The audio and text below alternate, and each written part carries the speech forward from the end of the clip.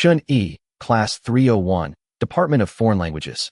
All members, beautiful and well-built girls, please message me privately. I have unopened bottled water. These words immediately caused an uproar in the group chat. Li Yang directly questioned whether he was crazy. Chen Xiaoxiao angrily called him despicable, and Su Yao made sarcastic remarks. Immediately afterwards, the group admin took action, and a system notification popped up. You have been removed from the group chat. It turns out that a few hours earlier, a strange black fog had enveloped the globe, polluting almost all water sources. Those who drank it either vomited violently or died immediately. Right now, water is more expensive than anything else. With the black smog pollution, only well-sealed and properly preserved water is still drinkable. Shen Yi got up and walked to the window. The entire school had been swallowed by the black mist, which only stopped at the 5th floor. He was on the 6th floor, so he was safe for the time being.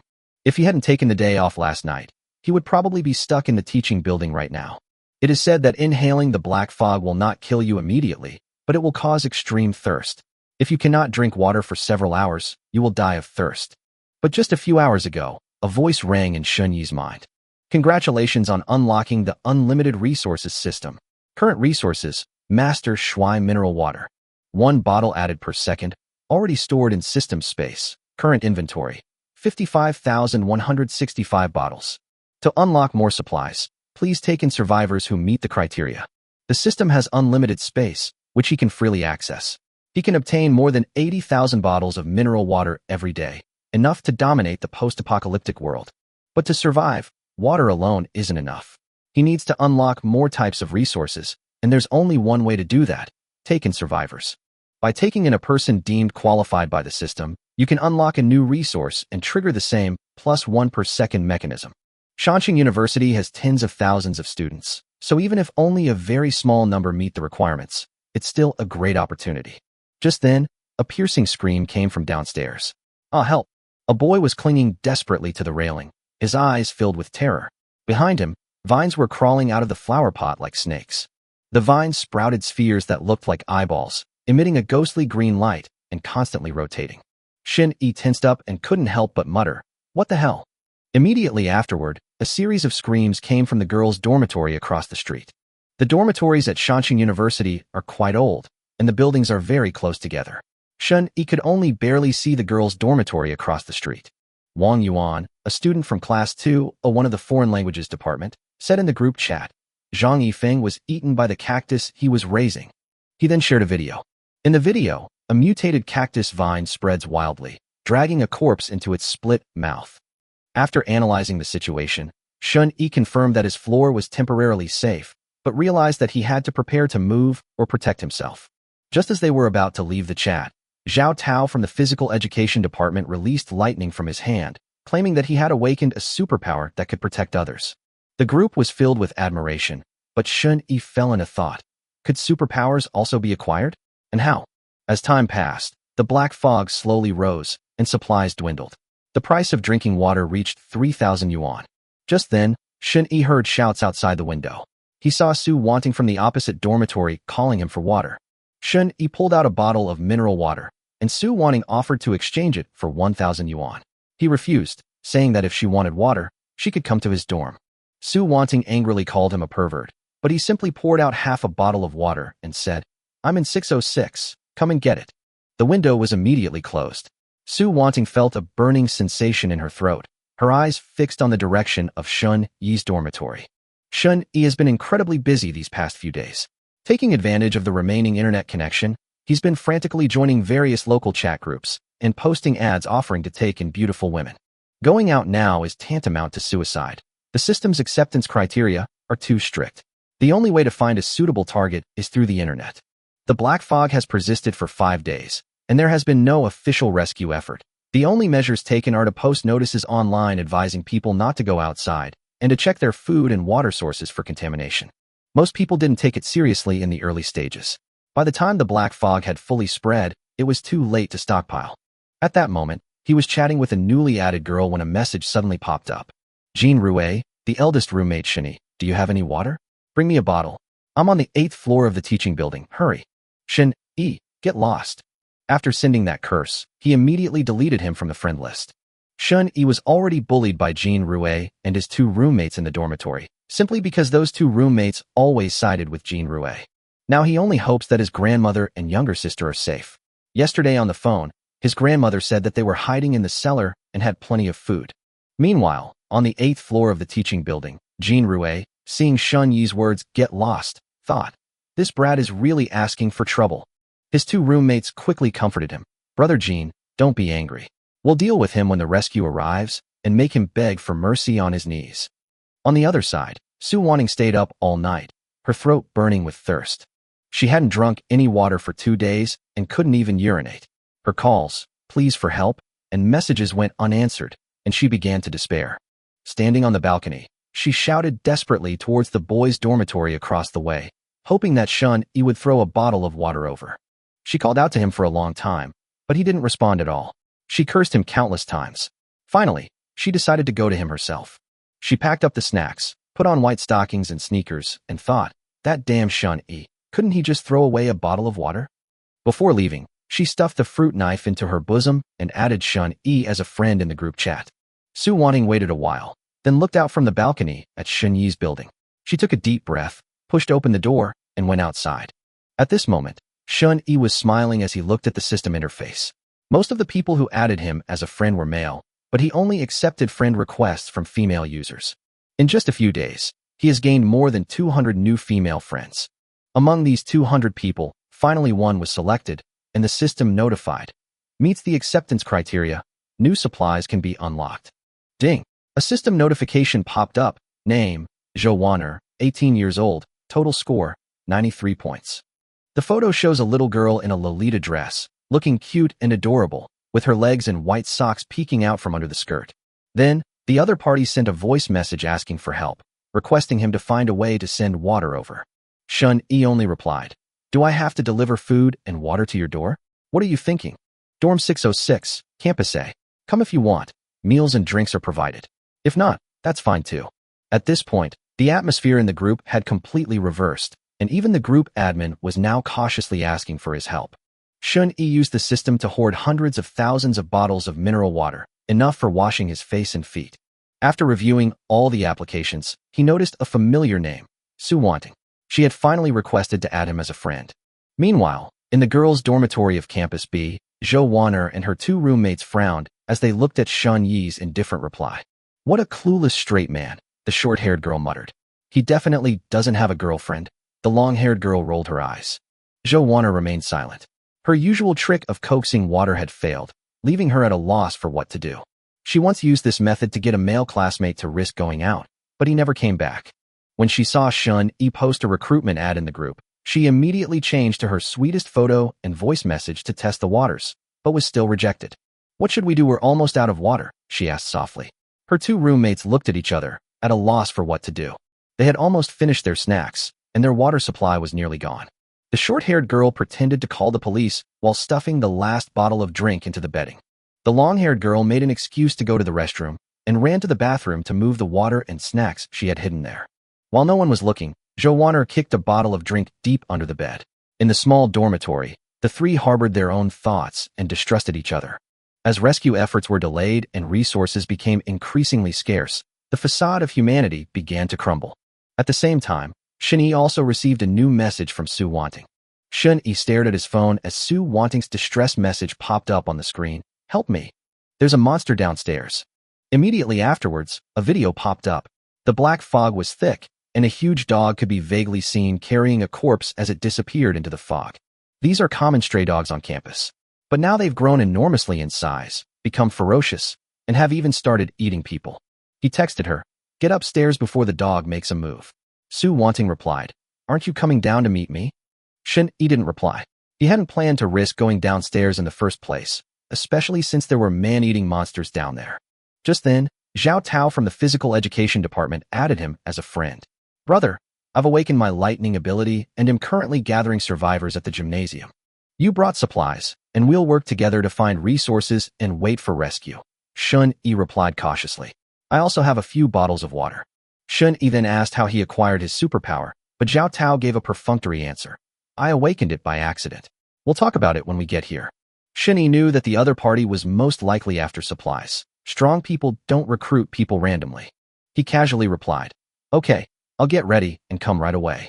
Then he deleted Zhao Tao from his contacts. Shortly after, Su Wanting sent several more messages asking where he was. Shen Yi replied, 606. He picked up a broom and stood at the door, waiting warily. Footsteps and rapid breathing echoed in the hallway. Su Wanting rushed upstairs, panting, and found her dormitory. She had just knocked when the door suddenly opened. A hand pulled her inside, and the door was immediately locked from the inside. Don't move. Shen Yi pressed her against the wall with one hand, holding her arm in his grip. What are you doing? Let me go. She struggled, but was powerless. Shen Yi hissed. I told you don't move. You bastard. What you're doing is illegal. Don't touch me like that. Shen Yi's hand slipped inside her clothes, and Su Wanting's face turned bright red. But he didn't stop. He quickly searched her and found a folding fruit knife. Sure enough, one should always be wary of strangers. Shen Yi, his face cold, tossed the knife aside and stared at her backpack. Give me the bag. Su Wanting protected the bag and shook her head. No. She had food rations in her bag, and she couldn't throw them away. But Shen Yi forcibly took the backpack, unzipped it, and dumped everything inside onto the ground. Chocolate, potato chips, spicy snacks, and cosmetics were scattered all over the floor. He only released her after confirming there were no weapons. Enraged, Su Wanting raised her hand to slap him, but Shen Yi had already dodged and slapped her back instead. With a sharp smack, her face instantly swelled up, and she stared at him, her expression full of disbelief. You're here to beg for your life. If you don't want to, then get lost. I don't keep ungrateful wretches around, Shen Yi said coldly. You dare hit me? Su Wanting trembled with anger. Shen Yi didn't waste any words. He pushed her and her bag out the door and locked it behind him. Shen Yi, open the door. She pounded on the door, but the hallway was terrifyingly dark, and she didn't dare leave. I was wrong. Please open the door. Shen Yi frowned. This woman's voice was too loud. It would attract monsters. He approached the doorway, his voice cold and hard. Shut up. Think carefully before you come in, or you'll drag me down with you. Silence fell immediately outside the door. I'm willing. I'll do whatever you say. Please open the door. Outside the door, Su Wanting hugged herself tightly, trembling as she stood in the darkness, not even daring to cry out loud.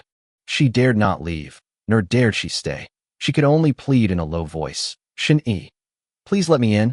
I'm really scared. Shen Yi opened the door, and Su Wanting rushed in, her voice trembling with tears, clearly on the verge of collapse. Shen Yi casually picked up the backpack and snacks on the ground and took them back to his dormitory. He closed the door and locked it from the inside. Strange noises occasionally came from the end of the corridor. The sounds had existed long before the black fog descended, probably because the windows were old. At this moment, Su Wanting was curled up in the corner of the bed, her emotions collapsing, having witnessed the scene of a living person being carried away by a monster. Shen Yi was also afraid, but he dared not fall. He had to live, for his grandmother and sister. His only plan now is to farm more supplies as quickly as possible, and hopefully get a gun. After a long silence, Su Wanting asked in a low voice, Can I have a bottle of water? Shen Yi glanced at her and casually tossed her a bottle. Looking her over, he had to admit that the woman was indeed beautiful. With a tall figure and long legs, her proportions were excellent. Su Wanting felt Shen Yi's undisguised gaze. It wasn't that she hadn't been looked at before, but this was the first time she had been scrutinized like this. But she dared not say anything. After all, she was now begging for help. That slap just now made her realize that Shen Yi was not someone she could control. Her heart raced as she watched Shen Yi approach. Go brush your teeth first, Shen Yi said casually. She glanced down at the 2 remaining bottles of water on the table and hesitated. There are only 2 bottles left. Should we be careful with them? I was so thirsty just now that I drank the whole bottle of water in one gulp. Shen Yi smiled, raised his hand, and 2 bottles of mineral water appeared out of thin air in his palm. Su Wanting's eyes widened. Is this a superpower? You could say that. I can conjure food and water. Shen Yi nodded calmly. From now on, you can't tell anyone about my abilities. Shen Yi's tone turned cold. Otherwise, if something goes wrong, I'll die, and you won't survive either. Su Wanting nodded repeatedly. I know, I absolutely won't tell. Then go wash your face and brush your teeth while you're at it. Ding. Starting to randomly unlock a resource. Ding. Congratulations on unlocking the resource. Freshly baked roast chicken. Roasted chicken +1, already stored in system space. The system notification sounded continuously, and Shen Yi's eyes lit up. The meat had arrived. The frozen time within the space prevented the roast chickens from spoiling at all, and one after another, they filled the entire system grid. Moreover, the supply of bottled water was also increasing. He pulled a roast chicken out of his storage space, placed it directly on the table, and started eating. It's still steaming. He grinned. The aroma instantly filled the entire dormitory. Su Wanting opened her eyes. Shen-Yi casually tore off a chicken leg and tossed it to her. Want some? Thank you. She quickly took it, but her eyes were full of longing. She hadn't had cooked food for days and was craving it terribly. This tastes even better than what I've had at a 5-star hotel, she muttered as she munched on a chicken leg. Shen-Yi remained silent and continued to gnaw on the chicken.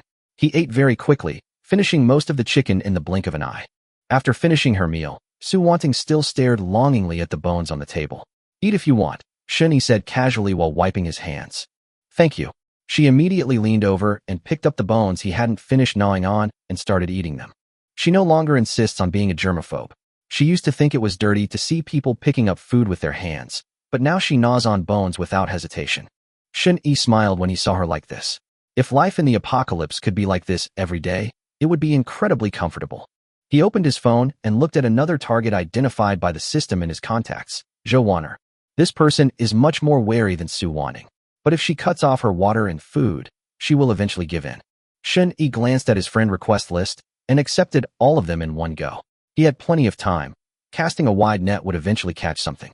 While replying to messages, he casually stroked Su Wanting's leg. She was a little embarrassed, but she didn't resist. She even shifted her body slightly to make it easier for him to move. She knew in her heart that gaining Shen-Yi's favor meant she could live longer. But the next second, Shen-Yi suddenly withdrew his hand. His expression changed, and he became serious, typing rapidly with both hands.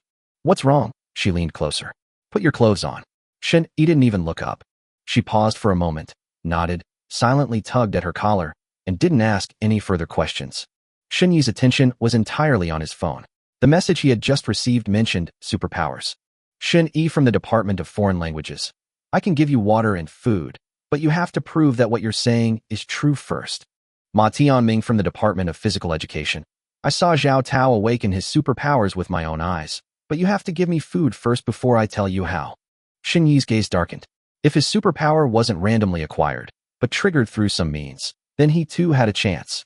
He suppressed his excitement, then pulled out 3 bottles of mineral water from his storage space, took a picture, and sent it over. Shen-Yi from the Department of Foreign Languages. This is uncontaminated, packaged water. As long as your information is reliable, the water is yours. Meanwhile, on the other side of the screen, Ma Tianming stared at the photo, swallowed hard, and then secretly glanced into the distance. Several students were gathered around something. He quietly raised his phone, took a picture, and then quickly started typing. Ma Tianming sent a series of messages, claiming that he had mastered the method to obtain superpowers, but on the condition that Shen-Yi first provide water in exchange. To increase credibility, he also attached several photos of Zhao Tao talking with his students. The one in the red short-sleeved shirt is Zhao Tao, and the other one is me. We're roommates, Ma Tianming emphasized. I would never lie to you. Shen-Yi stared at the photo, suspecting he was playing tricks. If he really knew how to awaken superpowers, he would have done it himself long ago. But his special ability was too crucial. Even with only a 50% chance, Shen-Yi was unwilling to give up. He replied, You guys are at the gymnasium, right? It's not far. Here's what we'll do. Each of us walk half the way to the garden downstairs in the dormitory to make the transaction. Ma Tianming immediately refused. Too dangerous. Then let me bring you water. You're afraid of dying. And so am I, Shen-Yi retorted. Ma Tianming quickly changed his mind. Go to room 509 on the 5th floor and look for it. There's a drone in my room, but the door is locked. You might need to pry it open. Shen-Yi pondered for a moment and thought it was feasible. The original plan was to send Su Wanting down to test the waters, but now that there were drones, it would be much easier. Let me get the drone first. Hurry up, bro. I haven't had a drink of water in almost 24 hours. Shen-Yi replied casually. Doesn't your roommate have lightning powers? Why didn't you go out to look for him? Sigh, don't even mention it. His superpower is only enough to shock a soda can, let alone lightning. He turned to look at Su Wanting and asked, Can you still walk? Yes, I'm fine. Then let's go to the 5th floor. He originally intended to let her go up alone, but then he thought she might not be able to pry open the door, so he decided to go himself. Su Wanting's face stiffened, and she instantly regretted it, thinking that she should have pretended that she couldn't walk. Shen-Yi tidied up his equipment, and only the fruit knife could be considered a weapon. It was unreliable for dealing with monsters, but more than enough for defending against people. He knew that in the apocalypse, The most dangerous thing was often not monsters, but people. After quickly packing up, the two left the dormitory. This was the first time Shun-Yi had stepped outside since the black mist descended. As for using the toilet, people would simply throw the plastic bag out the window after using it, and nobody cared about such things anymore. As they walked, Su Wanting asked in a low voice, "Why are we going to the 5th floor?" Shun-Yi didn't explain, only saying, "Follow me." Upon reaching the stairwell, the black fog on the 5th floor was even denser. He took a deep breath and led the way into the fog. Su Wanting gripped his arm tightly, her face pale. The black mist entered her nostrils, emitting a strange smell. 507, 508, we've arrived. Shun-Yi stood at the door of 509. The door was locked, but he was prepared. He took out a meal card and skillfully probed the keyhole. In less than half a minute, the door opened with a click. "Quick, find out if there's anything usable left in this dorm room. Take it if you find anything," Shun-Yi said, and then started rummaging through the beds. Soon, the two separated. While Shun-Yi was turning over in bed, he sent a message to Ma Tianming asking about the drone's location. Ma Tianming, under the first bed near the door. Shun-Yi looked down and saw a brand new DJI drone. Just as I reached the top of the stairs, a series of loud thuds came from below, echoing continuously. "What is that?" Su Wanting grabbed Shun-Yi in fright. "Don't ask, let's go upstairs." Shun-Yi pulled her and quickened his pace. There were faint noises coming from 2 dorm rooms on the 6th floor. Shun-Yi silently noted down the room numbers and quickly returned to 606, locking the door behind him. "We must unlock the firearms as soon as possible, and we also need to figure out how to awaken superpowers," he muttered to himself. Shun-Yi opened the drone packaging and flipped through the instruction manual. Although he wasn't very familiar with it, it didn't seem complicated. "You want to play this?" Su Wanting asked curiously. "I want to send something, 3 bottles of water. I don't know if it can handle it." "It can hold 5 kilograms, 3 bottles of water no problem," Su Wanting replied. "Have you done this before?" "I used to make short videos," she said with a smile. "That's perfect, you can operate it." Shun-Yi handed her the remote control. She began adjusting the equipment with practiced ease, while Shun-Yi sent messages to Ma Tianming. "Shun-Yi from the Department of Foreign Languages. The drone is ready, and I have 3 bottles of water. But I need to confirm that what you're saying is true." Ma Tianming. "The method is to eat something, but I can't say what it is now unless you show me water first." Shun-Yi frowned. What could one eat to awaken superpowers? At that moment, Su Wanting adjusted the drone. "The battery is strong enough, but the black fog is too thick," Shun-Yi said. "It's all right, keep flying. Fly towards the stadium." Su Wanting launched the drone with 3 bottles of water attached to it, and Shun-Yi took a picture and sent it to Ma Tianming. "Shun-Yi from the Department of Foreign Languages. The water has been delivered. Get ready to receive it and give us your answer." Ma Tianming. "Let me see the drone first." Shun-Yi walked to the balcony and glanced at Su Wanting, who was focused on controlling the aircraft. "Can we fly over?" "Yes, but the black fog is too overwhelming." He leaned closer to the remote control. On the screen, the drone was passing through a thick black fog, the fog like waves, covering the sky and the earth. "What a sight," Su Wanting murmured in amazement. But they all knew that countless mutated monsters lurked beneath the black mist. Shun-Yi looked at her focused profile and suddenly leaned down to kiss her. She blushed and continued operating the drone. While touching her leg, Shun-Yi continued to send messages to Ma Tianming. A moment later, Ma Tianming replied, "I heard you. It's right above my head. Come down quickly." Shun-Yi replied calmly, "Tell me the answer first." He glanced at Su Wanting in his arms and said, "Lower the drone a bit, but not too low, just enough for him to see."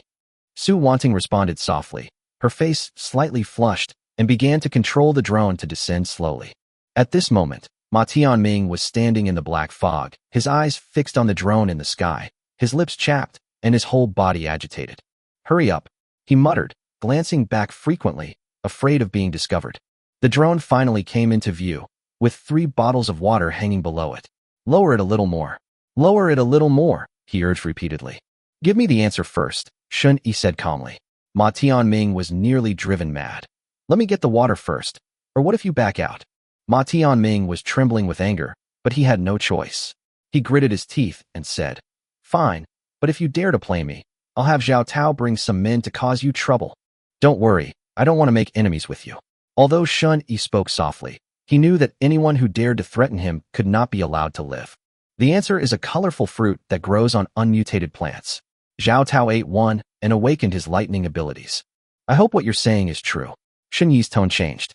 "If something happens to me, I'll tell Zhao Tao about the deal and have him deal with my roommate who betrayed me. Shun Yi then ordered, lower the drone and give it water. If you can retrieve the drone, do so. If not, forget about it. Su Wanting was controlling the drone to descend. Before it even landed, Ma Tianming pounced on it, grabbed the water bottle, unscrewed it, and gulped it down like a madman. Su Wanting looked at it and murmured, "This is how other people are, isn't it?" In comparison, she felt more fortunate to be with Shun Yi now. At least she didn't have to worry about water. As she was lost in thought, she suddenly screamed, "Shun Yi, look!" Shun Yi stared at the drone screen. From within the black mist, several thick vines quietly extended, wrapped around Ma Tianming's body, and dragged him deeper into the black mist. In the scene, only tattered clothing and bloodstains dragged into the darkness by vines remained. Shun Yi narrowed his eyes. These vines are also mutants. Upon hearing Ma Tianming scream, several people rushed out of the gymnasium in a panic, led by Zhao Tao, who was wearing red. When they saw Ma Tianming entangled in the vines, their expressions changed drastically, and they turned and fled, abandoning him without hesitation. Ma Tianming ultimately died tragically on the spot. Through the drone, Shen Yi couldn't help but curse, that bastard Zhao Tao. He wasn't concerned about Ma Tianming's death, but rather angry that he had almost been deceived. Zhao Tao knew there were mutated plants outside, yet he still dared to trick him into going there. Such a person was too cunning. Retrieve the drone, don't waste it. Just as Shun Yi finished speaking, a piercing shrill sound suddenly came from the remote control screen. The next second, a huge black shadow descended from the sky, its claws grabbing the drone and instantly lifting it into the air, at which point the signal was cut off. Is that a bird? It's huge, Su Wanting exclaimed, her eyes wide. Though the image was blurry, the overwhelming presence was terrifying. Even the plants and animals on the ground had mutated, and now even the birds in the sky had changed. Su Wanting was so frightened that she retreated into the house and dared not go near the balcony again. Shun Yi's expression turned serious, realizing that the situation was far more complicated than he had anticipated. He reopened his chat history with Ma Tianming, trying to piece together the clues about the so-called source of superpowers. Colored fruit, and it has to grow on plants that haven't mutated? He opened Douyin, TikTok, and searched for related information. As expected, someone has already posted a related video on the platform. A teenager showed off his superpowers to the camera, with metal flying up and spinning in the air before being hammered into the wall with a bang. Shen Yi looked at it for a while and confirmed that it was a magnetic ability, but there was very little similar information, and there was no information about colorful fruit at all. If only the drone were still here. Shen Yi frowned. Unfortunately, the equipment was destroyed, and now they could only rely on people to search for it. Worse still, their dormitory location might have been noted down. He would have to change locations. Su Wanting, pack your things, and we're moving to a different dorm. Huh? What? She had just finished drinking water and was a little stunned. Don't ask. Okay. She didn't dare say anything more and immediately did as she was told. Shun Yi is more vigilant than ever now. He has learned a lesson from Ma Tianming's incident. This time, he chose dormitory 610, avoiding the room where he had made noise before, and it was also close to the stairs, making it easier to evacuate. Just as he was picking the lock, the door to dormitory 601 at the other end of the corridor suddenly opened. Shun Yi immediately gripped the fruit knife tightly. A thin boy wearing glasses cautiously peeked out. Don't be impulsive. I'm a person. What is it? Shun Yi did not put down the knife. I want to change the water in exchange for food. The boy's voice was weak, but he still gritted his teeth and spoke. Are you alone? Yes, I'm all alone, and I don't have any weapons. Shun Yi didn't speak, but he had already made a mental note of this person. Easily revealing one's trump cards in the apocalypse would be tantamount to digging one's own grave. At that very moment, creak. The door to dormitory 603 was also moved. The door to dormitory 603 suddenly opened, and a chubby boy with dyed yellow hair poked his head out, grinning as he said, "Don't be afraid, classmates, I mean no harm. I just overheard you talking and thought you guys were pretty nice, so I thought I'd come over and team up with you. It's the apocalypse after all, so it's easier to get things done in groups, right? How about we team up?" Shen Yi didn't answer, and the bespectacled man didn't speak either. He just leaned against the door warily, ready to escape into the dormitory at any moment. Hey, we're all alumni. How can we not trust each other like this? I wouldn't even dare to kill a chicken. You guys don't really think I'd dare to kill someone, do you? The blonde-haired guy explained in an exaggerated tone, acting like he was very familiar with the place.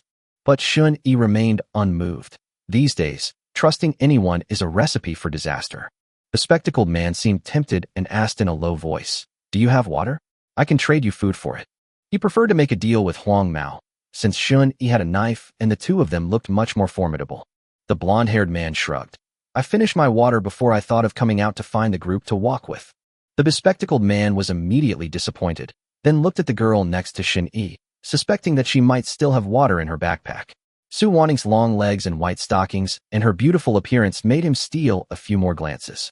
The blonde-haired man's eyes also flickered. Shun Yi noticed the exchange in their eyes, and alarm bells went off in his mind. If a fight really broke out, he might not be able to escape unscathed. Getting injured would be troublesome. After thinking for a moment, he changed his strategy. "My girlfriend and I only have 1.5 bottles of water left. We can exchange them for half a bottle of yours." "Great. Thank you so much, brother." The bespectacled man nodded repeatedly, overjoyed. Shun Yi walked over with his knife in his hand, followed closely by Su Wanting. The blonde-haired man also made way for her, but his eyes were still lurking around her back. Upon entering dormitory 601, a strong stench assaulted her nostrils. Su Wanting immediately covered her nose, frowned, and forced herself to remain silent. "Ahem, the dorm is a bit messy, don't mind it." The bespectacled man gave an awkward smile. Shun Yi ignored the smell, and his attention was drawn to the potted plants on the windowsill. In the center of one of the pink flowers, there was a small, colorful fruit. If Ma Tianming wasn't lying, then it's the legendary superpower fruit. He quickly suppressed his excitement and casually asked, "What are you going to offer in exchange?" "I have self-heating hot pot, instant noodles, spicy strips. Take your pick." The bespectacled man spread a pile of food on the bed, and Shun Yi pretended to carefully select it, but in reality, he was secretly plotting how to get that fruit. "I'll just take 2 packs of spicy instant noodles." He casually grabbed 2 packs. "Wanting, give me some water." "Okay." Su Wanting obediently took out a half-full bottle of water from her bag and handed it over. The bespectacled man glanced at the bag and saw that there was indeed only 1 bottle left. His goodwill towards Shun Yi instantly soared. There were few people and little water, yet he was still willing to help. He was simply a great philanthropist. Taking the opportunity, Shun Yi added, "By the way, those potted plants on your windowsill are quite pretty. My girlfriend likes them. Could you give us a couple?" "Oh, of course you can. They're all raised by my roommate. He probably won't be able to keep up either. Take whatever you want." Shun Yi turned his head and smiled. "Wanting, don't you like potted plants the most?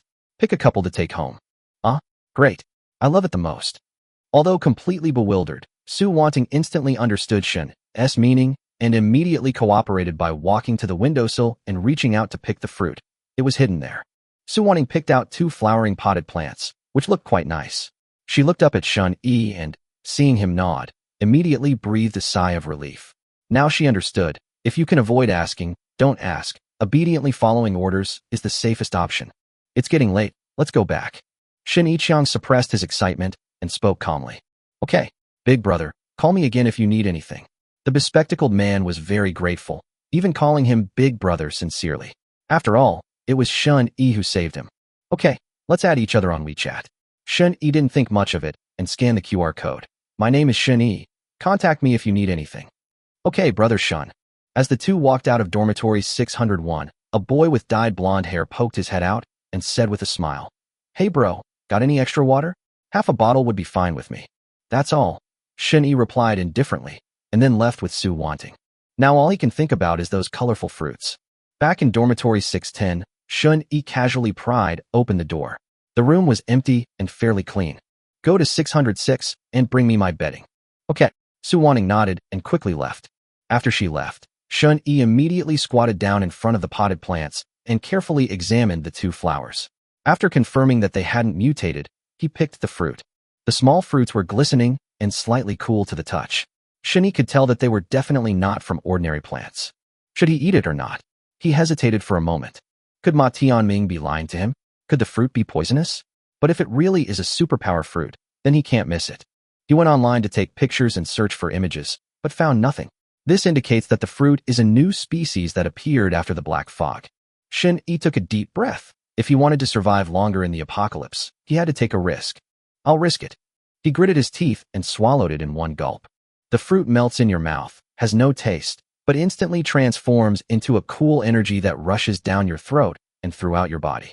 The next second, Shun Yi felt his whole body heat up, as if his blood was boiling. He could feel his power gradually accumulating, his bones cracking slightly, and every muscle in his body throbbing. A few seconds later, a surge of heat coursed through his body, as if something had been completely cleared. Shun-Yi felt completely refreshed, as if he had been reborn. This feeling is too intense. As his body changed, a layer of dark red grime seeped from his skin, emitting a pungent odor. Looking down, he saw that his once emaciated body had bulged with muscles. Six-pack abs, clearly visible. Shun-Yi was shocked. He took out a mirror and wiped the dirt off his face. His features became more defined and clearer, and his entire demeanor was different. He was a whole level more handsome than before. This fruit, it really is a superpower fruit. His strength had noticeably increased, and his body was several times lighter than before. Although it was unknown what specific ability he had awakened, this enhancement alone was enough to make him fearless against ordinary people. Shun-Yi clenched his fist excitedly, and the air made a slight whooshing sound. Power. He finally had power. He couldn't help but laugh, muttering to himself, "Ma Tianming, you really didn't lie to me this time." Superpower fruits do exist. However, his superpowers seem to lean towards physical enhancement rather than energy systems like lightning or telekinesis. But he didn't care. In this world, fists are more important than anything else. Even without fancy skills, as long as you're strong enough, you can still thrive. Shun-Yi raised his hand and touched his face, his smile growing even brighter. The apocalypse isn't scary, lacking strength is. Now, he not only has strength, but he has also become more handsome. The end of the world isn't so bad, is it? He had just finished speaking when a sound suddenly came to his ear. Host has been detected to possess adequate combat skills. Your personal panel is now available for viewing. Shun-Yi raised an eyebrow, a thought flashing through his mind. Open the panel. A virtual screen then appeared before my eyes. Host, Shun-Yi. Age, 20. Combat strength, 10. Unlocked items. Master Kong mineral water, freshly baked roast chicken. Acquired superpower, physical evolution, LV1. Physical evolution, LV1. The body has undergone initial enhancement, with overall improvements in strength, speed, endurance, and health. It was indeed a physical ability. Although not as flashy as lightning, Shun-Yi could clearly feel the changes in his condition. His muscles were firm, his strength was bursting, and even his stamina and perception had been significantly enhanced. Furthermore, the LV1 designation indicates that the ability can be upgraded. The method of upgrading is uncertain. It could be through training, or it could be by continuing to eat those colorful fruits. His eyes flashed, his goal clear: collect superpower fruits and evolve wildly. However, given my current state, the system only rated me with 10 points of combat strength. Shun-Yi was somewhat unconvinced. He walked to an empty bed, raised his hand, wrapped his fist in a pillowcase, and slammed it down. Bang! The thick bed frame was smashed through by a single punch. My hand only felt slightly numb, and I was almost unharmed. This power far surpasses that of ordinary people. In other words, the 10 points of this system are extremely valuable. If I could max out my combat power, would I truly be invincible? He murmured to himself. Suddenly, a soft voice came from behind him. Shun-Yi. Shun-Yi turned around and saw Su Wanting holding a blanket, staring at him with a puzzled look. Have you grown taller? And you seem a little more handsome? I'm about to take a shower. Come and scrub my back, Shun-Yi said casually, without explaining his superpower. One should always be wary of others, even if she seems very obedient now. He turned around and locked the door. The next second, nearly 100 bottles of mineral water appeared out of thin air on the bed. Su Wanting was completely stunned. You actually produced so much water? She had originally thought that Shun-Yi's superpowers were limited, but now she realized that they were far more powerful than she had imagined. Moreover, the changes in height and demeanor just now don't seem to be as simple as just becoming stronger. Could he have other superpowers? A sense of unease stirred within her. What are you daydreaming about? Come here quickly. After taking off his clothes, Shun-Yi sat on the edge of the bed. Su Wanting came to her senses and quickly took a towel and stepped forward, blushing as she began to wipe the dirt off his body. But the more she wiped, the more shocked she became. Shun-Yi, who was originally just an ordinary skinny boy, now has a body covered with clearly defined six-pack abs, taut arm lines, and a long, strong back. This figure is a work of art, meticulously sculpted. This is too perfect. Su Wanting blushed, and her heart inexplicably raced. Although she had previously looked down on Shun-Yi, now, handsome, strong, resourceful, and with superpowers, he's practically the perfect boyfriend for the apocalypse. Just as she was getting into it, Shun-Yi started sending messages. Send us your photos. and as long as they meet the criteria, we'll cover your food and drinks. He planned to take advantage of his current momentum and recruit more targets that met the system's requirements to see if he could trigger more rewards. Suddenly, he tilted his head and asked, "Don't you have a few friends who are quite good-looking?" "Yes, but not as good-looking as me." Su Wanting immediately sensed something was wrong. "Contact them and ask if they need any food." Shun Yi spoke calmly, a stunningly beautiful girl appearing in his mind, the one Su Wanting had brought to the dormitory before, who definitely met the system's screening criteria. Su Wanting's lips twitched, and she had already cursed Shun Yi hundreds of times in her heart. "You womanizing scumbag. You pervert." But she could only agree verbally. "Okay, I'll ask them." She gritted her teeth as she sent the message. "You filthy man, you're still eyeing my best friend. You just wait. I'll eat my hat if I don't teach you a lesson tonight." She suddenly increased the pressure of her back rubbing, and Shun Yi frowned slightly. "Be gentle." "Oh, I'm sorry," she smiled slightly, but rubbed harder and harder, her strength hiding a woman's anger and jealousy. The time has come to the 6th day. With rescue efforts delayed, social order is on the verge of collapse. For a bottle of water or a bite to eat, many survivors have begun killing each other. It was a little past 11 a.m. in dormitory 610. Shun Yi, shirtless, was gnawing on roast chicken, while Su Wanting sat beside him with her head down like a child who had made a mistake. "Give me your phone." Shun Yi wiped his hands, his gaze falling on her. "What are you looking at?" "Let's check your WeChat and see how your best friend replied." He wanted to confirm whether she had contacted the person he was instructed to do. Su Wanting didn't dare to resist, unlocked her phone and handed it over. Only one person replied. "Let's eat. Don't make the same mistake as yesterday," Shun Yi said calmly. "I'll never do it again," she nodded quickly, and then began to gnaw on the bones he had left behind. Shun Yi checked her WeChat history and found that she had indeed sent help messages to more than a dozen people, but only one girl with the nickname Jiang Ninyan replied. He scrolled through his WeChat moments. The photos were beautiful, the woman had a mature air about her, and her face looked natural. He knew the system didn't recognize photos. Only photos posted by the real person would trigger the detection. So he simply replied with a message using Su Wanting's account.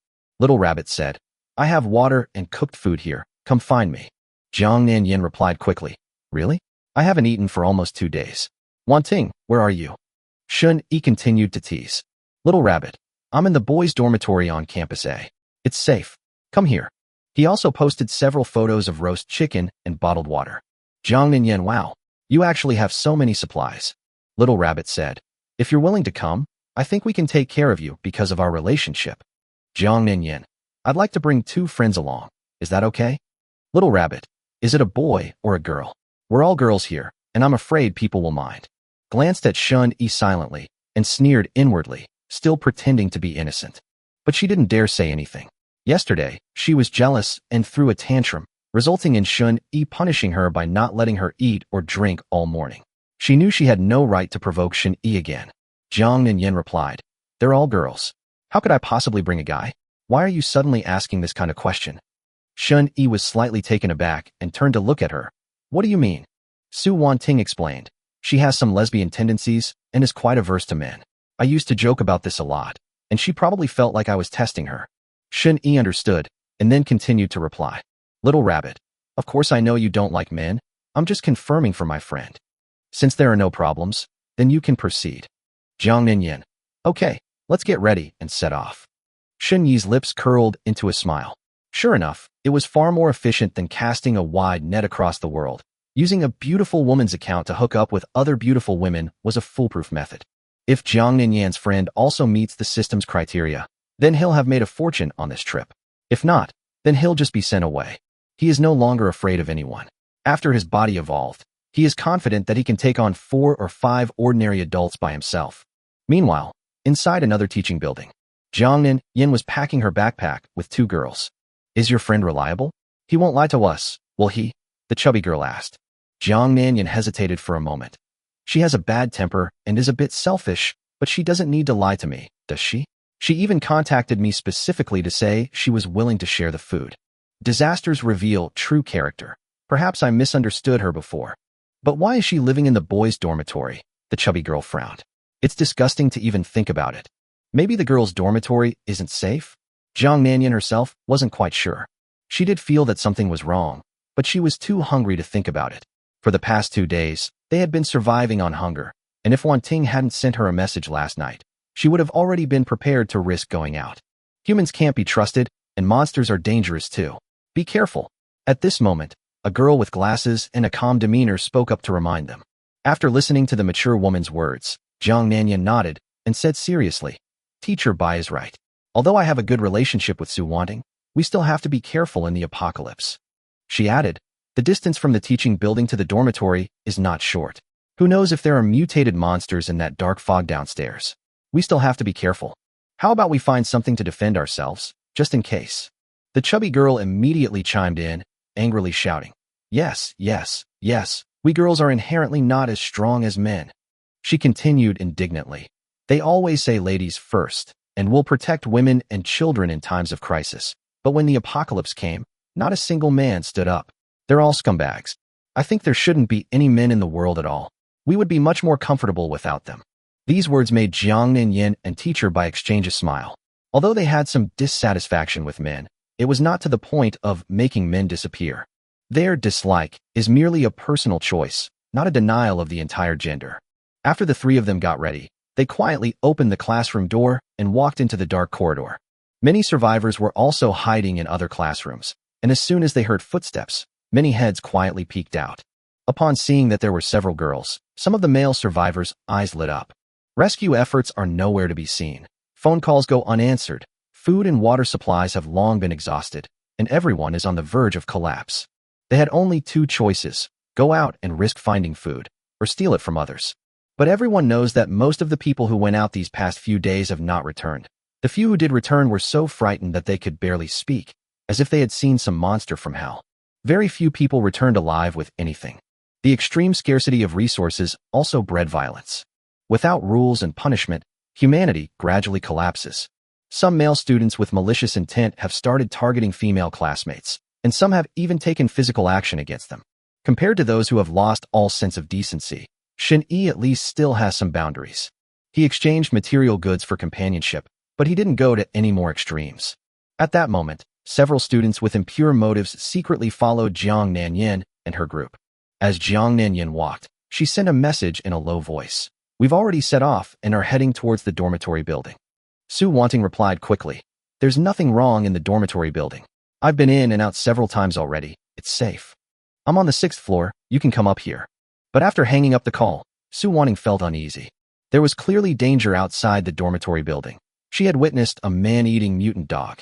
But in order to get Jiang Nanyan to come, she had no choice but to lie through her teeth and do as Shin-Yi wanted. Anyway, I didn't say there was no danger outside. She silently comforted herself.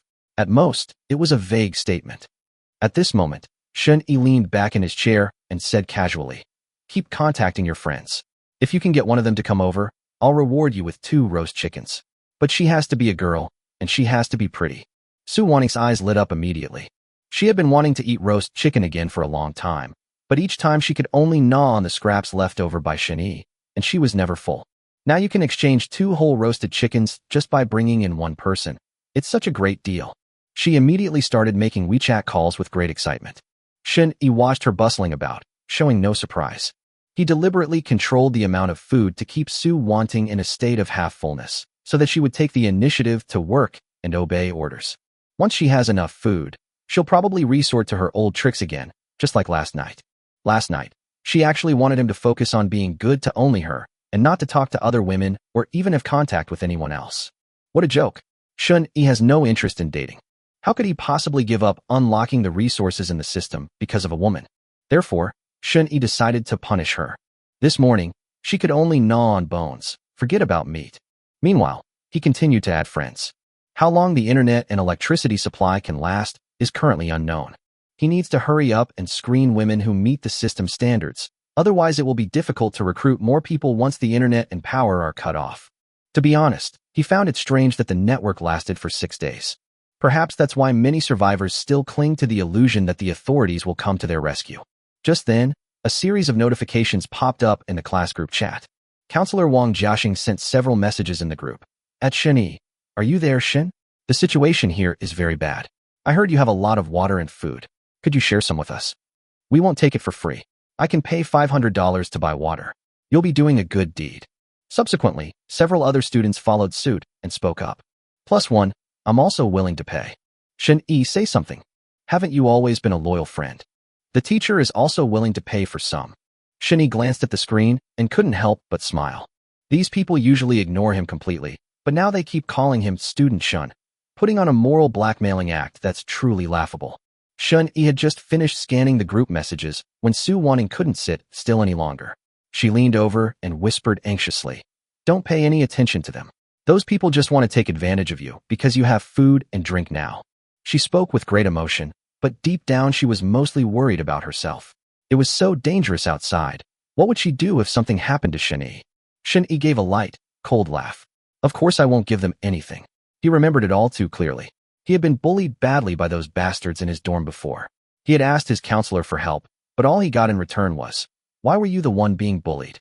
Why are others okay?" That would be a joke online, but in reality, it really happened to him. Thinking of that righteous and outspoken counselor, Wang, Shun-yi felt a lump in his throat. If he had the chance, he really wanted to make that person taste what it felt like to be the one who was bullied. He calmed down, took out a few bottles of mineral water and a roast chicken from the system space, and casually rummaged through the box for a few bags of snacks. He put them on the table, took a picture, and sent it to the group. He typed, "Indeed, I still have plenty of food and water, but I just don't want to give them to you. Aren't you angry?" Sure enough, it immediately caused an uproar. Jean Rue swore and was immediately muted by the counselor. Then Counselor Wang jumped out and said in a nice tone that he would give 1,000 yuan for food, and even promised not to deduct his credits in the future. The school heartthrob Lin Yu went even further, calling Shun-yi brother and asking for some chicken. Wang Lily and Qin Haoran also rushed forward, some appealing to emotions, others using the lure of power, saying things like, "My dad is the bureau chief." Su Wanting was furious and shouted, "Shut up. Shen-yi won't give you any food." As a result, her words immediately drew attacks from the female classmates in the group, who called her selfish and heartless, and some even said that, no matter how good-looking she is, she won't live long. This enraged her completely, and she simply released several intimate photos of herself and Shun-yi, making their relationship crystal clear.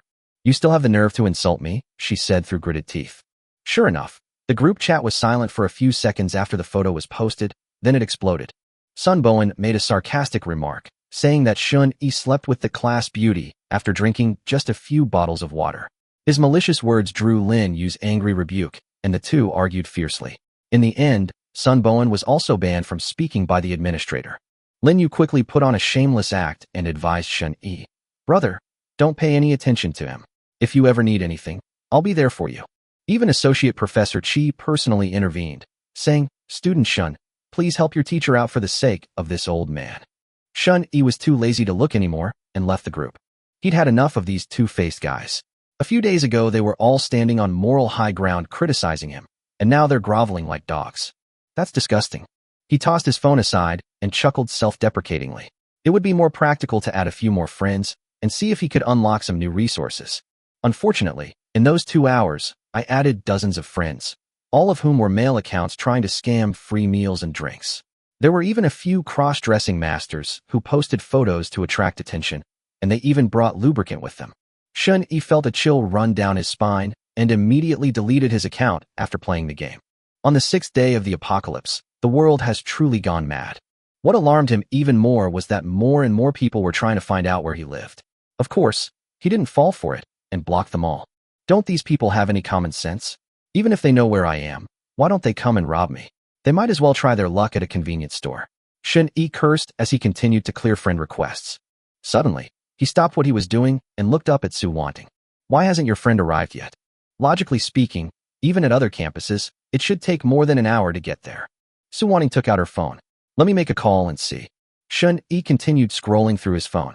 Just then, the dormitory lights suddenly went out with a snap. The phone screen displays a message, "Charging stopped." The two were stunned. "The power is out." The two exchanged a glance, their hearts sinking. This means that from now on, there will be no light at night, and mobile phones will no longer be able to charge, making the days ahead even more difficult. Suddenly, a cell phone rang outside the door. Su Wanting glanced at her phone, then at Shun-yi, and whispered, "It seems they've arrived." "Hang up the phone, don't give yourself away," Shun-yi said in a deep voice, then quietly walked to the door, gently opened it a crack, and peeked outside. In the dark stairwell, Jiang Ninyan and her two companions huddled together, cautiously groping their way forward by the faint light of their cell phones. Since Shun-yi didn't ask Su Wanting to directly tell them the dormitory number, they could only contact Su Wanting while searching for the target room in the hallway. Because of this, Shun-yi was able to secretly observe their movements. Judging from their figures, they look like 3 women, but they're so fat. It's outrageous. How can the system recognize them? Shun-yi thought to himself. Even in the dim light, he could still roughly make out the silhouettes of 3 women. 2 of them had pretty good figures, especially the one with the eye-catching curves, who looked like a ripe peach. After confirming that everything was correct, he gestured to Su Wanting. Tell them the room number and let them come up. Su Wanting immediately complied, but a sense of unease lingered within her. She hoped Shun-yi wouldn't take a liking to Jiang Nanyan, and even less would he try to keep them. Even best friends couldn't tolerate sharing resources when survival was at stake. In truth, Jiang Nanyan had always harbored doubts about Su Wanting's kindness. In the face of the apocalypse, who would be willing to share food for free? If she had thought about it more carefully, she would have realized the problem behind those words. At 6:10, Su Wanting's message finally came. Jiang Nanyan vaguely sensed something was wrong, but couldn't quite put her finger on it. They had just barely shaken off the boy who was following them, and then dodged the mutated plants in the black fog, escaping in a disheveled state. Turning back now was impossible. As they approached the door of room 610, a rich aroma of meat wafted towards them, the smell of chicken. The 3 of them couldn't help but swallow, their eyes filled with hungry longing. The door was open. Jiang Nanyan carefully pushed open the door, only to see a familiar figure, Su Wanting.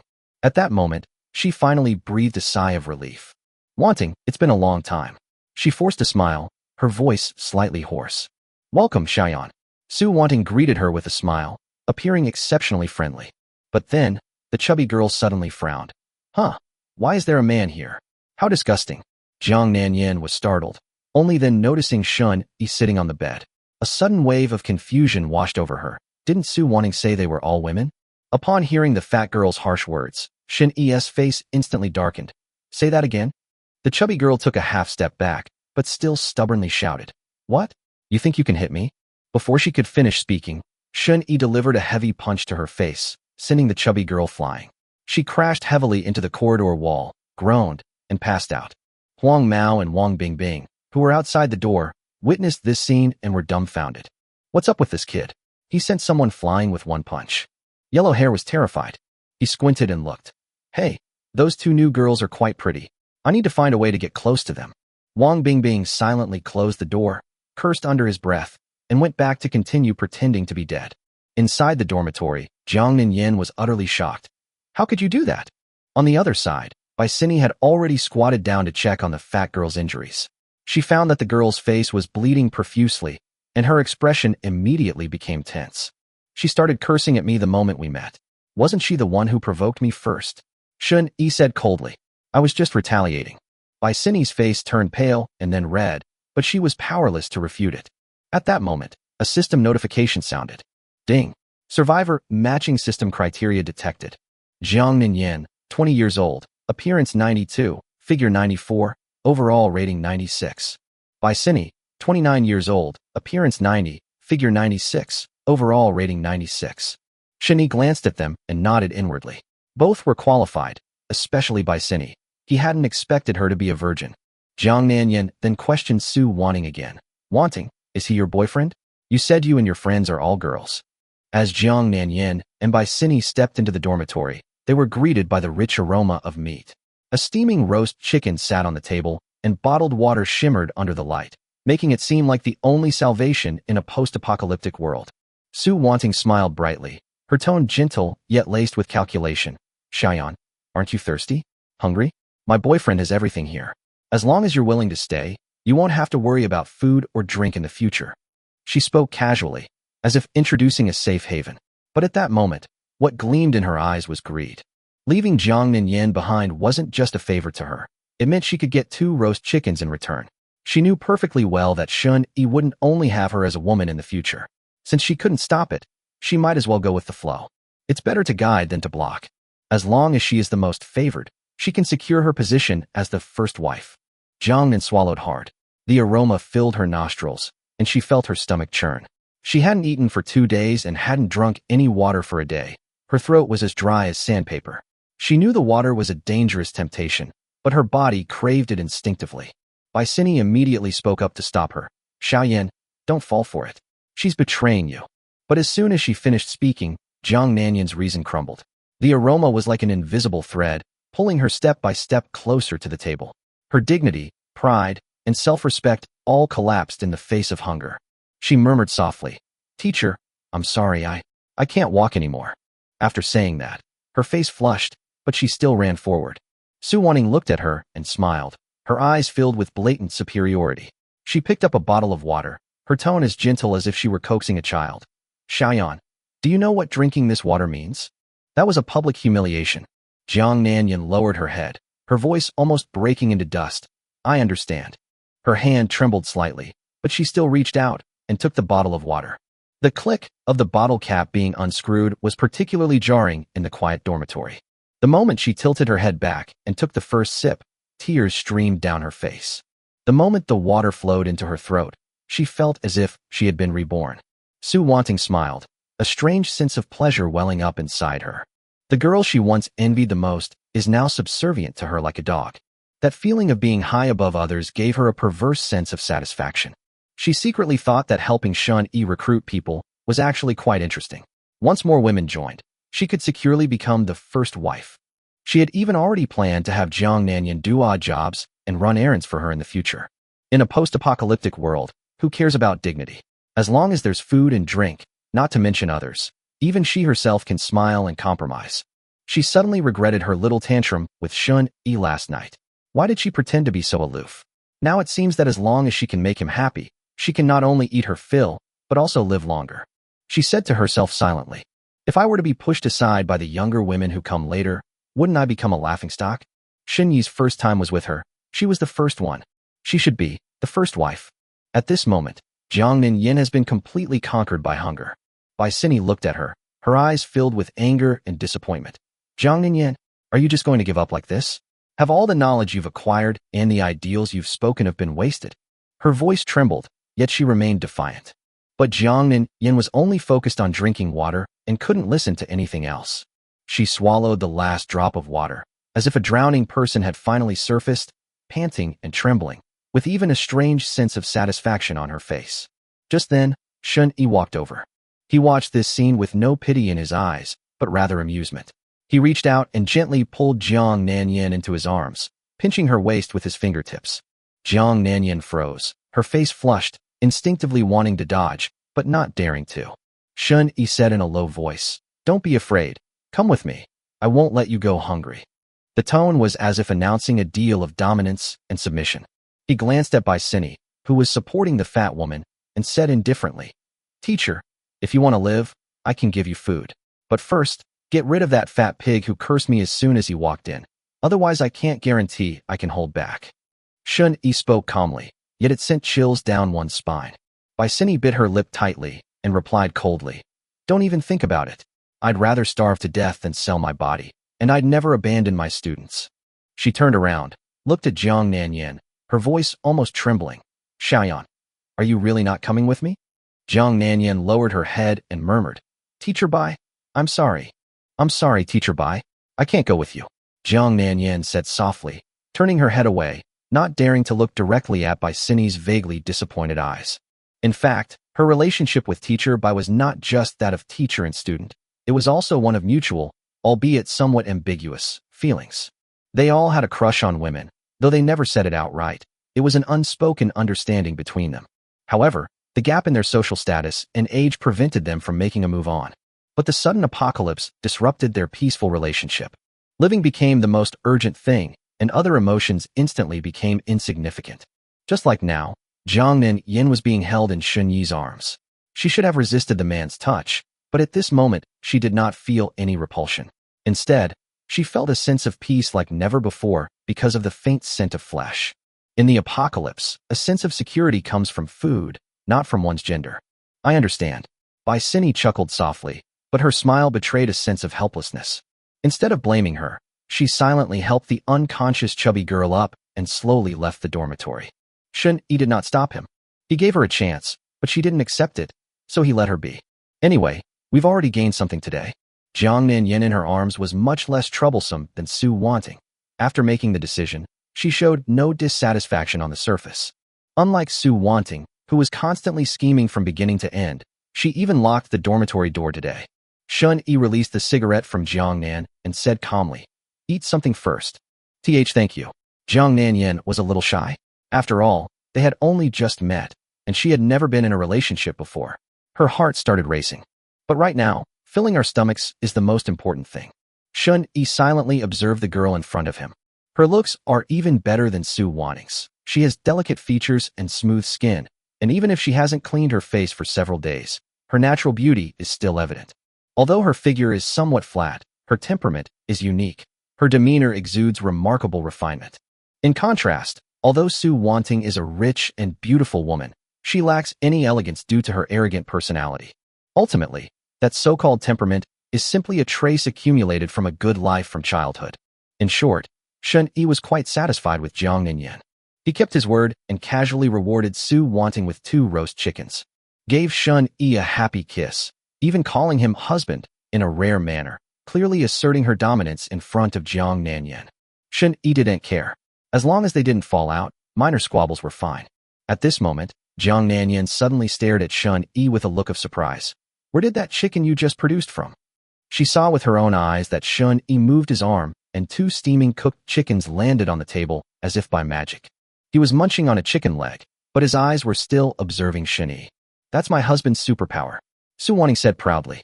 "But don't tell anyone, or the consequences will be dire." Jiang Nanyan stared in disbelief. "You can do that? You can really conjure things out of thin air?" "Of course. As long as you behave, you can have anything." Su Wanting smiled even more sweetly. Jiang Nanyan fell into deep thought. If it really is a superpower, why is the chicken hot? It doesn't seem like magic. It's more like it was taken from somewhere.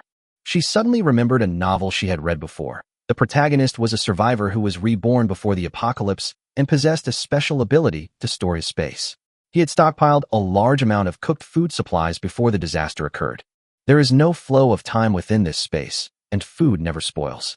The more I think about it, the more it seems to make sense. But she didn't voice this thought. What if she guessed right and Shun Yi wanted to silence her? After finishing his meal, Shun Yi said casually, "Go wash your face and brush your teeth." Jiang Nan Yin was taken aback. "Wasn't the water polluted?" "Wash it with mineral water." Su Wanting pulled out a few bottles from under the bed. "Huh? Washing your face with mineral water is such a waste.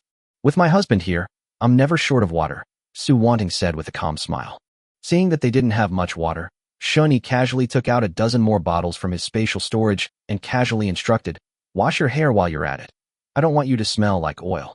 Jiang Nanyan was even more shocked, and she was almost certain of her guess. This man was most likely someone who had been reborn before the apocalypse. Bite. Starting to randomly unlock one type of resource. Unlock successful. Type 54 Pistol X1, stored in system space. A series of notification sounds rang out. Shun Yi was stunned for a moment, then raised an eyebrow and a smile crept onto his face. It's a gun. It really is a firearm.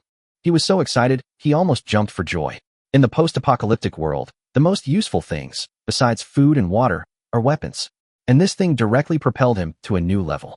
Even if he'd never handled a gun before, just showing it off was enough to intimidate anyone. He didn't even need to fire. Its sheer presence was enough to overwhelm a large group of people. If I could bring bullets too, that would be perfect. This thought flashed through Shun Yi's mind, and he immediately took out a Type 54 pistol from his system space. The gun felt cold and heavy in my hand, giving it a very realistic feel. He quickly confirmed that the safety was not off, and then skillfully removed the magazine. "Good, it's full." He nodded with satisfaction as he counted the bullets in the magazine. A full 8 rounds. This is great. Not only has he unlocked the gun, but he's also got all the ammo. The system really understands his needs. The key is that he can easily grab another gun without worrying about reloading. He can just use it and throw it away, then switch guns directly. He sat on the edge of the bed, fiddling with the pistol, a slight smile playing on his lips, inwardly exclaiming with satisfaction. At that moment, there was a slight movement on the side of the bed. Jiang Nanyan quietly opened her eyes and saw Shun Yi conjure a gun in his hand. She was immediately startled. That's a real gun. She had seen her father collect similar weapons, but Shun Yi's appeared out of nowhere. His ability is far more than just turning food into food. Jiang Nanyan was shocked, her thoughts racing.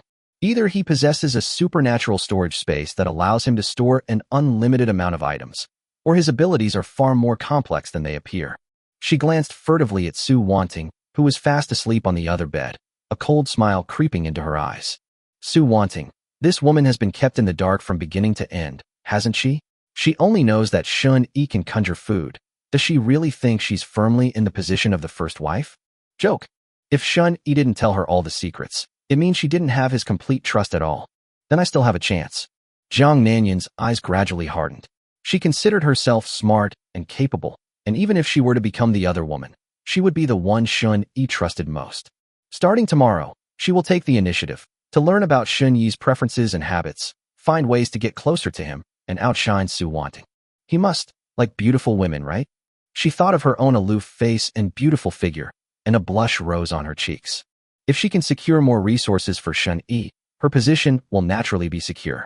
The image of Teacher Bai involuntarily flashed through her mind. Although Teacher Bai is a bit older, she's quite good-looking. Shun-Yi probably won't refuse, right? She pondered for a moment and smiled gently. I'm sorry, teacher. As dawn broke, the sun rose. Inside dormitory 606, however, there was a corpse. Shun-Yi held back a bit of force in his punch last night. It was still fatal if it hit his head. Wang Mimi, that chubby girl, has stopped breathing completely. Bai Sini squatted down beside her, tears streaming down her face. She felt guilty, remorseful, and terrified. She even wished she could turn back time and escape this awful place with her students. Unfortunately, it was all too late. She was too weak to take Wang Mimi with her, so she stayed overnight in this unlocked dormitory room. But who would have thought that the student would die here? Teacher Bai, why are you crying?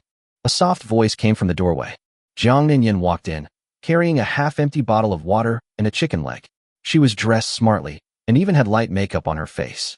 Bai Sini was taken aback. You? What brings you here? I brought you some food. Jiang Nanyan smiled. I also wanted to ask if you're leaving today. My husband and I are thinking of going somewhere else. Husband? Bai Sini's eyes widened as she looked at the student in front of her who had been holding firm to his principles last night, yet now called him that so naturally. Then look at her rosy complexion, her washed hair, and her makeup. In this era where even water is a lifesaver, this attire is simply too luxurious. Yes, Jiang Nanyan said with a smile. He's actually a very nice person. Bai Sini's face was filled with disbelief. He killed someone, and you still say he's a good person? Upon hearing this, Jiang Nanyan glanced at Wang Mimi on the ground, frowned, and whispered. She asked for it herself. Her husband already showed mercy. Besides, if he really wanted to kill her, wouldn't he have just shot her last night? Why did he have to resort to physical violence? In the end, her insults were just too awful. At that moment, Jiang Nanyan's eyes were cold, as if the corpse was just a bag of discarded garbage. You're insane. Jiang Nanyan, are you crazy? Bai Sini's face was full of astonishment, and her voice was almost trembling. She simply couldn't understand how Jiang Nanyan, who was always calm and rational, would speak up for a murderer. Jiang Nanyan simply chuckled and said, Teacher Bai, you're a good person, but you also know what kind of temper Wang Mimi has, right? It was fine for her to be a little willful before, but what time is it now? It's the end of the world. Nobody cares about the dead outside, and she's still as arrogant as ever. Isn't she just asking for death? Yesterday when we left the teaching building, those guys followed us. Teacher Bai, couldn't you see their intentions? If they had caught us, our fate would have been even worse. In this environment, you still want to use the same laws and morals as in peacetime to restrain my husband? That's unrealistic. Her voice was calm, yet every word was sharp. Even if my husband hadn't laid a hand on her, with Wang Mimi's personality, she would have been killed by someone else sooner or later. Besides, she died because she didn't receive timely treatment, not because my husband killed her. The apocalypse is a mistake, not a mistake by people. After hearing these words, Bai Sini's lips were cracked and dry, and she wanted to refute them but couldn't say a word. Wang Mimi's sharp tongue has indeed offended many people. If it were someone else, they probably would have already taken action. She wanted to say the crime doesn't warrant death. But what's the point of saying that now? She's gone. Bai Sini recalled what Shun-Yi had said yesterday, that she was the one who caused the death of her student. At that moment, she actually began to agree. Jiang Nanyan handed over a chicken leg, her tone indifferent.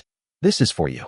Teacher Bai, you used to take care of me, so I specially asked my husband for this piece of meat. I wouldn't waste my time on anyone else. Thank you. Bai Sini said softly as she took the chicken leg. After taking a bite of chicken, her mindset seemed to subtly change. Jiang Nanyan put down another bottle of mineral water. Teacher Bai, we're about to leave. Do you want to come with us? The boys' dormitory isn't safe. I heard some noises coming from other rooms when I passed by just now. It's dangerous for you to stay here alone. Baisini looked up at her. Can I go with you? I did it yesterday. Of course you can. Ms. Bai, you offended my husband because you stood up for your students. Let me give you some advice. He's not as scary as you think. When Jiang Nanyan said this, her tone was sincere, even carrying a hint of coaxing. In fact, she had promised Shun Yi that she would bring Baisini back and persuade her to become obedient. Otherwise, Shun Yi would never have accepted a disobedient burden. Then, I'll have to trouble you. Baisini nodded hesitantly, feeling a little uneasy, but the chicken leg just smelled so good. But you'd better behave yourself after you meet my husband, or I won't have an easy time either, Jiang Nanyan reminded him. I understand. I won't drag you down with me, Baisini replied earnestly. The two returned to dormitory 610 one after the other. Shun Yi was packing up the bottled water and food when Su Wanting saw Baisini's figure, and her expression immediately changed. Hey, isn't this teacher Bai who said, I'd rather die than surrender? Why is he following me around like a dog now? His words were full of sarcasm and ridicule. Baisini blushed instantly. She had just said those words last night, and she was already embarrassed today. It was really too shameful. Show some respect, she hissed, her eyes reddening. Su Wanting pressed on. You spoke so sternly last night, saying you wouldn't abandon your students, wouldn't stoop to survival. And now you've dumped your students and come here to eat chicken legs. Baisini's face burned like fire. She wasn't the type to argue, and she was on the verge of crying. Wanting, that's enough. Teacher Bai came back after thinking it through. She's not going against her husband. What kind of trouble are you trying to cause? Jiang Nanyan spoke up at this moment, casually blocking Su Wanting's attack. She changed the subject abruptly. She's willing to be an obedient mistress. You should be happy, right? Are you going to reject her on behalf of your husband? I didn't. Su Wanting was startled and hurriedly denied it, afraid that Shun Yi would misunderstand. Jiang Nanyan sneered. Since that's the case, then stop trying to sow discord. Don't forget, we're going to be living together from now on. Humph. Su Wanting snorted coldly and finally shut up. She was clearly defeated in this round of struggle. The most bewildered person at this moment was Baisini. When did she ever say she wanted to be Shun Yi's husband's mistress? How could she not understand the meaning behind Jiang Nanyan's words? I tried to explain several times, but couldn't get a word in edgewise. Let's go. Shun Yi finally spoke. He had actually been listening the whole time, but he was too lazy to interfere. It was his intention to have Su Wanting humiliate Baisini. Only by ruthlessly crushing the pride of a woman with such a strong sense of self-respect can one truly subdue her. Shun Yi's words instantly silenced the room. Su Wanting and Jiang Nanyan immediately shut up. Baisini originally wanted to say something in her defense, but after opening her lips, she ultimately did not speak. She didn't actually intend to compete for favor, nor did she want to become Shun Yi's woman. But remembering what Jiang Nanyan had said, that if she displeased Shun Yi, both of them would be implicated, she ultimately swallowed her anger.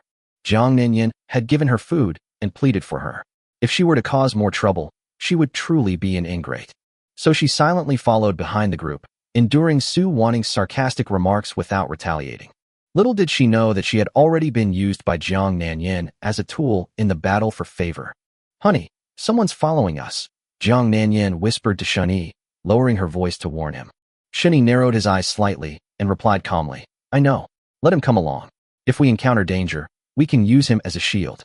As he spoke, he subconsciously touched the gun at his waist, his eyes cold. This man was none other than Huang Mao. He had run out of food and water last night and was planning to risk going out to search for them, but he happened to see Shun Yi and the others preparing to leave. So he had a sudden idea and decided to follow them. He thought to himself, if something happens, someone will shield me, and I can survive. If Shun Yi dies, these women will be mine, right? Maybe we can even have a threesome. He became more and more excited as he thought about it, but he didn't dare to make a move. After all, he still remembered clearly the scene of Shun Yi punching someone flying last night. It would be best if he ran into a monster and was eaten. The blonde-haired man stared coldly at Shun Yi's back, full of calculation. Where are you going? Baisini asked cautiously, her voice a little timid. Let's go to my place, Jiang Nanyan answered first.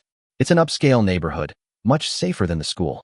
She knew that Shun Yi's ultimate goal was to go back to his hometown to find his grandmother and sister, but it was too far away right now, so they needed to find a temporary place to stay first. Just as Baisini mustered her courage to ask if they could go together, Su Wanting suddenly said alertly, There's some noise outside. The group had reached the first floor, where they were shrouded in black mist, making visibility extremely poor. They could only see 3 or 4 meters ahead. Shunyi stopped and listened intently for a few seconds before saying, "The sound isn't far. It's over there on the outer wall. Keep your voice down. Let's go outside first." He drew the pistol from his waist and led the way out of the dormitory. Shunyi was stunned when she saw the gun. In a country like Xia, where gun ownership is strictly prohibited, how could a student like him possess a gun? What kind of background does he have? Jiang Nanyin and Su Wanting, on the other hand, were used to it and remained calm. They cautiously stepped out of the building, the wriggling sound still echoing in their ears. The group turned around and gasped in shock. The entire exterior wall of the dormitory building was covered with thick ivy, and the vines climbed slowly as if they were alive. Such a rapid growth rate. "This doesn't make sense," Shunyi murmured in shock. "Let's go first." Shunyi didn't delay any longer. Jiang Ninyan, turn on the navigation and keep an eye out for a supermarket nearby. The group quickened their pace. Although the black fog was thinner during the day, visibility was still extremely low. Along the way, they vaguely heard that many other people were also taking action, either looking for food or fleeing the campus. But soon, a girl's screams and pleas suddenly came from the thick fog, followed by nauseatingly obscene sounds. Shunyi frowned slightly, glanced coldly in the direction he was looking, and continued walking forward. Jiang Nanyin and Su Wanting turned pale upon hearing this, clinging tightly to Shunyi, not daring to leave his side. Shunyi bit her lip, her expression a mixture of anger and helplessness. She wanted to help the girl, but thinking of Jiang Nanyin, she ultimately held back. This is the end of the world. There are no laws, no morals, only the stark rules of survival. A dozen minutes later, the group finally walked out of the campus. But the scene before them was chilling.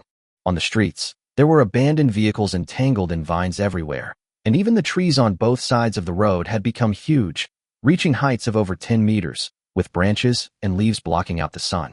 "There's a monster," Su Wanting exclaimed. A mutated orange cat was crouching not far away, baring its teeth. Bang, bang, bang. Shunyi opened fire without hesitation, and several of the dozen or so bullets hit their mark, causing the orange cat to howl and jump up into a tree.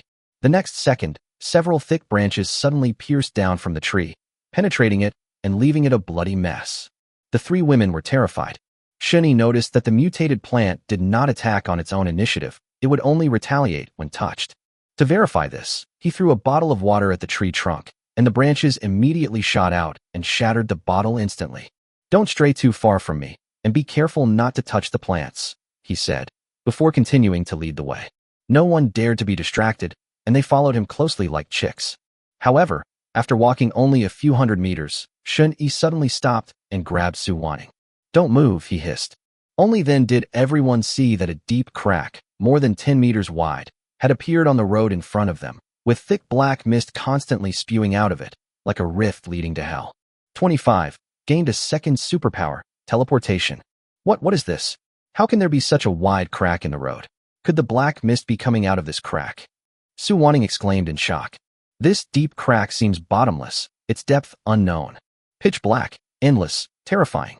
Shunyi stared at the crack for a while and said, "Watch your step. Don't slip. Keep going." Even if he knew that the black mist was coming from the crack, and that the apocalypse might also be caused by the crack, he had no ability to explore the reasons.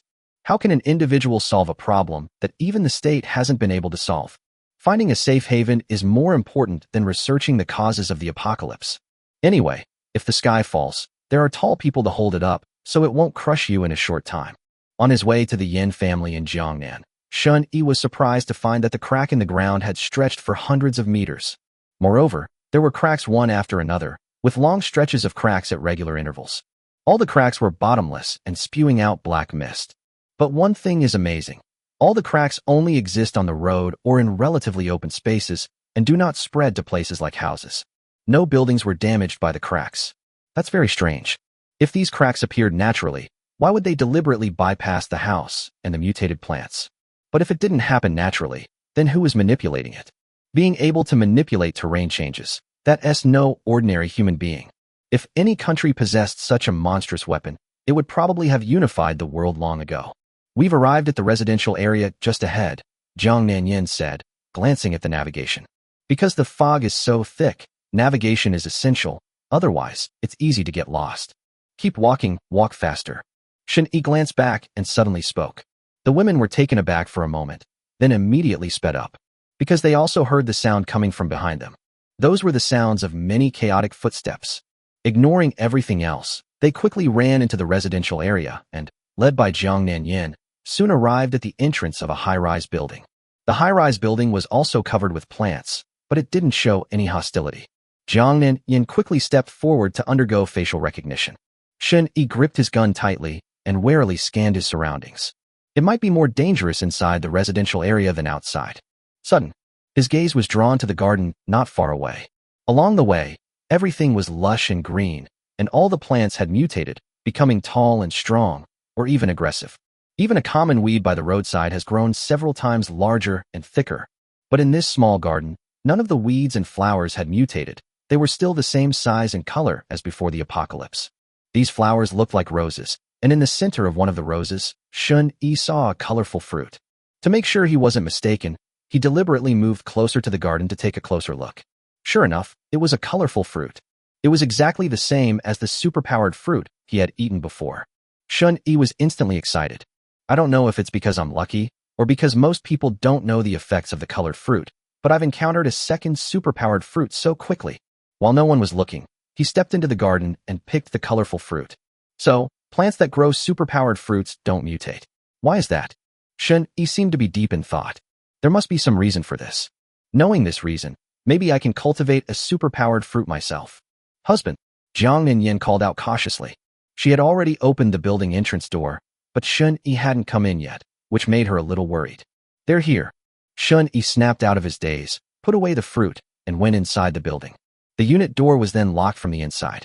So, the blonde-haired student who had been secretly following behind was locked outside. In these upscale residential communities, each unit requires a password or facial recognition to enter, making it obviously inaccessible to outsiders.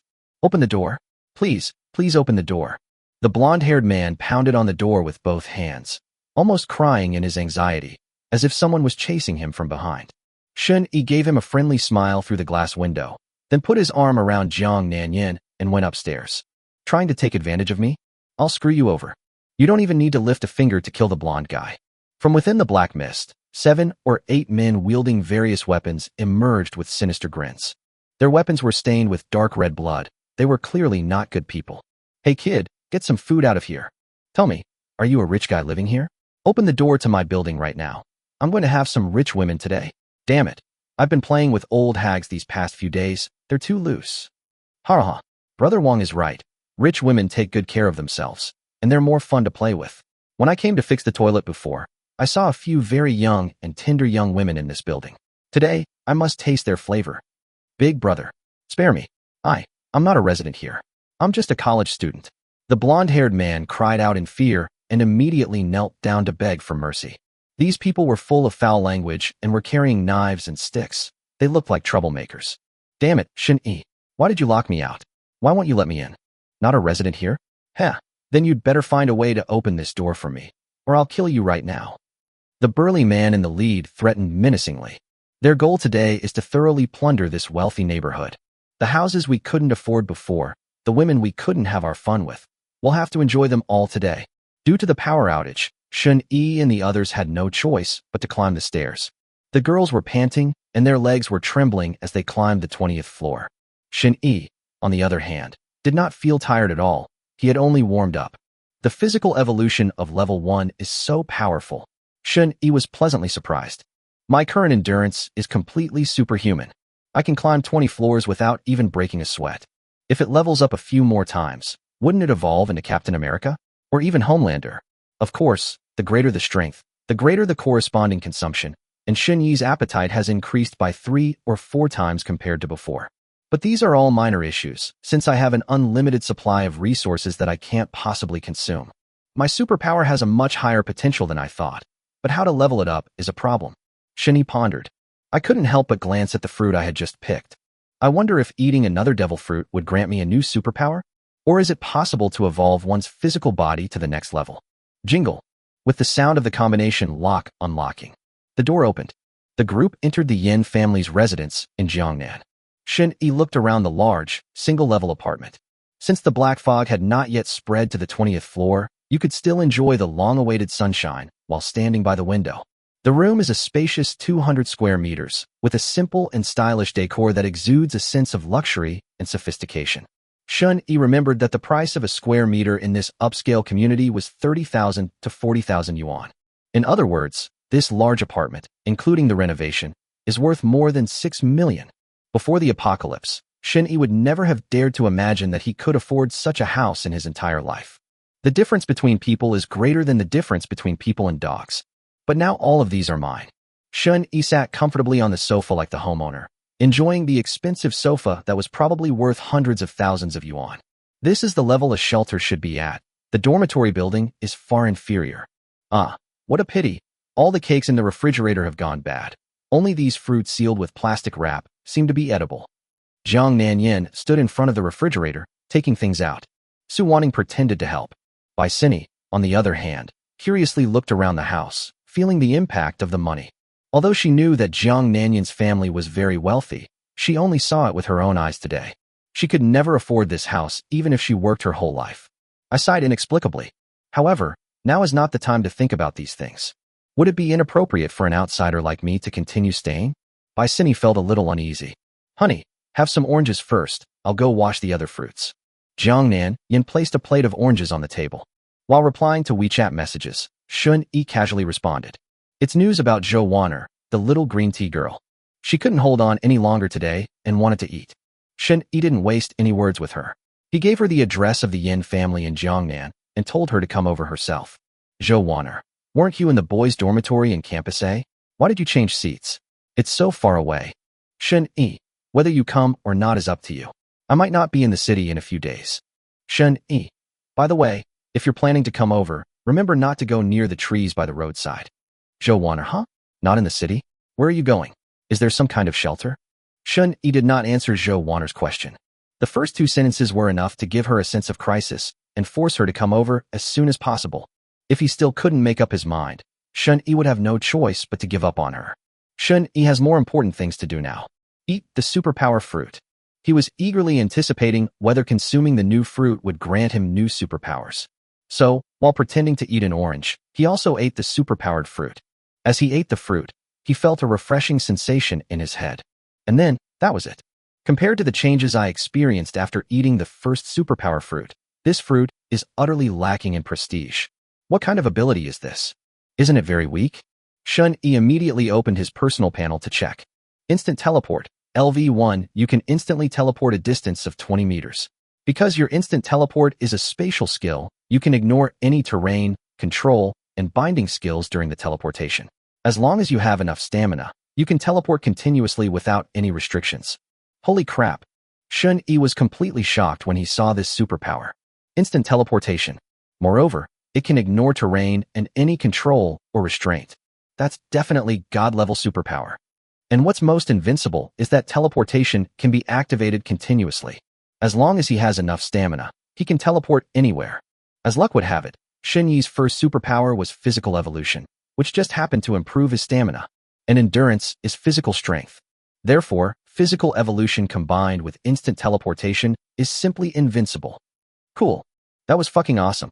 With this teleportation ability, even if I can't beat an enemy, no one can stop me from running away. 26. Mad Thugs. Shun-Yi was in high spirits after gaining a new superpower. Now, he finally has the ability to truly protect himself in the apocalypse. The maximum distance that can be teleported is 20 meters. No one can catch up with him. As long as you react quickly enough, you can dodge any bullet. And instant teleportation can be upgraded. Honey, did a lot of people follow us into the neighborhood just now? Jiang Nanyan asked with some concern as she sat down next to Shun-Yi after washing the fruit and peeled an apple for him.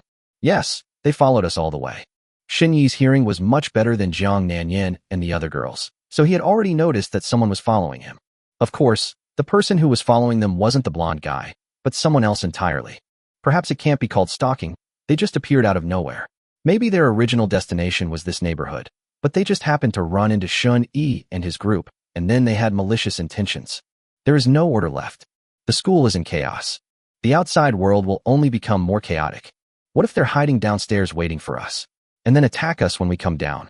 Jiang Nanyan fed Shun-Yi a peeled orange. Shun-Yi leaned back on the sofa, ate an orange, and said, if they weren't good people, They wouldn't have waited for us downstairs. They would have tried to break in. Then, aren't we in great danger right now? Although the entrance to this building has some protective capabilities, it certainly can't stop a group of thugs. Baisini couldn't help but feel worried. Earlier, she saw students killing each other, which made her realize that social order had collapsed. If a group of rioters really stormed into the building, everyone would be in trouble. She really wanted to call the police, but the emergency number was always busy. Su Wanting's focus was different. When she saw Jiang Nanyan serving Shen Yi, she immediately realized what was going on, cursed under her breath, put down the half-eaten orange in her hand, and immediately came over to massage Shen Yi's shoulders. With the two women jealous, Shen Yi was naturally the one who felt comfortable. This is also why he didn't stop the chaotic scene. Honey, it really is just like you said, they're breaking down the door, Jiang Nanyan said, looking at her phone with a serious expression. The screen on her phone showed the neighborhood's group chat. A resident on the first floor posted a video. In the video, a group of men wielding various weapons are violently attacking the entrance to an apartment building. The windows were smashed, and the door was deformed from the impact. These guys are making such a huge noise, they don't seem afraid of attracting monsters at all. Jiang Nanyan noticed this and couldn't help but ask in confusion, don't we have any mutated animals in our community? Or are these people capable of dealing with mutated animals? I think they're just completely insane. A bunch of lunatics don't know fear, Su Wanting said with a cold snort as she massaged Shen Yi's shoulders. She wasn't worried about these lunatics rushing in. After all, Shen Yi had a gun. Even if they rushed in, they couldn't possibly use their knives and sticks to fight off a gun, could they? Madmen aren't stupid. They're afraid of death too. Otherwise, they would have committed suicide long ago. Why would they waste time living? Jiang Nanyan retorted, then frowned slightly, feeling that something was off about this group of people. They dare to make such a loud noise, unafraid of attracting mutated monsters, probably because they have something to rely on. Why hasn't there been any rescue after so long? There isn't even a policeman on the road. Baisini was terrified. She longs to return to the peaceful times of the past. She can neither adapt to nor accept this post-apocalyptic world without laws or rules. Shen Yi's gaze fell on Baisini, this mature woman. Today, I'll try to unlock her rewards as well. Thinking of this, Shen Yi said, I'm hungry. Let's eat first, and then I'll go out for a bit. As he spoke, he waved his hand, and 5 bottles of mineral water and 3 steaming, fragrant roasted chickens appeared on the table. He is physically strong now and doesn't get tired easily, but he needs to eat a lot to replenish what he's lost. You two eat too. Only after receiving orders did Su Wanting and Jiang Nanyan dare to eat. As for Baisini, she was in a state of shock. What just happened?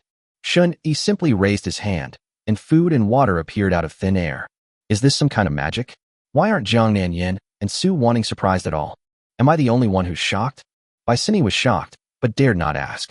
She could only sit silently in the distance, pretending to look in other directions to divert her attention. Her stomach was rumbling.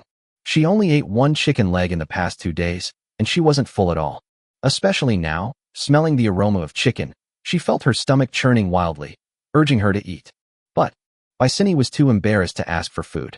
After all, she wasn't Shen Yi's woman. With Shen Yi, honey, what are you going out to do?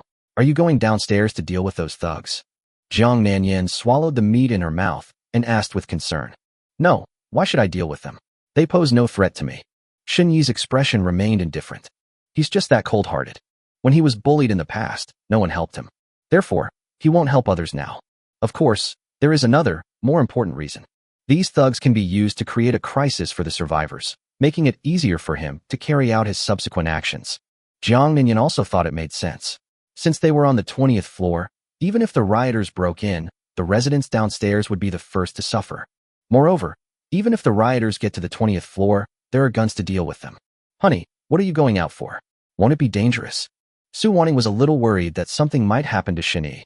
If Shen Yi dies, these women will be powerless and will likely end up like the girls who are bullied at school. She doesn't want to become like that. Rather than being insulted by so many people, I'd rather just commit suicide. It's none of your business. Don't talk so much while we're eating. Shen Yi continued to eat his meat, too lazy to explain. Oh, Su Wanting was a little unhappy, feeling that Shen Yi treated Jiang Nanyan better than he treated her. Then, she glanced at Baisini, who was standing by the window pretending not to be hungry, and felt relieved. That hypocritical, snobbish wretch deserves to go hungry. It would be best if she starved to death. Su Wanting wanted to vent all her negative emotions on Baisini.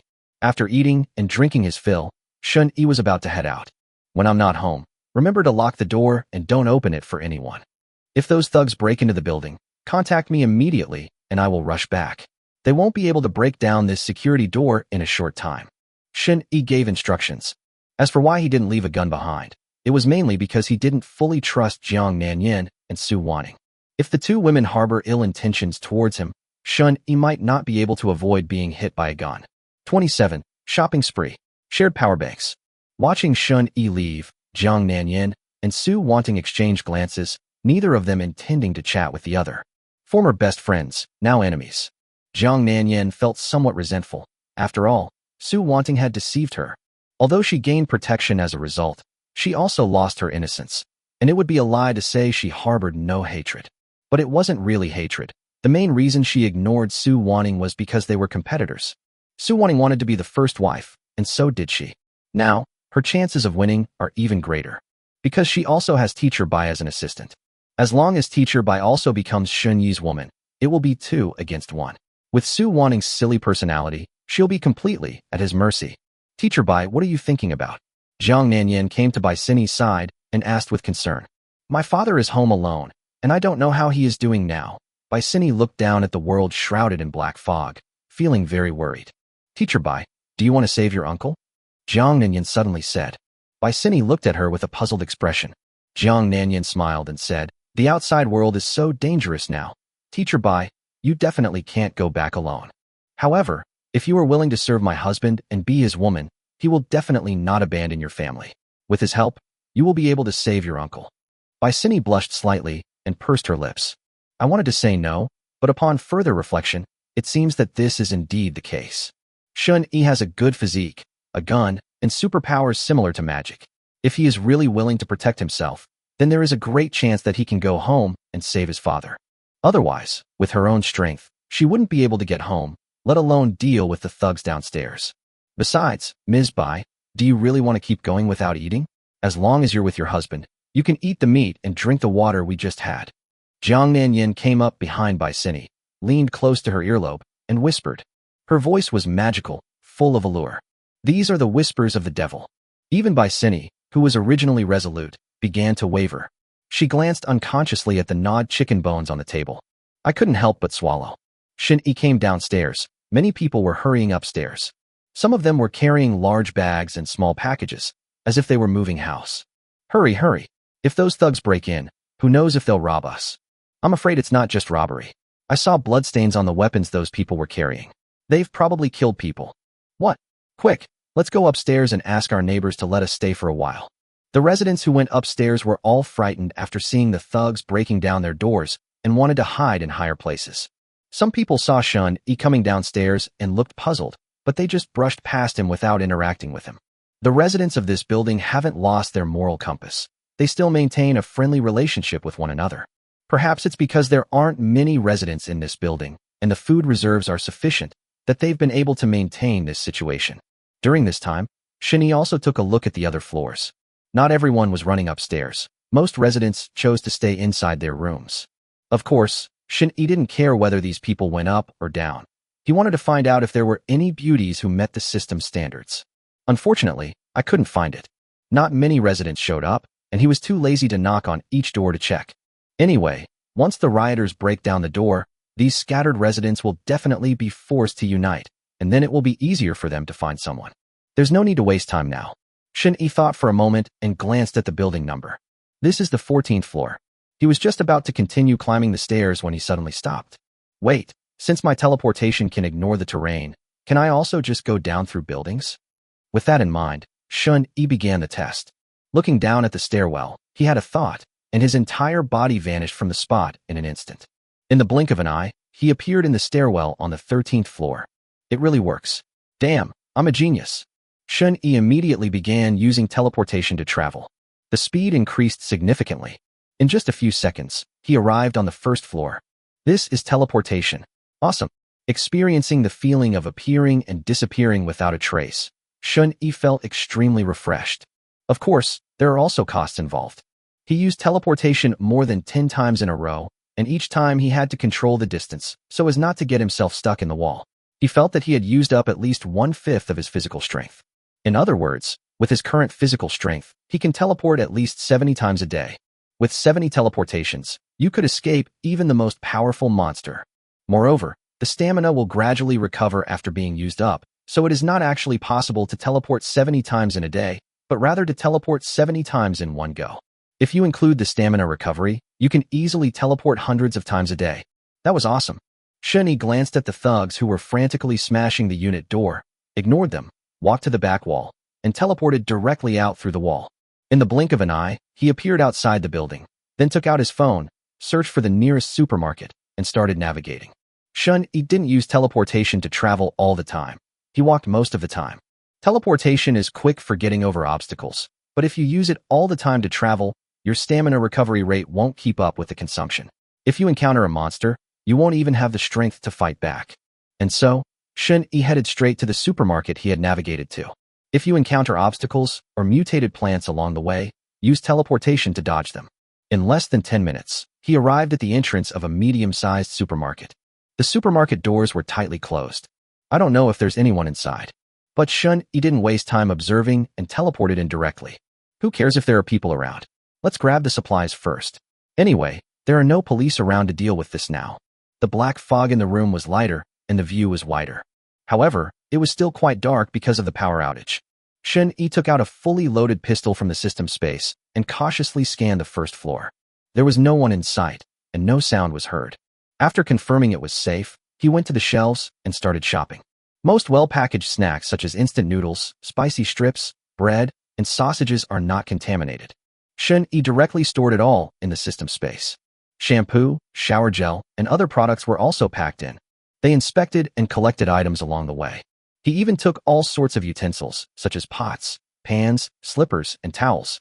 Given the current social situation, these are non-renewable resources, and they will become increasingly scarce in the future, so it is necessary to stockpile more.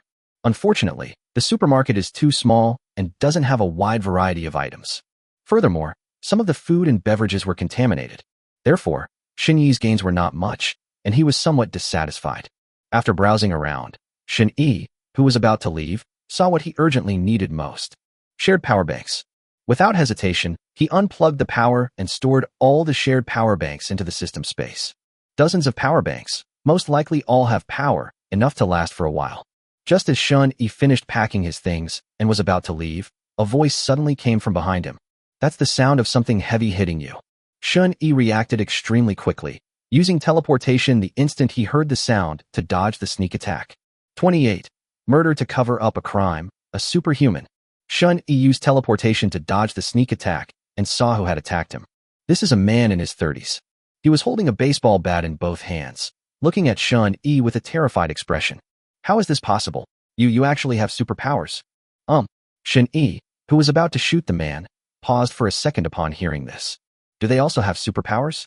This person actually knows about superpowers? Could he know about the colored fruit? Shun-Yi pointed the gun at the man and asked coldly, have you seen any other people with superpowers? I've seen it. I've seen it. Don't kill me. The man swallowed hard in terror, nodding frantically. He didn't know if the gun in the person in front of him was real, but seeing that the other person had superpowers, he knew he couldn't beat him. Who is he? What kind of superpower does he use?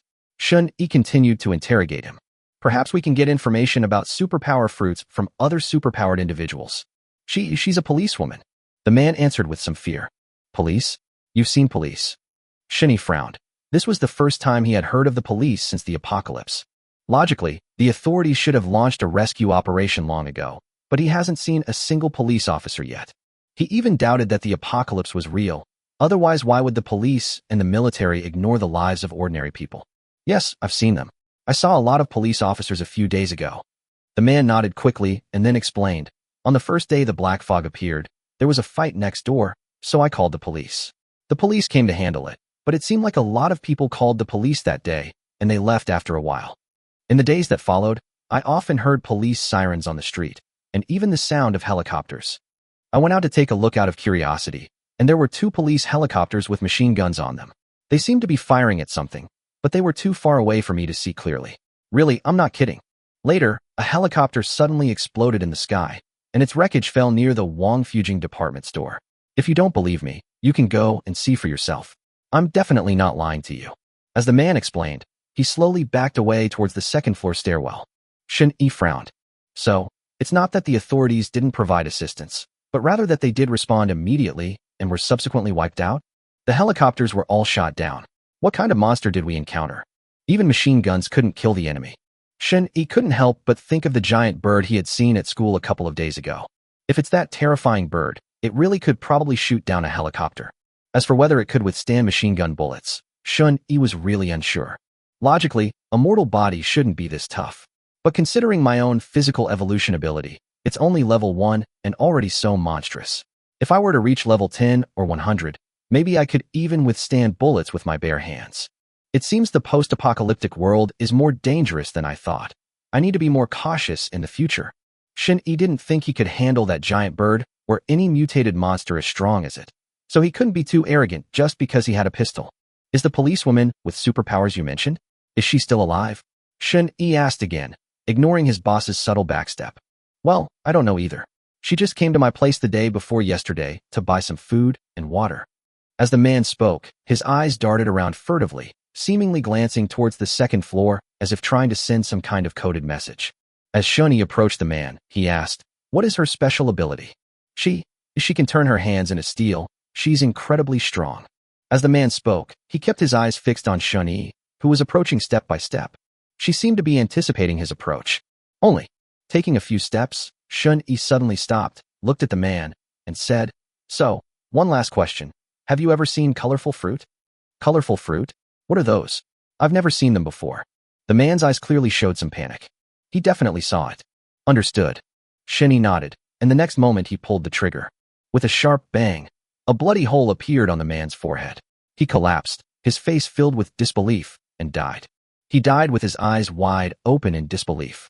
He hadn't expected that the gun in Shun-Yi's hand was a real gun. Even more unexpectedly, Shun-Yi fired a shot.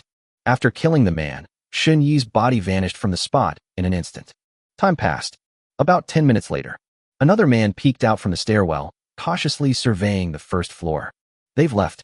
The man breathed a sigh of relief and looked at the corpse with its head blown off on the first floor.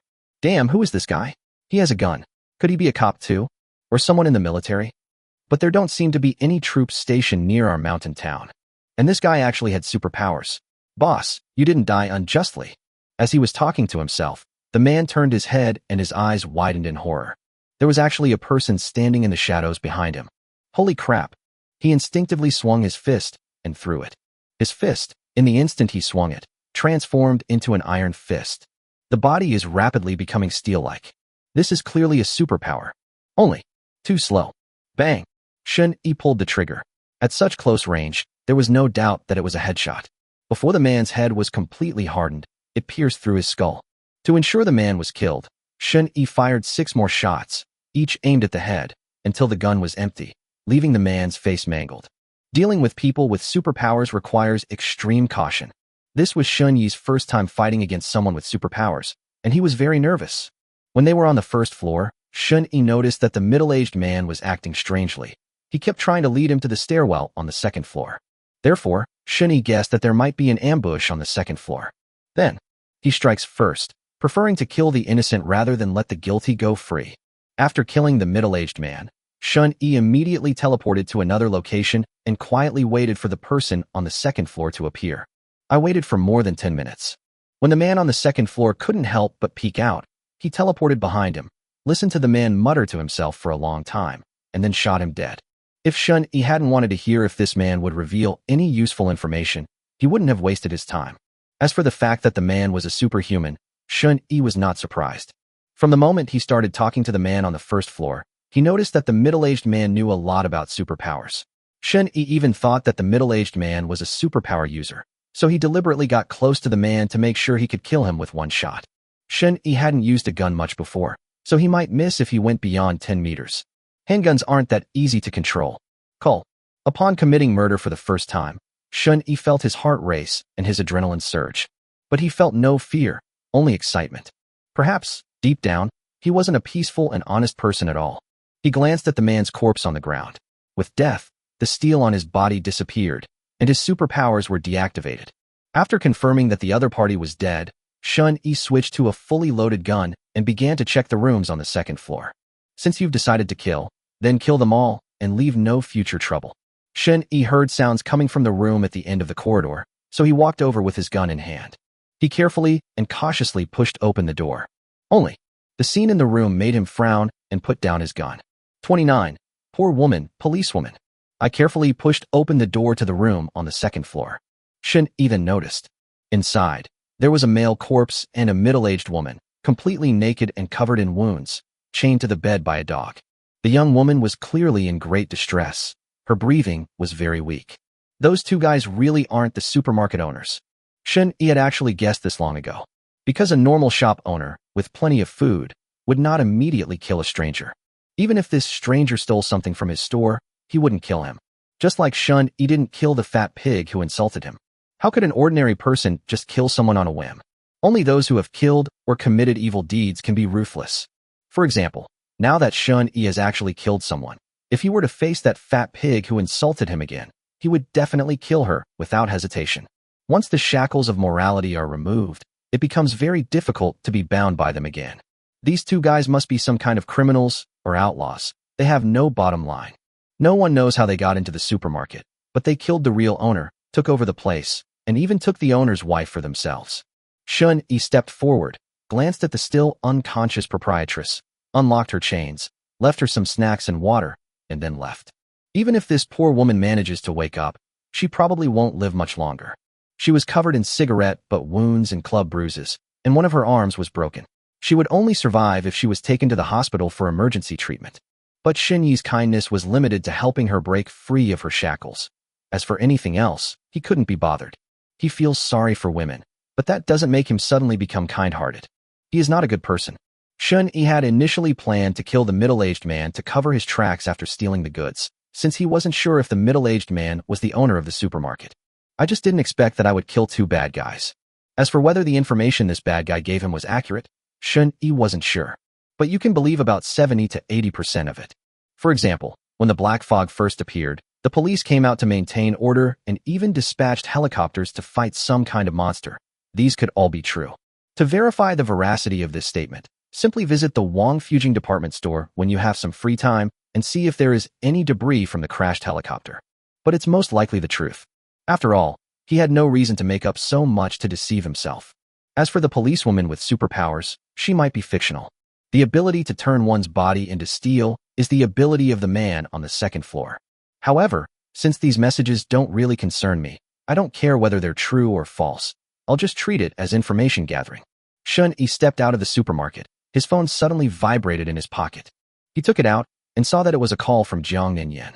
After the call connected, Jiang Ningyan's voice came through. Honey, those thugs have broken in. They're breaking down other residents' doors. Okay, I understand. Is there anything else? Shen Yi didn't care about the safety of others. Yes, I've already convinced Teacher Bai, and she's willing now. Honey, when are you coming back? I'll ask Teacher Bai to wait for you. Jiang Ningyan's tone was lively, as if she wanted to be praised. I'm on my way home. Let her take a shower first. Don't be stingy with water. Make sure she gets clean. Okay, honey, be careful. After hanging up the phone, Shen Yi thought back to Bai Sini and felt a surge of passion. New supplies can be unlocked. With Zhou Waners soon to be delivered to our door, we can unlock 2 kinds of supplies at once. However, this speed is still too slow.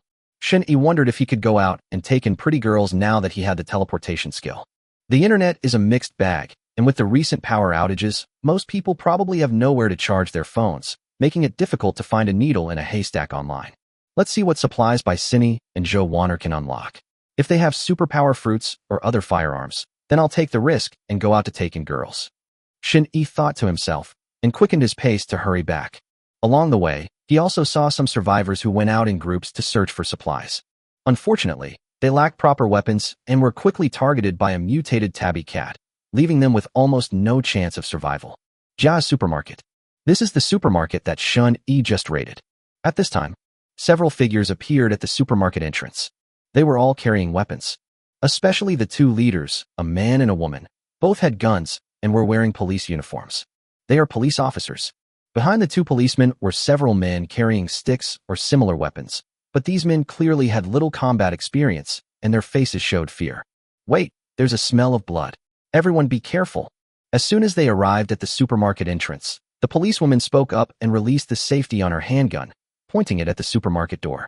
Another male police officer immediately stepped in front of the civilians, alert to any potential attacks, and asked the female officer, "Captain Chin, what should we do? Should we retreat?" Policewoman Chin Xiang twitched her nose slightly, sniffing the air. She peered through the supermarket window for a while, then frowned and said, "We're running low on food. We have to risk going in to check. Wang Jiqiang, you and the others stay outside. I'll go into the supermarket to check first, and you can come in after I confirm it's safe." "Captain Chin, I can go in and help you. I can't let you risk your life alone." "I can't believe it," said the male police officer, Wang Jiqiang. "No, you must stay. Your responsibility is to protect the safety of the people." Qin Xiang refused firmly, then softened her tone slightly and said, "Don't worry, with my abilities, I won't encounter any danger. Besides, I've been to this supermarket once before, and the owner is very reliable. Perhaps the smell of blood isn't a dangerous sign." "Okay," Wang Jiqiang nodded in agreement. He knew that protecting the people was the most important task. Then, Qin Xiang walked to the supermarket entrance and knocked on the door. However, after waiting for a long time, there was no response. She frowned slightly. Has something really happened? Thinking of this, Qin Xiang no longer cared about damaging people's property. Looking at the locked supermarket door, she took a deep breath and threw a punch. The locked door had been smashed through. The people behind them were all shocked by what they saw. What terrifying power! She appears to be just a beautiful and slender woman, yet she possesses terrifying strength that is completely disproportionate to her body. Qin Xiang, holding the gun, walked into the supermarket. Soon, he saw a corpse on the first floor. Moreover, it was a corpse with its head blown off, its eyes wide open in death. It was the supermarket owner's body. This is a gunshot wound. How could someone have a gun? Could it be other surviving colleagues? No, this can't be a colleague. Qin Xiang frowned, her expression grave. Because if it were one's own colleague, they would never fire on civilians. Even if forced to fire, the shot would not be aimed at the head, but rather at other parts of the body. These are the rules they learned after joining the police force. Only thugs and villains would shoot someone in the head. 30. Qin Xiang's speculation. Damn it. Could it be that some dangerous individual found my colleague's gun? Qin Xiang frowned deeply. A black fog enveloped the area, causing mutations in plants and animals. Many colleagues lost contact on the day they were dispatched, their fate unknown. Later, the remaining police officers and special police received orders from their superiors that a huge mutated plant had appeared in the city, causing widespread destruction and growing at an extremely fast rate, having already demolished several buildings, and that it needed to be stopped as soon as possible. Therefore, all police forces participated in the operation to eradicate the mutated plants. However, the mission subsequently failed. The entire city, spanning dozens of kilometers, and more than a dozen residential areas have been completely overrun. Most of the police officers who went to participate in the rescue also died during the rescue operation, and their bodies have not been found to this day. If a civilian happens to encounter the body of a deceased colleague, they might indeed take the colleague's gun, which would be troublesome. As she thought about it, she walked up to the second floor, where the smell of blood was stronger. As soon as they went upstairs, they saw another corpse. This is a corpse whose head has been smashed to pieces. Another gunshot wound. He has so many bullets. Qin Xiang's face turned pale. It is not difficult to judge from the scene that the other side fired at least 7 or 8 shots. Every shot is a headshot. I just don't know if the other side has any bullets left in their gun. Hopefully, there are no bullets. Otherwise, it would be too dangerous for someone like him, who randomly shoots and kills people, to roam around. The city is already in chaos, and if more firearms leak out, it will only exacerbate the chaos. Qin Xiang understood all too well how terrifying people could be once they obtained firearms, without the constraints of the law. Help me. Suddenly, a faint sound came from the room at the end of the corridor. Qin Xiang was taken aback. He quickly walked over. Pushing open the door, she immediately saw a corpse and a critically injured woman on the verge of death. Hold on. Don't close your eyes. I'm a police officer. I'll do everything I can to save you. Qin Xiang rushed forward to check the woman's injuries. This is serious, extremely serious. Moreover, most of the injuries were clearly caused by abuse. Damn it. Who is it? Qin Xiang clenched her fists in anger. In a flash, Qin Xiang suddenly caught sight of the group photo on the bedside table. The photo was clearly a picture of the woman in front of me and the man next to her who had been dead for a day or two. In other words, the supermarket owner I met the day before yesterday was not the owner of this supermarket. This poor woman and the dead man are the real bosses. She understood everything. Damn it. Qin Xiang was so angry that she slammed her fist into the ground, creating a crater. Her anger had nowhere to go. She quickly figured everything out. Those two bastards pretending to be the boss imprisoned the woman and killed the innocent boss. They are the bad guys. No wonder his colleague shot him dead with a single shot, and even blew the other bastard's head off. Even she would do the same thing if she saw this. Those two beasts don't deserve to live. Perhaps the person who killed those two beasts wasn't even her colleague, but he must have been a good person, otherwise he wouldn't have let this innocent woman go. But Qin Xiang didn't have time to think about that now. She covered the woman with a blanket, then picked her up and quickly went downstairs. Whether or not we can save him, we have to try. As long as she has a breath left, it proves that she doesn't want to die. Wang Jiqiang, you take some men in to get the supplies. I'll take the wounded back to the shelter first. Remember to be extra careful. Qin Xiang left quickly after uttering just one sentence. She wasn't sure how much longer this woman could hold on. Their temporary shelter has a doctor who was rescued a couple of days ago. Perhaps he can save this woman. Upon receiving the order, Wang Jiqiang led the rest of the team to quickly raid the supermarket. Only, after searching the area, they discovered that almost all the remaining snacks and items were contaminated. It's as if it's already been thoroughly raided beforehand. Only a few packets of instant noodles and a few sausages were barely enough to eat. How so? Wang Jiqiang frowned, then looked towards the second floor and said, "Everyone, go take a look on the second floor. Be careful, don't touch the corpses on the ground." Shun Yi returned to the building and ignored the thugs who were banging on doors from house to house. He then used teleportation to go upstairs. Let them cause some damage first, scare the residents of this building, and it would be best to gather everyone together, which would save us trouble. In just a few breaths, Shun Yi arrived at the 20th floor. Without knocking, he teleported directly into the apartment. Jiang Nanyan, who was playing on her phone, suddenly heard a sound. She subconsciously looked up and saw Shun Yi appear out of nowhere. She was so startled that she almost dropped her phone. "Husband?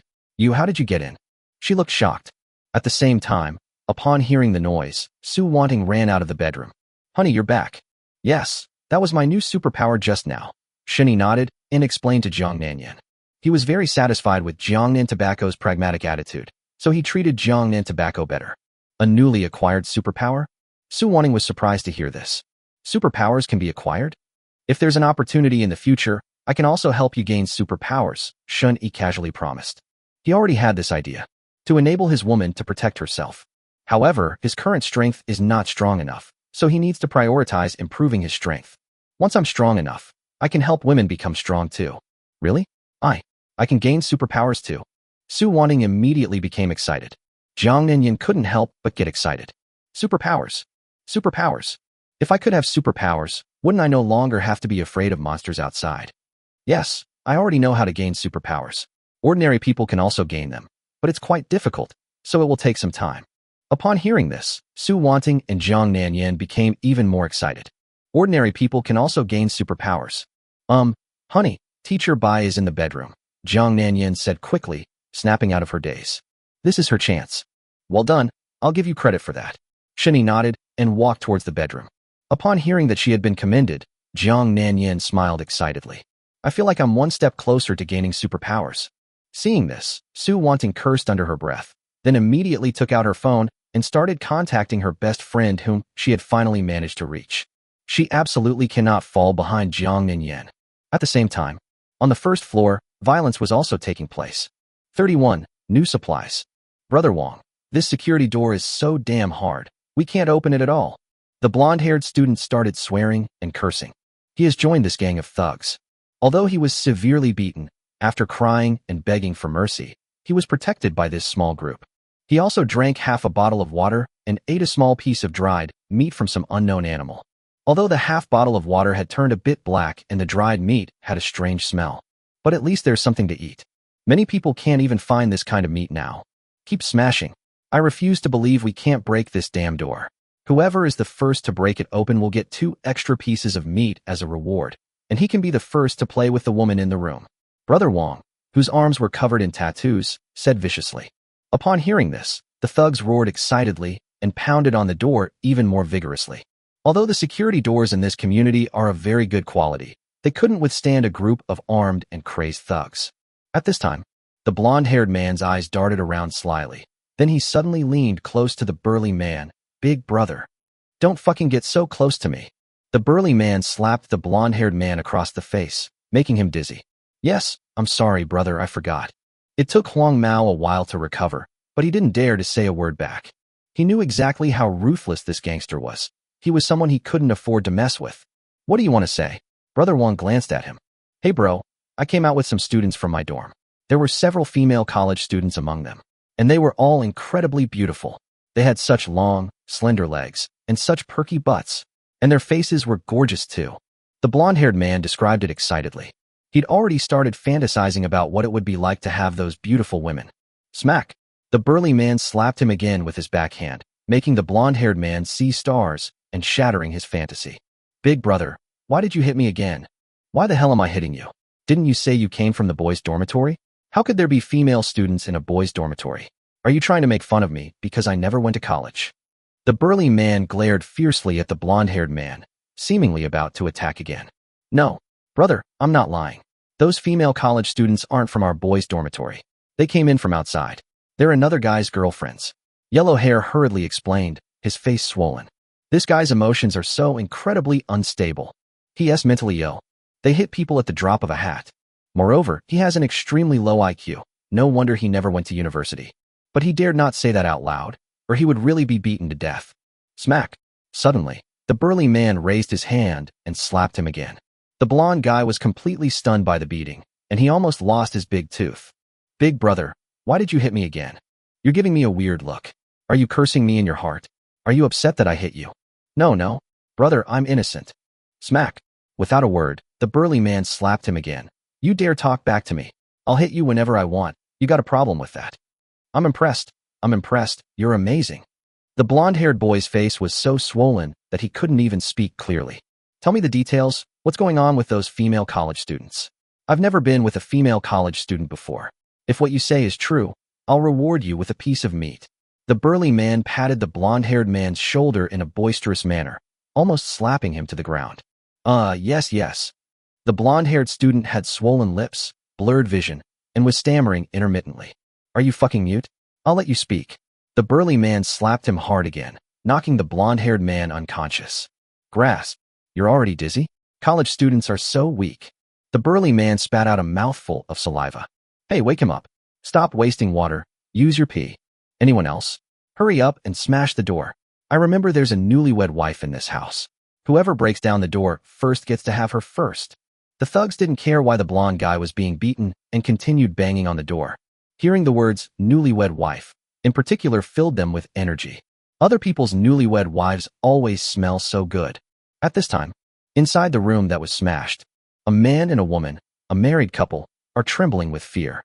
The man gripped the kitchen knife tightly, while in his other hand he held his phone and kept dialing the police. The young woman, terrified, sent a message in the neighborhood group asking for help. Only, there are those who express concern verbally, but no one actually provides assistance. The newlyweds could only watch in despair and fear as the security door was being smashed repeatedly. Finally, after several hours of agonizing waiting, the lock was broken and the door was forced open. 6 or 7 men walked in with sinister grins. Bite. Starting to randomly unlock one type of resource. Ding. Unlocked successfully. Congratulations on unlocking the resource. 5A grade steak.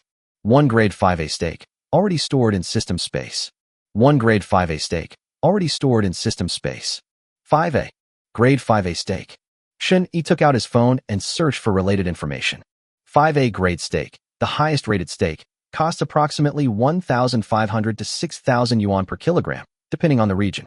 5A grade steak has a high fat-to-meat ratio and a more even distribution, resulting in tender meat that tastes delicious even when pan-fried with just salt. Several thousand yuan per kilogram? That's fucking expensive. Shun Yi was also deeply moved. He used to work part-time, earning just over 2,000 yuan a month. A month's salary can't even buy a kilogram of steak? That's outrageous. I'd like to try this steak that costs several $1,000s and see how delicious it is. Shen Yi's heart stirred, and he took out a steak from the system space. The beef had clear marbling, a good balance of fat and lean meat, and was very fresh. But it is alive. Shun Yi was speechless for a moment. It's too much trouble to fry it myself. But raw meat is easier to handle. If you don't feel like eating steak, you can stir-fry or boil it. Shen Yi's current meals consist only of chicken, which is delicious, but he gets tired of eating it too much. Having an extra steak is a good thing. As for the task of frying steaks, of course, that's left to the women. Now that I have someone to do things for me, I can't keep cooking for myself, can I? Could I? Could I have a bottle of water? Baisini asked softly. Shun-Yi glanced at Baisini, then casually took out a bottle of mineral water from his system space and tossed it to her. Thank you. Baisini quickly took the water and drank it. Let's go out for dinner later. As Shun-Yi spoke, he got dressed and walked out of the bedroom. Honey, the door to a house on the first floor has been broken open. Those thugs not only defiled the woman in that family, but also filmed it and posted it in the group chat. Upon seeing Shun-Yi emerge, Jiang Nanyan immediately reported the situation. She had been keeping an eye on news about this building complex, on Shun-Yi's orders. 32. The United Residence. Let me see. Shun-Yi took Jiang Nanyan's phone and scrolled through the chat history in the group. Then I clicked on the video. The video shows several naked men torturing a young woman. The sounds of insults, screams, and pleas were unbearable to hear. In the video, there is also a young man who has been beaten black and blue, with several pieces of flesh cut off from his body, and is tied to a chair. Even more despicable, these thugs placed the newlywed couple's wedding photo in front of the woman. After watching the video, the residents in the group were filled with righteous indignation, and some even angrily cursed the group of thugs for being inhuman. But the rioters didn't care and instead threatened all the residents. Tell the other residents to come downstairs immediately, otherwise if the door is broken open, all the women will suffer the same fate. Arrogant and domineering. Lawless. But this is the end of the world. The group chat was silent. All the residents were afraid of these thugs. They were just ordinary people, maybe a little richer than the average person, but they had never seen such a bloody and cruel scene. It wasn't until the account used by the rioter was kicked out of the group chat that anyone started sending messages. Resident of apartment 0501. These people are insane. They're completely mad. They have no moral bottom line at all. Resident of unit 0501. Where are the police? Where are they? Why is no one answering the emergency calls? Can you even get through to the emergency number? Resident 0201. I can't get through. I haven't been able to get through for the past few days. Resident of apartment 0901. What do we do? Everyone, think of something quick. If these thugs really rush up on us, we're doomed. Resident 1001. Where's the property management? Property management, come out now. And the security guards, where are they? Come out and protect us. They get paid $4,000 or $5,000 a month, and this is how they do their job. Resident of 0901. If I'm not mistaken, there were 2 security guards among that group of rioters, and they were even wearing security guard uniforms. Resident 1001. These bastards. They're taking my money and trying to harm me. Damn it, when the police come, I'm definitely going to file a complaint against these scumbags. Resident 1001. And these thugs, they're all a bunch of poor people. It's true, the poor are the most ill-mannered. All they do is steal and rob. Disgusting. Resident 1402. The property management company disappeared a long time ago. We haven't been able to contact them since they delivered supplies to us the day before yesterday. Resident 0902. Huh? Why can't we contact the property management? We've run out of food and water. What do we do now? Where can we get supplies? Resident 0801. Upstairs. How come you're eating so fast? The property management gave each of us 3 days' worth of supplies the day before yesterday. Resident 0902. There are a lot of people in my family, and the property management said they would deliver supplies every 3 days, right? Who knew they would fail to keep their word? What are we going to do now that we have no food? Resident 0801. What else can we do but starve? It's the end of the world, and instead of being frugal with our food, we're thinking of relying on others. Resident 0902. Are you out of your mind? 801? What did I do to offend you?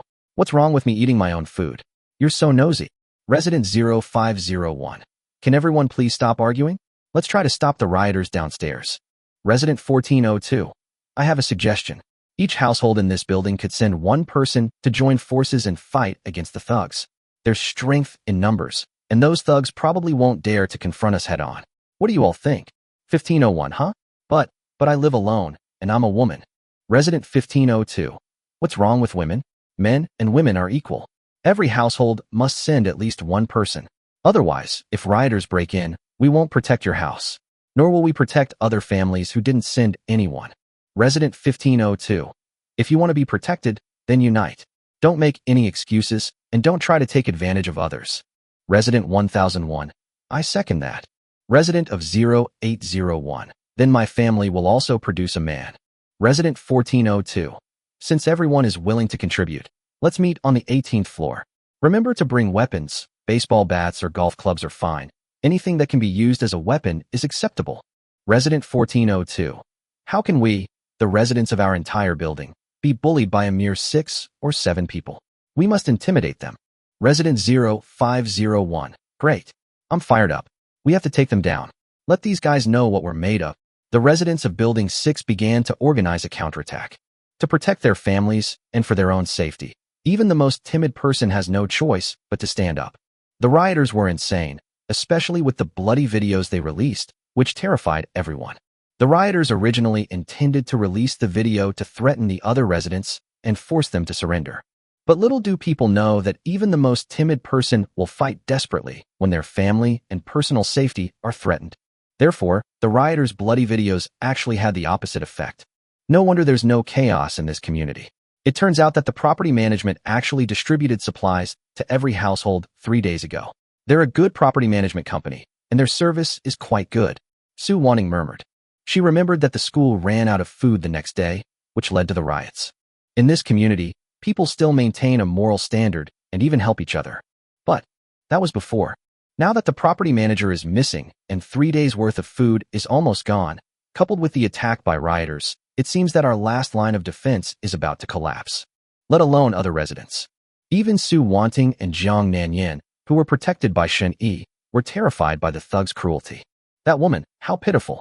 Fortunately, they made the right choice and followed Shen Yi.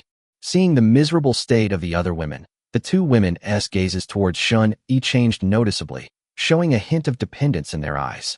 Although Shen Yi threatened them with supplies, he was not bad to them and did not abuse them. Moreover, they are fed and given water every day, and their safety is protected. And he even promised to help them gain superpowers.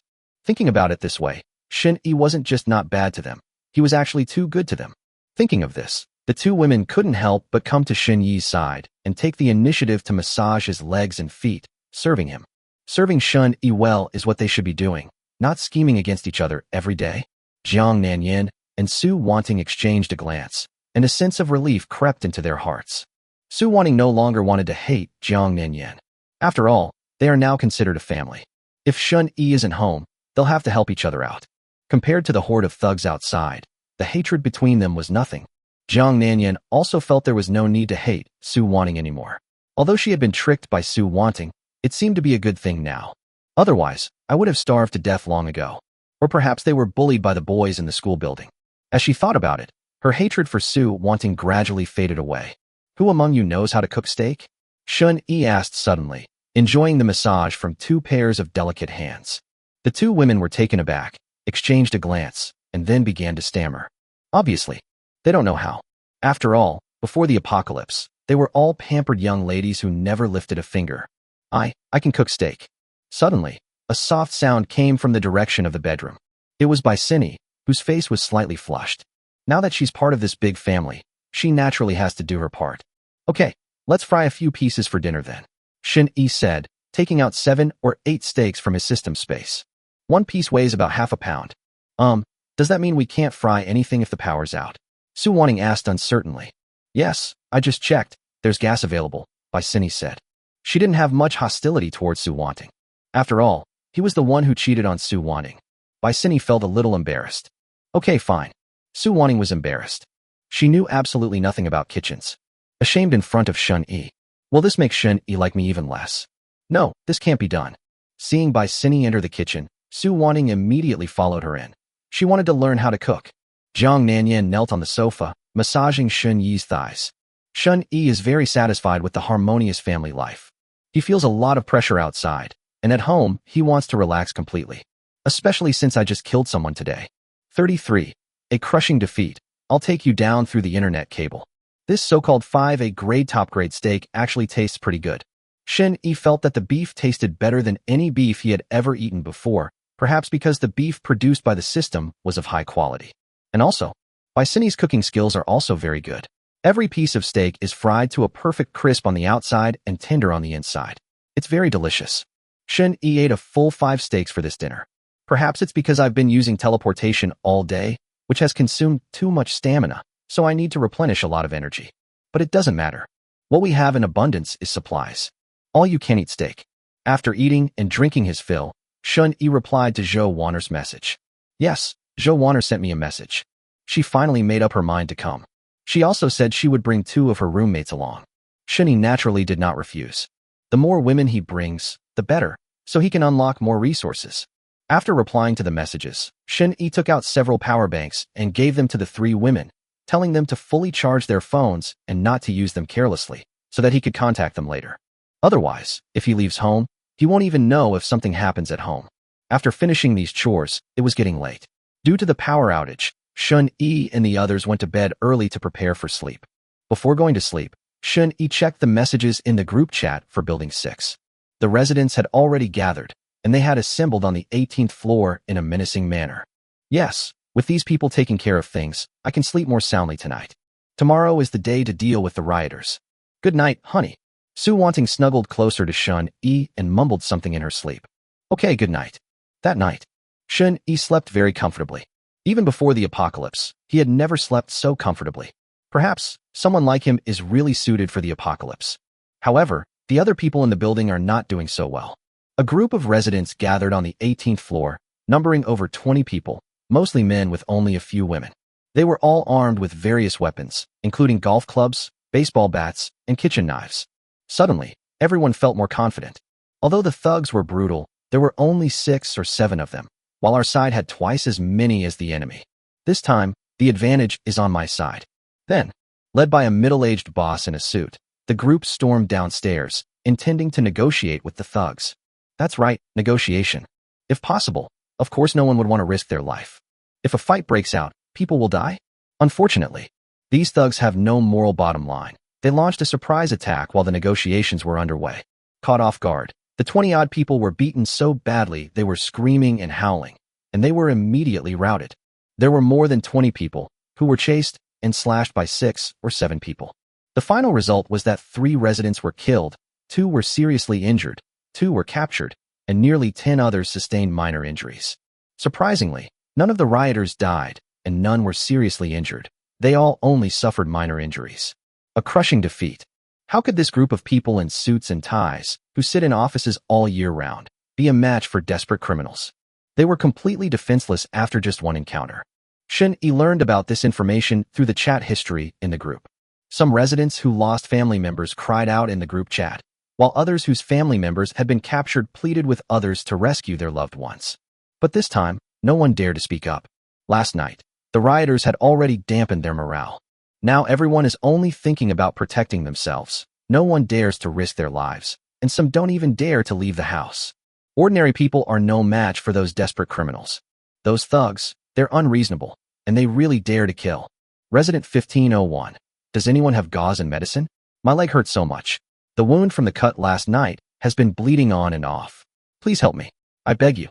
Resident 1501 sent a picture. Shun-Yi clicked on the picture and discovered that the injured resident was actually a woman. Of course, the reason Shun-Yi clicked on the photo was because the first thing he saw in the photo was that the other person had long, white, and very tender legs. Although her leg was mostly covered in blood from being slashed, you could still tell that her leg shape was quite good. I just don't know what they look like, or whether they meet the system standards. Seeing that no one was responding to 1501's plea for help, Shun-Yi replied to the message in the group using Jiang Yan's account. Resident of Unit 2001, I have medicine. If you need the medicine, please message me privately, but you must first send me a full-body photo without any filters. Resident of Apartment 1501, send me photos? What do you need my photos for? Resident of Apartment 0901, what else can we do? Isn't it obvious? Resident 0901, wait a minute, resident on the 20th floor, didn't you miss the gathering last night? Resident of 1401, the 20th floor really didn't help last night. Everyone should remember the resident of 2001. Such a selfish person doesn't deserve everyone's help. Resident 0501, at Resident 2001, get out. It's all your fault. You're the one who killed my man. What right do you have to be in this group? Resident 0501, bastard. Trash. You ill-mannered piece of trash. Get out of this group. You don't deserve to live. You should die. You selfish piece of trash. Resident of Apartment 0501, your whole family should die. Resident 1401, Well said. This kind of selfish guy shouldn't be allowed in the group chat. Resident 1602. Wah, my husband died yesterday when he went out with you guys. You have to protect us, a widow and her child. In an instant, Shun-Yi, who hadn't contributed anything, became the public enemy of the entire building. It was as if all these consequences were caused by his absence. Some people are like that. They dare not face the strong, but they dare to bully the weak. However, Shun-Yi was not the weakling they thought he was. Shun-Yi teleported directly to room 501. At this time, inside the room, a middle-aged woman in pajamas was sitting on the sofa, tapping incessantly on her phone, verbally abusing Shun-Yi in a group chat. It was as if only by venting in this way could she release the pain of losing her man. She was so engrossed in venting that she didn't even notice Shun-Yi's arrival. It wasn't until Shun-Yi deliberately made a sound that the woman looked at him, her face immediately filled with terror. Who are you? How did you end up in my house? Shun-Yi glanced at her phone screen and confirmed that she was indeed criticizing him. I admit you're in pain after losing your man. After all, he was your only support. But Shun-Yi spoke calmly, raising his hand to reveal a pistol. The middle-aged woman was horrified when she saw this. A pistol appeared out of thin air. Is this even human? But what does this have to do with me? You dare curse my family? I'll kill you. Shun-Yi pulled the trigger directly, and the bullet blew his head off. The woman died without ever understanding what she had done to offend a monster. After killing the person who insulted his family, Shun-Yi felt relieved and teleported back to his room. As for the other people in the group who called him selfish, Shun-Yi ignored them for the time being. After we take down the thugs, we can deal with them slowly. Don't think I'm easy to talk to. If you get angry, I'll shove the internet cable through you and beat you up. Just then, the resident of apartment 1501 also added him as a friend. Resident of apartment 1501. My phone only has 1% battery left, so I can't take any pictures. Resident 1501. If you have any medicine, could you please bring it to me? I have photos at home. After saying those two sentences, the other person suddenly disappeared. It seems the phone ran out of battery. After thinking about it, Shun-Yi felt that it was worth making the trip. Anyway, I don't have anything else to do. If the residents of 1501 meet the system standards, I can unlock some new supplies. Even if it doesn't meet the requirements, it's just a matter of putting in a little effort and won't cause any major problems. Thinking about this, Shun-Yi used teleportation to disappear from the building. Shun-Yi. Shun-Yi has vanished into thin air. By-Sini, who had just come out of the bedroom, screamed in surprise when she saw this scene. Then, disregarding the danger, she rushed to the spot where Shun-Yi had disappeared, frantically searching through the cracks in the sofa. How can a living person just vanish into thin air? They disappeared right in front of me. Teacher Bai, don't worry. Jiang Nanyan and Su Wanning couldn't help but laugh at By-Sini's comical behavior. How could someone as big as Shun-Yi possibly hide in the crack of the sofa? They knew this was Shun-Yi's new superpower, so they weren't very surprised. He also explained it to By-Sini. After hearing the explanation, By-Sini blushed and couldn't help but think to herself that she really couldn't adapt to the post-apocalyptic world. 34. He must be my Prince Charming. Shun-Yi used teleportation and arrived on the 15th floor in a few seconds. Since this high-end residential community has 2 apartments per floor, apartment 1501 is not hard to find. He arrived at the door and knocked politely. Would first take a look at the appearance of the resident of 1501. If the appearance did not meet the system standards, he would turn around and leave immediately. After waiting a while, the electronic lock beeped and the door opened. The electronic lock can function for a long time even during a power outage. It has a built-in power reserve, so it's not a bug. Pale-faced girl appeared at the door, wearing a mint green short-sleeve shirt and light blue high-waisted denim shorts. The girl was very pretty, with smooth chestnut brown long hair styled into soft waves. One side was tucked behind her ear, revealing a small pearl earring, while the other side hung naturally to frame her face. Her legs are long and straight with smooth muscle lines, giving her a healthy and energetic look, clearly indicating that she exercises regularly. Only, now that beautiful left leg is almost completely stained red, and even binding it with cloth strips can't stop the bleeding. Or perhaps it's because the girl didn't know how to treat her wound that this situation occurred. Perhaps due to excessive blood loss, the girl's face was very pale, and even her lips were somewhat white. At that very moment, system triggered. Bite. Survivor matching system criteria detected. Initiating detailed information scan. Name, Chu Xiao. Age, 24. Appearance, 91 points. Body condition, 95 points. Internal strength, 100 points. Extensive personal experience, but no practical experience. Total score, 96 points. Evaluation. Taking them in will unlock one random resource.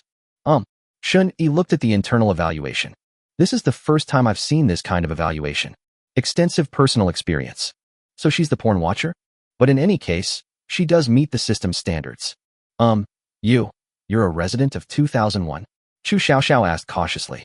She only opened the door after confirming through the peephole that Shun-Yi was not the thug downstairs. Your leg is bleeding again. Let's stop the bleeding first. Shun-Yi spoke. He picked her up and carried her into the room. Chu Xiaoxiao was stunned. In that instant, she forgot to resist. Because Shun-Yi's actions were so natural, as if they were a couple. But it only lasted a moment before Chu Xiaoxiao realized what was happening. She immediately blushed and struggled, repeatedly refusing. You can't do this. We've only just met. Besides, I'm still injured. I can't be cowardly. If you really want to, at least wait until I'm healed. Actually, Chu Xiaoxiao felt at first glance that Shun-Yi was quite handsome and tall, which met her criteria for a partner. It's the end of the world now, so finding a man to rely on isn't so bad. However, Chu Xiaoxiao couldn't accept having to exercise right after meeting him. At least we should introduce ourselves first, right? Shun-Yi didn't explain. Instead, he put the lost-thinking Chu Xiaoxiao on the sofa, then took out the gauze and liquor he had gotten from the supermarket shopping trip earlier from his system space, and began to disinfect and bandage her wounds. Shun-Yi didn't explain because Chu Xiaoxiao was already acting strangely due to excessive blood loss. There are no good medical conditions in the apocalypse, and if excessive blood loss causes complications, it will be a real problem. Shun-Yi was still counting on her to unlock the supplies. I can't let myself make a wasted trip and waste a roll of gauze and some liquor. Especially the liquor. Shun-Yi searched the entire supermarket and only found 2 bottles of high-purity liquor that were not contaminated. He originally planned to keep them for disinfection if he got injured in the future. After all, the apocalypse is not like before. There are no doctors if you get injured. Shun-Yi was also thinking of going to the hospital again in the next couple of days to pick up some medicines in advance, just in case he gets sick in the future. Chu Xiaoxiao winced in pain, instinctively grabbing Shun-Yi's thigh tightly and letting out a scream. Even Shun-Yi's thigh was scratched so hard it hurt. Disinfecting with baijiu, a type of Chinese liquor, is a painful process that most people cannot endure. However, although Shun-Yi's movements were rough, they were very fast. After disinfection, her wound was tightly bandaged with gauze, which stopped the bleeding. All right, you should rest now. I'll come back tomorrow to disinfect and change the gauze. After saying that, Shun-Yi prepared to leave. This woman is so badly injured, she definitely can't unlock the reward right now. Let's rest for a couple of days first. Anyway, it won't consume much resources. Shun-Yi left behind a roast chicken and then used teleportation to leave. They made no demands or asked for anything, because he had already decided that Chu Xiaoxiao belonged to him. Naturally, no explanation is needed. What if Chu Xiaoxiao refuses? Then give me my life back. If Shun-Yi hadn't saved her, she would have died today. Moreover, Chu Xiaoxiao also saw her own superpower. If she was unwilling to submit, she would have to be silenced. Shun-Yi didn't want his teleportation ability to be revealed, otherwise it would be troublesome if he were targeted in the future. This is what is meant by the saying that every gift of fate comes with a hidden price tag. Shun-Yi rescued Chu Xiaoxiao. She only had 2 choices. Submit or die. Could he be the Prince Charming sent by heaven to save me? Chu Xiaoxiao lay weakly on the sofa, blankly recalling the scene of Shun-Yi treating her wounds and leaving her food. As she thought about it, her face gradually turned red. She saw that with a wave of Shun-Yi's hand, gauze, white wine, and food appeared. After helping him, the man didn't ask for anything and just left. If this isn't Prince Charming, then what is it? Is it a deity? Chu Xiaoxiao even thought that she had to repay the life-saving grace by marrying him. As a result, the other party didn't want anything. This made Chu Xiaoxiao feel a little disappointed. However, he said he'll come back tomorrow to change my dressing, which means we'll see each other then, right? Chu Xiaoxiao couldn't help but feel hopeful again. Weak and powerless, she even thought about dressing up and being in the best possible condition to greet her Prince Charming. It smells so good. Chu Xiaoxiao gently turned over and looked at the still steaming roast chicken on the table. She remembered that the chicken was conjured up by her Prince Charming in a flash, as if it were a divine act. He really is the Prince Charming of my dreams. While thinking about it, Chu Xiaoxiao happily started eating the chicken. After leaving Chu Xiaoxiao's house, Shun-Yi went straight to the first floor. It's time to deal with these thugs. Their role is over. When Shun-Yi appeared on the first floor, he saw several thugs grilling meat. The meat they were grilling was actually cut off from corpses. No wonder these people didn't starve to death. On the contrary, they were full of energy and even had the strength to bang on doors. Who goes there? Brother Wong, there's a pretty boy here. Sudden, the thugs discovered Shun-Yi. Immediately, someone picked up a knife, staring at him fiercely, their eyes filled with the ferocity of a wild beast. Shun-Yi, it's you. Sudden, from the corner, the blonde-haired student with a swollen face emerged, glaring at Shun-Yi with resentment. It was because Shun-Yi abandoned her that she became like this. It's all because of Shun-Yi. Shun-Yi ruined his own life. 35. Slaughtering thugs, mutated black spiders. Big brother, it's him. He's the bastard I told you about who was with several female college students, the blonde-haired man immediately said to the tattooed burly man. Having suffered so much hardship and torment myself, I'm determined to make Shun-Yi suffer it all. Upon hearing this, the tattooed burly man looked at Shun-Yi with great interest. She looked him up and down. Who do you think I am, this guy? The burly man spat, and then said viciously, Tiger, break one of his legs and force him to tell us which floor he lives on. Then we'll go to his house and have our way with his woman. Good. A tall, thin man in a security guard uniform responded and walked over carrying a baseball bat. The other thugs didn't take Shun-Yi seriously at all. He was just an ordinary person who couldn't even kill a chicken. They killed several people last night. But in the next second, a deafening gunshot suddenly rang out. The man in the security guard uniform stood frozen in place, then fell straight down with a bloody hole in his forehead. Without pausing, Shun-Yi raised his gun and fired repeatedly at the other rioters who hadn't yet reacted. The sound of gunfire echoed incessantly across the first floor. After firing all the bullets in one gun, Shun-Yi immediately switched to another. In the short span of time, 4 thugs were shot to death. No nonsense. He came here to kill people. So, after confirming the number of rioters, he opened fire immediately. Damn it. How did he get a gun? Run. Run fast. The surviving rioters were filled with fear. Their arrogance and ruthlessness stem from the fact that they haven't encountered anyone stronger than themselves. It was only the early stages of the apocalypse, and most people had not yet become outlaws and dared not fight the thugs. This led the rioters to believe that they were very powerful and invincible. But now, being unilaterally slaughtered by Shun-Yi, they finally experienced what fear truly meant. The fear of death.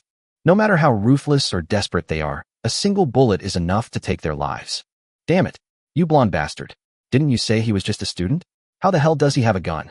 Tattooed, burly man immediately hid in the room, venting his fury on the blonde-haired man. Gun. That SA gun. They dared to kill so recklessly precisely because they knew that guns were banned in Xia country. If someone knows that another person has a gun, only a fool would cause trouble for them. What good are these few broken knives we have? The blonde-haired man was already terrified. She hid behind the wardrobe, trembling with fear. Shun-Yi actually has a gun. And he shot and killed without hesitation. Is he really just an ordinary college student? The blonde-haired man was so scared that he wet himself. What to do? What to do? He had already offended Shun-Yi. If he waited until everyone else was killed, he would surely die too. Soon, the gunfire outside stopped. There was no sound at all. There wasn't even a scream. It seems everyone has been killed. The tattooed, burly man gripped his knife tightly, hiding behind the door, beads of sweat forming on his tense forehead. You only have one chance. The only way to kill someone is to strike them dead when they enter the room and are caught off guard. The tattooed, muscular man held his breath, staring intently at the doorway. But he didn't notice that someone suddenly appeared behind him. When the blonde-haired man saw Shun-Yi appear out of nowhere, his eyes widened in disbelief. He pointed at him, trembling, and cried, "Be big brother. He's in." The tattooed burly man was stunned and subconsciously tried to turn his head, but Shun-Yi's gun had already fired a bullet, hitting him directly in the back of the head. Shun-Yi then fired several more shots, killing the burly man who was filled with fear. "Spare me. Big brother, spare me. Please. Let me go? Please let me go. We're classmates from the same school." The blonde-haired student knelt on the ground, tears streaming down his face, begging for mercy. Shun-Yi, however, calmly switched to a different gun from his system space and shot him dead. Inside the room, there was a man who was tied to a chair and had already lost his breath. There was also a woman huddled in a corner, completely naked and trembling. The woman's mental state had completely collapsed. Even after witnessing Shun-Yi kill someone, she remained immersed in her fear and showed no reaction. Shun-Yi raised his hand and shot her, ending her suffering. I left the room. Shun-Yi saw a bandit who had been shot 4 or 5 times, but was still alive. He had already struggled to climb outside the building. Shin Yi, however, was in no hurry. He stood still, raised his gun, aimed at him, and fired. The first shot missed. TSK, it seems my marksmanship is really bad. I can't even hit such a big target. As Shin Yi spoke, he continued to pull the trigger. He used the thug struggling to survive as a target for shooting practice. Shin Yi's marksmanship has always been poor, which is why he always gets within 10 meters of the enemy before firing. But he has plenty of bullets and guns, so he can improve gradually.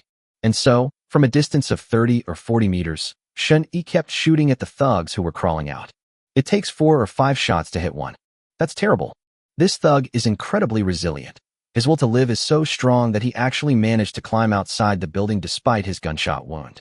As Shin Yi switched guns, he slowly approached and aimed again. This time he aimed for the head. Just as Shin Yi was about to pull the trigger.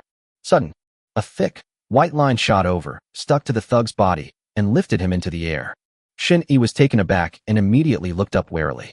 What is that? He observed for a while, but because the upper floor was covered with plants and the black fog was thick, he couldn't see anything. Shin Yi remained vigilant. He casually picked up the body of one of the thugs and threw it outside the building. As soon as the body hit the ground, a thick white line, exactly the same as before, shot down and snatched the body away. Holy crap! What is this thing? Shin Yi was shocked. He had always thought the building was safe, but it was clearly not.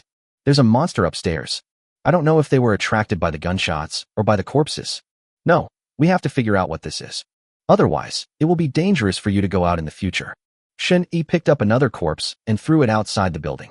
At the same time, he immediately used teleportation to get outside the building and stared intently at it. All I saw was, from within the black mist, a giant black spider, 2 or 3 meters in size, covered in black hair and with many legs, crawled down from the building. It spat out a white thread as thick as an arm from its calicary mouth, which instantly stuck the corpse and dragged it up. Shin Yi seized the opportunity, raised his gun, aimed at the mutated black spider, and fired 7 or 8 shots in quick succession.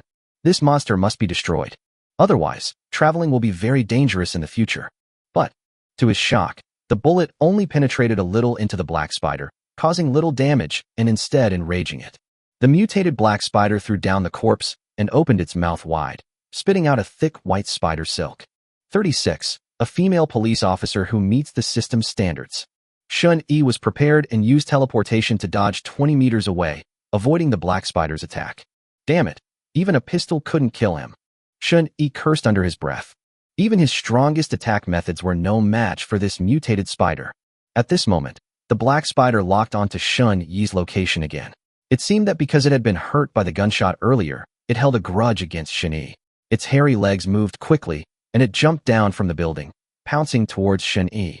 A giant spider, 2 or 3 meters long, lunged at Shin Yi, sending chills down his spine. He quickly used teleportation to lure the black spider away. But the black spider only chased for a few dozen meters before suddenly stopping.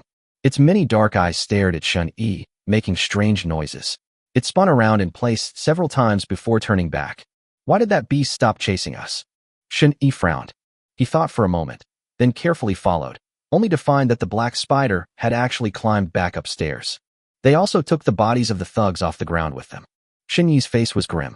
This black spider clearly intends to stay here and not leave. Shin Yi had just tried to use teleportation to lure the black spider away, but the other party didn't fall for it at all. Damn it. I finally found a satisfactory shelter, and then I run into something like this.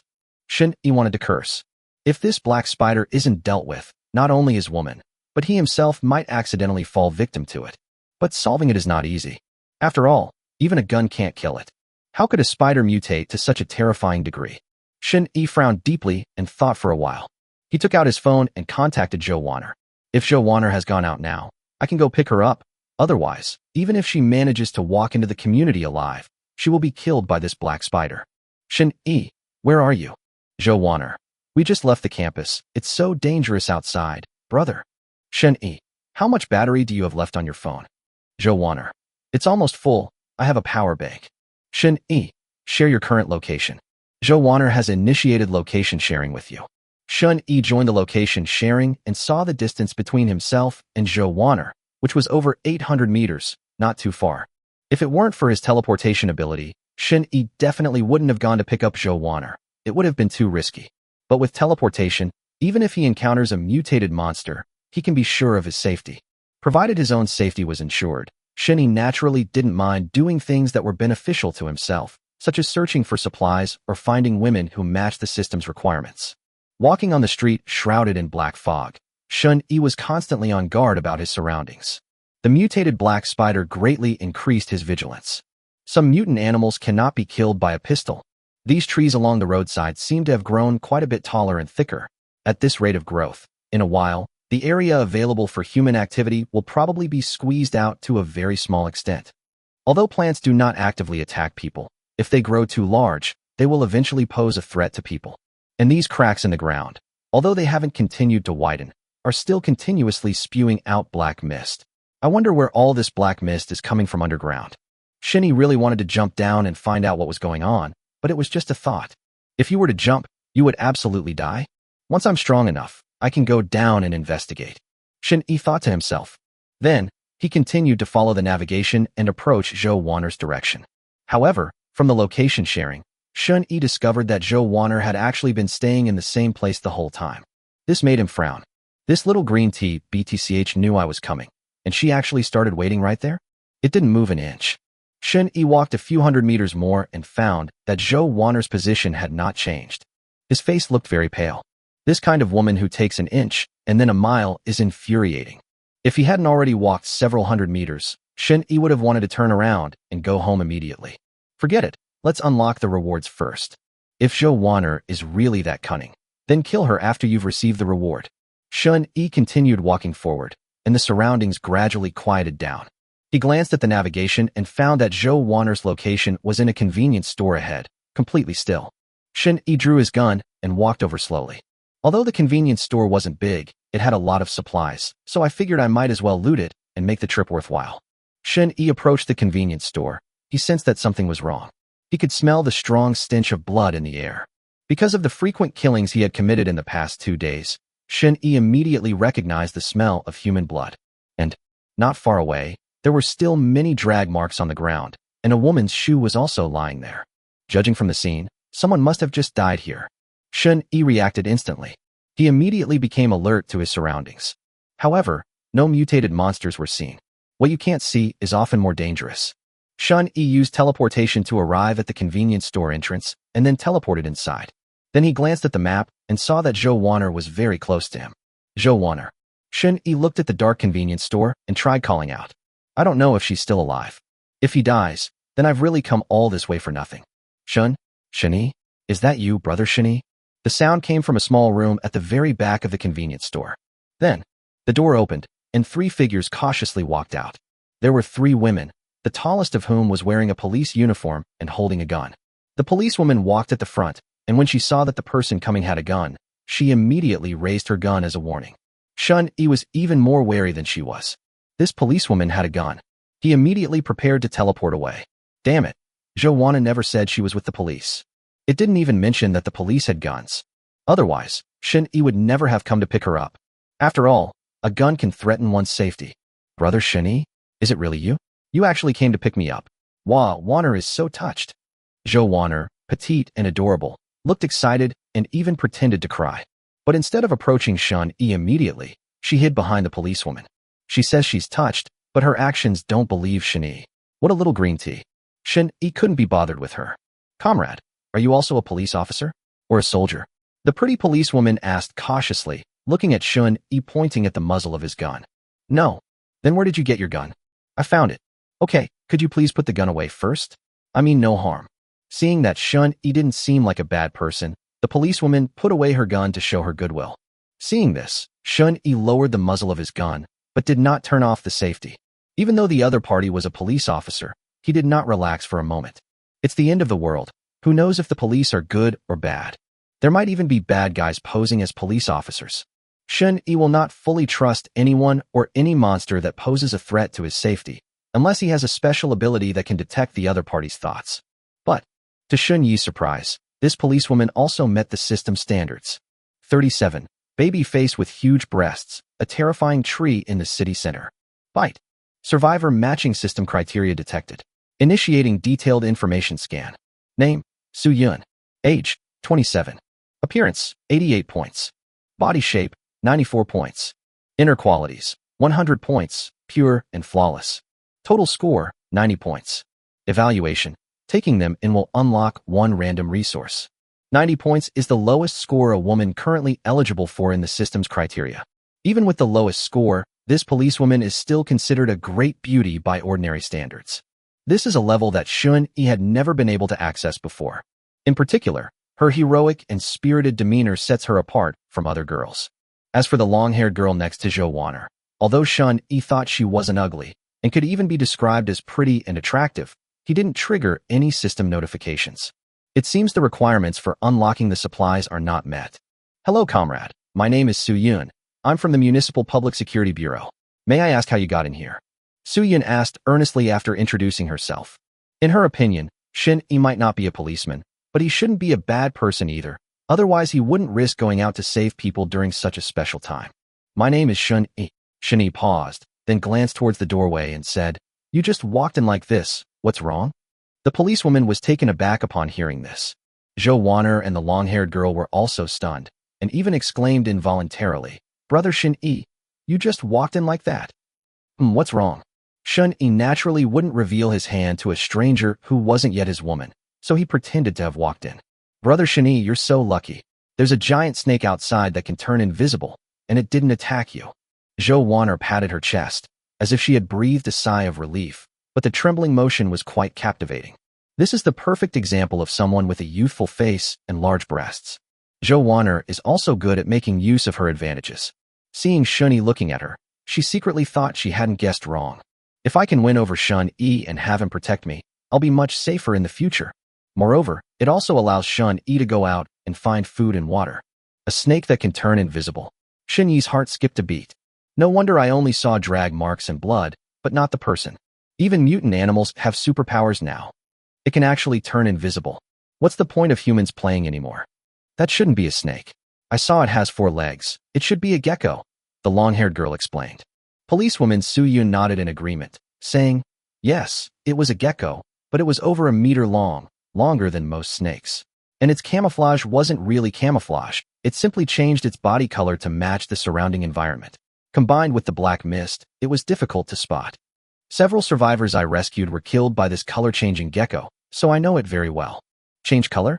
Isn't that the ability of a chameleon? Shin-Yi's expression was strange. Hybrid?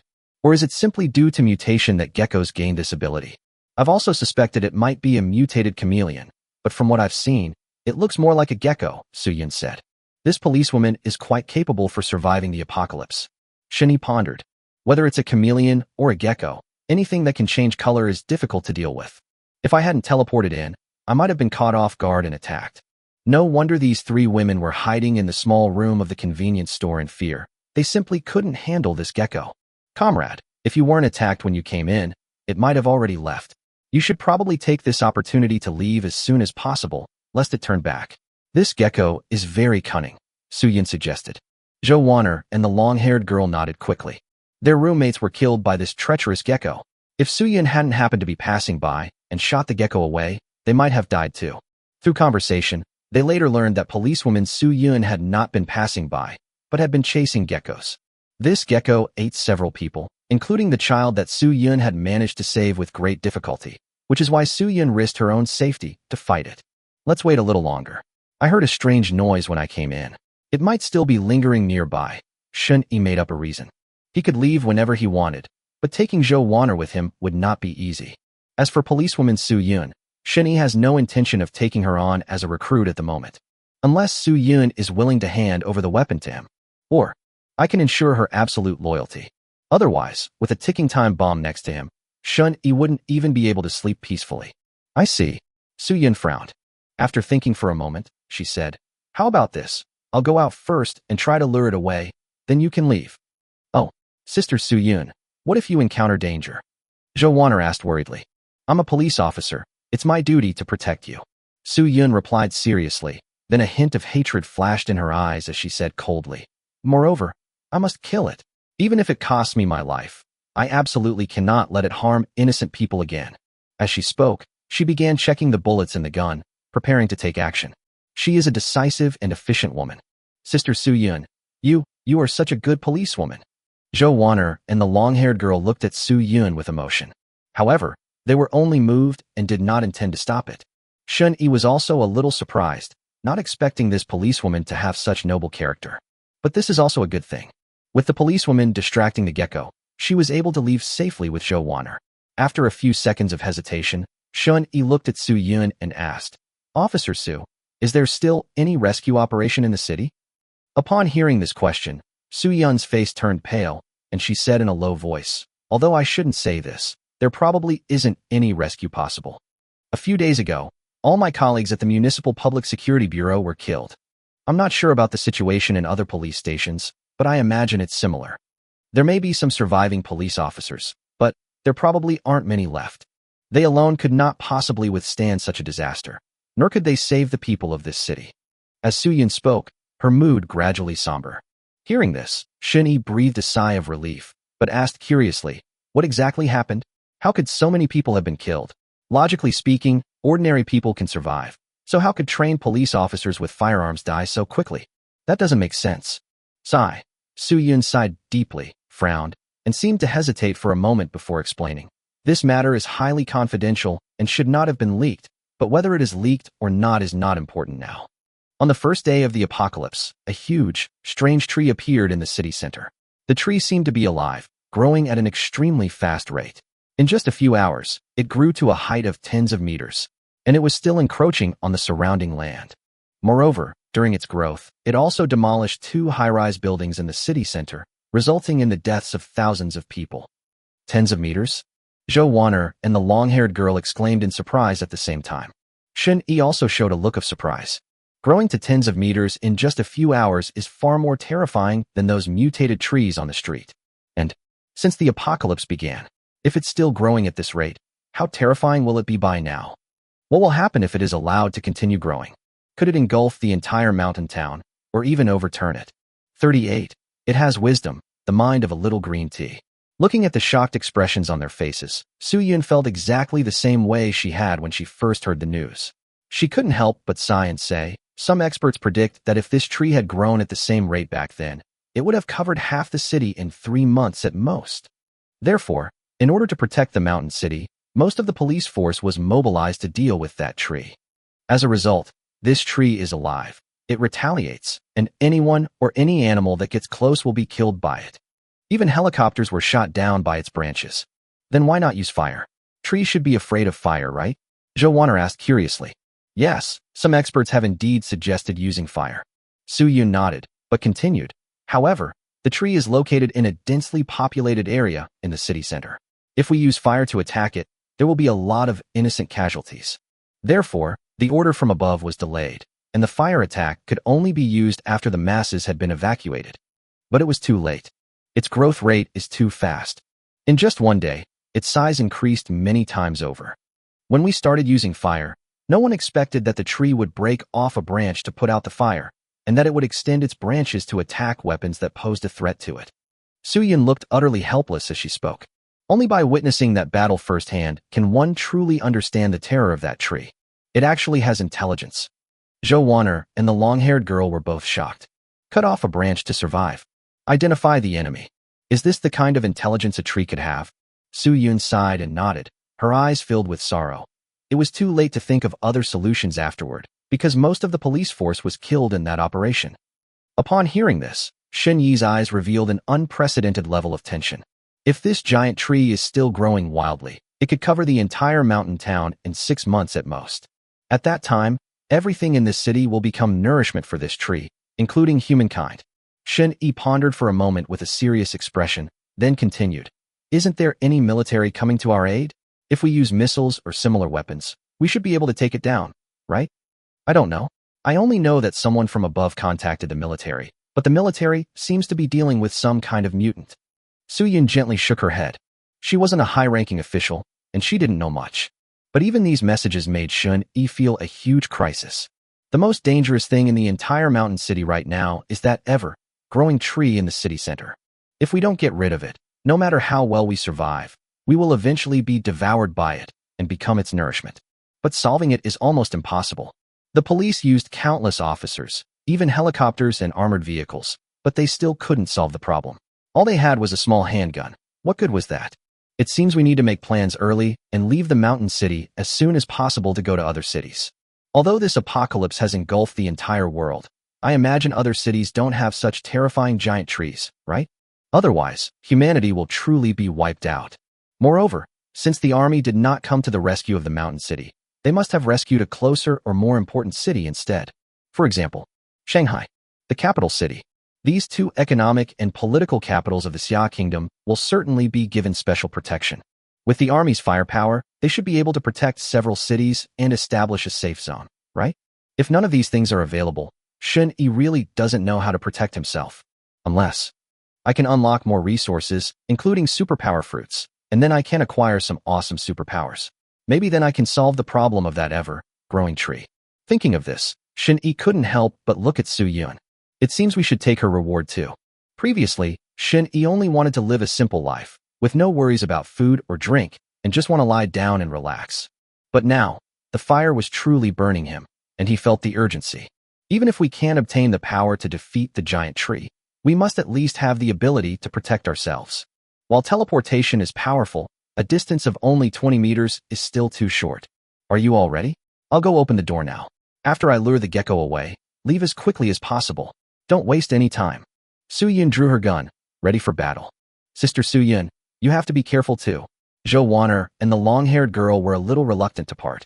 Although they had their own selfish thoughts, they were genuinely grateful for Su Yun's efforts.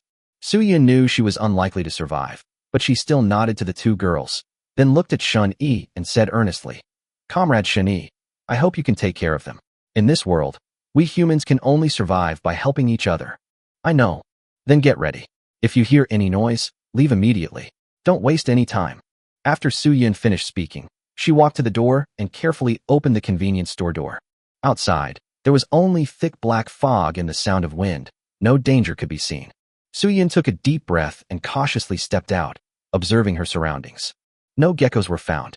This color-changing monster is difficult to spot with the naked eye once it hides in the black mist.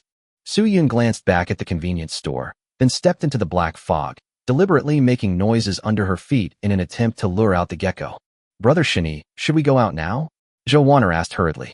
The long-haired girl also gripped her backpack tightly, ready to run away at any moment. Shun Yi glanced at her and said, You two continue to hide in the inner room. Come out when I call you. Huh? Why? Sister Su Yun lured that monster away. Wouldn't it be better if we left as soon as possible? Zhou Wan'er said anxiously. Shut up. If you don't want to listen, you can leave now, but don't follow me. Shun Yi was too lazy to waste words, and walked out of the convenience store after finishing his sentence. If Zhou Wan'er obeys, I won't mind saving her life.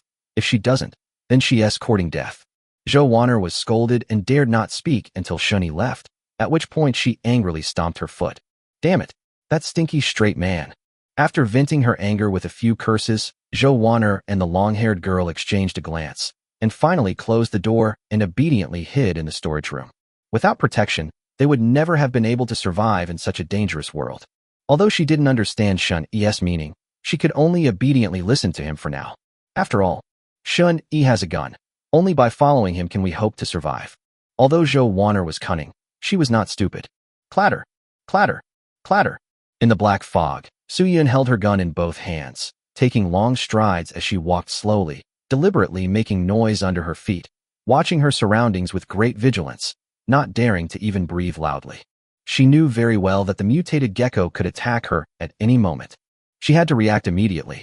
Even if I get attacked, I must kill this monster. Su Yun walked very slowly, but made a loud noise. This undoubtedly fueled the mutated gecko's desire to hunt her. At this time, within the black mist, a pair of cold, vertical pupils were quietly staring at Su Yun. Vertical pupils had a body that was almost completely integrated with the black mist. It remained quietly in place, without moving an inch. It is waiting for its prey to come to it. Su Yun, who was slowly walking towards it, was its prey. Silence. Silent. It moved when its prey was only about 2 meters away.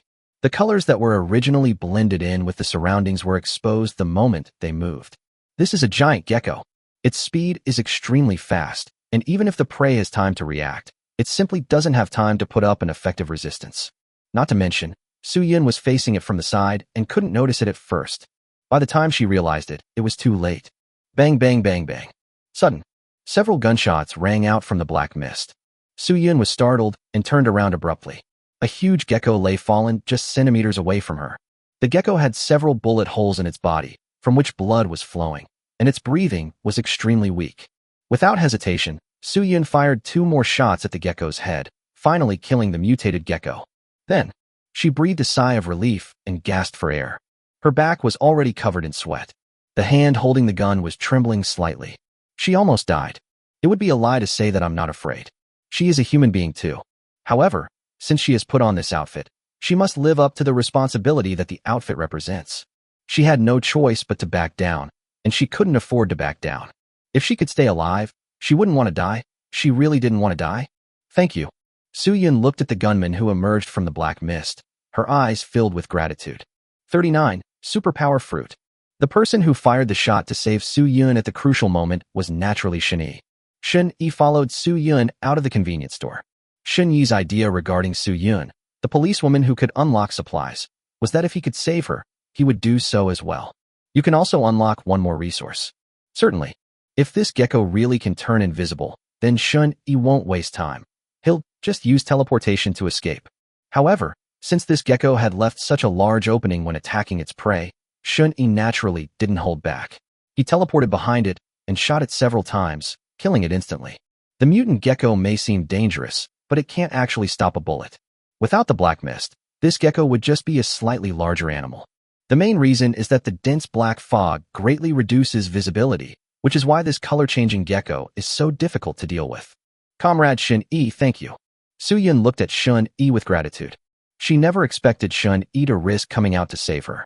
You have to understand that if you can't lure out the mutated gecko, Shin-yi will most likely become the gecko's primary target.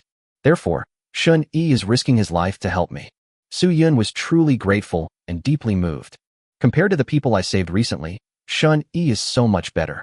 Some of those people abandoned me and ran away at the crucial moment. Some even secretly left because they didn't want to share the food, and some even coveted my body.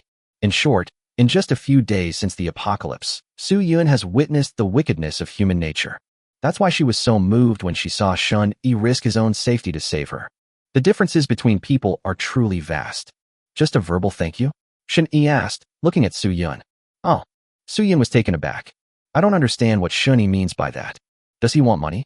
Shin-yi looked at Su-yun, who had a blank expression and was quite speechless. Surprisingly, this policewoman couldn't even understand such an obvious hint. No wonder she's still so innocent and pure in her 20s. I mean, do you want to repay my life-saving grace by marrying me? Shin-yi said directly. This. Su-yun's cheeks flushed bright red, and she stammered, unable to utter a complete sentence. Even though she was usually very outgoing, she was so shy that she didn't dare to look at Shin-yi for a moment. How old are you? I'm almost 30. How can I? As Su-yun said this, she felt her face burning hot. So embarrassing. Discussing this kind of thing with a guy so much younger than me is so humiliating. We're only a few years apart in age. Besides, in today's world, does age even matter? As Shin-yi spoke, he walked up to Su-yun. He reached out his hand, wanting to take Su-yun's hand. Who knows, we might die in an accident tomorrow. Don't think too much about it. Living in the moment is the most important thing. Su-yun blushed even more, instinctively dodging Shin-yi's hand, then turned her head away and said, No way. We've only just met. How can we do this? Although she was very grateful to Shin-yi for saving her, she also had some good feelings towards him. But this goodwill isn't love. It's more of a feeling of sympathy compared to the other heartless people in the apocalypse. But the thought of suddenly having her date Shin-yi felt too fast. The age difference is one reason, but the main reason is that it happened too fast. They've only known each other for less than an hour. Su-yun, who is conservative at heart, couldn't quite accept such a rapid development of their relationship. But Shin-yi didn't care about all that. Besides, we can't just let ourselves waste a few bullets, can we? Seeing that Su-yun's resistance didn't seem so strong, he took the initiative to hug her and kiss her. Su-yun was instantly stunned. Sudden. This was so sudden. So much so that she forgot to resist for a moment. My first kiss. While kissing her, Shin-yi secretly took the gun from Su-yun's waist to prevent her from shooting him in a fit of rage. But he seemed to have overthought things. Su-yun didn't resist. She only struggled symbolically for a few moments, and then actually hugged him back. Sure enough, the more conservative a woman is, the more passionate she becomes once she lets loose. That's what contrast is all about. However, She definitely hasn't brushed her teeth in a long time. It tastes terrible. So Shun-yi didn't stand on ceremony and used teleportation to bring Su-yun to an empty shop. Bite. Starting to randomly unlock one type of resource. Ding. Unlocked successfully. Congratulations on unlocking the resource. Superpower, Sensory Fruit. Special ability, Sensing Fruit +1, already stored in system space. Special ability, Sensing Fruit +1, already stored in system space. Superpower. Holy crap. Upon hearing the system notification, Shun-yi excitedly sat up from the ground. Superpower Fruit. They actually unlocked the Superpower Fruit. What's wrong? Su-yun asked, her face flushed as she looked at the agitated Shun-yi. Why is he suddenly so happy? Could it be because they know I've never been in a relationship before? Thinking of this, Su-yun's face turned even redder. I never imagined that after being so conservative for so many years, I would end up with a boy so much younger than me. Would you call this an old cow eating young grass? Definitely counts. Although she was only half-heartedly complying, Su-yun didn't actually mind it in her heart. Otherwise, even if he had to half-heartedly agree, Shun-yi wouldn't have been able to get her so easily. Su-yun is, after all, a policewoman who has received professional training. If she really puts her life on the line, she is no pushover. Nothing, I'm just happy. Shun-yi happily gave Su-yun a big kiss. It seems my risky idea was right. Su-yun has actually unlocked a superpower fruit, and it can be stacked infinitely. Damn, so many fruits, that's invincible. Moreover, this also proves that superpower fruits are indeed a type of resource.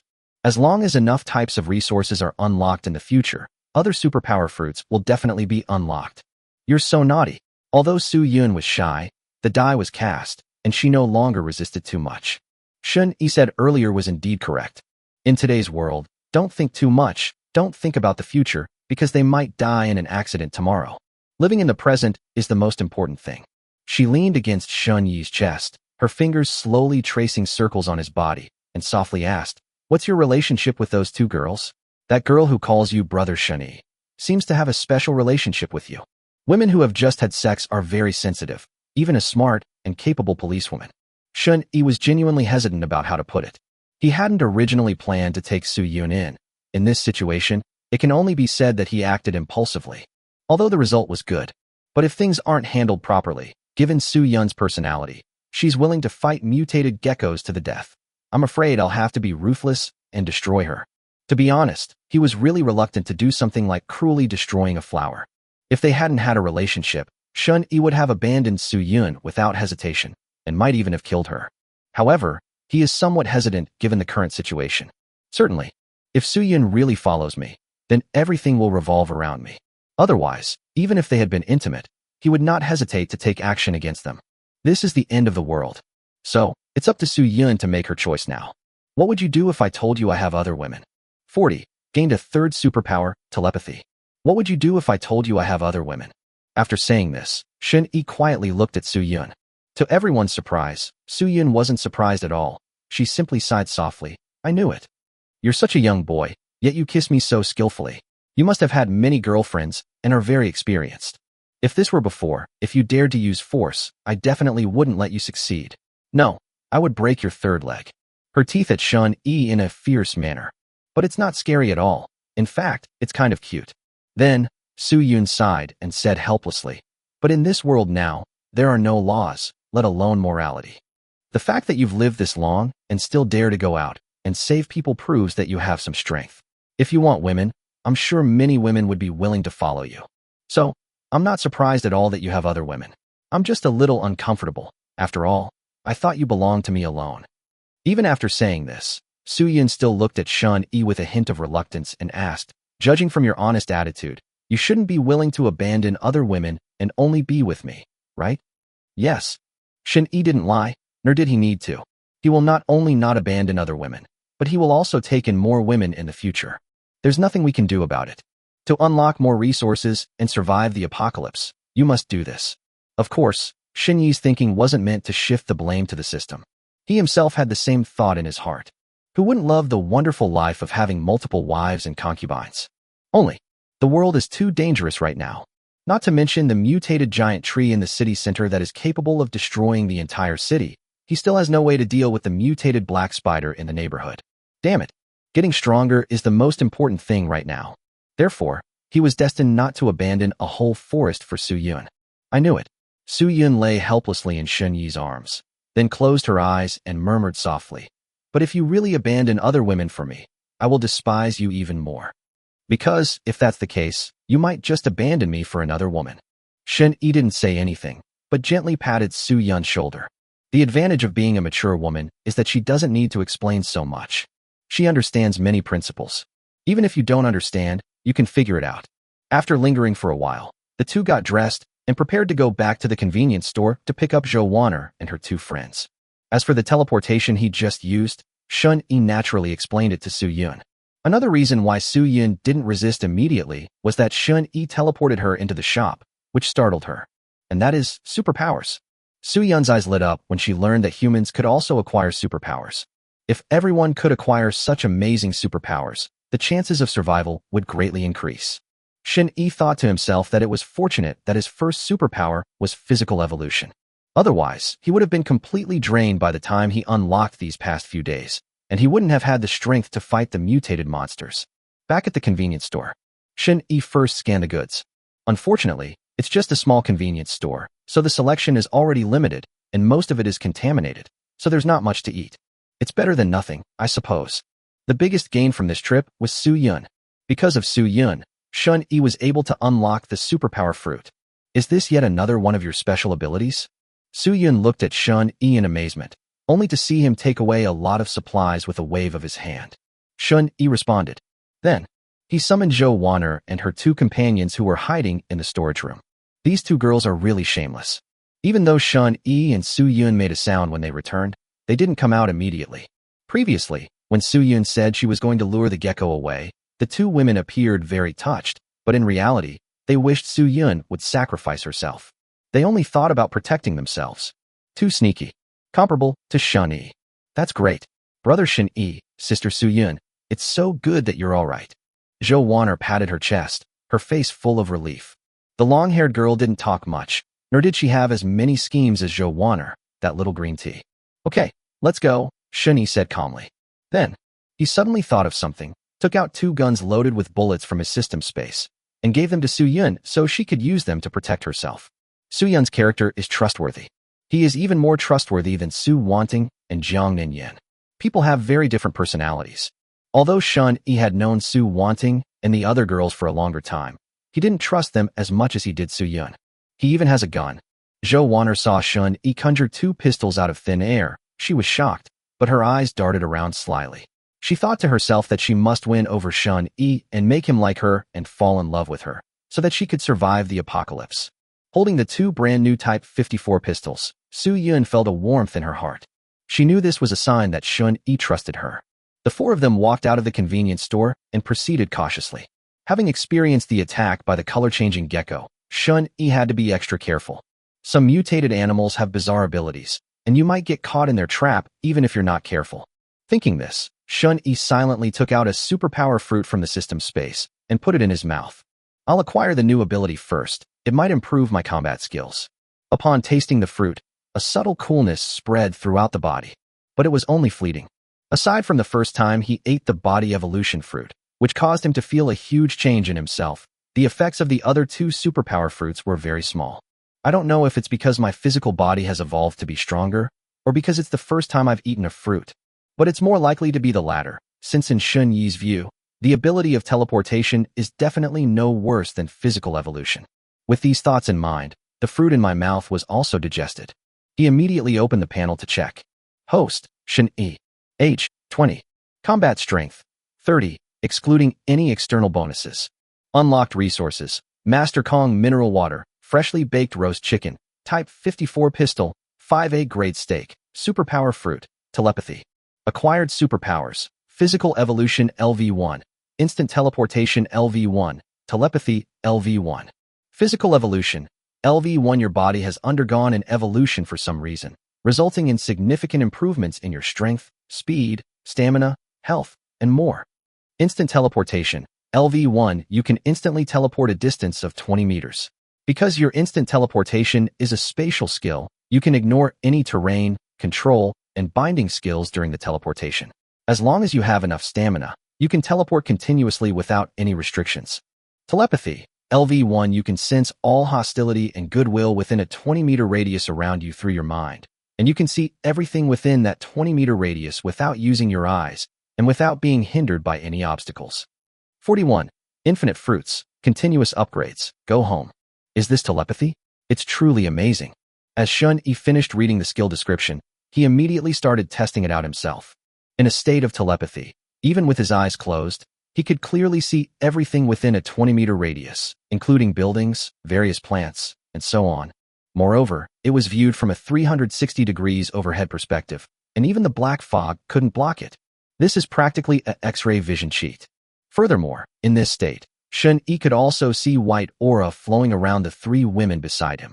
Although there was no written explanation, Shun-Yi could understand its meaning the moment he saw the white aura. White represents trust and loyalty to oneself. The whiter the skin, the more loyal it is. Suyun's body was as white as flawless white jade.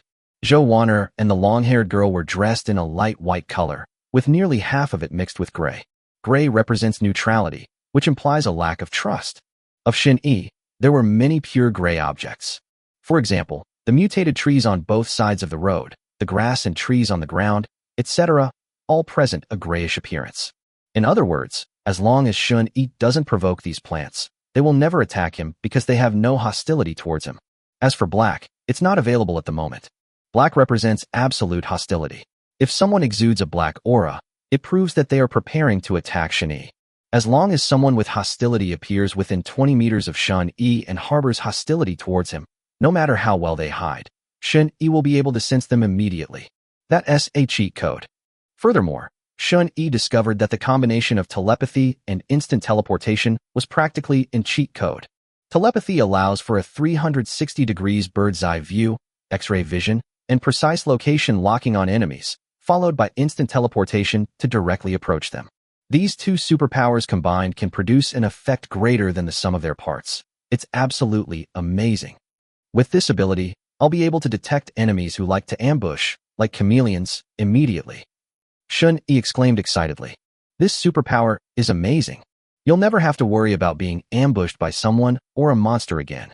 Besides, if the woman next to him becomes hostile, Shun-Yi can sense it immediately, preventing him from being stabbed in the back in bed. Although I can only sense a distance of 20 meters at the moment, it is enough. Moreover, there are still a bunch of perception fruits in the system space.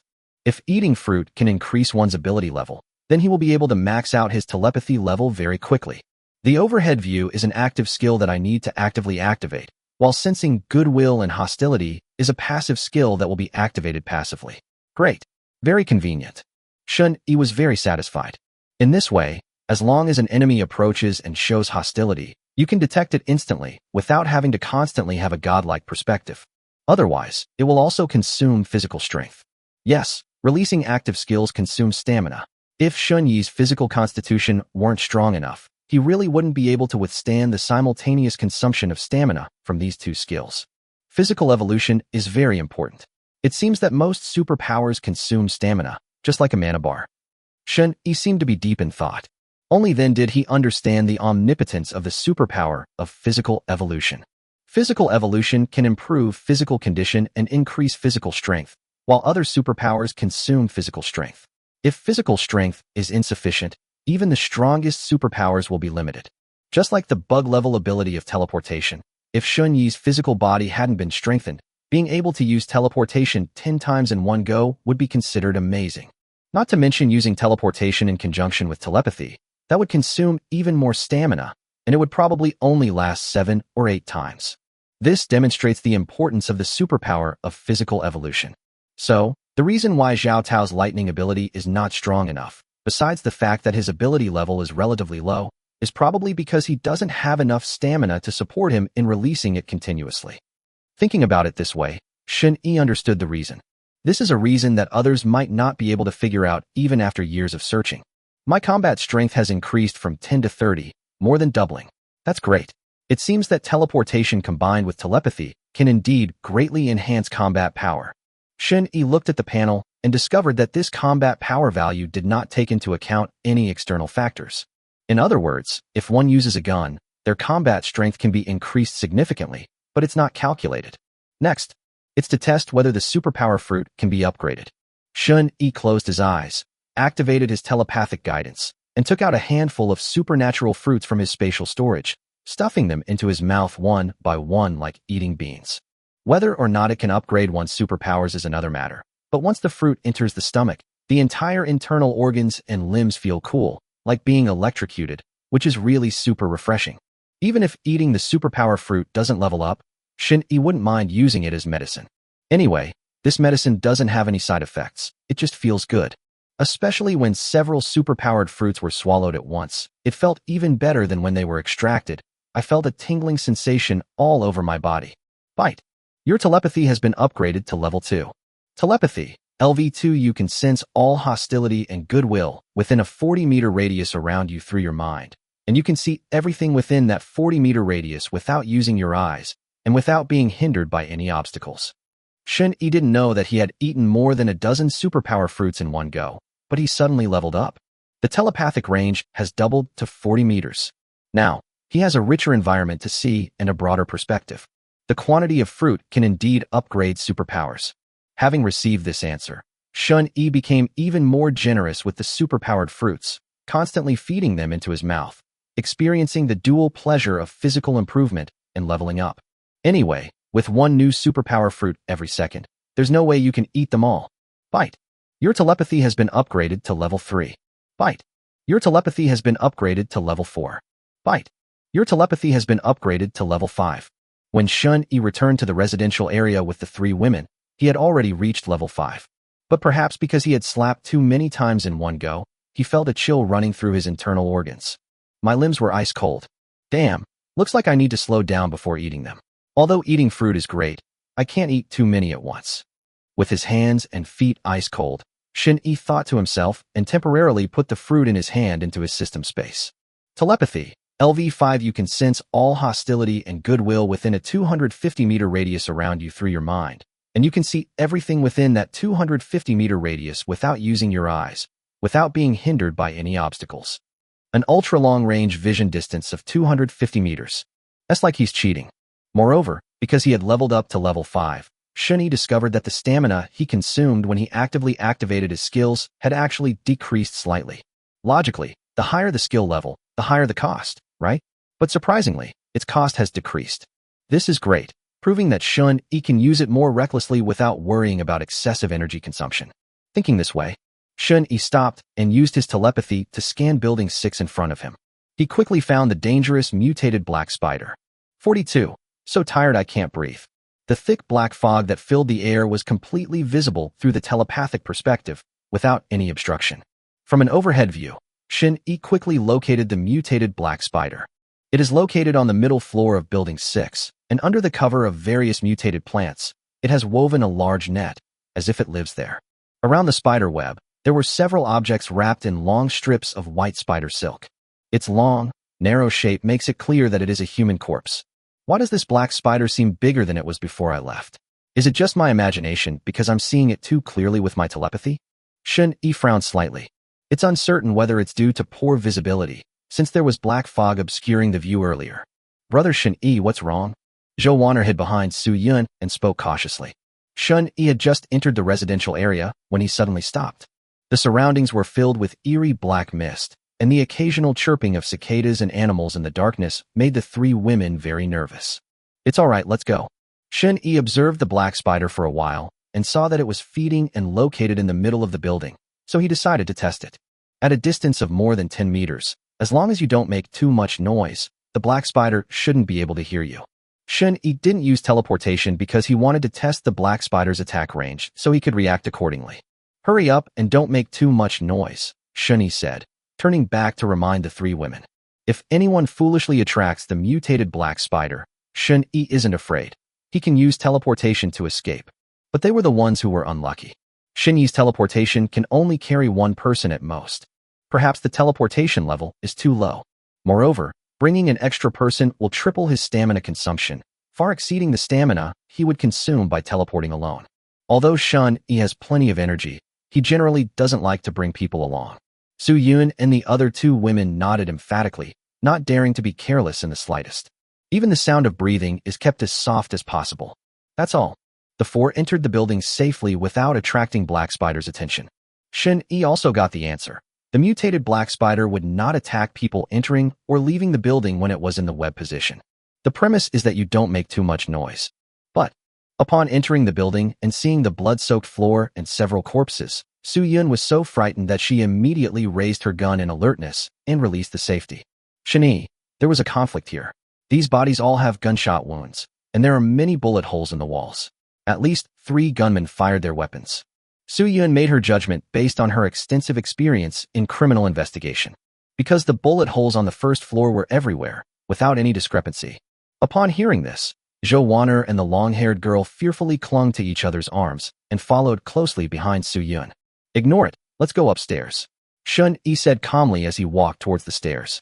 Su-Yun was taken aback, her expression changing slightly. She vaguely sensed something from Shen-Yi's attitude, but she didn't say anything. Did you kill those people on the first floor? While climbing the stairs, Su-Yun couldn't help but ask the question. Yes. Su-Yun remained silent. She clearly felt that Shen-Yi was not a bloodthirsty person. But that bloody scene just now. Su-Yun pursed her lips, her feelings at that moment extremely complicated. Upon hearing Shen-Yi's unwavering confession of murder, Zhou Wan'er and the long-haired girl trembled in shock, their gazes towards Shen-Yi shifting to one of fear and awe. Judging from the bloody scene on the first floor, Shen-Yi actually killed several people all by himself without sustaining any injuries, and he didn't even flinch when he saw the dead. What kind of mental fortitude is that? Is he really just a college student? Zhou Wan'er and the long-haired girl were extremely nervous. But as they climbed down the 20 floors, all their thoughts were overwhelmed by exhaustion. I'm so tired, I can barely breathe. The elevator is out of service. Living on a high floor is torture. As soon as he reached the 20th floor, Shen-Yi frowned. He saw 2 men loitering suspiciously in front of his door. Moreover, the 2 men exuded an aura that was predominantly black, neutral yet tinged with hostility. The 2 men's eyes were immediately drawn to Su-Yun, who was wearing a police uniform. Their faces lit up with surprise, and they quickly moved closer. Police. The police have finally come to rescue us. Officer, I need to call the police. I need to call the police. There's a murderer downstairs. Officer, hurry and deal with this. Arrest those thugs. The 2 men angrily accused Su-Yun. Thugs? What's going on? Su-Yun asked, puzzled. Those cannibalistic thugs on the first floor. Officer, didn't you encounter them when you came up? They're worse than animals. The 2 immediately recounted the atrocities committed by the thugs. Rape, kidnapping, murder, cannibalism. They are simply demons. Zhou Wan'er and the long-haired girl turned pale upon hearing this. Su-Yun's expression became even more solemn. I never expected that such thugs would appear less than 10 days after the apocalypse. Immediately, she suddenly realized what was happening and subconsciously looked at Shen-Yi. So, this is why Shen-Yi killed those people? Because they were thugs? Really?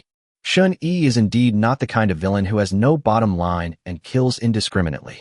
Su-Yun breathed a long sigh of relief, and her gaze towards Shen-Yi became filled with more affection. If there weren't outsiders present, she would have wanted to hug Shen-Yi and give him a big kiss. Are you done talking? If you are, then get lost and don't block my doorway. Shen-Yi ignored Su-Yun's expression and glanced indifferently at the 2 men. What right do you have to tell us to get out of here? We need police assistance too. We can't let you monopolize the rescue resources. This officer should serve all of us. You have no right to be so domineering. The man wearing gold-rimmed glasses wasn't afraid of Shen-Yi at all. Instead, he thought Shen-Yi was trying to monopolize the rescue resources by kicking them out. Yes, in the eyes of the 2 men, Su-Yun, the policewoman, had come to rescue their neighborhood. The thugs downstairs have all been eliminated. You are safe now. Also, I am not here to serve you. I was not the one who eliminated the thugs. You must leave here immediately. Su-Yun's tone was cold, and her attitude towards the bespectacled man changed instantly. Putting aside whether she should serve everyone, the man's attitude towards Shen-Yi alone made her very unhappy. Shen-Yi is her man. He's just an outsider. If she weren't a police officer, she would have given the bespectacled man a good dressing down without hesitation, based solely on his tone towards Shen-Yi. Su-Yun, who finally found a younger boyfriend, is very protective of him. She was afraid that Shen-Yi would suffer because he was too young. Little did they know. If she hadn't spoken up, Shen-Yi would have drawn his gun just now. Suffer a loss.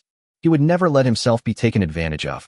Judging from the fact that these 2 strange men were loitering at my doorstep with a hint of hostility, they definitely didn't have any good intentions. Shen-Yi would not feel any guilt even if he killed them. Even in the end times, there's no such thing as a crime not deserving of death in Shen Yi's eyes. If you dare to covet my home, I dare to kill you. How could you, a police officer, say such a thing? Are you and him boyfriend and girlfriend? Fine. As a police officer, you don't save ordinary people like us, but instead protect your own man. How can you face the uniform you wear? Judging from Su Yun's attitude, the bespectacled man seemed to have realized the relationship between her and Shen Yi, and immediately became furious, condemning them from a moral high ground. Yes, officer, you can't just abandon us. We are all taxpayers, and your salary is paid by us taxpayers. How can you abandon us ordinary people when something happens? Another man in a suit also stood up and spoke up. You should protect us, be responsible for our safety, and provide us with food and water. This is your duty as police officers. 43. Angry Su Yun, seeking her own death.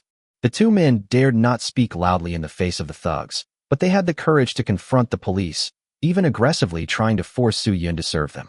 You can't mess with bad people, but you can mess with good people. Because good people won't shoot them. Su Yun's face immediately turned cold. Having experienced this period of apocalypse, her personality has long since changed. Especially after she sacrificed herself to save Zhou Wan'er and the others, and was then saved by Shen Yi, her mindset underwent a significant change. I've already given enough. From the first day of the apocalypse, she has been rescuing people in distress, and in the past few days, she has saved no less than 100 people. But what about herself? They were never full, had no water to drink, and were almost eaten by monsters several times. The more Su Yun thought about it, the more upset she became. She didn't want to care about any more of that damn responsibility. I don't want to sacrifice myself just because of a sense of responsibility. She has sacrificed enough. She has a family now, and she doesn't want to die. Su Yun grew up in an orphanage, without parents or relatives, and has always been alone. She has never felt safe or relied on anyone. This is also why she doesn't want to find a boyfriend. She was afraid that she would finally find a boyfriend, only to break up with him for various reasons. She couldn't bear the pain of separation. It's better not to be together in the first place than to separate. If it weren't for the apocalypse, it would have been almost impossible for Shen Yi to pursue Su Yun, let alone win her over after just 1 or 2 hours of meeting. Su Yun may seem cold, but she is actually warm-hearted. Once she has decided on someone, she will treat that person as family and would never hurt them no matter what. Otherwise, given Su Yun's sense of responsibility, why would she have remained completely unresponsive after learning that Shen Yi had committed murder? If it were the old her, she would have arrested Shen Yi without hesitation. But she clearly didn't do that. She didn't even ask Shen Yi why he killed someone. She only breathed a sigh of relief after the two men said that the people killed on the first floor were unforgivable thugs, and even wanted to kiss Shen Yi hard. Because Shen Yi did not kill innocent people indiscriminately. Even if he went against the justice he had always upheld, he did not do anything wrong. My man is not a bad person. Even though he was ruthless, he only killed those who deserved to die. Based on all this, when Su Yun heard the two men trying to morally blackmail her, she immediately raised her gun, pointed it at their heads, and coldly shouted, "Shut up. You're right, he and I are boyfriend and girlfriend, he's my man, and I'm going to protect him. So what? Pay back the taxpayers' money. What business is it of yours how I earned this money through my own abilities? If you dare say another word, don't blame me for shooting." Su Yun is no innocent girl. With her aura fully unleashed, she actually frightened the two men so much that they trembled all over. It wasn't until a gun was pointed at their heads that they realized the policewoman in front of them was no longer the hard-working and conscientious young policewoman from before the apocalypse. If you dare to talk back again, they might really shoot. Although they felt aggrieved and angry, the two men no longer dared to use moral blackmail. "I understand. Let's go now." As he spoke, the bespectacled man quickly pulled the man beside him away. Su Yun snorted coldly and didn't bother arguing with them. She was obviously just trying to scare the two men. Although she was very unhappy, basic moral principles prevented Su Yun from killing people indiscriminately, especially ordinary people who weren't exactly bad. Su Yun is still too naive. In Shen Yi's eyes, the aura emanating from those two men was noticeably darker. Although they fled in fear, the seeds of resentment had already been sown in their hearts. To death. When did they get together? Zhou Wan'er secretly observed Su Yun and Shen Yi. They've only known each other for a few hours. How did they become boyfriend and girlfriend? And wasn't Shen Yi here to see me? How did he end up with the policewoman? For some reason, she felt a little uncomfortable. It's like being cheated on. At this time, Shen Yi also knocked on the door. Su Wanning opened the door. "Honey, you're back. Husband?" Upon hearing this address, Su Yun was taken aback. and her expression immediately became awkward. She had just confidently declared that Shun-yi was her man, but then a beautiful woman appeared and called Shun-yi her husband. This is so embarrassing. Although she knew Shun-yi had other women and was prepared to meet them, it was still very awkward when they actually met. I don't even know who cheated on whom. Su-waning didn't care what the three women outside the door thought. Instead, she placed the slippers next to Shun-yi's feet and offered to help him change his shoes. She embodies gentleness, generosity, and the qualities of a virtuous wife and loving mother. She knew that being jealous was useless, so she tried her best to show her virtuousness instead of arguing with the new woman, which would only make her look bad. Su-waning's approach was indeed very effective. Her generosity made Su-yun even more embarrassed. For a moment, I felt like a rat in a sewer. Even though she was the third party, she still followed Shun-yi to his door. Moreover, before going to Shun-yi's house, she kept thinking that she must not appear weak after meeting Shun-yi's woman. If the other party insults me and disagrees with my relationship with Shun-yi, I must not back down and must fight back when necessary. Su-yun thought a lot and imagined many possible solutions, but she never expected that Su-waning would not make things difficult for her at all during their first meeting, and there was not even any hostility in her eyes. It was all just me overthinking.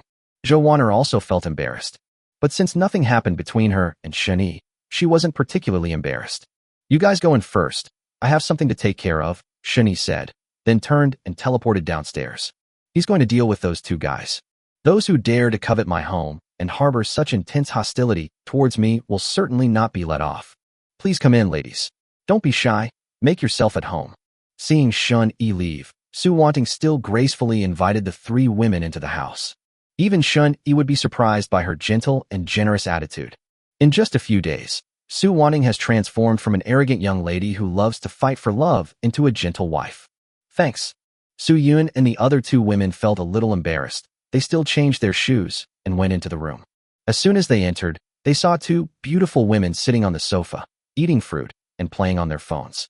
These two women, no, I should say these three women, were all clean and spotless, without a speck of dust on their bodies or faces. They don't look like they've experienced the apocalypse at all.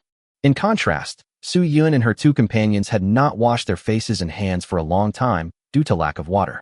In addition, they had been chased by geckos and had fallen down, leaving them filthy. Even the hair is stuck together.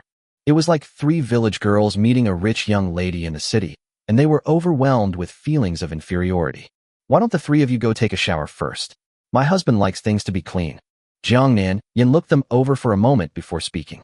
Hearing the term husband, Jo-waner and the long-haired girl were both taken aback. This beautiful woman is also Shun-yi's woman. Could the other mature woman sitting on the sofa also be? In other words, this room is full of Shun-yi's women? He has so many women. And, incredibly, he managed to keep three women so well fed. To be honest, besides being shocked, Jo-waner found herself feeling mostly envious. I envy this life where you have no worries about food or drink, and you can still wash yourself clean. Take a bath? How much water would that require? Su-yun couldn't help but frown. This was such a waste of water. Even if Shun-yi has superpowers, it is still dangerous for him to go out to find supplies. We should save money where we can. It's all right, there's plenty of bottled water in the bathroom, you can go and wash up. If you need more, I'll just tell my husband, Jiangnan Yin said calmly. As the first to arrive, she naturally had to project the air of a senior member of the household. I cannot allow these women who come later to stand above me, nor can I allow myself to be looked down upon. Taking a bath with mineral water? The three women, Su-yun and Su-yun, were immediately filled with disbelief. That's such a waste. Even with plenty of bottled water, this kind of waste is unacceptable. Shocked as they were, they eventually went to the bathroom to wash up, guided by Su-wanting. As women, they certainly love cleanliness and want to shower every day. But water resources are so precious now, there's not even enough to drink. So who would be willing to use it for bathing? The three women were stunned when they entered the bathroom and saw it filled with bottled water. Many. Shouldn't he empty out the bottled water store in which large supermarket? No wonder which woman let them bathe with mineral water. With so much mineral water, there's no fear of running out in a short time. These bottled waters, they should be safe to drink, right? The long-haired girl asked cautiously. Jo-waner, however, had already opened a bottle of water and started gulping it down. 44. System selected, renovated houses. Shun-yi used teleportation to catch up with the two men, and without saying a word, shot them dead and threw their bodies out of the building. After the mind is clear and unobstructed, He then used teleportation to return to his room.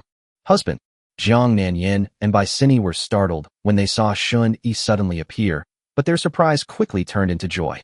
Su Wanting also hurriedly came out of the kitchen to greet her. Shun Yi glanced at the three women and, seeing that their auras were all very pale, nodded in satisfaction. It's good that no one has any ulterior motives. After exchanging brief greetings, Shun Yi sat on the sofa, took out his phone, opened Gauta Maps, and searched for his hometown. Now that I have the ability to communicate telepathically, I no longer need to fear the dangers hidden in the black fog, and I can go home to pick up my little sister and grandma. My younger sister's phone might be out of battery. I haven't been able to contact her for several days. But Shun Yi wasn't particularly worried. Because my younger sister is very smart, and my grandmother is not an old-fashioned person. Given my younger sister and grandmother's personalities, they will definitely not be in any trouble in the short term unless they encounter an unavoidable danger. 73 kilometers isn't too far, but I need to find a car and fill up the gas tank first. Shun Yi looked at the distance displayed on the navigation and made a plan. On this trip, I can also search for supernatural fruits. Honey, are you going here? Jiang Nanyan asked curiously when she saw the navigation on Shun Yi's phone. Honey, given the current road conditions, ordinary cars probably can't make it. You'd need at least a high-powered SUV, Jiang Nanyan analyzed. What are your thoughts?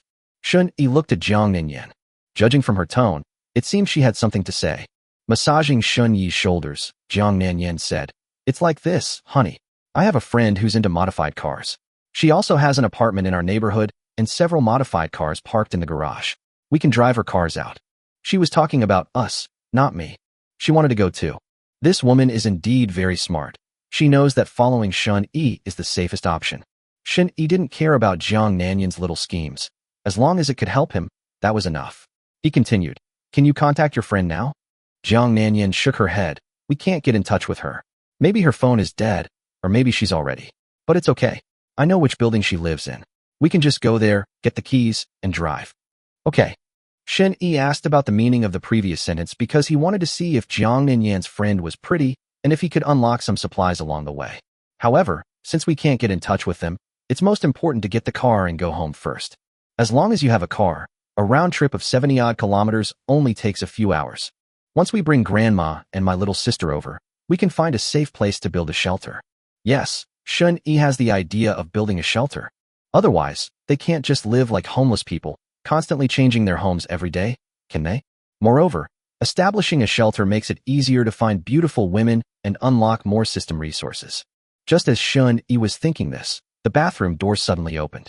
3 women, cleaned and dressed in their pajamas, came out. Shun Yi glanced at it a few times and couldn't help but nod. As expected of someone carefully selected by the system, she has outstanding looks and figure. If this were before the apocalypse, both Zhou Wanner and Su Yun would be considered goddess-level beauties in the outside world. Even this long-haired girl who doesn't meet the system's standards can be considered a pretty girl. Let's eat first. Shun Yi had been running around outside for several hours today and was a little hungry. Immediately, with a wave of his hand, he took out 10 steaks and several buckets of instant noodles from the system space. I haven't had instant noodles in a long time, so today I'm having them with steak. Sister Bai and I went to fry steaks.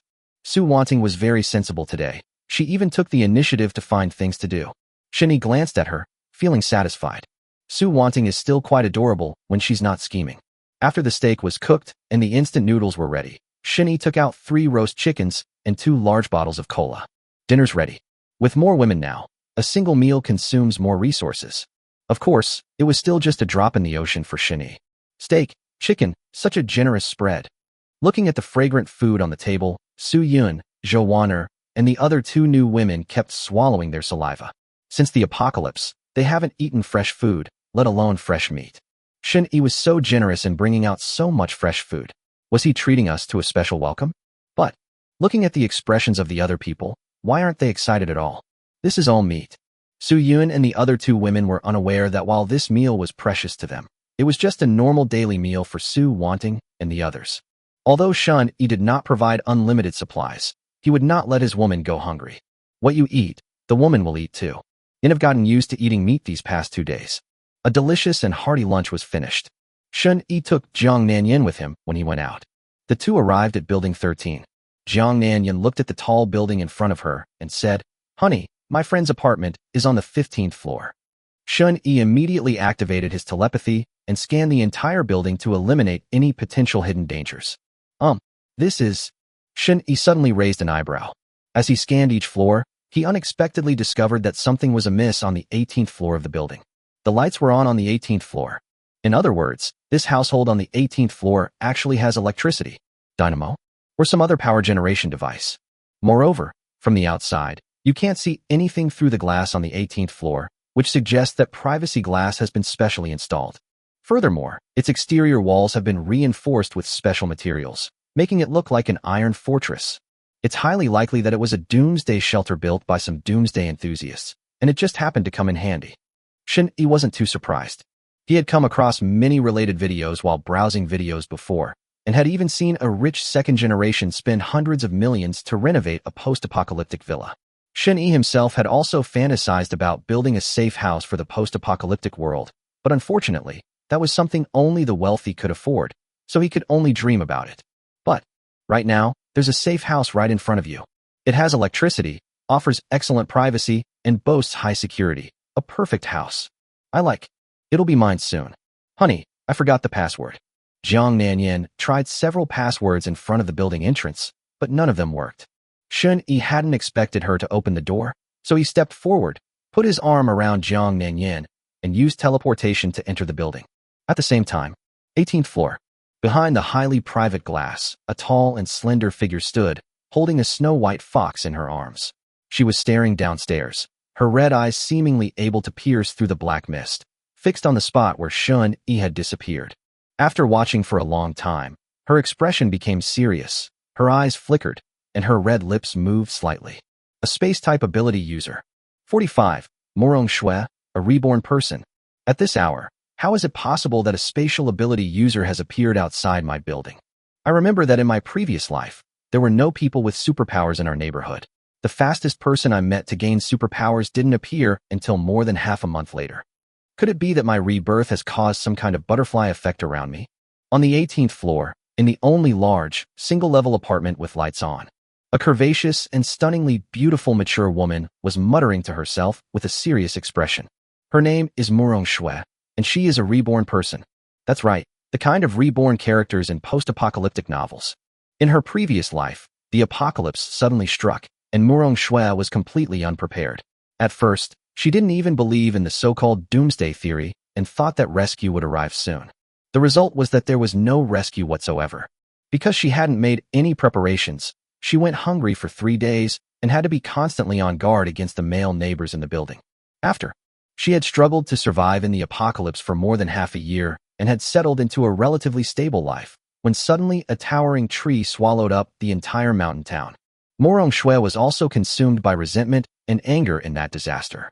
To his surprise, when he opened his eyes again, he found himself reborn a month before the apocalypse. At first, Morong Shui thought she had just had a nightmare about the apocalypse, until she later confirmed through some events that it was not a dream. So she began to prepare in advance. Sell off the company's assets and all real estate, then spend a fortune renovating their houses, installing solar panels, generators, and stockpiling large quantities of food and water. They also stockpiled a large number of various weapons. At first, when she did these things, her best friends, and even family members did not understand, and some even thought she was crazy. Her parents, furious, cut off all ties with her, and several of her close friends also stopped associating with her. But none of that mattered, because Morong Shui knew the disgusting side of her best friends and acquaintances.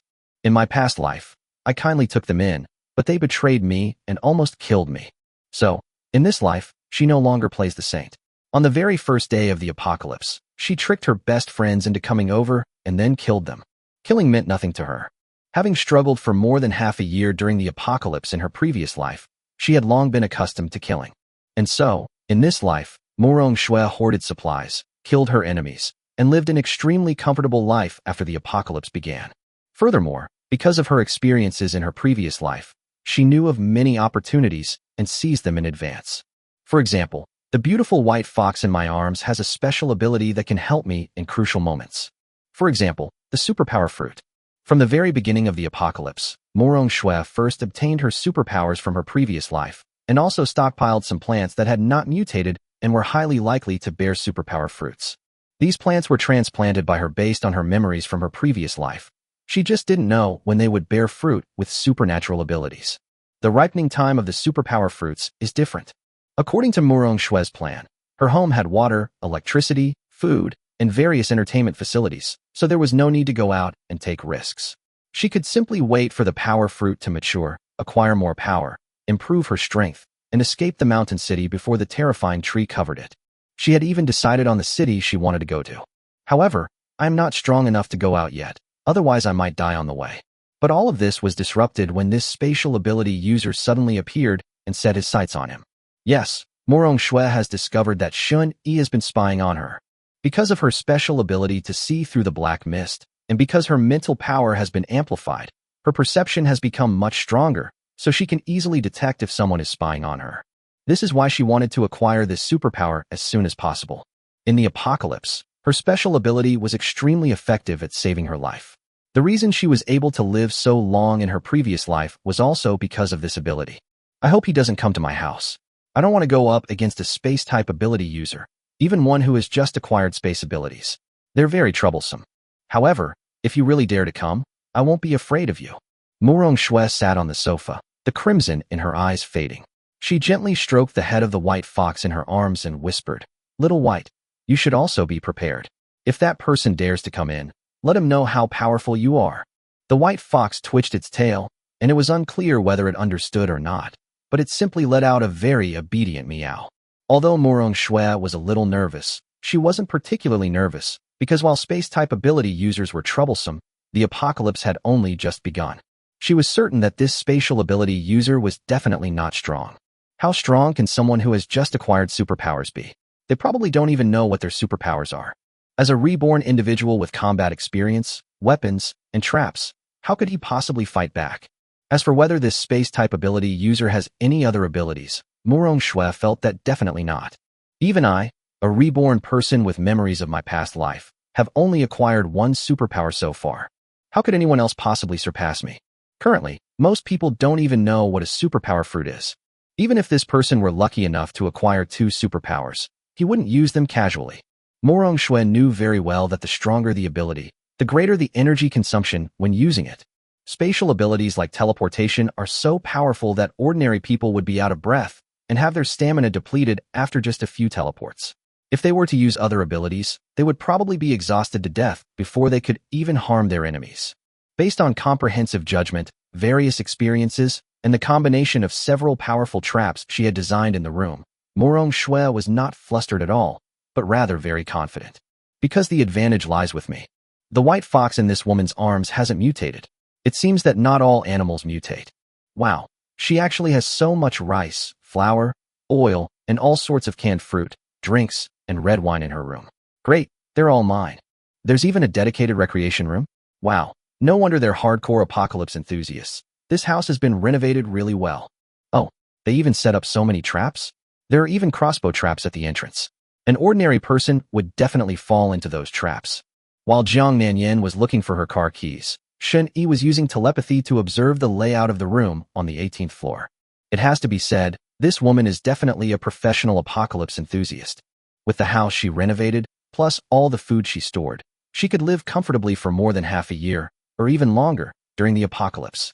Shen Yi especially liked it. At this time, the system was triggered as he expected. 46. Strong pervert. Bite. A goddess matching the system's criteria has been detected. Initiating a scan for detailed information. Name, Murong Shui. Age, 32. Appearance, 98 points.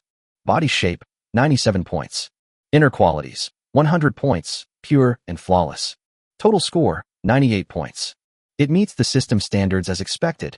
Shun Yi was not surprised, because this woman was really beautiful, had a top-notch figure, and an extraordinary temperament. What great luck I had today. Not only did I find a top-tier shelter on my way out, but I also got a beautiful woman who could unlock rewards. Holy crap, this is so awesome. We must take it. We absolutely must take it. Honey, I found the car keys. At this moment, Jiang and Yin came out of the bedroom. Okay, let's go home then. Shun Yi withdrew his telepathic connection. It's getting late today, there's no rush to find this woman. First, go home and unlock Zhou Wanner's reward. Then, after I bring my younger sister and grandmother here tomorrow, I'll deal with this woman. With this meticulously renovated house, Murong Shui certainly wouldn't leave the neighborhood. Husband. Jiang Nanyan leaned into Shun Yi's arms. Shun Yi reached out and hugged her, then used teleportation to leave the building. At the same time, Murong Shui, who was on the 18th floor, immediately felt that the feeling of being spied on had disappeared. They've left. Murong Shui breathed a slight sigh of relief, but remained vigilant. Is this feeling of being spied on something that girls' superpower? It's really strange. It's only been a few days since the apocalypse, and I've already encountered 2 people with superpowers. The butterfly effect is truly terrifying. It seems I need to be more careful in the future. It's best to disguise myself as an ordinary person. Otherwise, with so many things changing, I might lose the advantage of my memories from my past life. Murong Shui seemed to be talking to herself, or perhaps to the white fox in her arms. The white fox simply ignored her. But Murong Shui wasn't angry. Instead, she picked up the notebook on the table, opened it, and started looking at it. The notebook contained her notes on some major events that would happen in the future, as well as the most dangerous mutated animals and plants in each region. To prevent herself from forgetting things over time, she would review her notebook every now and then to reinforce her memory. The most eye-catching thing on the notebook was the rows of names. These people were famous and powerful superhumans in their previous lives. Each of them possesses unique abilities or is exceptionally strong individually. Certainly, Murong Shui didn't see all of them with her own eyes. Most of it was hearsay, and their authenticity remains to be confirmed. Among them, the first name, which was specially marked in red, was that of a powerful superhuman she had personally witnessed. No, it's not powerful, it's abnormal. Murong Shui even speculated that even if that terrifying giant tree destroyed the entire mountain city, it wouldn't be able to kill her. Because her superpower is extremely abnormal. It's a pity that after I was reborn and investigated for a month, I found that there was no such person in the city, and I can't find her in a short time. Otherwise, if I had established a good relationship with her in advance, I wouldn't have had to worry about the giant tree problem. Murong Shui said regretfully. However, the impact is not significant. As long as she doesn't change too many things, she will arrive at Shanqing University in 2 months. Then I'll have a chance to get closer to her. Use your memories from your past life to become friends with her. Thinking this, Murong Shui looked at the name again carefully and memorized it deeply. Shinsu. Shun Yi and Jiang Nanyan returned home and briefly discussed their plans for the next day's outing. The women were all somewhat worried. Su Wanting, Bai Sini, and Su Yun, in particular, all wanted to go with Shun Yi. But Shun Yi refused them all. He was going home to pick up his family, and it would be inconvenient to bring a group of women with him. They would be a burden if they encountered any danger on the way. In the end, Shun Yi decided to take Jiang Nanyan with him. Because Jiang Nanyan is quite smart, and she can drive, taking her out is somewhat useful. As for Su Yun, she was the most skilled in combat among the women, and since she was also good with a gun, she naturally stayed behind to protect the family. Judging from the 2 men loitering at his doorstep yesterday, Shin Yi guessed that the residents in the building might have designs on his home, so he should still be on guard. Honey, you must be careful on the road tomorrow. It's over 70 kilometers away. Su Wanting said with concern. The other women also offered words of concern, except for Zhou Wanner and the long-haired girl. After all, they weren't Shin Yi's women, so it wasn't appropriate for them to casually interfere in Shun Yi's family affairs. Shun Yi gave a brief response to the women, then looked at Zhou Wanner and said, "We'll share a room tonight. As for the others, you can make your own arrangements, but please leave 1 room vacant. I have arrangements for tomorrow." Zhou Wanner was stunned, her cheeks flushed red, and she lowered her head in embarrassment, unable to speak. She didn't expect Shun Yi to be so direct, actually saying he wanted to share a room with her in front of so many of his women. This is so embarrassing. But the other women weren't angry or disgusted. They were just perhaps thinking of something, and felt a little shy and envious. After all, they all understood Shin Yi's purpose in bringing Zhou Wanner back. It definitely couldn't be playing Ludo. On the contrary, if Shun Yi simply saved Zhou Wanner out of kindness and gave her food and drink for free, the women would be a little unhappy. Because they all paid a price to receive protection. If Zhou Wanner can receive the same treatment as them without having to put in any effort, they will feel resentful. It's not scarcity that people worry about, but inequality. That's human nature. Nanyan, let's share a room. I want to talk to you about something. Seeing Shun Yi and Zhou Wanner enter the room, Su Wanting also called Jiang Nanyan away to whisper to her. They used to be best friends, and their relationship has recently improved, so they are naturally closer than with other people. Bai Sini looked at the remaining 2 women, hesitated for a moment, and said to Su Yun, "Officer Su, if you don't mind, how about we sleep in the same room tonight?" "Sister Bai, You don't need to call me Officer Su. Just call me Su Yun. Su Yun quickly shook her head, feeling that the title was too strange. It's not really a matter of how they address each other, but rather that because of their current relationship, using that term of address would seem very strange. Just like how Shun-yi called her Officer Su in bed, it was for fun. Bai Sinny and Su Yun went into a room, and they had things to talk about. The apartment has 4 bedrooms and 2 living rooms, which means there is now only 1 empty room, and Lu Yiye, the girl, left. Lu Yiye is the long-haired girl who didn't meet the system's standards. The reason Shun-yi didn't drive her away was temporarily out of consideration for Zhou Wanner and Su Yun, and also because he wasn't short of food, so he decided to protect her for a few days. After all, she was someone Su Yun had risked her life to save. If he simply kicked her out, it would break Su Yun's heart. Although Shun-yi has a cold personality, she will take care of her women's feelings as long as they don't cross her bottom line. Especially women like Su Yun who are very loyal and obedient to him. Lu Yiye knew that she had not yet joined the family, and she remembered what Shun-yi had just said about leaving an empty room, so she sensibly slept on the sofa all night. Although it's a sofa, compared to the dangerous world outside, it's already a very safe and comfortable place. 47. Rich Heiress. The next day, after waking up, Shun-yi and the women had breakfast, left half a day's worth of food, and then set off with Jiang Nanyan. Before leaving, he specifically instructed the women not to go out no matter what. Do not go outside the building, as there are mutated monsters outside that even you cannot deal with at present. The women were startled, but they obediently complied.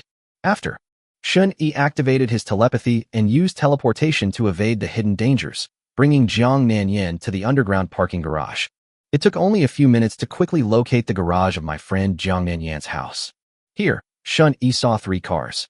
2 modified SUVs and 1 modified red sports car. I have to say, Jiang Nanyan's friend is damn rich. In the garage of any random house, there are 3 luxury cars worth tens of millions of yuan. Thankfully, it's mine now. Shun-yi chose the Mercedes-Benz G-Class, which has a higher chassis and better performance. This Mercedes-Benz G-Class has clearly undergone extensive modifications. The exterior is made entirely of aluminum alloy, and even the interior seats appear to have been replaced, not to mention hardware such as the engine. In short, Shun-yi was quite satisfied after experiencing the car for a few minutes. He has a driver's license, although he only got it a few months ago, and his driving skills aren't very good. But in the current world, as long as you don't drive on the wall, you can drive however you want. You're not afraid of being caught by cameras, and no traffic police will chase you. The tank is full. Okay, let's go. Confirming everything, Shun-yi revved the engine and drove off. They drove straight out of the residential area and onto the main road. The roads are now covered with black cracks and various mutated plants, but Shun-yi avoids them all with his 360 degrees telepathic view. With a perspective comparable to God's, there's no need to worry about getting into a car accident. That's fucking awesome. Shun-yi immediately increased the car speed to over 100 kilometers per hour, turning left and right and driving recklessly. Jiang Nanyan's face turned pale with fright. She even regretted coming out with Shun-yi. Who would have thought that Shun-yi, such a steady and cautious person, would drive so recklessly? Driving in such dense black fog, with cracks appearing on the road every now and then, what if I fall off while driving this fast? But actually, Jiang Nanyan was overthinking it. She simply didn't know that Shun-yi had an omniscient perspective, which is why she thought Shun-yi had suddenly become reckless. In fact, Shun-yi had a clear view of the road conditions. He would never risk his life. Jiang Nanyan was also filled with fear, but gradually she became surprised. Because no matter how fast Shun-yi drove, he could accurately avoid obstacles and cracks on the road. Even if a few abandoned cars suddenly appeared, he seemed to have anticipated them and avoided them directly.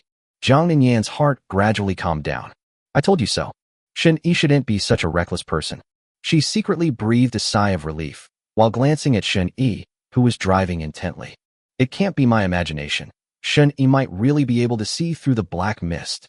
Otherwise, dodging an obstacle once or twice could be considered a coincidence, but being able to dodge it in advance every time is not a coincidence, but rather a sign of prior preparation. Seeing through the black mist, is that another new superpower he's acquired? Jiang Nanyan pondered. Her heart began to flutter. If I guess correctly, it would prove that Shun-yi has most likely already mastered the method to obtain superpowers. Thinking of this, Jiang Nanyan's heart started pounding. Excited. Expect. If Shun-yi fully masters the method to obtain superpowers, then I will have a greater chance of obtaining superpowers myself. After all, she is the only woman for whom Shun-yi has yet to credit her. Jiang Nanyan exhaled softly, suppressing her excitement, and then looked at Shun Yi, her beautiful eyes flashing. Shun Yi glanced at Jiang Nanyan, and he was surprised, but his expression gradually turned to joy. Okay. Shun Yi felt a sense of accomplishment. A cold and aloof rich heiress, that's really satisfying. Shun Yi almost got into a car accident in his excitement. Fortunately, he has a god's eye view, so he can clearly see what's happening outside, even with his eyes closed. Bringing Jiangnan cigarettes on this trip today was a wise decision. With a sigh, Shun Yi stepped on the gas. 3 hours later, the off-road vehicle slowly drove to the entrance of a relatively remote village. Shun Yi slowed down. Although he didn't encounter any major problems along the way, he did encounter quite a few minor ones, which affected his driving speed. For example, the vehicle was so loud that it attracted many mutated animals that chased after it or even blocked its path. But Shun Yi wouldn't tolerate it. He simply floored the accelerator and rammed the car to death. It's impossible to park. Even with his telepathic abilities, he was still afraid of encountering terrifying monsters like mutated black spiders when parking in the wild. Since it's a modified vehicle, it can break through any obstacle as long as it doesn't encounter any particularly powerful mutated monsters, so there's no need to stop. So, it took him more than 3 hours to reach his destination. My hometown, Xinjiao Village. However, the once bustling Xinjiao Village is now completely silent. There was no sign of human habitation. Apart from the occasional chirping of insects, the entire village was like an abandoned village. The vegetation around the village is also quite lush, with some grasses even growing to 2 or 3 meters tall. Shun Yi drove slowly towards the east end of the village, which is the direction of his home. As you enter the village, you can still occasionally hear sounds coming from some of the villagers' homes, perhaps because the living villagers are hiding inside. But Shun Yi paid no attention to any of that. He drove straight to his own doorstep, then used telepathy to scan the surroundings. After looking around, the only thing that could be considered a threat was a mutated yellow dog lying in the neighbor's yard. Stay in the car. Don't come out unless I call you, Shun Yi instructed. Jiang Nanyan licked the corner of her lips and nodded seriously. Immediately, Shun Yi used teleportation to leave the car and headed towards his backyard. The cellar is in the backyard. If my little sister and grandma are still alive, they must be hiding in the cellar. Meanwhile, taking advantage of Shun Yi's absence, Jiang Nanyan quickly opened the window for ventilation. Her face flushed slightly, and she thought to herself, what I learned online is really useful. Based on the current progress, I will definitely be the first person to gain superpowers. However, my priority now is to get my clothes ready and get myself into the best shape. Because I'm about to meet Shun Yi's family. She felt a mix of anticipation, trepidation, and nervousness. I wonder if Shun Yi's family will approve of me, or if they will dislike me. This was the first time Jiang Nanyan had experienced the anxiety of meeting her boyfriend's parents. At the same time, Shun Yi teleported into the cellar and saw his younger sister Shin-Su and his elderly grandmother, who were roasting potatoes over a fire. 48. Unlock new resources. Grandma, I think I saw my brother come back. Am I hallucinating from the smoke?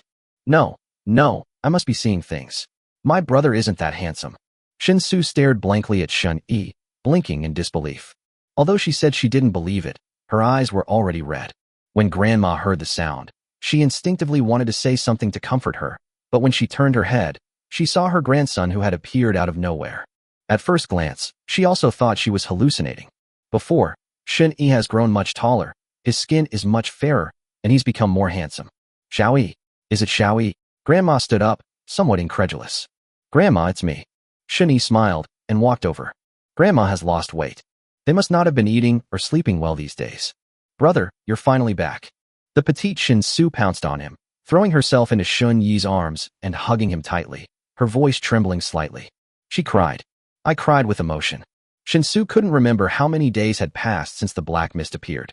Because her phone was out of battery, she couldn't contact her brother and was constantly worried that something had happened to him. If it weren't for her grandmother being there, she would have left the village to find Shun Yi long ago. It's good that you're back. It's good that you're back. Grandma kept repeating this sentence, a kind smile on her aged face. Brother, tell me quickly, how did you get back? Weren't all the buses supposed to have stopped running? And bro, you've suddenly become so handsome. And it looks like you even have abs. Let me touch them. After a while of cozy moments, Shin-Su couldn't resist her curiosity and even started groping Shun Yi's body. I drove back. Shun Yi patted his little sister's head and explained with a smile. As for my abs, it's probably because I exercise a lot at school and I've had a second growth spurt. Driving? Bro, you actually bought a car? What kind of car? Shinsu's eyes lit up. She always dreamed of her family buying a car, so that it would be much more convenient to go out in the future. As for the idea of secondary development, Shinsu simply ignored it. As long as my brother comes back safe and sound, none of that matters. Yes, I bought it, an SUV. Shun-yi replied casually. This girl is clearly not stupid, so why would she ask such a question? Thinking about it, that makes sense. My little sister has been staying in the cellar the whole time and has never been outside. She doesn't know about the huge changes in the outside world, so she naturally still retains her pre-apocalyptic worldview. If you need something, you have to spend money to buy it. Little did they know. Now you don't need to buy a car at all. You can just get one for free. There are cars everywhere. But Shun-yi didn't need to tell his family these things, as it would only cause them more trouble. Xiao-yi, you must be hungry after walking all this way. Come sit down and have something to eat. Grandma said, already peeling the skin off a roasted potato to reveal its golden yellow interior. The golden potatoes were steaming hot and smelled delicious. Shun-yi took the roasted potato and took a bite. Wow, Grandma, you're being unfair. Those were the potatoes I roasted. You gave my roasted potatoes to my brother and even peeled them for him. I haven't been treated like this by Grandma for days. Humph, I'm jealous. Shinsu puffed out her cheeks, looking aggrieved. But she wasn't jealous at all. She simply enjoyed being pampered and silly with her grandma. This girl was like this even when she was little. She loved to act silly. Sweetie, how about Grandma bakes 2 more for you? Then I want to eat the ones Grandma peeled. Okay, Grandma will peel it for you after it's baked. Grandma smiled kindly, playing along with her granddaughter's antics. Seemingly satisfied with the answer, Shinsu gave Shun-yi a smug smile, as if to say, see, Grandma still spoils me more. Shun-yi smiled helplessly. Seeing that his grandmother was about to roast potatoes again, he stopped her, saying, Grandma, let's not roast them now. I have other food here. As he spoke, he took out 2 self-heating hot pots, a steaming roast chicken, and several bottles of mineral water from his system space. The self-heating hot pot was a resource I unlocked from Zhou Wanner last night. Bite. Detection indicates you have successfully taken in a goddess. A resource will be randomly unlocked. Ding. Unlocked successfully. Congratulations on unlocking the item. A luxurious self-heating hot pot. Deluxe self-heating hot pot +1, already stored in system space. Deluxe self-heating hot pot +1, already stored in system space. Luxury. The self-heating hot pot unlocked by the system is slightly different from the ones sold in stores. Because this self-heating hot pot contains a wide variety of ingredients, including several kinds of fresh meat rolls, fresh seafood, and various fresh vegetables, just like they were freshly picked. If this self-heating hot pot were sold outside, it would easily cost several hundred yuan. Wow, bro, when did you learn magic? That's amazing. You can actually conjure food out of thin air. Shinsu looked shocked, scrutinizing Shun-yi from head to toe, as if trying to find out where he could have hidden so much food. Grandma was also surprised. In all her years, this was the first time she had ever seen such a miraculous method. Immediately, Shin-yi gave a brief explanation about superpowers, though most of it was made up. The gist of it is that I was lucky enough to gain the ability to conjure food right after the apocalypse, and my family will never have to worry about food again. Grandma was very pleased to hear this.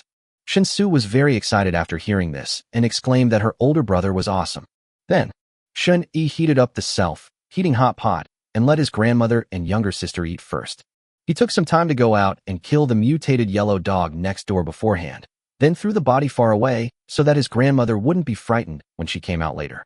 They ate and drank their fill. Shun-yi then picked up his grandmother and younger sister and explained that he was going to take them to the city. In Shun-yi's view, life in the city is more convenient. Because of the mutations in various plants and animals, rural areas are now more dangerous than cities. Grandma and her younger sister naturally didn't object. After all, a home is only a place when all family members are together. Xiao-yi, wait a moment.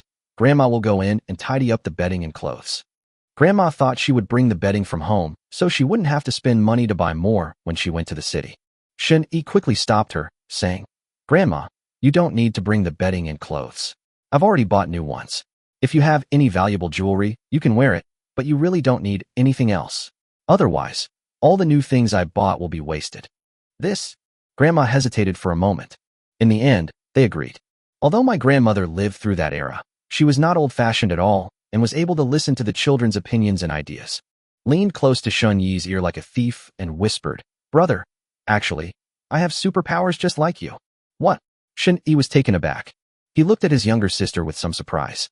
Unexpectedly, the second superhuman I encountered was actually my own sister. Here's what happened. A couple of days ago, I sneaked out of the cellar while Grandma was sleeping, intending to go back to my room to charge my phone. As I passed through the yard, I saw a blade of grass with a colorful fruit growing on it. The fruit was glowing and very pretty. I went closer to take a look and discovered that it was not only beautiful, but also smelled delicious. So, I couldn't resist picking it and eating it, and that's how I gained superpowers. Hearing Shin Su's explanation, Shin Yi couldn't help but raise an eyebrow. Glowing in the dark, colorful fruit? And it even smells good? This seems quite different from the 3 superpowered fruits I've eaten before. So, Susu, what superpower did you gain? 49. Shun Su's superpower. Hee, my superpower is that I run incredibly fast. I feel like I'm several times faster than our school's 100-meter sprint champion. And I can feel that this isn't even my limit. If I run at full speed, I feel like I can run like the Flash in the movies. From now on, I'll be here, so you can just relax and rest easy, bro. Shin Su proudly raised her little head, like a child waiting for praise. Clearly, she was very proud of her superpower. As for comparing her to the Flash, that's obviously an exaggeration. Otherwise, her powers would be far too extraordinary. A speed-enhancing ability? Not bad. Shin Yi patted his little sister's head, giving her approval. As expected, it's yet another new superpower. Could it be that the fruits are slightly different because of different superpowers? For example, it might glow and emit an enticing fragrance. Well, but I don't know what's wrong with my superpower. Every time I run for a while, I get really tired and thirsty, so I don't dare to use this superpower casually, and I don't dare to run at full speed. I'm afraid I'll exhaust myself to death. Shin Su said, pouting, looking a little troubled. It's like owning a mountain of gold, but not being able to spend it. Despite possessing superpowers, they cannot use them at will. Shun-Yi understood that this was because his younger sister's physical strength was too poor, so she couldn't even exert her full strength in the speed ability she had just acquired. In this situation, one might be lucky enough to eat a fruit that allows them to evolve their physical body, thus increasing their potential. Either upgrade your ability level. Perhaps a higher ability level will reduce the stamina required to use your ability. Don't tell anyone about your superpowers, Shun-Yi instructed. Of course, I'm not stupid, and most of the time, I'm incredibly clever. Shin Su chuckled. If you weren't my older brother, I wouldn't have told you.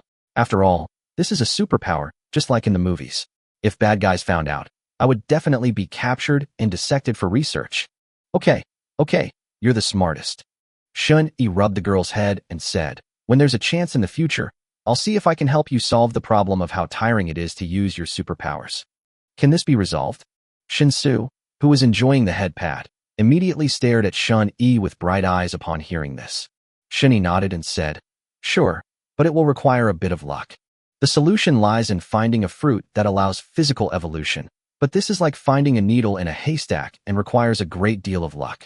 Alternatively, find the same type of speed-generating fruit that your younger sister ate and upgrade your ability level. However, according to Shun-Yi's estimation, he would need to eat at least 7 or 8 fruits to have a chance of advancing one level. That makes it even more difficult. Let alone finding 7 or 8 fruits of the same type. It would be extremely difficult to find 7 or 8 fruits of different types. Yay, I believe you can do it, brother. Shin Su happily hugged Shun-Yi's arm. This girl. Shun-Yi shook his head. At this moment, Grandma also came out after packing her things. I didn't bring much luggage, just a small bag, and I don't know what's inside. Shun-Yi didn't ask any questions and led his grandmother and younger sister toward the car. But, just as he stepped out of the courtyard, he saw several elderly men and women gathered around his car, looking like they were doing something wrong, or perhaps they were just curious. Upon seeing Shun-Yi and his group emerge, the elderly men and women greeted them with smiles, saying, Grandma Shun, is this your relative's car? It's so beautiful. Is your relative from the city? Grandma replied kindly, saying that after all, they were neighbors and saw each other all the time. However, the grandmother still emphasized that this was her grandson's car, and that her grandson had bought it. He even pulled Shun-Yi aside to give him a brief introduction. For the elderly, the ability of their younger generation is something to be praised and proud of. Because Shun-Yi had changed so much, several elderly neighbors didn't recognize him at first. It wasn't until his grandmother introduced him that they recognized him and immediately greeted him. Shun-Yi was in a good mood when he heard that his grandmother and younger sister were in a good mood, so he responded with a few relatively gentle words. So, a few neighbors continued. Hey, Shun, are you going back to the city? If you go back to the city, could you take my grandson with you? I heard it's safer in the city now. And my grandson, his parents are in the city. Could you please help me send him there, Shun? The neighbors were all talking at once, and they all wanted to ask for something. Shin-Su frowned, looking a little unhappy. These neighbors always like to take advantage of others, and I never expected them to try to take advantage of me again now. What kind of time is this? They still want my brother to risk his life to help them send their child away. Some neighbors even went so far as to suggest that Shun-Yi take his entire family to the city. What kind of people are these? We don't even have that good a relationship. Even relatives shouldn't go this far, let alone neighbors. Grandma's complexion was also noticeably unwell. At this moment, Shun-Yi said calmly, "There's no room in the car, so we can't bring anyone else." After saying that, he pushed through the crowd, opened the back door, and let his grandmother and younger sister get in first. But some sharp-eyed villagers noticed that there was still plenty of room in the back of the car, so they squeezed in with their 10-year-old children in their arms and said, "Shin boy, there's still room in the back of your car, so bring your uncle and your nephew along. We can squeeze in. We're all from the same village. Now that we're in trouble, we should help each other out. When your dad was alive, your uncle and he were very close. I even held you when you were little. You can't forget your roots. Get out of the way, don't block the way." Shun-Yi glanced at the other person indifferently, pushed him aside, got into the car, and started the engine. The villager who had been insulted was stunned, then pointed at Shun-Yi and began to hurl insults at him. Knowing they wouldn't gain anything, they stopped pretending altogether. Several sensible villagers, knowing they couldn't get a ride, went home early. But many villagers were cursing Shun-Yi's family for being heartless, saying how good they had been to them in the past, and now that they had a car and could go to the city for refuge, they didn't help their neighbors at all. In the apocalypse, the ugliest aspects of human nature are fully revealed. Shin-Yi's eyes turned cold, and he was just about to draw his gun. Suddenly, he sensed a strong hostility. With his telepathic abilities activated, Shin-Yi instantly spotted an extremely dense black aura emanating from the bushes 200 meters away. That was a mutated snake that was over 10 meters long. Moreover, it is approaching rapidly. Shun-Yi immediately shifted into reverse, stepped on the gas, and quickly reversed away. If anyone dares to stop the car, just run them over and kill them. Shun-Yi sped away. Several villagers were still standing there, berating him. They were completely unaware that a large snake had emerged from the bushes. By the time anyone noticed, the mutated snake had already launched a deadly attack on the crowd. The man who was holding his son and cursing the most was the first to be targeted by the giant snake. The mutated giant snake opened its mouth, which was larger than a person, and swallowed the two living people whole in one go. It chewed them vigorously and swallowed them quickly. A giant snake. There's a giant snake. The villagers screamed in terror as they ran home. But the mutated serpent was faster than them, spewing out clouds of green poisonous mist from its mouth, instantly engulfing all the villagers and eliciting screams of agony. Shin-Yi could no longer see the horrific scene here, but he could probably guess it. That mutated snake was astonishing in size. It was definitely not something an ordinary person could fight against. Even he wasn't confident he could fight back. Sure enough, the mutated animals in the mountain village are far more dangerous than those in the city. However, to be honest, the atmosphere inside the car is actually the most dangerous part right now. Because, after the younger sister got into the car and saw that there was a beautiful woman in the passenger seat, the smile on her lovely face disappeared. 50. Brother complex, that's normal. Grandma, little sister, hello. My name is Jiang Nanyan, and I'm Shun-Yi's girlfriend. Jiang Nanyan subconsciously smoothed a strand of hair behind her ear and introduced herself in a very reserved manner. She was very nervous and worried that Shun-Yi's family would not like her. Shun-Yi has many women. If his family doesn't like me, my relationship with Shun-Yi will definitely be affected. When Jiang Nanyan greeted him, her palms were sweating with nervousness. So she's Xiaoyi's girlfriend. What a beautiful girl. Grandma was somewhat surprised. However, after a brief moment of surprise, Grandma gave Jiang Nanyan a kind and gentle smile. Thank you for the compliment, Grandma. Jiang Nanyan breathed a sigh of relief and smiled. Very good. My grandma likes me and even accepted me as her granddaughter-in-law. So, does that mean I'm now officially recognized as Shun-Yi's wife by his family? Happy. Then, Jiang Nanyan looked at Shin-Su, whose appearance was as delicate as a porcelain doll. A look of amazement flashed in her eyes. Shun-Yi's sister is so cute. Even without much grooming or dressing up, her stunning beauty was still undeniable. Although he is still young, his face still looks somewhat childish. But she'll definitely grow up to be a great beauty. However, what puzzled Jiang Nanyan was that she didn't know why Shun-Yi's sister had been expressionless after getting into the car. Is it because of her innate personality? She's completely different from Shun-Yi. These two siblings have such different personalities. Not only their personalities, but even their appearances make them seem completely unlike siblings.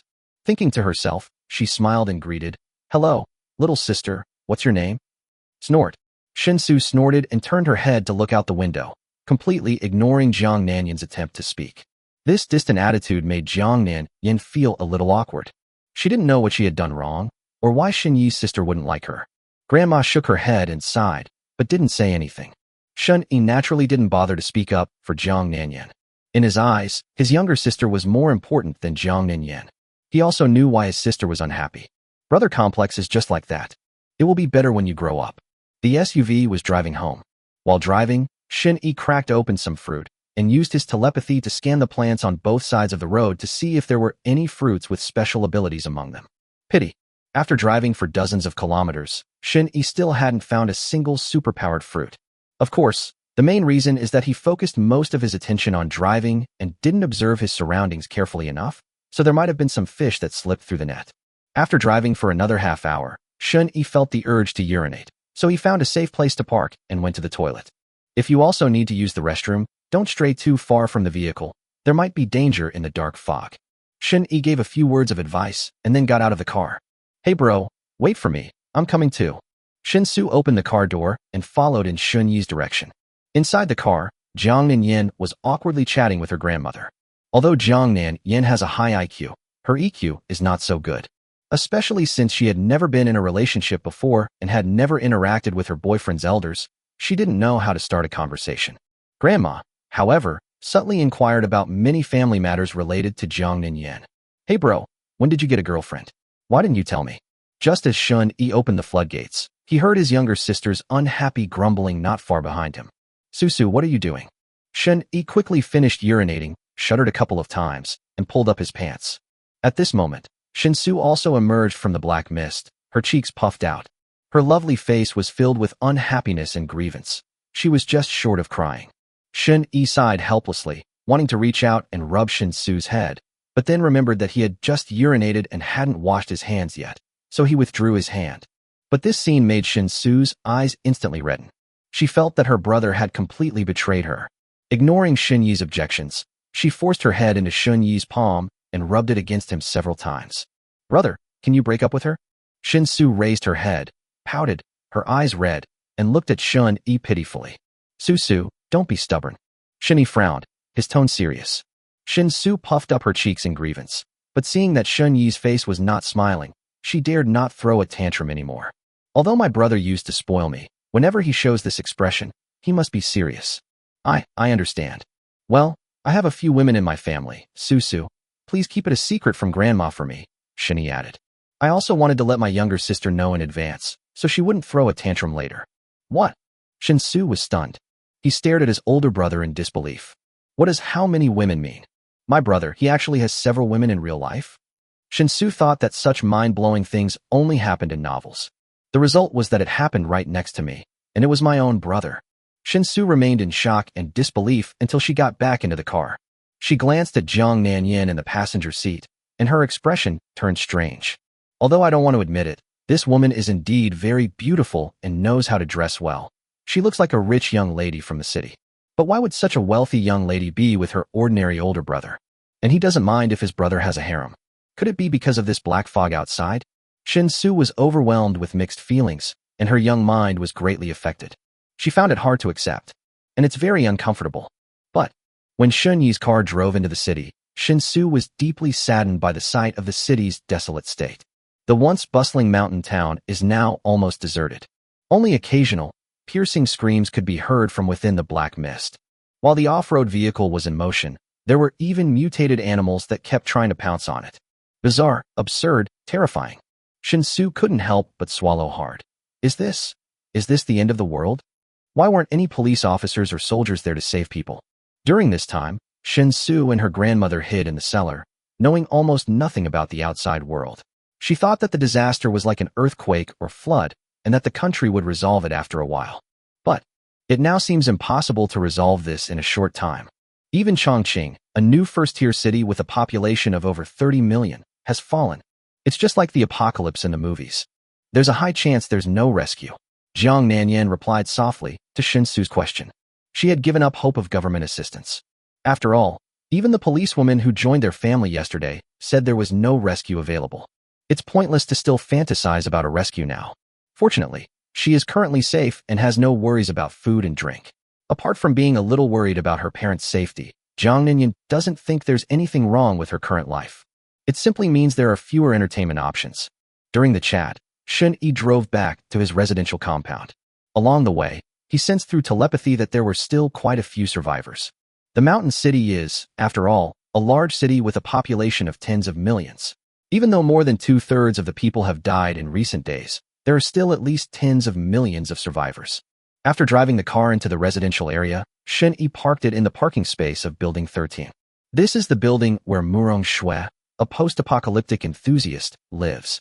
51. Telepathy upgraded to level 7. Murong Shui is tense.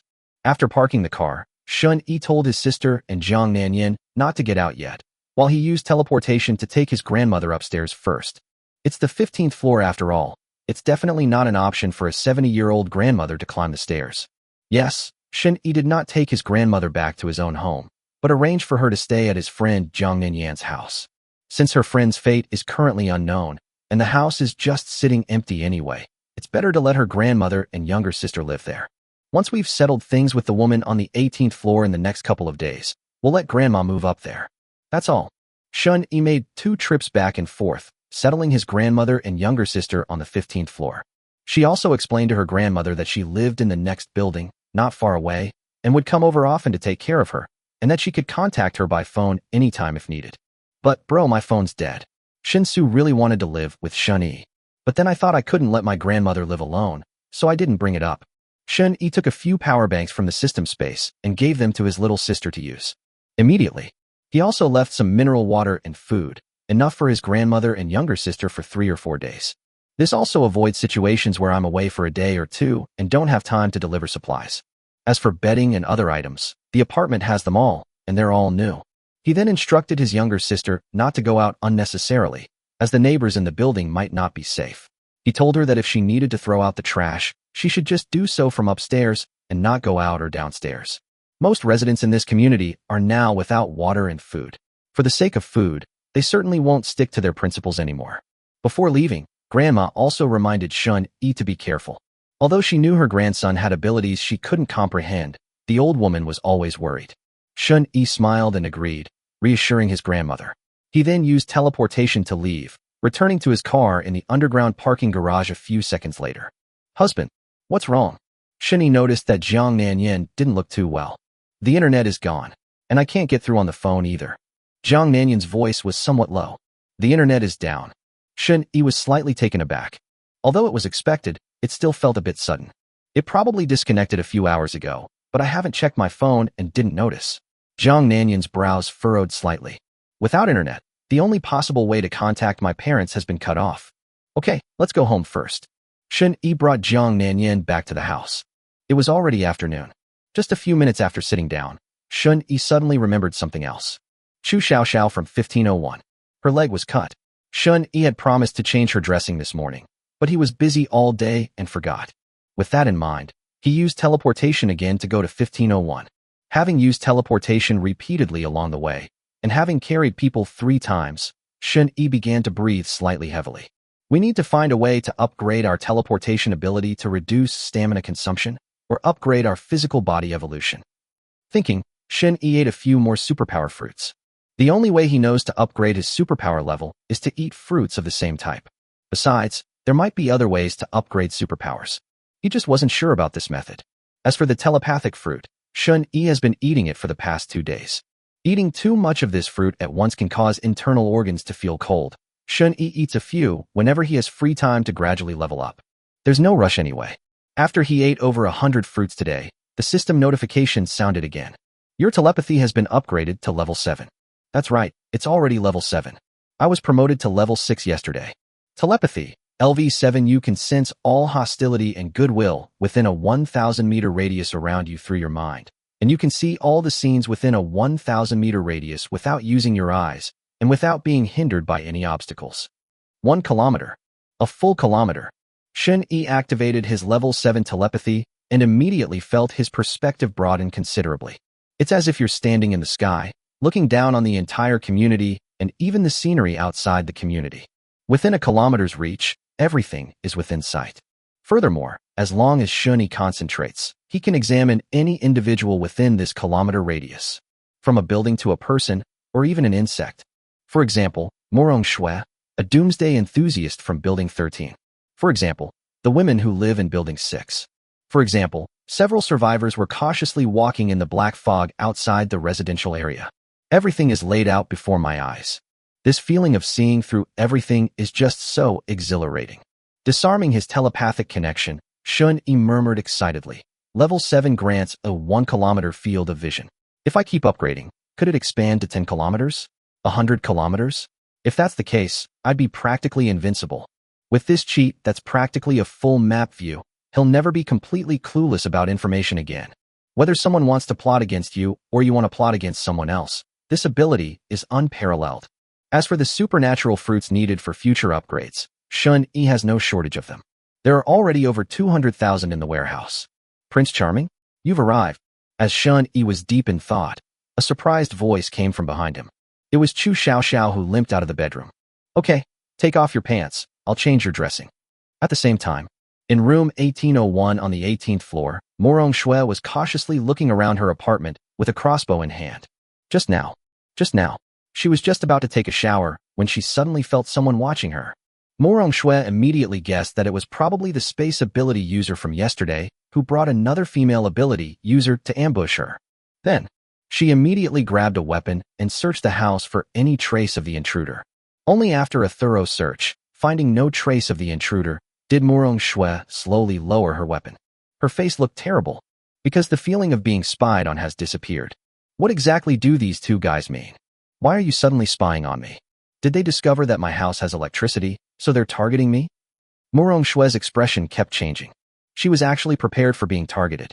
After all, in the apocalypse, everyone else is without power, and only your house has its lights on, which is extremely conspicuous at night, and could very likely attract the attention of those with ill intentions. This wasn't Morong Shui being reckless by turning on the lights. Rather, according to her memories from her previous life, there shouldn't be any superhumans in the neighborhood at this time. Therefore, as the only superhuman in the neighborhood, she is not worried about being targeted by ordinary people even when using electricity, because her weapons and equipment are enough to deal with greedy ordinary people. As it turned out, this attracted the attention of people with superpowers. Moreover, this superhuman spied on him twice, clearly targeting him. No, just in case. I have to set up more traps. Furthermore, I must quickly raise my ability level to level 2. Even if it involves some risks, I must achieve this. Having finally been reborn, Morong Shui had no intention of dying again. So she quickly set up new traps in the room. If enough traps are laid, even a superhuman can be killed. After all, this is only the early stages of the apocalypse, and superhumans aren't that strong yet. 52. Reward Su wanting with a superpower fruit. Little did Shun-Yi know that his casual glance at Morong Shui would lead to this sensitive woman embarking on another massive construction project. Even the original plan to upgrade their superpowers has been brought forward. Shun-Yi knew he wouldn't care. At that moment, he had just finished changing Chu Xiaoxiao's dressing. After a brief conversation, Shun-Yi learned that Chu Xiaoxiao was actually a popular streamer in the Bilibili anime and manga section. She also bought this large apartment with a loan. However, now we don't have to repay the loan. This was the only good thing the apocalypse brought her. Although Chu Xiaoxiao earns 700,000 to 800,000 yuan a year, it is still a lot of pressure to support a house worth 6 to 7 million yuan. After chatting about some trivial matters, Shun-Yi left some food and water and then departed. He originally intended to unlock the supplies, but seeing that Chu Xiaoxiao's leg injury was still quite severe, he temporarily refrained from doing so. To avoid tearing open the wounds that have just begun to heal when unlocking supplies by making too much movement. We still need to go to the hospital to get some medicine. If there were medicine, the wound would definitely heal faster. Well, it would be best to bring back another doctor. That way it will be easier to get treatment if I get sick or injured in the future. On the way home, Shun-Yi thought about it deeply. I've decided to go to the affiliated hospital of Shanqing University tomorrow. The affiliated hospital is not far from this community. Although it is not a top-tier hospital, it is not small either. It has all the necessary medicines and can even perform many surgeries. Therefore, Shun-Yi decided to go to the affiliated hospital tomorrow to plunder medicines. We're on the way. Let's also look for some superpowered fruits. As the apocalypse drags on, the number of people with superpowers will definitely increase. By then, more people will surely know about the superpower fruit.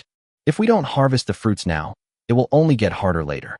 With a level 7 telepathic ability and a full kilometer-long God's Eye view, Shun-Yi's search area has also greatly increased. If we could find a highly aggressive devil fruit, maybe we could deal with that mutated black spider. Although the black spider posed no threat to him, how could he allow a monster to sleep soundly beside his bed?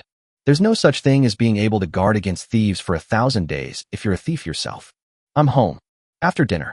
Because of the power and internet outages, everyone prepared to go to sleep early.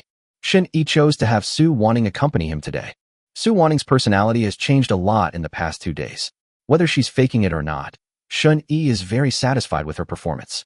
Then, after the battle ended, Shun-Yi rewarded her with a supernatural fruit. Eat it, and you'll gain superpowers. Good. Su Wanting, who was originally a little tired, suddenly perked up, excitedly took the colorful fruit, and ate it right away. Without a doubt, this attitude pleased Shun-Yi even more. Su Wanting has finally become sensible, having gone from being arrogant and conceited at the beginning to now being obedient to her own words. She was as loyal to herself as Su Yun was. His entire being exuded an aura as pure and white as jade. Then the smoke from Jiangnan. This is also why Shun-Yi rewarded her with the superpower fruit. While ability is one factor, Shun-Yi prefers loyalty. As long as she doesn't betray him, he wouldn't mind keeping her even if she was just a pretty face. Moreover, he has the ability to increase the value of a vase. This is a superpower? It's amazing.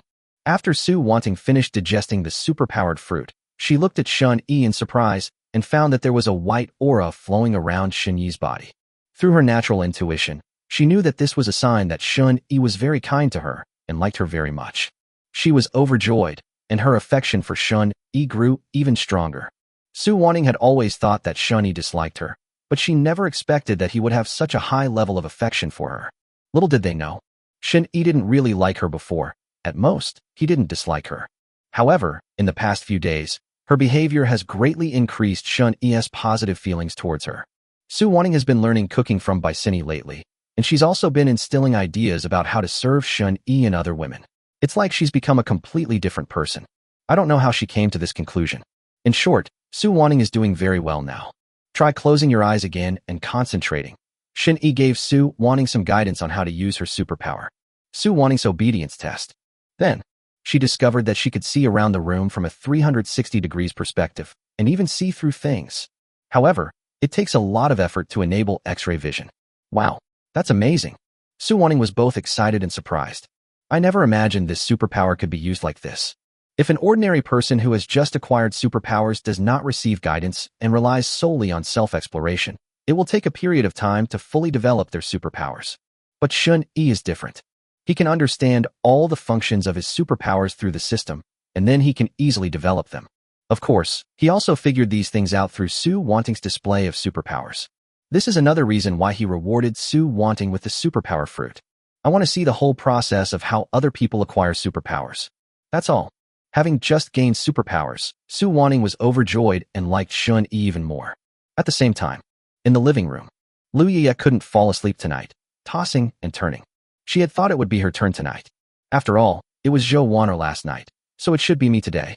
Liu Yiya even dressed up specially for this occasion, wearing daring lingerie she had never worn before.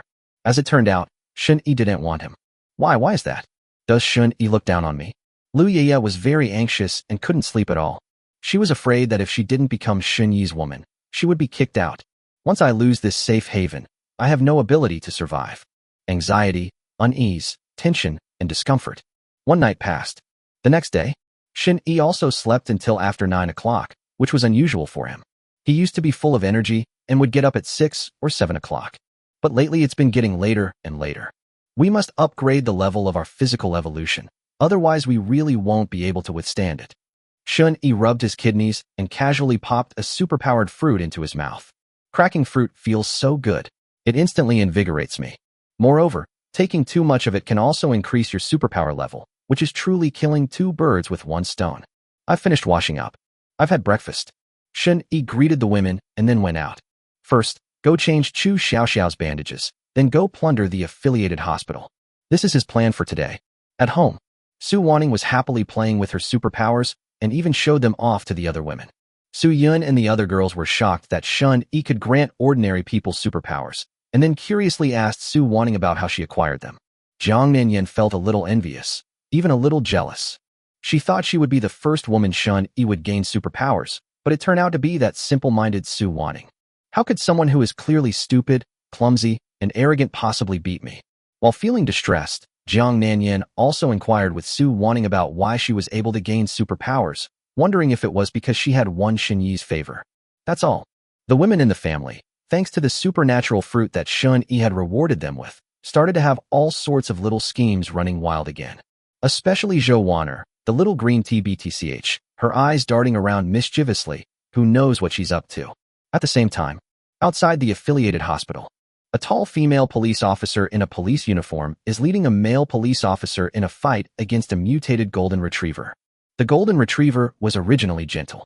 At this moment, his pupils were filled with ferocity, and his blood-stained teeth were exposed, emitting a dangerous sound. This mutated golden retriever is 3 meters long and weighs several times more, comparable to an adult tiger. Wang Jiqiang, you go to the hospital first to get the medicine. I'll stop this mutant dog. Policewoman Qin Xiang immediately made the most reasonable arrangement. Yes. The male police officer carried out the order without hesitation. He knew that staying would only be a burden to the captain. Mutated golden retriever saw that its prey was trying to escape and immediately pounced on it. But Qin Xiang reacted even faster, throwing a punch at the mutated golden retriever. Her fist struck the golden retriever, sending the 3-meter-long mutated golden retriever flying several meters away. But the mutated golden retriever, with its thick skin and tough flesh, quickly stood up again, shook its head violently, stared fiercely at Qin Xiang, barked twice, and continued to pounce on her. Qin Xiang's expression remained unchanged. The moment the mutated golden retriever pounced, she drew her pistol from her waist, aimed it at the dog's head, and pulled the trigger. Bang, bang, bang, bang. Several bullets pierced the mutated golden retriever's head, causing it to fall heavily to the ground, its eyes wide with disbelief. With more air intake than exhaustion, the mutated golden retriever quickly lost all life. It never imagined, even in its dying moments, that the humans before it would use guns. That's completely against the rules. I thought what followed would be a thrilling hand-to-hand combat. While changing the magazine, Qin Xiang walked over and kicked the golden retriever's head to confirm that it was completely dead before she breathed a sigh of relief.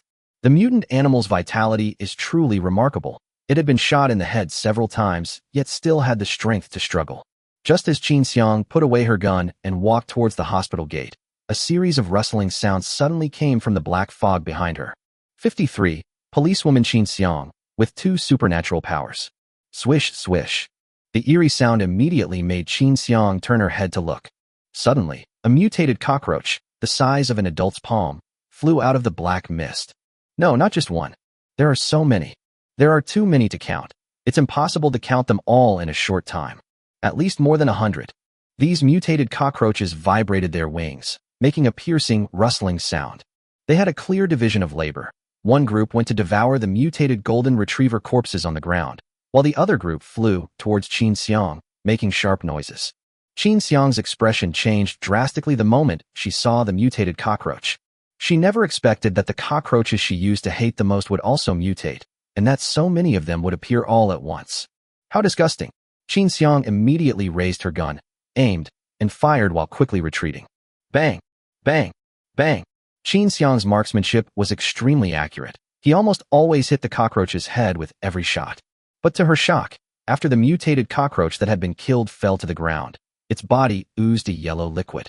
Then, its entire shell cracked open, and more than a dozen small cockroaches swarmed out from inside. Although these newborn cockroaches were small in size, their numbers were astonishing. They quickly gathered together and pounced on Qin Xiang again. If this continues, the more you kill the cockroaches, the more they will multiply. Qin Xiang's face turned pale. She dared not fire any more bullets, turned around, and ran into the hospital gate, immediately locking the door behind her.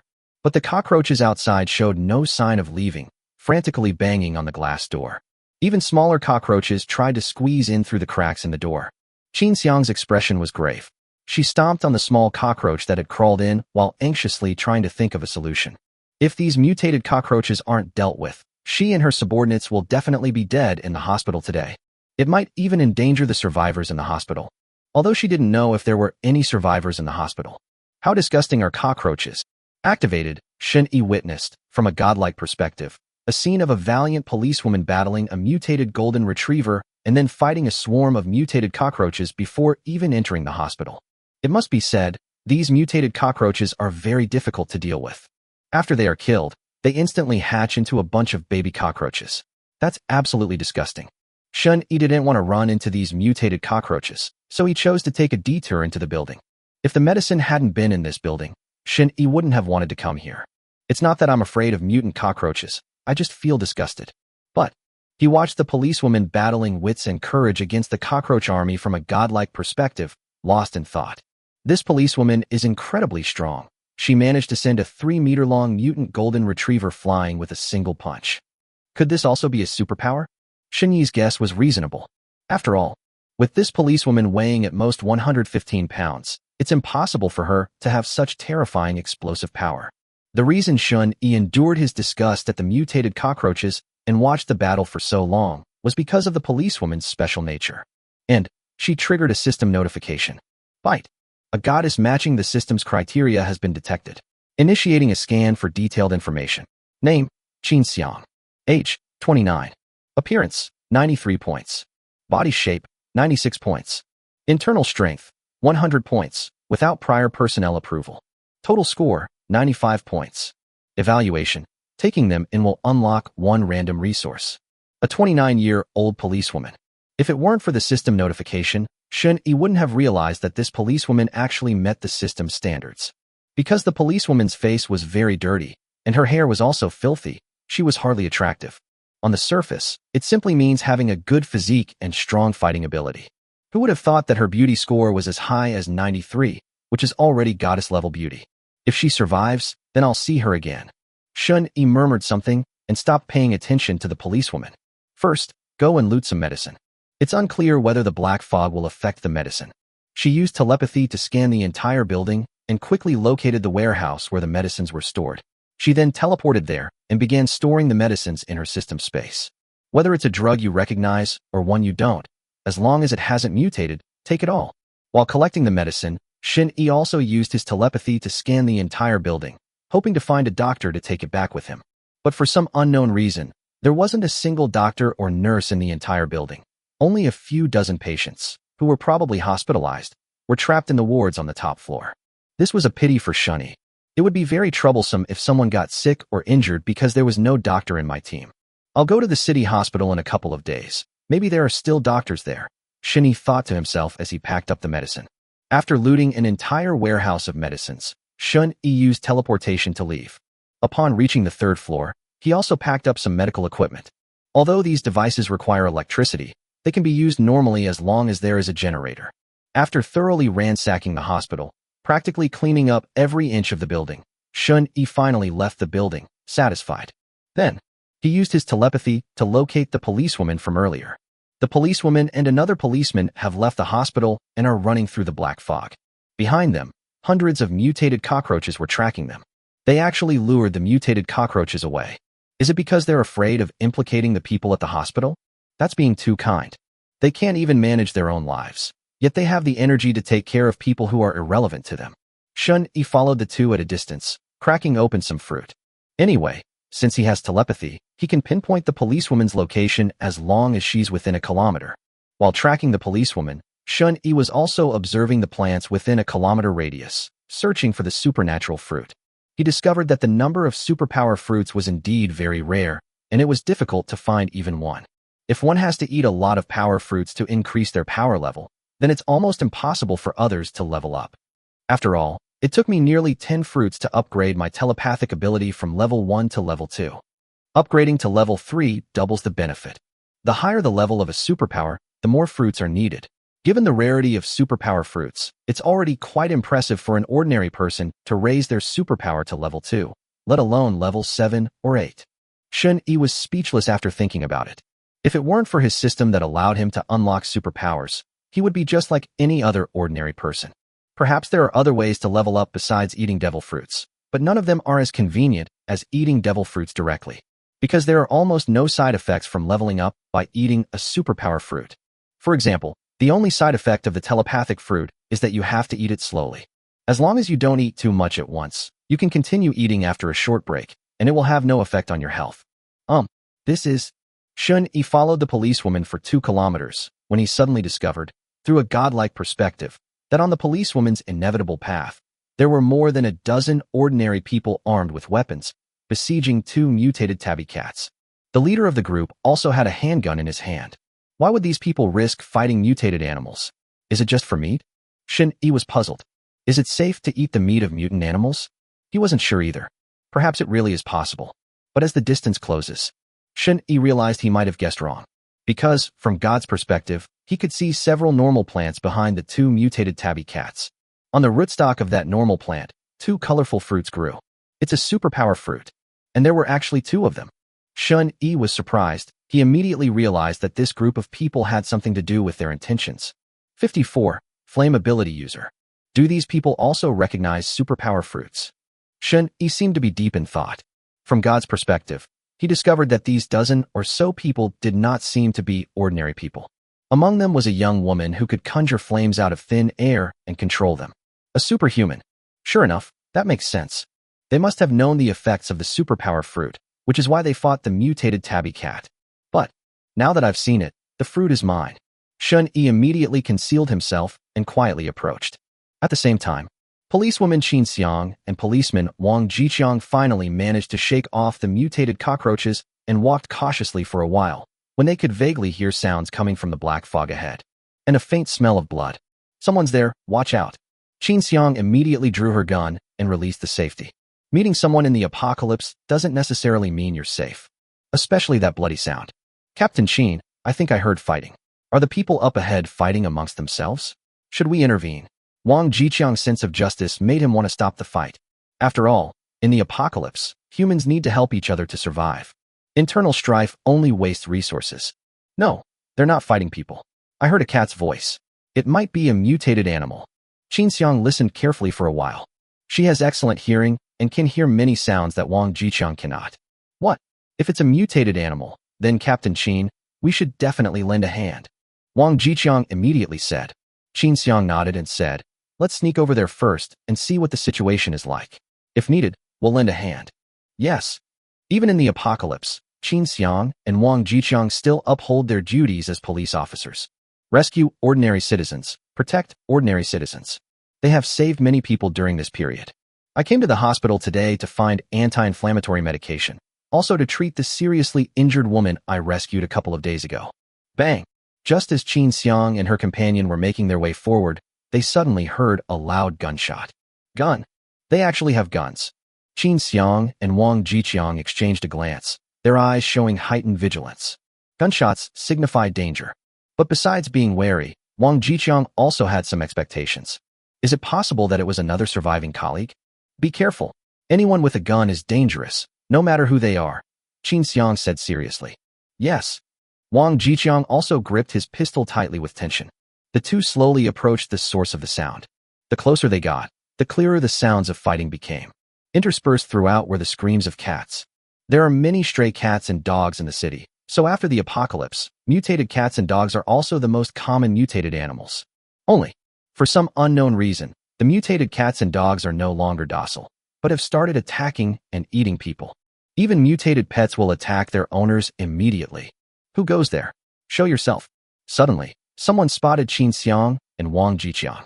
Immediately, several armed men looked over. Because of the influence of the black fog, the two were only discovered when they were very close together. You're police officers? The crowd had been quite aggressive, but their expressions changed immediately when they saw the police uniforms worn by Qin Xiang and Wang Jiqiang. Seeing that they were just a group of ordinary people, Wang Jiqiang lowered his guard and said with a smile, "That's right. We are from the Xia criminal police team. We're here to rescue you." But when the crowd heard the words criminal police, their expressions changed. A few people even started trembling for no apparent reason, with panic showing in their eyes. Something's not right with these people. Qin Xiang was experienced, and seeing the changes in everyone's expressions, she realized that there was definitely something wrong with this group of people.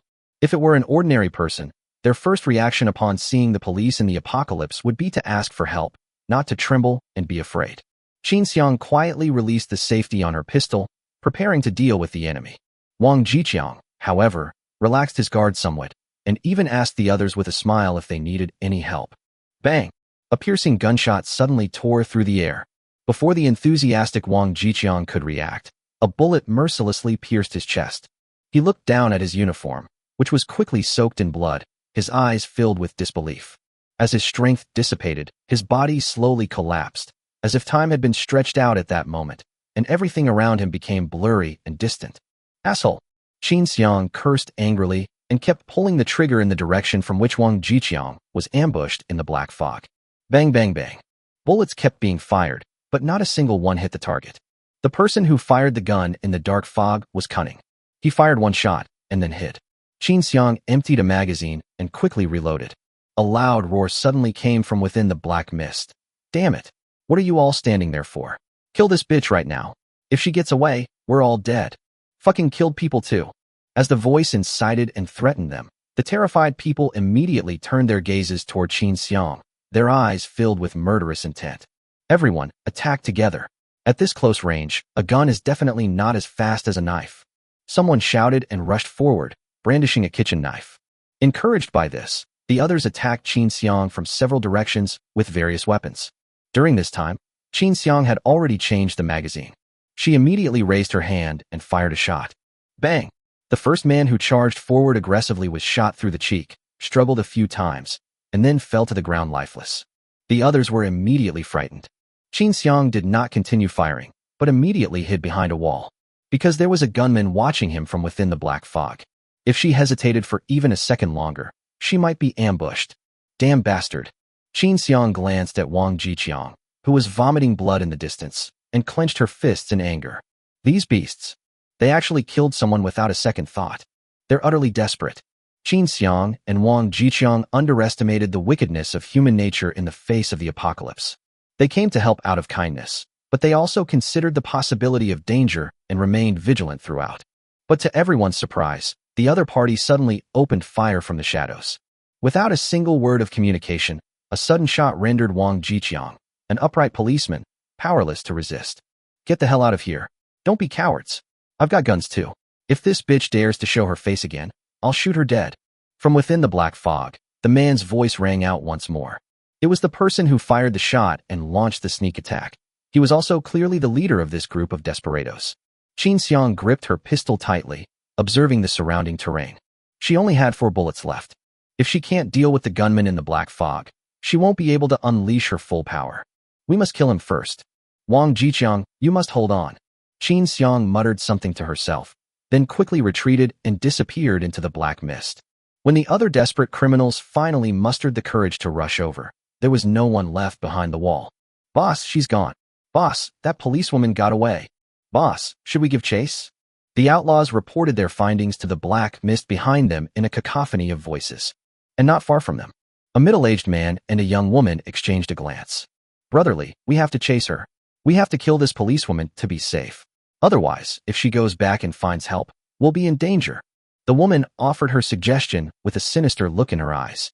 The middle-aged man nodded in agreement, saying, That's right. Since we've started, let's see it through to the end. Subsequently, he yelled at his thugs, Go after her. Don't be cowards. I'm right behind you. If that bitch dares to show her face, I'll beat her to death. 55. This woman is simply inhuman. The underlings dared not disobey their boss's orders and immediately began to carefully search the surrounding area. At this time, Qin Xiang, hidden in the black fog, pinpointed the gunman's location by sound.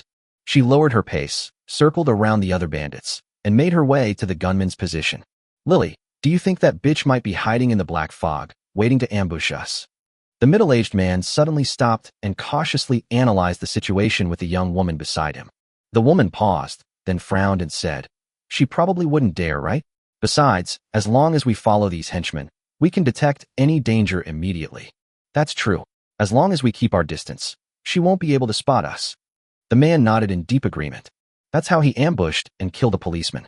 Moreover, after the ambush, he immediately hid behind a building, so even if the other side fired, they couldn't hit him. With the black fog obscuring the view, it's safe to do bad things. After glancing at the male police officer on the ground who was still breathing and glaring at him fiercely, the middle-aged man raised his gun and fired, sending Wang Jiqiang to his death.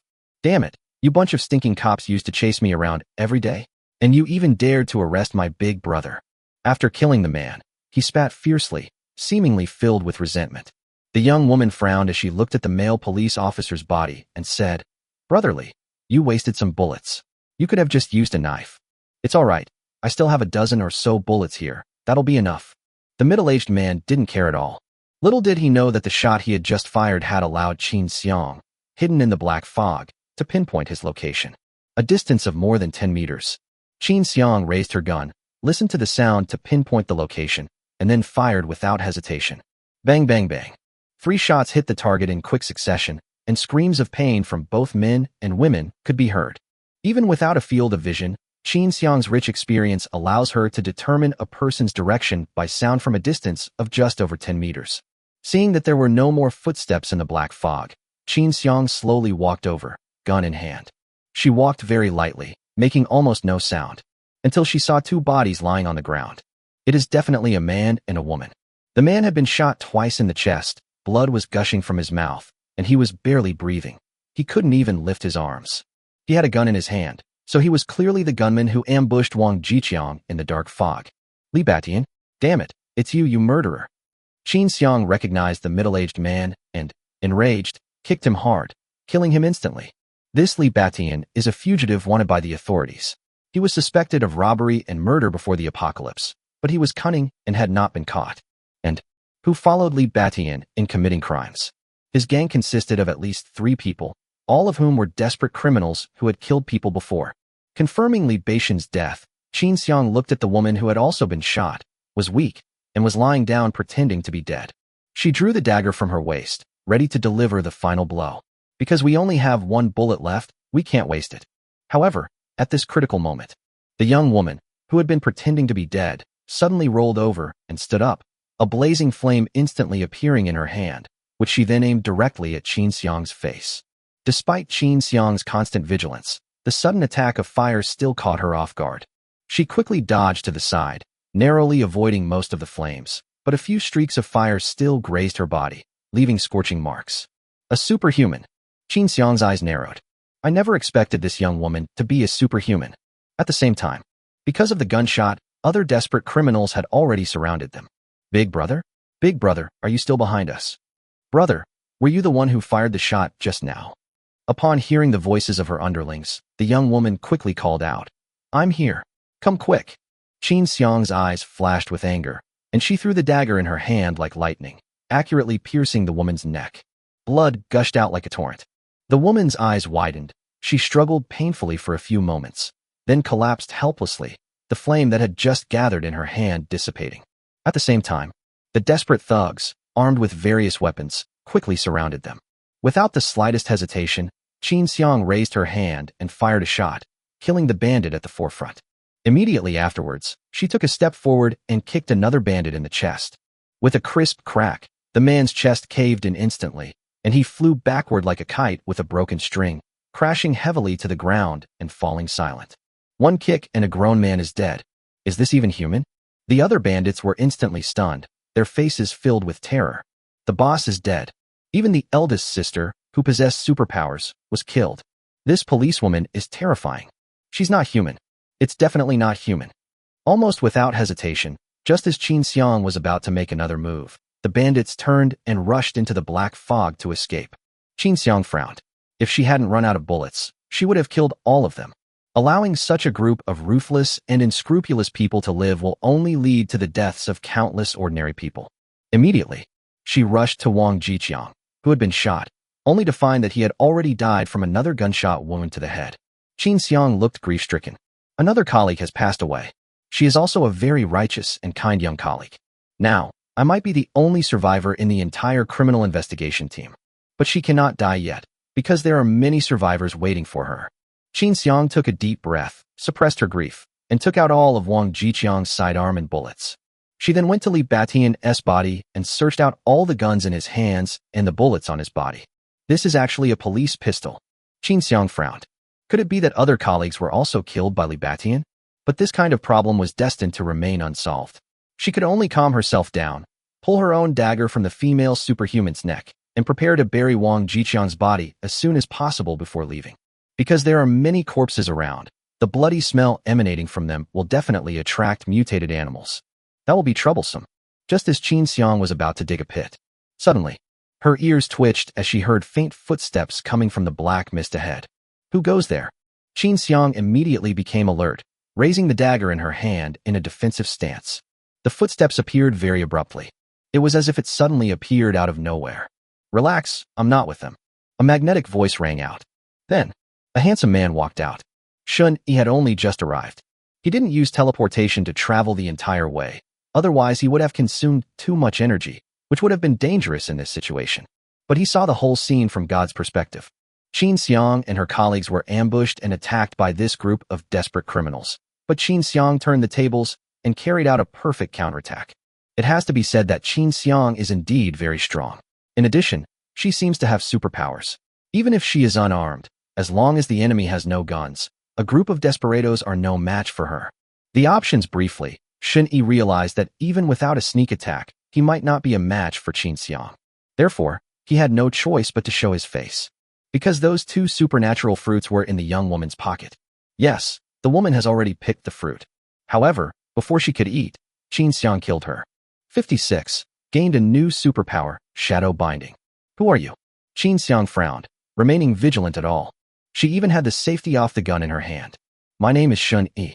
She stole something from me, so I came here specifically to find her. Shun Yi pointed to the young woman's corpse on the ground and made up a story on the spot. Qin Xiang frowned even more deeply, clearly not believing it. After all, it's too much of a coincidence. He had just killed a woman when this man appeared, claiming to be looking for her. But after a quick glance, she realized that the man in front of her had no gun or other weapons and posed no great threat to her. Go get it yourself. As Qin Xiang spoke, she took a few steps back, leaving a safe distance. Thank you. Shun Yi nodded, then stepped forward and took two superpower fruits from the dead woman's pocket. He didn't hide it from Qin Xiang. He deliberately let her see it. I just wanted to test whether Qin Xiang was a superhuman. If she is a superhuman, she would definitely recognize the superhuman fruit. Of course, while performing this dangerous move, Shun Yi was also ready to use teleportation to escape at any time. If Qin Xiang, the policewoman, becomes greedy for the superpowered fruit and tries to attack him, he can guarantee to leave the battlefield immediately. Fortunately, Qin Xiang is a very upright policeman. After seeing the power fruit, although her expression changed drastically, she did not intend to kill and steal it. Is this yours? Qin Xiang asked hesitantly. Yes, this is a superpowered fruit that I discovered a long time ago, but this woman took advantage of her numbers and stole my things, so I came looking for her. Speaking of which, I should thank you, officer, for helping me kill her. As Shun Yi spoke, he took out 3 bottles of mineral water and 2 boxes of self-heating hot pot from his system space and placed them on the ground. Consider this gift as a token of our gratitude for your kind assistance, officer. After saying this, he used teleportation to leave the scene. Once I have the goods, I won't take any more risks. As for taking in this policewoman, that's not possible at the moment, because I might not be able to beat her. If he were to take in a woman who was more capable than himself, not only would the woman be willing, but Shun Yi himself wouldn't feel at ease either. So, it's better to make a good impression first, and then talk about it later when you become stronger. If the policewoman is still alive by then, we can just come back to find her. If she doesn't have the ability to survive, then Shun Yi doesn't think it's a great pity. After all, he only paid a small price in terms of supplies. Qin Xiang stared at the spot where Shun Yi had disappeared, her eyes filled with undisguised shock. This man is also a superhuman. Moreover, his superpower is incredibly strong. If this man had harbored ill intentions towards me just now, I might not have even been able to react. Qin Xiang couldn't help but swallow. For the first time, she felt a cold sweat break out. I never imagined that such an elusive superpower existed in the world. Thankfully this person is a good person. Otherwise, I wouldn't be able to go back today. Qin Xiang was wary of this suddenly appearing young man from the very beginning, especially when she saw that the other person was very calm when he saw the corpse, and was not afraid or disgusted at all. She knew that this person was definitely not simple, until she saw the other person take 2 superpowered fruits out of the woman's pocket. Because Qin Xiang had also eaten the superpowered fruit, she recognized it. That's a fruit that can grant ordinary people superpowers. No wonder this man would risk showing up. As for whether what the other party said was true, Qin Xiang wasn't sure, but she felt it was probably true. Otherwise, how could he possibly have accurately pulled the fruit from the corpse's shirt pocket?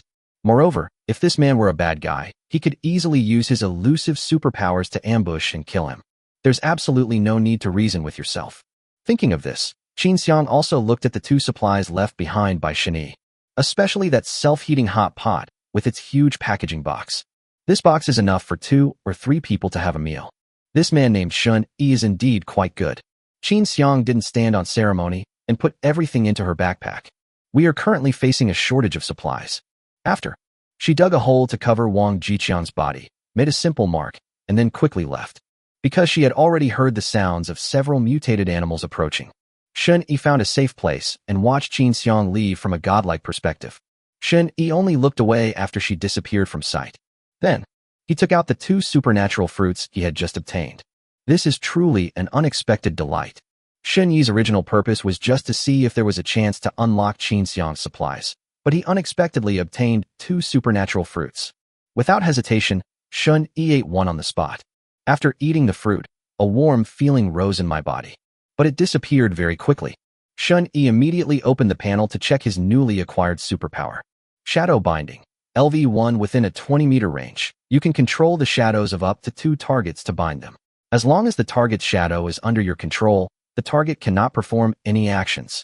The stronger the target, the more stamina you consume. The weaker the target, the less stamina you consume. Damn, this ability is insane. Shen Yi carefully read the introduction twice and couldn't help but show a look of surprise. Control the shadows of any 2 targets. By controlling the target's shadow, you can restrict all of the target's actions.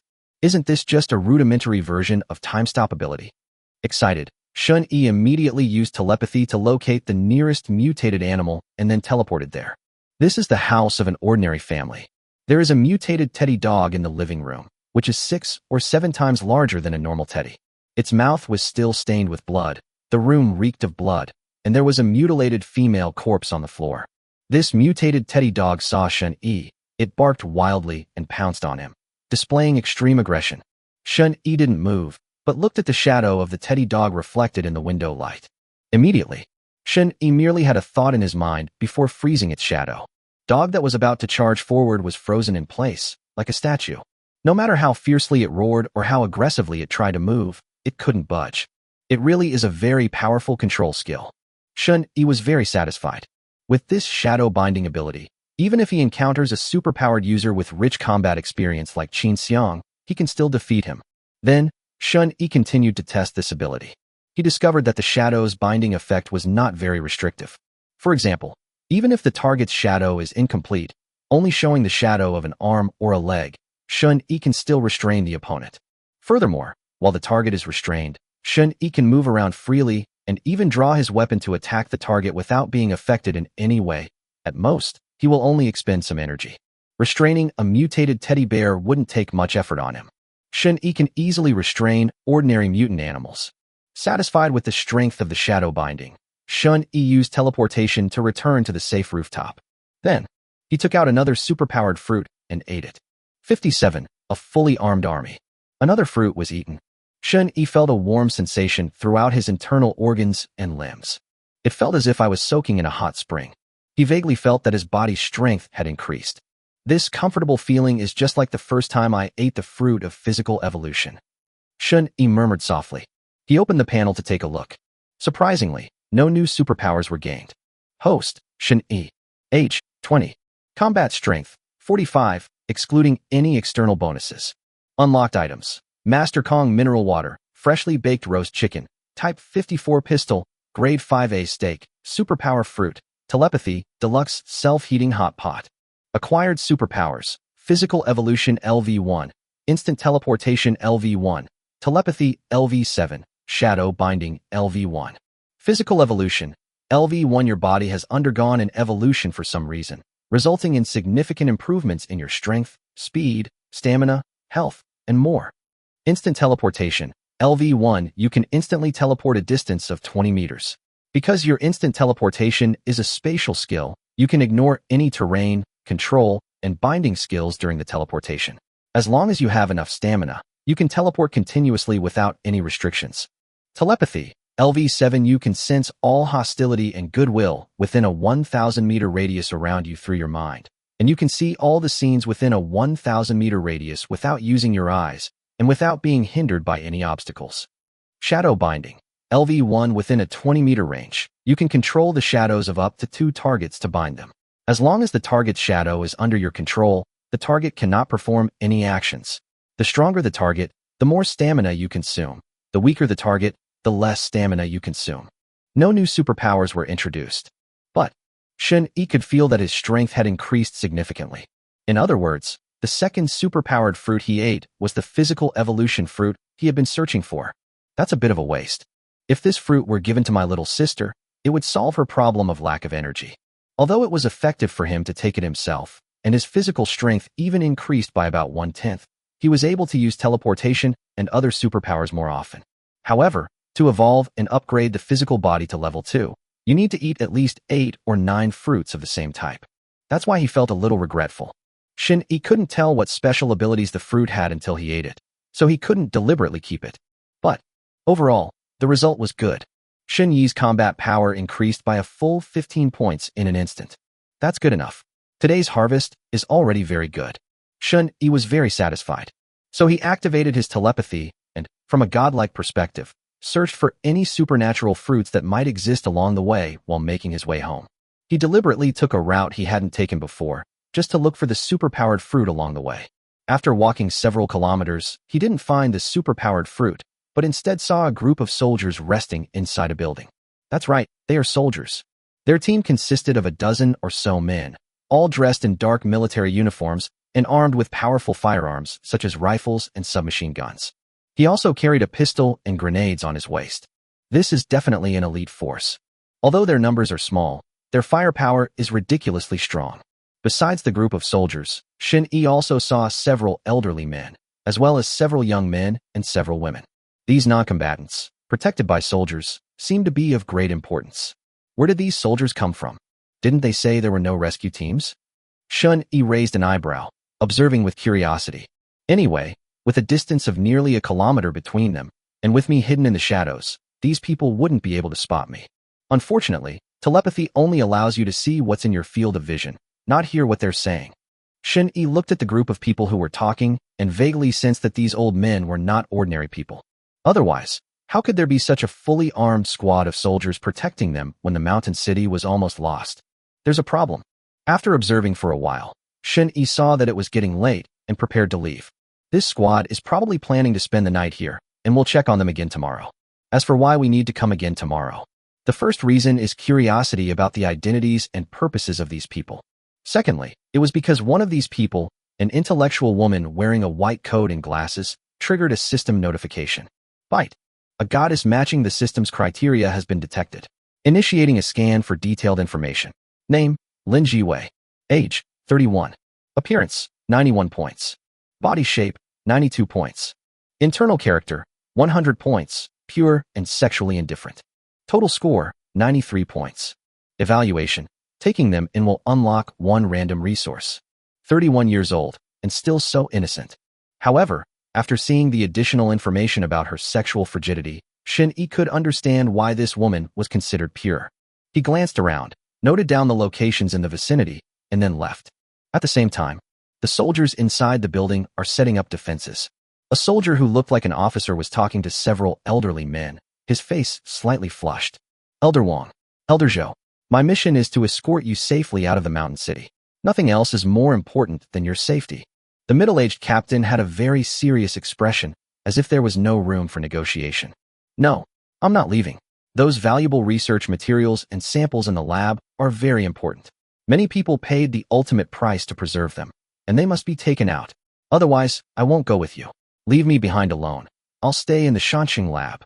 A stubborn old man shouted angrily. Old Wang, as long as you survive, the research can continue, but if you die, no amount of data will be of any use. Captain Zhao earnestly advised. You have no idea how important those research samples are. Old Wang retorted without backing down. At this time, another elderly man spoke up gently. Captain Zhao, we understand your good intentions. Professor Wang wasn't angry with you. It's just that those research materials are really important. Even if you rescue all of us so-called experts and professors, it won't make a difference if we don't bring out those research materials and samples. We need those samples, and the country needs those samples too. They are the earliest genetic samples of mutated animals and plants in the mountain city, including the most important genetic sample of mutant number 001. Only by bringing back these samples can we continue our research. Otherwise, once mutant number 001 has fully grown, it will kill tens of millions of people in the entire mountain city. We absolutely cannot stand by and watch this happen. It's the lives of tens of millions of people. Hearing old Zhou's almost pleading words, Captain Zhao also frowned. His orders were absolute. He had to rescue these scientists and viral genetic experts. But going to the research institute now would undoubtedly be very risky. Captain Zhao hesitated. How to choose between the lives of tens of millions of people and the lives of a dozen professors and experts? In the past, he would have chosen the former without hesitation. But now that it's the end of the world, these dozen or so outstanding individuals in their respective fields are clearly more important to the future of humanity as a whole. I have to go back to the research institute. I'm going too. At this time, a woman's voice, extremely rational and almost devoid of emotion, came through. Everyone instinctively looked at the person who had spoken. An intellectual woman wearing a white lab coat and glasses. But your safety. Captain Zhao hesitated. I said, we have to go back. The woman's tone left no room for argument. 58. The idea of building a shelter. Dr. Lin, my orders are to protect your safety. Nothing else is more important than your safety. Captain Zhao still wanted to stop it. And I also want the senior professors to help persuade them. After all, Dr. Lin was one of the people who had been specifically ordered to be brought back safely. Who knew? Surprisingly, the professors all agreed with Dr. Lin's words. Captain Zhao even had a vague feeling that these old professors seemed to respect Dr. Lin very much, just like her students. But how is that possible? Although Dr. Lin has a good resume, he is definitely far inferior to other senior professors. For example, Professor Wang and Professor Zhou are both renowned worldwide. But at this moment, the two highly respected professors were very obedient. Even the stubborn Professor Wang nodded silently. Captain Zhao couldn't help but recall that when he received the mission, his superiors had given him a strict order, saying that Dr. Lin Jiwei's safety was of utmost importance, that Dr. Lin must be protected at all costs, and that no coercive measures should be used. If necessary, we can request fighter jet assistance. In short, we must rescue Dr. Lin. It seems that Dr. Lin's identity is not simple. Under pressure, Captain Zhao had no choice but to agree to go to the research institute again. But he refused to bring all the experts and professors with him. Otherwise, if they were wiped out, it would be a loss for the entire Xia kingdom, and even for all mankind. So, they split into two groups. A team led by Captain Zhao went to the research institute to collect gene samples and research data. The other team stayed behind to protect the safety of the elderly professors. Only, Lin Jiwei also had to risk going to the research institute. Even though Captain Zhao tried to persuade him several times, it was to no avail. The assertive Dr. Lin left Captain Zhao feeling helpless. The key point is that the other senior professors also sided with Lin Jiwei. Before Dr. Lin could even react, the other professors would get anxious if he uttered a single word of refusal. I knew I wasn't wrong yesterday. This mutated black spider really is growing. It's even bigger than yesterday. Returning to the residential area, Shun-Yi subconsciously used his telepathy to look at the black spider that was perched on the 6th floor and found that it had grown even larger. Yesterday, he thought he had misread it. But that's clearly not the case. The mutated black spider is growing, and growing very fast. It grew a whole size larger in just one day. The growth rate of this black spider is simply terrifying. Is it because of the constant eating? Or is it because of mutation? Shun-Yi frowned. It seems we need to find a way to resolve this as soon as possible. Otherwise, if this black spider continues to grow, it might really threaten my safety. He looked away. Shun-Yi used teleportation to go to Building 13, checked on his grandmother and younger sister, and left some food and water behind. Afterwards, Shun-Yi returned to the 6th floor and went to room 1501 to change Chu Xiaoxiao's gauze and apply medicine. I found a lot of medicine at the hospital today, including some that can treat external injuries. During the dressing change, Shun-Yi took the opportunity to inquire whether Chu Xiaoxiao knew any of the other residents in the building. However, Chu Xiaoxiao said that she had only moved in not long ago, and since she usually stayed at home doing live broadcasts and rarely went out, she naturally didn't know her neighbors. They didn't even know the name of their next-door neighbor. So Shun-Yi didn't ask any more questions and used teleportation to go home. Honey, you're back. In the living room were no longer as surprised as before when they saw Shun-Yi appear out of nowhere. Instead, they greeted him warmly. The women were even more enthusiastic than usual today, because Shun-Yi granted Su wanting superpowers. They all wanted to gain superpowers, so they naturally started trying different ways to please Shun-Yi. This is also what Shun-Yi wanted to see. However, he was a bit tired after running around all day, and he had to get up early tomorrow to find those soldiers, so Shun-Yi decided to get a good night's sleep. If we could get our hands on the submachine guns and grenades from those soldiers, maybe we could take down the mutated black spider. Originally, Shun-Yi was simply curious about what the soldiers were there for, but after feeling the threat of the black spider again today, he started to think about taking the soldiers' weapons. If a pistol can't break through the mutated black spider's defenses, surely a grenade can too? Shun-Yi was lying in bed thinking about tomorrow's plans when there was a knock on the door. "Honey, are you asleep?" It's the sound of Mist and Jiangnan. "Not yet. Come in and talk if you need anything." Jiangnan Yin pushed open the door and walked in, then deliberately closed it behind her. "Honey, I have a friend who is also looking for shelter, so do you think we could take her in?" Jiangnan Yin said. "A woman?" Shun-Yi frowned. And she's very pretty, with a great figure too." Jiangnan Yin emphasized the friend's appearance. Shun-Yi's brows relaxed, and he finally understood what Jiangnan Yin meant. It's not that he's acting out of a saintly heart. It's that he wants to find a woman for himself. Really, because Su wanting gained superpowers, the other women couldn't sit still any longer. It was somewhat expected. After all, Jiangnan Yin betrayed her teacher from the very beginning in order to gain his favor. This healthy competition among the concubines was naturally a good thing for Shun-Yi. He thought for a moment and asked, "Isn't the internet down now? How can you still contact your friends?" "I've talked to her before, and I know where she is now." Jiangnan Yin replied. If she could, she wouldn't want to risk picking up her friend. But when she thought about how Su Wanting had gained superpowers, she felt somewhat resentful. "Honey, I can drive to pick her up. There shouldn't be any problems," Jiangnan Yin added. Shun-Yi pondered for a moment. Sending Jiangnan Yin to pick it up is a bit risky. Shun-Yi was unsure whether the supplies would stop being issued after the woman died, so he didn't want Jiangnan Yin to take any risks. It's getting more and more dangerous outside. Even Shun-Yi needs to use his X-ray vision cheat when he goes out, let alone ordinary people. Not to mention, even a day as husband and wife is worth 100 days of kindness. There's no need to send Jiangnan Yin to her death for no reason. As long as the woman isn't someone who betrays him, even if she's just a pretty face, Shun-Yi doesn't want to kill her casually. After all, he had the resources to support a woman, and they had some emotional connection. Unfortunately, apart from his own woman, Shun-Yi had no other subordinates he could command, and he wouldn't even care if they died, etc. Why can't we have subordinates like this? Absolutely. Even ordinary people can have a bunch of henchmen who will risk their lives for them. If I just take out a little bit of resources, I can take in a bunch of people who will work for me and risk their lives for me, right? Moreover, we don't lack supplies. The warehouse contains millions of servings of water and food. The more I think about it, the more sense it makes. Moreover, now that Shun-Yi has the ability to see through hostility, he can simply kill any subordinate he intends to use who harbors disloyalty. Without fear of betrayal, one can certainly recruit people to do things for them. You can't do everything yourself, can you? He wouldn't feel much pain even if such a subordinate died, since it was just a normal transaction between them. I give you food and water, and you risk your life for me. Thinking of this, Shun-Yi looked at Jiangnan Yin and said, "I've recently had the idea of setting up a shelter to house survivors. Given the current situation, national rescue is definitely not possible.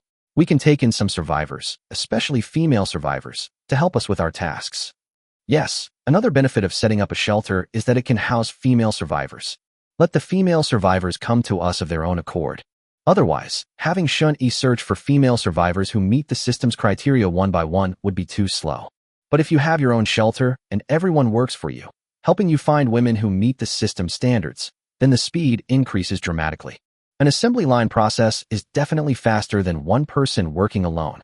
"Honey, if you've made up your mind, I'll start making preparations tomorrow," Jiangnan Yin said immediately. She now really wants to do something for Shun-Yi in order to receive the reward of the superpower fruit. "Okay, you can start making preparations tomorrow. First, take stock of the residents in this community. We'll use this community as our initial base to build the shelter," Shun-Yi said. There are enough houses in this community, and they are all large single-level apartments with wide views, making it a very suitable site for a base. But we need to deal with that mutated black spider first. Thinking about this, Shun-Yi took out several supernatural fruits from the system space. 59. After investing for so long, it's time to reap the rewards. Eat it, and you'll gain superpowers. Shun-Yi took out the superpowered fruit and said, if you ask Jiangnan Tobacco to do something, you should definitely give them a reward. In addition, Jiangnan Yin had also contributed to Bai Sini's previous success in luring her away, so giving her a few more supernatural fruits was considered compensation. For someone who has already gained superpowers, eating a few more fruits doesn't actually have much effect. Superpowers only undergo transformation with each upgrade. Thank you, husband. Jiang Nanyin's eyes lit up when she saw the 5 superpower fruits, and she quickly took them. I never expected my husband to give me so many superpowers. For more than Su wanting. Sure enough, I have to collect women for my husband to make him happy. Jiang Nanyin, who thought she had found the trick, was now thinking about how to set up the shelter well, take in more female survivors, and then pick out the prettiest women for her husband. This way you can get more rewards. With that thought in mind, he had already put several supernatural fruits into his mouth. Immediately, a cool, electric-like pleasure flowed through her body. It felt so good. Is this what it feels like to have superpowers? Afterwards, Shin-Yi also taught Jiang Nanyin how to use her superpowers. And he also told Jiang Nanyin that superpowers can be upgraded. For example, if she has eaten 5 superpower fruits now, and if she eats about 5 more, her superpower level will increase by 1 level, and her superpower will become stronger. Upon hearing this, Jiang Nanyin showed a look of surprise and delight. No wonder she felt that her superpowers increased slightly with each fruit she ate, though the feeling wasn't very noticeable. So it turns out an upgrade is needed. Immediately, her determination to work hard only strengthened. Only by working hard can you obtain more superpower fruits and improve your superpower level. As long as my ability level is higher than Su Wanting's and the other women's, then I will have the most say. Moreover, the higher my ability level, the more valuable I am to Shin-Yi, and the less likely he is to abandon me. Jiang Nanyin already had a clear goal. It doesn't matter who gains superpowers first. What matters is whose superpower level is higher. After all, as Shun-Yi said, the effect of a superpower doubles with each level increase. Level 2 superpowers far surpass Level 1. Seeing Jiang Nanyin's eager expression, Shun-Yi was very satisfied. They keep making empty promises about superpower levels to motivate women to strive for better services. Anyway, telepathy isn't a combat-related superpower, so even if I leveled all my women up to level 7 or 8, they wouldn't pose a threat to me. On the contrary, it can help you. For example, when recruiting survivors, telepathy can be used to screen out those who are hostile or have ill intentions. In short, as long as Jiang Nanyin works diligently, Shun-Yi is prepared to make her the first person besides himself to upgrade to level 2 superpower. Jiang Nanyin is very reliable in her work, and her loyalty is now approaching that of Su Wanting, making her well worth cultivating. Husband, I. After gaining superpowers, Jiang Nanyin became emotional and kissed her. Shun-Yi initially wanted to refuse. But that's just human nature. Tonight is definitely not going to be vegetarian. There are 2 sides to the story. Lu Yiya, on the other hand, was in a difficult situation. Her mind was full of chaotic thoughts, and she couldn't sleep again tonight. Shin-Yi didn't want me again tonight. Why? Do I really despise myself that much? Although she knew she was not as good-looking as Shun-Yi's other women, she would not accept being called ugly. From junior high school to university, she had many suitors. If she hadn't been so focused on her studies, Lu Yiya felt she could easily date 10 or 8 handsome boyfriends. I am definitely not ugly. In fact, I am beautiful. Only, around Shun-Yi were all goddess-level beauties, making her pale in comparison. Actually, the main reason is that sleeping with Lu Yiya doesn't unlock the resources. Therefore, Shun-Yi naturally lost interest. Otherwise, he would have done it already. As for why Lu Yiya was kept, it was because Shun-Yi had long thought about setting up a shelter and felt that he might need someone to do odd jobs, so he kept her. Otherwise, I can't do everything myself. The next day, waking up, Shin-Yi ate breakfast with the women and talked about his idea of setting up a shelter. This idea immediately gained everyone's support. Shin-Yi, the women have had no worries about food or safety. They spend their days eating and sleeping, which is incredibly boring, so they want to find something to do. And once the shelter was established, they were able to mobilize the shelter's staff to search for their families. As for asking Shun-Yi to help them find their families, none of the women had even considered it. If they upset Shin-Yi, they'll be in trouble. Of course, besides the little scheme of finding family members. More importantly, they heard that Jiang Nanyin had received 5 superpower fruits as a reward, and they also learned that superpowers could actually be upgraded. As a result, all the women's enthusiasm was aroused. They must also work hard to obtain superpower fruits. You need to discuss and come up with a reasonable plan regarding how many people the shelter should recruit, as well as issues like food and accommodation, and then show it to me, Shinny said. He didn't want to worry about these trivial matters. Moreover, he doesn't understand management. In comparison, Jiangnan Tobacco, whose family owns a company, should have more experience. They are at least more experienced than I am. Leave the professional tasks to the professionals, and you can simply be a hands-off manager. Ultimately, the decision-making power rests with me. If I'm not satisfied, I can simply veto it. After roughly arranging the trivial matters, Shun-Yi left home. Before leaving, she left behind 5 guns, entrusting Su-Yun with the management and distribution of the weapons. Since we are going to establish a shelter, it is necessary for our women to be armed, otherwise we will not be able to deal with bad guys. Honey, don't worry, leave the safety of the house to me. Su-Yun nodded earnestly. Although she was still uncomfortable with Shun-Yi's decision to have a harem, Su-Yun's loyalty to Shun-Yi remained unwavering. Shin-Yi also trusted her. They even gave Su-Yun an extra power fruit as a reward. The superpower fruit was unlocked from Su-Yun, so giving her as a reward isn't unfair to the other women. Moreover, Shin-Yi's side doesn't care about fairness. He can reward whomever he wants. If any woman resents herself for this, she deserves to die. Leave home. Shin-Yi first went to 1501 to change the gauze for the anime streamer Chu Xiaoxiao. After a few days of rest, her wounds had healed somewhat. It looks like I should be able to do some simple exercises now. After investing for so long, it's time to see a return. 60. Superpower upgrade, Mutant Giant Dog. Don't go to bed too early tonight. I'll come find you. Remember to wash it thoroughly. Dressing, Shin-Yi left behind dozens of bottles of mineral water and some food, then used teleportation to leave. He needed to hurry to find the soldiers he had seen yesterday. Otherwise, it would be difficult to get his hands on high-lethal weapons like grenades once they left. As for Chu Xiaoxiao, let her recover for another day, and we should recoup our investment tonight. If Shun-Yi weren't so well off, he would have fought a bloody battle long ago and wouldn't care whether Chu Xiaoxiao got hurt. But since they hadn't run out of ammunition and supplies yet, Shun-Yi still maintained his bottom line. What do you mean by coming to see me tonight? Murmuring innocently, but her cute face gradually turned red. She certainly understood what Shun-Yi meant. Finally, it's time to get to that step. Actually, Chu Xiaoxiao has been feeling uneasy these past 2 days. She felt a mix of anticipation, excitement, fear, and worry. What if Prince Charming takes the final step with me and then abandons me? What if they abandon me? But given Prince Charming's kindness, he shouldn't be a heartless man like Chen Shimi, right? But no matter how much she imagined it, she seemed to have neither a reason to refuse nor the power to refuse. Sigh, since things have come to this, I'd better clean myself up first. Chu Xiaoxiao looked at the dozens of bottles of mineral water that Prince Charming had left for her, enough for her to wash her body carefully. Following his memory, Shin-Yi quickly arrived at the location where the group of soldiers had stayed overnight the day before. While eating the superpowered fruit, he secretly observed and pondered how to obtain grenades and submachine guns. Murder and robbery? Not very stable. Although he has the ability to teleport, he can still ambush and kill several soldiers by surprise. But the other side has more than a dozen people, and if they are all experienced in combat, then I might also be killed.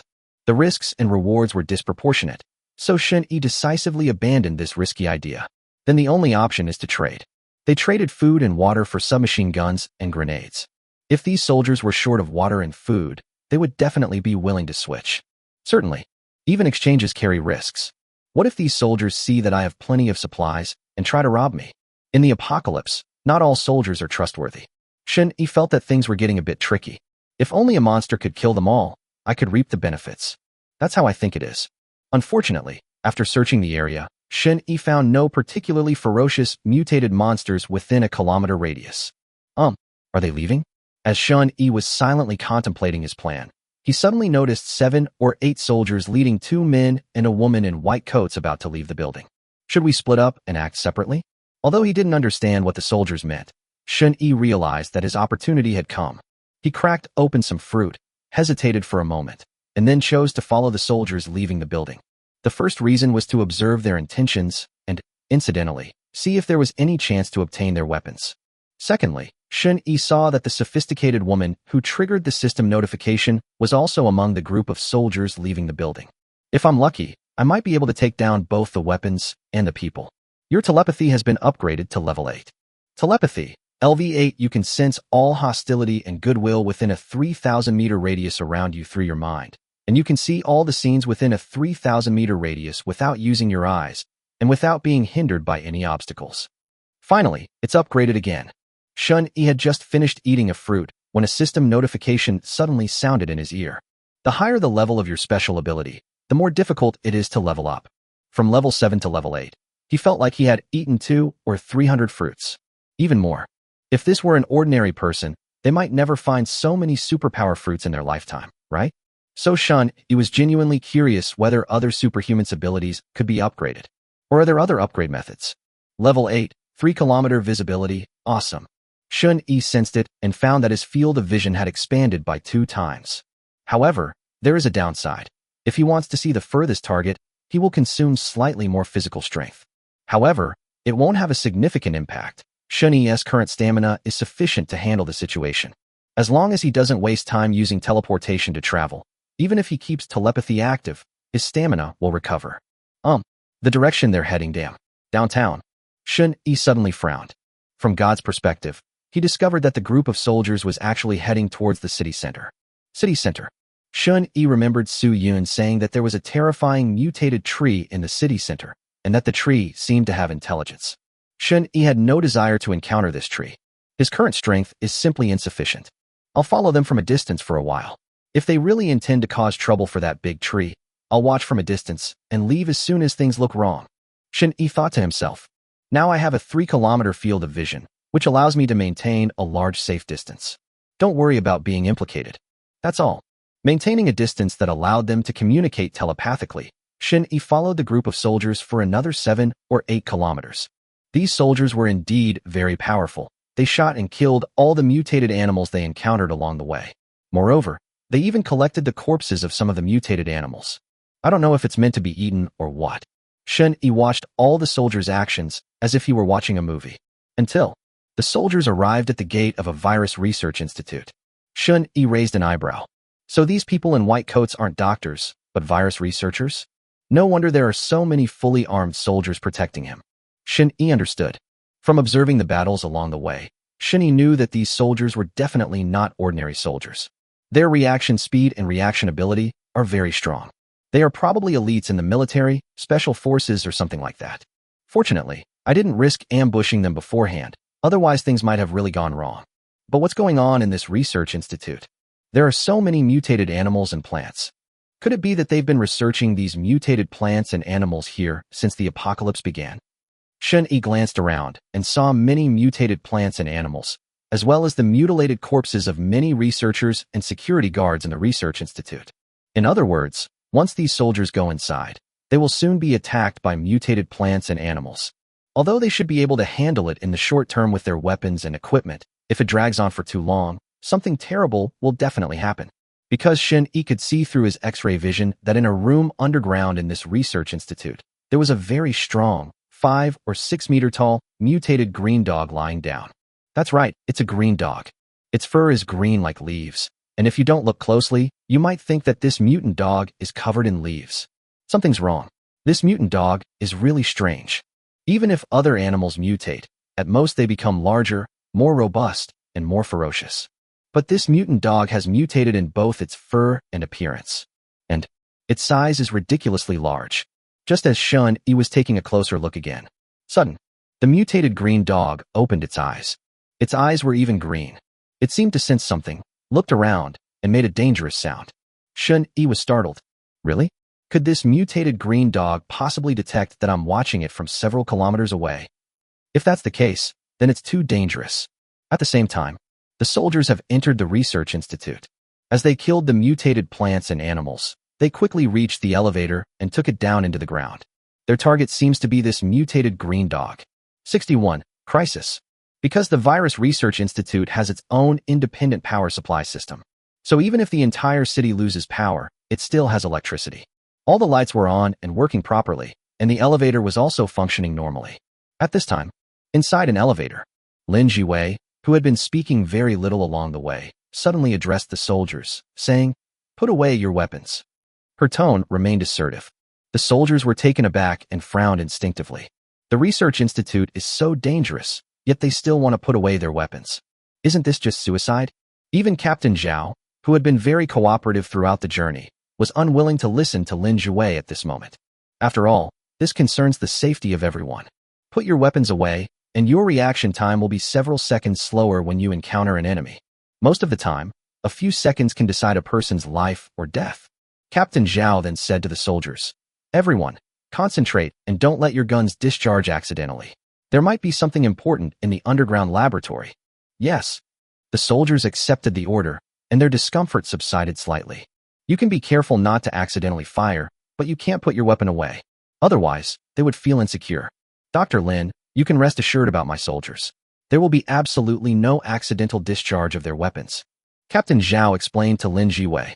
Since Lin Jue didn't say anything, he figured it might be because there were some valuable genetic samples in the underground lab, which was why the gun needed to be put away to prevent damage. But Captain Zhao trusted his men. They are all professionally trained, and it's impossible for them to accidentally fire a weapon under such circumstances. Captain Zhao's solution was neutral, neither siding with his own soldiers nor with Lin Jue. "No, I'm not worried about the genetic samples." Lin Jue adjusted her glasses, looked at the soldiers, and said without any emotion, "I'm worried about you." The soldiers were completely bewildered. Are they worried about us, who are fully armed? Many people even felt like laughing. If they hadn't been short on ammunition, they could have easily swept through this virus research institute. Ordinary mutated plants and animals, who can withstand rifle fire or grenade bombardment. Their caution stemmed primarily from insufficient firepower, not from fear. Fight. It was at this moment that the elevator stopped on the third basement level, and the doors opened. What comes into view is a long corridor. The stairwell was tall and wide, and the white lights were a bit dazzling. The soldiers immediately raised their guns warily and scanned their surroundings. All I saw was the walls were covered in dark red blood. There were also many drag marks on the ground, but there were no corpses or mutated monsters to be seen. All the soldiers immediately became alert. This situation usually indicates a very high level of danger. Two soldiers were the first to exit the elevator to investigate. Then, before they could report the situation, Lin Jue followed them out. She remained fearless and unafraid, as if everything was under her control. "Dr. Lin." Captain Zhao's expression changed, and he quickly chased after them. Lin Jue didn't say anything, but walked towards the laboratory at the end of the corridor. Seeing this, the soldiers had no choice but to quickly follow. Captain Zhao's expression was not good. This Dr. Lin is too reckless. They didn't take their arrangements seriously at all. If a mutated animal were to appear, they wouldn't have time to rescue Lin Jue. We arrived at the laboratory entrance at the end of the line. Lin Jue stood in front of the keypad door, looked at the soldiers behind her, and said again, "Put your guns away and don't show any hostility, otherwise I can't guarantee your safety." She speaks very little, but the amount of information she conveys is enormous.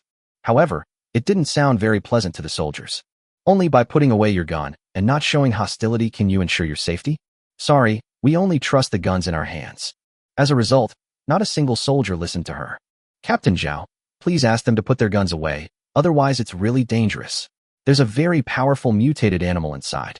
Ordinary weapons can't hurt it at all, and they'll only provoke it," a male researcher in a white coat hurriedly advised. "Dr. Lin is just quiet and not good at expressing herself, but she's actually doing this for our own good," another male researcher explained. They understood Lin Jiwei's personality and knew how intelligent she was. Don't assume that Lin Jiwei is incompetent just because she is a woman and relatively young. Dr. Lin is a genius whom even other senior professors greatly respect.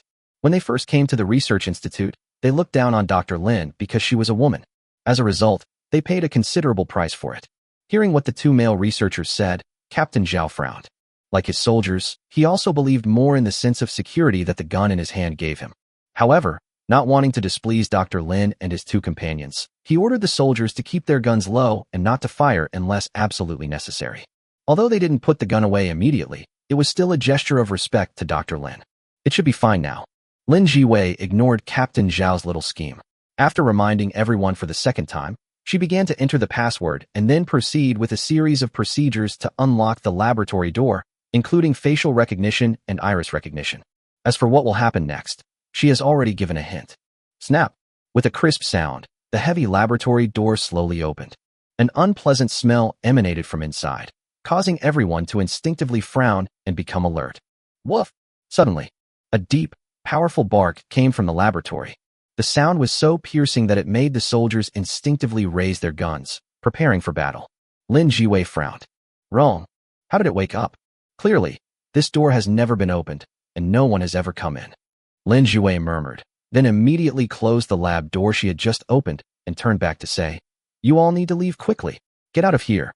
Everyone was stunned, not understanding why. Dr. Lin, what's wrong? The test subject has malfunctioned. Only I can resolve this. You all need to evacuate the lab immediately. For the first time, Lin Jiwei's voice sounded urgent. But Captain Zhao gripped his gun tightly, staring at the laboratory door, showing no intention of retreating. He needed to cover Dr. Lin and the two researchers retreat first. Dr. Lin, you can't take this risk. You should take the two researchers and retreat first. The rest of you, prepare for battle. Captain Zhao stood in front of Lin Jiwei and calmly issued orders. The soldiers released the safety pins and stared intently at the closed gate. At the same time, inside the laboratory, heavy breathing could be heard continuously. Immediately following was a vibration that seemed to shake the entire laboratory. Something got up and was moving toward the door. The soldiers' faces were solemn. This commotion is probably not from an ordinary mutated monster. Bang! Suddenly, the heavy iron door of the laboratory was slammed down hard, leaving it dented and deformed. The soldiers' pupils immediately contracted. Such a thick iron gate was deformed by a single smash. What kind of power is this? Bang! Bang! Two more heavy blows followed, and the thick iron door was on the verge of collapsing. The soldiers gripped their guns tightly, involuntarily tensing up. What kind of monster could possess such terrifying power? And what exactly is the purpose of this iron gate? There's absolutely no way to stop this monster. Bang! Another heavy blow. The iron gate, unable to withstand the weight, was smashed open. Immediately, a huge green monster appeared before everyone's eyes. Shot! Without a second's hesitation, Captain Zhao gave the order and pulled the trigger of his submachine gun. Lin Jiwei, who was blocked at the back, wanted to speak, but it was too late. Countless bullets swiftly struck the green monster. 62. Humanity has entered a new era? Bang, bang, bang, bang. Submachine gun and assault rifle bullets poured out at a rate of 20 to 30 rounds per second, the dense rain of bullets slamming into the green monster's body. Blood gushed from the monster, splattering onto the walls and the ground. A bullet can hurt it. Instantly, all the soldiers were invigorated, and hope ignited in their eyes. If the gun can wound this monster, then it proves that it can be killed. Monsters that can be killed are nothing to be afraid of. The soldiers quickly split into two groups, firing in staggered bursts, their barrage almost uninterrupted. They skillfully reloaded as they steadily advanced, attempting to force the monster back into the laboratory or simply kill it outright. At the same time, as the gunshots rang out, crackling sounds also came from several laboratories along the corridor, as if something was struggling, seemingly startled by the gunfire, and trying to break down the doors. Dr. Lin, you must leave now. As Captain Zhao pulled the trigger, he turned around and shouted. However, he noticed that Lin Jiwei's expression was unusually complicated. Her face showed a mixture of surprise, confusion, and even a hint of delight. This was the first time Captain Zhao had seen such a rich array of emotions on Lin Jiwei's usually calm and composed face, which seemed to be in control of everything. Why would she make such an expression when she saw this enormous monster? Before Captain Zhao could think it through, suddenly, a shrill scream came from ahead. He turned around abruptly, his pupils suddenly contracting. The enormous green monster charged out through a hail of bullets, swatting away the two soldiers at the front with a single claw, their blood instantly staining the ground red. The other soldiers were also stunned by this scene, and their weapons momentarily stopped moving. So many bullets pierced this monster's body, yet it was still able to fight back. Even more frightening is that it seems to be moving even faster than before. At this time, the green monster's eyes glowed crimson, as if it had fallen into a bloodthirsty frenzy, killing anyone it saw without mercy. That damned beast.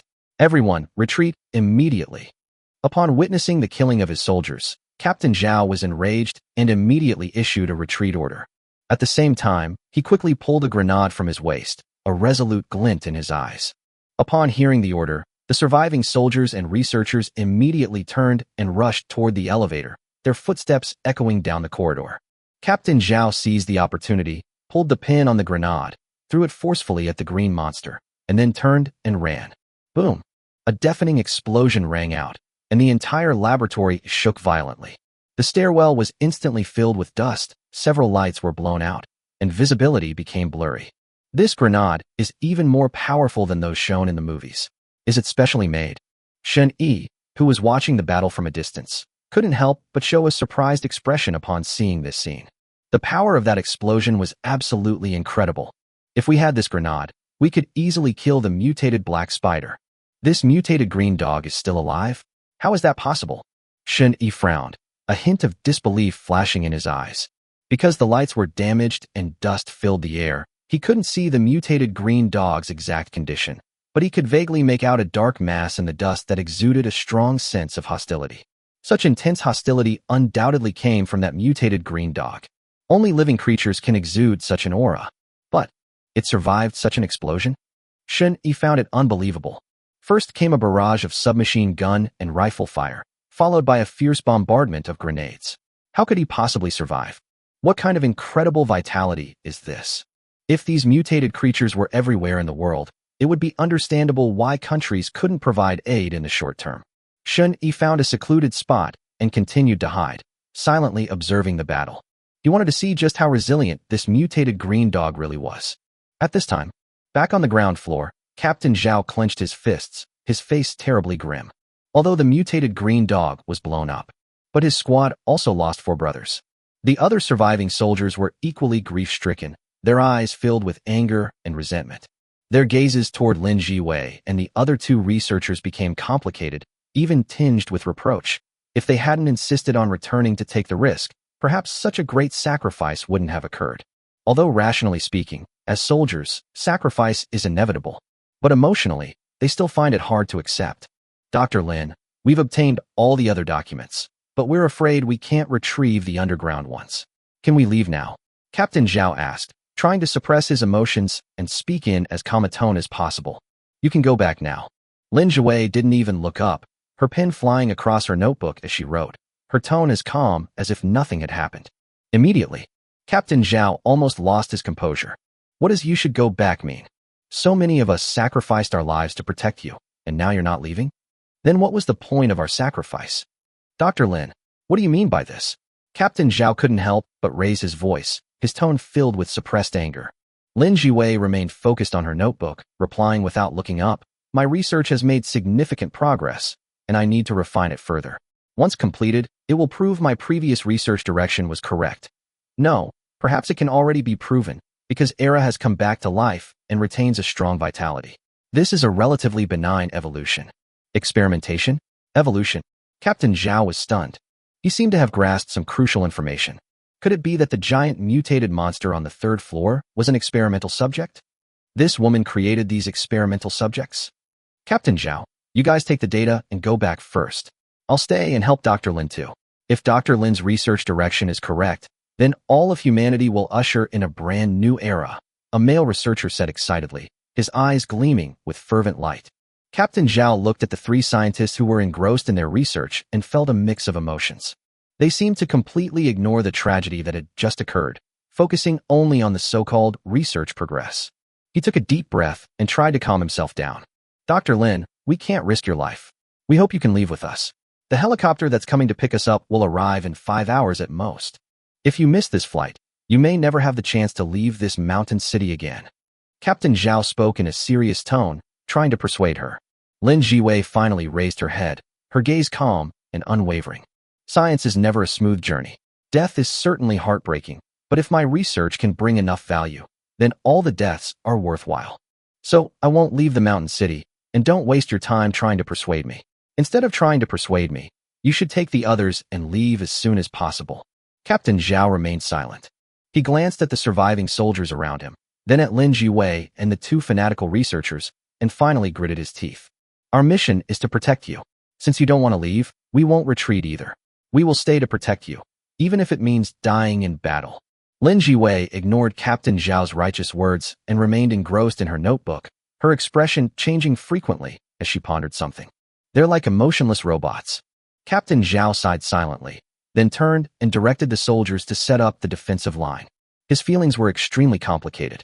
On the one hand, he understood the scientist's dedication. On the other hand, he could not accept this almost insane adventure. However, after calming down, he thought carefully about what the male researcher had said and felt that something was unusual. What does it mean to usher in a new era for all humanity? Captain Zhao frowned. If the monster in the basement was created by Lin Jiwei, what does that prove? Does this prove she has the ability to cause trouble? Or is it to prove that she has the power to change the world? Seeing Captain Zhao's confused expression, another male researcher explained, the mutated monster you saw on the third basement floor was actually a husky, which is a dog. A husky. Captain Zhao and the other soldiers recalled that the monster had indeed barked like a dog, but its size and shape were completely unlike that of an ordinary dog. That's right, it was originally Dr. Lin's pet dog, but it mutated after the apocalypse. The male researcher paused, then continued. Dr. Lin injected this mutated pet dog with a special gene extracted from gene sample number 001, causing it to undergo a secondary mutation on top of its original mutation. No, it should be called evolution. And so it evolved into what you see here. However, it should have been dormant, since the dosage of sedative injected was 5 times the usual amount. But strangely, it woke up ahead of schedule. As the male researcher spoke, he himself became puzzled and muttered to himself. Why did it wake up early? This doesn't make sense. Could it be a new mutation, an immune sedative? Or is it that? Did someone wake it up? But the lab door was locked. Who could get in? That's strange. After hearing the explanation, Captain Zhao's doubts deepened, but he was more concerned about another issue. What did you mean by saying, if the research direction is correct, all mankind will enter a new era? 63. The line between genius and madness is thin. I am not clear about the specific research details either. Only Professor Wang, Professor Zhou, and Dr. Lin, who is in charge of this research, know these things. But I can say with certainty that Dr. Lin's research can alter some of the human genes, giving humans strength, speed, and vitality that are no less than those of mutated animals. As the male researcher spoke, his gaze turned to Lin Jiwei, who was recording data, his eyes filled with reverence and admiration, as if he were looking at a deity. If Dr. Lin really succeeds, she will undoubtedly become a god who changes the fate of mankind. Captain Zhao and the soldiers around him were completely confused. Altering human genes? How can such a conclusion be drawn from an experiment on a single mutant dog? Can dogs and humans have the same genes? But at least they understood the literal meaning. If this research succeeds, ordinary people will gain power comparable to that of mutated animals. If that's the case, then it would indeed be enough to usher in a completely new era for all of humanity. Instantly, the way all the soldiers looked at Lin Jiwei changed. This doctor is simply a prodigy. Imagine if we could possess the strength and speed of mutated animals, plus modern firearms, then mutated plants and animals would pose no threat at all.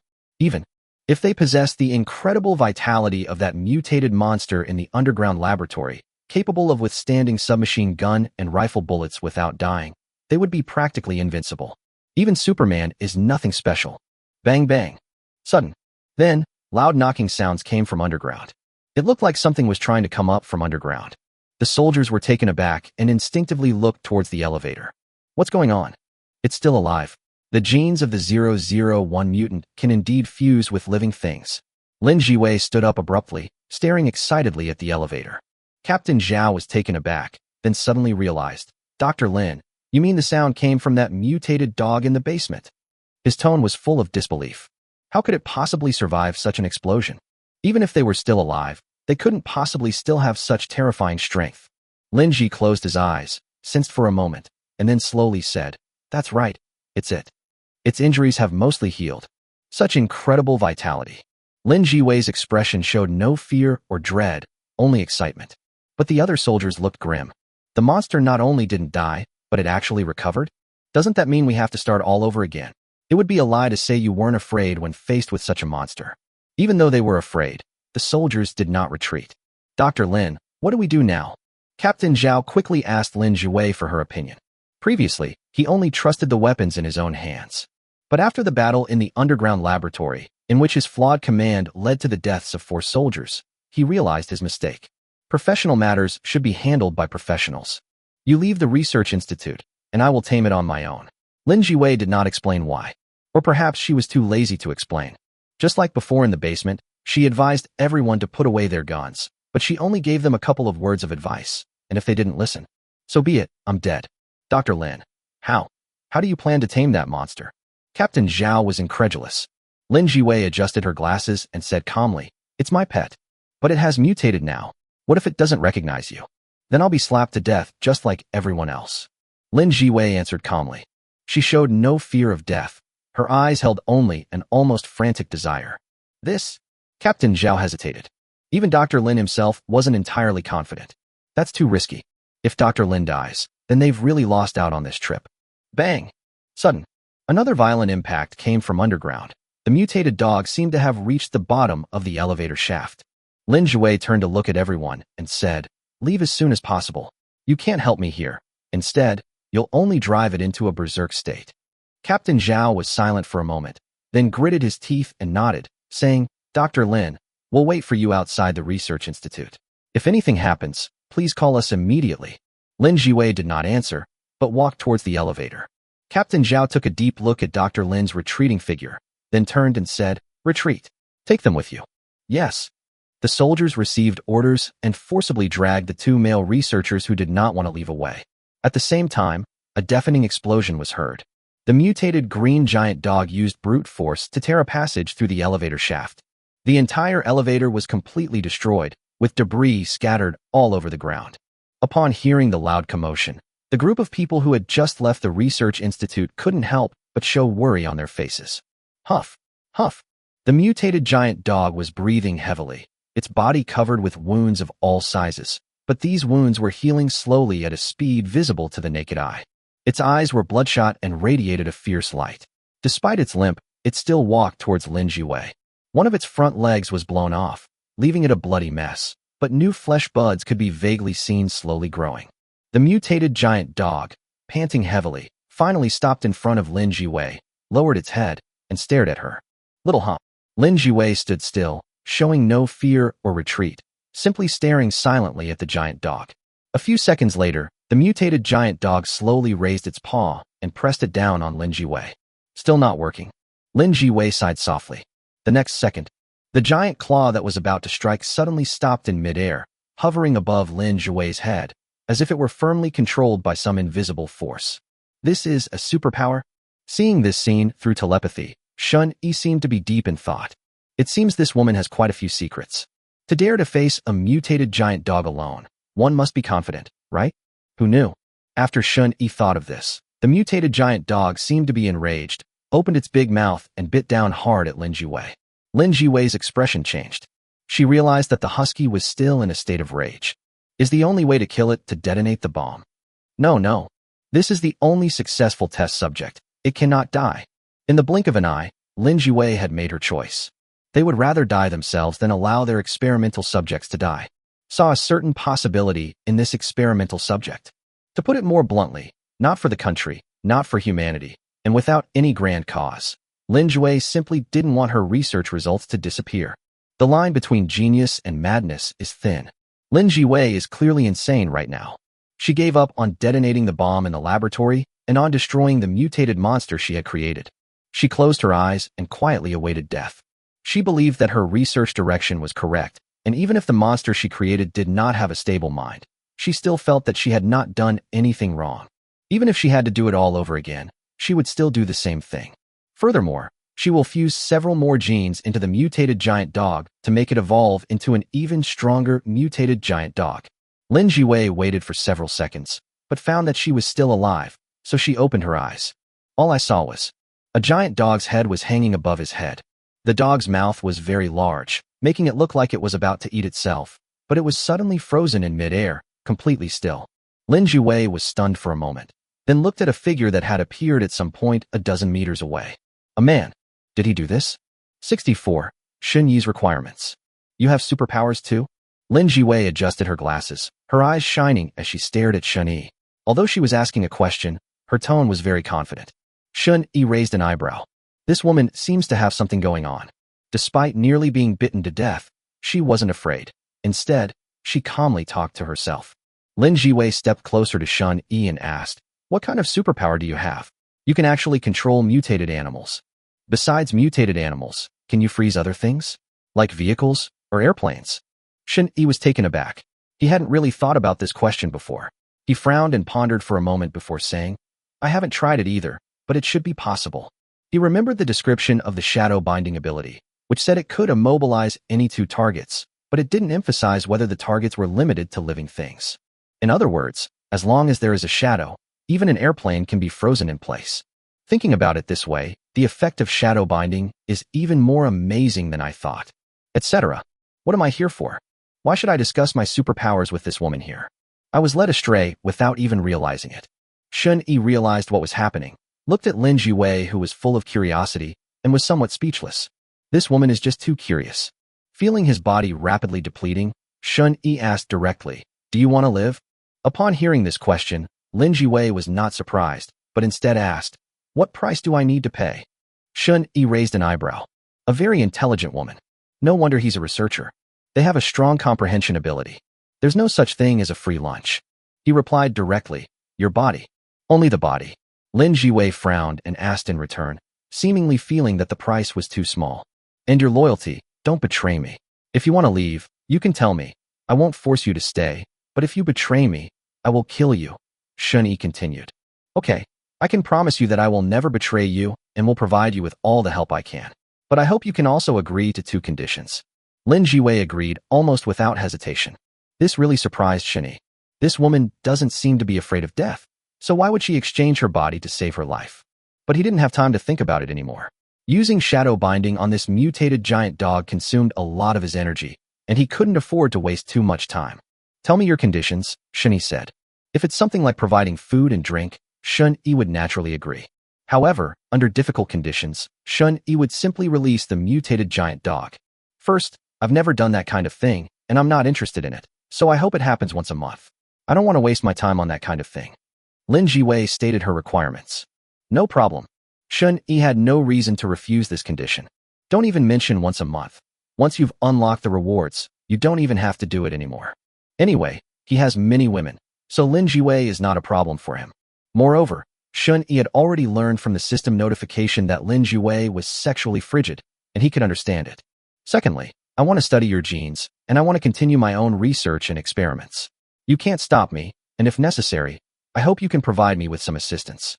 Lin Jiwei immediately added, "As compensation, you have the primary right to know and use all the gene-based drugs I develop. I will not give it to anyone without your consent. In other words, as long as you provide me with research samples, my people and research results will all be yours." Shun-Yi thought about it for a moment and felt that the condition was not too difficult, so he agreed. He intervened to rescue Lin Jiwei for 2 reasons. First, to unlock the supplies, and second, because he was interested in her genetic research. Shun-Yi wants to establish a shelter, so naturally, he needs to recruit people with scientific research skills. I just don't know if this woman in front of me has the ability. Shun-Yi had no idea that the mutated giant dog in front of him was created by Lin Jiwei. Otherwise, he certainly wouldn't have had this question. Even, he would never agree to support Lin Jiwei's genetic research. What if a monster were to suddenly appear in your own home? Wouldn't that blow up? It can only be said that telepathy cannot hear sounds, making the information he obtains less transparent. He thought Lin Jiwei was just a simple researcher, at most a bit smart. But Lin Jiwei is not only smart, she's also crazy. "Let's go then," Shun-Yi said, preparing to use teleportation to leave. He did not want to meet the soldiers outside. As for why he believed Lin Jiwei's words were true, it was naturally because Shun-Yi, through telepathy, did not sense any hostility from Lin Jiwei's aura. That proves that although she is smart, she did not resort to scheming or plotting. Otherwise, Shun-Yi wouldn't have wasted so much energy and time. "Wait a moment, I need to get some documents first." As Lin Jiwei spoke, she turned and went to the table to get some documents. If she could avoid dying, of course she wouldn't want to. "The reason I didn't run just now was simply because I couldn't run away under the watchful eye of the mutated giant dog." In addition, she agreed to the deal with Shun-Yi because she was interested in the man's supernatural abilities and his body. Lin Jiwei observed that this man's body possessed a very powerful force, completely different from that of normal humans. They are even physically stronger than those special forces soldiers. This is a very worthwhile sample to study. "All right, how do we leave?" Lin Jiwei brought a large pile of documents and a notebook to Shun-Yi. She wanted to know how Shun-Yi would avoid the soldiers outside and take her away. If Shun-Yi doesn't have this ability, then the soldiers can be made to control him and then thoroughly study him. Shun-Yi didn't use teleportation immediately, but instead suddenly asked a question. "Why don't you run now, or call the soldiers outside to come in and rescue you?" "You won't let me run away." Lin Jiwei looked at Shun-Yi quietly, meeting his gaze, and said without any emotion, "If I had disagreed with your conditions just now, you might have killed me directly, or you might have released Era and let it kill me. It's good that you understand." Don't have any more ulterior motives. Shun-Yi smiled faintly. She is a very intelligent woman.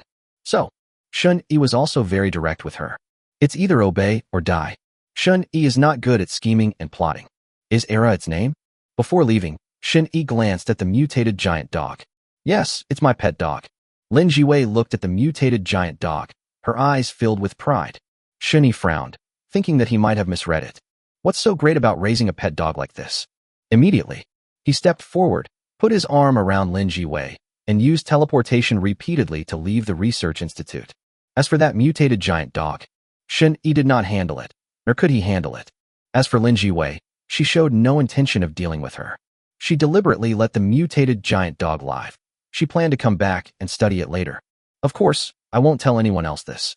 When Shun-Yi left, the shadow binding lost its effect, and the mutated giant dog instantly regained its mobility.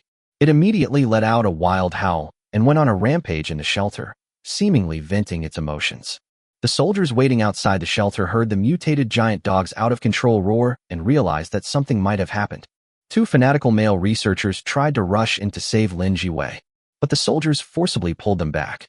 Captain Zhao's expression changed, and he ultimately had no choice but to issue a retreat order. He knew. Dr. Lin failed, and they paid for it with their lives. You teleported? What an amazing ability. What does it feel like when you use this ability? Do you enter other dimensions or wormholes when you teleport? And how many superpowers do you actually have? As soon as she left the shelter, Lin Jiwei bombarded her with a barrage of questions. Her thirst for knowledge was so strong that it even surpassed her will to survive. Moreover, she has a keen sense of perception and immediately knew that Shun-Yi was using teleportation.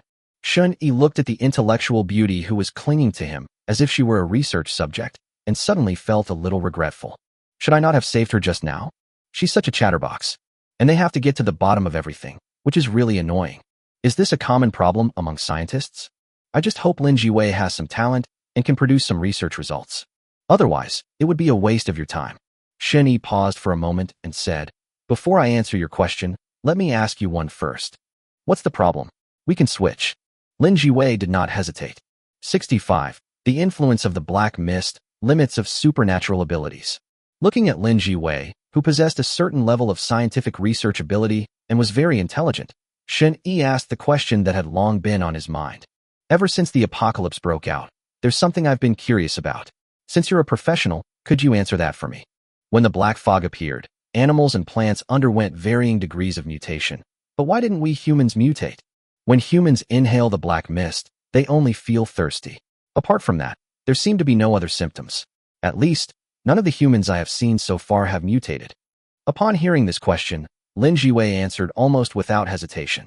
Because humans and animals have different genes, the black mist may have been modified to only affect animal genes and have a very low effect on human genes. Of course, low effectiveness doesn't mean no effect at all.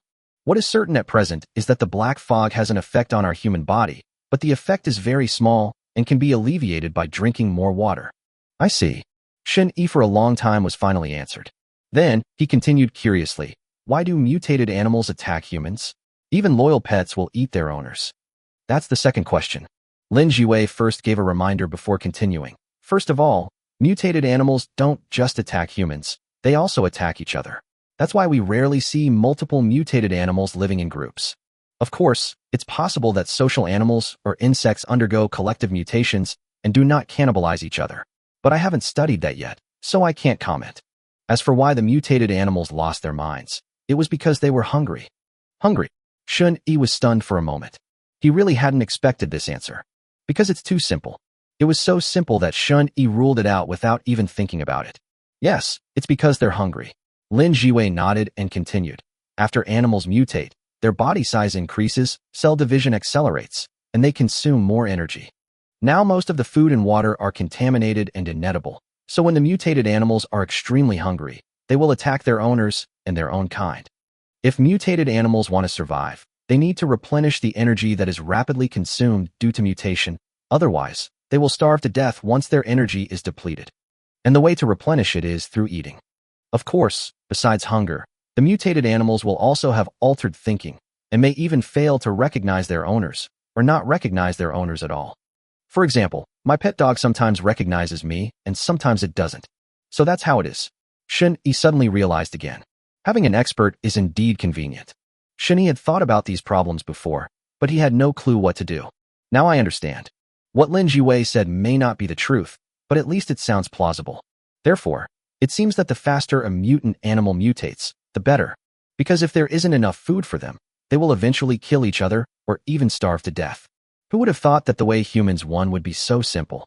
As long as you survive, you can just wait for the mutated animals to die off on their own. After all, animals can't grow crops or produce food. Their food will eventually run out. As for the mutated plants, based on what Shun-Yi has encountered so far, it seems that most of them, except for a few, do not actively attack people. Certainly, it sounds simple, but waiting for all the mutated animals to die out is probably not that easy. If the mutated animal undergoes a second mutation and adapts to hunger or the environment, then humanity will be in even greater trouble. Can you answer my questions now? How many superpowers do you have? How did you acquire so many superpowers? Lin Jiwei stared at Shun-Yi, her eyes filled with longing, a thirst for knowledge. If Captain Zhao saw this scene, he would be completely stunned. When he was with them, Dr. Lin didn't want to say a word. But at this moment, he was able to answer a bunch of questions from Shun-Yi and even kept pestering Shun-Yi like a chatterbox. Actually, this was mainly because the questions Shun-Yi asked were all related to scientific research. As it happened, Lin Jiwei was interested in this kind of issue.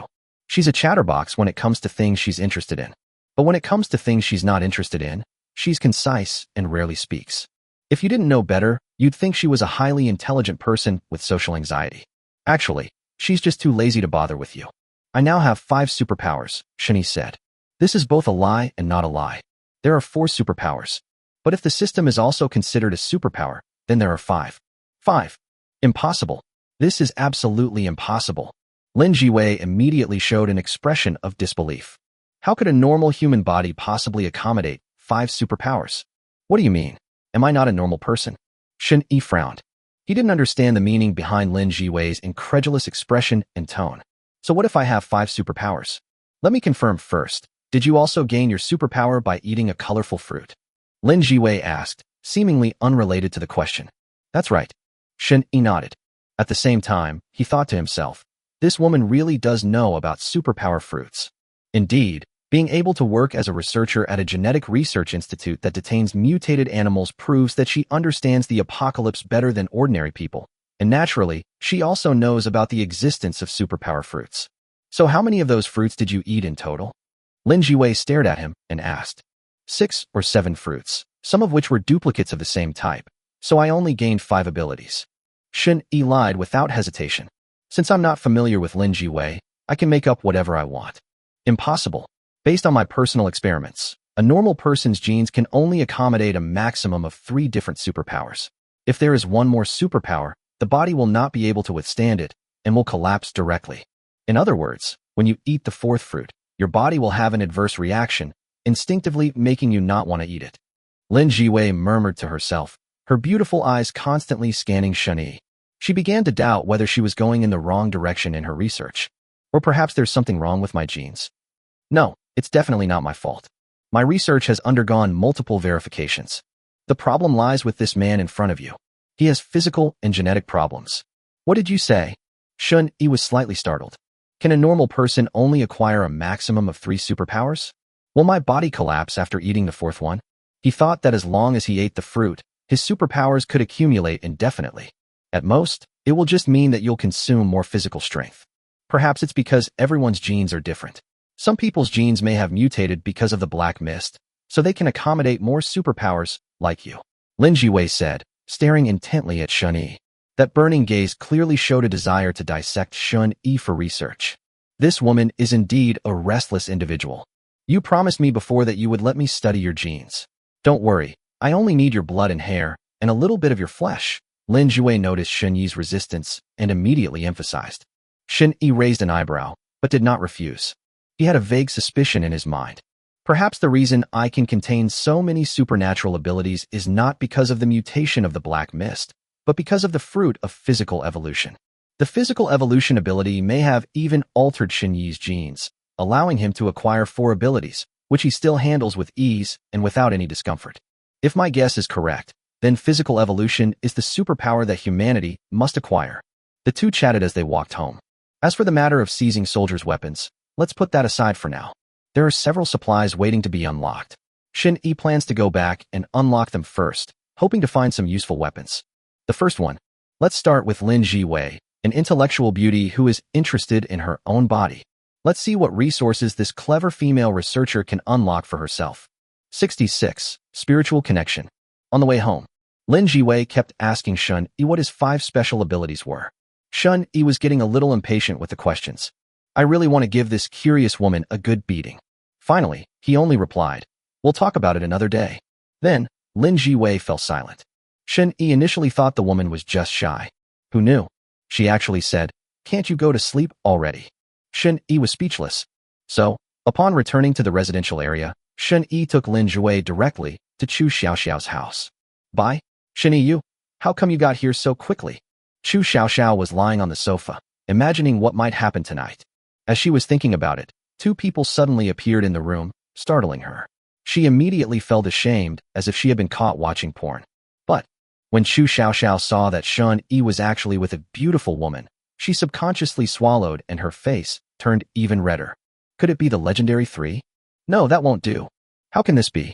How could I have played it so elaborately? As she thought about it, Chu Xiaoxiao's face turned as red as a ripe cherry. But there was no indication that they were refusing. You can continue sleeping, don't worry about us. Shun-Yi replied to Chu Xiaoxiao, and then led Lin Ji-wei into the bedroom. It felt like coming home. Chu Xiaoxiao was stunned by the sheer audacity of this behavior. Oh, what's the meaning? You're not taking me? She was dumbfounded. It wasn't what I thought after all. But soon, Chu Xiaoxiao realized something was wrong. Why did her Prince Charming bring a strange woman into her bedroom? Am I being cheated on? Was she cheated on at home? In an instant, all of Chu Xiaoxiao's fantasies about Shun-Yi as a Prince Charming collapsed. This isn't a Prince Charming. This is a heartless businessman. No, they're even worse than unscrupulous businessmen. Even if I'm not your girlfriend, you can't bring a strange woman to my house and use my bedroom, can you? This scene reminds me so much of some movies I've seen before. Chu Xiaoxiao never imagined that the plot of the short film would one day happen to her. It's green. And in the bedroom, Lin Ji-wei sat on the edge of the bed, looked at Shun-Yi and asked, aren't you afraid your girlfriend will get angry? She is not my girlfriend. Since that's the case, Lin Ji-wei didn't ask any more questions. In her view, her relationship with Shun-Yi was merely a transaction, devoid of any feelings, and she naturally had no intention of meddling in other people's business. On the contrary, she was more curious about Shun-Yi's body and genes than those. She wanted to know what kind of mutation had occurred in Shun-Yi's genes. Chu Xiaoxiao in the living room went from gritting her teeth at the beginning to blushing and even secretly pricking up her ears. She increasingly felt that this scene was exactly the same as in the movie. Damn it, I should have known better than to watch so many movies. At least my thinking wouldn't have become so warped. Chu Xiaoxiao was sulking and angry. I don't understand why Shun-Yi did this. Why bring other women to your home? And he even let himself see it. Even if you're going to have an affair, at least put on a little act. Couldn't you have come secretly? Chu Xiaoxiao pouted angrily and kept scolding Shun-Yi. But hearing the voice, she felt a flutter in her heart. She secretly took out her phone, opened Xuanlei, a download manager, and opened the file she had already downloaded. Byte. Starting to randomly unlock one type of resource. Ding. Unlock successful. Congratulations on unlocking the resource, Superpower Fruit, Mental Link. Special ability, Mental Connection Fruit +1, already stored in system space. Special ability, Mental Connection Fruit +1, already stored in system space. Superpower. Holy crap, another superpowered fruit. Shun-Yi sat up excitedly. I didn't expect to unlock the second superpower fruit so quickly. Immediately, he then took out a spiritually connected supernatural fruit from the system space and put it in his mouth. The fruit is digested instantly upon entering the mouth. A faint coolness spread through his brain, stimulating him and making him feel refreshed. Cool. That was fucking awesome. This is probably what they mean by brain orgasm. Shun-Yi immediately opened the panel to check the new superpower. Mental Link. LV1 You can establish a mental link with others to communicate and share vision. Currently, the maximum number of people in a mental link is 3, and the maximum distance is 50 meters. If you connect with a target who possesses the mental link ability, the maximum distance is doubled, and the number of people connected is not counted. Communicating information and sharing perspectives, isn't that the very function of the internet? Shun-Yi murmured. Although he felt this ability wasn't very strong, its practicality was extremely high. Because of the current internet and power outages, Shen-Yi is unable to contact the women in his family every time he goes out. He might not even know if his house is burgled. So, having such a superpower for transmitting messages and sharing vision is very convenient. It's like carrying a mobile phone with you at all times. Moreover, it doesn't need charging or phone bills. Its practicality is unparalleled. As for the current longest distance being only 50 meters, that doesn't matter. As long as your level increases, your range will definitely increase as well. And the range of this ability can be doubled. All I need to do is give my women the ability to connect mentally. It must be said that the timing of this superpower was very opportune. Just then, Shen-Yi was about to establish a shelter and was still figuring out the best way to contact people. We can't rely entirely on human messengers to relay messages, can we? That would be too much trouble. Therefore, mental connection is very useful. Even if the network is restored in the future, this ability will still be useful. Because messages are transmitted using a mental connection, there's no fear of being eavesdropped on. This alone was enough to satisfy Shen-Yi. In short, he's definitely going to raise the level of this superpower. Once the level is high enough, the connection distance is longer, and even if you're not home in the future, you can still keep track of everything. What's more, eating this fruit can give you a brain orgasm, which is incredibly pleasurable. While thinking, Shen-Yi took out about 10 more fruits and started cracking them open one by one. He remembered his previous lesson and knew he couldn't knock too many times at once, lest he damage his brain. You actually have so many superpower fruits. Lin Jiwei, who had just recovered, was stunned when she saw Shen-Yi stuffing precious superpower fruits into his mouth.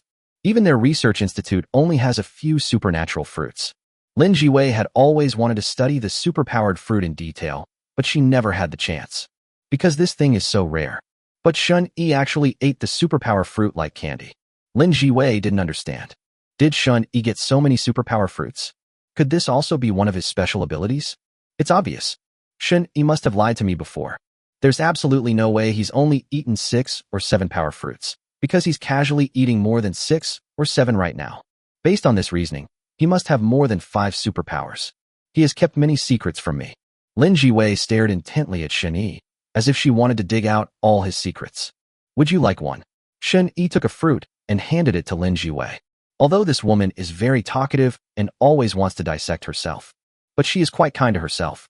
Especially after taking her virginity, Lin Jiwei's kindness inexplicably increased significantly. It seems that even the smartest woman has weaknesses.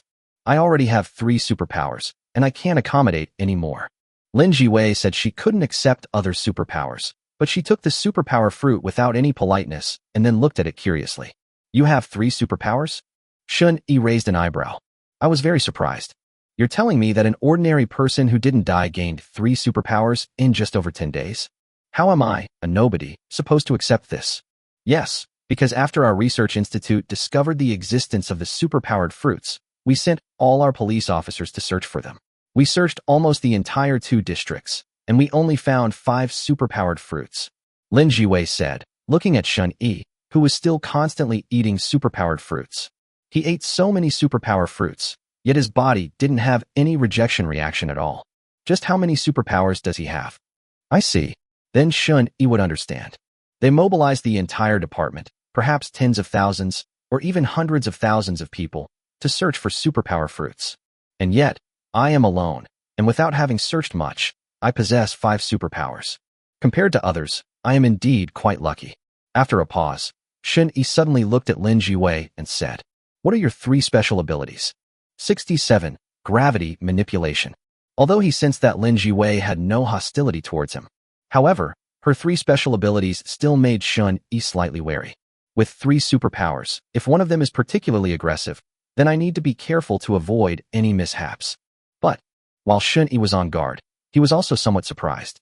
If their entire research institute only found 5 superpower fruits, but this woman ate 3 of them, then it proves that this woman has a high status in the research institute. One person possesses 3/5 of the resources. Could it be that I've stumbled upon a treasure? Shen-Yi didn't have high hopes for Lin Jiwei's research, as long as she didn't ruin his life. But now it seems this woman really does have something going for her. While cracking open the fruit, Shen-Yi's mental connection ability had already reached level 3. Your mental connection has been upgraded to level 3. Mental link. LV3 You can establish a mental link with others to communicate and share vision. Currently, the maximum number of people in a mental link is 9, and the maximum distance is 300 meters. If you connect with a target who already has a mental link, the maximum distance is doubled, and the number of people in the link is not counted. A distance of 300 meters, if you double that, is 600 meters. With a few more upgrades, it will be able to match the range of a regular walkie-talkie. I'll tell you about my special ability, and you tell me about yours. How about it? Lin Jiwei adjusted her glasses, looked calmly at Shun Yi, and proposed exchanging ideas. She was probably the only woman among all the women who didn't feel awe or fear towards Shun Yi. Because Lin Jiwei is not dependent, and she is not afraid of death. Even if Shun Yi tells her to leave, she won't leave.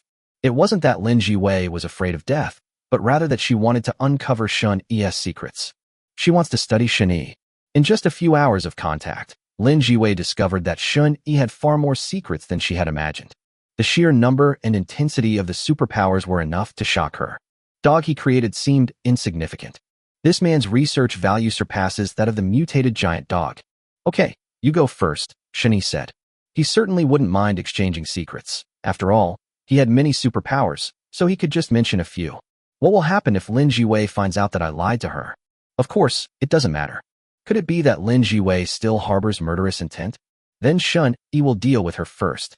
Okay, to verify that what we're saying is true, we'll have to use each of our abilities once, Lin Jiwei emphasized. She clearly guessed that Shun Yi would lie to her again. Shun Yi did not refuse. Then, Lin Jiwei closed her eyes and said, "My first superpower is that I can see through the environment within 100 meters without using my eyes. Even without lights, I can see very clearly, probably like an animal's night vision, but much clearer. Right now, on the sofa in the living room, your girlfriend is watching that kind of movie, and her pants are already off." Lin Jiwei seemed shameless, recounting in a serious manner what she had seen with her X-ray vision. Shun Yi raised an eyebrow and subconsciously activated his telepathy to check. Just as I expected.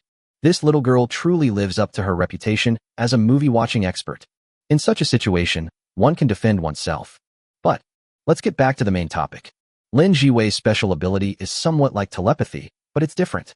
Telepathy lacks night vision, but it has the added ability to perceive a target's hostility or goodwill. Shun Yi still felt that telepathy was more useful to him. Certainly, its night vision capability is also quite good, especially when combined with X-ray vision, making it very practical even in the dark. Don't you need to go out and take a look to verify my abilities? Lin Jiwei opened her eyes and looked at Shun Yi. No need. I just used another of my abilities, just like yours, which is X-ray vision. However, my X-ray vision doesn't have night vision, but correspondingly, I can see the target's hostility and goodwill.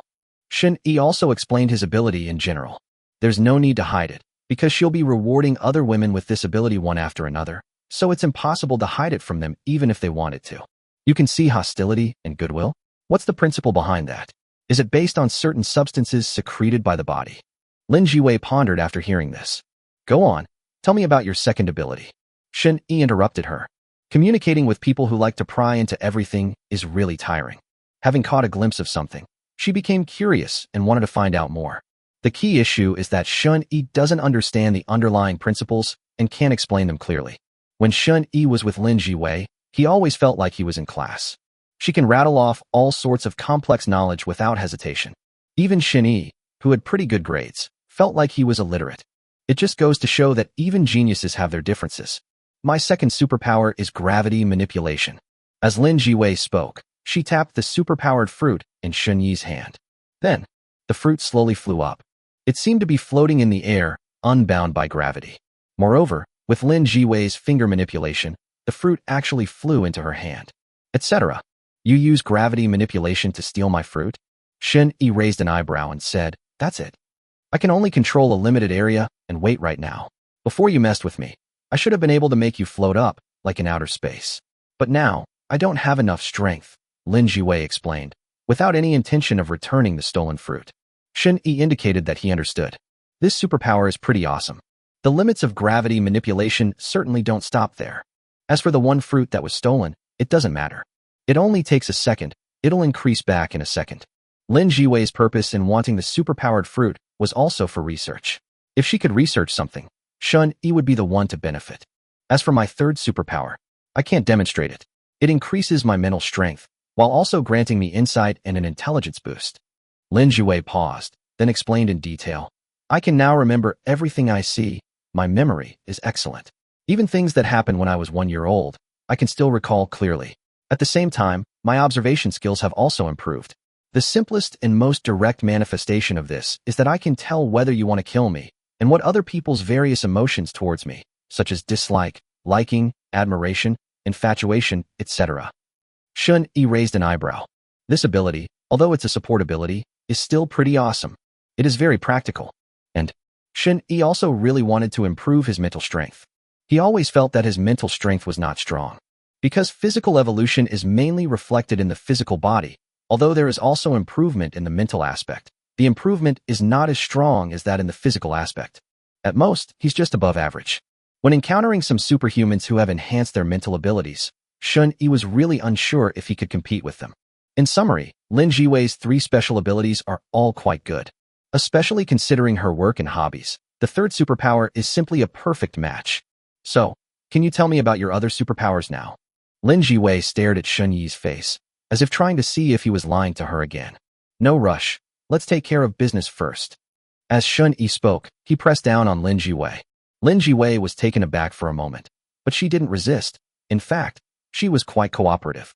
She initially thought doing this was a waste of time, but after doing it, she was surprised to find it very comfortable. Although this kind of comfort is a waste of time and energy, it's still okay to relax occasionally. 68. Gene Evolution Agent. As dusk approached, Shin-Yi came out of the bedroom. Lin Jiwei was already asleep. She was so tired that she didn't even have the energy to pester Shun-Yi about her superpowers. Lin Jiwei, who was originally indifferent, has clearly developed a taste for it. Women, they say one thing and mean another. Shun-Yi chuckled. Today, we used up several months' worth of quota at once. Immediately, Shun-Yi looked at Chu Xiaoxiao, who was sitting on the sofa with a flushed face, secretly watching a short video. Watching the video clearly hadn't noticed that Shun-Yi had already come up behind her. Shun-Yi walked over and hugged her from behind. Hey, you, how did you get out here? Chu Xiaoxiao was startled. Upon seeing Shun-Yi, her face turned red, and she quickly turned off her screen. But the video playing on the phone was emitting offensive noises. It's okay, we'll watch it together. Shun-Yi also became interested. Chu Xiaoxiao blushed slightly, wanting to firmly reject Shun-Yi. But somehow, he didn't say anything in the end. After all, this man saved her. He was her Prince Charming. Bite. Starting to randomly unlock one type of resource. Ding. Unlocked successfully. Congratulations on unlocking the resource, a ripe black watermelon. 1 black-skinned watermelon added, already stored in system space. 1 black-skinned watermelon added, already stored in system space. Dark skin. Shin-Yi lay on the sofa, looking at the reward, and felt it was alright. Since the supplies I've received so far have all been meat, having some fruit would make for a more balanced diet. And Shun-Yi remembered seeing news about black-skinned watermelons online. It seemed that only a few dozen were produced worldwide each year, and a single watermelon had once fetched a price of several thousand US. Judging from the fact that the system always rewards the highest quality watermelons, this black-skinned watermelon must be a top-quality watermelon. Creak. The bedroom door opened, and Lin Jiwei walked out barefoot, yawning. He glanced at the girl who was still pretending to be asleep on the sofa and said directly, "Go to your bedroom and rest. I have something to say to Shun-Yi." Chu Xiaoxiao, who had originally planned to pretend to be asleep to get away with it, but didn't want to face the embarrassing scene, had no choice but to wake up. She glanced at Lin Jiwei and immediately blushed and felt her heart pound. She thought this woman had absolutely no sense of shame. They had just finished doing that, and there was an outsider like me in there. How come she wasn't ashamed at all? Chu Xiaoxiao wasn't as thick-skinned as Lin Jiwei, who could still share a room with Lin Jiwei without any hesitation, even after they had just shared the same space. She immediately covered her clothes shyly and ran into the bedroom. Lin Jiwei didn't care about any of that. Wearing only a thin undershirt, she sat next to Shun-Yi and said seriously, "I've been thinking about something. Your genes must have undergone some kind of benign mutation, which is why you can accommodate more superpowers. Weren't you just passed out from pleasure? What were you thinking?" Shun-Yi immediately grasped the key point. Lin Jiwei glanced at him, her eyes clearly showing a bit of speechlessness, but she still replied, "Even when I'm asleep, I can still keep my mind clear and think about problems normally, so I won't waste time resting. My body needs rest, but my mind doesn't. As long as my body is well rested, I can continue working." A naturally strong physique. These words instantly popped into Shun-Yi's mind. But, is it really possible for someone to stay awake while sleeping? That's incredible. Once or twice is fine, but if it happens every time, won't you drive yourself crazy? Getting back to the main point, if your genes really have undergone a benign mutation, then you might be able to use a gene evolution drug that I previously researched, Lin Jiwei said seriously. The gene evolution agent you're researching?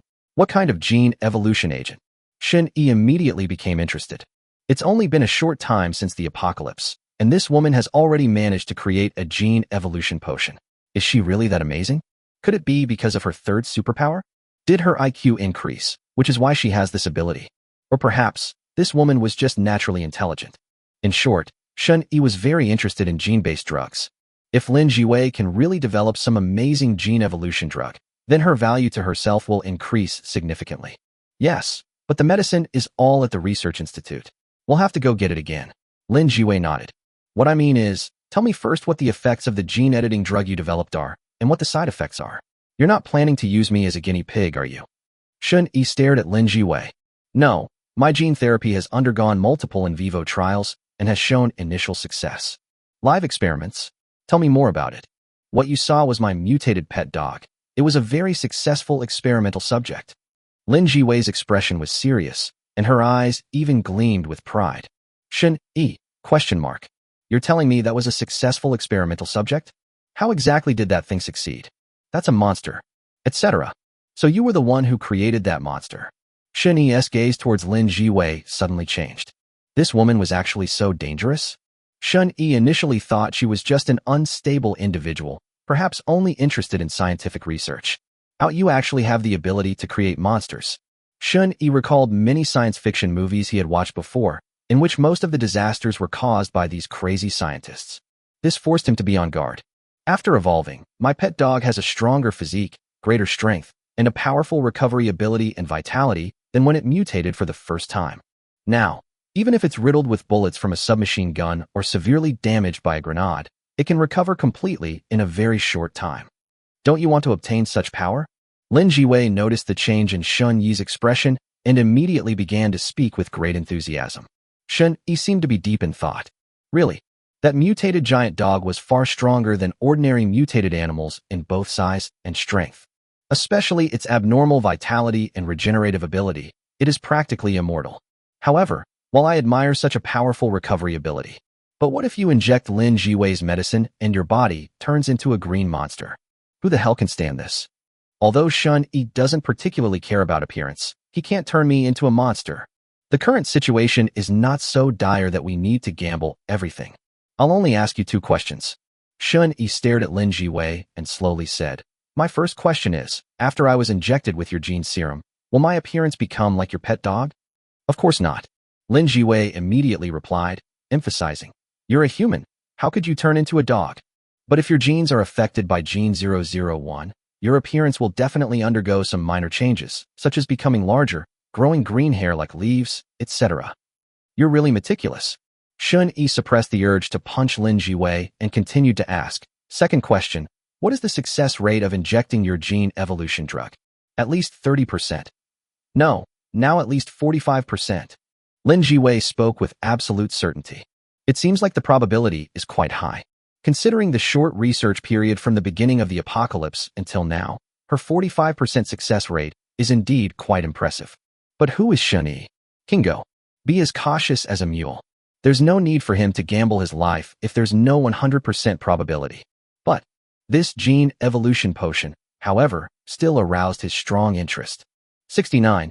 It's just genetics at play. Although Shen Yi wouldn't gamble with his life, he also didn't want to be injected with gene serum and turn into a monster. But the effects of this gene editing drug are indeed very appealing. After the injection, his vitality and strength become abnormally strong. Such a potion is indeed a miracle drug for ordinary people who have no superpowers or strength. Of course, if Lin Jiwei could optimize the gene serum and remove these side effects, Shen Yi would also like to inject himself with it. With that almost superhuman recovery and vitality, I won't be afraid of getting injured in the future. It's like suddenly having an extra superpower. It must be said that Lin Jiwei is a very capable woman. Although what she ultimately created was a monster, it proved that she had this ability. If nurtured properly, it might actually be able to produce some powerful gene-enhancing drugs for itself. Of course, while nurturing her, we also need to keep a close eye on her. If you don't keep a close eye on someone as smart, capable, and skilled as him, he might just turn around and create a few mutated monsters in his own home. That would be a real disaster. Shun-Yi looked at Lin Jiwei with a mixture of love and hate. She is indeed capable, intelligent, and worth nurturing. I hate that she always wants to dissect me, study me, and even wants me to be her drug test subject. In the bedroom before, after she had taken off her clothes, she actually touched and studied Shun-Yi's body for a long time, which made Shun-Yi very angry. This woman is obsessed with knowledge. She's very dangerous. How about it? Want to give it a try? Lin Jiwei stared intently at Shun-Yi, still asking questions. Shun-Yi said expressionlessly, "Don't you have a special ability that allows you to see into people's hearts? Now that you understand me, do you want me or not?" Lin Jiwei glanced at it a few times, then subconsciously took a step back and said, "I think you want to hit me. You have a really good eye for people." Shun-Yi twisted his wrist, but still held back. In other words, this woman didn't presume to be clever and directly administer the medicine to him, but instead discussed it with him. Otherwise, I wouldn't just want to hit her, I would just kill her. As long as she continues to cooperate, Shun-Yi wouldn't mind keeping her around, and might even provide her with some materials to train her.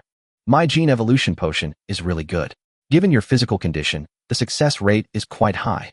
Lin Jiwei was still somewhat unwilling to give up. It seems like he'll have to get a beating.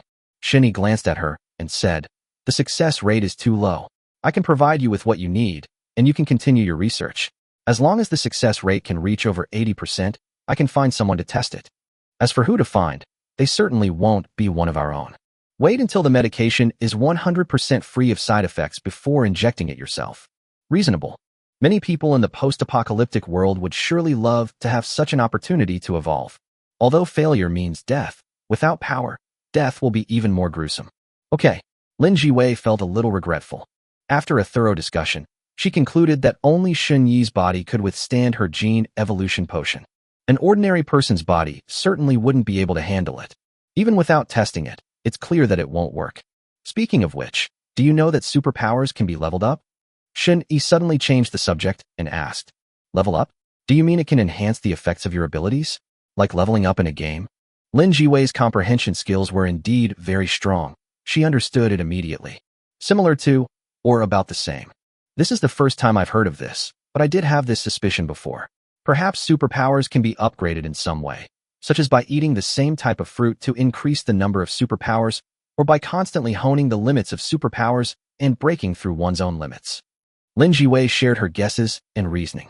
However, I've been busy researching gene therapy and haven't had time to test my hypothesis. Lin Jiwei's words, Shun-Yi couldn't help but sigh. What a clever woman. Your guess is correct. Superpowers can be upgraded, and they can be upgraded as long as you eat the same type of fruit. As Shun-Yi spoke, he ate another fruit from the spiritual connection. Lin Jiwei's eyes lit up.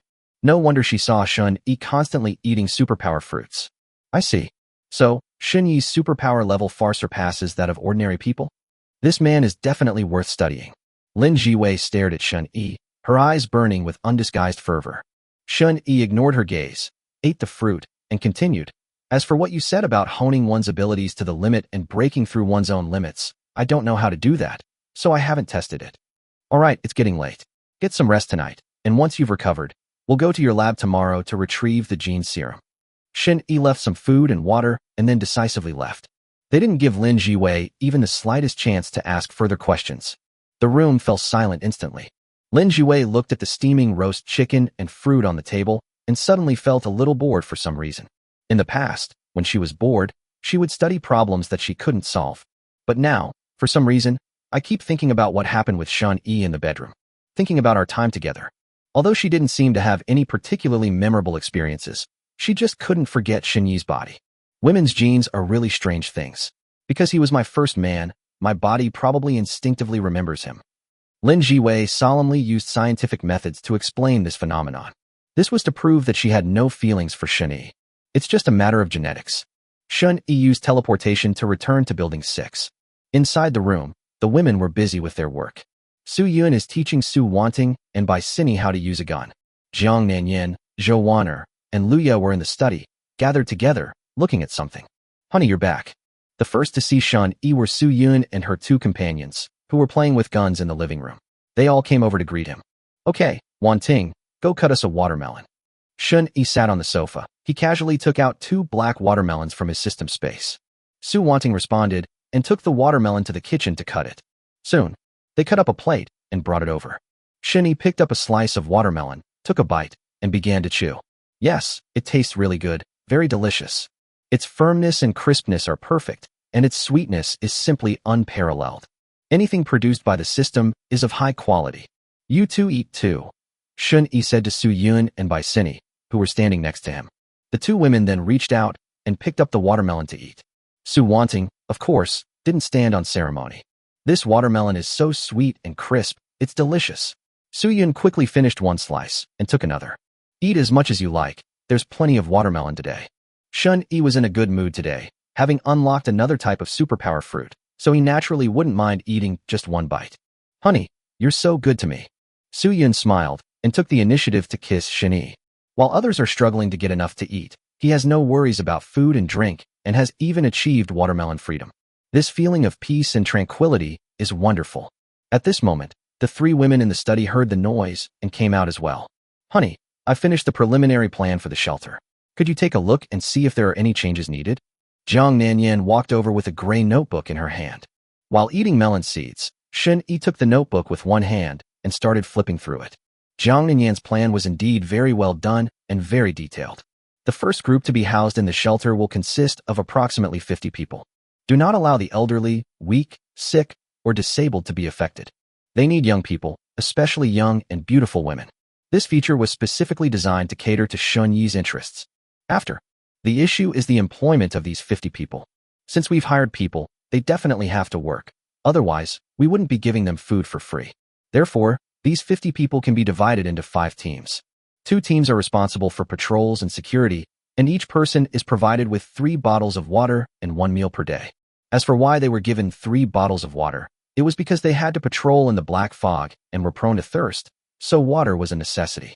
The remaining 3 teams can be assigned tasks at any time, such as going out to search for supplies, doing things that Shun-Yi doesn't want to do, etc.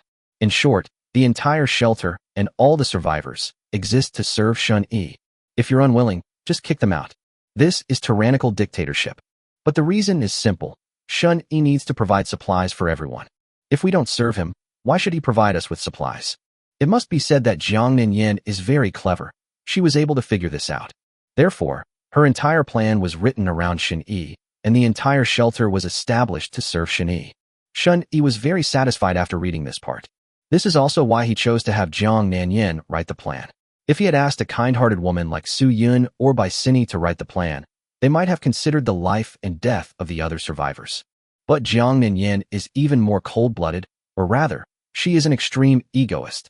As long as they can benefit, they don't care about the lives of others. We can increase the number of people. For example, we can recruit 100 people first. Don't worry about supplies, I can provide them.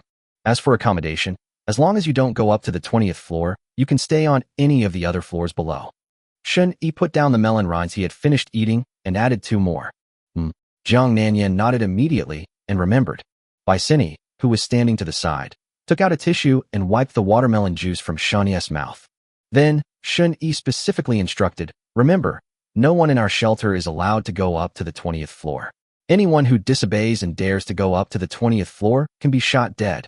By the way, clear out all the residents on the 20th floor and the floors above us. From now on, the floors above the 20th floor will be where we live. The floors below the 20th are where other people live. 70. The shelter program begins. Shun-Yi's decision was domineering, but no one objected. He was the sole ruler in this family. Not to mention, Shun-Yi requested that the floors above the 20th floor be reserved for his own people and that no one else be allowed to come up. The women did not object at all. On the contrary, they were very happy. They were initially worried that if any survivors had designs on them, it would be very dangerous. However, by isolating them directly, the risk factor is greatly reduced. It makes perfect sense for strangers to live on the lower floors and family members to live on the upper floors. Even Su Yun, a former policewoman, agreed with Shun-Yi's decision. In the apocalypse, people are treacherous, so this is the safest way to live. These past 2 days, Su Yun has also been diligently teaching Shun-Yi's women how to use a handgun, just in case. They don't need to be very accurate shooters. As long as they can hit someone, that's enough. With a gun in hand and combined with superpowers, even if we encounter criminals, We can easily subdue them. Okay, honey, I've written it all down. Jiang Yin nodded seriously. Then, she paused for a moment, then pointed to the contents of the notebook and said, Honey, what do you think of this arrangement for the compensation? Shun Yi continued reading. The so-called compensation is roughly that if a member of the shelter is injured or killed while on patrol or in the line of duty, they can receive a certain amount of material compensation. Of course, the compensation will be given to the families of the fallen team members.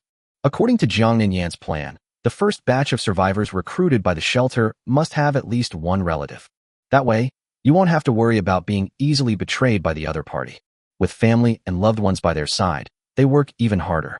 If you're a single person without family or a partner, especially a guy, you absolutely shouldn't hire him. Because these kinds of people have no ties or constraints. They might be loyal one second and betray you the next. Moreover, people who are self-sufficient and have no family to worry about are bound to slack off and cheat at work, making them the most unstable type of person. Jiang Nanyan's analysis. Shin Yi couldn't help but look up at her. This woman really has the makings of a capitalist. Totally get it. No, she seems to be a small capitalist. Jiang Ninyan's parents own a company, and it seems to be a very large one. So it's not wrong to say that she, as a second-generation rich kid, is a small capitalist. When it comes to exploiting people, Shun Yi is not as ruthless as Jiang Nanyan. However, it must be said that Jiang Ninyan's plan was very well done, and the plan itself was perfect. The survivors recruited under this plan are unlikely to be outlaws. They will work hard to protect their families and earn food for them. They were even willing to sacrifice themselves. In this way, the order within the shelter will be relatively stable, and it will be difficult for internal strife to occur. After all survivors have family members living in the shelter. Even if someone wants to cause trouble, they have to consider their family, not themselves. Moreover, if the shelter encounters any danger, these survivors will fight desperately to protect the shelter in order to protect their families. This method of controlling people is far more effective than simply using violence and threats. Yes, there are no problems with the compensation. Let's finalize it roughly like this. As for the details, you can continue to refine them. Shun Yi made the final decision. The so-called details are roughly about the punishment and reward mechanisms. For example, how should we punish someone who takes leave or someone who slacks off? Or, if someone finds supplies or carries out a dangerous mission, how should they be rewarded? Clear punishments are necessary to motivate survivors to work harder. In short, setting up a shelter is easy, but managing one well and ensuring its healthy development is very difficult. This is also why Shun Yi is unwilling to manage or put in the effort. Anyway, I have many women, and some of them are good at management, so I can just leave it to the women. As long as I have absolute military power, even if someone tries to cause trouble, I can suppress them directly. All that's left is to enjoy the conveniences that the shelter offers. As long as the shelter can develop healthily and the population continues to increase, it will be easier for me to find women who meet the system's standards in the future. Otherwise, with the world's population dwindling, it won't be easy for Shun Yi to find a woman who meets all his standards.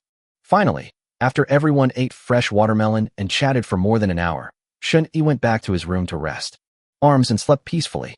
The next day, I ate breakfast at home as usual. Shun Yi glanced at the plan that Jiang Nanyan had perfected overnight and gave a satisfactory reply.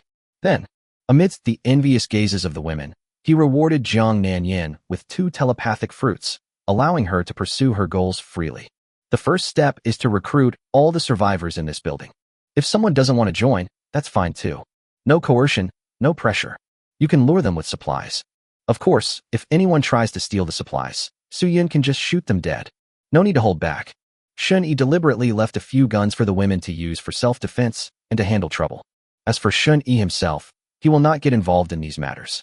If Jiang Nanyan still can't control the survivors in this building, even with a policewoman like Su Yun and the assistance of 6 or 7 guns, then she's simply too useless and unsuitable to manage a shelter. Shun Yi then needs to consider cultivating other women. Of course, the reason he made this arrangement was because he knew that the residents in this building were all timid, so he sent Jiang Ninyan to practice. A few days ago, 6 or 7 thugs with knives were able to take control of this building. Now, Jiang Ninyan has a gun and superpowers to assist her, so she is no weaker than those thugs. It all depends on whether she dares to kill someone to establish her authority. First establish authority, then offer material incentives. It is believed that most of the hungry and thirsty residents will choose to compromise, and may even be grateful. After arranging everything, Shun Yi gave each woman a fruit that connected her to his mind. This ability is a communication-related ability, so there's no need to use it as a reward. He will simply give it to any woman who is loyal and doesn't betray him. The mental link ability is very simple to use. As long as Shun-E leaves a mental link port in the target's mind, they can communicate without obstacles and share vision as long as they are within the mental link distance. Of course, this interface can be left without the other party's consent. In other words, Shun-E can forcibly connect with anyone unless the other person's mental strength is stronger than his, in which case they can break free from his control. This superpower is surprisingly domineering. After finishing everything, Shun-E went to Chu Xiaoxiao's house and took Lin Jiwei to the Virus Research Institute again. Today we have two objectives. First, to retrieve the gene evolution serum, and second, to extract the guns and bullets from the soldiers who died earlier. Then, we'll go back and deal with this mutated black spider. Now that the shelter project has begun, the black spider must be eliminated, otherwise everyone's activity area will be limited to this building. That would be so stupid. Shun-Yi's goal is not just a building. You need to get to know at least one neighborhood first, then slowly expand outwards. Watching Shun-E leave, Jiang Nanyan gripped the superpowered fruit in her hand and took a deep breath.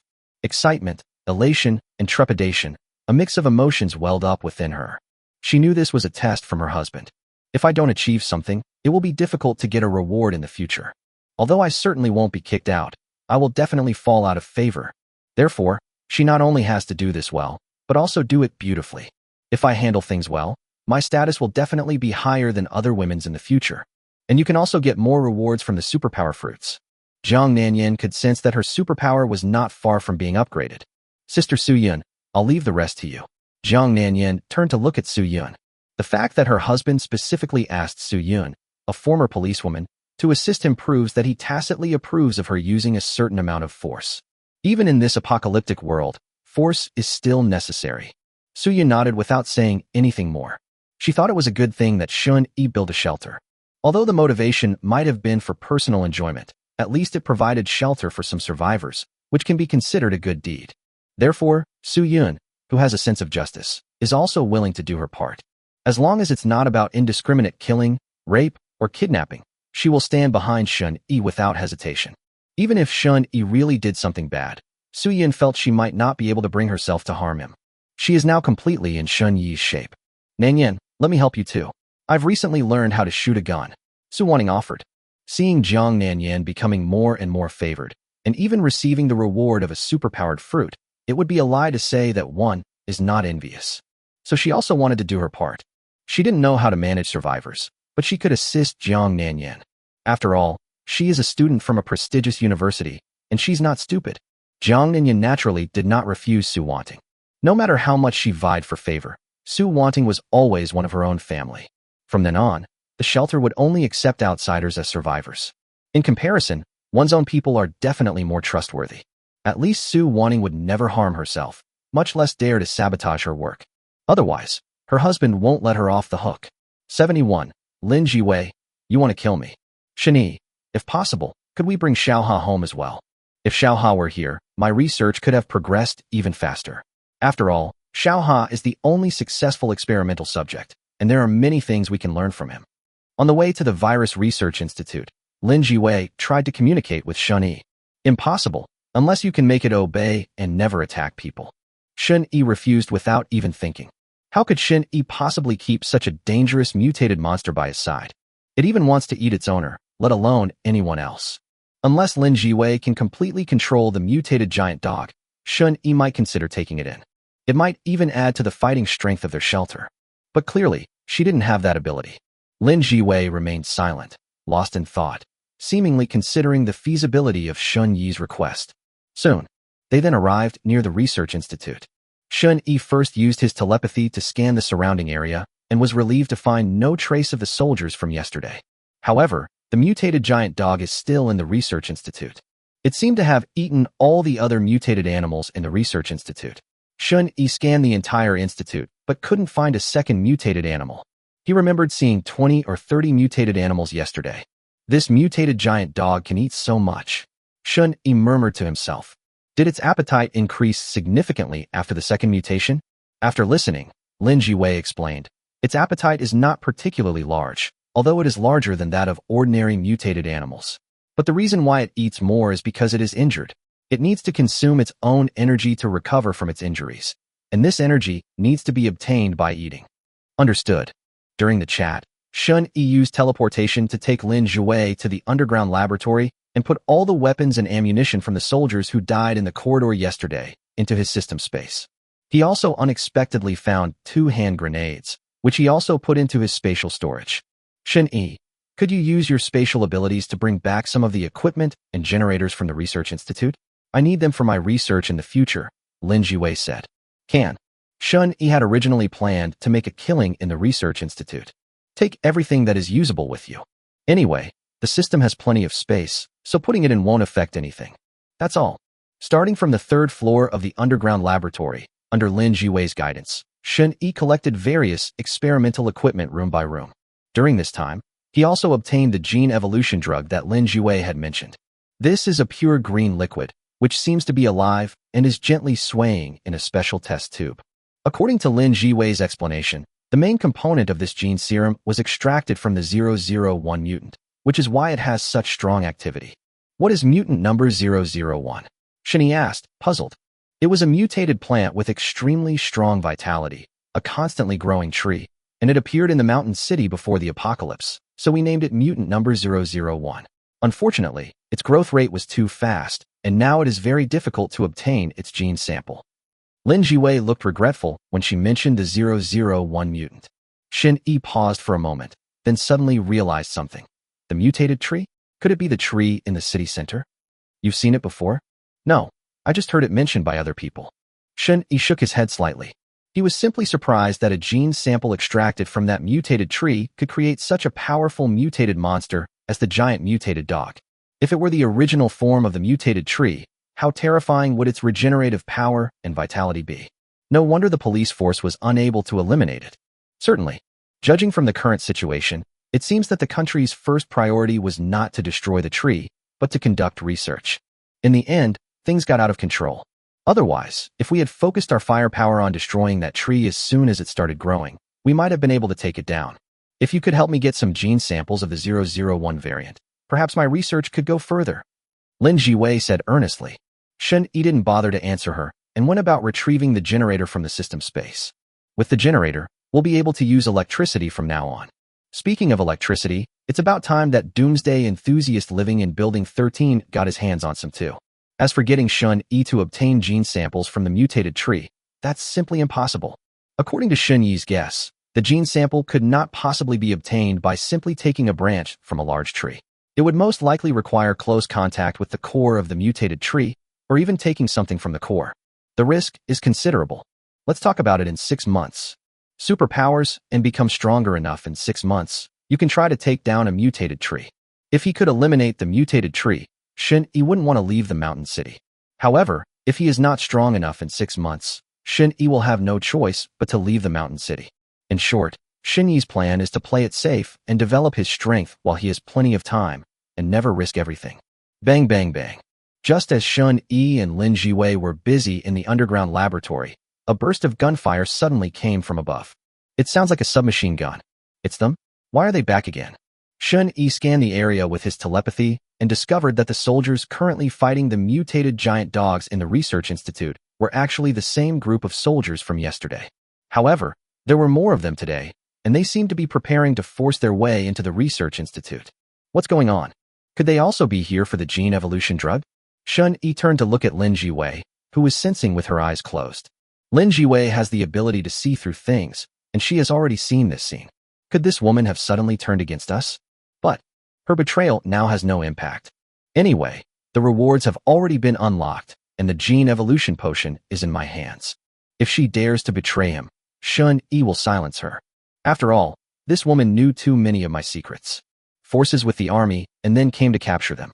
Shun-Yi has always used the most despicable assumptions to speculate about people's hearts.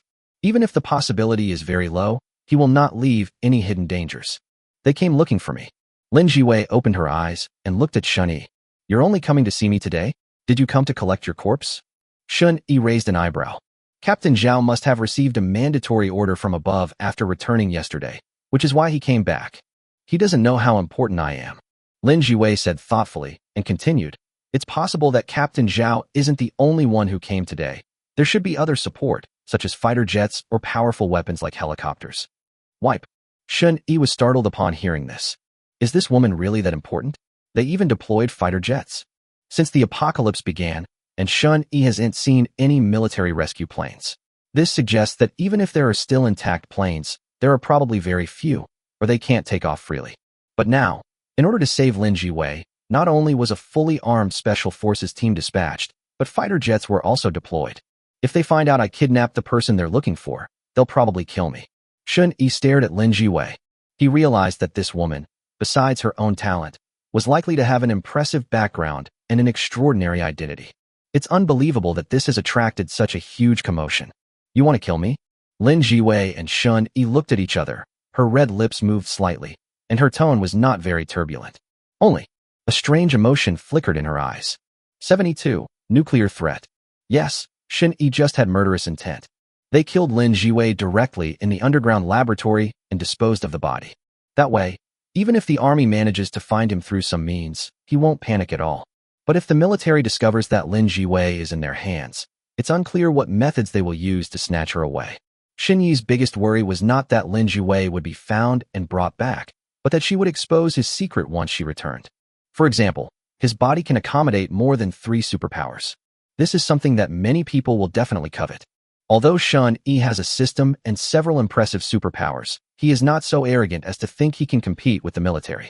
However, he quickly abandoned the idea of silencing them. Compared to the value Lin Jiwei could have brought while alive, her death was a bit of a loss. So Shun Yi said, I don't want to think about it now. Lin Jiwei glanced at him, said nothing more, and turned to pack up her documents. Shun Yi knew that Lin Jiwei might be unhappy, but he didn't care. The two had only known each other for a day and didn't have a deep relationship yet. Even because Lin Jiwei always wanted to use him as a test subject, Shun Yi didn't have a very good impression of her. Lin Jiwei didn't care about her own life or death, so naturally he couldn't care about Lin Jiwei's life or death either. If Lin Jiwei weren't so valuable, and if she didn't have so many messy ideas, Shun Yi would have kicked her out long ago. Heartless as they may be, it's the end of the world. Who has time to slowly fall in love? Let's be rational and stick together as a community of shared interests. Just like Shun Yi doesn't demand that women have deep feelings for him, as long as they don't betray him or stab him in the back, they can still enjoy abundant resources and a safe haven. We should wait until we have absolute power before talking about feelings. After the two finished collecting their belongings from the basement, the gunfire upstairs stopped. Through telepathy, Shun Yi saw that the mutated giant dog was forced to flee into the black mist by the soldiers' powerful firepower and escape to other places. It seems that even the strongest recovery ability is no match for the firepower of a special forces unit. Then, the soldiers entered the research institute and began searching. Shun Yi then used teleportation to quickly take Lin Jiwei away from the research institute. With the black fog providing cover, Shun Yi wouldn't panic even if there were airplanes in the sky. Speaking of which, did the army also encounter some trouble? Is that why they couldn't launch a rescue operation? Shun Yi took Lin Jiwei to hide in a shopping mall, where he took out a bottle of mineral water to drink and asked her questions. Given Lin Jiwei's potentially complex background, she certainly knows more than Su Yun, a low-ranking policewoman. Yes. Lin Jiwei nodded and continued. Before the black fog appeared, the ground cracked first, which caused many roads and bridges to collapse, and the army was unable to launch a rescue operation immediately. Later, many birds mutated, and those mutated birds could easily shoot down airplanes, making it difficult for airplanes to take off and fight. Of course, the main problem is that the army encountered many powerful mutated monsters during its assembly, resulting in the loss of many weapons and soldiers. Those mutated monsters are no weaker than the 001 mutated creature. Some of the more powerful mutated monsters have even caused some small cities to fall, and the army sent to rescue them have all lost contact. Therefore, the current number of troops is at least 2/3 less than before.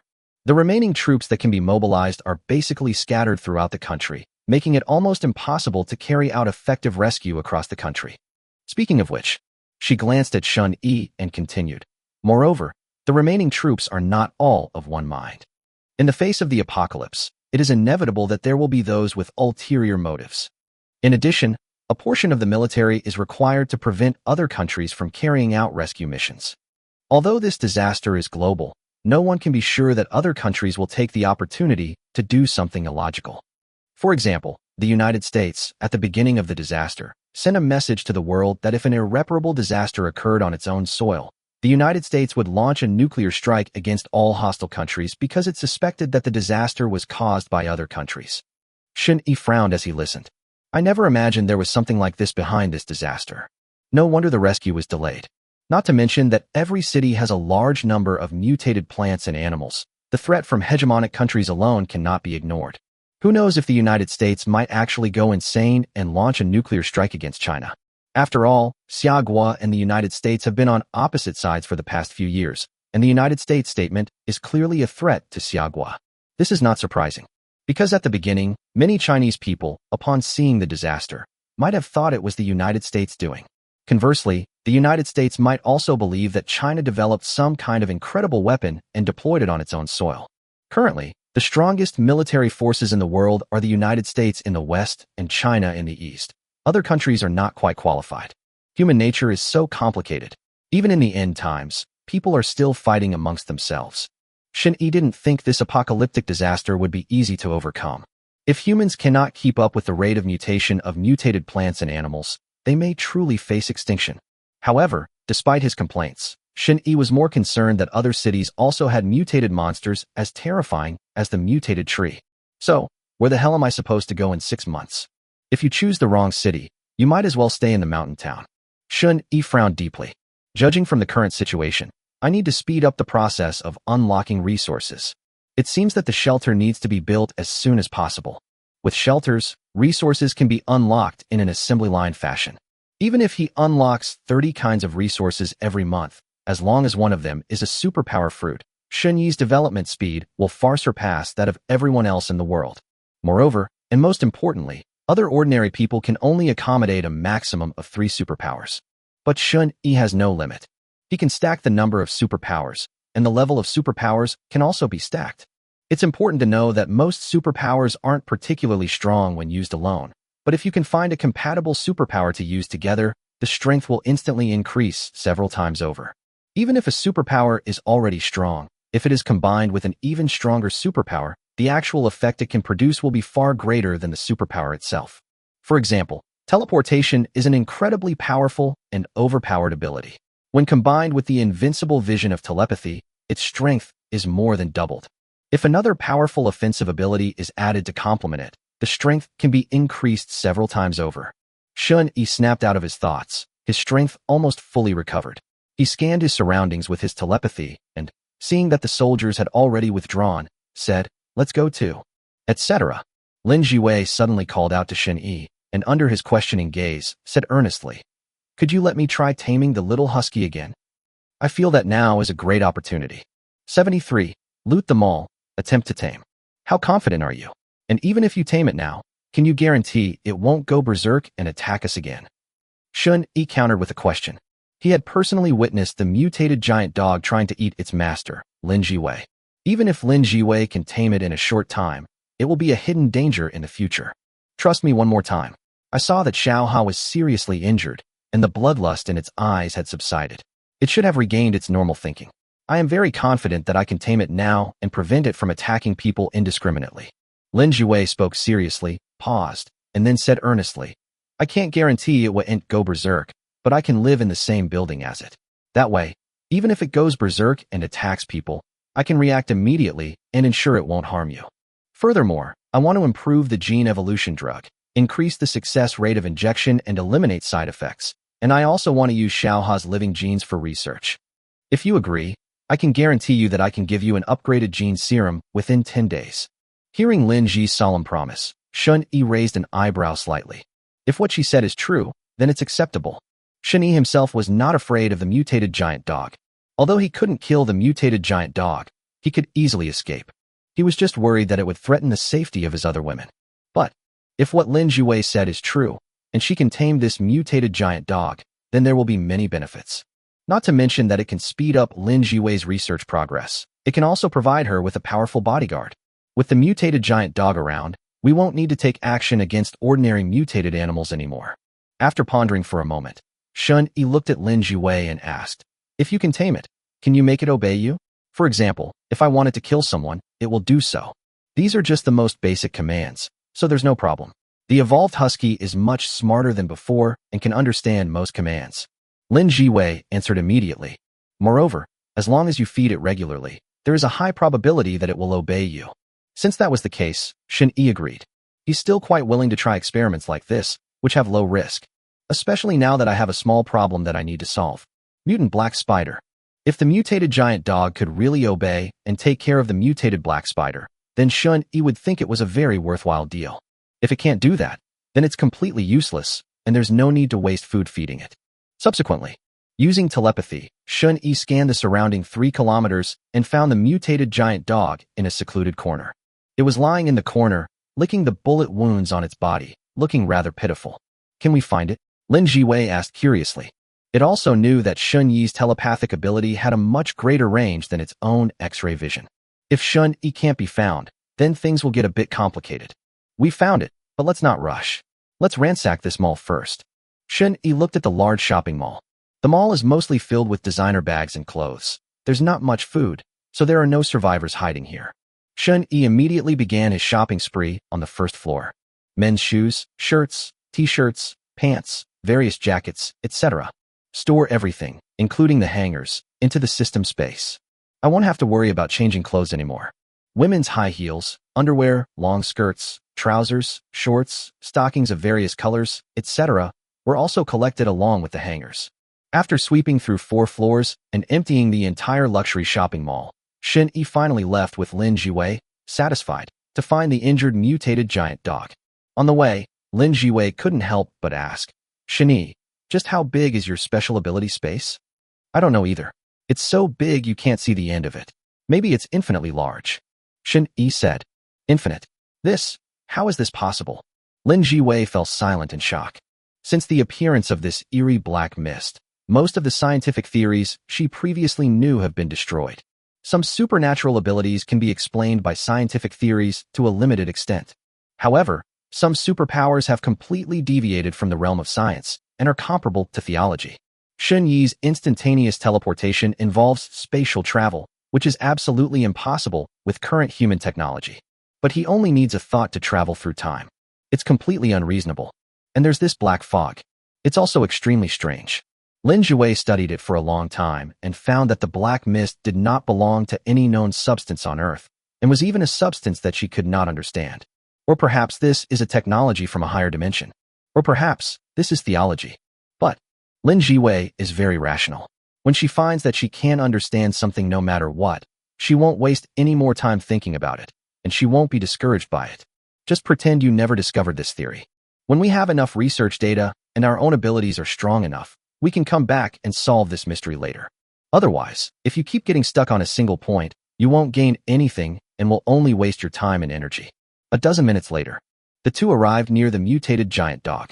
Shen Yi withdrew his telepathic communication beforehand to avoid alerting the mutated giant dog. He remembered that when he used telepathy to spy on others before, the mutated giant dog noticed him. This proves that the mutated giant dog must have a very strong sense of perception.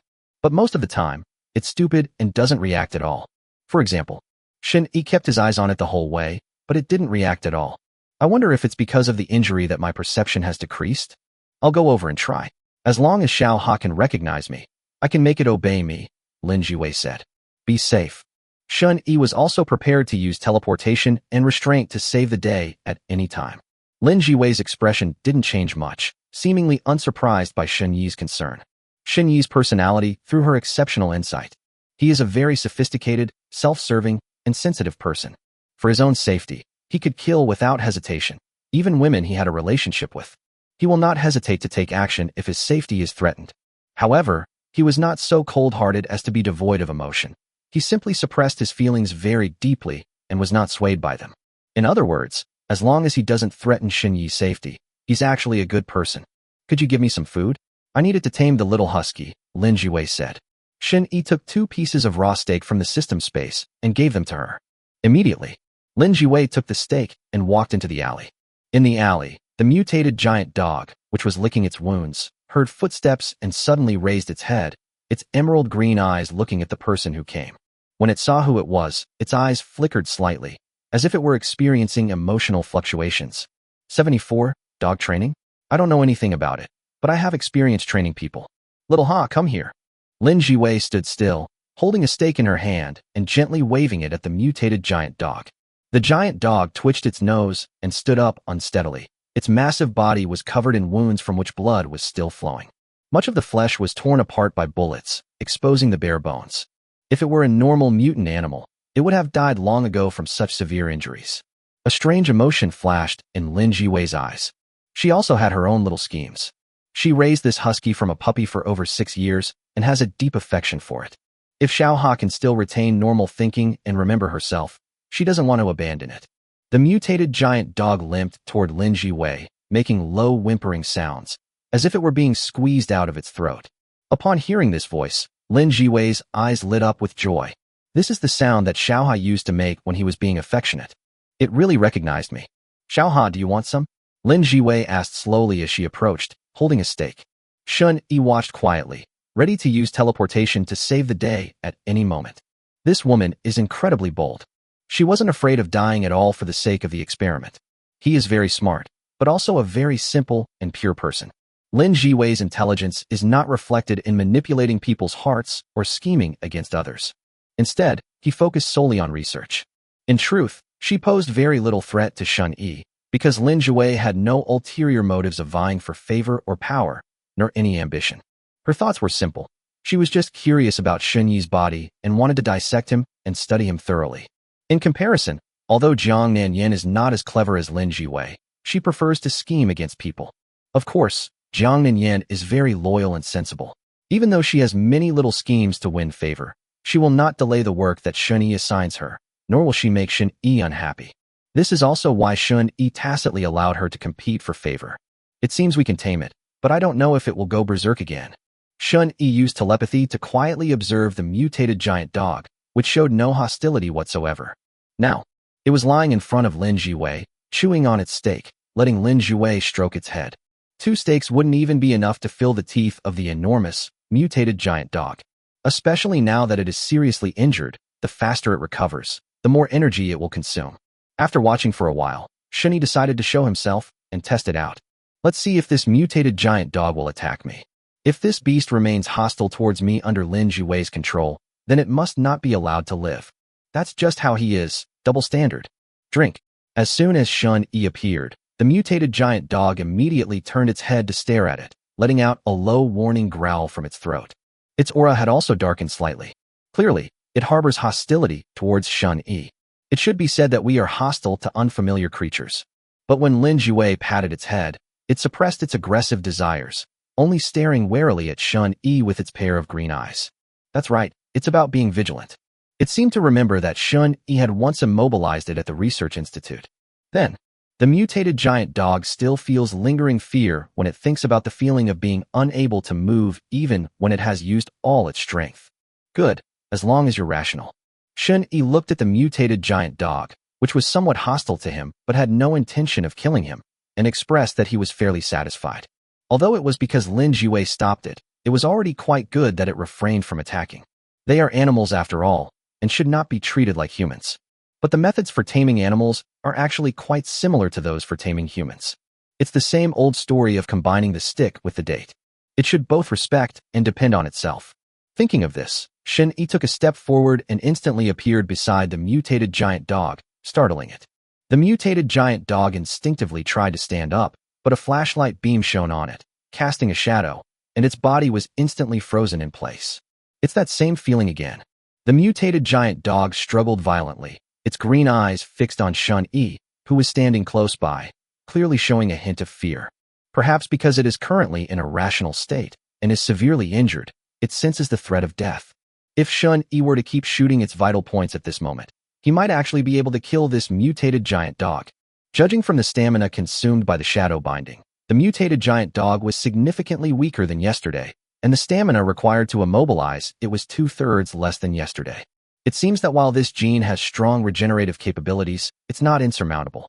It seems those special forces soldiers simply didn't want to take risks. Otherwise, they could definitely have killed the mutated giant dog. As for how to use shadow binding in the black fog, it's very simple. There's no light source, so he just carries one with him. Supermarkets have plenty of flashlights, and they have system storage space, so you can grab one and use it anytime, which isn't too much trouble. With this thought in mind, Shen-Yi, seeing that he had intimidated the giant dog enough, took out a roast chicken from his system space and looked at the mutated giant dog, saying, "From now on, treat me as your master too. As long as you behave well, I guarantee you'll have meat to eat every meal." As he spoke, he tossed the roast chicken next to the mutated giant dog. Smelling the aroma of chicken, the mutated giant dog became visibly excited, howling incessantly, eager to eat the chicken. At the same time, its hostility towards Shun-Yi was greatly reduced, and its aura turned into a neutral gray and a faint white of goodwill. "Good, very sensible." Shun-Yi nodded in satisfaction and released the shadow's restraints. Although the mutated giant dog couldn't understand human speech, it knew it couldn't attack Shen-Yi. Otherwise, you'll either be immobilized and unable to move, or you won't get any good food.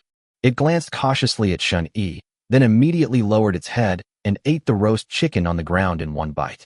A roast chicken was gone before it could even taste it. Then, it stared longingly at Shun-Yi. After hesitating for a moment, he limped towards Shun-Yi. Shun-Yi was prepared to use shadow binding at any time, and instead of dodging, he stretched out his hand. The mutated giant dog seemed to understand what was going to happen. It lay down in front of Shun-Yi, lowered its head, and made it easier for Shun-Yi to pet its head. The hostility emanating from the mutated giant dog completely dissipated, replaced by a white aura of goodwill. Immediately, Shen-Yi took out more than a dozen roast chickens and 20 or 30 steaks, and threw them one by one to the mutated giant dog. If you throw them all at once, they won't feel tamed. You need to let your pet know that it can only eat what I give it to it. You can't eat what I don't give you, and you certainly can't take it. This was also Shun-Yi testing the mutated giant dog. If it can't resist the temptation of food and attacks itself, then it proves it has a rebellious streak and should be turned into dog meat soup. But the mutated giant dog had indeed become rational. It stared at the food beside Shen-Yi.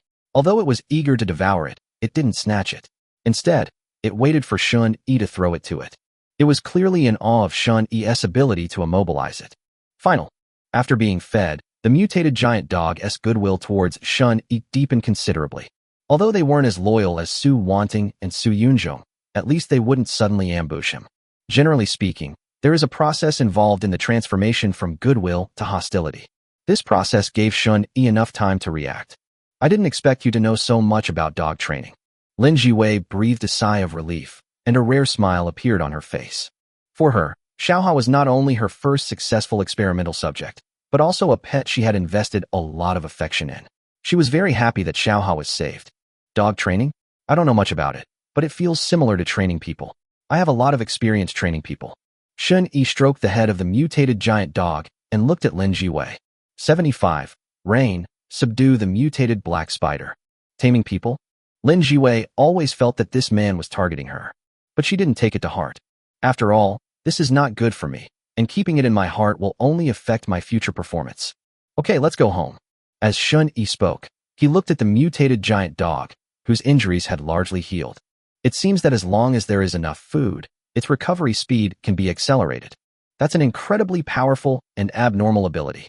If this ability were given to Shen-Yi, he would be invincible. The thing Shun-Yi has in abundance right now is food. He can recover from an injury simply by eating, which is incredibly convenient for him. If he weren't worried about turning into a monster, he would have really wanted to inject himself with a gene evolution serum. Speaking of which, mutated animals don't seem to feel particularly thirsty like we humans do after inhaling black mist for a few hours. Walking back to his neighborhood, Shen-Yi drank some mineral water and suddenly glanced at the mutated giant dog. Although the mutated giant dog also needs to drink water, it doesn't need to replenish its water supply as frequently as Shun-Yi and Lin Jiwei. Lin Jiwei nodded and explained. "Based on my previous research, most mutated animals don't feel thirsty indefinitely in the black fog. But after they mutate, their water intake will increase accordingly. As for how the mutated animals replenish their water supply, it seems to be by drinking the blood of their prey." "Can they drink the contaminated water?" Shun-Yi asked another question. "Most mutant animals cannot drink it, but some will.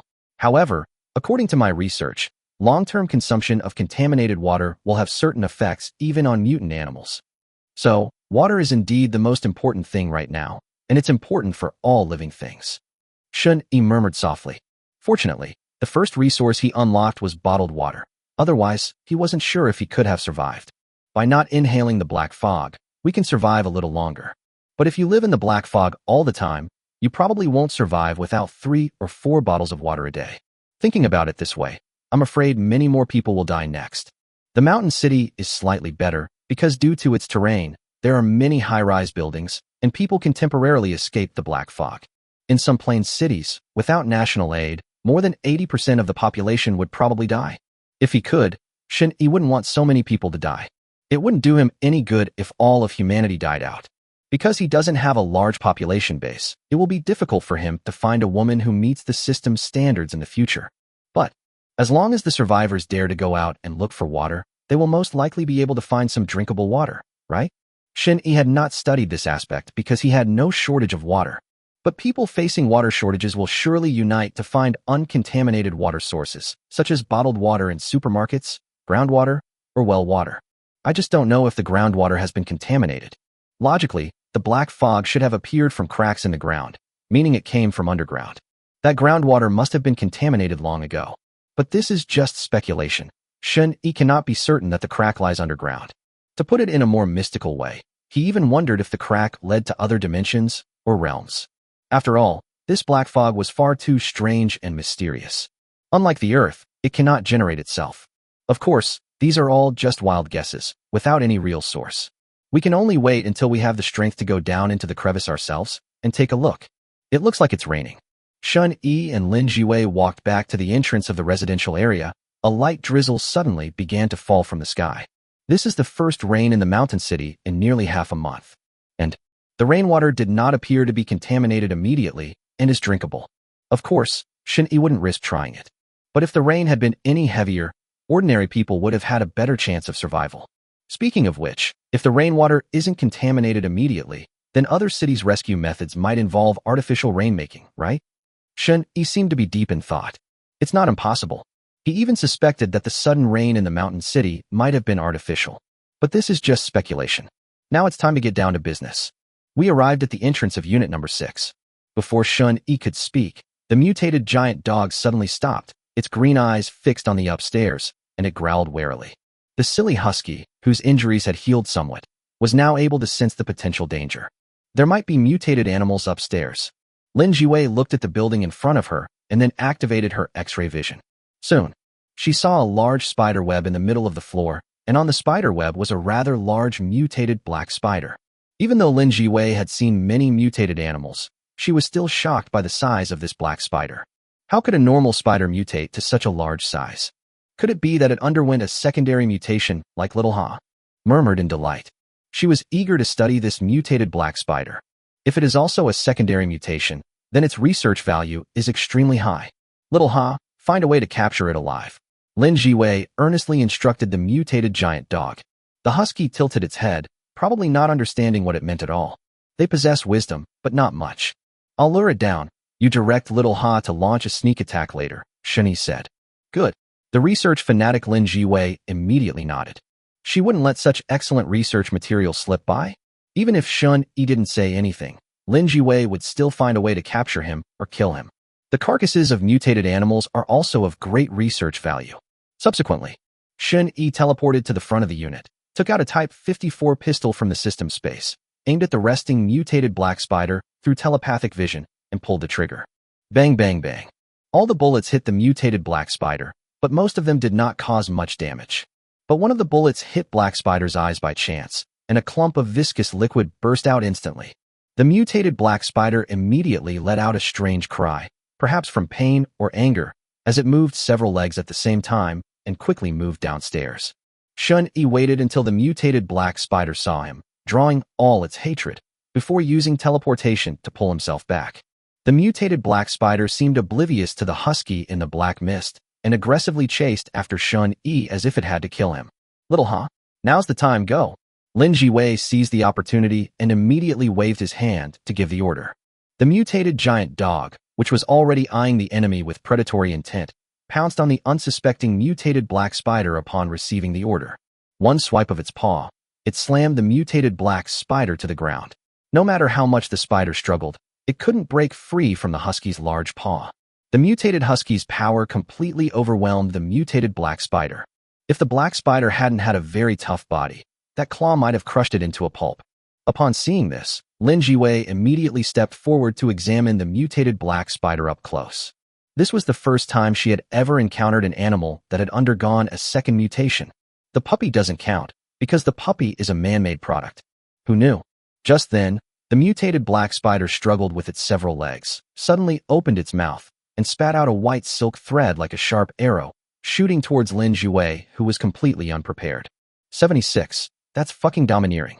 The mutated black spider's fangs, catching Lin Jiwei completely off guard and catching her completely off guard.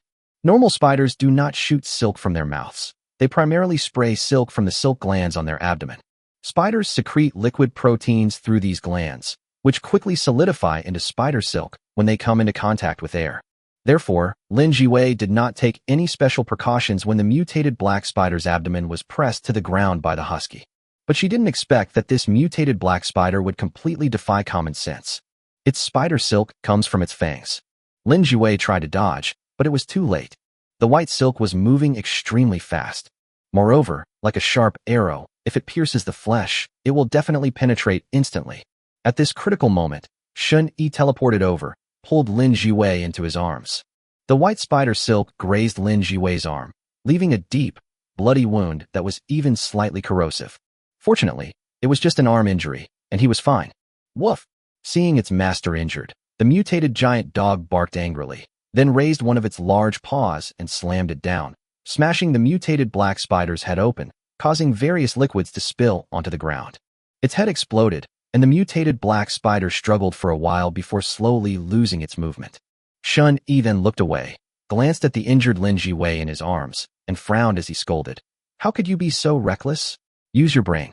Even the weakest mutated monster can easily take the lives of us humans. You're also a researcher, so you should know more about mutant animals and be more vigilant than I am. I understand. Lin Jiwei covered her injured arm with one hand, and for some reason, she didn't dare to talk back. It wasn't that she was afraid of Shun-Yi, but rather that she had a very strange feeling in her heart.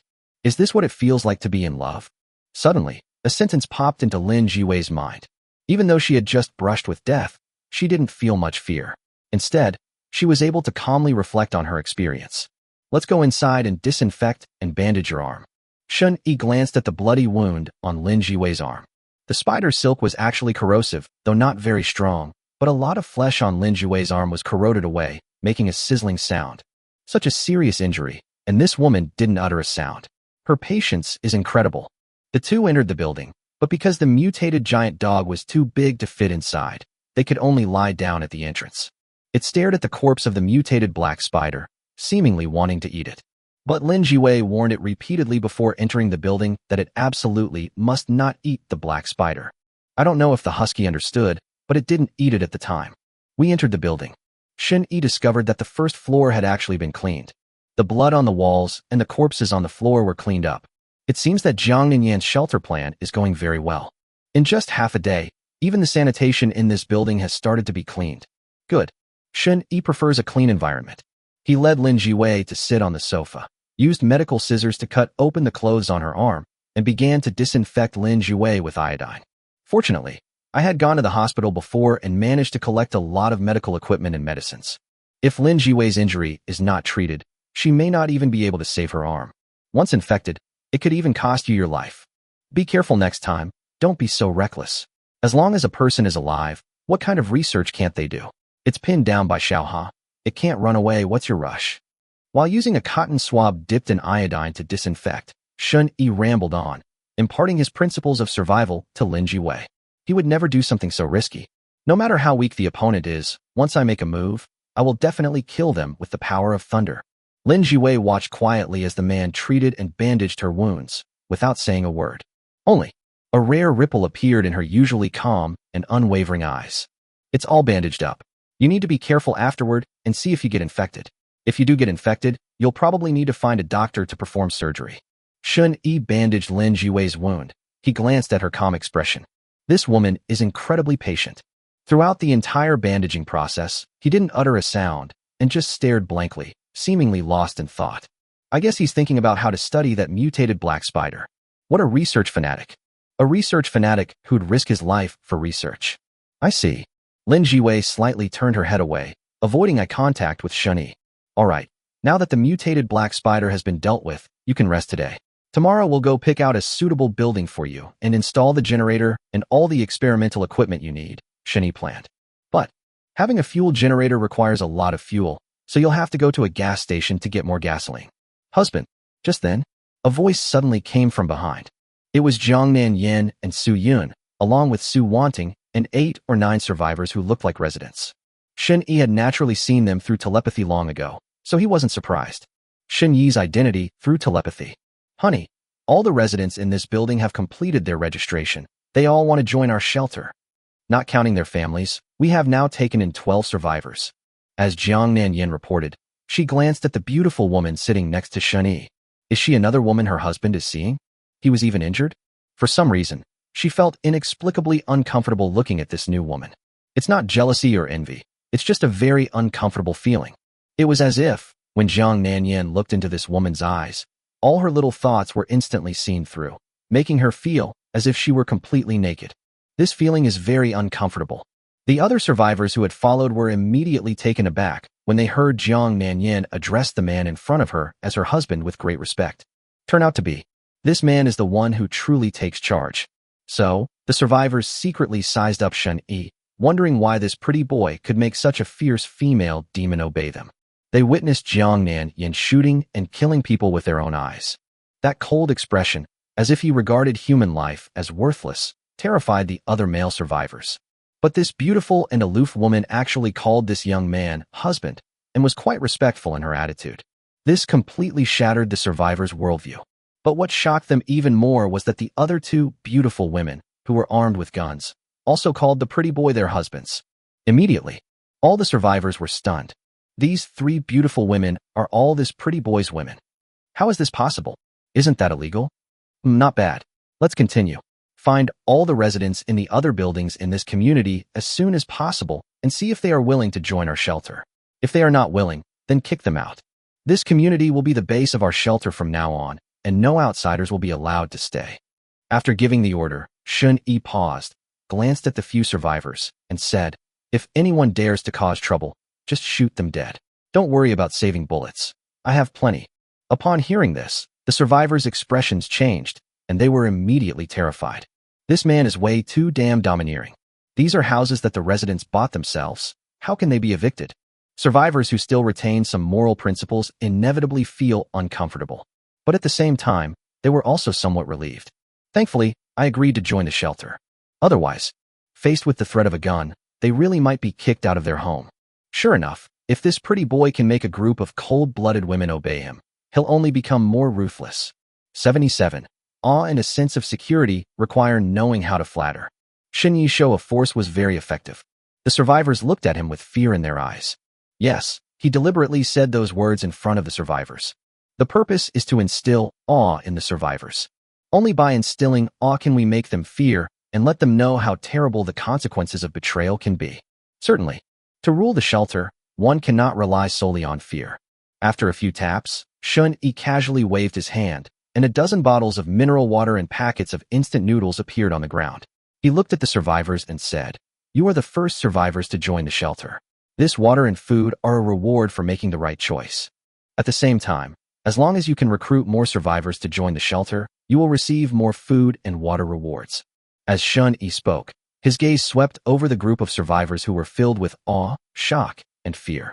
From a telepathic perspective, these people are not hostile towards me. At most, they are neutral, and I don't want to provoke them. That's true. Shen Yi has a gun. Only a fool would be hostile. There are very few residents in this building who dare to risk their lives. Otherwise, they wouldn't have been chased and hacked by 6 or 7 thugs before. But people who are afraid of death are actually easier to control. Anyway, they don't need to have amazing combat power. It's enough if they can do their job well. If necessary, they can be used as cannon fodder. All right, take all this food and water and distribute it. As soon as Shen Yi spoke, a group of survivors rushed forward to get water, and some even thanked Shen Yi with gratitude in their eyes. Very polite. Shen Yi gave him an extra bottle of water. As a result, he attracted the attention of others and secretly regretted not having thought of thanking them. Indeed, you have to know how to lick at any time. The main reason was that they were stunned by Shen Yi's ability to conjure food and water out of thin air, and their brains went blank for a moment, unable to react. These survivors had never seen superpowers before, let alone knew about the existence of superpower fruits. They were simply shocked and incredulous. With just a wave of his hand, he conjured up more than a dozen bottles of water. Is this a superpower? This man has superpowers. No wonder they could make these 3 ruthless female demons obey them so obediently. No wonder he can build a harem in the apocalypse and have several beautiful women. Because of the apocalypse, the emergence of superpowers doesn't seem particularly hard to accept. So while the survivors were shocked and in awe, they quickly accepted the existence of superpowers. Shun Yi's gaze swept over the crowd, and he used his telepathy to check them over. Surprisingly, none of these survivors had any greedy thoughts about his superpower. He also wanted to make an example of someone. But these people didn't give me a chance. So be it. There will be an opportunity sooner or later. The survivors were thrilled by Shun Yi's promise. You'll receive food and water rewards simply for recruiting others to your shelter. This is an opportunity. Even now, households that had stored food have already eaten it all. If Jiang Nanyan hadn't knocked on their door today to tell them the thugs were dead, they might have stayed home until they were starving and couldn't bear it anymore before venturing out. And now, they don't need to take any great risks or risk their lives. They can get food and water simply by recruiting people to their shelter. It's so easy. With more people in the shelter, everyone can stick together for warmth and safety. Therefore, these survivors, out of awe or perhaps out of their own cowardice, harbored no ill intentions. No ambition, no great desires. Just being able to live is enough. Honey, I'll take some people to search for survivors in the other buildings now, Jiang Nanyan replied immediately. She now enjoys the feeling of being second only to one person and above thousands of others. Although we don't have 10,000 people under our command yet, as long as the shelter continues to develop, the future is still very promising. So good to be in power. Jiang and cigarettes. Okay, come out with me. As Shun Yi spoke, he led the way out of the building. We need to warn the husky first, so that it won't eat these people when they enter or leave the building. At this time, the mutated husky, which had been lying by the door waiting, immediately came over when it saw Shun Yi, wagging its tail frantically, as if begging for a reward. There's a monster. One of the female survivors screamed in fright upon seeing the husky's enormous size, and instinctively backed away. Even some of the male survivors were so frightened that their faces changed drastically, and they retreated repeatedly, almost running away. Don't expect these survivors to fight at all. But, upon seeing the mutated giant dog, even Jiang Nanyan and Su Yun instinctively gripped their guns, their faces filled with tension and fear. But seeing that Shun Yi did not retreat, but instead walked in front of the monster, they did not hide in the building like the others, but instead watched the scene with curiosity. Since my husband isn't afraid, it proves he can definitely handle this mutated monster. Then they have no reason to be afraid. The 3 women trusted Shun Yi's power implicitly, even to the point of superstition. Perhaps the mutated giant dog was full, or perhaps it sensed that these survivors posed no threat to it, or perhaps it was due to Lin Jiwei's teachings. In any case, it did not take these survivors seriously, nor did it show any hostility. Certainly, if Shun Yi hadn't been in front of it, it would probably have been a completely different, bloody scene. Not bad. Remember, don't attack them in the future. Shun Yi stroked the husky's head, pointed at Jiang Nanyan, Su Yun, and Su Wanting, and gave it some instructions. Although huskies may not be able to understand human speech, they can generally grasp the meaning.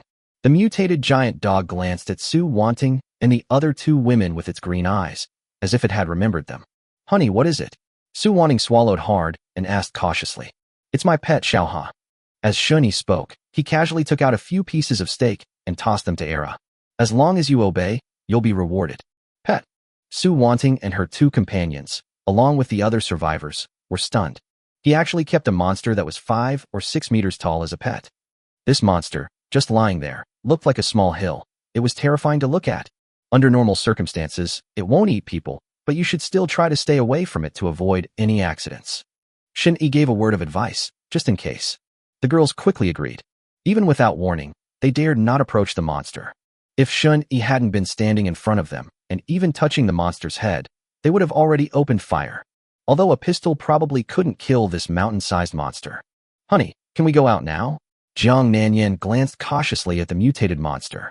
Even if someone has telepathic abilities and can sense that the mutated giant dog is not hostile, a normal person would still be scared if such a huge monster was lying at the door.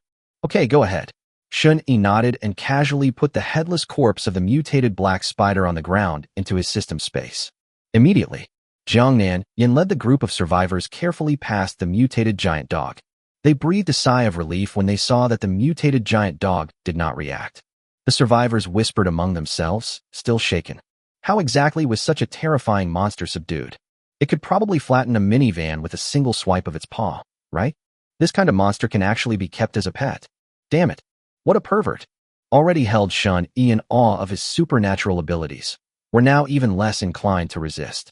Regardless of how strong Shun Yi's superpowers are, his pet alone could easily kill them. But then I had another idea. With such an awesome leader and such amazing pets, wouldn't we be safer if we just did our jobs properly in the future? At least we don't have to worry about encountering thugs like before. If any more thugs dare to come to our neighborhood, even the boss's pets will eat them alive. This is also the effect Shinny wanted. We need to instill both awe and a sense of security in those who join the shelter. Only in this way can shelters develop healthily and better serve themselves. 78. Morong Shue's shock. Take a rest today. Tomorrow we'll check if the wound on your arm gets infected.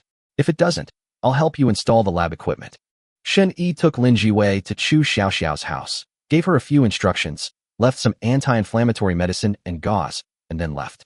Although he wanted Lin Jiwei to be his servant, he wanted her to recover from her injuries before doing so. Chu Xiaoxiao looked at the injured Lin Jiwei, hesitated for a moment, but still asked with concern, how did you get hurt? Does it hurt? Although their relationship was rather awkward. But now that it's a post-apocalyptic world, this kind of thing isn't particularly hard to accept. As a streamer specializing in anime and manga, Chu Xiaoxiao had watched many post-apocalyptic harem anime and read many novels, so she was able to accept this kind of thing relatively quickly. Most importantly, she had neither the right nor the power to refuse Shen Yi. It was from Spider Silk, Lin Jiwei replied succinctly and casually. Spider Silk? Is it from a spider? Chu Xiaoxiao was stunned for a moment. Lin Jiwei hummed in response, seemingly lost in thought, showing no interest in chatting. Seeing the woman's cold attitude, Chu Xiaoxiao simply said, "Oh," and stopped trying to win her over. She got up and went to wash up. Shun Yi is a bit of a germaphobe and loves cleanliness, so he provides each of his women with bottled water for daily washing. Leave Chu Xiaoxiao's house. Shun Yi used telepathy to head straight for the home of Morong Shui, a doomsday enthusiast. This is currently the highest-rated woman. Whether it's her figure, looks, or temperament, she's the best Shun Yi has ever seen. Therefore, he has been coveting Morong Shui's sanctuary for a long time. If it weren't for the fact that he had been busy unlocking Lin Jiwei and Chu Xiaoxiao's supplies and emptying the Virus Research Institute these past 2 days, Shun Yi would have already made his move on her. This woman isn't home. Shun Yi scanned the room on the 18th floor with his telepathy, but there was no one in the room with the lights on. Where did this woman go? Even if it's the end of the world, how dare you still go out and have fun? He focused his mind, scanning the entire building, searching for Morong Shui's whereabouts. This woman, please don't let her get herself into trouble.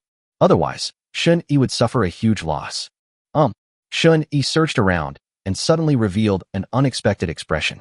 He found Morong Shui. Only, Morong Shui, a complete stranger, was actually with my little sister. The two were chatting, and they seemed to have a pretty good relationship. I've only been gone for a day, but it feels like a lot has happened. Shun Yi frowned. Is this woman getting close to my younger sister and grandmother because she has some malicious intent? He didn't believe that a woman who had set up traps all over her own home would become friends with his younger sister without any suspicion.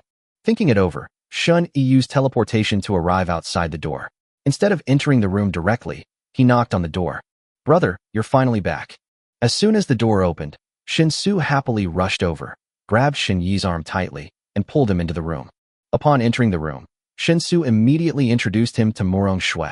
Sister Morong, let me introduce you. This is my older brother, Shin Yi. Hello, Mr. Shun. Morong Shui stood up and gave Shun Yi a kind smile. Only, her heart suddenly clenched. The space-type ability user I saw before was actually Shin Su's brother. She was stunned. The changes in this life are just too great. Shin Su arrived in the mountain city ahead of schedule and inexplicably moved into her own residential complex. In fact, Shin Su in her previous life would not have appeared for more than 2 months. Moreover, her brother should have disappeared in her previous life. Shin Su came to the vicinity of Shanqing University in order to find her brother, and the reason she has not left Shanqing University is also to find her brother. But in this life, her brother is still alive. Morong Shui almost thought that Shin Su was also a reincarnated person. This is also why she approached Shin Su. However, Through conversation, she discovered that Shinsu had no memory of her past life, proving that she was not a time traveler. So, does that mean everything that's happening right now is a butterfly effect? But how could the butterfly effect be so huge? Although I did some things that affected the trajectory of my own life, it's impossible that they could affect Shinsu. And the impact was so thorough. Leaving aside Murong Shue's momentary mental turmoil, Shinsu was happily introducing Murong Shue to Shun-yi. Brother, this sister is called Murong Shue. Before you were here, the neighbor next door kept banging on our door. I listened to you and didn't open the door or pay any attention to him. But that person would bang on the door every now and then, and my grandma and I were very scared. Then, Sister Murong Shue appeared and drove that bad neighbor away. Shun-yi frowned slightly. He then used telepathy to glance at his neighbor's house next door. Result: that neighbor had already died tragically in his home. A crossbow bolt was stuck in his head. That crossbow bolt was exactly the same as the one in Murong Shue's house. Shun-yi withdrew his telepathic connection, glanced at Murong Shue with some surprise, and said calmly, "Thank you." It was nothing, just a small favor. Murong Shue smiled, her attitude friendly. But she was incredibly nervous. It wasn't just tension, it was also shock and disbelief. Because during the conversation just now, she clearly felt a strong fluctuation emanating from Shun-yi again. It turns out that the person who used their sensory abilities to spy on him wasn't that woman, but Shun-yi. In other words, this man actually has two superpowers. Murong Shue was shocked. To acquire two superpowers at the very beginning of the apocalypse, what kind of incredible luck is that? With such incredible luck, why did he die so quickly in his past life? Or is it that he didn't die in his previous life, he just left the mountain town ahead of time? That doesn't make sense. If he left the mountain city beforehand, he should have gone back to find his family, not just disappeared into thin air. Otherwise, Shinsu wouldn't have traveled all that way to find him. It's unreasonable, very unreasonable. Murong Shue's mind was racing, but she couldn't make sense of it all at once. Miss Murong, I won't bother with formalities. If you ever need any help in the future, feel free to come to me. Shun-yi said with a smile. He was once again certain that Murong Shue was definitely not a simple woman. Previously, Shun-yi only thought that the other party was a hardcore apocalypse enthusiast. But I never expected that the other party would dare to kill someone. A woman who built a doomsday shelter, stockpiled a lot of food and water, prepared a bunch of weapons, and even dared to kill. Doesn't she seem a lot like a character from some novels? Shun-yi seemed to be deep in thought. Then, the three chatted for a while. Then Murong Shue excused herself, saying she was a little tired, and left. Susu, you can eat these superpower fruits. Shun-yi took a superpowered fruit from the system space and gave it to Shinsu. They are all fruits of telepathic abilities. This ability is very useful. Although my sister doesn't need to go out and generally doesn't encounter any danger, this special ability can still be kept as a backup. The reason why it wasn't given before was because of the power limit. Shun-yi originally wanted to give his younger sister two stronger superpowers. While telepathy is useful, it's still a bit weak and lacks combat power, so there's no need to occupy a special ability space. But other superpower fruits are hard to find, so let's just go with telepathy for now. We'll think of other ways later to see if we can break through the limit of our superpowers. Wow, dude, did you dig up a tree full of superpower fruits? There are so many of them. Shinsu's face was filled with surprise. Shun-yi smiled, and then explained to his younger sister how to use his telepathic ability and how eating more power fruits could help him level up. Then, he left some food and water, then made an excuse to leave. Step outside. He went straight to Murong Shue's house on the 18th floor. 79. Shun-yi, are you a reincarnated person? Shun-yi was almost certain that this strange woman, Murong Shue, was definitely trying to get close to his little sister. As for his purpose, he had no clue. But now that the potential danger has been discovered, we must nip it in the bud. Either deal with Murong Shue. Either win her over and figure out her motives for getting close to her family. Through the perspective of telepathy. Seeing Murong Shue hurriedly return home, Shun-yi immediately grabbed his crossbow and activated all the traps in the house, preparing for battle. This woman is definitely suspicious. She actually anticipated that I would come looking for her. Shun-yi didn't play any tricks with Murong Shue and teleported directly into her bedroom. There was only one trap in the room, which posed no threat to me. At this time, Murong Shue sat in the spacious living room, holding a crossbow in her hand, with a white fox lying on the sofa, looking as if she were facing a formidable enemy. She could feel that the power that was watching her was always there. I'm being watched. That man did indeed come. Come out, and we'll talk about what you want. Murong Shue looked around and said in a cold voice. Her attitude was completely different from when she was in front of Shinsu. They were as kind as they were then, and they are as cold-hearted as they are now. Shun-yi stared at Murong Shui, a thought rising in his mind. This woman definitely has superpowers. She could sense that she was being spied on, but she couldn't seem to see where she was. But this woman is very clever. The reason she is sitting in the spacious living room is clearly to guard against my teleportation attack. No matter from which angle Shun-yi launched a surprise attack, this woman could always retaliate immediately. Such keen combat awareness. What was her background before? Moreover, they even detected the maximum distance I could teleport. Shun-yi frowned, seemingly lost in thought.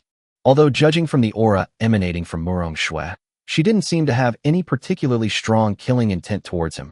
He still couldn't let his guard down. Then, inside the bedroom, Shun-yi spoke to her through the door. Murong Shui, who exactly are you? Murong Shui was startled and quickly looked towards the bedroom. She instinctively gripped the crossbow tighter. Spatial ability users are indeed troublesome. And this spatial ability user also has a sensory ability. These two superpowers combined are simply unreasonable. With so many traps and mechanisms in his room, even a spatial ability user could easily ambush him if they broke in without any visibility. However, if the other party has sensory abilities, then these traps will be ineffective. Murong Shui gripped her crossbow tightly, stared at the bedroom, and said coldly, I don't understand what you mean. What exactly are you trying to say? If she could, she really wouldn't want to fight someone with such cheat codes. Especially since the other party was actually Shinsu's brother. All of this was completely beyond Murong Shui's plan. Let me put it bluntly. Why did you renovate this shelter in advance? Who told you there would be a disaster? Shin-yi asked. He even speculated that some high-ranking officials might have known about the impending doomsday disaster before it even happened. But this conjecture was quickly refuted. Even someone with a powerful background like Lin Jiwei didn't know that the apocalypse was coming. So how could Murong Shui, who seemed to be an ordinary person living alone, know about it? She definitely has a problem. I'm just a doomsday shelter enthusiast. I didn't know a doomsday disaster was going to happen, and no one told me. As for renovating this house, it was just something I did for fun because I have money. I didn't expect it to come in handy. Murong Shui answered in this way. This was the only reasonable explanation she had come up with long ago. Although it sounds a bit far-fetched, it's better than revealing the secret of my rebirth. She dared not tell strangers about her rebirth. Yeah. Shin-yi, however, did not believe Murong Shui's reasons at all. That's completely untenable. From the apocalypse, like in the TV dramas, would you? As Shun-yi spoke, he carefully observed the changes in Murong Shui's expression. When he uttered the words, reborn, Murong Shui's eyes narrowed slightly, but she tried her best to suppress any unusual expression. But this one detail is enough to confirm it. It really is a reincarnated person. Shun-yi was immediately shocked. Someone can actually be reborn. Is she a woman destined for greatness? Or is it some kind of rare superpower?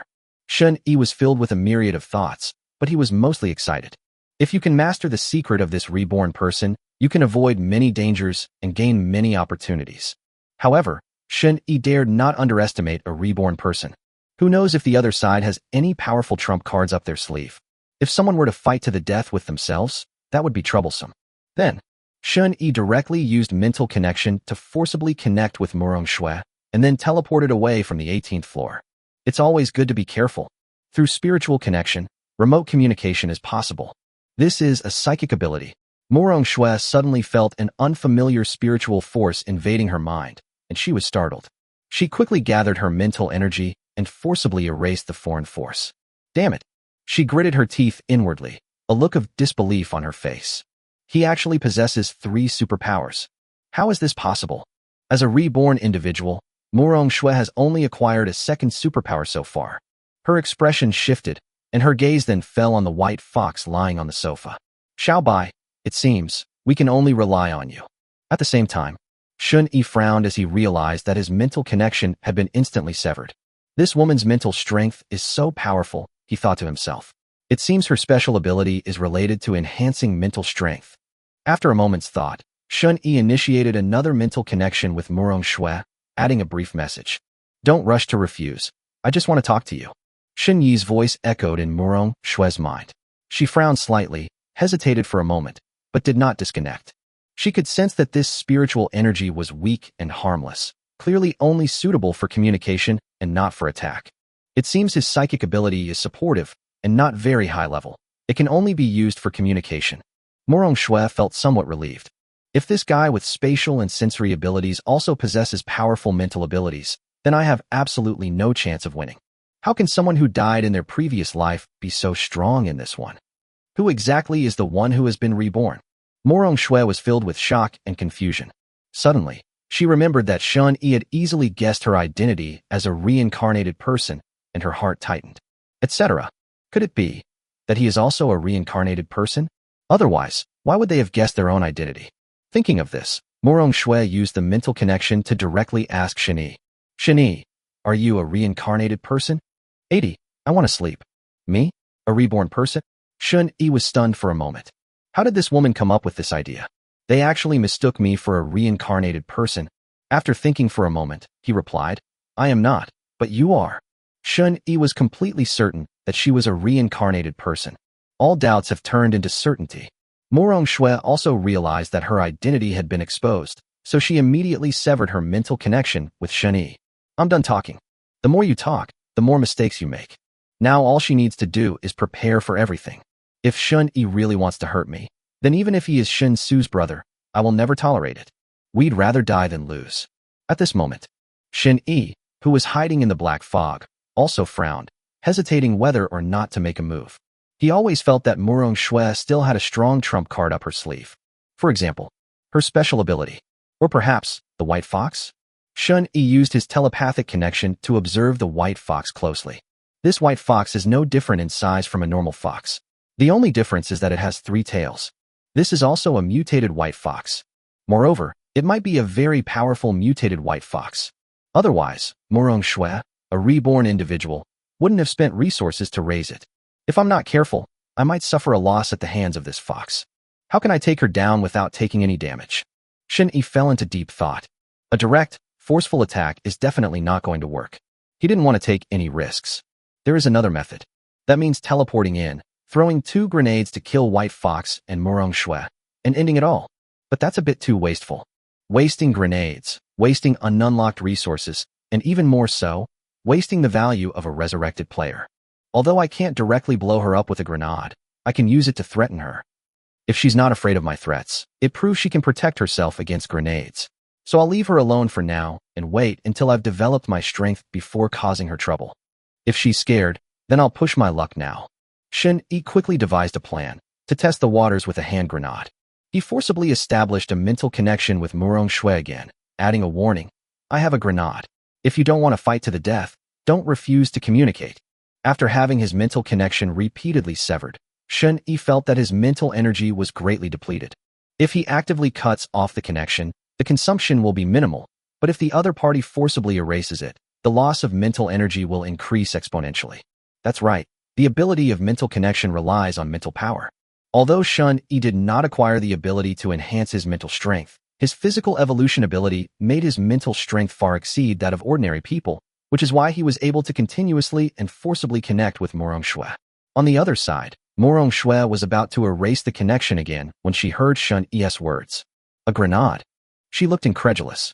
How could Shen Yi possibly have a grenade? No, impossible. He must be bluffing me. How could an ordinary college student possibly have a hand grenade? That's absurd. However, despite her doubts, Morong Shui did not decisively sever the connection this time. Although she was confident she could survive the grenade explosion, the risk was still very high. Moreover, if the enemy has more than one grenade, their situation will be even more dangerous.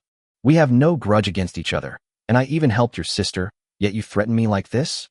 Morong Shui questioned coldly, her tone tinged with anger and confusion. Shen Yi seemed not to hear her question and continued. I picked up my grenades from a dead Special Forces soldier. They're specially made, and their explosive power is much greater than that of ordinary grenades. If they explode in your house, one would be enough to level your house to the ground. Morong Shui fell silent. That bastard. Judging from his words, it didn't seem like he was trying to deceive me. Does he really have a grenade? Morong Shui took a deep breath, trying to calm herself down. I'm not afraid of your grenades. Don't think that just because you have spatial abilities I can't do anything to you. Since you know I'm a reincarnated person, you should be able to guess that I definitely have my own trump card to save my life. She paused, her tone softening slightly. I don't want to fight you to the death. We have no grudges against each other. There's no need for us to both get hurt. Morong Shui personally admitted that she was a reincarnated person, and her words were clearly not just casual remarks, but rather spoken with a determination to perish together with others. Shen pondered for a moment. Indeed, there was no enmity between them. But can this kind of reasoning be applied in this day and age? Those thugs had no grudge against Shen. Shen also killed them. The threat posed by Morong Shui is far greater than that of those thugs.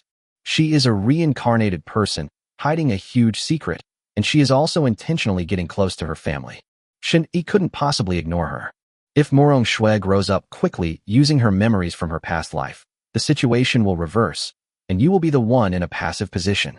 Although this was just Shun Yi's speculation, he always assumed the worst about others. In this world, only power can determine everything. Whether you're a good person or a bad person, power is always the most important thing. Therefore, Morong Shui, this unstable factor, must be addressed or brought under control. At the very least, you need to make sure she can never pose a threat to you. Only in this way can Shun Yi feel at ease. I don't want to be your enemy either. Shun Yi replied in this way. Hearing this answer, Morong Shui's tense heart relaxed slightly. She really didn't want to risk her life. Only those who have died once know how precious life is. Of course, the main reason is that my current strength is not strong enough. If he were strong enough, Shen Yi wouldn't dare to threaten him like that. She just killed Shen Yi. Negotiation? I'm talking shit. Morong Shui felt a surge of anger, wishing she could tear Shun Yi to pieces. But she managed to suppress her impulse. Reborn into this world, she thought she could finally escape the humiliation of her past life and no longer suffer anyone's wrath. But to my utter surprise, only half a month later, my identity as a reincarnated person was exposed, and I was even threatened. What terrible luck.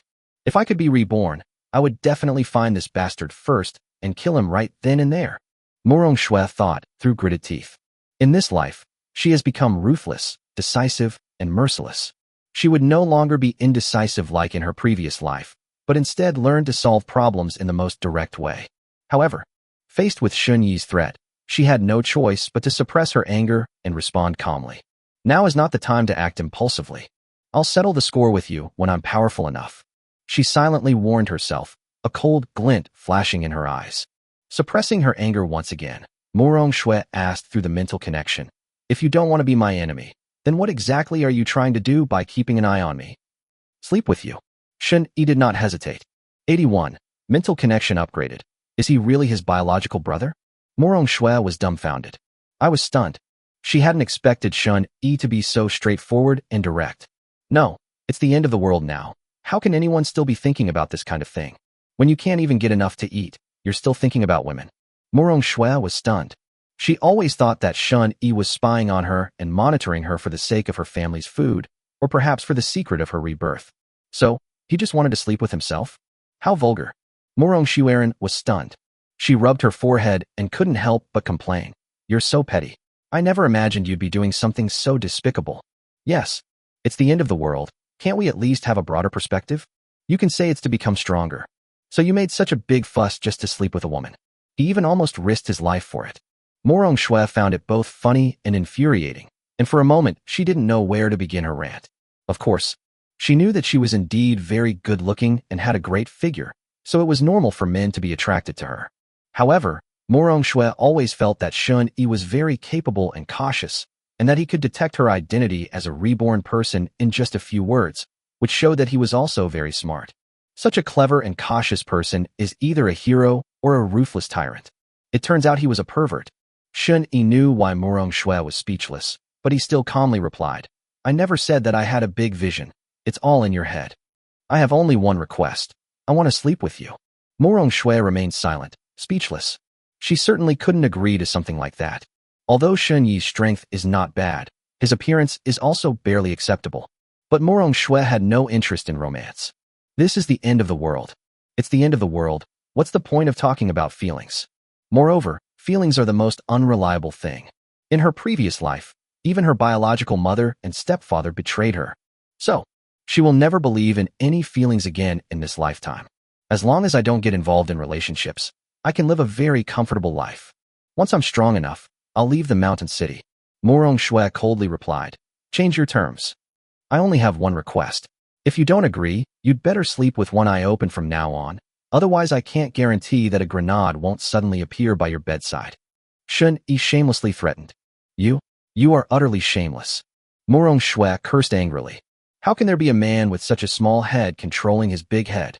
The most amazing thing is that he actually has 3 superpowers. If Shun Yi were weak, Morong Shui would never have uttered a single unnecessary word and would have killed him outright. Unfortunately, this old pervert has a very strong superpower and incredible luck. I really can't afford to mess with them right now. She took a deep breath, suppressing her anger, and said, change your condition. Even if you want superpower fruits, I can find a way to help you find a few. No need. I only have one request, to sleep with you. Shun Yi remained unmoved. Anyway, as long as I win her over, won't all the superpower fruits be mine? And Morong Shui's words further solidified Shun Yi's resolve. She actually managed to find several superpowered fruits. It seems this woman has had quite a few opportunities.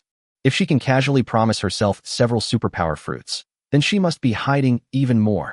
Morong Shui was so angry at Shun Yi's unyielding attitude that she trembled. How could there be such a shameless man? Haven't you ever seen a woman before? Morong Shui was unaware that Shun Yi had a system that could unlock resources, so she found Shun Yi's behavior incomprehensible and unreasonable. I can give you some time to think about it, but not too long. Shun Yi said very generously. Consider. Morong Shui sneered in anger, then said, aren't you afraid that when we're sleeping in the same bed, I'll stab you to death? I'm scared, but I have a way to deal with it. For example, you can take sleeping pills and knock yourself out. Shun Yi was naturally prepared. Among the pile of medicines he had previously looted from the hospital were hundreds of bottles of sleeping pills. Anyway, there's plenty of medicine. Morong Shuiren was dumbfounded. How did this shameless guy come up with such a despicable method? How could he say these words without any shame? Are you suggesting I take sleeping pills myself? Why don't you tell me to tie myself up again? Morong Shui felt that having lived a second life, she had witnessed all sorts of ugly and despicable aspects of human nature. But she had never seen anyone as obsessed with women as Shun Yi, and so shameless. This has broadened my horizons and expanded my knowledge. She took several deep breaths to barely suppress her anger. It almost broke through the defenses. The white fox tilted its little head, seemingly seeing Morong Shui so angry for the first time. So, have you made up your mind? About 10 minutes later, Shun Yi, while cracking open some fruit, sent out another Duo Q invitation. At the same time, his mental connection was upgraded once again. Your mental connection has been upgraded to level 6. Mental link. LV6 You can establish a mental link with others to communicate and share vision. Currently, the maximum number of people in a mental link is 40, and the maximum distance is 1,500 meters.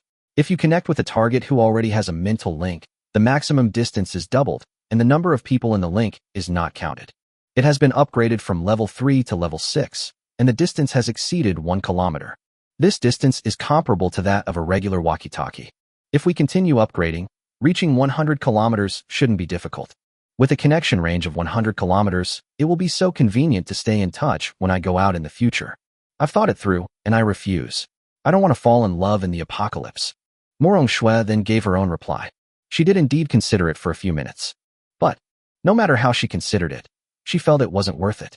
If I am reborn and still have to sell my body to survive, then I have wasted my life. I never said I wanted to date you.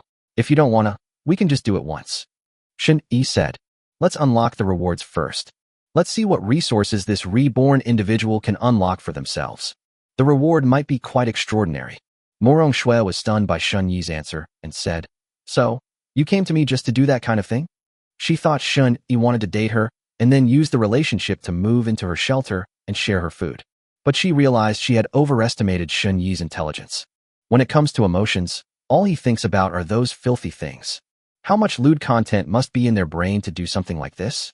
No wonder he died so young in his previous life. They must have died here. Is this guy really Shun Su's biological brother?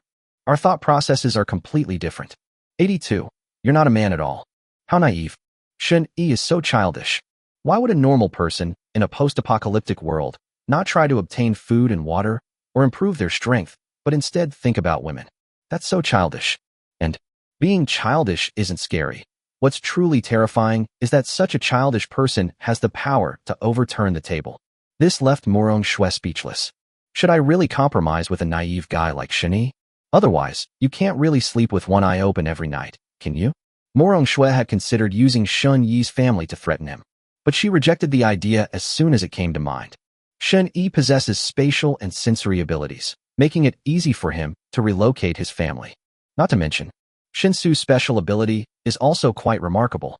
If threats fail and instead push Shinsu to the edge, that would be a real problem. Ugh, so annoying. Morong Shui grabbed her hair in frustration. If Shen Yi were truly willing to fight her to the death, she wouldn't be so conflicted. The key point is, Shen Yi offered prevented her from risking her life, but she couldn't easily accept them either. Choosing to compromise means not having to fight to the death. But for Morong Shui, who has been reborn and has a proud spirit, this is hard to accept. But if he chooses to fight to the death, Shen Yi won't confront him head-on. Instead, he'll ambush him from behind. This makes it even worse. Just like now.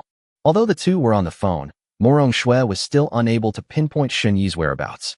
This guy is frighteningly cautious. If he dared to appear in her sight. Seeing the anxious Morong Shui, Shen Yi remained calm. Now that he has the initiative, he will definitely try to gain the greatest benefit. Sleeping with Morong Shui was just the first step. Once she's truly drugged and knocked unconscious, Shen Yi can then thoroughly plunder her stored supplies. This is a cognitive bias. In Morong Shui's eyes, Shen Yi's behavior was like that of a lecherous glutton. Let's discuss this properly. Can't we really change the terms? Morong Shui said tentatively, then added, besides, how do I know if you're lying to me? What if you kill me while I'm drugged? I have serious doubts about your character. I can't trust you. Her suspicions were reasonable. Judging from Shen Yi's current behavior, he's really no good. After all, Morong Shui had helped his family, yet he still wanted to harm her. This is also one of the reasons why Morong Shui is unwilling to compromise. I never intended to kill you, Shen Yi replied calmly. After all, you are a reborn person, and the information you possess is my most valuable resource. Killing you directly would also be a loss for me. At this moment, Shen Yi truly had no intention of killing Morong Shui. What did you lose? Morong Shui's cheek twitched slightly, as if she wanted to curse. Today was definitely the day she broke down the most. What a shameless scoundrel. I took a deep breath. Morong Shui severed the mental connection directly. If we can't reach an agreement, then let's fight. She simply couldn't believe that Shen Yi would really risk his life for something like this. A lose-lose situation benefits no one. Did it hang up again? Shen Yi raised an eyebrow. Since you're unwilling to compromise voluntarily, then I'll help you to compromise voluntarily. Shen Yi glanced down and saw a stone at his feet, then picked it up casually. The next second, he teleported to Morong Shui's residence and hurled the stone at her. It's behind. Morong Shui keenly sensed the movement behind her, quickly turned around, and fired a crossbow bolt instantly. However, the arrow missed its mark. She only saw a flying stone. Shen Yi's figure had long since vanished without a trace.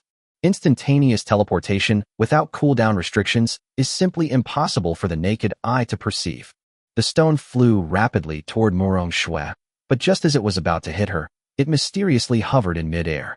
Morong Shui gripped the crossbow tightly, a cold sweat breaking out on her brow. I didn't expect Shen Yi's sneak attack to come so quickly. This guy, he turns on you in an instant. Without the slightest hesitation. This is clearly a warning to myself. This time he threw a stone. What about next time? It might be a hand grenade. Morong Shui gritted her teeth, her face so dark it was almost dripping with water. What kind of superpower is this? It's somewhat similar to Lin Jiwei's gravity manipulation. Shen Yi stared thoughtfully at the stone he had thrown, which remained suspended in midair. Gravity manipulation alone is absolutely insufficient to stop a grenade from exploding. But since Morong Shui is confident that she is not afraid of grenades, it means that her superpower is far stronger than that. Shen Yi took out a bottle of mineral water, drank it all in one gulp, and then, holding the empty bottle, used teleportation again to launch a sneak attack. He wanted to see who could last longer. That damn bastard. Morong Shui blocked the suddenly appearing mineral water bottle again, and couldn't help but curse under her breath. She had already understood Shen Yi's intentions. This guy is trying to deplete his mental energy. Shen Yi didn't give Morong Shui much of a chance to breathe. Unpredictable sneak attacks followed one after another. Empty water bottles, stones, and even various other objects would occasionally fly over from some angle. However, no matter which direction the attack came from, Morong Shui could always accurately block every attack, leaving her completely unscathed. Only, as she continuously unleashed her powers for defense, fine beads of sweat appeared on Morong Shui's forehead. Clearly, using her powers repeatedly has taken a toll on her. As for Shen Yi, he had also used up about 1/6 or 1/7 of his stamina. This woman is probably nearing her limit. He exhaled slightly, observing Murong Shui, who was covered in sweat, through telepathy, and made a judgment in his mind. It must be said, this woman has strong supernatural abilities and a strong fighting spirit. There was absolutely no flaw in his entire body. No matter which angle I attacked from, I couldn't break through her defenses. But when it comes to a protracted battle, Shun-Yi doesn't think he'll lose. He teleported back into the room, casually tossing out some odds, and insta-continued draining Murong Shui's energy. They launched several more sneak attacks in this manner. Murong Shui was already panting heavily, and her face was slightly pale. Seeing this scene, Shun-Yi forcibly established a mental connection once again. This time, the connection was established easily. It seems that she is consuming mental energy when she uses her superpowers. Her special ability should be mental. Through the mental connection, Shun-Yi sensed that Murong Shui's mental strength had weakened considerably, and he secretly made a guess. Then, through the mental connection, he calmly said, "How long can your mental strength last? Just surrender obediently. Shut up. If you've got the guts, come out and fight me head-on. What kind of skill is it to keep resorting to sneak attacks?" Murong Shui responded coldly, her tone filled with barely suppressed anger. Shun-Yi's attack methods are absolutely disgusting. The combination of sensory abilities and spatial abilities is practically cheat code. What kind of skill is that? You'll soon be able to experience my skills for yourself. Shun-Yi didn't take it seriously. As he was speaking, he suddenly launched another sneak attack. They have absolutely no sense of martial ethics. Murong Shui was absolutely furious. It wasn't that Shun-Yi's sneak attack was particularly strong. The items he used for the sneak attack were nothing more than garbage bags and the like, which wouldn't cause any harm if they hit him. But Murong Shui dared not be careless. What if this time it's a garbage bag, and next time it's a rock, or even a grenade? This disgusting tactic even forced the usually calm Murong Shui to break down. She immediately started swearing. "Asshole! You're not a man at all. Come out here if you dare. If you can beat me in a head-on fight, I'll lie here and let you do whatever you want with me." 83. It's time to end this farce. If you're so capable, then don't use your superpowers for defense. Try taking my grenade with your bare hands. If you can withstand it, I'll leave right now and never bother you again. Shun-Yi said calmly. He was not angered at all by Murong Shui's insults. After all, he didn't know what Murong Shui's trump card was, so he naturally wouldn't be foolish enough to run out and confront her head-on. Moreover, the white fox that remained motionless on the sofa kept Shun-Yi constantly on his toes. Mess things up because you're showing off, then you're really brainless. Shameless. Murong Shui's face was pale, clearly from overusing her supernatural abilities. But she knew in her heart that Shun-Yi was right. This isn't child's play. It would be foolish for Shun-Yi to come out and fight me head-on. Murong Shui's intention was to provoke Shun-Yi and make him reveal a weakness. Unfortunately, this guy is extremely vigilant. Every time he throws something, he teleports to a distance, making it impossible for me to pinpoint his location. If she could just pinpoint Shun-Yi's location, she wouldn't be in such a passive position. I'll give you one more chance to think it over. If you still refuse to compromise, I might have to throw a grenade next time. Shun-Yi issued another warning. As for why not use a pistol for a sneak attack? The reason is simple. Aiming is required to fire a gun, which involves a delay of a few seconds. It would be dangerous if Murong Shui caught him because of that few seconds of delay. There's no need to risk a few seconds. In comparison, current methods of attack are much safer. They can escape the battlefield in an instant, without any worries. It doesn't matter if we can't ambush her. As long as Murong Shui is kept in a state of constant mental tension and uses her supernatural abilities continuously, that will be enough. At this time, upon hearing Shun-Yi's warning, Murong Shui, who was already on edge, gripped the crossbow in her hand even tighter with tension. Her face was covered in sweat and as pale as paper, but her eyes remained sharp as knives. Like a vicious wolf poised to pounce, ready to strike Shun-Yi at any moment. This woman's willpower is incredible, as expected of someone who has been reborn. Even Shun-Yi had to marvel at Murong Shui's resilience. She is astonishingly strong, both physically and mentally. If it were an ordinary person, they would probably have given up long ago in the face of such a desperate situation. But Murong Shui was still stubbornly holding on. His mental state was already at its limit. She remained defiant to the death. What a heroine. Luckily, I'm not a good person. Otherwise, I really wouldn't have been able to do it. Shun-Yi murmured softly. He has always been a decisive person. Once he makes a decision, he will see it through to the end. Changing policies frequently will only lead to mistakes. Since they have already offended Murong Shui, there is no way they can seek peace. Either she compromises today, Either we deal with her completely today. Otherwise, if Murong Shui were to leave with hatred in her heart, it would surely cause endless trouble in the future. Even their own family members could be in danger. Through telepathy, Shun Yi could clearly see that the aura emanating from Murong Shui's entire body was pure black. This intense hostility and killing intent. If given even the slightest chance, she would absolutely fight me to the death. That's why Shun Yi is even less likely to let her go. During the conversation, Shun Yi ambushed Murong Shui twice more. At this moment, Murong Shui's face was as pale as paper, and she needed to hold onto the sofa to barely stand. Clearly, she had already reached her limit. Damn it. If this keeps up, I'm going to have a mental breakdown. Murong Shui was panting heavily, her face as pale as paper.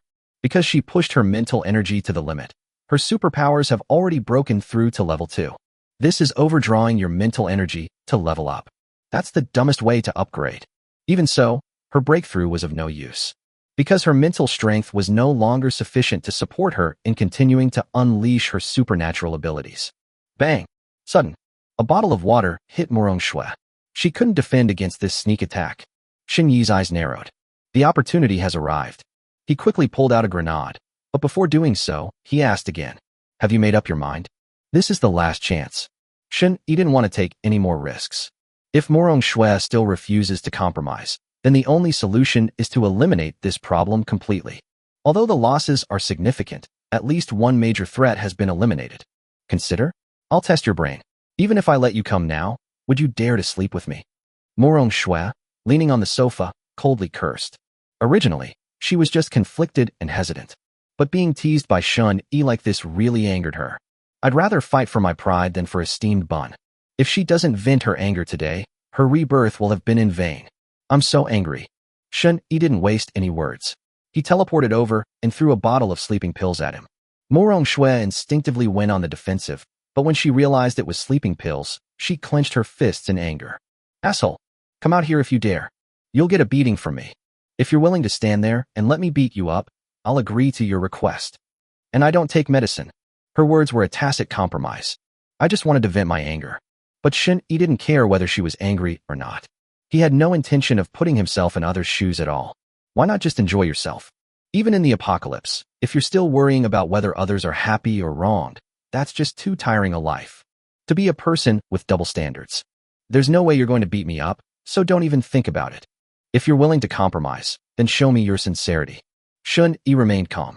He used his powers frequently today, which consumed a lot of his energy, but he found that he had become more proficient in teleportation. Really, you need to use your abilities more often to improve them. He can now even teleport dozens of meters into the sky. If you use a second teleport immediately before falling, you can stack the distance. In other words, as long as you react quickly enough, you really can go to the sky. It's not really useful anyway. Now, in the mental connection, Murong Shui used very foul language. Dirty that Shun Yi almost unilaterally cut it off. Goodness, I never expected such a beautiful and elegant woman to utter such vulgar language. It seems like he's really angry. That makes sense when you think about it. If it were Shun Yi being teased like this by bad guys, he might have a heart attack from anger. Thank goodness I'm the bad guy. What a relief. Murong Shui cursed for a long time, until her mouth was dry, before she finally stopped. It seemed she had expelled quite a bit in one go, and even the black aura on her body had dissipated slightly. She plopped down on the sofa, no longer guarding against a sneak attack, and remained silent, just sitting there.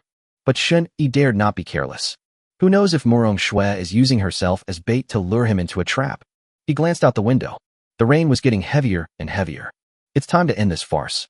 Shun Yi gripped the grenade and used teleportation again. 84. Innate sacred body? If you've got the guts, then kill me. If I could be reborn again, I would settle the score with you immediately. Murong Shui noticed Shun Yi's appearance, but made no move to resist, and simply lay on the sofa without any defense. Let's get started. However, Shun Yi did not let his guard down, maintaining a great distance from Murong Shui and ready to use teleportation at any time. The closer we get to the final stage, the more vigilant we must be. Fine, if you can be reborn, then you can take your revenge on me all you want. Even abuse me if you want. I'll wait for you. Shen Yi's tone was indifferent. He only sees this world. Whether it's a second life or the next life, don't even think about scaring me. Since I dare to kill you, I'm not afraid of any damn retribution. Upon hearing Shen Yi's words, Morong Shue's beautiful eyes flickered as she looked at him. Although I wish I could just chop this bastard to death. But I have to say, this bastard has a really good attitude. To survive in this increasingly hopeless world, you need at least this kind of mindset. Although Morong Shue hated Shen Yi, she never said anything bad about him. Why? Because she herself wasn't a good person. She has also killed people. Having been given a second chance at life, Morong Shue deeply understands that only those who are ruthless and evil enough can live longer. This is the law of survival in the apocalypse. If we disregard the hatred between the two, she actually quite admires Shen Yi's personality. Cut the weeds and eradicate the roots. Be unrestrained and do whatever you want. Morong Shue's ideal self is just like this. Did the same thing in this life. If I make a move, I will definitely silence them. Do whatever you want. For example, before the apocalypse even started, she borrowed over 100 million yuan through various channels to build a post-apocalyptic villa, but never thought about paying it back. Those creditors had contacted her before, wanting to seek refuge there, but Morong Shue didn't bother to reply and simply blocked them all. Since it's already the end of the world, let the deadbeats stay dead. Do you think they'd actually dare to come and block my door? If they really dare to come, we should kill them all to prevent future troubles. After a few minutes of silence, Morong Shue suddenly asked, "Did you acquire a physical enhancement ability? Wanna know? Become my woman and I'll tell you." Shen Yi was still considering whether or not to throw the grenade. He noticed that Morong Shue's hostility had suddenly dissipated considerably. The black aura slowly turned into a gray aura, even mixed with a trace of white aura. What's going on? For no apparent reason, they suddenly became hostile towards me. A born masochistic physique? This change in mood is so rapid, it's even more bizarre than Cthulhu. You've already used 3 superpowers, which proves that you can't possibly have any physical enhancement abilities. Could it be a drug that can temporarily increase physical strength? Morong Shue scrutinized Shen Yi, analyzing the situation thoughtfully. This scene makes it impossible to tell that just minutes before, the two were locked in a life-or-death struggle. You mean, each person only has 3 special abilities? Shen Yi frowned, having caught the key information. He already knew this information through Lin Jiwei, but Shen Yi always believed that as long as he obtained the ability to evolve his physical body, he could accommodate more abilities. Everyone is the same. But judging from what Morong Shue, the reborn person, said, it seems that the upper limit of human superpowers in the previous life was also 3? Could it be that no one ate the fruit of physical evolution in the previous life? Since Morong Shue mentioned having a physical enhancement ability, physical evolution should logically be included in it as well. If others also ate the fruit of physical evolution, then they should be able to accommodate more than 3 superpowers. Unless, the fruit of physical evolution is so rare that even Morong Shue, a reborn individual, had never heard of it. Of course, there is another possibility. Morong Shue was too useless in her previous life and may not have had any contact with any powerful people, so she didn't know much information. This is highly likely. If she was really powerful in her previous life, she probably wouldn't have been reborn. Morong Shue was unaware of Shen Yi's thoughts at that moment. She remembered very clearly that the strongest superhuman in her previous life could only obtain a maximum of 3 superhuman abilities. Some people have tried to gain a 4th superpower, but their bodies just exploded. Therefore, Morong Shue was certain that humans could only have a maximum of 3 superpowers. At least that's how she sees it. Shen Yi has already demonstrated sensory abilities, mental abilities, and spatial abilities, which is already 3 abilities. If he also has a physical enhancement ability, then that means he has 4 abilities. That's absolutely impossible. Then there's only one other possibility. Shen Yi raised the level of his spatial ability to at least level 5 or 6, which reduced his stamina consumption and allowed him to use it without restraint. But that's equally unbelievable. Morong Shue was forced into a desperate situation and exhausted her mental energy before she finally managed to upgrade her superpower to level 2. Upgrading a space-type ability is several times more difficult than upgrading one's own ability. The stronger the superpower, the rarer and more difficult it is to level up. Especially for those in the space and time systems, it's very difficult to advance even 1 level, let alone reach level 5 or 6 in just half a month. Even with cheat codes, you couldn't level up this fast. If rare and powerful superpowers were really that easy to upgrade, humanity wouldn't have almost gone extinct. Morong Shue remembered very clearly that the famous superpowered individuals in her previous life all possessed very common elemental superpowers. Because it's easier for ordinary people to level up their special abilities. At higher levels, numerical values can overwhelm spatial and temporal abilities. For example, Ice-type abilities. High-level Ice-type ability users can freeze hundreds of meters of space with a flick of their wrist. Ordinary spatial ability users can only teleport a few dozen meters, and they are no match for Ice-type ability users at all. That is why Morong Shui simply couldn't understand what was going on with Shun Yi right now. Given that he already possesses 3 superpowers, it is impossible for him to acquire a 4th physical enhancement superpower. It's even more impossible to raise the level of spatial abilities so quickly. There are only 2 possibilities now. First, there is a recovery or enhancement type of superhuman restoring his physical strength and enhancing his superhuman abilities. This possibility is very low because Morong Shui did not sense any other superhumans nearby. That leaves only the second possibility. Shun Yi must have taken a drug or fruit that could temporarily boost his stamina. This item in her previous life. It is also a relatively rare resource, and it only gradually appeared more than 2 months after the apocalypse. And as soon as it appeared, it was taken over by those powerful superhumans and the refuge. If Shun Yi already possessed such fruits or medicines, his luck would be off the charts. Who exactly is the reborn one? Having been reborn and knowing so many opportunities, I am still not as strong as an ordinary person who was unknown in my previous life. Could it be that? Did this guy actually not die in his previous life? He was just hiding his true abilities all along. He's actually a very powerful and formidable individual. As she pondered this, Morong Shui's gaze towards Shun Yi began to stray. 85. My favorability actually increased. Morong Shui originally planned to fight a protracted battle with Shun Yi. She planned to rely on her powerful mental strength to slowly deplete Shun Yi's power and wear him down. After all, the stronger the superpower, the more it consumes. Shun Yi has been using spatial and sensory abilities, so theoretically his energy expenditure should be much greater than mine. However, Morong Shui never expected that Shun Yi's physical strength would be so amazing. Instead of showing any signs of fatigue, he pushed himself into a corner. It was this unusual situation that made Morong Shui realize that things were not so simple. Even though his rebirth brought about some butterfly effects, it shouldn't have made Shun Yi, an ordinary person who was unknown in his previous life, so powerful in this life. Unless he already possessed great strength in his previous life. However, he never revealed his true power, but instead hid in the shadows and lay low. From Shun Yi's cautious and cunning behavior when he ambushed him, this possibility is extremely high. Only in this way can we explain why he was so powerful in this life. That's right. A person can only have a maximum of 3 superpowers. At least I've never heard of anyone having a 4th superpower. Lost in thought, Morong Shui answered Shun Yi's question. This is the advantage of being reborn. She knows more. Even if Shun Yi is very strong, he still has to ask her for advice. Thinking of this, Morong Shui couldn't help but feel a sense of pride. Shun Yi seemed to be deep in thought, his gaze falling on Morong Shui.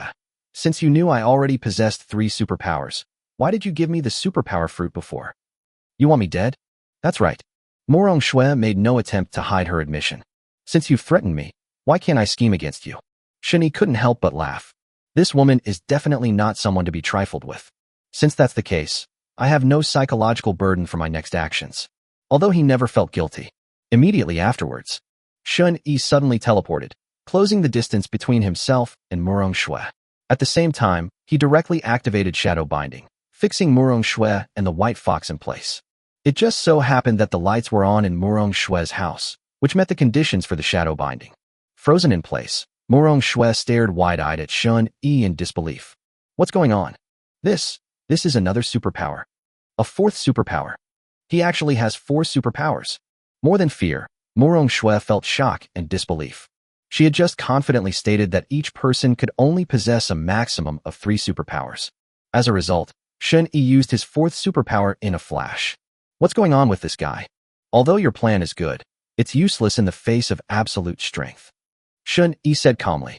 He felt much more at ease after completely restraining the man and the fox. But, to Shun Yi's surprise, the physical strength required to bind the white fox was twice as much as that required to bind Morong Shui. This shows that the white fox is much stronger than Morong Shui. Really, this woman's trump card is related to this fox. However, it's unclear what the white fox's abilities are. Shun Yi stared at the white fox for a while, then turned to Morong Shui. In this situation, can you still turn the tables? Even as he spoke, he remained ready to teleport away at any moment. If Morong Shui can break free of her restraints, then she'll be considered powerful, and I won't provoke her today. Certainly. Shun Yi dared to get closer because he sensed that Murong Shue's hostility towards him was very low, and she even had a slight liking for him. Especially now that she's bound by him, her affection for him has actually increased. The more you are abused, the higher your affection level will be, right? At this time, although Murong Shue was unable to move, her heart was in turmoil. Why does this man possess 4 superpowers? How did he manage to do that? They're even stronger than me, a reborn person. I can't understand it. I absolutely can't understand it. No wonder I was no match for him. No wonder this guy has such incredible stamina. He might actually have superpowers that enhance physical abilities. Since it's possible to break through the limits of human capabilities and gain a 4th superpower, it's possible to gain a 5th. Thinking of this, Murong Shue's gaze towards Shun Yi became even more ardent. If I could also break through the limits of the human body and obtain a 4th, 5th, or even a 6th superpower, then my strength would definitely increase dozens of times. The reason why Murong Shue has only obtained 2 superpowers so far is not because she can only find 2 superpower fruits. Rather, she didn't want to awaken any useless superpowers that would hinder her potential. Murong Shue's goal is to raise her ceiling and become stronger than her previous self, so she selectively chooses to acquire powerful superpowers. But if Shun Yi can help me break through my limits, then I won't have to hold back and I can just stack all my different abilities together. Having another superpower is definitely not a bad thing. Thinking about it this way, having a relationship with Shun Yi isn't such a big deal. Even living together is fine. Murong Shue is willing to accept men as long as it makes her stronger. She has no problem with her sexual orientation and does not dislike men. The reason she doesn't date is simply because her standards are too high. There aren't any men she likes. Especially after her rebirth, Murong Shue's standards became even higher. She looked down on ordinary men, even those with powerful abilities and status in her past life. If she wanted to, she could easily scheme against those people and kill them. This is why Murong Shue didn't want to find a burden.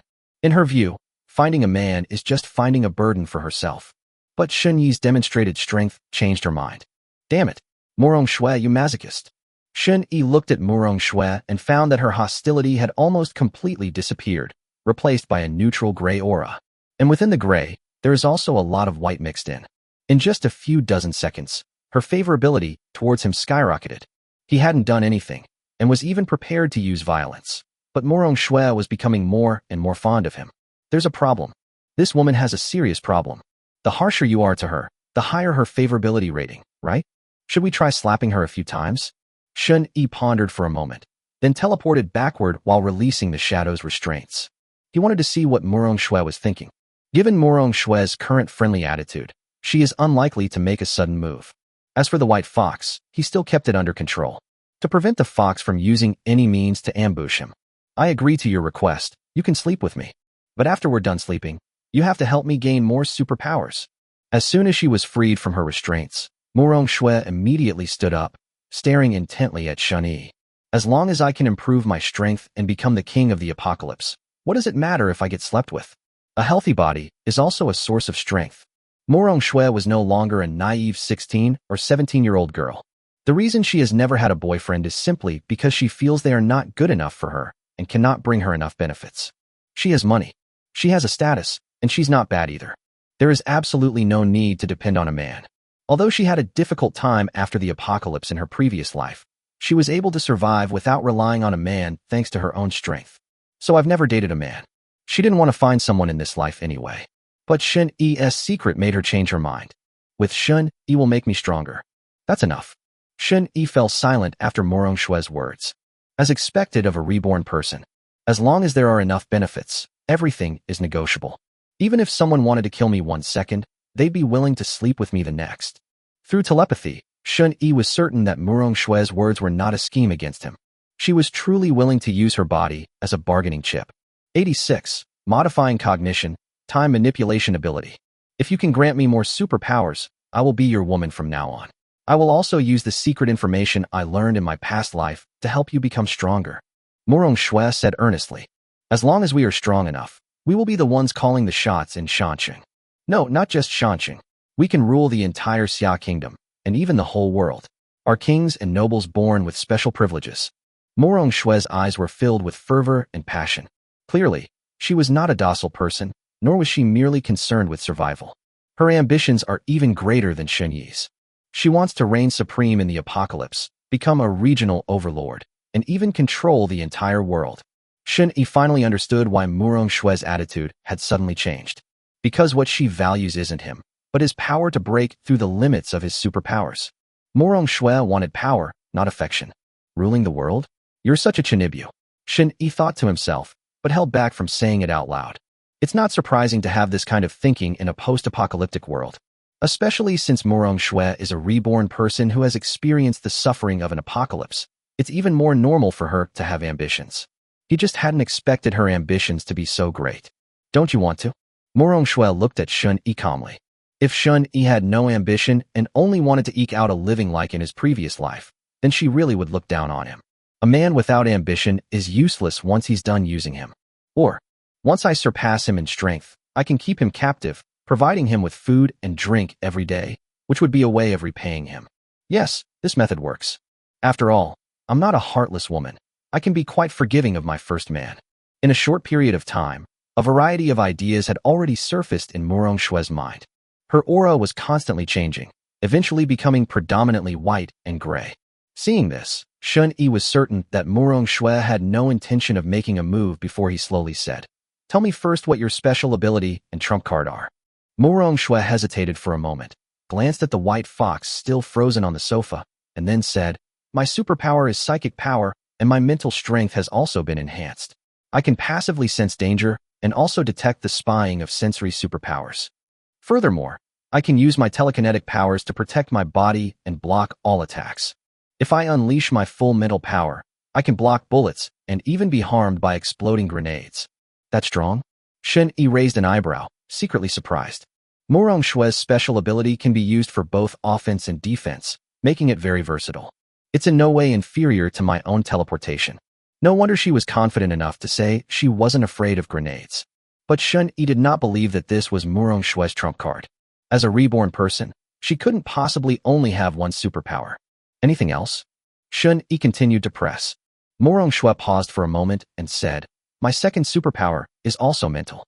I can change a person's cognition and thinking through my eyes." Shen Yi was immediately startled. Holy crap, there's such a shameless superpower. If you accidentally fall into her trap, you might unknowingly become Murong Xue's puppet or slave. And you're completely unaware of it. After all, our perception has been altered. This is far more terrifying than hypnosis in movies. Immediately, Shen Yi's gaze towards Murong Xue became much more wary. As expected of someone who has been reborn, Murong Xue noticed Shen Yi's attitude and explained, "You don't need to worry. My ability level is very low. It's almost impossible to directly change a person's mind unless the other party doesn't resist at all. Currently, I only use it as a sensory ability.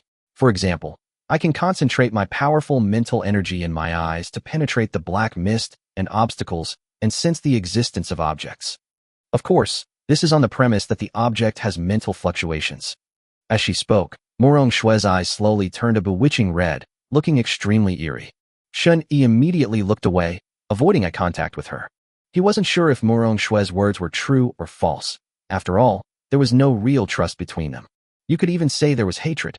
After all, Shen Yi had almost driven Murong Xue to her death before. She also knows that superpowers can be upgraded. It seems that in her previous life, this was no longer a secret. Shen Yi was curious about how other superhumans improve their superpower levels. But he was even more curious about Murong Xue's trump card. These two superpowers are powerful, but they are certainly not all of her trump cards. Otherwise, what gives her the audacity to dream of ruling the world? So what's your trump card? Don't tell me you don't have one. Shen Yi asked. The alluring red in Murong Xue's pupils faded as she looked at the white fox on the sofa and said, "Little White, it's my last resort for survival." Shen Yi also looked at the white fox. He had suspected that this white fox was not simple, but he didn't know what abilities a fox could have that would be used as a trump card by a reborn person. Little White, its ability is time-based, just like your space-based ability, which is very rare, and in some ways, it is even stronger than the space-based ability. Meeting Shen Yi's gaze, Murong Xue explained in detail. Xiaobai can manipulate time to a certain extent. For example, it can make the flow of time in your body faster, thereby consuming your lifespan. Shen Yi was shocked. This ability was simply heaven-defying. How can a fox possess such incredible abilities? It feels even stronger than me, who's using cheat codes. Furthermore, Xiaobai's time manipulation ability is not just like that. It can also pause a person's time, just like the ability you used to freeze me and Xiaobai just now. However, after Xiaobai stops time, the person frozen in time will not feel the passage of time. When the time stop ends, he will still think that he is in the previous few minutes. Morong Shui paused for a moment, then continued. Of course, time-based abilities are not limited to this. Once Little White mutates and becomes even stronger, it can also reverse the flow of time for a person. For example, if you are seriously injured or even die, but if you turn your body back to before you died, you will be resurrected. White. Shun Yi frowned deeply. This is the real cheat. That's so unfair. It can attack, control, and support. It's incredibly versatile. Fine. Fortunately, this superpower definitely has significant limitations. Or perhaps, the White Fox simply cannot use this ability at present. Otherwise, Shun Yi would have fallen for it long ago. Fortunately, Shun Yi remained vigilant and did not give the White Fox any chance. Understanding Shun Yi's shock, Morong Shui explained, while time manipulation abilities are very powerful, they also have significant limitations. At least Xiaobai needs to touch you before he can use his abilities on you. Moreover, because the time manipulation ability is very strong, even when not used, it consumes a lot of physical strength and energy. Xiaobai is resting and recovering almost every moment, otherwise he might have died from exhaustion. This is still the price Xiaobai pays because his abilities aren't very strong yet. If he upgrades a few more times, his body simply won't be able to handle it. Really, I knew that the stronger the superpower, the greater the limitations. It's like teleportation, and it's extremely physically demanding. Even if an ordinary person could teleport, they couldn't use it as frequently as Shun Yi. Even a physically strong adult can only teleport 7 or 8 times a day at most. What's the use? Even escaping would be difficult. But if you level up, your time and space-related abilities will become very powerful. Especially time manipulation abilities. Perhaps without even touching them, one could freeze a person's time and while away their time. That's outrageous. 87. Upgrade methods for spatial abilities. Shun Yi looked at the White Fox with only wariness, not envy. While its time manipulation ability is indeed very powerful, the cost is too high. If I had acquired this superpower from the beginning, I probably wouldn't have been able to even leave the dormitory building. There's also the worry that the body won't be able to hold on and might crack at any moment. Not worth it. What's the difference between having superpowers that can't be used casually and not having any superpowers at all? Just like now, Shun Yi could kill White Fox at any time. It had no power to resist. The development cycle is too long. It's not suitable for Shun Yi. I'll think about such powerful abilities when my physique is strong enough in the future. And Shun Yi highly doubted whether there were any time-related superpowers. Even if it does, it's likely that, like its own teleportation, it's a fragmented time ability, and it can't be as comprehensive as the White Fox's. You should know, the directions of variation in animals and humans are completely different. Morong Shui was very frank. At least the card she revealed truly shocked Shun Yi. Even if Shun Yi is extremely cautious, he could still fall into a trap. If it were any other superhuman, they might have been tricked without even realizing it. Tell me all your trump cards at once. Shun Yi looked at Morong Shui. He didn't believe Morong Shui had no other trump cards up her sleeve. No, if you don't believe me, there's nothing I can do. Morong Shui's expression was helpless, not like she was lying. Certainly. I also know where some superpower fruits will appear in the future, which can be considered my trump card. Shun Yi didn't quite believe it. He didn't believe that Morong Shui had revealed all her cards to him. She must be hiding something. But Morong Shui's aura was even whiter than before, clearly indicating no hostility or ulterior motives. Even if she is hiding a secret, it's unlikely she's trying to scheme against me. Since that's the case, Shun Yi didn't press the matter further. The information he had gathered so far had already shocked him. If I didn't have the system, I would definitely not be a match for Morong Shui, this reborn person.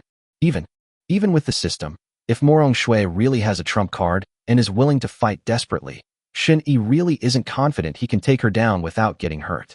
Fortunately, there's no need for a fight to the death now.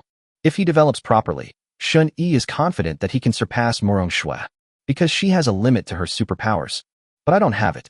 Although the specific reason is unknown, this is an opportunity. Amidst a multitude of thoughts, Shun Yi asked a question that had previously piqued his curiosity. How do I level up my special abilities? You do not know? Morong Shui was taken aback and looked at Shun Yi with a puzzled expression. Based on the strength of Shun Yi's abilities, it's definitely not at level 1. The mental ability that communicated with me alone was definitely not level 1. Otherwise, the communication distance would have been very close, and I could have easily detected it. But Xinyi's call distance exceeded 100 meters, or even further. This is something that a level 1 superpower could not possibly accomplish. I only know one way. Level up by eating the same type of fruit. As Xinyi spoke, he casually took out a handful of fruit from his system space and began to eat. Let me eat some fruit to calm down.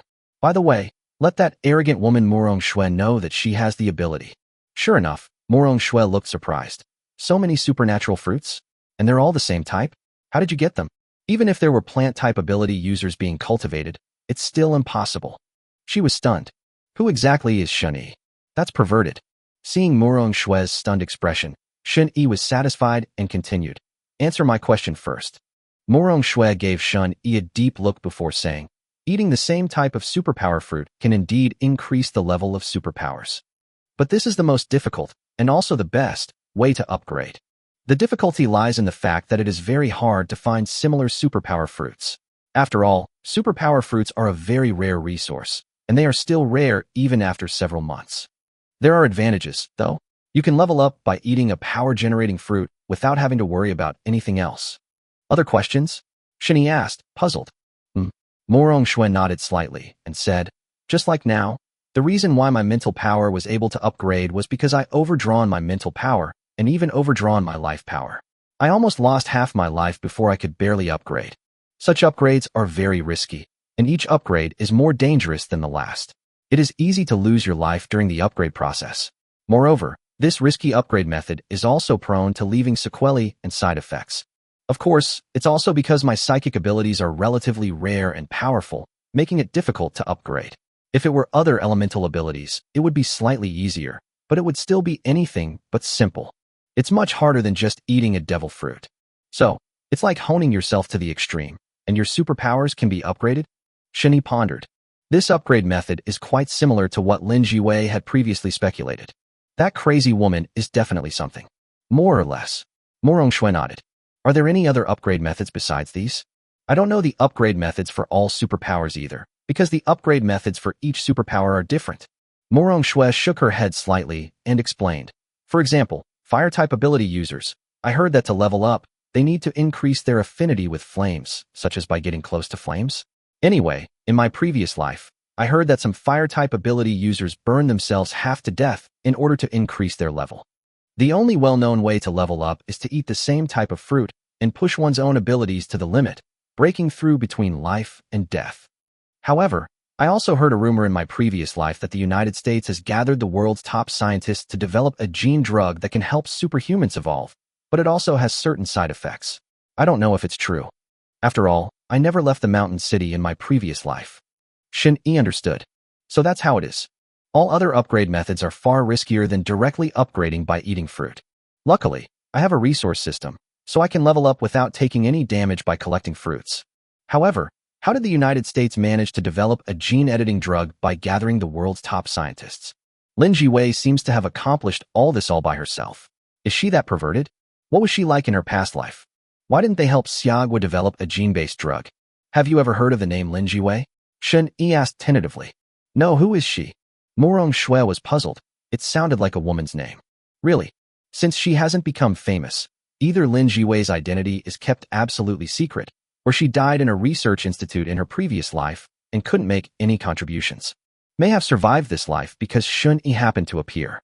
Come to think of it, given this woman's madness and obsession with genetic research, even if she's incredibly intelligent, she could easily run into trouble. You might escape it once, but you can't escape it a second time. You'll die sooner or later. Even with Xinyi protecting her, she almost killed herself today. Putting those thoughts aside for the moment, Xinyi continued. Do you know how to upgrade spatial abilities?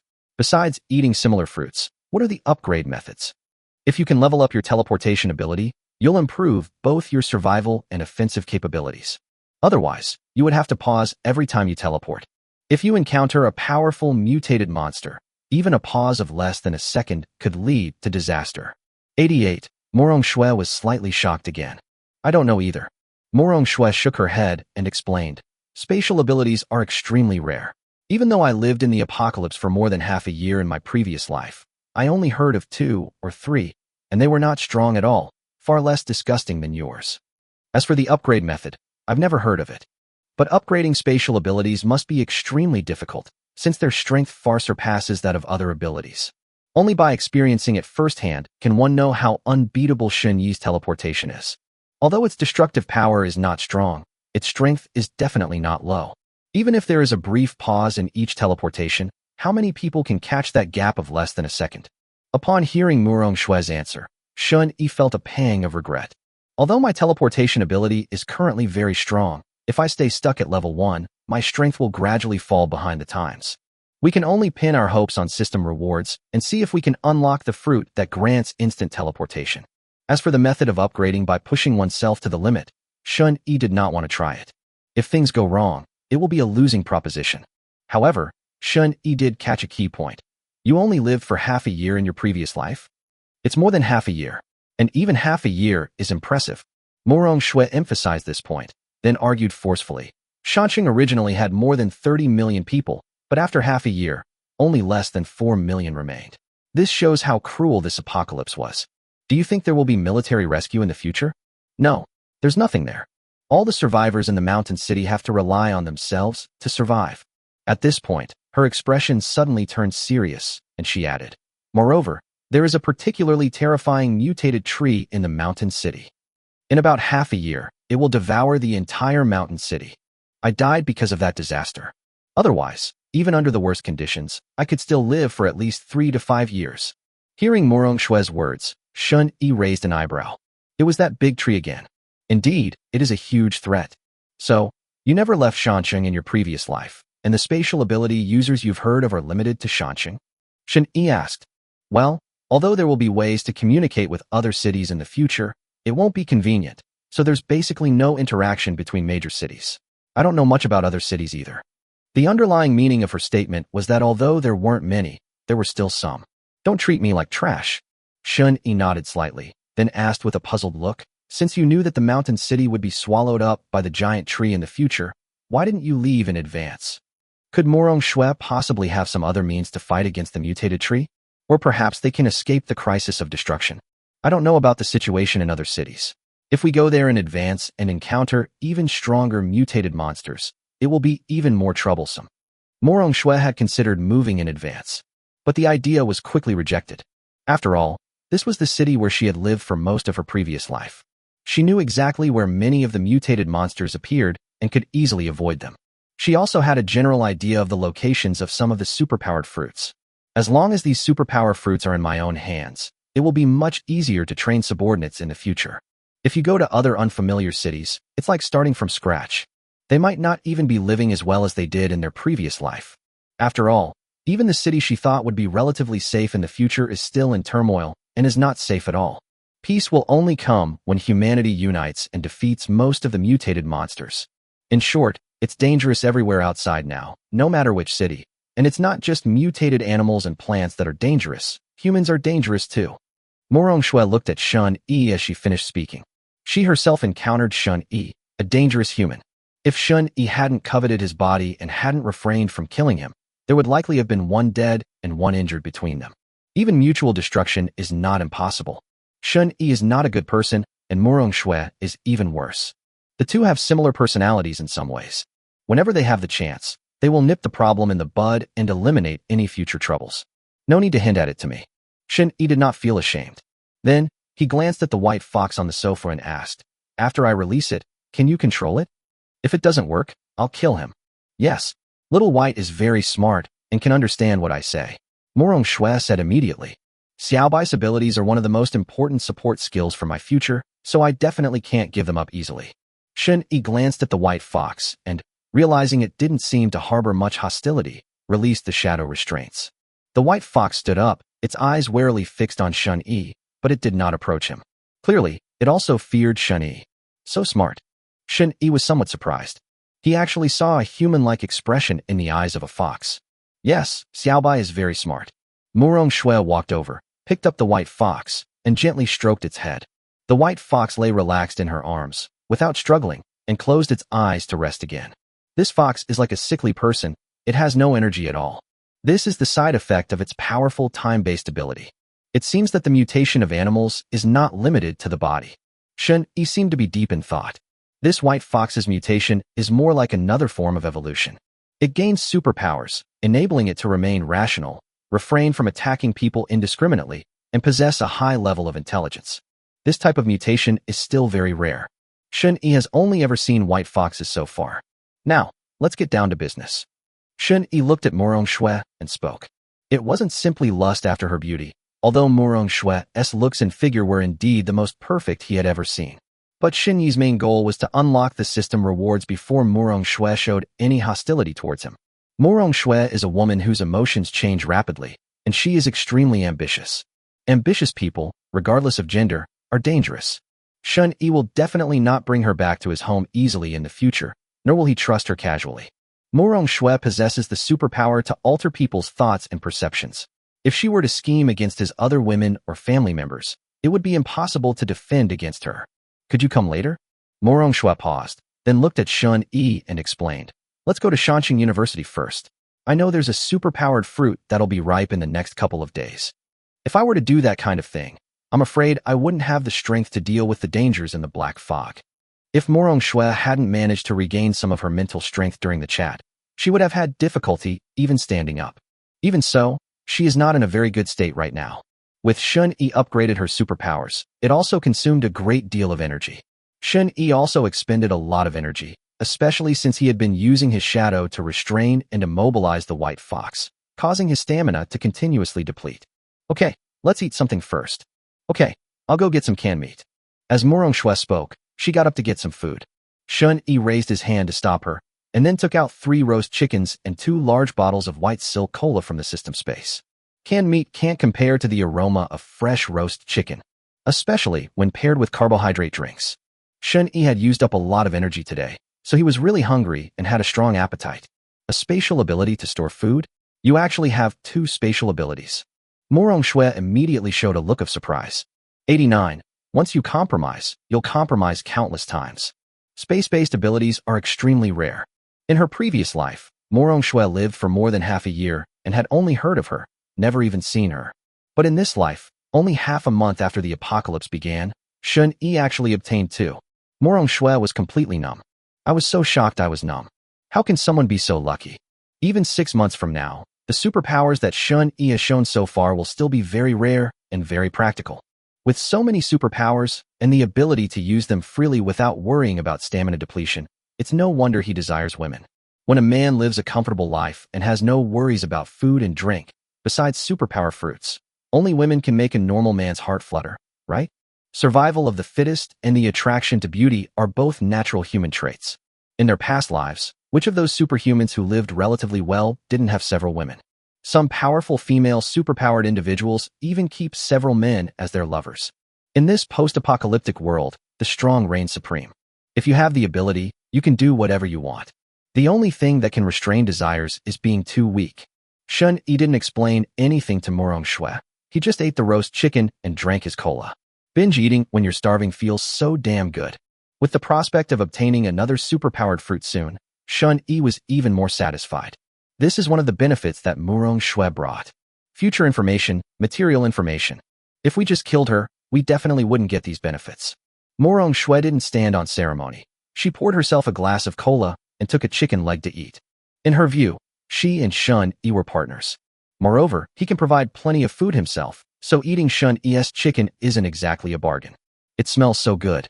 It feels like it's been a long time since I've had such fresh and delicious chicken. Morong-Shui took a bite of her chicken leg and couldn't help but sigh. Almost everyone who has tried fresh roasted chicken says it tastes great. Shun-Yi thought so too. I always feel that the supplies unlocked by the system are completely different from those bought from the restaurant. Keep all your supplies here with me, Shun-Yi said casually as he ate his chicken. Morong-Shui was not polite to him, and he would not be polite to Morong-Shui either. Once you have control of all her resources, even if this woman is ambitious, she'll have to be careful. All right. Morong-Shui hesitated for a moment, but still agreed. She remembered that the spatial ability that allowed her to store items seemed to prevent food from rotting or spoiling, and also from being affected by the black mist. Although I live on the 18th floor, and the black fog won't grow that high, it's better to be prepared. The ability to store food using spatial powers is something many people envy. And Shun-Yi's tone was not one of discussion with her. It's no use if she disagrees. After, the 2 ate and drank their fill. Shun-Yi put all of Morong-Shui's stored food and equipment, including drinks and various alcoholic beverages, into the system space. Incidentally, he also used his telepathy to scan the room again to make sure nothing was missed before he was satisfied. Murong Shui remained silent throughout. But Shin Yi also noticed that Murong Shui had many potted plants in her home. There are some in the bedroom, some in the living room, some in the kitchen, and even several on the balcony. Previously, Shin Yi simply thought that Murong Shui, a post-apocalyptic enthusiast, liked to grow some flowers and plants. But now that we know she's a reincarnated person, these flowers and plants are definitely not ordinary. Shin Yi, in particular, examined them carefully and found that all the flowers and plants were normal plants. None of them were mutated. In other words, these plants may all produce fruits with supernatural abilities. It is clear that Murong Shui specifically collected these plants. Thinking of this, Shin Yi looked at Murong Shui and asked, "How many superpower fruits do you have now?" "Only 2, not many. Most of these plants haven't grown any superpower fruits yet, and you might not know that not all unmutated plants will produce superpower fruits." Murong Shui naturally noticed Shin Yi's gaze and offered an explanation. Immediately, she urged, "It's getting dark, let's set off as soon as possible." "Okay, but before you leave, give me all the superpower fruits you've stored up." Shin Yi simply reached out his hand to ask for it. Respect? Human rights? Equality? None of them exist. This family only needs one person to be in charge. Murong Shui immediately frowned. "We're just business partners. You haven't offered me any help yet, but you want all of me?" She was already feeling unwell because all the stored supplies had been taken away. Now he wants his own superpower fruit. That's a bit too much. "Give me." Shin Yi didn't waste any words and just looked at Murong Shui. Murong Shui didn't speak. She just stared at him. The two looked at each other, and the atmosphere gradually turned cold. The white fox seemed to sense something was wrong, and opened its beautiful eyes, staring warily at Shin Yi. But Shin Yi didn't pee on it at all. "It's just a beast. If you can't tell the difference between the king and the queen, just kill it." Shin Yi was wary of the white fox's time manipulation abilities. It didn't mean he was afraid of it. With its severely limited time manipulation ability, it's not as practical as one's own shadow binding. Certainly, Shin Yi didn't completely believe the information Murong Shui revealed. Perhaps the white fox's special ability could also be released from a distance. Even though Murong Shui lied to him, Shin Yi was able to dodge in an instant, because he always maintained a safe distance from the white fox. From beginning to end, he never fully trusted Murong Shui, because Murong Shui is very similar to herself. Equally ruthless, equally unscrupulous, equally smug and self-satisfied. Shin Yi often lamented his own cunning, so he deeply understood that Murong Shui, who was very similar to him, was also cunning, and he had to be extra careful. In the standoff between the two, Murong Shui eventually made a concession. Once there's a first compromise, there will be a second, a third. The moment she decided to make a deal with Shin Yi, it marked her first compromise. "I can give you a superpower fruit first, but you have to tell me how you broke through the limits of the human body to obtain more than 3 superpowers. This was also a condition of the deal I made with you before." As she spoke, Murong Shui took out a supernatural fruit from her sleeve. No one knew how she hid it. Even with his telepathic vision, Shin Yi couldn't find it. This woman definitely has many secrets. The more ambitious a person is, the more secrets they tend to have. Shin Yi took the power fruit first, and then said, "Give me the other one too, and I'll tell you." "You?" Murong Shui was a little annoyed. That bastard. How could they be so greedy, so shameless, so brazen? They're even more shameless than the businessmen I've clashed with in the market before. It's a shame that this bastard isn't a people's entrepreneur. I took a deep breath. Murong Shui forcibly suppressed her temper, took out another supernatural fruit from her sleeve, and said, "Fine, I'll give you both. But you have to eat both of the power fruits right now in front of me. I want to see with my own eyes that you're not lying to me." 90. Skin Hardening, Transformers. Murong Shui wanted to see with her own eyes how Shin Yi acquired more than 3 superpowers. Otherwise, she was afraid that she had given so much, only to be deceived. Shin Yi naturally did not refuse, took the second superpowered fruit, and casually tossed it into his mouth. It was digested before it could even taste the flavor. Subsequently, "My skin feels slightly warm.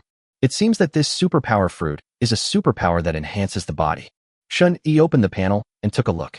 The system panel is invisible to others, so there's no worry that Murong Shui will notice. Hardened skin. LV1. Your skin can become as hard as stone, resisting a certain level of attack. That's it. Shin Yi was speechless. He now understood why Murong Shui hadn't eaten the superpowered fruit. It's definitely a useless superpower. but it's better than nothing. Having acquired his sixth superpower, Shun-Yi still didn't feel any rejection reaction from his body, proving that he could continue to acquire superpowers. Subsequently, he ate another superpowered fruit as well. A cool sensation flowed through my body, as if it were a new superpower. Transformation ability. LV1 You can transform into any person or animal you have ever seen and remembered.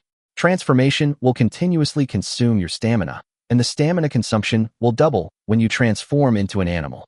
You cannot currently transform into a large animal that is significantly larger than you. This ability seems rather interesting. Looking at the system introduction, Shun-Yi seemed to be deep in thought. It seems there's a lot of room for maneuver in this shape-shifting ability. For example, if you turn into a mosquito or a sparrow, can you fly? It's like having an additional aerial reconnaissance capability, while also being able to disguise itself. However, this superpower is actually more suitable for feeding to one's own woman, so that she can serve as a scout. Even if I eat it myself, it will only result in a few deformities. It won't have much effect. After all, when it comes to investigative abilities, telepathy is the most powerful, and there's not much risk involved. Of course, being able to transform into anyone you've ever met is also a pretty impressive ability to disguise yourself. Immediately, Shun-Yi checked his current personal panel. Host, Shun-Yi. Age, 20. Combat strength, 55, excluding any external bonuses. Unlocked resources, Master Kong mineral water, freshly baked roast chicken, Type 54 pistol, Grade 5A steak, superpower fruit, telepathy, deluxe self-heating hot pot, superpower fruit, mental connection, ripe black watermelon. Acquired superpowers, physical evolution LV1, instant teleportation LV1, telepathy LV10, shadow binding LV1, mental link LV6, hardened skin LV1, shape-shifting ability LV1. Physical evolution LV1 Your body has undergone an evolution for some reason, resulting in significant improvements in your strength, speed, stamina, health, and more. Instant teleportation LV1 You can instantly teleport a distance of 20 meters. Because your instant teleportation is a spatial skill, you can ignore any terrain, control, and binding skills during the teleportation. As long as you have enough stamina, you can teleport continuously without any restrictions. Telepathy LV10 You can sense all hostility and goodwill within an 8,000-meter radius around you through your mind, and you can see all the scenes within that 8,000-meter radius without using your eyes and without being hindered by any obstacles. Shadow binding LV1 Within a 20-meter range, you can control the shadows of up to 2 targets to bind them. As long as the target's shadow is under your control, the target cannot perform any actions. The stronger the target, the more stamina you consume. The weaker the target, the less stamina you consume. Mental link LV6 You can establish a mental link with others to communicate and share vision. Currently, the maximum number of people in a mental link is 40, and the maximum distance is 1,500 meters. If you connect with a target who already has a mental link, the maximum distance is doubled, and the number of people in the link is not counted. Hardened skin LV1. Transformation ability LV1. Increased combat strength by 10 points. It's not bad. This proves that if these two superpowers are used properly, they can make one even more formidable in a fight. It's a pity I don't have the infinity fruit to upgrade myself. Otherwise, if I could level up, these two abilities would probably unleash unexpected power. Currently, Shun-Yi's highest level is telepathy. It's already at level 10, and the furthest viewing distance has reached 8,000 meters. A full 8 kilometers. And it can be upgraded. 100 kilometers seems like a real possibility. Since there's no limit to the number of fruits, you can just eat a few dozen whenever you have time, and leveling up is not difficult at all. Just don't overdo it and kill yourself. The only downside to leveling up by eating fruit is that you shouldn't eat too much at once. You need to wait a while before eating more. You actually gained 2 more superpowers so easily? Morong Shui stared at Shun-Yi with an expression of disbelief. There wasn't the slightest bit of resistance. Before he could even react, Shun-Yi had already eaten the 2 superpower fruits. She wanted to observe carefully to see what changes would occur in Shun-Yi's body. A normal person first acquires a new superpower. There will be some subtle differences. But Shun-Yi didn't change at all, not even his expression. Morong Shui couldn't help but wonder if this guy had actually eaten the fruit or not. Could it be that he was just faking it to fool himself? 2 superpowers. One is the ability to harden the skin, and the other is the ability to shapeshift. Shun-Yi said. The moment the thought crossed his mind, his body began to change rapidly. In just a few seconds, his appearance transformed into that of Murong Shui. It's a perfect 1:1 replica, with even the height and voice being exactly the same. The only difference is that the clothes and shoes on their bodies cannot be changed at the same time. But that's already incredibly amazing. Murong Shui stared at Shun Yi with wide, shocked eyes. It's actually true. He can actually stack superpowers indefinitely. Transformation ability? So that's the ability. She murmured softly, seemingly surprised. You don't know what the abilities of these two devil fruits are either. Shun Yi raised an eyebrow slightly. Murong Shui nodded and said matter-of-factly, of course I don't know. It's impossible for me to remember every fruit perfectly. At most, I can remember the approximate locations where a few of the more powerful superpower fruits might appear. If we can find plant-type ability users, it will be easier to find ability fruits in the future, and we may even be able to identify the abilities that ability fruits possess. Also, could you please change back to your original form first? Otherwise, looking at another version of me just feels weird. Shun Yi had a sudden thought and changed back. He discovered that the ability to transform was quite physically demanding. It consumes more energy than using telepathy. It could also be because of the high level of telepathy, which reduces physical exertion. But the experience after transforming was great. I felt completely like a woman again, without the slightest discomfort. The voice and the structure of the body have all changed, inside and out. This is not a simple disguise, but a complete transformation. Looking at it this way, the shape-shifting ability seems pretty amazing. Shun Yi suddenly seemed to be deep in thought. If you are seriously injured and on the verge of death, you can immediately transform into an animal with incredible resilience. Does that mean the injury was reduced from a serious injury to a minor injury? For example, if you transform into a mutant animal, will you be able to gain the mutant animal's special abilities?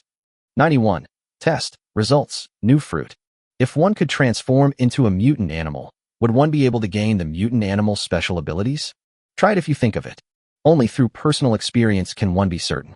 Shun Yi looked at the white fox on the sofa, and then his body began to shrink rapidly, quickly transforming from a human into a white fox. Then, Shun Yi felt his body was completely empty and couldn't help but sigh in disappointment. They did not acquire the white fox's time manipulation ability. 2. If one can acquire a target's superpowers simply by transforming, then when I transformed into Murong Shui just now, I should have been able to acquire her superpowers as well. But it didn't happen. Even though her appearance and physical structure had completely transformed into Murong Shui's, she still couldn't acquire her special abilities. From this perspective, the ability to transform doesn't seem very practical. It's better than nothing, I suppose. Alright, let's go.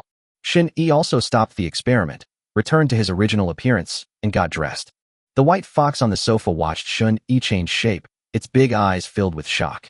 For a fleeting moment, it almost mistook Shun Yi for itself. A copy of myself. You still haven't told me how to break through the limitations of the human body and gain more superpowers. Murong Shui stared intently at Shun Yi. From what she just witnessed, she was certain that her deal with Shun Yi was the right one. This man, he can actually gain superpowers without any restrictions. The number of superpowers can be stacked indefinitely. In such a situation, even a pig could become invincible. I'm not entirely sure of the exact reason, but there's a researcher in my shelter who said that my genes may have mutated because of the black mist, which is why I was able to break through the limitations of the human body and accommodate more superpowers. Shun Yi paused deliberately at this point, his tone carrying a hint of temptation. That researcher is studying my genes. If her research succeeds, others might be able to break through the limitations just like me. Murong Shui listened with skepticism, not easily swayed. She suspected that Shun Yi was not telling the truth. But this is also easy to verify. Could I meet this researcher? Murong Shui asked. Not now, let's talk about it later. Shun Yi would not easily let Murong Shui meet his other women. Especially Lin Jiwei, a woman who has mastered the technology. If Murong Shui uses her supernatural abilities to alter her perception, that would be troublesome. Although Lin Jiwei's mental strength has been enhanced, she should not be easily manipulated. But it's still best to be cautious. Yes, we also need to keep Murong Shui away from her younger sister and grandmother. Shun Yi even suspected that Murong Shui might have tampered with his sister's mind. He planned to discuss it with Lin Jiwei later to see if there was any way to test whether his sister's cognition or thinking had been modified. However, Shun Yi guessed that Murong Shui probably hadn't done anything to her sister. Otherwise, she wouldn't have directly stated that she had the ability to alter perceptions. This is tantamount to a self-destructing truck. Morong Shui is not that stupid. Subsequently, the two then went out. I didn't bring the white fox, because it always looks listless and sleepy. Wearing it will only waste time. The rain is heavier than before. I walked out of the building. Shin Yi took out 2 umbrellas from the system space and handed one to Morong Shui. He casually put this into his system space while in the supermarket, and unexpectedly it actually came in handy. At this time, it was already evening, although the black fog blurred the boundary between day and night. However, the absence of the sun still somewhat affected Shun Yi's telepathic connection. While telepathy can penetrate black fog and even see through things, it still cannot see clearly in absolute darkness. In absolute darkness, Lin Jiwei's night vision is more practical. However, the night is not completely dark. There is still moonlight and starlight, which have a slight impact but are not a major problem. What's wrong? Are you in danger? Seeing Shun Yi frown, Morong Shui guessed that he might have sensed some danger. The advantage of having sensory abilities is that one has abundant information, allowing them to anticipate and avoid danger. It's alright, let's go. Shin Yi put his thoughts aside. He did see a few very strong mutated monsters just now, but they were all 7 or 8 kilometers away and in a different direction from the school, so he wouldn't encounter them on this trip. With level 10 telepathy and an 8-kilometer field of vision, it's really great to use. However, Shin Yi's brain is not a super brain after all, and it cannot instantly capture all the information in its field of vision. It needs to look carefully. After all, within a distance of 8,000 meters, there is a vast amount of information about various buildings, mutated plants and animals, survivors, and so on. If you don't pay attention, you might miss something. Shun Yi had also planned out the route to the school in advance and found the shortest route without any mutated monsters. Then, he and Morong Shui arrived at the school in less than 10 minutes. The superpower fruit might be near the cafeteria in Campus A, but I don't know if it's ripe yet. Morong Shui said. Then let's go take a look. Shun Yi used his telepathy to scan the cafeteria of Campus A once again. There were actually a few survivors inside. Instead of going uphill, they hid in the black fog. I don't know what I was thinking. Immediately, Shun Yi and Morong Shui headed towards the cafeteria. Along the way, Shin Yi also used telepathy to check the school's survivors, hoping to find a girl who met the system's criteria. Compared to just over 10 days ago, the school is noticeably quieter now. The number of survivors has also decreased significantly, but there were many more corpses. Some died of thirst, some starved, and some were killed, but most students probably fled the school. Whether they encountered any danger on their escape route or were able to return home safely remains unknown. What are those students cooking in the cafeteria? Do you still have cooked food? Shun Yi frowned. The cafeteria was dark, with no lights, and Shun Yi couldn't see the food in the pot. However, it's normal for living people to cook. Although food exposed to black fog will spoil quickly, it can still be eaten before it spoils if you eat it fast enough. Shun Yi was not interested in the food in the cafeteria. If it's a large shopping mall or supermarket, he'll go in and do a shopping spree, since there are many things he can use. Clothes, shoes, and even various jewelry will become non-renewable resources in the future. Although it is possible to unlock one's own system, but you can only unlock a resource by taking in a woman, and who knows when you'll be able to unlock the one you need. This is also why Shun Yi occasionally plunders supermarkets and shopping malls. Even junk food might not be available again in the future. So collect as much as you can before it expires, since the system has unlimited space and you don't have to worry about it taking up too much room. What kind of power does this superpower fruit possess? When they reached 100 meters away from the cafeteria, Shun Yi turned his head to look at Morong Shui. 92, a system standard compliant, was found. I have no idea. Morong Shui shook her head slightly and explained, I also joined a shelter in my previous life and heard about it from the survivors there. They said that the third in command of their shelter was a college student from the mountain city, and that he acquired his superpower near the cafeteria. His superpowers are quite strong, so I subconsciously remembered them. So, the person who acquired this ability might be one of these students in the cafeteria? Shun Yi raised an eyebrow. I don't know, and I've never met him. I joined that shelter less than 3 days ago, and then left. Much of the information Morong Shui knew was hearsay, and she herself wasn't sure if it was true. If it weren't for Shun Yi, she wouldn't have risked coming to the school to check for any possible supernatural fruits. But Shun Yi is very strong, so coming to the school isn't considered an adventure. Therefore, even if he doesn't find the superpower fruit, it won't be a loss. At worst, it's just a wasted trip. Immediately, Shun Yi used his telepathic abilities to carefully examine all the plants around the cafeteria. Although visibility is poor at night, plants that have not mutated are still easy to identify. After searching around, Shun-Yi spotted a small patch of unmutated weeds behind the cafeteria. Amidst the weeds, several flowers were in full bloom. Large raindrops pelted the flowers, making them sway precariously. In the center of a yellow flower grows a colorful fruit. You wouldn't notice it at all if you didn't look closely. Found it. Shun-Yi teleported over instantly and picked the superpowered fruit. He casually put it into the system space and instantly teleported back to Murong Shue's side. The series of actions were completed in about 10 seconds. Murong Shue watched Shun-Yi suddenly leave and then quickly reappear, and couldn't help but exclaim, "Spatial abilities are really useful." Her original idea was to obtain a spatial ability. However, he was worried that the spatial ability would consume too much energy and make it difficult to level up, which would slow down his progress. Certainly, there is an even more important reason.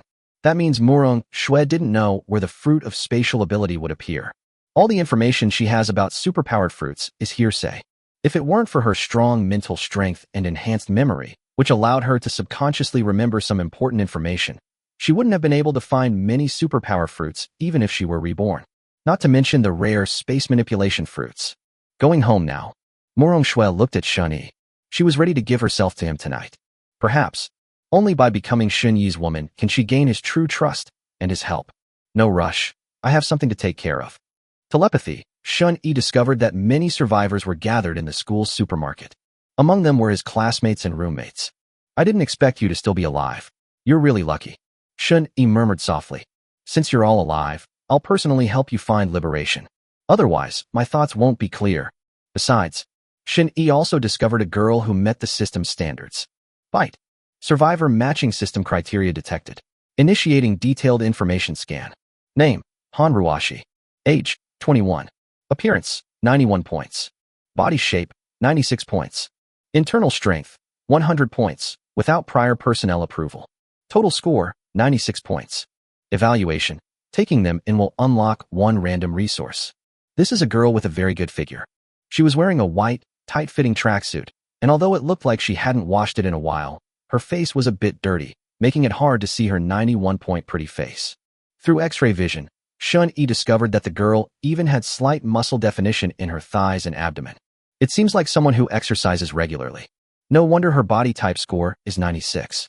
Indeed, it's good to have a large population base. It's easy to find women who meet the system's standards. There were 70 or 80 survivors in the supermarket, half of whom were girls. Among them, only Han Ruashi, an athletic beauty, meets the criteria. Under observation, Shun-Yi and Murong Shue avoided the mutated plants in the black fog and arrived at the supermarket entrance with umbrellas. The supermarket doors were locked from the inside.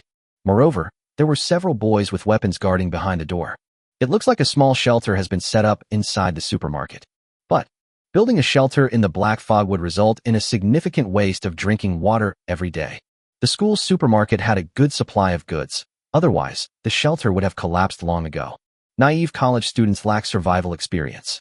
I'll break the door open, Murong Shue said.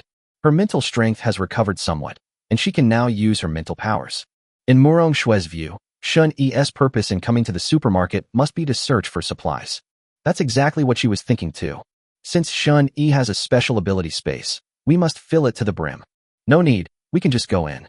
Shun-Yi glanced at Murong Shue. This woman knew there were survivors inside, yet she still forced her way through the door. It was as if they didn't care about the other survivors at all, nor were they worried about accidentally hurting them. Immediately, Shun-Yi grabbed Murong Shue's arm with one hand, teleported several times in succession, and directly avoided the students at the door, arriving inside the supermarket. There was only a faint light in the supermarket. The flashlights and candles were lit by the students. However, due to the spread of black fog, visibility was only a few meters, and no one noticed that Shun-Yi and Murong Shue had entered. So, Shun-Yi began to rummage through the supermarket shelves, storing all sorts of snacks and uncontaminated carbohydrate drinks that he liked into his system space. Shun-Yi didn't even look at things like instant noodles and self-heating hot pot. Let's give these survivors a chance to live. There's no need to go to extremes when doing things. After all, only if humanity does not go extinct and the population base is large enough can one find more women who meet the system's standards. Leaving others away to survive is also a form of investing in yourself. Your ability space is full? Upon seeing this, Murong Shue couldn't help but ask in confusion. No. Then why don't you take all these instant noodles? And the snacks here too. Morong Shui didn't understand. She had no intention of leaving anything for the other survivors. Who would complain about having too much food? This is the end of the world. Food and water are almost both non-renewable resources. If you give others a way to survive, you might go hungry yourself. And even junk food that you wouldn't eat yourself can be given to your subordinates as a reward. After all, Morong Shui has an ambition to build a refuge and become the tyrant of the apocalypse. To become a local tyrant, resources are naturally very important. As for the stranger's life or death, what's it to me? Morong Shui didn't care at all whether these students would starve to death. Shen Yi knew this woman's personality, so he didn't bother to explain to her. I also selected some of my favorite snacks and put them into my storage space. Subsequently, he used telepathy to locate Jean Rue and his counselor, who were chatting. Former classmates and teachers. Now they are all in a sorry state. Even drinking a bottle of water requires several people to share one bottle. Although there are plenty of bottled water and drinks in the supermarket, they certainly wouldn't dare to squander them, otherwise they wouldn't live long. Only when one has inhaled too much black mist and is extremely thirsty will one take a sip to keep going. You are all so pathetic. Shun Yi emerged from the black mist and spoke calmly. I heard a sudden sound. The people sitting around were taken aback and subconsciously turned to look at the newcomer.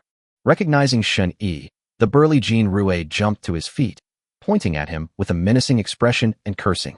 Shun Yi, you actually dare to show your face. I went to your dorm earlier and couldn't find you. I thought you'd already run away.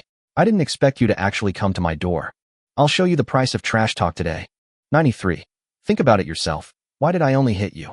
Shun Yi, I'll show you the price of trash talk online today.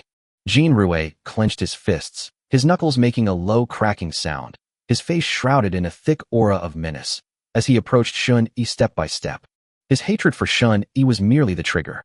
The real reason is that I've been living a very stifling life lately. I can't contact my family, I'm not getting enough to eat or drink every day, and I'm constantly living in fear of death. I'm extremely depressed.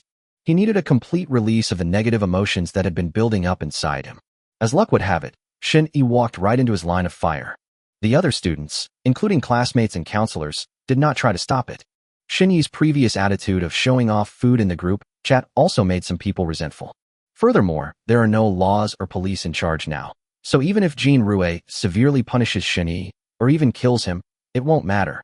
Human nature is no longer bound by law. People's moral values have also declined significantly. Bang! Suddenly, a loud bang ripped through the air. To everyone's astonishment, a figure was suddenly sent flying backward, crashing heavily into the thick black mist.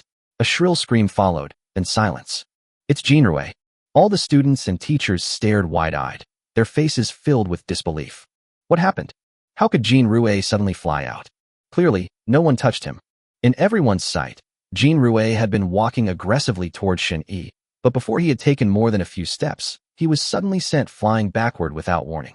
Even more alarming was that he seemed to have fallen extremely hard, losing consciousness completely and possibly even dying, without making a sound. This is practically a paranormal event. No, that's not right. This is a superpower. It's the same superpower as Zhao Tao's. Suddenly, a quick-thinking student exclaimed, his voice filled with undisguised shock. Upon hearing this, the other students were so frightened that they stood up and backed away, their eyes filled with fear and disbelief as they looked at Shun Yi. Shun Yi, he actually has superpowers too. How is that possible? Some were shocked, some were terrified, some were fearful, and some couldn't accept it. Shun Yi ignored everyone's reactions and instead looked coldly at Morong Shui. Who told you to make a move? What? Are you still thinking about our friendship and don't want to kill this person? Morong Shui frowned slightly. She just used her mental power to destroy the brain of the boy who provoked Shun Yi. He died the moment he was sent flying. But Shun Yi's questioning made her somewhat displeased. I help you, and you yell at me instead? And it's the end of the world. What feelings are you still concerned about? Shun Yi said expressionlessly. I don't want him to die so easily. Morong Shui remained silent for a moment. So that's what he was thinking. It seems I was meddling. Although she sensed some conflict between Shun Yi and that boy, she didn't expect the grudge to run so deep. Indeed, Shun Yi is not a soft-hearted person. How could he let go of someone who insulted him just because of their friendship?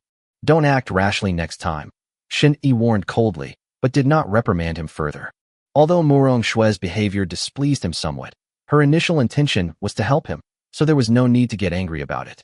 Immediately, Shun Yi's gaze swept over the students whose faces were filled with fear. Shun Yi, this has nothing to do with us. It's Jean Rue. It's all Jean Rue's fault. We have no grudge against you. Please don't kill us. Counselor Wang Jiaxing said in a trembling voice, his voice full of panic. Seeing this, the other students also begged for mercy, their voices trembling with tears. Only now did these survivors realize a problem. When exactly did this man and woman come in? How did they get in? Why haven't we received any news from the gatekeeper? Could it be? Thinking of this, a chill ran through everyone. Their bodies trembled involuntarily, and their fear intensified. Most of the survivors who have lived to this day have witnessed death, or even seen those crazed students brutally killing innocent people. Therefore, they dared not gamble on whether Shun Yi would make a move against them. Just then, suddenly, a large black pistol appeared out of thin air in Shun Yi's hand, and he fired 2 shots at Counselor Wang Jiaxing's thigh. Bang! Bang! The bullet pierced Wang Jiaxing's thigh instantly, and blood gushed out. The intense pain caused him to let out a piercing scream, and he rolled on the ground clutching his leg. Pistol. And superpowers. The timid students were so frightened by this scene that their legs went weak, and they cried and begged for mercy, fearing that they would be next. Students in other corners of the supermarket heard the noise and rushed over with knives, sticks, and other weapons. However, when they saw the gun in Shun Yi's hand, they turned pale with fright and almost dropped their weapons. No one dared to stand up for Wang Jiaxing. Yeah. It hurts. It hurts so much. Shun Yi, why did you hit me? Why? Wang Jiaxing wailed in agony, his face streaked with tears. He didn't understand. I don't understand why Shun Yi has a gun. I don't understand why Shun Yi would shoot me. I don't understand why they're only attacking me. There are so many people around. Why me of all people? Shun Yi looked at Wang Jiaxing, who was struggling in pain, and smiled. You should reflect on why I only hit you and not others. Reflection? Wang Jiaxing was stunned. That's incredibly shameless. What do you mean by asking me to reflect on this? I'm the victim. Resentment, grievance, pain. A mix of emotions flooded Wang Jiaxing's mind. Clutching his bleeding leg, his voice was filled with despair. I don't know. I can't understand, please. Don't kill me. I know I was wrong. Since you know you were wrong, then be reborn as a human in your next life. Without further ado, Shun Yi raised his hand and fired a shot, ending Wang Jiaxing's life. Own methods against them. He felt relieved, and his mind was clear. That was awesome. Where are you going? Immediately, Shun Yi's gaze shifted to several students who were quietly retreating and trying to escape. One of them was his roommate, Sun Bowen, and the others were his classmates. The group trembled.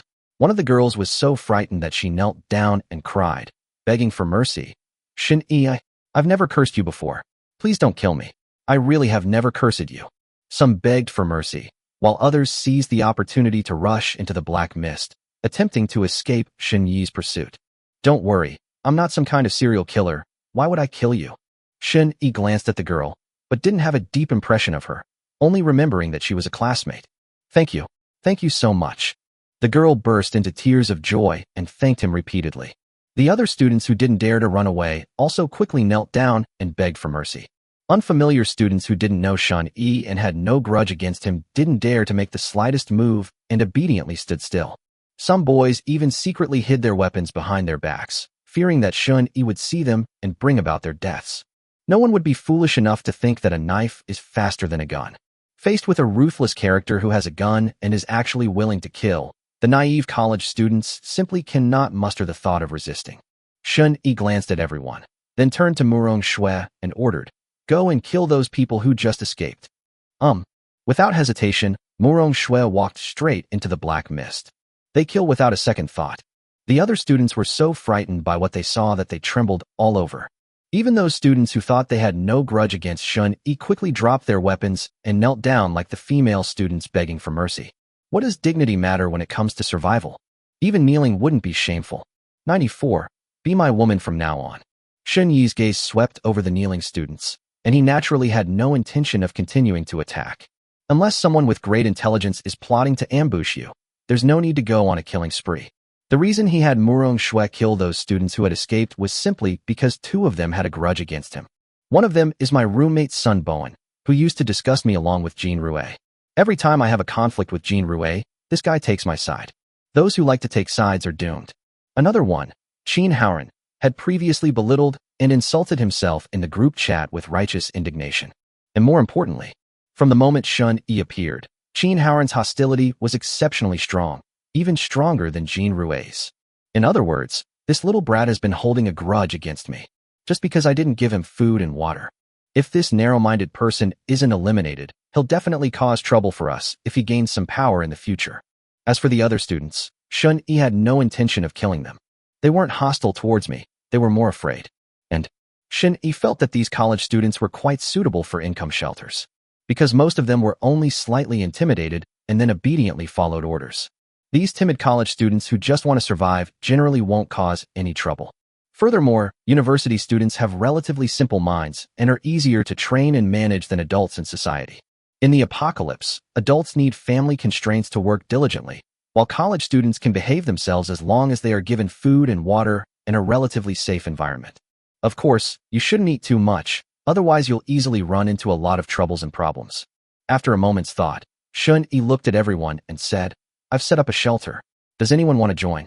First of all, I want to emphasize one point. I'm not forcing you to join. If you don't want to, I won't force you.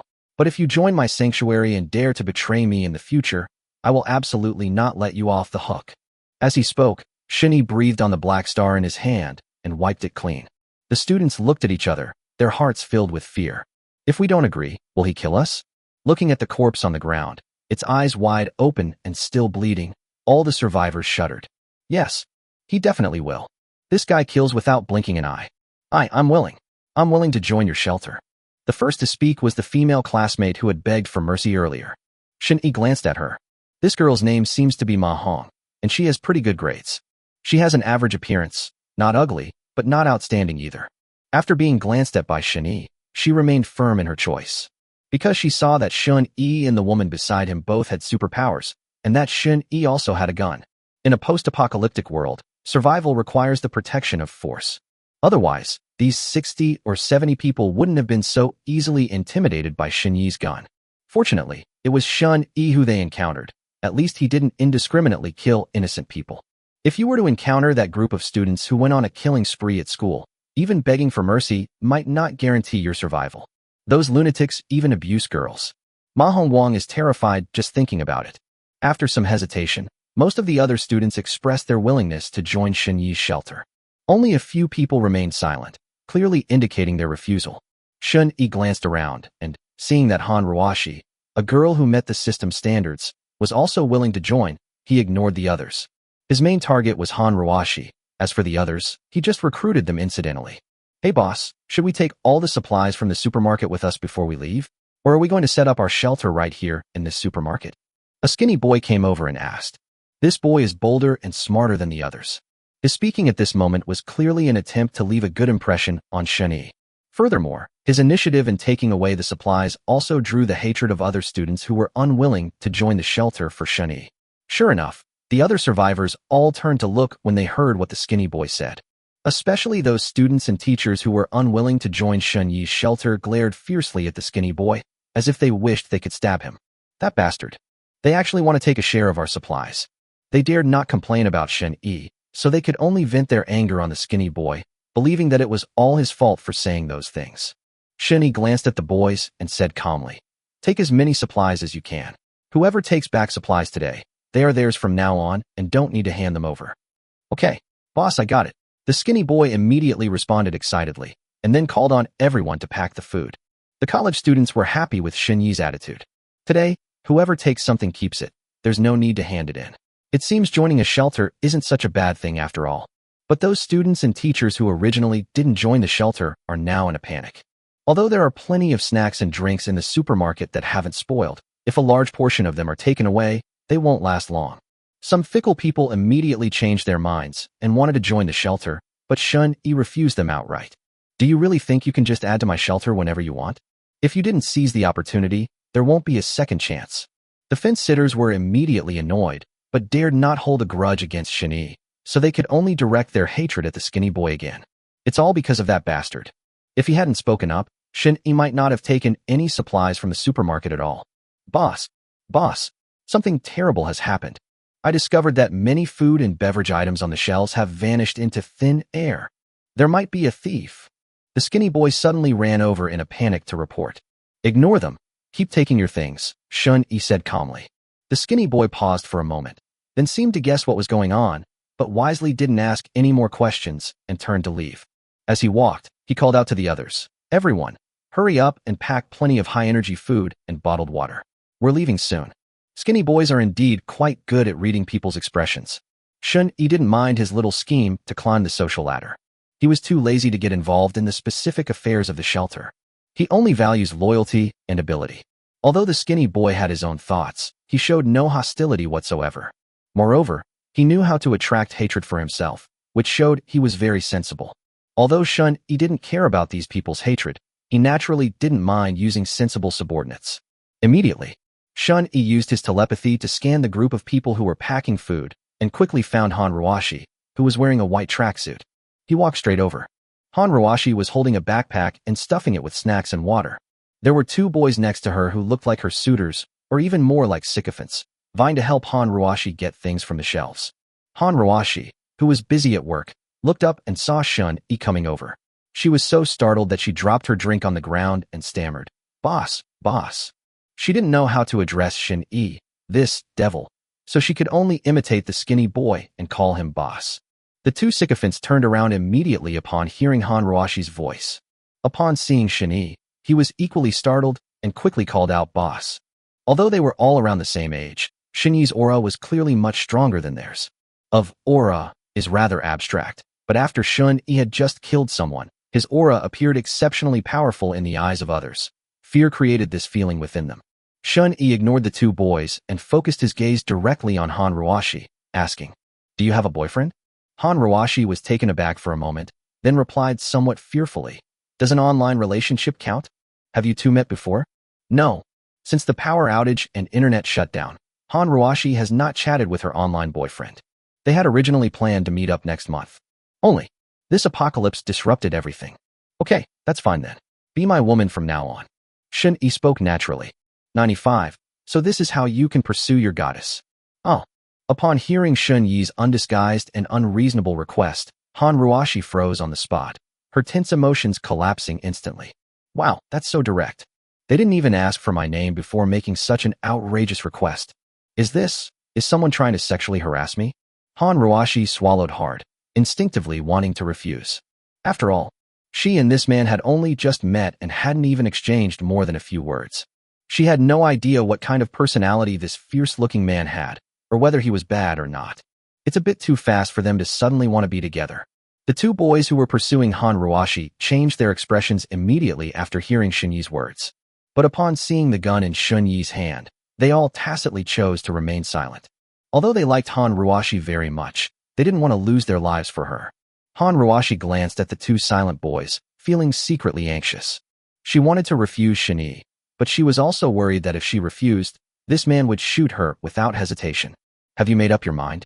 Shun-yi asked. He didn't care at all about other people's reactions.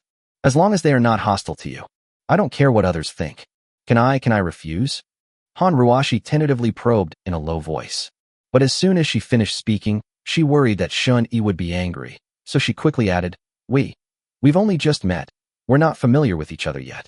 Maybe you don't like my personality or my looks and figure. So we can try to get to know each other first, and if we like each other in the future, then we can be together, okay?" "Can't." Shun-yi's answer was concise and to the point. He didn't care about Han Ruashi's personality. If she has a lot of ulterior motives, just let her go after you've unlocked the supplies. As for her appearance, although it was impossible to tell whether she was beautiful or ugly because her face and hair hadn't been washed in a long time, the system's rating told Shun-yi that she was definitely not ugly. Needless to say, Shun-yi could see her figure perfectly clearly. Upon hearing this, Han Ruashi's heart sank. She turned her head and looked at the two boys who had been pursuing her with a hint of pleading, hoping they could put in a good word for her. However, the two boys kept their heads down, didn't say a word, and didn't even dare to look at Shun-yi. His own life was clearly more important than the woman he loved. Besides, Han Ruashi isn't their woman. However, they haven't yet won over the object of their affections. Therefore, even though they saw Han Ruashi being forced, neither of them felt any guilt. Han Ruashi was in despair. She looked at Shun-yi, knowing full well that if she offended this man, even if he didn't beat her to death on the spot, she would definitely be mistreated and abused in his sanctuary afterward. Even, he might force himself. But I have a boyfriend. You really don't mind." Han Ruashi tried to struggle. She didn't know why this man had taken a liking to her at first sight. I clearly look terrible and smell awful right now. I haven't washed or tidied up for more than 10 days, and I still have a faint sour smell on my body. Normal people would never associate themselves with being good-looking. It's just an online romance. I think you'll forget about him soon. Shin-e naturally didn't mind. After all, Han Ruashi had never even met her online boyfriend in person, and the system rated her inner qualities as 100 out of 100, proving that her body was pure. That's enough. As long as she doesn't think about other men anymore, that's fine. Otherwise, Shin-e would mind. He can accept that his woman doesn't like him, but if she dares to be unfaithful, betray him, or cuckold him, he will never forgive her. I understand. Han Ruashi lowered her head in humiliation. She was willing to sell her body rather than risk death by refusing. At least, this man has ability. I'll probably be better at protecting myself from now on. Unlike these two suitors, who used to fawn over her, but when she was in real danger, they didn't even dare to say a word for her. If I were to actually be with this kind of useless man, I might be dumped at any time. Moreover, they are incapable of protecting themselves. Demons, at the very least, possess great power. The two boys were stunned by what they saw. So this is how you can pursue your goddess? No, this isn't something to strive for at all. This is an unspoken rule in movies. Seeing their goddess, whom they had pursued for so long but had never even held hands with, being won over so quickly by a stranger, they felt a pang of sadness. But strangely enough, it was actually quite exciting. Shin-e, we've taken care of everyone. Shouldn't we be leaving? At this time, Morong Shui also emerged from the black mist. Upon hearing this, Han Ruashi and the other two were so frightened that their hearts skipped a beat. Is everything all resolved? In other words, those students who ran away just now were all killed? Several living, breathing people were simply murdered. This woman is incredibly ruthless. The three of them looked at Morong Shui with a hint of fear in their eyes. She's not only ruthless, but also incredibly strong.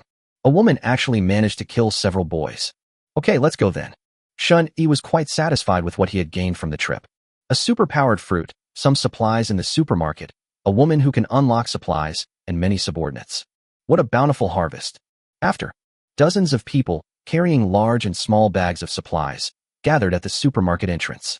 Only, looking at the dark fog outside the supermarket, no one dared to step inside easily. The black fog wasn't that scary. What's terrifying are the various monsters lurking within. Let's go. Shin-e took out a black umbrella from the system space. Holding an umbrella, he was the first to step into the black fog. The others quickly followed. There were about 10 people left in the supermarket. They were survivors who did not want to join Shin-yi's shelter. Most of them are teachers. The reason these teachers were unwilling to join the shelter was that they did not want to be subordinate to others. In the school's supermarket, they are teachers. They can direct students, control supplies, and enjoy power. But if you go to someone else's shelter, you have to listen to them. Having enjoyed power, they are unwilling to live under someone else's roof. Only, with less than a fifth of the edible supplies remaining, everyone looked grim. Those greedy bastards. It's as if they want to empty the entire supermarket. If they had known this would happen, they would have joined the shelter earlier. At least there will be someone to protect us. Now the people are gone, the supplies are gone, and even most of the weapons have been taken away. If they encounter any mutated monsters, they won't even have the ability to resist. No, we can't do this. We must find more students, and we also need to set up a shelter. A middle-aged teacher spoke up. The others looked at each other and agreed. Boss, is the shelter we're going to Deep Bay 1? As he walked out of the school gate, the thin boy looked at the route he had taken and asked cautiously. Since Deep Bay 1 is the most upscale residential community in the vicinity, if one wants to dominate the land, occupying this community is definitely the most suitable option. Hey boss, we're going to pass through a neighborhood soon. Could you wait a bit? I need to go home. My sister and mom are still there, and I'd like to bring them to the shelter too. The skinny boy hesitated for a long time before finally pleading. Shin-e was about to refuse. Morong Shui suddenly tugged at his arm. Shin-e glanced at Morong Shui, then activated the mental connection and asked, "What is it?" You can agree to his request. Why? Morong Shui is probably not such a kind person, unless there is something to gain from it. Does she know this skinny boy? I saw him in my past life. Although he didn't have any superpowers, he was quite capable in other areas and was very sentimental. In my past life, someone saved his family, and he worked for that person for a long time. In the end, he even died to save that person. So, you only need to provide him with a little help to win his loyalty. Upon hearing Morong Shui's words, Shun-e seemed to be deep in thought. In that case, that would be acceptable. For her, Waiting for this guy was just a small favor. And if this skinny boy's sister meets the system standards, it could kill two birds with one stone. 96. Wu Qingqing. Her skin was so white it shone. May I have your name? After severing the mental connection, Shun-Yi looked at the thin boy who was soaked to the bone by the rain. Boss, my name is Wu Yu. The boy answered quickly. Then she looked at Shun-Yi expectantly, hoping he would agree to wait for her. Otherwise, even if they manage to get home safely and bring their families out, they still won't be able to survive the apocalypse. He was well aware of his own abilities. Only by following a superpowered individual like Shun-Yi could he have any hope of survival. That's why he risked showing himself in front of Shun-Yi at the first opportunity to gain his favor. Only by attaching oneself to the strong can one survive longer. Let me know when we get near your neighborhood. Shun-Yi had essentially agreed to his request. Since Murong Shui said that Wu Yu values relationships, let's try to win him over. Anyway, I don't need to take any risks or pay any price. It was just something I did on a whim. Thank you. Thank you, boss. Wu Yu was so excited that he thanked them repeatedly. The other survivors looked on with envy at the sight. They also want to bring their families over. But their homes are far away, and they don't know if their family members are still alive, so they dare not speak up. After walking for a while with everyone feeling apprehensive, Wu Yu vaguely recognized the location of his residential area and quickly said, Boss, it's the one on the left, only a few hundred meters away. Which building and which floor? Shun-Yi asked. Building 12, 29th floor, room 2903. Wu Yu immediately replied, muttering to himself, My mom and sister are definitely still alive, because we talked on the phone before the internet was cut off. My family still had food and water at the time. If we ate sparingly, it would definitely be enough to last for 10 days or half a month. It must be like that. He was very uneasy and nervous. Although his analysis made a lot of sense, the repetition of those words revealed that he actually lacked confidence. After all, surviving in the apocalypse requires more than just food and water. And there's also the challenge of dealing with all sorts of dangerous mutated monsters, as well as a deranged murderer and robber. This is why Wu Yu didn't dare leave the school and went home alone early. Don't be fooled by the fact that they didn't encounter any dangers on their way out of the school. It was entirely because Shun-Yi was leading the way, avoiding mutated animals and plants in advance. And it also saved it from some murderous thugs. Everyone just heard screams coming from the black fog, not only from humans, but also from animals. The sound was so miserable and painful. If Shun-Yi hadn't been leading the way, they would have scattered and fled in terror long ago. The reason they were able to suppress their fear and come over was simply because they knew that Shun-Yi had superpowers and firearms like handguns, so that they could fight back even if they encountered danger.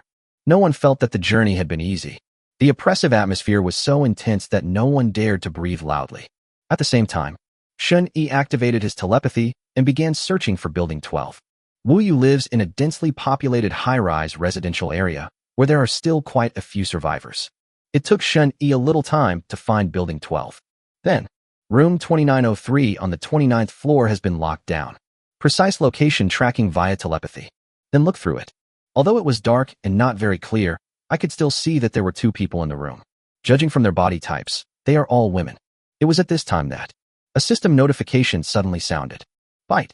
A goddess matching the system's criteria has been detected. Initiating a scan for detailed information. Name, Wu Qingqing. Age, 18. Appearance, 89 points. Body shape, 89 points. Internal factors, 100 points, no romantic experience. Total score, 90 points. Evaluation, taking them in will unlock one random resource. It actually meets the standards. Because of his limited field of vision, Shun-Yi couldn't see Wu Yu's sister's face clearly, but her score was definitely the lowest among the women who met the system's standards. Certainly, this is not to say that Wu Qingqing is ugly. If you can trigger the system notification, you're definitely a top-tier beauty. Perhaps she's too young and hasn't fully developed yet. Shun-Yi subconsciously glanced at Wu Yu's appearance. Although he was a bit thin, he had a rather delicate appearance. It's unlikely that his sister is ugly. Thinking this, Shun-Yi said, You're right, your sister and your mother are still alive. Oh.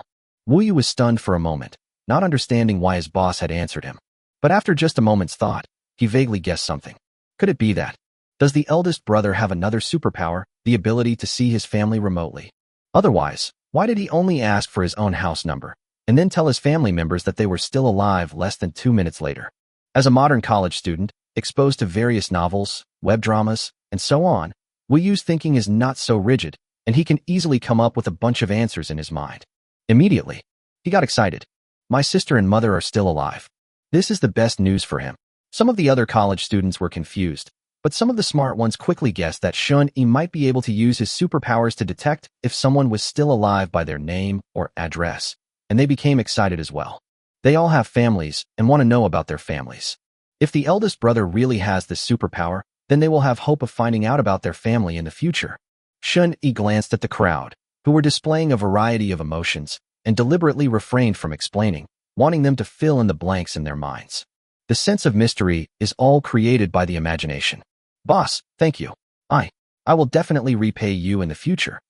After regaining his composure from the excitement, Wu Yu immediately expressed his gratitude to Shun-Yi. Although he felt fear and apprehension when he first met Shun-Yi and witnessed his cold-blooded killing, he was still terrified. But after spending some time with him, he realized that the boss wasn't actually that cold-blooded. At least the leader didn't kill innocent people indiscriminately. He only killed students with whom he had grudges.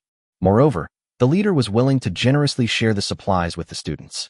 Although those supplies were from the supermarket, even when the students and teachers lived in the supermarket before, they had to follow the teacher's instructions and couldn't eat whatever they wanted. As the leader of the group and possessing considerable martial prowess, Shun-Yi did not force them to hand over their supplies, demonstrating his magnanimity. Even if it's just this one time we refuse to hand over supplies, it's enough for them to remember our kindness. And the eldest son was also willing to accept his family members and bring them into the shelter. All these actions were enough to make Wu Yu extremely grateful. Seeing that Wu Yu's aura had turned completely pale, even paler than Murong Shue's, Shun-Yi realized that he was a very sentimental person who knew how to repay kindness, and then said, "Take 2 people with you to pick up your family. There is no danger in your building, but don't go to the wrong building or enter any other buildings." "Yes, boss." Wu Yu nodded emphatically. He didn't expect that his boss would even check for danger for him and send people to help him. As a result, Wu Yu's aura became even paler. It's so white it's practically glowing. It directly surpassed Jiang Nanyan and is now catching up with Su Yun and Su Wanting. 97. High Ponytail Girl. Wu Yu, along with 2 boys, quickly ran into the residential area following the route pointed out by Shun-Yi, heading straight for their own building. He had no doubt that the route Shun-Yi pointed out might be problematic. Although she was quite clever, she was also naive and easily trusted Shun-Yi. But even if Wu Yu didn't believe it, he had no other choice. He has no superpowers or extraordinary skills. If he tries to find his way on his own, he probably won't even know how he died. Meanwhile, Shun-Yi observed the densely populated community from a godlike perspective through telepathy. Currently, no large-scale groups have emerged in this community, and no one has stepped forward to integrate resources.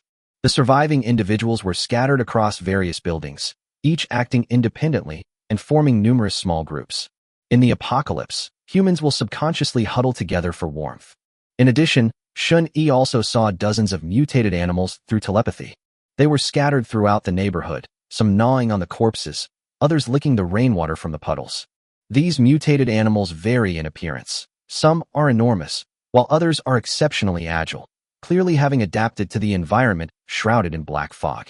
Among these mutated animals, the most eye-catching is a mutated giant snake that appeared out of nowhere. It was perched beneath a building, its body unusually thicker than a water bucket, and estimated to be 5 or 6 meters long. Its scales gleamed coldly in the dim moonlight, and its forked tongue flicked out from time to time, as if sensing its surroundings. This giant snake has clearly become one of the dominant species in this area, and other mutated animals seem to avoid it. It seems that the situation in this community is more complicated than in my community. Shun-Yi pondered in his heart. After unifying the Shunhua No. 1 community, he decided to have Jiang Nanyan quickly formulate a detailed expansion plan to expand into Wu Yu's community. There are far more survivors in this community than in Deep Bay No. 1, and many of them are certainly women who meet the system's criteria. If it weren't so late today, and if Murong Shui and Han Ruashi weren't waiting to be unlocked, he would have been ready to search for beauties in each building. As for why Shun-Yi didn't personally help Wu Yu rescue his family, the reason is simple. He's not stupid. Even if he had nothing better to do, he wouldn't do something so stupid. He established shelters and recruited followers, all for his own convenience and to serve himself. If it's the other way around, where you're the one serving your underlings, then what's the point of having your underlings? And if you constantly step in to help, your underlings will think you have a good temper and can be bossed around at will. Gradually, They will lose their respect and won't take you seriously. Good people are easily targeted and have guns pointed at them. Like Wu Yu, who remember kindness, are very rare. Most people forget their roots once they seize an opportunity. Therefore, Shun Yi could show some goodwill, such as giving Wu Yu a few pointers or rewarding his underlings with some supplies. But he would never personally get involved in the work. In fact, if it weren't for the fact that Wu Yu's sister met the system's criteria and could unlock resources, Shun Yi wouldn't have bothered waiting for him. She was trying to win over Wu Yu, but it was all for his sister's sake. Using telepathy to plan his route was also primarily to ensure he could safely bring his sister back. Otherwise, an ordinary person wouldn't be worth Shun Yi wasting these tens of minutes on. Even if Wu Qingqing only unlocks one kind of fruit or vegetable, it's still a good deal.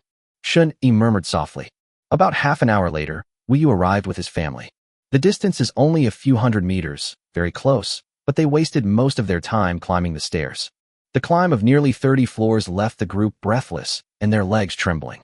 Wu Yu's sister and mother, in particular, were so tired from just going down the stairs that they could barely walk.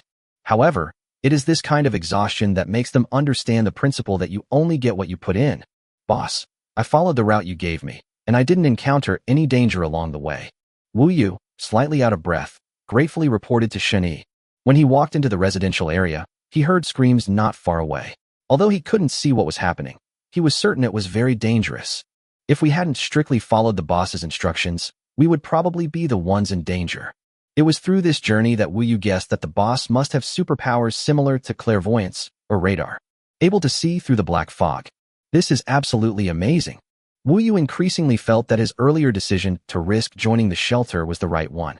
With a boss like that, as long as you don't do anything reckless, you'll definitely be able to survive peacefully in the future. So, along the way, he kept praising Shun Yi to his mother and sister, saying that it was because of the eldest brother that he was able to return home safely and pick them up. Of course, this isn't entirely an exaggeration. However, he used some overly mythical terms to describe Shun Yi, which made the two boys who went to help feel embarrassed. Although Shun Yi is not bad, he is not as holy and glorious as Wu Yu said, is he? When he first arrived at the supermarket, he didn't hesitate to shoot and kill people, and he also had the woman who was with him kill several students. It wouldn't be an exaggeration to call him a murderer. I really don't know how Wu Yu could utter so many brilliant words with such an admiring look on his face. It was so damn embarrassing, it gave them all goosebumps. Only a fool like Wu Yu would think that Shun Yi is a simple and good person, right? However, after hearing the praise, Wu Yu's mother and sister felt genuinely grateful to Shun Yi. They were saved, so gratitude is only natural. Thank you for saving my brother.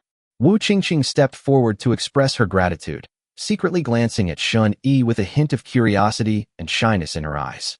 This is an 18-year-old girl in the prime of her adolescence, with her hair tied in a high ponytail, resembling the object of many boys' pursuit and crushes during high school. You're welcome. Shun Yi replied casually, looking at the girl with the high ponytail with slight surprise. Because this girl actually had an extremely high level of affection for him. He's even taller than Morong Shui. Not only the young girl, but even Wu Yu's mother had a very good impression of him. It seems that Wu Yu has spoken highly of himself to his family along the way. He is indeed a person who can see the situation clearly and values relationships. It wasn't in vain that I wasted my energy helping him. After, Wu Yu's mother also expressed her gratitude, and then everyone left. Strange noises could be heard from time to time in the black fog, and despite Shun Yi leading the way, the crowd was still filled with unease. Fortunately, we did not encounter any danger along the way and returned to Shunwan No. 1 community without any incident. Upon arriving at Building 13, Shun Yi contacted Jiang Nanyin through their mental connection, asking her to arrange accommodations and jobs for the newcomers. As for management matters, they were all handed over to Jiangnan Tobacco for handling. Okay, honey, I'll be right there after I finish things here. Jiang Nanyin replied. Okay. Shun Yi replied briefly, severing the mental connection, and then said to everyone, you all wait here, don't wander around. Someone will come and make arrangements later. Okay, boss. You go and rest. Leave things here to me. Wu Yu immediately agreed. After picking up his family, he was eager to repay Shun Yi and make some contributions so that his boss could see his abilities. Shun Yi didn't say much and left with Morong Shui and Han Ruashi. As for Wu Yu's sister, there's no rush. I'll talk to her separately tonight after I unlock Han Ruashi and Morong Shui's rewards. Given the girl's affection for him, it would be easy to win her over. Brother, Does our family's benefactor also live in this upscale neighborhood? Will we ever see him again? Wu Qingqing watched Shun Yi's departing figure until it completely disappeared before she couldn't help but ask her brother Wu Yu a question. Wu Yu glanced at his sister, seemingly sensing her thoughts, and said, "The eldest brother definitely lives in this neighborhood. Maybe the whole neighborhood is already his territory. Wow, my benefactor is so amazing. I remember the houses in this neighborhood are very expensive. In this world, money has long lost its value. The boss definitely controls this neighborhood through his strength, but I wonder how many men and weapons he has under his command." Wu Yu wanted to do his part for the shelter and repay his boss, but he didn't know where to start. "I see. Then he's really amazing. Extremely amazing." Wu Qingqing looked in the direction Shun Yi had left, her smile revealing a crescent moon. Just thinking about Shin Yi's face made her heart race. Perhaps it was because her brother kept praising Shin Yi along the way, but the first time she saw Shin Yi, she thought he was so handsome. Moreover, the fact that such a group of people obeyed his orders and revolved around him created an aura that instantly captivated Wu Qingqing, a girl in the throes of teenage fantasy. A girl with no dating experience inevitably falls in love at first sight. Looking at his younger sister, who seemed lost in thought and grinning foolishly, Wu Yu instinctively spoke up. "Qingqing, you don't mean you've fallen for the boss, do you? 98. Do you think I'm a disposable tool? Huh? How? How is this possible?" Wu Qingqing was jolted awake from her reverie, her face instantly turning as red as a ripe apple. She turned around, stubbornly saying, "Brother, don't talk nonsense. Otherwise, I'll never talk to you again." Wu Yu. "Okay, confirmed. My younger sister has really fallen for the older brother. This should have been a happy occasion. If the younger sister can be with a powerful man like the eldest brother, she will definitely be much safer in the future. The problem is, the boss already has a woman who is even prettier than his sister, and that woman seems to have superpowers. She might be the boss's girlfriend."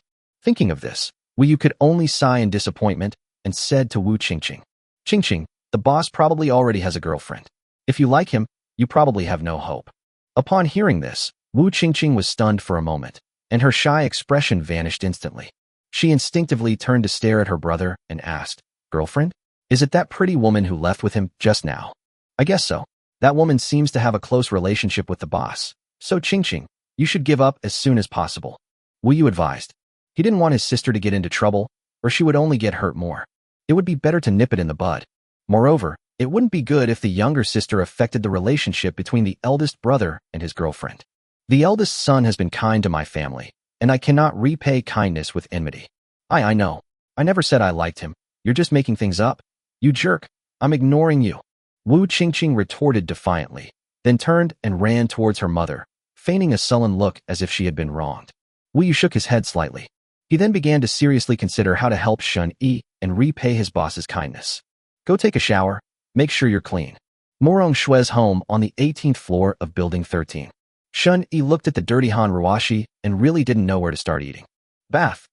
Han Ruashi, who was already shy, was stunned when she heard this. She only had a few bottles of water in her bag, which wasn't enough for a shower. She couldn't even bear to brush her teeth. Morong Shue, who was resting on the sofa, glanced at Han Ruashi. Although she was a little annoyed by the woman's appearance, she still said, "There is water in the bathroom. Just use it sparingly." When she built this shelter, she naturally took into account the issue of daily washing water, so she stored a large amount of water resources. Several sealed water storage tanks filled with purified water were also installed on the roof. In addition, she also installed a rainwater collector. "It's raining today, and we've collected enough water for a shower." "Ah, okay." Han Ruashi glanced at Murong Shue and felt a sudden wave of shame. She didn't know what the relationship was between this beautiful woman and Shen Yi, but she felt that she shouldn't be here. Does this count as the mistress being too forward? Although my original intention was to refuse. But why is there electricity in this house? Is it a generator? And there's even hot water. Han Ruashi walked into the bathroom and looked at the bright lights and hot water. For a moment, she felt a little dazed, as if she had returned to the time before the apocalypse. There is water and electricity. Everything seems normal. But she knew it was just a fleeting illusion.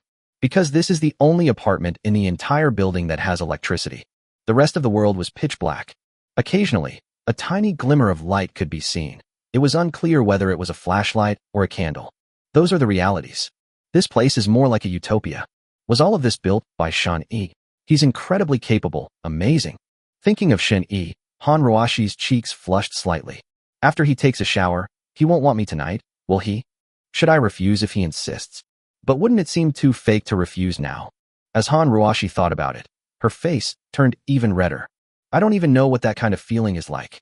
Looking at her perfect figure, which she was usually so proud of, in the mirror, she wondered what kind of baptism of fire she would have to endure that night. Meanwhile, in the living room, Murong Shui, holding the white fox, glanced at Shun Yi, who was eating, with some displeasure, and said, "Don't you think you've gone a bit too far? You only went out once today and brought back a wild woman. If I go out a few more times in the future, will I have to find 6 or 7 random women?"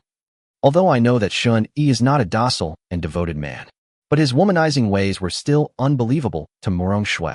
He said he wanted to sleep with me just 2 hours ago, but then he turned around and found another woman. And they even brought it to their own home. This is practically a direct attack right in their face. Fucking outrageous. Shun Yi ate some snacks, glanced at Murong Shui, and said casually, "You don't think we're dating, do you? Even if we're not dating, you can't go this far." Murong Shui frowned. Although she knew it was normal for strong men to seek out women. Even before the end of the world, which wealthy and powerful businessman didn't have a few women on his side? Men who are truly wealthy and powerful, yet also faithful, are extremely rare, almost non-existent. But the fact that this happened to her still made her feel somewhat uncomfortable. Although her relationship with Shun Yi was just a transaction, Murong Shui hoped that he would respect her. At least, you'll feel guilty towards yourself and offer yourself a few words of comfort, even if it's just an act. At the very least, it's better not to bring any wild women into your life. But Shun Yi had no such intentions at all. In fact, he wouldn't have bothered to explain if he hadn't spoken up himself. "What do you take me, Murong Shui, for? Tool? Disposable items?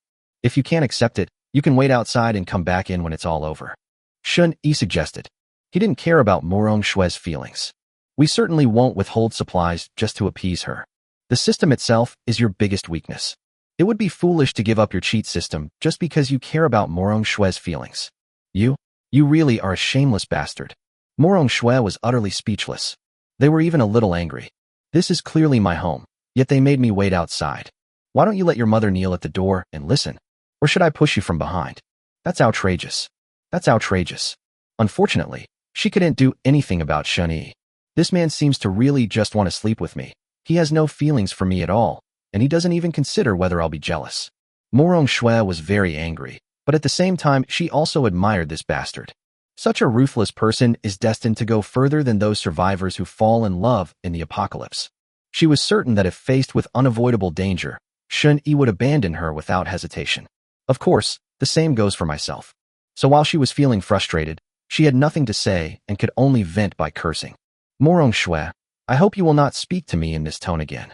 Shun Yi pulled out 2 tissues to wipe his mouth, looked at Murong Shui, and said in a calm but undeniably cold tone, "I can understand that you vented your emotions by cursing me a few times before. But from now on, I don't want to hear you scold me anymore, understand?" Murong Shui instinctively wanted to say something, but seeing Shun Yi's unwavering gaze, her words caught in her throat, and she swallowed them back down. She admitted that she was actually a little afraid of this heartless bastard, because he actually dared to lay a hand on himself. Final. Murong Shui remained silent, which was taken as tacit agreement. Shun Yi nodded in satisfaction, then took out the superpowered fruit he had picked near the school cafeteria from his system space and put it in his mouth. 99. Gain new superpower, high-temperature ray. You can actually gain superpowers? Murong Shui watched in shock as Shun Yi swallowed the superpowered fruit again. 3 superpowers in one day? This speed is simply outrageous. How are other people supposed to live? If you give me a few more superpower fruits, I might be able to try to break through my limits. Shun Yi turned his gaze to Murong Shui, guessing that she might still be hiding a superpowered fruit, but was unwilling to hand it over easily. "I really don't have any more. Stop trying to take it from me." Murong Shui was speechless. In just half a day, she has already given a lot, but has not received any reward. Shun Yi is all talk and no action. He just makes empty promises to himself. She thought back carefully and realized that her only gain was eating one of his chicken legs and drinking a glass of white Coke. That's all. That's all. Apart from that, nothing was found. Murong Shui felt increasingly uneasy, realizing she might have been deceived by Shun Yi. He's been getting something for nothing by making a few promises. They took my supplies, robbed my fruits, and now they want to possess my body. Hold on. Now is not the time to turn against them. Murong Shui suppressed her dissatisfaction and stared intently at Shun Yi. All she wanted to know was how Shun Yi managed to keep gaining superpowers. Compared to personal feelings, power was what she truly cared about. As long as Shun Yi can give him enough benefits, he doesn't care how many women he has. Anyway, I don't like Shun Yi. She had only one request at most. That is, don't bring wild women into her home, and don't bring them in front of her.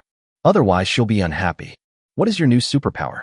Murong Shui sat up, holding the white fox, and looked Shun Yi up and down with her beautiful eyes, trying to find some clues from him. At this moment, after swallowing the superpower fruit, Shun Yi felt his eyes getting slightly hot, even burning hot. He speculated that this superpower might be related to the eyes. Immediately, he opened the panel to take a look. High-temperature ray, LV1. Your eyes can emit extremely high-temperature rays, currently with a maximum range of 30 meters, capable of easily melting steel. Furthermore, the stronger your physique, the higher the temperature of the emitted rays. And as long as your stamina is sufficient, you can continuously release high-temperature rays. A power similar to laser eyes. Shun Yi's heart skipped a beat, and he thought of the superheroes in the movies. But its own high-temperature rays are more practical than laser eyes, as they can be freely controlled to be emitted, and the upper limit is higher. Superpower description: the stronger the physique, the higher the radiation temperature. This means that as long as one continuously strengthens their physique, this superpower can keep getting stronger. Even without increasing your ability level, you can still become stronger. Moreover, if the level of the superpower increases, the power and range of the high-temperature ray will definitely be enhanced based on the physical condition. This means that there are two ways to increase the strength of this ability. Shun Yi was secretly delighted, for this was undoubtedly his strongest attack method at present. The high-temperature rays can easily melt steel, are as powerful as a pistol, and can be released continuously. As long as he has enough energy, Shun Yi's eyes can continuously emit high-temperature rays. A sustained attack is far more destructive than a one-off attack. More importantly, the rays do not require deliberate aiming. They can accurately hit the target as long as the eye can see them. Although its current maximum range is only 30 meters, it's important to know that the effective killing range of the pistol in his hands is only about 10 meters. If the distance exceeds 10 meters, Shun Yi is likely to miss the target. However, high-temperature rays do not have this drawback. Within 30 meters, you can shoot anywhere you want. Awesome. With this superpower combined with telepathy and teleportation, Shun Yi is virtually invincible within 30 meters. If you combine that with the defensive ability of skin hardening, it's practically a cheat code. The only drawback is that using so many superpowers in one battle would consume a lot of energy. After all, his physical evolution ability is currently only at level 1. Even though his physical strength far exceeds that of ordinary people, it is still very stressful for him to use 4 or 5 abilities continuously. Of course, there is pressure, but taking down dozens of fully armed people in an instant is no problem at all. If I encounter that special forces unit again, I can wipe them out without taking any damage. Shun Yi thought to himself. He always sought to defeat his enemies without taking damage. Shun Yi would give up immediately if there was even the slightest risk. After all, his cheat ability is developmental. As long as he survives and develops, he will eventually become invincible, so there is no need to risk feeding. Winning only yields a small reward, while losing can result in injury or even death. It's not worth it. I wonder if that policewoman from before is still alive. If we run into her again, we can take her down this time. Shun Yi recalled Qin Xiang, the policewoman with explosive combat power, and felt a sense of anticipation. The reason I didn't make a move last time was because I wasn't sure if I could take down the opponent without taking any damage. That policewoman had extremely rich combat experience, far surpassing Su Yun, the young policewoman. She was able to fight a superhuman and a dozen thugs almost unharmed after her teammates were killed, and even captured a handgun. She's practically a god of war. Shun Yi would never take a woman like that without sufficient assurance. Certainly. As for whether it was possible to kill the other party beforehand, the answer is 99% certain. But Shun Yi didn't want to kill. He wanted to capture. Just like dealing with Murong Shui, you need to be able to reliably unlock resources after capturing her. If it were just about killing, even if 5 female police officers like Qin Xiang were tied together, they wouldn't be a match for her as before. Needless to say, it's even more so now. With powerful offensive abilities, it's not difficult to take down the enemy. The new ability is an offensive ability, and its power should be greater than that of a hand grenade. Shun Yi looked at Murong Shui, his eyes slightly burning, feeling an urge to test his aim. I wonder if Murong Shui's level 2 psychic abilities can withstand the high-temperature rays. Attack ability? Murong Shui was stunned for a moment, then exclaimed in shock, "You now have spatial abilities, sensory abilities, and you also have a powerful offensive ability. Teleportation, information storage, attack. This setup is simply outrageous. Does this mean no one else is allowed to live?" The key is that Shun Yi's potential is not limited to this. He can continue to accumulate even more superpowers. Murong Shui was momentarily at a loss. "I feel like I may never be able to turn the tables and become the master of my own destiny." Creak. Just then, the bathroom door opened gently, and Han Ruashi walked out wrapped in a bath towel. Her skin was still slightly damp, her wet hair clung to her neck, and her long, athletic legs were faintly visible under the towel, making her particularly eye-catching. I didn't bring any change of clothes." She lowered her head slightly, her cheeks flushed, and her voice was soft, tinged with shyness and embarrassment. 100. 5-color chives. Shun Yi's gaze fell on Han Ruashi, scrutinizing her. Her clean face looked exceptionally delicate, with pretty and charming features, but what was even more outstanding was her figure. Perhaps due to years of exercise, her leg lines are smooth and toned, with clear but not exaggerated muscle contours in her thighs and calves, appearing neither bulky nor lacking in healthy beauty. Her legs are also very well proportioned, from thighs to calves to ankles, very graceful and natural. Shun Yi instantly teleported in front of Han Ruashi, picked her up in one scoop, and teleported away with a gasp. Starving ghost. Murong Shui pouted and mentally cursed. She simply couldn't understand why Shun Yi, who clearly possessed such great strength, was only interested in women. "If I had that kind of power, I would never think about those damn men. Instead, I would first unify the mountain city, then send troops to other cities and take control of the whole country. After that, they wiped out the island nations, conquered the West, and unified the world. This is the vision and ideals that a strong person should have. Little Bai, if only you could use your abilities freely, I wouldn't have to compromise like this." Murong Shui gently stroked the white fox in her arms and whispered softly. The white fox opened its beautiful eyes, glanced at Murong Shui, then closed them again to continue resting. Bite. Starting to randomly unlock one type of resource. Ding. Unlocked successfully. Congratulations on unlocking the resource, a bundle of 5-colored leeks for male enhancement. 5-colored chives +1, already stored in system space. 5-colored chives +1, already stored in system space. 5 colors. Aphrodisiac chives? Shun Yi raised an eyebrow, his expression somewhat strange. He took out a bundle of chives from the system space and weighed it in his hand a few times. This bunch of chives weighs about a pound, is brightly colored, plentiful, and very fresh. They add a pound of chives every second. There's no way we can finish it all. But how could something like this be unlocked? Shun Yi shook his head. Although I don't think I need it. But he still threw the chives back into the system space. The next morning, the sky was just beginning to lighten.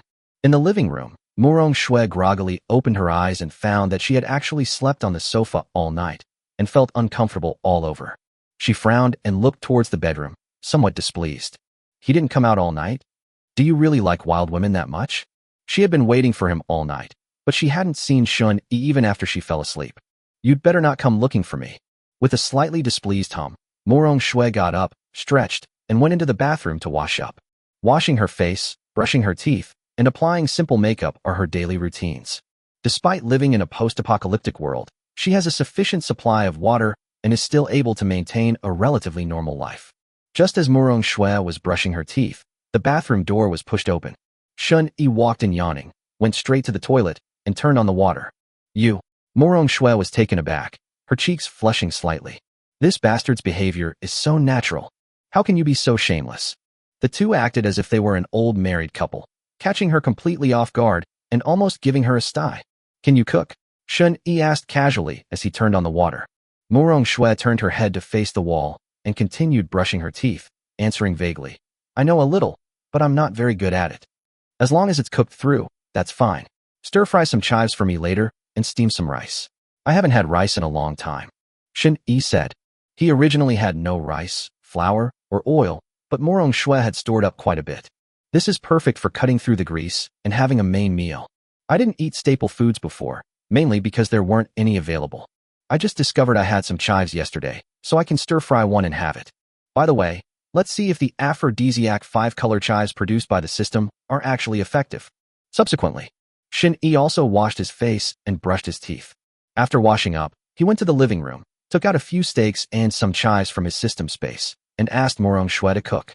Unfortunately, there are too few types of vegetables available.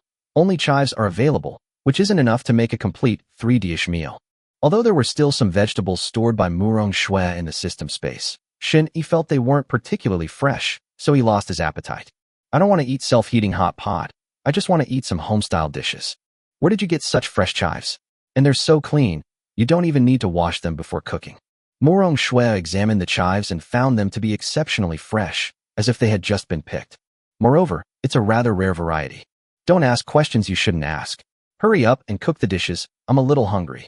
Shen-Yi was too lazy to explain and urged him directly. Morong Shue couldn't help but roll her eyes, feeling somewhat displeased. How can this bastard order me around so confidently? Do you really consider me your wife? But she still dutifully cooked the dishes and steamed the rice.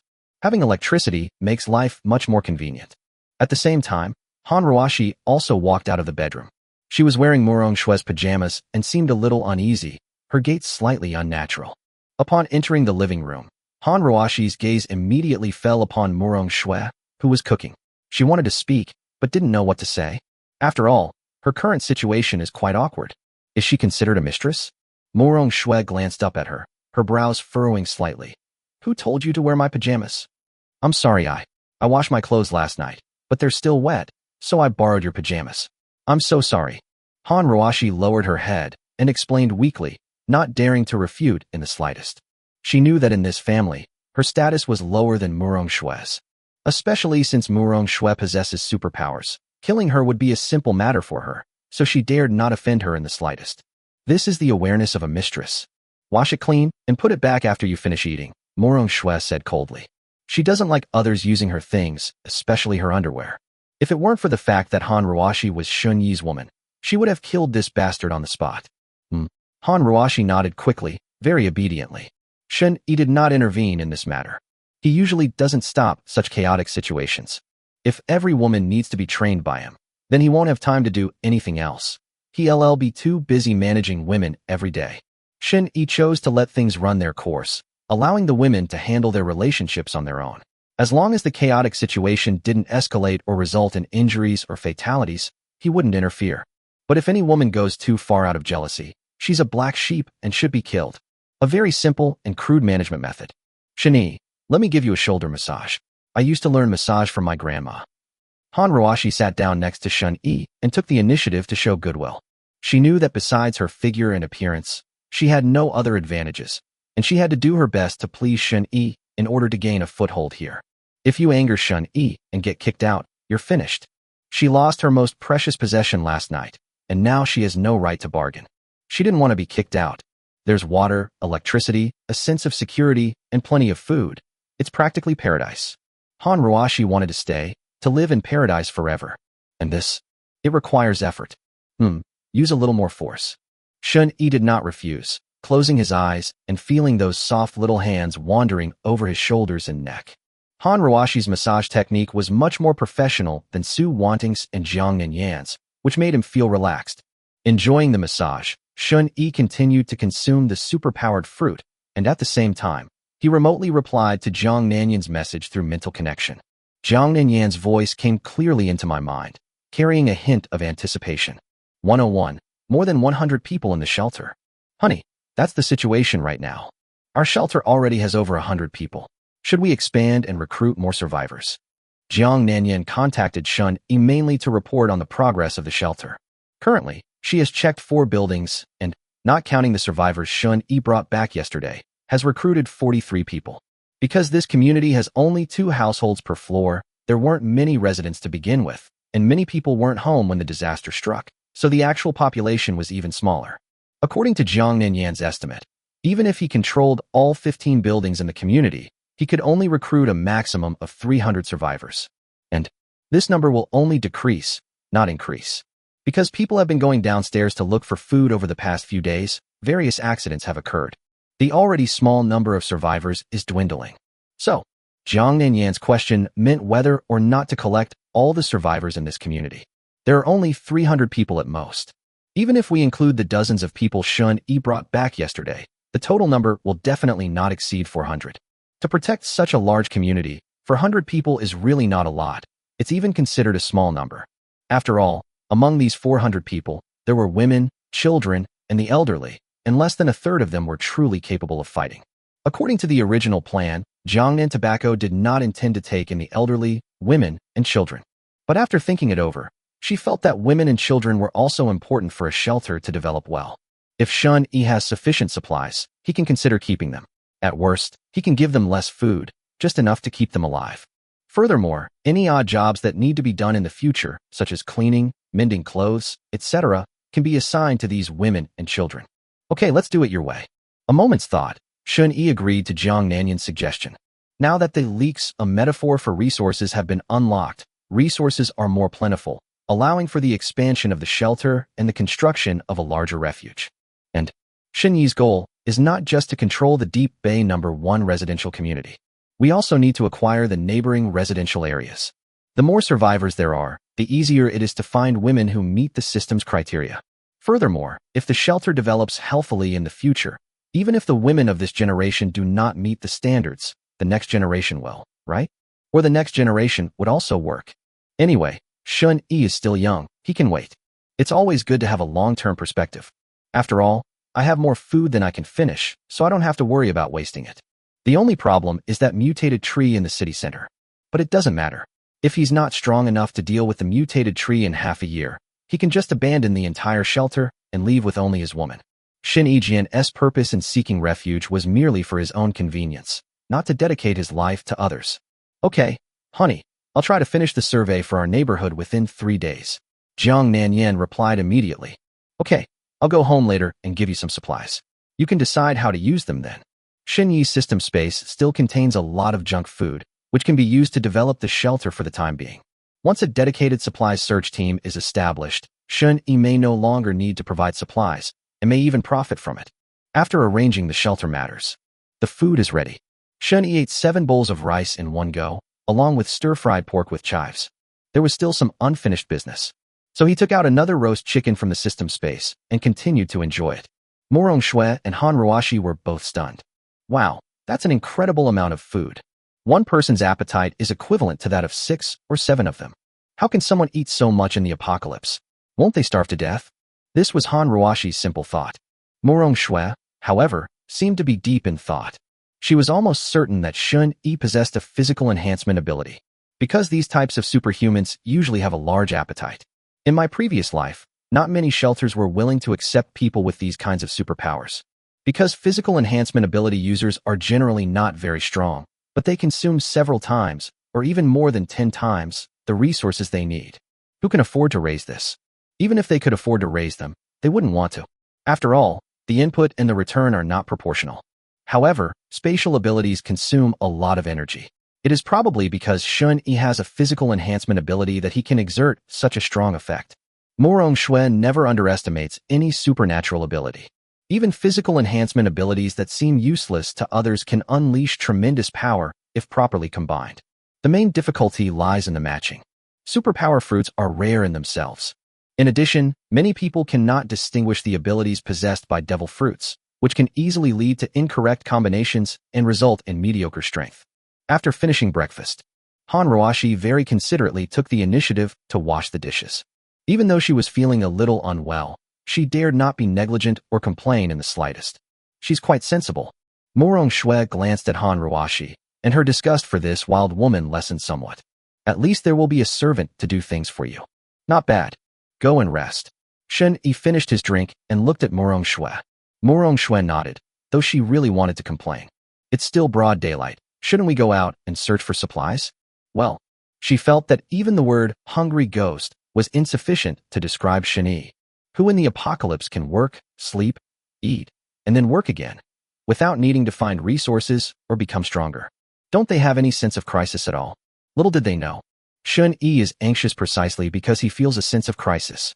However, this is something that definitely cannot be told to Morong Shui. Some things can be said, and some things cannot be said easily. For example, the system. Especially for ambitious and unstable individuals like Morong Shui, the existence of the system cannot be revealed casually. Otherwise, this woman might have some wicked ideas. Certainly, she might also help me unlock more resources. But Shun-Yi doesn't like to gamble on a possibility. Even if the success rate is 90%, he is unwilling to gamble, unless absolutely necessary. Well, final. Morong Shue sighed and got up anyway. Han Ruashi was washing the dishes, her thoughts racing. This is unbelievable. Is this still the end of the world? If it weren't for the black fog visible through the window, Han Ruashi would have thought she was in some strange place. If it were the old her, she would definitely despise her current self. Because I felt like a maid, with no dignity whatsoever.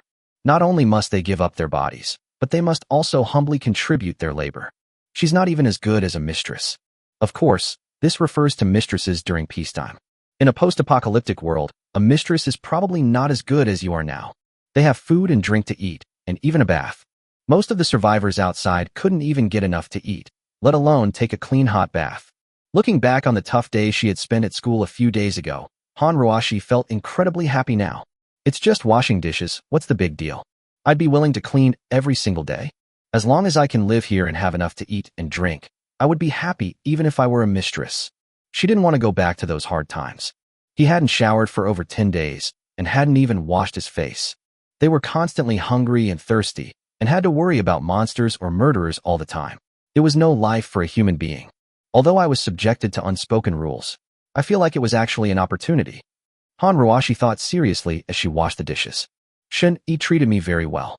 There was no beating, scolding, or insult. No violence was used. At most, he just likes to pinch his own legs.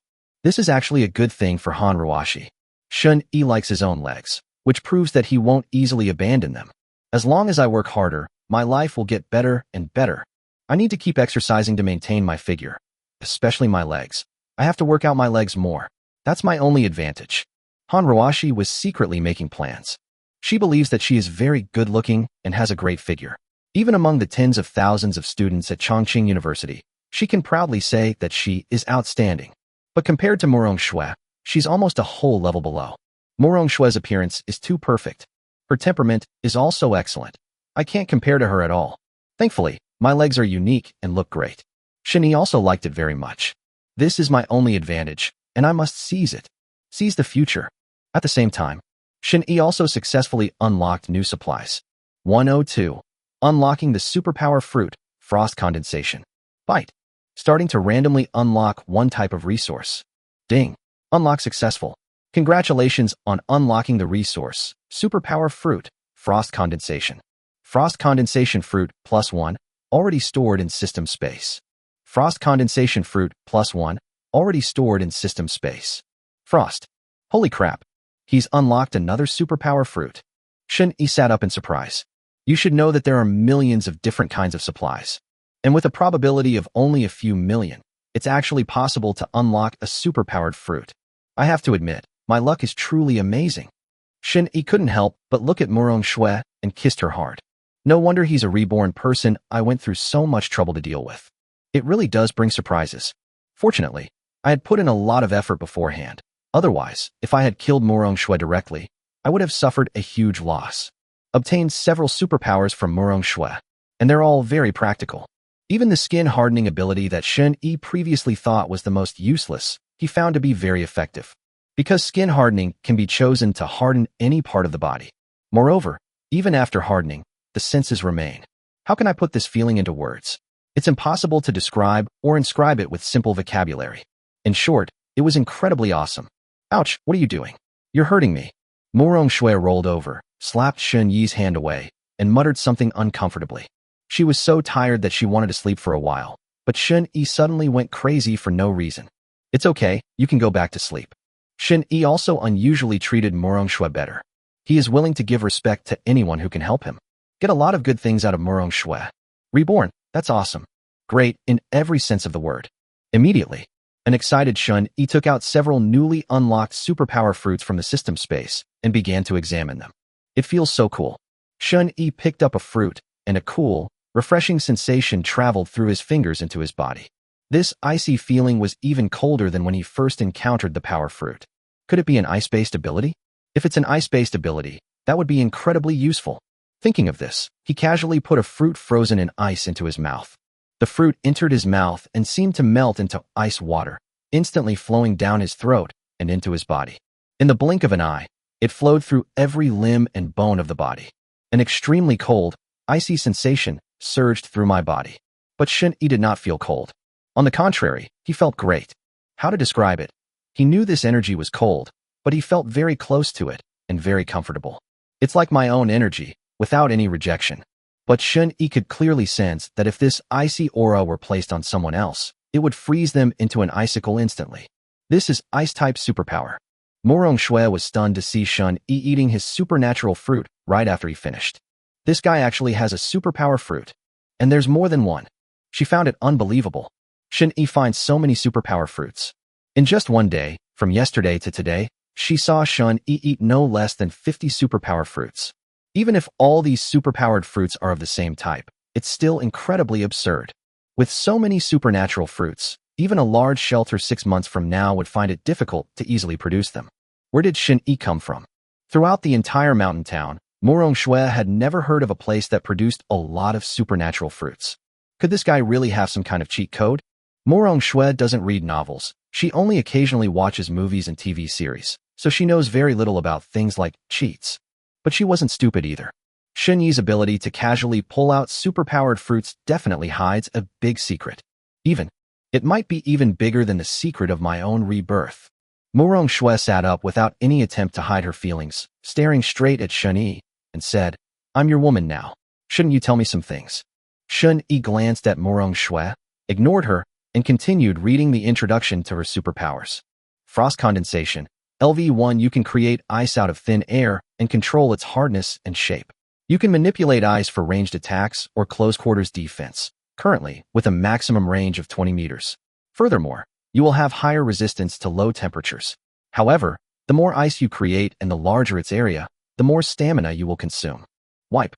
That's pretty awesome.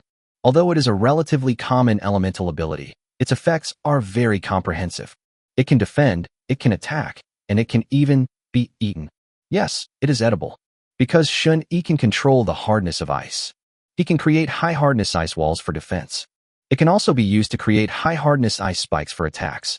It can also be used to make crunchy little ice cubes to cool off in the summer. Holy crap, that's incredibly versatile. Most importantly, the frost ability can be leveled up by mindlessly eating fruit. As long as you level up, you can overcome some incredible superpowers just by relying on your level.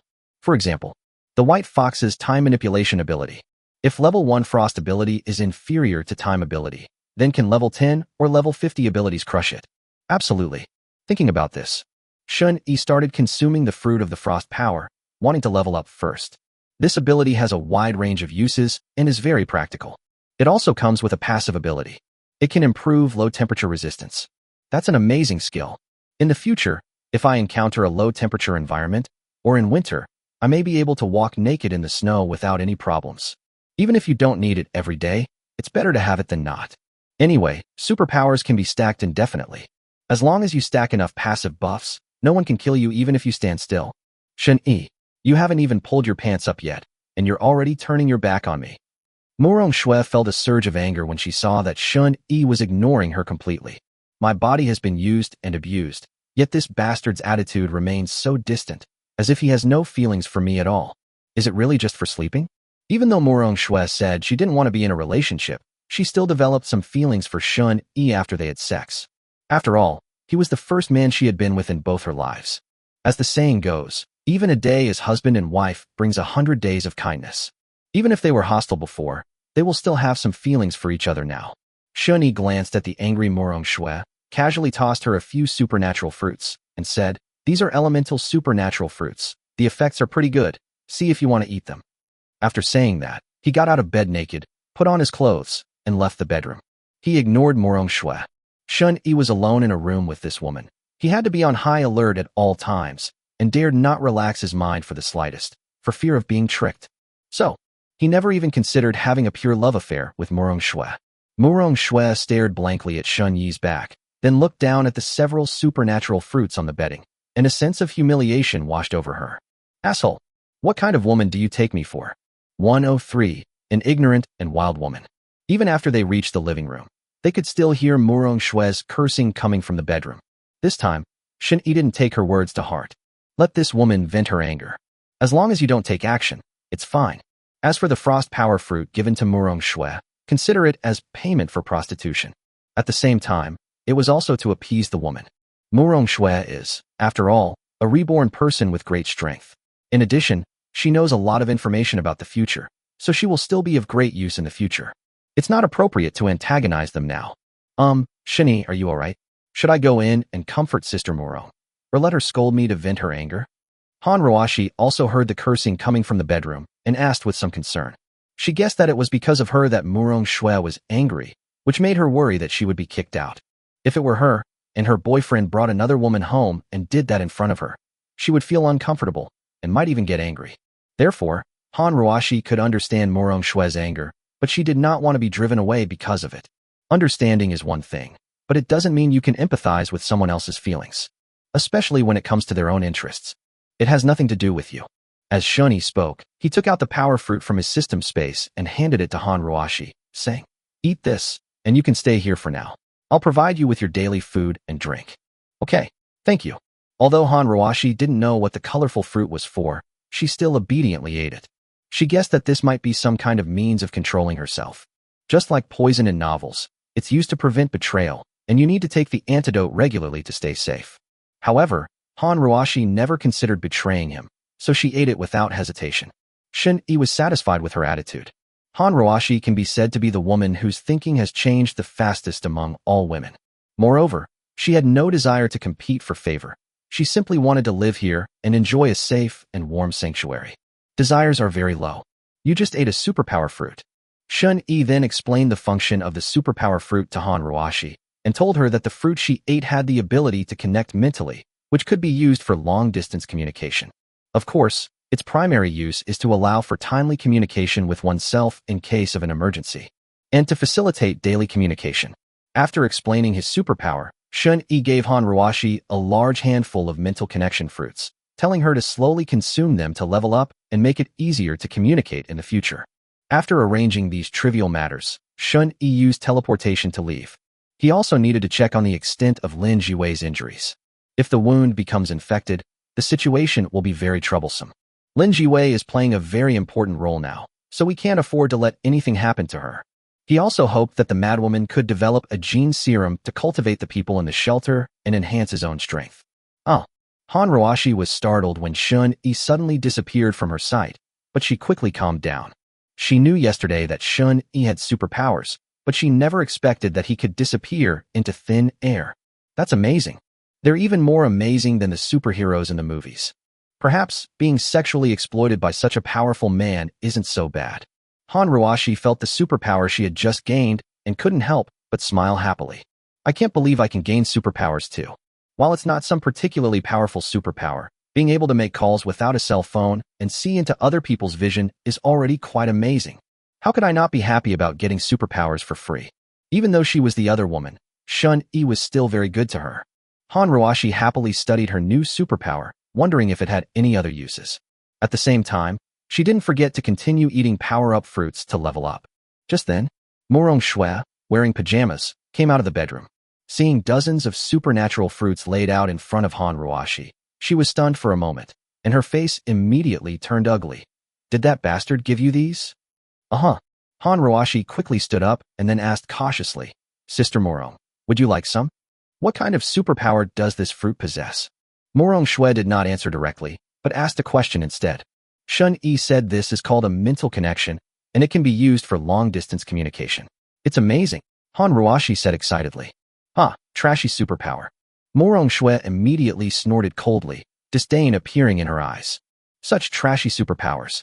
But for Han Roashi, an ordinary person who didn't even know what a superpower fruit was, her first encounter with superpowers, even if they weren't very powerful, was exciting and thrilling. She didn't think it was garbage at all. "This is Shun-Yi's care and love for me. Then I'll eat by myself?" Han Roashi asked cautiously, afraid of angering Murong Shui. Now that Shun-Yi isn't here, it would be bad if he angered Murong Shui, who has superpowers. If you beat yourself up or kick yourself out, then you're doomed. Therefore, Han Roashi dared not speak loudly, for fear of angering Murong Shui. "Eat what you want, why are you asking me? I wouldn't even look at that kind of trashy superpower." Murong Shui snorted again and said, "Don't just stand around, go wash the sheets in the bedroom. Don't waste water and electricity, wash them by hand, and make sure they're clean. Han Roashi certainly didn't dare to refuse, so she quickly and carefully put away the superpowered fruit on the table and then went to work. Murong Shui watched Han Roashi's retreating figure with a hint of disdain in her eyes, thinking smugly to herself, "What an ignorant and uncouth woman. You're this moved by a trashy superpower?" The superpower fruit that Shun-Yi gave me is elemental, which is much better than this trash superpower that can only make calls. A wild woman is just a wild woman. She has no standards and is not fit for respectability. The wound is infected. If it's not treated soon, this arm might be ruined. Shun-Yi frowned as he looked at Lin Jiwei's arm. He just left Murong Shui's house to visit his grandmother and younger sister, leaving behind some supplies. Then they went to Chu Xiaoxiao's house and checked Lin Jiwei's injuries immediately. It turned out that the wound she had been scratched by the spider silk the day before had become infected and had even started to ooze pus, emitting a faint foul odor. With one arm missing, it will be inconvenient to do many experiments in the future. Although gravity manipulation can compensate for this, it will still cause some trouble. Lin Jiwei looked at her left arm and frowned, a rare occurrence for her. Chu Xiaoxiao looked astonished. This woman's thought process is truly unique. Her tone and expression suggested she was discussing a tool, not her own arm. Moreover, her arm was rotting and oozing pus, yet she didn't utter a single sound of pain. She remembered how she had been slashed in the leg a few days ago, and the pain made her cry alone at home for a long time. Especially during the 2 days when Shun-Yi helped her disinfect, she was in so much pain that she couldn't sleep well. It wasn't until the wound scabbed over in the last 2 days that it started to get a little better. 104. The person blocking the road, City Hospital. There are 2 options now. First, amputation to save your life, which has the lowest risk. Secondly, let's go to the city hospital and see if we can find a doctor to treat the infection. However, given the current situation outside, it's hard to say whether there are any doctors still alive. Shun-Yi frowned as he looked at the infected wound on Lin Jiwei's arm. I didn't expect the wound to get infected so quickly. The situation is a bit tricky. When do we depart? Lin Jiwei made her choice almost without hesitation. She doesn't want to become disabled. Even if there are no doctors or nurses in the hospital, she can treat her wounds herself as long as there is medical equipment. At worst, you can scrape off the rotten flesh with a knife, bandage it up, and wait for new flesh to grow. It's simple and crude, but it should work. Lin Jiwei could feel that she still had sensation in her arm, which meant that the infection was not particularly serious and there was still hope for recovery. Then let's set off now. Shun-Yi didn't delay. He didn't want Lin Jiwei's arm to be ruined either. This will not only affect her work, but also delay her efforts for the shelter, thus affecting her own interests. So we have to cure her. And I can still snag a bunch of medicines if I go to the city hospital today. Medicines are a scarce resource, and Shun-Yi never thinks he has too many. Given the current state of the disaster, resuming drug production is virtually impossible. Therefore, it is very important to collect a variety of medicines. If we're lucky, we can find a few doctors and nurses to join the shelter, which would be even better. It will be much easier to deal with illnesses or injuries in the future. So, Shun-Yi set off with Lin Jiwei. Before leaving, he went back to the 20th floor and met with Jiang Nanyan and Su Wanting and the other girls. He left a batch of supplies for Jiang Nanyan to take and use to operate the shelter. This batch of supplies represents the first investment in the early stages. Most of them were instant noodles, snacks, and some canned food that he didn't particularly like. Even if it's wasted, Shun-Yi doesn't feel bad. And in his system space, all kinds of fresh resources are still accumulating at a rate of +1 per second, which is simply inexhaustible. After distributing the supplies, Shun-Yi didn't linger and set off with Lin Jiwei. Jiang Nanyan developed the shelter or how he mobilized the survivors. He's willing to continue investing as long as he sees tangible feedback. If the shelter still shows no progress after a period of time, then replace the person in charge. If that doesn't work, let Murong Shui take over. Although Murong Shui is a very ambitious woman, but her skills and abilities are definitely superior to Jiang Nanyan's. Through their previous conversation in bed, Shun-Yi learned that Murong Shui had started from scratch before the apocalypse and founded a company on her own, with a market value of several hundred million. This is already incredibly impressive for an ordinary person. In fact, if it weren't for the apocalyptic disaster, her company would still be thriving. The rain outside hasn't stopped, but compared to yesterday, it's much smaller. This continuous torrential rain, however, gave many survivors a chance to live. As long as we collect more rainwater, we won't die of thirst in the short term.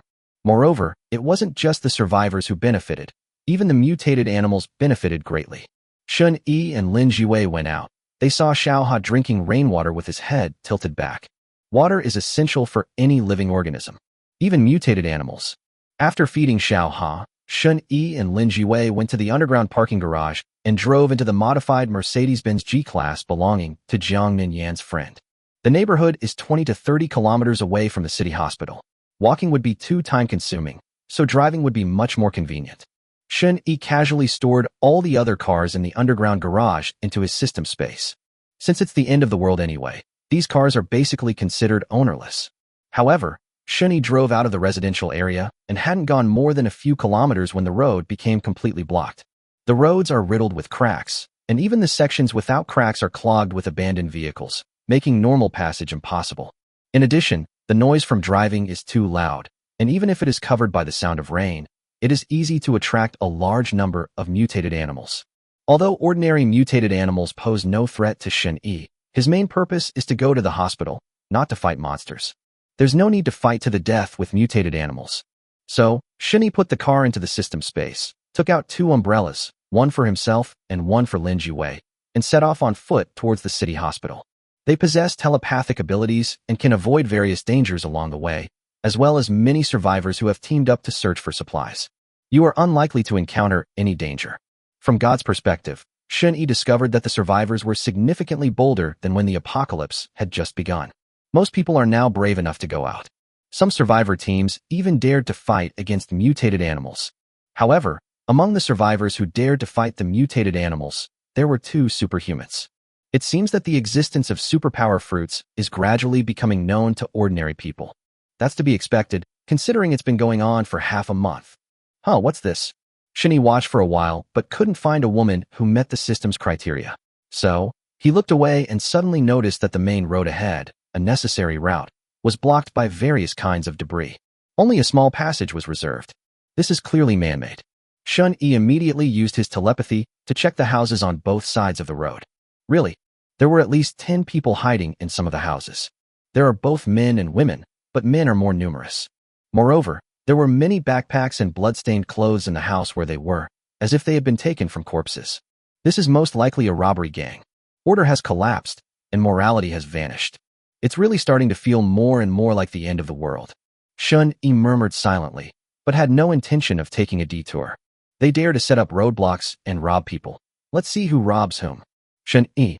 Just then, Lin Jiwei suddenly reached out and grabbed Shun Yi's arm, very forcefully. Shun Yi turned his head and saw that Lin Jiwei's face was slightly pale. And it's all right now. Lin Jiwei bit her lip, exhaled, and slowly released her hand.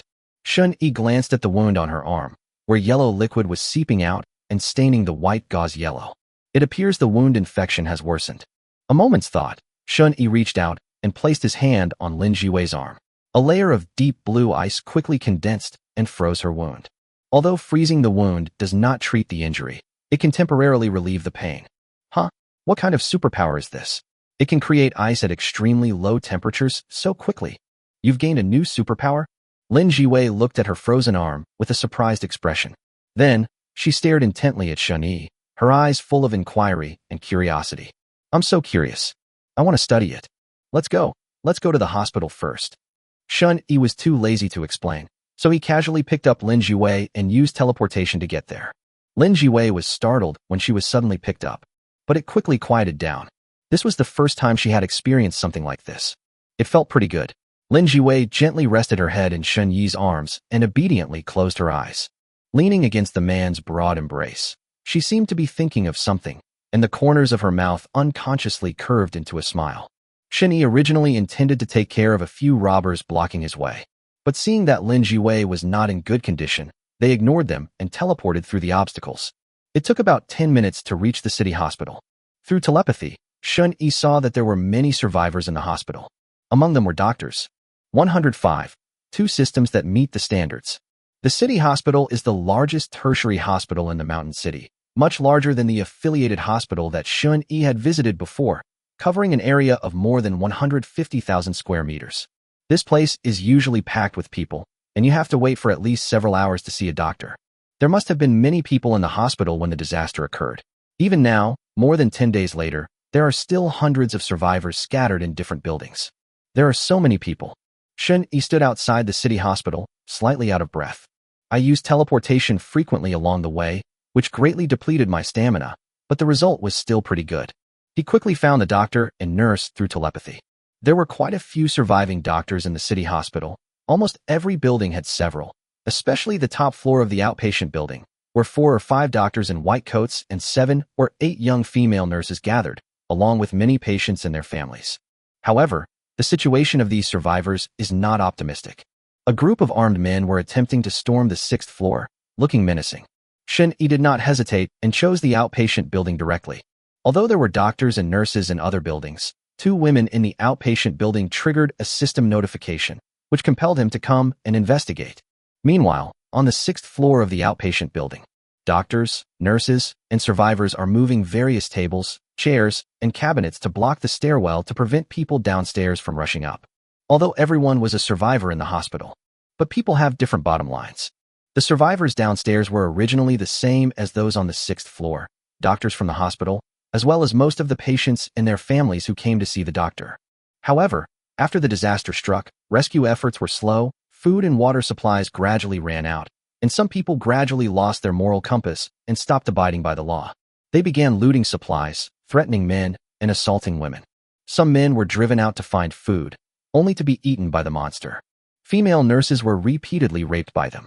So, the survivors who still retained some moral principles and had been bullied united and rushed up to the 6th floor, using it as a shelter and holding their ground there. They had considered running out of the hospital, but there were man-eating monsters outside, and even if they escaped, they would have almost no chance of survival. They could only hide on the 6th floor and barely survive. However, the thugs downstairs still refused to let them go. Damn it, we have nothing on the 6th floor, and we've already finished all our food. Why are these bastards deliberately causing us trouble? A man cursed angrily. We are all human beings. Can't we help each other and survive together?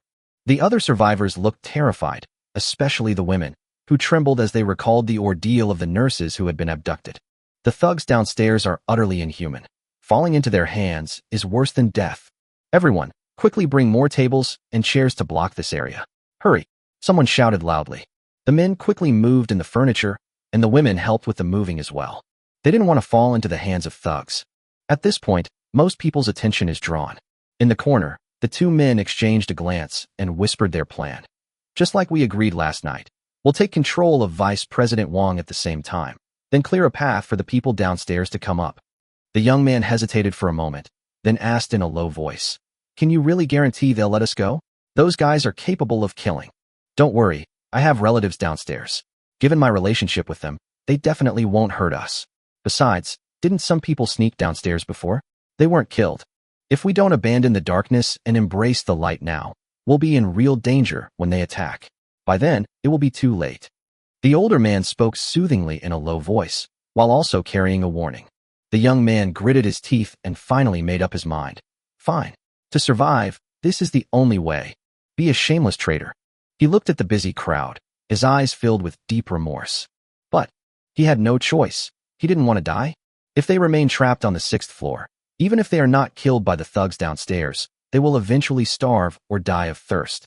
It was only because of the rain these past 2 days that they were able to collect some rainwater. Otherwise, they would have been unable to hold on much longer. He knew that continuing to stubbornly hold on was pointless. The group of thugs downstairs is mostly men. If a fight breaks out, the elderly, women, and children on the 6th floor will have no chance against them. Therefore, in order to survive, one can only abandon morality and conscience. I can't die. My wife and children are waiting for me at home. I have to get back alive, even if it means becoming an animal. The young man murmured silently, his eyes gradually hardening. All right, brothers, get ready. We're about to make our move. As the middle-aged man spoke, he turned to look at a man in a white coat who was directing the crowd at the stairwell. This older man is the hospital's vice president and the backbone of the group on the 6th floor. If we can control him, the others will surely fall apart on their own. Good. The young man gritted his teeth, secretly took out a scalpel from his pocket, and his gaze hardened. The 2 approached the vice president slowly from behind. Just as they approached Vice President Wang, who was only about a meter away, and were about to make their move. Suddenly, 2 figures appeared out of thin air in the hallway, startling everyone who gasped in surprise. A ghost. There's a ghost. Don't come any closer. Please don't come any closer. Otherwise, I'll kneel down before you. Vice Dean Wang, help me. The survivors retreated in fright, staring in terror at the man and woman who had suddenly appeared. Even the two men who had originally planned to ambush Vice Dean Wang were now visibly shocked and dared not move. Who are you people? What do you want? Among the crowd, the only one who remained relatively calm was Vice President Wang. Although his hands were trembling, he still stood in front of the crowd, watching Shun Yi warily as he asked questions. That's right. The two people who appeared out of nowhere were Shun Yi and Lin Jiwei. Shun Yi's gaze swept over the crowd, and he casually took out a pistol from his system space, asking, "Who can treat external injuries? Don't be afraid. We just want to see a doctor. We won't hurt anyone." See a doctor? You pulled out a gun and said you were going to see a doctor? And they say they don't want to hurt anyone? Do you think we can believe that? Everyone swallowed hard, instantly suppressing any ulterior motives they might have had. A handgun is more intimidating than superpowers. Superpowers only inspire awe, but a handgun inspires fear. Especially in Xiagua, a country that prohibits guns, even a relatively weak handgun is almost mythologized. Therefore, no one dared to stand up and be the first to speak out. Why isn't anyone saying anything? Is there a living surgeon among them? Shun Yi frowned and looked at everyone before asking a second question.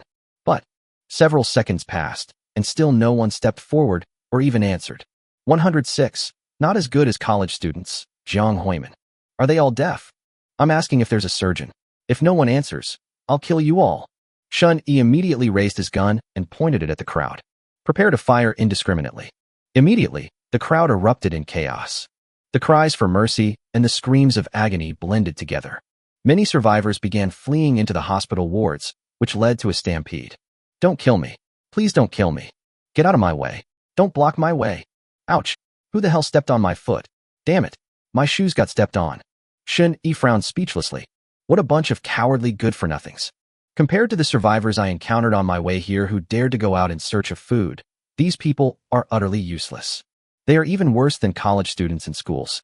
College students may be timid and fearful, but they wouldn't go so far as to nearly trample one of their own kind to death like these useless people. Shun Yi had no intention of accepting them into his shelter. No, young man, please don't shoot. We have a surgeon here. Please don't act rashly. Vice President Wang shouted urgently, his voice filled with tension and pleading. He quickly turned around and anxiously called out to the back of the crowd. Dr. Jiang, could you please come out for a moment? A patient needs your help. Originally, Vice President Wang did not want to betray Dr. Jiang, but seeing that the man was really going to kill someone, he dared not hesitate any longer. Instantly, all the survivors' eyes were drawn to a woman in a white coat at the back of the crowd. Without any hesitation, the survivors immediately pushed the female doctor forward. Some people even muttered complaints and curses, blaming her for not taking the initiative to stand up. Clearly, if these people hadn't been unaware that the female doctor was a surgeon, they probably would have used violence to force her out. The weak often only bully the weaker. Can you treat external injuries? Shun Yi asked the female doctor. She looked to be around 30 years old, with a mature demeanor, delicate features, and a healthy glow on her skin. She was like a ripe peach, radiating a unique charm. She was wearing a dirty white coat, which was well-tailored and accentuated her slender figure. Her legs were encased in flesh-colored stockings, which did not appear vulgar at all, but instead added a touch of elegance and sophistication. This female doctor was one of the two women he had seen earlier who met the system standards. Bite. A goddess matching the system's criteria has been detected. Initiating a scan for detailed information. Name, Jiang Huiman. Age, 28. Appearance, 92 points. Body shape, 96 points. Internal strength, 100 points, without prior personnel approval. Total score, 96 points. Evaluation. Taking them in will unlock one random resource. This female doctor had a mature figure. She wasn't as pale and thin as Su Wanting, but rather had a slightly plump look. Especially her long, fleshy legs, with their slightly plump shape, are neither too slender nor too bulky, perfectly showcasing a natural fullness. It must feel really nice to squeeze. I am a surgeon, but I am just an intern. I lack experience, and I cannot guarantee whether I can heal your injuries. Jiang Huiman answered in a trembling voice as she faced Shun Yi's gun. She originally did not want to stand up. It wasn't that she lacked confidence in her medical skills, but rather that the current situation made her uneasy. Curing the patient might not bring her any merit, but failing to cure her would definitely get her into trouble. Come and look at it first before you answer. As Shun Yi spoke, he turned to look at Lin Jiwei's frozen arm, raised his hand, and snapped his fingers, shattering the ice instantly. This scene left the survivors present dumbfounded and shocked. What kind of ability is this? A snap of the fingers breaks the ice? This is absolutely unbelievable. Is this man really a normal person? Jiang Huimin swallowed hard, suppressing her shock, and quickly stepped forward.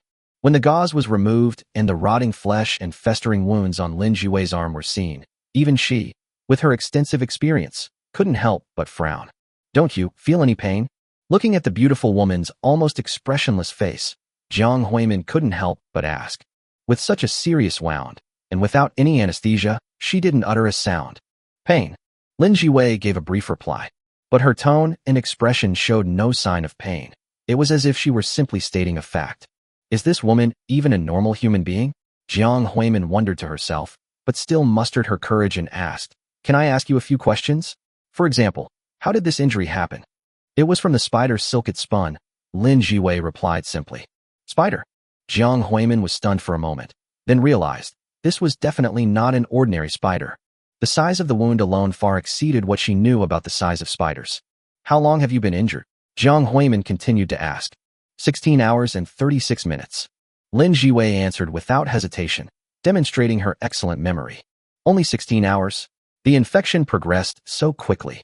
Jiang Huimin was somewhat surprised, and then carefully examined the muscles around Lin Jue's arm, gently pressing them with her hand and asking some questions about the details. Although Lin Jue didn't say much, her answers were very accurate, saving her a lot of trouble. After examining him, Jiang Huimin turned to Shun Yi and said, The infection is indeed very serious, but fortunately it hasn't affected the entire arm, so it can be cured without amputation. However, anesthesia and some auxiliary medications are needed, and a minor surgery is required. What specific medicine do you need? Shun Yi asked.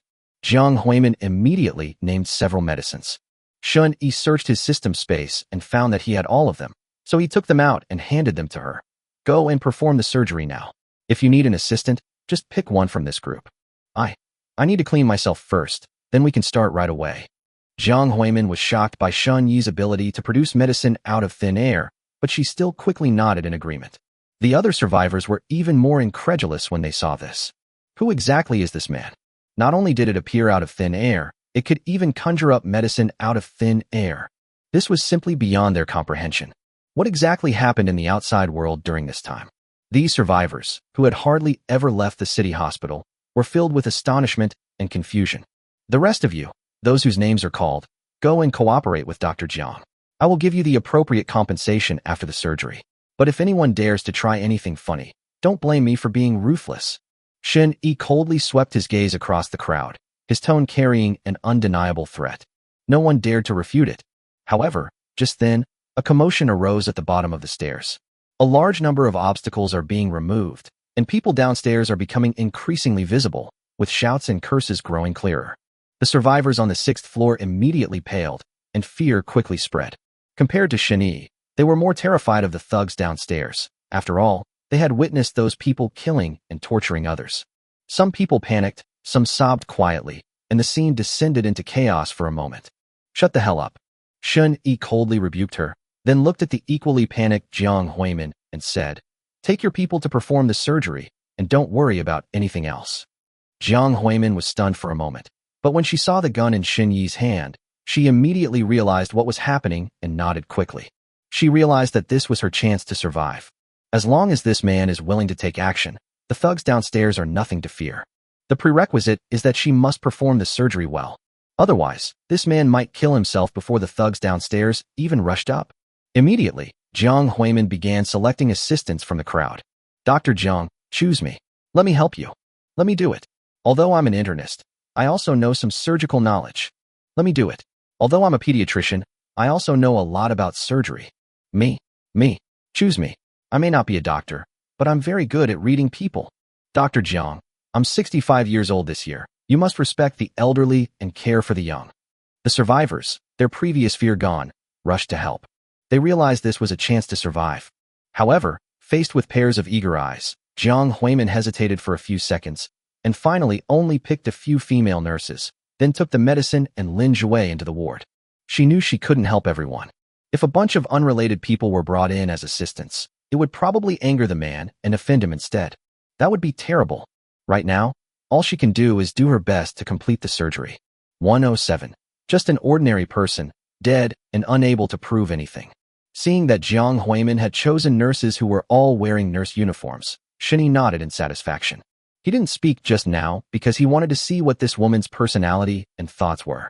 If she actually dares to pick a bunch of old men and women as her assistants, then she's just being stupid.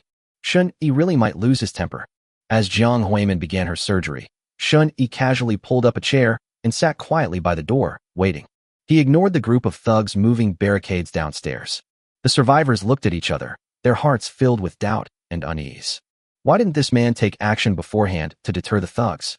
Isn't he afraid the rioters will rush up? Even if he had a handgun, could he really handle 20 or 30 thugs with just one gun? Some people are worried, some are anxious, and some have ulterior motives. In the corner, the two men who had originally planned to betray each other huddled together again and began to talk in hushed tones. He has a gun and those amazing superpowers, and we're still going to seek refuge downstairs? Isn't that just courting death? The young man lowered his voice, his tone filled with terror. The moment he saw the pistol, he abandoned the idea of betrayal. But the middle-aged man insisted on pulling him along and making him throw the ball. I admit, his superpowers are terrifying. But that gun, can you be sure it's a real gun? The middle-aged man sneered, glanced at Shun Yi discreetly, and said in a low voice, "Heh, you should know that guns are prohibited in our Xia country. How could an ordinary person possibly get a gun? His gun was most likely a toy gun, used to scare us. Otherwise, why didn't he take the opportunity to fire and intimidate the people downstairs? Besides, so what if it's a real gun? There are 20 or 30 people downstairs. A pistol can only hold 10 bullets at most, right? Can he kill them all? I'm afraid before he can even fire a few shots, we can all swarm him and take him out." The young man was still very frightened after hearing this. But he has superpowers. Is it really possible for ordinary people to fight against those superpowers that suddenly disappear? His desire to betray was simply to survive. To continue betraying someone who is an inhuman monster is tantamount to courting death. So what if he has superpowers? I don't believe his superpowers are that powerful. Look, he couldn't even heal that woman's injuries, which means his abilities definitely have limitations, and significant limitations at that. The middle-aged man continued to urge, as long as we seize the opportunity and launch a surprise attack on him, he definitely won't be able to react. Brother, you'd better think this through. Even if you don't betray him now, he might not help us. Otherwise, why didn't he fire first to intimidate the people downstairs? If they rushed up, he would at most protect himself, or only protect the doctors and nurses performing the surgery. He would definitely not care about innocent people like us. So, we actually only have one path to take. The young man was indeed shaken upon hearing this. Yes, although the man had superpowers and a gun, he didn't say he would protect us. If the rioters rush up and he ignores us, what should we do then? Hesitating, the young man looked at the middle-aged man who was rambling on, and suddenly a thought flashed through his mind. If I tell that mysterious man that this middle-aged man is going to betray me, can I get a chance to live? It should be possible. After all, this is a matter of life and death for him. Thinking of this, the young man quietly retreated, preparing to go and complain to Shun Yi. However, just as he took a step, the middle-aged man suddenly stepped forward, covered his mouth, and then plunged a scalpel directly into his throat. Blood spurted out instantly, staining the walls and floor red. The young man stared wide-eyed, struggling in pain, his eyes filled with disbelief. Why? Why did he want to kill me? Kid, don't think I can't tell you're planning to snitch. The middle-aged man said coldly, then pulled out the scalpel, released the man, and, covered in blood, feigned a terrified expression, shouted, "That bastard wants to betray us. And he's trying to drag me down with him. Everyone be careful." His shout drew the attention of the survivors in the distance to the situation in the corner. The ground was stained red with blood. A man clutched his bleeding neck, struggling in agony, but unable to utter a sound. Instantly, terrified screams erupted from the crowd, and everyone retreated, their faces filled with fear. "What's going on?" Vice Dean Wong squeezed through the crowd and strode over. When he saw the young man with a stab wound to the neck, his face turned deathly pale. He then looked at the middle-aged man holding the blood-stained scalpel with anger and fear, and shouted, "Zhou Guangyi, how dare you kill someone? Are you insane? To kill someone at a time like this is utterly inhuman." Vice Dean Wong, I didn't want to either. It's this bastard. He wanted to betray us, join the thugs downstairs, and even tried to drag me down with him. I said I didn't want to, and he threatened me. He said he would kill me, so I had no choice but to do it. Otherwise, I would be the one who dies. Zhou Guangyi looked aggrieved and panicked, and quickly threw the scalpel on the ground, showing great fear. Upon hearing Zhou Guangyi's words, the young man lying on the ground widened his eyes and stared intently at him. He sobbed, trying to expose the beast's true colors, but because his throat had been pierced, he couldn't make a sound. It was him. He was the one who instigated me to betray him. He's the traitor. Why is this happening? Why is this happening? Pain, fear, resentment, unwillingness, a variety of emotions intertwined in the young man's mind. But in the end, all the complex emotions turned into an inescapable obsession. Wife, you err. I really want to go home. I really want to see you one more time. His wife and daughter's faces flashed through his mind. Gradually, his eyes lost their luster, and he became completely lifeless. However, he stared at Zhou Guangyi with resentment until his death. He always thought that Zhou Guangyi would help him survive. Little did he expect that he would die at the hands of Zhou Guangyi. Before the apocalypse, he was just an honest, law-abiding, indecisive, and cowardly ordinary person. After years of hard study, he finally managed to get a job in the city from the countryside, found a relatively stable job, met a woman he liked, took out a loan to buy a house, got married hastily, had a lovely daughter, and life was just starting to get better. But unexpectedly, the end of the world suddenly came. All his efforts came to naught. He never dared to dream of getting rich, nor did he dare to dream of becoming a member of the privileged class. All he wanted was to live a peaceful and stable life with my family. To talk back when I was provoked by drunk passers-by. I've lived half my life in a submissive manner. He lived a life of inferiority and cowardice for over 20 years. She just wanted to live an ordinary and simple life. Even such a small wish could not be fulfilled. Looking at the lifeless young man, Vice President Wang frowned deeply and stared at Zhou Guangyi. Now that he's dead, there's no way to verify his story. Who knows if what he said is true? 108. Insisted on eating purple eggs. Zhou Guangyi is not a very good person. Smooth-talking, gluttonous, and lazy. Since teaming up with the others, he has done the least work and eaten the most. He never goes out to find food, and he even shirks small tasks like collecting rainwater and leaves them to others. Although they only spent about 10 days together, Vice Dean Wang had a very bad impression of him. On the contrary, the young man named Ma Xiaoming who was killed was a down-to-earth, hard-working young man who never complained. They were considerate of women, cared for the elderly, and even when they themselves were hungry, they would share some of their food with other starving people. Therefore, when Zhou Guangyi accused Ma Xiaoming of wanting to betray him, Vice President Wang simply did not believe it. Many survivors also do not believe it. But despite their disbelief, no one was willing to stand up for a dead man. Even the elderly people whom Ma Xiaoming had once cared for dared not look at his body. This is the end of the world. Most people are just thinking about surviving. Zhou Guangyi, I don't care whether what you're saying is true or false. You are not allowed to touch any weapons now. Otherwise, we have the right to detain you as a troublemaker in solitary confinement. Vice Dean Wang warned coldly. If he doesn't step up and take charge as the leader of these survivors, they will soon scatter. Yes, Vice Dean Wang is right. You are not allowed to take any more weapons. We support Vice Dean Wang. We don't want to be associated with a murderer. My wife and I will listen to Vice President Wang. The survivors chimed in with their own opinions. Although no one spoke up for Ma Xiaoming, they were also afraid of Zhou Guangyi, a man who had killed people. As I just said, I was forced into this, and I didn't want to kill anyone. Please rest assured, I promise I won't touch any weapons again, and I don't have any weapons on me. If you're still worried, you can search me now. Zhou Guangyi looked aggrieved. Naturally, no one dared to step forward and search them.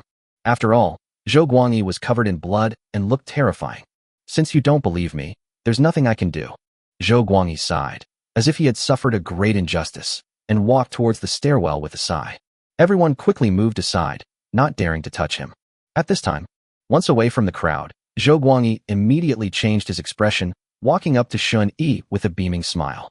Throughout the entire ordeal, Shun Yi remained seated, snacking to regain his strength, without interfering in the infighting among the survivors. The survivors were drooling, but none of them dared to approach and ask for food. He was happy to have some free time.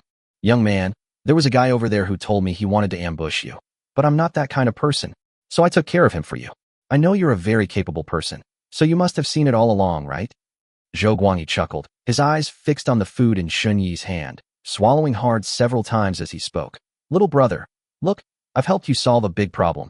Can you give me a bite to eat? Get lost. Don't touch me. Shun Yi didn't even lift his eyelids, too lazy to pay attention to this weasel-faced man. After being scolded, Zhou Guangyi was taken aback, then frowned and said unhappily, "Young man, that's a bit unfair of you. Even if you don't remember the kindness I showed you, you should at least have some basic manners, right? No matter what, your uncle is older than you and is your elder. You can't insult an elder like that, can you? One must have the most basic virtues of being a good person, otherwise." He didn't dare to curse back at Shun-Yi, but he still dared to use moral blackmail. "No matter what, I'm in the right. You can't just shoot me because I said I'm your elder, can you? What will other people think? Aren't you afraid that others will harbor resentment towards you because of this? There are dozens of people here. I don't believe you dare to fire." Only, before he could finish speaking, Shun-Yi raised his hand and fired a shot. Interrupt spellcasting. Bang! A crisp gunshot rang out. A bloody hole appeared on Zhou Guangyi's forehead, and his face still held that displeased expression as his body slowly collapsed. He never imagined that just because he said a few extra words, this young man would shoot him. There wasn't even a single explanation. "You idiot, I told you not to touch me, but you insisted on getting yourself killed." Shun-Yi grumbled as he put away his gun and continued eating high-calorie food to replenish his energy. "Trying to morally blackmail me? If you want purple eggs, just say so. Don't beat around the bush. It was clearly your own infighting, yet you claim you helped me solve a huge problem. Do you really think I'm the naive college student I was when I first entered school? You're trying to scam me. You're asking for it." Shun-Yi is not a bloodthirsty person, but if anyone walks into his line of fire, he won't be polite. "Murder, murder." The survivors in the stairwell were horrified when they saw this. Zhou Guangyi is dead. He was beaten to death just for saying a few extra words. This man is ruthless. Even if Zhou Guangyi is glib and annoying, does that mean he should be beaten to death for saying a few words? That's incredibly cruel. Everyone looked at Shun-Yi with fear in their eyes, afraid that this petty man would shoot them too. As soon as the gunshot rang out, the rioters who were moving obstacles and trying to rush up the stairs stopped their actions. They looked at each other, their expressions a mixture of surprise and uncertainty. Was that a gunshot? Someone's voice trembled slightly. Although they had all killed people, they only used cold weapons. If the survivors upstairs have guns, then what's the point of fighting? Charging in would be suicide. Immediately, most people felt the urge to back out. Impossible. It can't possibly be a gun. Everyone, don't be afraid. Just then, a middle-aged man with a stubble beard and wearing a white coat spoke up with a confident expression. But what else could it be besides gunshots? It couldn't have been someone setting off firecrackers. There aren't any firecrackers in the hospital, someone said fearfully. The male doctor sneered and said, "You're right. A hospital can't have firecrackers. But then you think it can have guns. This is a hospital, not a police station. Use your brains and think about it carefully. How could there possibly be guns in a hospital? If those guys really had guns, would they need to hide on the 6th floor? Do you think that's possible? Besides, I'm the director of this hospital. How could I not know the situation of the doctors and nurses in our hospital? They could never possibly have a gun. They could never even have seen a real gun. As for the others, they're all cowards and weaklings, and they certainly don't have guns. Otherwise, they wouldn't have run away in such a panic." Upon hearing this, everyone realized that what he said made a lot of sense. If the people on the 6th floor have guns, why would they be afraid of us?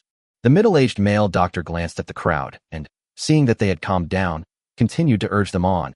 "I think they must have made a gunshot-like sound using bottles or something similar, just to scare us away. Don't be scared by a mere noise, or you'll fall into a trap. Keep pushing and clearing these obstacles. Once we get up there, we'll take control of everyone. The men can go out and find food for us, and the women can all line up and enjoy it together. Believe me, I can definitely help everyone survive in this apocalyptic world, live longer and happier than others." 109. Female Nurse Jiang Yutong. "Listen to the dean. Let's do it." The dean is right. They absolutely cannot have guns. If they did, they wouldn't have been so scared when I chased them with a knife. Ha ha. The dean is amazing. He saw through these guys' trick immediately. "Everyone, come and help us move this trash away as soon as possible. Damn it, there's a really sexy female doctor on the 6th floor. I've wanted to sleep with her for ages. Let me be first in line. Go to hell. I contributed the most. I'm number one." The thugs became more and more excited as they talked, and even moved the obstacles faster. The middle-aged dean watched this scene with a satisfied smile. Is even better than before the apocalypse. Before the apocalypse, he was the director of a top-tier hospital, wealthy and powerful, but he still dared not do whatever he wanted. Just like imprisoning women, enslaving men, and killing at will, this is absolutely not allowed in the Xia Kingdom. But now it's the end of the world. I can do whatever I want. Who says the end of the world is bad? This end of the world is fantastic. If I recruit more survivors, I might be able to establish my own power base and become a local tyrant in the future.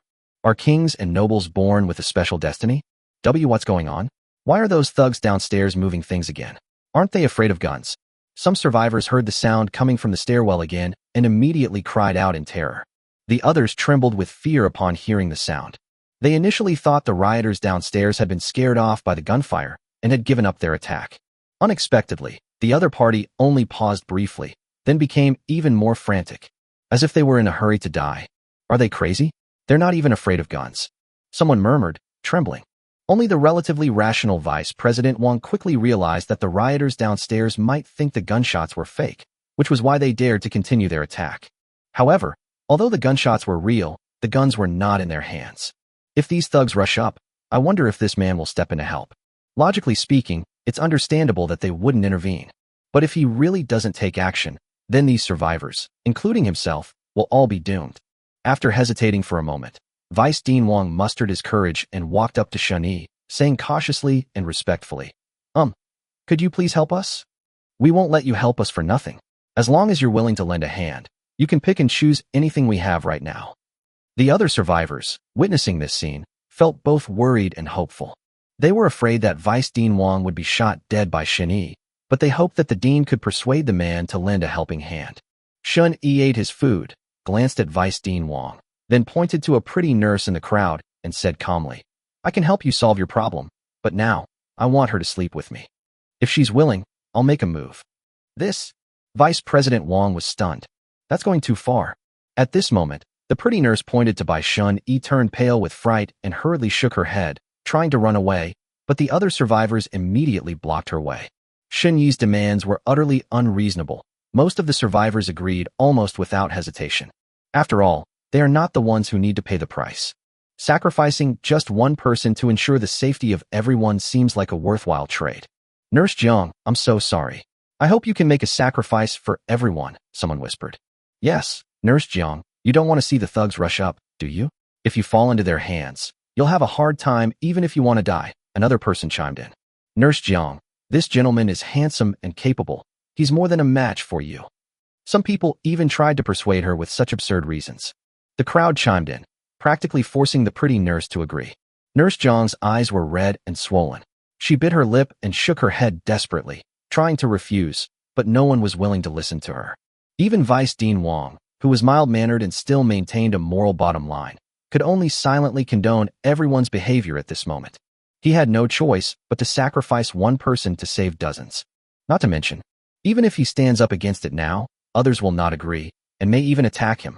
In life-or-death situations, human nature often becomes incredibly cruel. I really don't want to. I've never even had a boyfriend before. Nurse Jiang shook her head, crying, her voice trembling. However, the crowd completely disregarded her feelings and shoved her directly in front of Shun Yi. Nurse Jiang looked at Shun Yi with teary eyes, her body trembling slightly, and lowered her head, not daring to meet his gaze. She tried to escape, but the crowd behind her blocked her way. Moreover, she was afraid that if she made any move to escape, she would be shot dead. The body of the man who was beaten to death earlier is still lying on the ground. Please let me go. Please. Nurse Jiang sobbed, her voice weak as she pleaded. The surrounding survivors held their breath, awaiting the final outcome of the deal. Shun Yi glanced at the sobbing nurse and said in a flat tone, Okay, you can go now. The nurse was stunned for a moment, thinking she had misheard. The others looked on incredulously. You just let it go like that? Brother, you're a ruthless killer. You can just use force directly. Nobody here will mind. Thank you so much. The nurse's eyes reddened, and she thanked him repeatedly, her heart filled with mixed emotions. She never expected that someone she thought she could trust and rely on would betray her, while someone she once feared and dreaded would not force her. This contrast left her momentarily at a loss for how to express her complex emotions. Shun Yi glanced at the stairwell, his expression calm and composed. This pretty nurse had also triggered a system notification before. Therefore, they are determined to win. But he didn't need to deliberately play the villain and pressure the female nurse. Otherwise, what's the point of me helping these people? Bite. A goddess matching the system's criteria has been detected. Initiating a scan for detailed information. Name, Jiang Yutong. Age, 22. Appearance, 90 points. Body condition, 90 points. Internal strength, 100 points. without prior personnel approval. Total score, 90 points. Evaluation. Taking them in will unlock one random resource. Shun-E glanced at the system notification, then turned his gaze to the leader of the survivors, Vice Dean Wang. Vice Dean Wang paused for a moment, then seemed to understand something and whispered to the others. So, after Vice President Wang finished speaking, the survivors' gazes toward Jiang Yutong, the young nurse, gradually became hostile. Some of the female survivors even stepped forward and began to complain about Jiang Yutong. The other survivors also began to approach Jiang Yutong. In particular, two of Jiang Yutong's former female colleagues, with whom she had a good relationship, actually started to speak ill of her. It was as if she had committed some unforgivable evil, as if she were the villain. Although Vice President Wang felt somewhat guilty, he remained silent and did not stop it. 110. Unlock new supplies. Yutong, what's wrong with that man? Why do you have to reject him? He's handsome, has a great physique, and even has superpowers. You're the one who's not good enough for him. That's right, Yutong, you can't be so selfish. If you don't stay with that man, we'll all be in trouble when the thugs rush in. Can't you even make a small sacrifice for everyone's sake? Jiang Yutong, you don't want to fall into the hands of thugs, do you?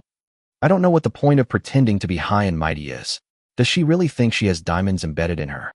The two female nurses attacked Jiang Yutong with one sentence after another. They used to have a good relationship with Jiang Yutong, but now, in order to survive, they have become the first people to make trouble for her. They wanted to force Jiang Yutong to compromise.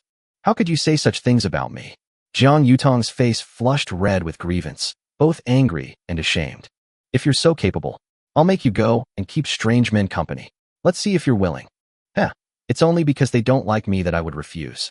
Jiang Yutong, you're so lucky, but you don't know it, the nurse sneered. That's right. Even if it's just to protect these dozens of innocent people, we won't refuse, another female nurse said righteously. The other survivors also began to chime in with their own opinions. Nurse Jiang, look how caring your colleagues are. How can you be so selfish? Your colleagues are right. Besides, you're a nurse, an angel in white. How can you ignore us? Xiao Jiang, just this once, please do something for the collective. Everyone will remember your kindness. Nurse Jiang, do you really want to just watch an old woman in her 60s like me die here? How can you be so cold-blooded and heartless? Some people pressured her, some used moral blackmail, and some played the emotional card. Almost half of the survivors were pressuring Jiang Yutong to compromise. The petite nurse was overwhelmed by the frenzied crowd and didn't know how to respond. She looked pleadingly at Vice President Wang, hoping the kind-hearted vice president could put in a good word for her. But Vice President Wang remained silent, not uttering a single word. At this point, a middle-aged woman couldn't hold back her anger.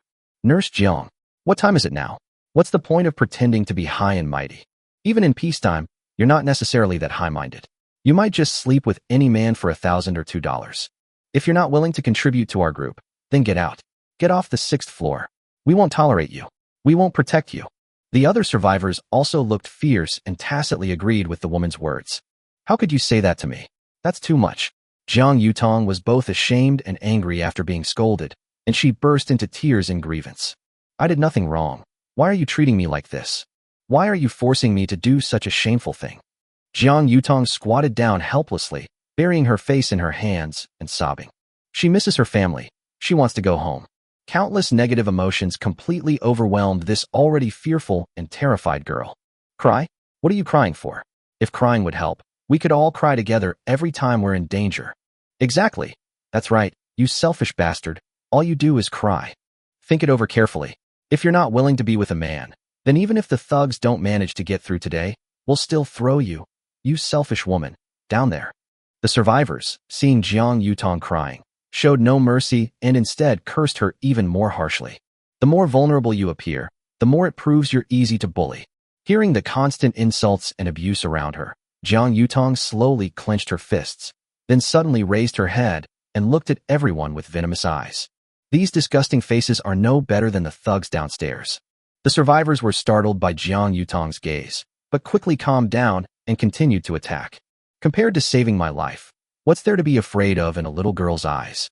We might not be able to beat the thugs, but we can certainly beat you.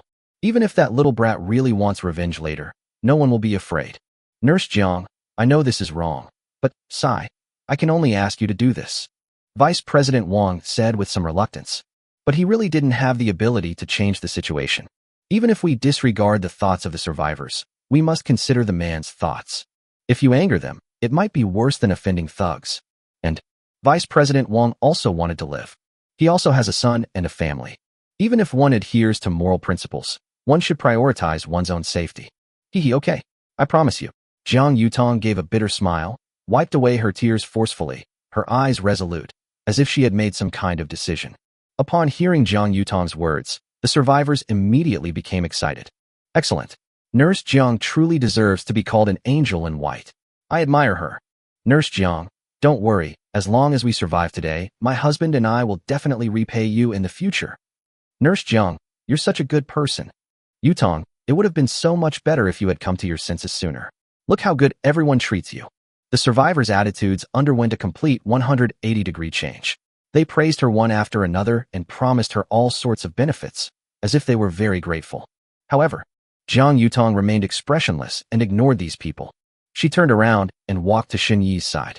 Looking at the culprit, she was actually willing to let her man go.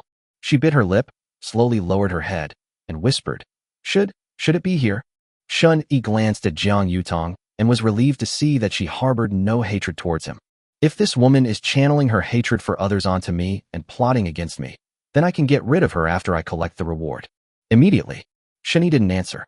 Instead, he reached out and put his arm around Jiang Yutong, then used teleportation to teleport to a relatively clean hospital room. Let's get the reward first. As for whether the rioters would take the opportunity to rush up, Shen Yi judged through telepathy that it would take at least 30 or 40 minutes, which would be enough time. Moreover, even if they rushed up, there would still be dozens of survivors in the stairwell holding them back.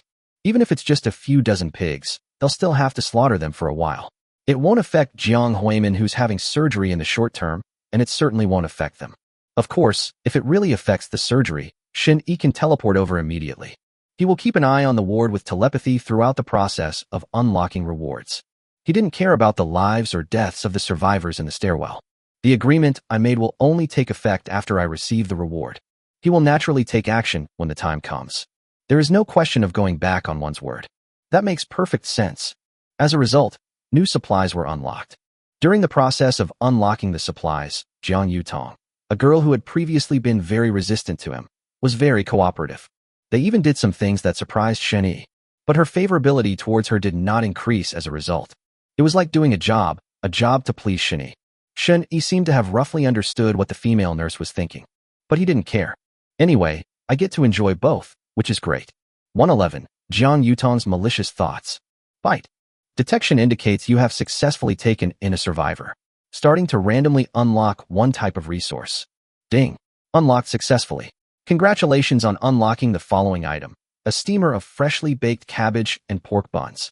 One steamer of cabbage and pork buns plus one, already stored in system space. One steamer of cabbage and pork buns plus one, already stored in system space. Cabbage and pork buns. The reward that Nurse Jiang Yutong brought was actually steamed buns filled with cabbage and pork. Although it wasn't a super-powered fruit, Shen Yi felt it was a pity. But the food was also very good.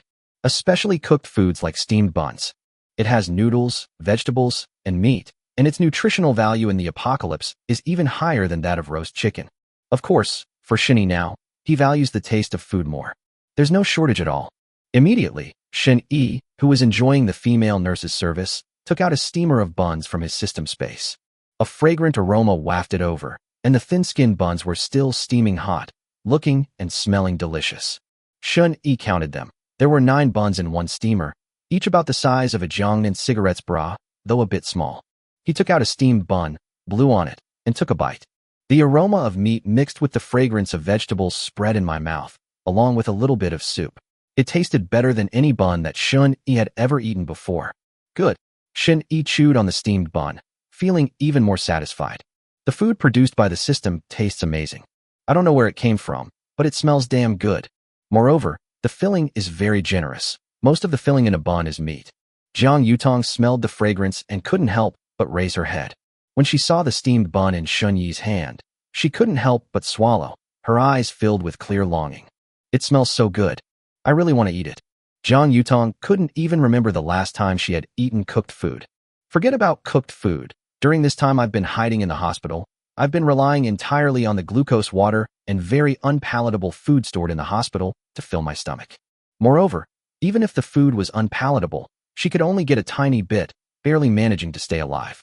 So, when she saw the white steamed buns, her eyes practically turned green with envy. Want some? Shen-yi ate his steamed bun and glanced at the well-behaved female nurse. Uh-huh. What? You're still not full. Jiang Yutong understood the teasing in the man's words. Her face flushed, but she still nodded shyly. How could you possibly get full from that kind of food? All right, take it and eat it.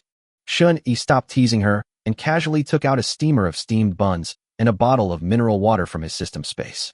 Thank you. Jiang Yutong quickly stood up, not even bothering to put on her clothes, and grabbed a steamed bun to stuff into her mouth. Perhaps he ate too quickly and choked, so he quickly unscrewed the mineral water bottle to help him swallow.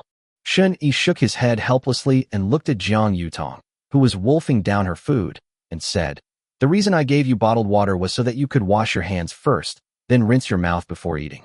Don't you think it's dirty?" "Wah, no. No need." Jiang Yutong shook her head repeatedly while eating the steamed bun, completely disregarding hygiene. She ate 9 steamed buns and drank a whole bottle of mineral water in one go, and only then did she seem to be completely revitalized. Looking at Shun-yi again, Jiang Yutong's eyes were filled with gratitude. This man, although he only wanted my body, he treated me much better than others. At least he didn't force himself. There is no threat to me. And those people, thinking of the survivors who had forced her, a hint of resentment flashed in Jiang Yutong's beautiful eyes. "Honey, let me help you get dressed." Seeing that Shun-yi was about to get dressed, Jiang Yutong quickly stepped forward to help him. Shun-yi glanced at the nurse. Her favorability towards him more than doubled. A steamer basket of buns was all it took to bribe him? If I had known this would happen, why would I have bothered with all this scheming? Just bribe them with steamed buns. Shun-yi found it amusing, but he didn't mind the nurse's service. If you can enjoy it, then of course you should. Tell me, what do you need my help with? Shun-yi spoke calmly.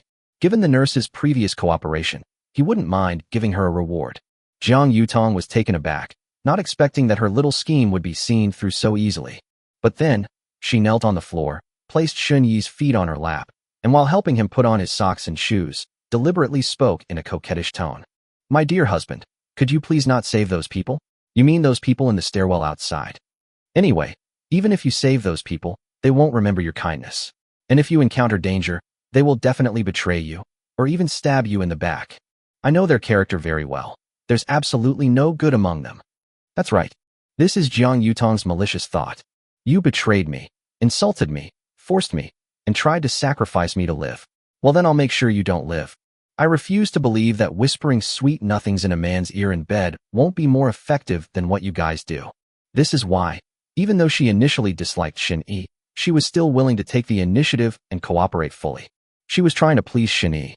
She wanted to use this method to get revenge on those who betrayed her. Your analysis is quite good. Shun-yi looked at Jiang Yutong and agreed with her words. These survivors are like weather vanes, bending whichever way the wind blows. And it collapsed very quickly.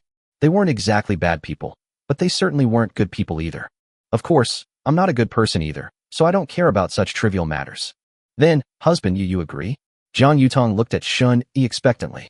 Shun-yi shook his head slightly. Since I promised them first, I naturally have to deal with the thugs downstairs for them. As long as there are benefits to be gained, Shin-yi's promises are still worth believing. He won't break the contract for no reason. Unless the other party has threatened you or is trying to scheme against you. Then Shun-yi wouldn't try to reason with the other party. Okay, all right. Upon receiving the answer, Jiang Yutong lowered her head in disappointment. Although she was disappointed, she had expected this answer. Because she knew that she and Shun-yi had no feelings for each other. Perhaps, after the deal was over, he left with his girlfriend and didn't care about me at all. He was simply attracted to his appearance and wanted to have some fun. Jiang Yutong knew very well that this was the cruel reality, but she still felt somewhat sad. Since Shun-yi is unwilling to help her, she will take revenge herself. As long as I live, I will definitely take revenge. Although I won't help you, I can give you something so you can take revenge yourself. Just as Jiang Yutong was feeling down, a man's voice suddenly came. She paused for a moment, then immediately looked up at Shun-yi. Shun-yi opened his palm, and 2 black pistols appeared in it. Gun. These 2 guns have 16 bullets in them. That should be enough for you. Shun-yi handed over the large black star. Since this girl is going to turn evil, he doesn't mind giving her a push. If she really dares to kill someone, that would actually be a good thing. In the apocalypse, those who are too naive and innocent will not survive long. Although Shun-yi doesn't mind if his woman is just a pretty face, he wouldn't mind nurturing a capable and competent woman if he could control her. Why not make a big return on a small investment? Jiang Yutong stared blankly at Shun-yi. She never expected that this man would give her a gun and help her take revenge. She thought she would be easily abandoned. Thank you. Jiang Yutong was inexplicably moved. She couldn't bring herself to hate the culprit who had ruined her life. She even found herself developing a crush on this mysterious and powerful man. This feeling is really strange. Mingming was very scared and terrified of him before. With mixed emotions, Jiang Yutong accepted the 2 large Black Star pistols. Her determination to seek revenge was exceptionally strong. We must take revenge on those 2-faced bastards. 112, fallen to this point. All right, get dressed, it's time to go out. Shun-yi glanced at Jiang Yutong and was pleased to see that her favorability rating had increased significantly. This investment was profitable. You can get people and unlock resources at the same time. You can say you're making a killing. At that moment, through telepathy, he saw that the rioters had also rushed up to the 6th floor. It's time to take action myself. To avoid affecting Jiang Huimin, who is undergoing surgery, Jiang Yutong nodded immediately, picked up the white underwear, and began to put it on. She also heard the commotion coming from the stairwell and knew that the group of thugs had come up. Jiang Yutong was also very nervous and scared. After all, those thugs were really cruel. But the thought that her man could conjure guns out of thin air and had all sorts of superpowers suddenly made her fears dissipate. With my man's strength, dealing with those thugs will be a piece of cake. Moreover, he also had a gun. Although she had never used a gun, or even seen one. But when she thought of the scene where Shun-yi shot and killed someone, shocking dozens of people, she felt that she could do it too. At least, I can definitely protect myself. At the same time, after tireless efforts, the rioters downstairs finally cleared the obstructions at the stairwell. If the survivors on the 6th floor hadn't thrown some more trash to block the road during this time, they could have gone even faster. Then, the rioters swarmed up and rushed into the 6th floor. Several survivors tried to resist, but were quickly beaten and forced to flee in terror, crying and begging for mercy. The thugs downstairs are stronger and more daring, and they're not afraid of getting hurt at all. Quiet down, all of you. Anyone who cries, I'll chop them up right now. All women, stand up and let me choose first. Holy crap, where are all these women? Tell me, where have you hidden all the women? If you don't tell me, I'm going to kill someone. Damn it, the other women must be hiding on the 6th floor. Let's all search them. I refuse to believe that anyone can just disappear into thin air. After spending more than 10 minutes subduing the survivors in the stairwell, the rioters discovered that there were far fewer female survivors among them. This annoyed them, and they immediately began searching each ward. Some ruthless thugs even dragged the crying middle-aged woman into the ward. In an instant, tragic scenes were everywhere. In a post-apocalyptic world without rules, the evil in human nature is fully unleashed. Why hasn't that man shown up yet? Did he run away with Jiang Yutong? When Vice Dean Wang was forced to kneel in the stairwell by thugs, his first thought was of Shun-yi, who had promised to help. However, he didn't show up at the crucial moment. It's hard not to suspect that he either escaped or was so engrossed in that activity that he didn't notice what was happening in the stairwell. Vice President Wang couldn't help but feel a pang of regret. If I had known it would turn out this way, I wouldn't have pressured Jiang Yutong. It's so painful to abandon one's moral principles and not receive the reward one deserves. Just then, a man in a white coat, wearing glasses and somewhat balding, approached Vice Dean Wang, smiling broadly as he said, Old Wang, long time no see. What do you want to say now? Qian Guangming, do you have any humanity left? How could you tolerate them doing such beastly things? Vice Dean Wang stared at the bald man, and a surge of anger welled up inside him. This former friend and boss. But now they've fallen so low. Qian Guangming still had a smile on his face and answered irrelevantly. Old Wang, I actually have a high opinion of your management skills. If you are willing to join my team, I can guarantee that you will at least not starve to death. What about the others? The others? Of course, they're all taken care of. I can't possibly kill them all. What good would killing do me? Absolutely nothing. Qian Guangming shook his head and continued. But there's always a price to pay for survival, isn't there? Let these men form a team and go out to find supplies. Whoever brings back supplies will be able to eat and drink their fill and enjoy women. As for women, of course they are responsible for taking care of men and letting them vent their frustrations. That's only natural. Otherwise, they can't just lie there and enjoy themselves, can they? You're abusing your privileged class. You're disregarding human life.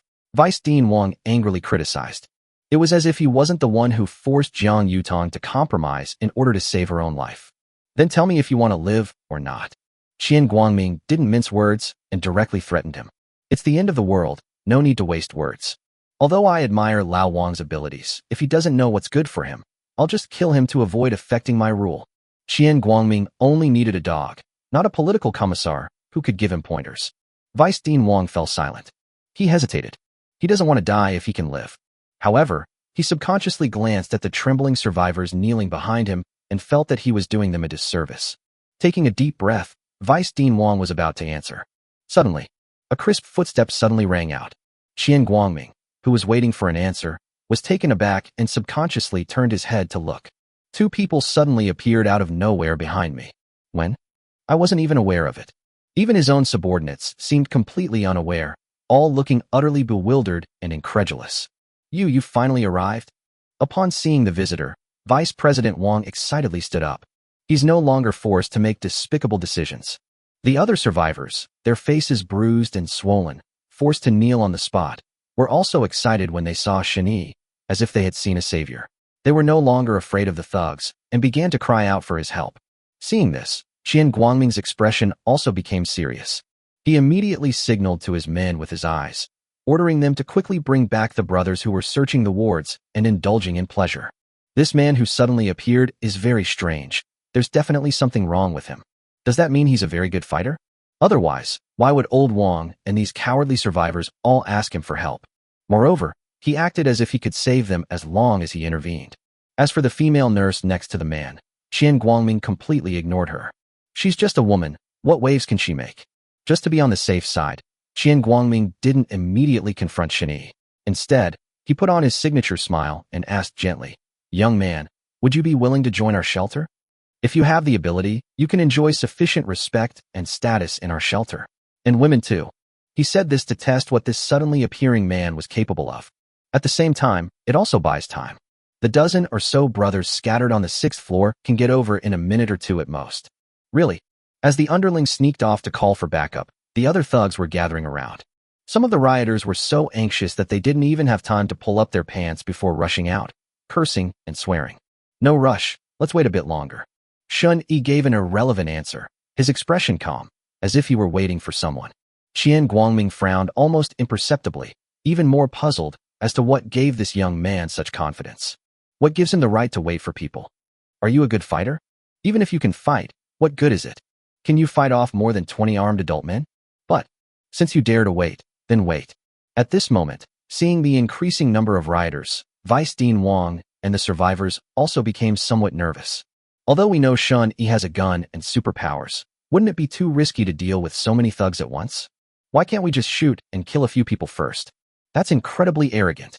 Dean Xian. Soon, all the rioters gathered around. Shen Yi and Jiang Yutong menacingly. But many more rioters were eyeing Jiang Yutong, the beautiful nurse. Damn, Dean Xian. This woman is freaking beautiful. I'm going for her. Yeah, it's way fresher than that old scallion I just ate. That old scallion hadn't been washed in ages. It almost made me sick. Damn it, how dare you say that? You'd even fight with your brothers for a single scallion. And you wouldn't share with them. Get out of here. Ha ha. This girl is pretty and clean. I want to be number one. Hey, where did this little girl find 2 toy guns? Does she think she can scare me like that? I'll shove those toy guns up her ass later. The thugs laughed and swore, staring at Jiang Yutong and spewing profanities. Qian Guangming also showed a relaxed smile. I have over 20 people now. What makes you think you can defeat me in a second? You try and kill one in a second. Let me see. Before Shen Yi could make a move, Jiang Yutong could no longer tolerate the men's foul language. She raised her gun, aimed at the young man who was spewing the most profanities, and decisively pulled the trigger. Just now, Shen Yi also gave her a brief lesson on how to use a pistol. So the shot was fired. Bang! The crisp gunshot rang out loudly in the corridor. The man was shot in the left cheek, leaving a gaping hole. The intense pain caused him to scream in agony, but he soon lost his life. Instantly, the thugs were all stunned and stared wide-eyed in terror. Gun. It's a real gun. How does this woman have a real gun? 113. The power of level 7 frost condensation.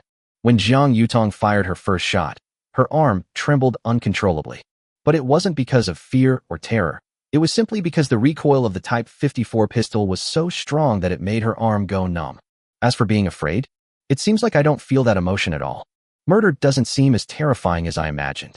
At most, seeing images of splattering blood might cause physical discomfort, nausea, and vomiting. But I wasn't afraid at all. In fact, killing is not scary. What makes it so frightening is the responsibility one has to bear after committing murder. Especially in countries with sound laws, killing someone requires paying an equal price. But things are different in the apocalypse. The rules have completely collapsed, and the laws no longer exist. Killing someone goes unpunished. That's why there are so many murderers. Even Jiang Yutong, the nurse who killed for the first time, didn't feel afraid after the murder. Instead, she felt a strange sense of excitement. So this is what it feels like to have power? It feels so good to see the man who was hurling insults at me get shot dead. It feels so good to see these people afraid of me. It feels so good to see these people fearing me. When faced with injustice, a single shot will suffice. No need to compromise or be subservient. This feeling is absolutely amazing. Jiang Yutong felt she had never felt so relaxed and at ease in her entire life. She used to live cautiously and timidly, afraid of offending her colleagues, her boss, or being gossiped about. But now, she doesn't care about any of that anymore. Anyone who dares to gossip about me will be beaten to death. Dead people don't gossip. How do you have a gun? Qian Guangming was terrified and instinctively backed away, but dared not run, for fear of becoming a sitting duck. Faced with the dark muzzle of a gun, no one dared to be the first to run. The thugs had completely lost their earlier arrogance and domineering attitude. They were all as well behaved as puppies that hadn't mutated. Escape? Who can outrun a bullet? Shun Yi ignored the thug's reactions and instead turned to look at Jiang Yutong, asking, "Are you comfortable now? Want to fire a few more shots to practice?" "No need. I have no grudge against them." Jiang Yutong quickly shook her head. The targets of her revenge were not these thugs. There are only 15 bullets left in the gun. They should be saved for those who need them. Listening to the conversation between the two adulterers, the thugs' hearts pounded like they were on a roller coaster. Those two are absolutely despicable. Especially this man. He actually encouraged a woman to practice shooting. The hell do you think human life is? We are living, breathing human beings. Your birth. The crowd was extremely angry, but even more so, they were terrified. Because nobody knows if they'll be the next one to be killed. But what they feared even more was Vice President Wang. His heart was pounding like it was on a roller coaster. At first, he almost abandoned his moral principles and was about to surrender when Shun-Yi appeared. He thought he was finally saved and would no longer have to associate with these inhuman thugs. And that was indeed the case. Jiang Yutong fired just one shot, and all 20-odd thugs surrendered obediently, not daring to fight back at all. Everyone was saved. But what Jiang Yutong said next sent chills down his spine. You have no grudge against the thugs. Then who do you have a grudge against? Could my enemy be me? Is Jiang Yutong planning to take revenge on us? But the survivors, still excited after being rescued, were clearly unaware of this. They had now turned the tables and started hurling insults at the thugs. Some even physically assaulted the thugs to vent their anger at their wives being insulted. All cowards are venting their emotions. The rioters dared not resist because of the gun in Jiang Yutong's hand, and were forced to take the beating. Then let's not waste any more time. Shen-Yi, too lazy to care about the survivors' feelings, looked at the thugs in the corridor and snapped his fingers. Immediately, before the 20-odd thugs could react, their bodies began to freeze rapidly. Some screamed in terror, some tried to run away, and some were filled with fear. But in just a few seconds, their bodies were completely frozen, and they could no longer make a sound. Quiet. Silence. It was completely silent. All the survivors stared in horror and disbelief. In just a few breaths, the once lawless thugs were turned into ice sculptures, and the temperature inside the building dropped significantly. What kind of power is this? With a snap of his fingers, more than 20 people were frozen in place. Is this something a human can do? Fear, horror, disbelief, a mix of emotions etched on the faces of the survivors. Jiang Yutong also looked at Shun-Yi in shock. She guessed her man was strong, but she didn't expect him to be this strong. This kind of power is more abnormal than many superheroes, even in science fiction movies. Freezing over 20 people instantly, what a terrifying ability. In fact, Shen-Yi also suffered a significant loss in this round. In order to eliminate all the thugs at once, he used his frost condensation ability to its fullest extent. With his current level 7 frost condensation, he can accurately freeze dozens of people if he goes all out, but it will consume a lot of stamina, so it's better to just use area damage directly. However, if it deals area of effect damage, It can easily freeze everyone except yourself into an ice sculpture, including Jiang Yutong. So he held back. However, looking at the 20-odd ice sculptures, Shun-Yi was quite satisfied with his work. This is the power of level 7 frost condensation. Didn't know if other ice-type abilities had such power, but frost condensation did, and he felt that the upper limit of this ability was not limited to this. Frost condensation, LV7. You can create ice out of thin air and control its hardness and shape. You can also manipulate ice for ranged attacks or close-quarters defense, currently with a maximum range of 800 meters. Furthermore, you have higher resistance to low temperatures. However, the more ice you create and the larger its area, the more stamina you consume. The ultimate distance is 800 meters. Moreover, the higher the level, the stronger Xun-Yi's control over ice becomes. Take, for example, the operation of freezing more than 20 targets instantly. Even if Xun-Yi had enough stamina, he couldn't have done it with such precision if it were a level 1 frost condensation. There will definitely be some accidental injuries or omissions. His control over damage and distance improved significantly. This shows that the level of one's superpower is really important. Even a level 1 ability like teleportation, if powerful, possesses considerable power. However, if the frost condensation ability is not upgraded, its power will be significantly reduced. Fortunately, Xun-Yi could directly use fruits to level up without any worries. Alright, I fulfilled my promise. You can handle the rest yourself. With a message, Xun-Yi used teleportation to enter the ward where Jiang Huimin was having surgery. This ward wasn't searched by the rioters immediately. This is also why Xun-Yi is not in a hurry to make a move. Husband, seeing that Xun-Yi trusted her so much, doted on her, and didn't mind her killing someone. Jiang Yutong was very moved, and her favorability towards him skyrocketed. She felt her heart beating so fast. This man is so good to me. Perhaps today is not my day of misfortune, but my day of good fortune. It's so wonderful to have met such a great man. Even if it meant dying for him, it would be worth it. Slowly withdrawing her loving gaze, Jiang Yutong looked at the survivors led by Vice Dean Wang. It's time to forget our roots. These inhuman beasts will pay the price for their past actions. 114. Loot the hospital, find a large generator.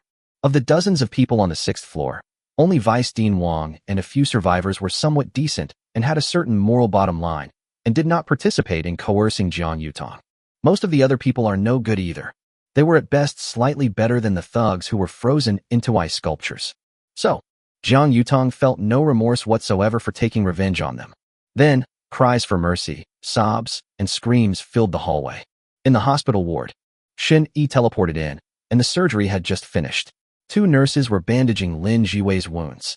There was a female nurse next to her carrying a plate containing some rotten and smelly meat, all of which had been cut off Lin Jiwei's arm. Xun-Yi frowned subconsciously. How much meat was cut off? Just looking at it made him feel physically uncomfortable. He felt a sudden, inexplicable pain in his arm and got goosebumps all over his body. Thankfully, I didn't risk fighting the black spider at first. If I had been accidentally hit by its web, it would have been too damn torturous. She will wake up in about half an hour, once the anesthesia wears off. After a period of rest, the wound will heal and the flesh will grow back slowly, but it will definitely not grow back to how it was before. Upon seeing Xun-Yi appear out of nowhere, Jiang Huimin immediately stood up and reported the progress of the surgery to him. She had just heard the fighting and screams coming from the hallway and was quite frightened. But she dared not run. She knew she had to have this surgery to have a chance of survival. As it turns out, my decision was correct. Even though screams can still be heard in the hallway, no thugs or anyone has broken into the ward. In other words, as long as you stay with the woman in the hospital bed, you are absolutely safe. The nurses were very grateful to Jiang Huimin. If she hadn't brought them in, they would most likely have died outside. Not bad. Xun-Yi used telepathy to check Lin Jiwei's injuries. The wound was treated very well and was very clean. It seems that this female doctor, who claims to be an intern, is indeed quite capable. So, Xun-Yi casually took out a few bottles of mineral water and a few steamers of buns from his system space and said, "You guys eat something first and come with me after things outside are over." "Go with you." Jiang Huimin and the other women were taken aback. This man is actually going to lead us away. Where is he taking us? Could it be that he's going to take care of the woman in the hospital bed? That must be it. Otherwise, what else could we do with them? We can't be like the thugs, just here to torture people, can we? Thinking this, the girls didn't dare to ask any more questions. They looked at the steaming buns, and, seeing that Xun-Yi agreed, they quickly stepped forward and started eating them like hungry wolves. They haven't had enough to eat these past few days. It smells so good. One of the nurses couldn't help but sob as she ate. Shin-yi didn't seem to care. Now that it's confirmed that Jiang Huimin is capable, she definitely needs to be brought back to the shelter. Of course, even if her medical skills aren't up to par, Shin-yi won't let her go. After all, she can unlock system resources, so taking them back is definitely not a loss. As for these female nurses, they can probably help Jiang Huimin out in the future. According to Shun-yi's idea, his shelter must establish a medical department so that it can be used in the future, whether he or his women are sick. By the way, there should still be a lot of medicine in the hospital, right? Shin-yi asked, looking at Jiang Huimin, who was wolfing down her food. Ugh, yes. Yes. There are still many in the warehouse, but I don't know if they've been affected by the black mist. Jiang Huimin swallowed the food in her mouth and answered quickly. After answering that question, she took another sip of mineral water, then grabbed a steamed bun and started eating, not daring to waste a single moment. I was really terrified of being hungry. I've gone hungry more these past few days than I have in the first half of my life. Jiang Huimin is sometimes so hungry that she wants to eat grass and gnaw on tree bark. However, she dared not leave the hospital and had nowhere to find tree bark to gnaw on. They ate heartily. Jiang Huimin and several female nurses were all full, or rather, stuffed. They all wore expressions of satisfaction, feeling that this was the true meaning of life. The girls looked at Shun-yi with less fear in their eyes. Judging from this man's behavior, he's not bad. At least they keep their word and don't kill indiscriminately. Moreover, he is very strong in combat and can even conjure food out of thin air. Going back with him doesn't seem like a bad thing. If we take good care of the injured woman in the hospital bed, maybe she'll be able to have food and water every day from now on. Seeing that his impression of the nurses had improved considerably, Shun-yi was pleased and said, Jiang Huimin, take me to where the medicines are stored. The rest of you can stay in the ward to take care of the patients and wait for us to come back. Uh-huh. The nurses nodded quickly. They didn't dare go out either. The sound of crying could still be heard from the stairwell from time to time. No one knew what terrible thing had happened. Immediately afterwards, Shun-yi used teleportation to take Jiang Huimin away. While the girls were eating, Shun-yi had recovered some of his strength and was able to use teleportation and telepathy without any problems. Guided by Jiang Huimin, he went to the hospital's warehouse where medicines were stored and began to loot them. Most medicines are sealed, so they naturally don't spoil. So, Shun-yi took it all in one go. He didn't even spare any of the various medical equipment. Whether we need it or not, we'll take it first. The inventory of top-tier hospitals is indeed abundant, far more abundant than that of the previous affiliated hospitals. Perhaps they couldn't find the warehouse at the affiliated hospital before, which is why they received far fewer medicines. By the way, there's a generator in the hospital. Could you take it with you? Jiang Huimin suddenly said. She was in a state of shock the whole time, because with just a wave of his hand, the man made all the medicines in the warehouse disappear. This superpower is absolutely amazing, and it's so easy to use. Need something? Just wave your hand and you can take it. It's so convenient. So she wondered if she could take the generator, such a large piece of equipment, with her, since she might need it later. Where's the generator? Shun-yi was not surprised. Small hospitals usually have generators, let alone large hospitals like top-tier hospitals. Jiang Huimin immediately gave directions, and Shun-yi also went to the location and put away the generator. This generator is huge. It's about the same size as the generator we received at the Virus Research Institute before. In addition, there are many small generators. Sure enough, the supplies in the big hospitals are plentiful. In other words, no large-scale shelters have been established yet. Otherwise, they certainly wouldn't have missed the opportunity to loot places like hospitals. After collecting the generator, Shun-yi was using telepathy to check for any missing items and women who might meet the system's criteria. He suddenly saw a familiar figure appear in his line of sight. It's her. Why did she come to this hospital again? 115. Strange people. Through telepathy, Shun-yi saw a woman appear outside the city hospital gate, struggling with a mutated animal, seemingly trying to get into the hospital. This woman was Qin Xiang, the policewoman Shun-yi had met and interacted with at the affiliated hospital. Because this policewoman met the system's standards and was very strong in combat, Shun-yi was deeply impressed by her. Unexpectedly, she was not only still alive, but also dared to venture into the city hospital alone. The affiliated hospital is 40 or 50 kilometers away from the city hospital. If this woman lives near the affiliated hospital, she is really bold to come to the city hospital now. Doesn't she fear danger? Shun-yi pondered for a moment, considering whether he should take the policewoman under his wing or unlock her rewards. But after thinking about it, he decided to give up for the time being. Given this policewoman's personality, she certainly won't compromise easily. There's almost no faster way to unlock her resources than by force. So, let's talk about it next time. After all, Shin-Yi had just finished a battle and was currently in saint mode, so he didn't have such strong desires. Today's main purpose is to treat Lin Jiwei's injuries and, incidentally, scavenge supplies from the hospital. Subsequently, after another round of looting, Shun-Yi returned home laden with spoils. Back in the ward, Lin Jiwei had already woken up. Her face was very pale, and it was clear that having her flesh cut off was not a pleasant experience. Let's eat something first, and once we've regained some strength, we'll head home. Shin-Yi took out a deluxe self-heating hot pot and steamed buns from the system space, letting Lin Jiwei choose what she liked to eat. Patients still need to be taken care of. Lin Jiwei took a steamed bun and ate a few bites. She really didn't have much of an appetite. She wouldn't want to eat if her body wasn't so lacking in energy. I ate a little something. Shun-Yi then led Lin Jiwei, Jiang Huimin, and several nurses out of the ward. Upon seeing the scene in the hallway, Jiang Huimin and several female nurses instinctively covered their mouths, revealing expressions of shock. So many ice sculptures and corpses. And there were actually people frozen inside these ice sculptures. Jiang Huimin looked closely for a few moments before she could vaguely make out that some of the people in the ice sculptures seemed to be the thugs downstairs. How could they have turned into ice sculptures? Jiang Huimin was shocked, but she immediately realized that Shun-Yi must have done it. Only a man with superpowers could possess such magical and terrifying methods. No wonder he wasn't afraid of thugs. I never imagined his superpowers were so terrifying. Jiang Huimin was secretly shocked. At the same time, she also felt a strange sense of curiosity and anticipation. Is it because of this eerie black mist that people have superpowers? I wonder if ordinary people like us can gain superpowers? If I had superpowers, I could survive on my own even without Shun-Yi's protection. It's normal for Jiang Huimin to have such thoughts, because she is an independent woman with a strong personality who doesn't like to depend on others. Even before the apocalypse, she would not rely on men, nor would she rush to offer herself to men just because they are rich or powerful.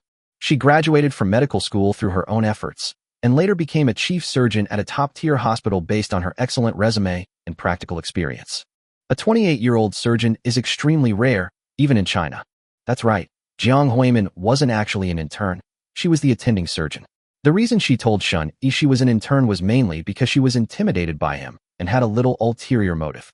If Shun-Yi is worried about her medical skills because she is an intern and therefore doesn't want to hire her, then that's exactly what she wants, and she won't have to get into trouble.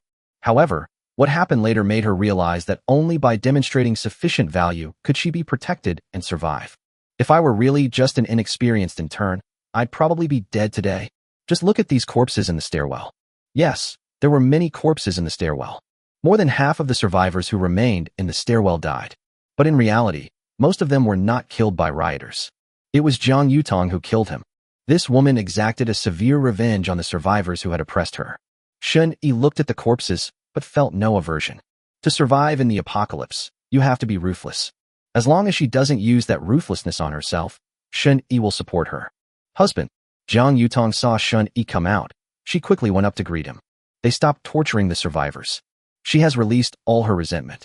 However, having experienced the thrill of killing, she became addicted to the feeling. Shun-Yi glanced at Zhang Yutong's aura. It was very pale, indicating a high level of loyalty, on par with Su Wanting and Su Yun.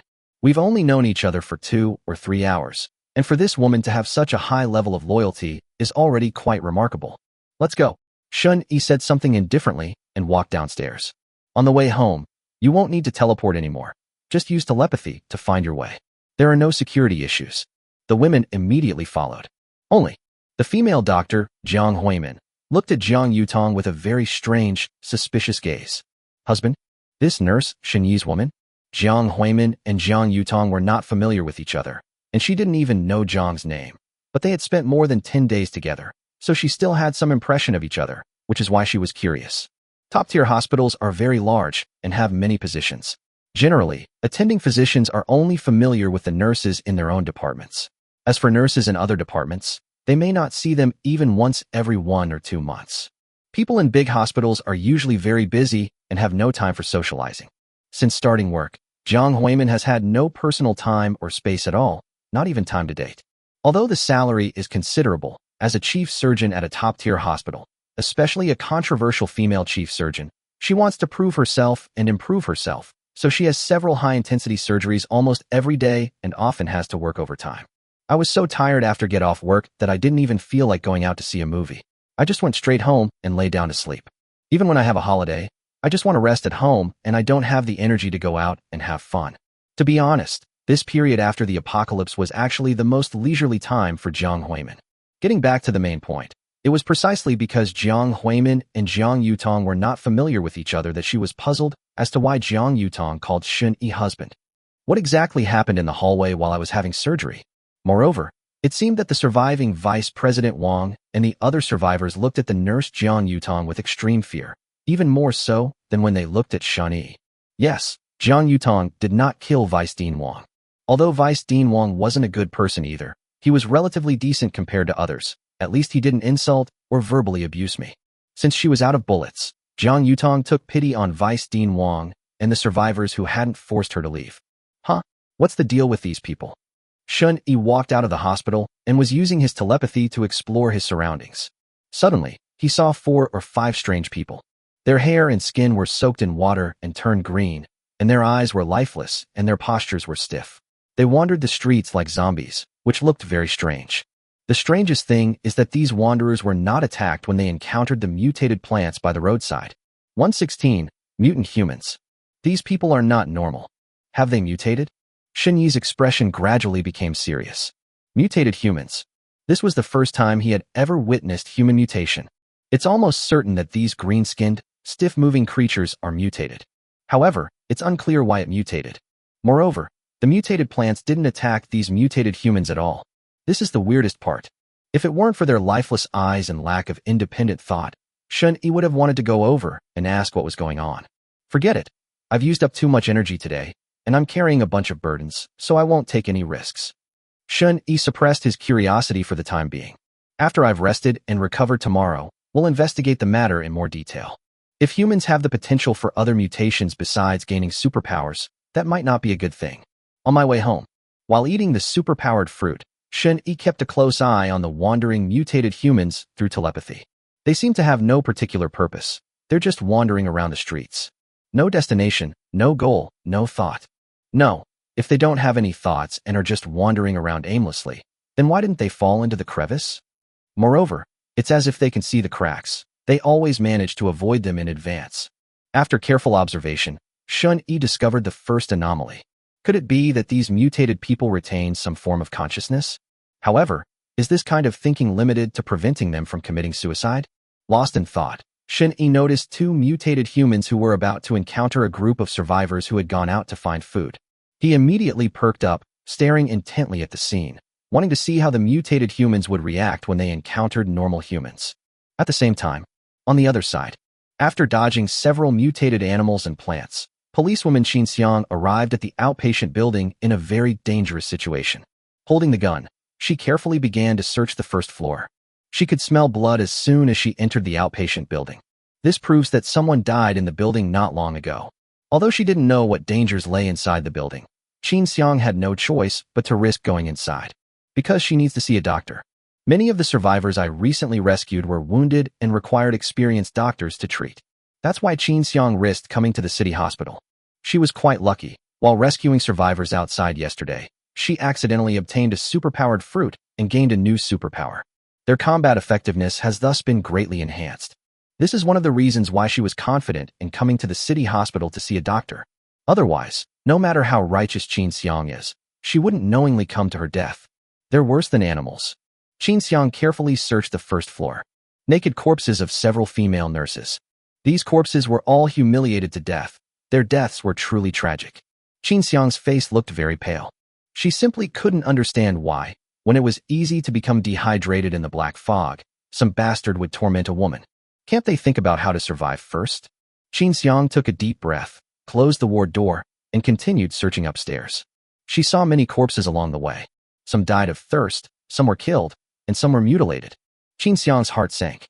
Is there no one left alive in this building? I don't know if there are any survivors in the other buildings. If there are no survivors in the entire hospital, then it will be troublesome. The city hospital is the largest hospital in the vicinity. If there are no doctors here, you will have to go to other large hospitals. For hospitals further away, Walking is too far and too risky. Qin Xiang continued climbing the stairs with a heavy heart. Just as she reached the stairwell on the 6th floor, she suddenly heard voices. There are living people here. Qin Xiang remained vigilant, gripped her pistol tightly, and cautiously walked up to the 6th floor. As soon as she entered the 6th floor, she felt a chill rush towards her. It's so cold, and it has a very strong smell of blood. What's going on the 6th floor? Alert! Qin Xiang's expression turned serious as she took in the situation on the 6th floor. What's going on? More than 20 eye sculptures stood haphazardly in the corridor. The eye sculptures retained various expressions and postures of fear, as if they had seen something particularly terrifying before they were alive and wanted to escape. But judging from the scene, they were frozen almost instantly, without even having time to escape. Could it be that there's a powerful superhuman in this hospital? Qin Xiang instantly became even more alert. The superhuman who can do what you see before you is absolutely ridiculously strong. Police. Just then, some survivors saw Qin Xiang wearing a police uniform. He burst into tears instantly. Officer, help me. There's a murderer. Holy crap. These mutants can actually infect normal people. Through telepathy, Shun Yi witnessed the entire process of the interaction between mutated humans and normal humans. When the two were about 100 meters apart, the mutated man with lifeless eyes suddenly seemed to have sensed his prey and began to rush towards the survivor. Mutant humans can actually ignore the black mist. The survivors were completely unaware of what was happening. They were still cautiously and warily groping their way forward through the black fog. Ordinary people can only see about 5 or 6 meters in the black fog, so they can't perceive the danger in the distance at all. Suddenly, 2 green figures rushed towards them at incredible speed, pinning them down with pinpoint accuracy and biting them. The other teammates were startled by the sudden attack. Those who reacted quickly used machetes to attack the mutated humans. But when the machete struck the mutated human's back, it sank in and became firmly stuck, impossible to pull out. The mutated human didn't react at all, not even lifting its head, but instead held on tightly to the man beneath it. That is, in just a few tens of seconds. The man who was bitten quickly turned green, as if he had been infected.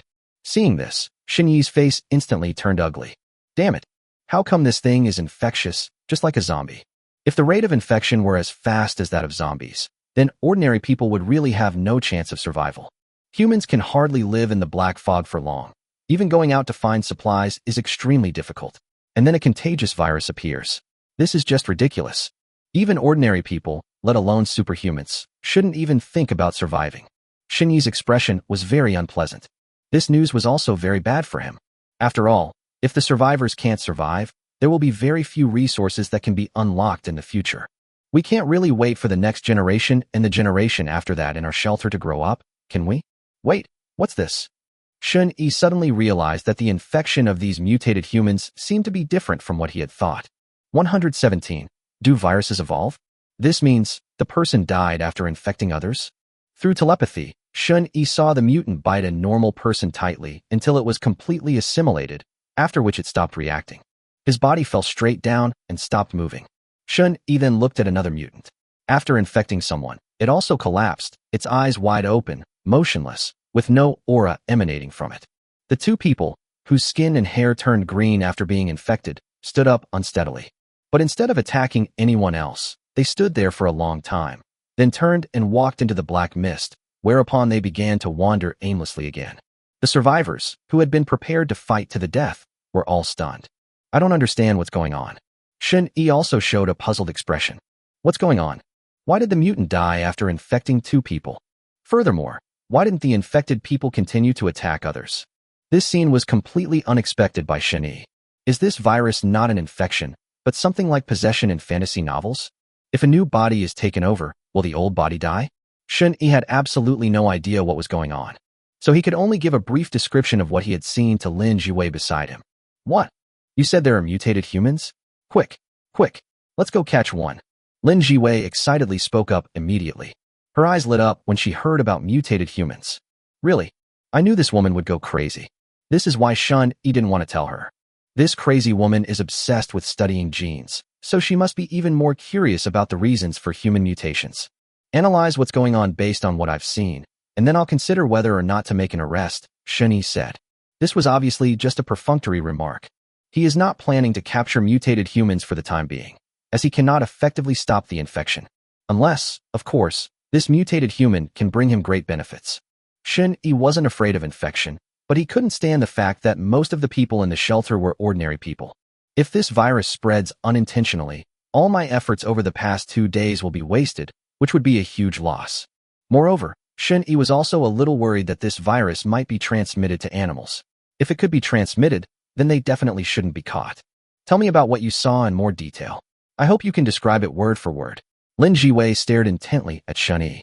Shen-Yi then recounted in detail the entire process from witnessing the appearance of the mutants to their attack on the survivors. Jiang Huimin and Jiang Yutong were also frightened when they heard about the mutants. They were especially terrified when they heard that the mutant had survived being slashed several times. An immortal monster, just thinking about it is terrifying. You mean, after they infect other people, they become completely still, like they're dead? Lin Jiwei adjusted her glasses and asked thoughtfully. Shen-Yi continued to look at the 2 motionless mutated human corpses with his telepathy and said, they don't just look like they're dead, they're definitely completely dead, because their aura has completely disappeared. Shen-Yi was referring to as naturally the hostile aura of a living being that he could see. Any living thing, even roadside flowers and plants, will emit a neutral or hostile aura. But the 2 mutated human corpses were not. Therefore, this proves that after they infect people, they do indeed die suddenly. And they didn't infect everyone. It's just so weird. Does this virus even have a brain? According to what you said, the virus must have transferred to a new human body. Moreover, this virus must have some kind of consciousness. Lin Jiwei said with shining eyes. Why? Shen-Yi only guessed that the virus might affect the brain, but Lin Jiwei's tone was very certain. Because you just said that after infecting a new body, the virus didn't immediately flee or attack, but instead stood there dumbfounded? That's right. That makes sense. It's highly likely that the virus is taking control of the new body and its memories, which is why it's dazed. Moreover, I suspect that this virus may have a parent body. The parent body obtained what it needed and then directed them to leave so that they wouldn't continue to infect new people, Lin Jiwei speculated and analyzed. What can viruses obtain from the human body? Nutrition? Or memory? No. If the infection is for obtaining nutrients, then there's no reason for it to spare other humans. Then it's highly likely that it's to acquire memories. Could it be that this host organism is acquiring human memories through cross-infection? What does it need to remember? Could it be that it wants to evolve? Impossible. How could there be such a virus? No, it's possible. In this world today, anything is possible. Lin Jiwei was like a mad woman, talking to herself, denying herself, and then quickly affirming herself. But her face was filled with unprecedented excitement. They were as excited as ordinary people seeing mountains of gold and silver. Shen-Yi was also taken aback when he heard her analysis. Do viruses have self-awareness? Could it also acquire human memories and evolve? Is this some kind of divine rebellion? Although this was only Lin Jiwei's analysis, Shen-Yi felt that her analysis actually had a certain possibility. The main reason was that the underlying logic matched, and it also matched what he saw, so he unconsciously began to believe it to some extent. Jiang Huimin and the other women were completely bewildered.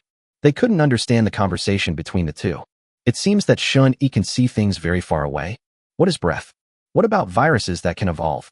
It feels like we live in 2 different worlds. Who exactly is this woman? Jiang Huimin carefully examined Lin Jiwei. She had a gut feeling that this woman was not simple. Shen-Yi, this virus is definitely not simple. We must capture a mutant and study it carefully. Only by studying it personally can we know whether this virus has any kind of consciousness. If you can help me capture a mutant, 5 days. 5 days at most. I can give you an improved version of the gene serum. Or you can tell me where it is, and I'll go catch it myself. Lin Jiwei stared intently at Shen-Yi. If she did not know the mutant's location, she would have charged in right now. Lin Jiwei's X-ray vision ability only covers a range of 100 meters, so she can't see what's happening several kilometers away. A moment's thought, Shen-Yi declined. There's no need to take the risk. However, he suddenly realized something else. Wait a minute. You said you could complete an improved version of the gene serum in 5 days? If you could complete it in 5 days, why did you tell me it would take 10 days before? Were you deliberately saying it would take longer to play tricks on me? Shen-Yi's gaze toward Lin Jiwei changed. There is an element of delay, but it's not absolute. Lin Jiwei did not deny it, but explained, the reason I said that I could get results in 5 days is because I studied Xiaoha's body again last night. Combined with some of my previous research data, I have gained some new insights, so the research progress can be accelerated a lot. In the past, it would have been difficult to get it out within 5 days. In the past, she disdained to explain the reasons to others. Arguing with people is a waste of time. But for some reason, when she saw the doubt in Shania's eyes, she wanted to argue and not let him misunderstand. So, you went downstairs in the middle of the night last night. Shin-yi frowned immediately. No wonder the crazy woman's wound infection got worse. She didn't rest all night and ran around everywhere. It's no wonder she got infected. I've already told you not to work overtime, but you still insist on doing it yourself. Truly a divine body born from the heavens. 118. Wild Refuge. That's just Lin Jiwei's personality. She says what she thinks and isn't afraid of offending anyone. Even when Shun-yi asked her if she was deliberately stalling for time, she did not deny it. I don't know if it's because I can't lie, or because I don't want to lie.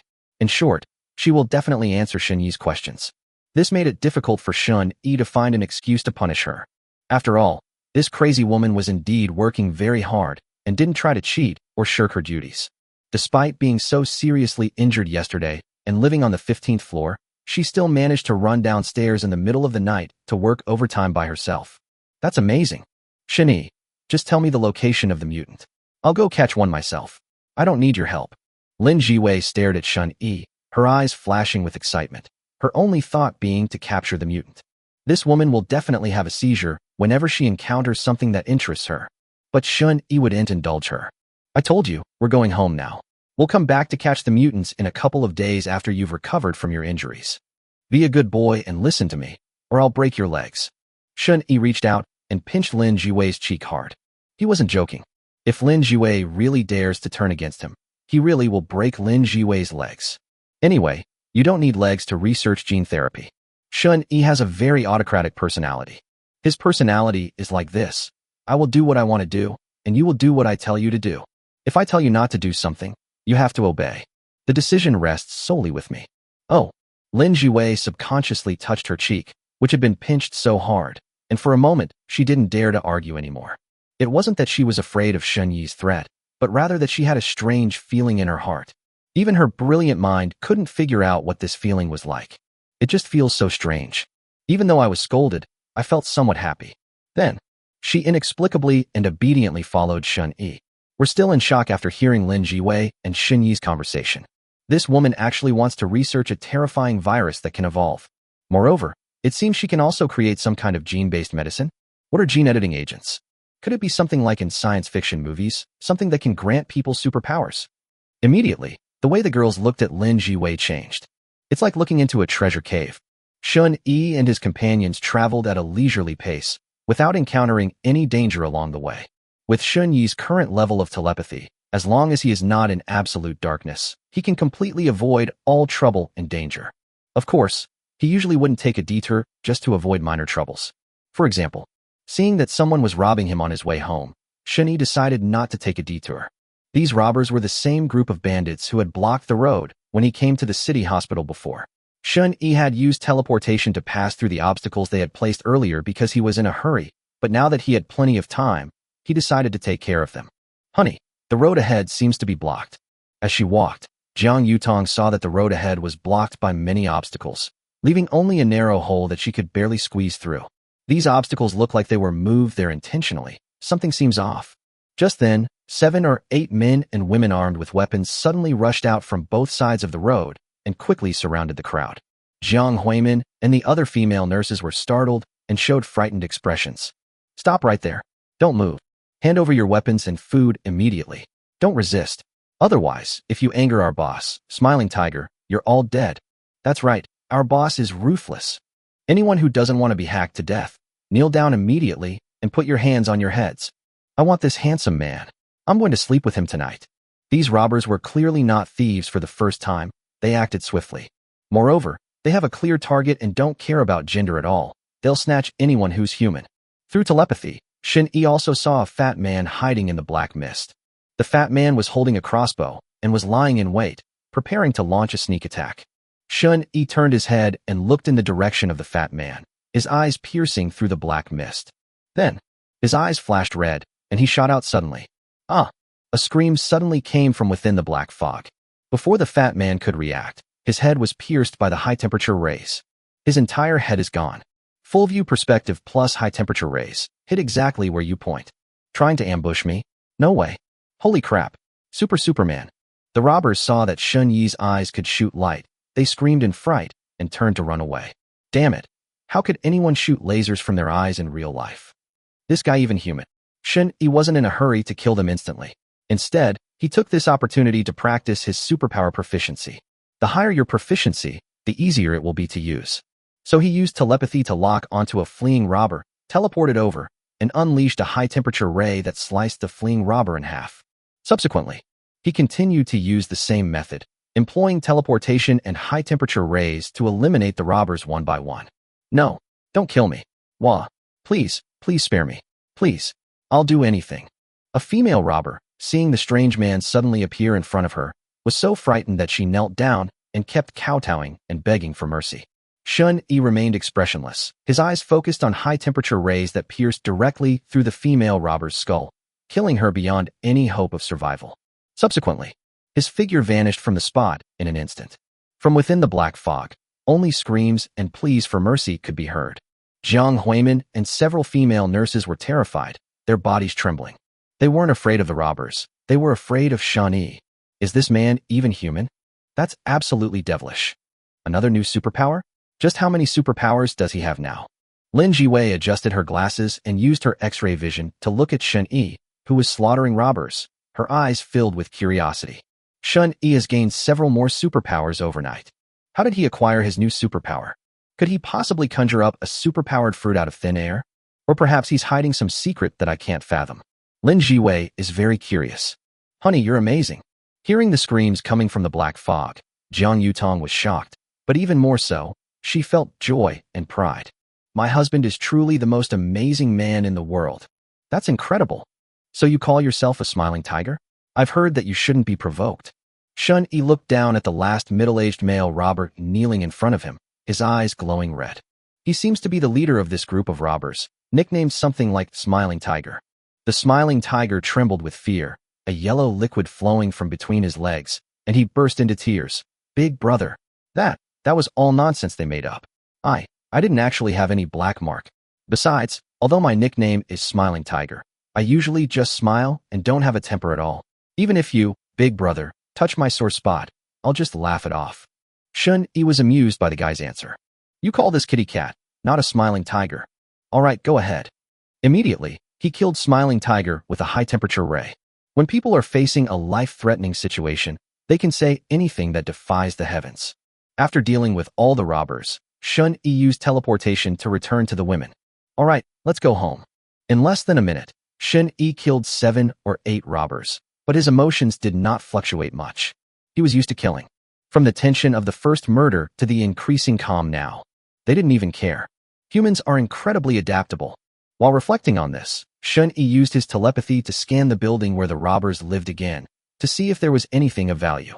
But there was only some junk food inside, and not much of it, so he was too lazy to waste time collecting it.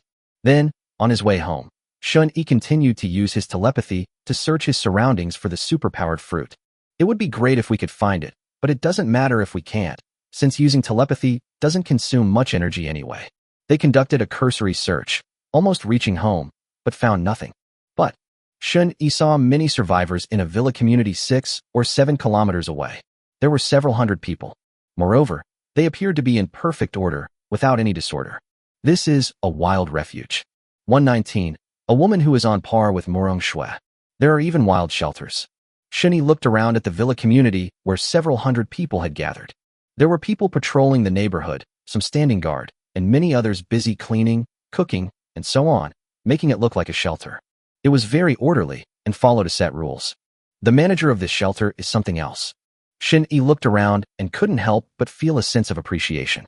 This well-organized shelter was exactly the kind of shelter he had hoped for. If Jiang Ninyan could develop his own refuge to be this stable, then he would be satisfied. The manager of this shelter is a woman. From a godlike perspective, Shun Yi saw on the top floor of one of the buildings that several survivors were reporting something to a beautiful woman. Judging from the seating arrangement and the expressions of the people, the women clearly held the highest status. The woman crossed her arms and had an indifferent expression, giving off the vibe of a cold, aloof female CEO from a movie. Her figure, appearance, and temperament are all exceptional. She's just as good as Murong Shui. Sure enough, she triggered a system notification. Bite. A goddess matching the system's criteria has been detected. Initiating a scan for detailed information. Name, Fu Yunqi. Age, 30. Appearance, 95 points. Body condition, 95 points. Internal strength, 100 points. Has self-defense experience, but no real-life experience. Total score, 98 points. Evaluation. Taking them in will unlock one random resource. 98 points? Just like Morong Shui. At first glance, Shen Yi felt that this woman's features and figure were top-notch. In addition, she has a commanding presence that makes her stand out. Take it. We must take it. Shen Yi noted down the neighborhood where the woman lived. I'll rest today and go see her tomorrow. If we can win over this woman, we can also get a well-established shelter along the way, which is killing two birds with one stone. Moreover, this woman's management skills are definitely better than Jiang and Yan's, so she'll be just the right person to use. It's settled then. Now that I've discovered it, there's no way I'm going to let it go. As his strength grew, Shen Yi's mindset gradually became more open. If I set my sights on something, whether it's a person or an object, I'm determined to get my hands on it. He then shifted his gaze and continued searching for the superpowered fruit. Knock, knock, knock. At the same time, on the top floor of the villa community, the black fog did not spread to this layer. Therefore, the top floor is where they live and work in this shelter. At this moment, Fu Yunqi was having a meeting with the management of her shelter to discuss the next steps in the distribution of supplies. Just then, a series of urgent knocks suddenly sounded on the door, and they were continuous and seemed to be in a great hurry. Interrupted from speaking, Fu Yunqi frowned slightly, somewhat displeased, and said, "Come in. Sister Fu, something terrible has happened." A lovely girl pushed open the door and entered. She was breathing heavily, her face full of anxiety, and she looked like she was about to cry. "What's wrong?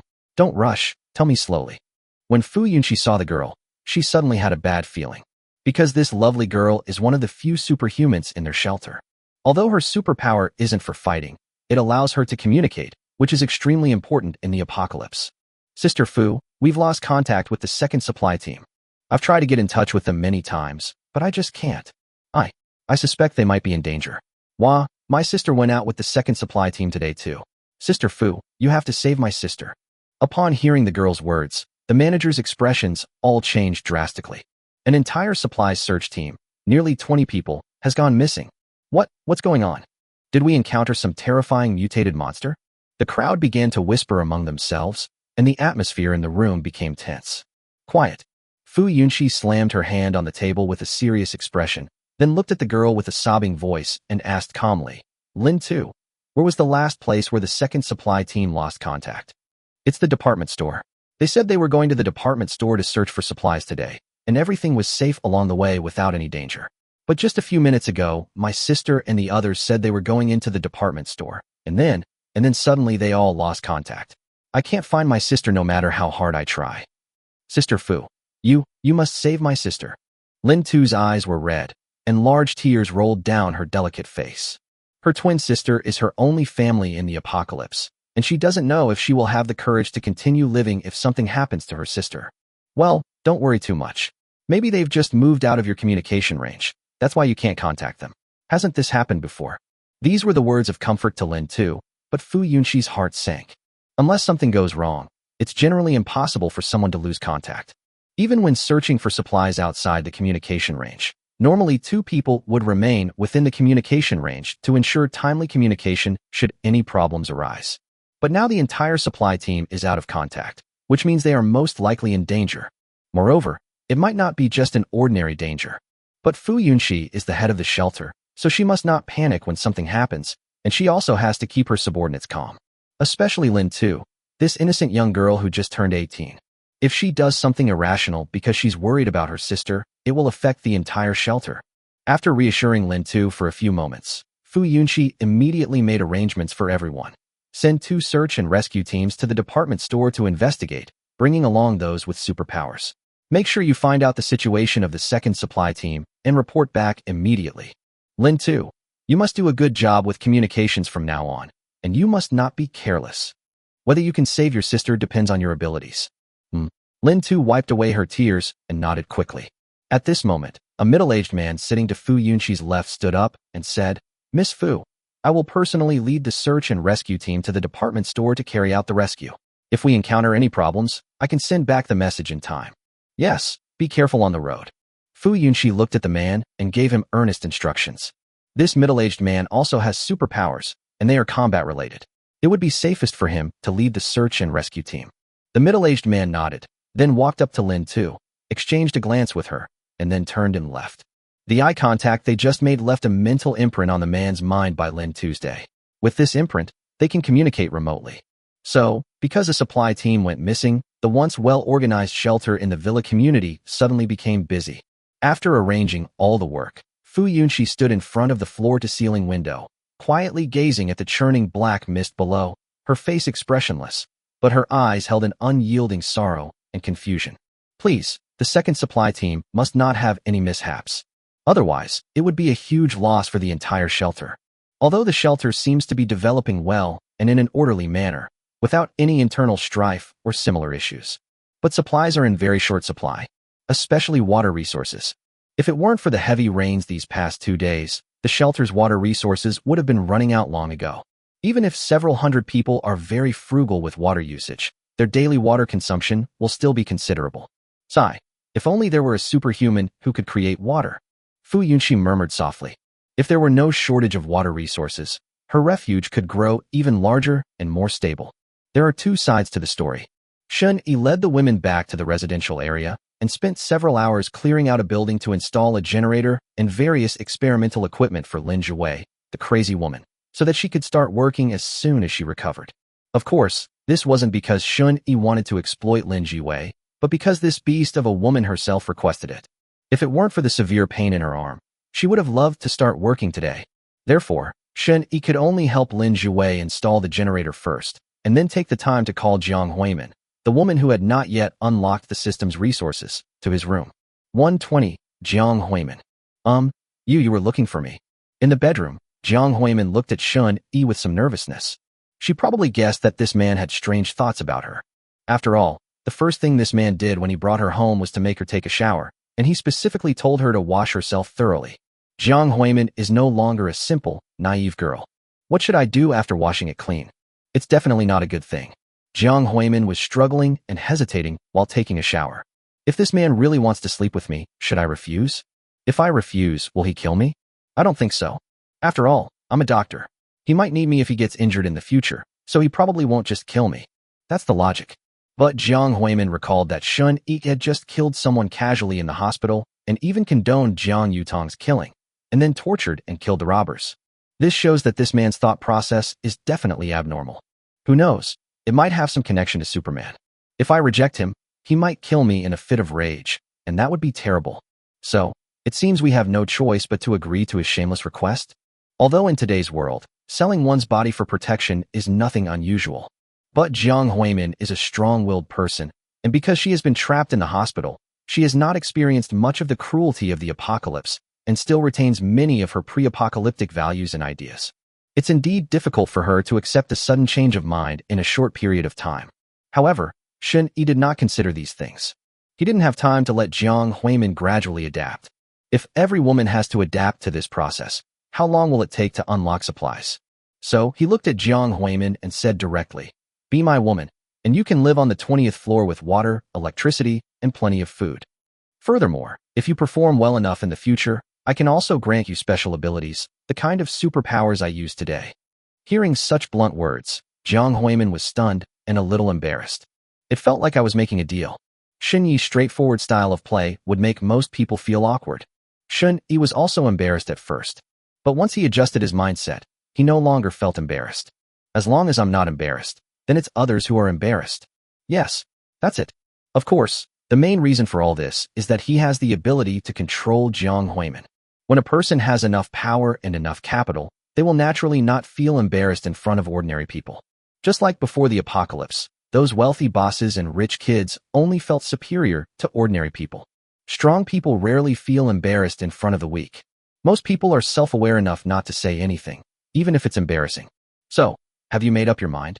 Shun Yi waited a few minutes before continuing to ask. Jiang Huimin still hesitated.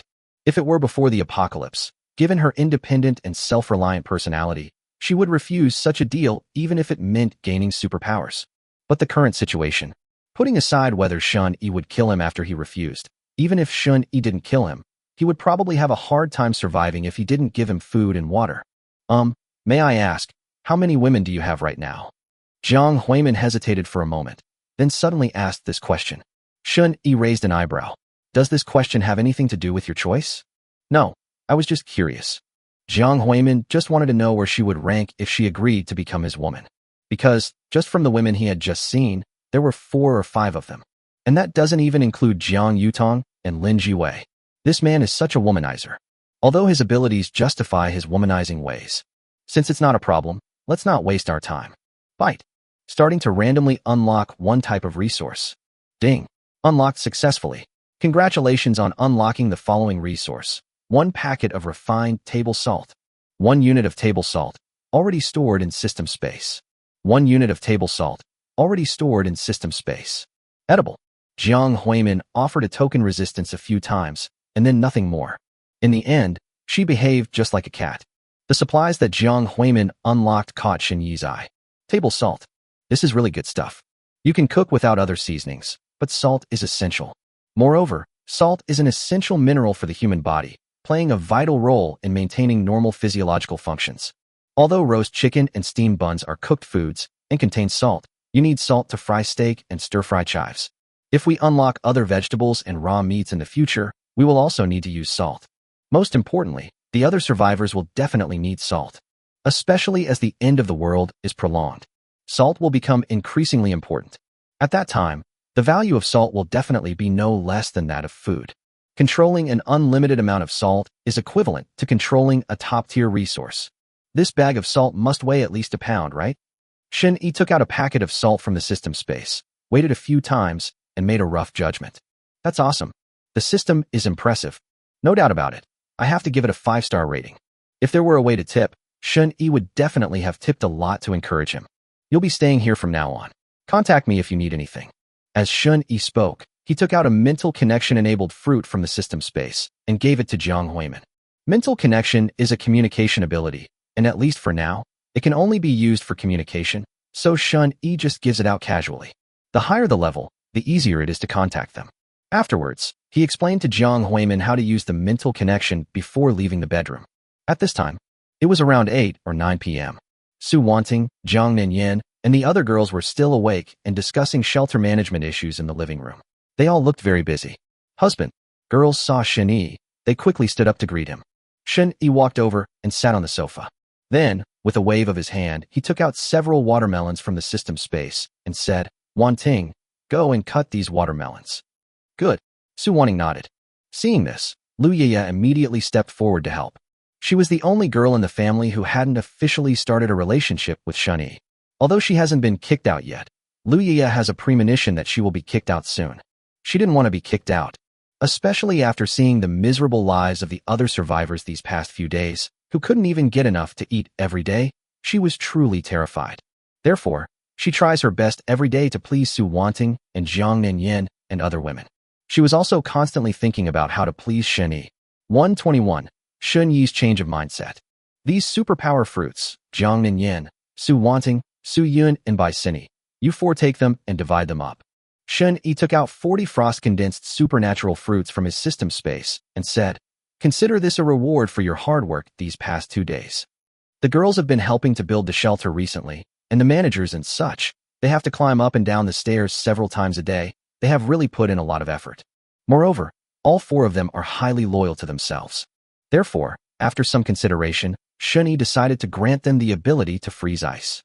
With this superpower, the girls' combat and defensive abilities can be enhanced, and they can protect themselves to a certain extent even when they encounter danger. As his own strength continued to increase, Shun-Yi's mentality gradually changed. He no longer worries about his woman having a weapon, as he used to. At least ordinary force can no longer threaten him. Not to mention, the women in Jiang Ninyan are all very loyal to him and would never betray him. Therefore, Shun-Yi's current idea is to give all his women superpowers. Furthermore, his woman's superpower level surpasses that of other superpowered individuals, resulting in overwhelming power. Only in this way can women be qualified to manage shelters for hundreds or even thousands of people. Of course, there needs to be a specific order to this. For example, Su Wanting, Jiang Ninyan, Su Yun, and Bai Sini are the hardest working and the most loyal to themselves, so they should naturally be given priority for rewards. As for Zhou Wanner, this little green tea, although she appears to be very compliant on the surface, her favorability has always remained at an average level. Therefore, Shen Yi only gave her the power fruit that connected her to his mind, and nothing else. Let's wait until she's adjusted her mindset before discussing it further. However, as long as the little green tea doesn't cause trouble, it doesn't matter if I lie at home every day and am a good-for-nothing. Anyway, we won't starve her.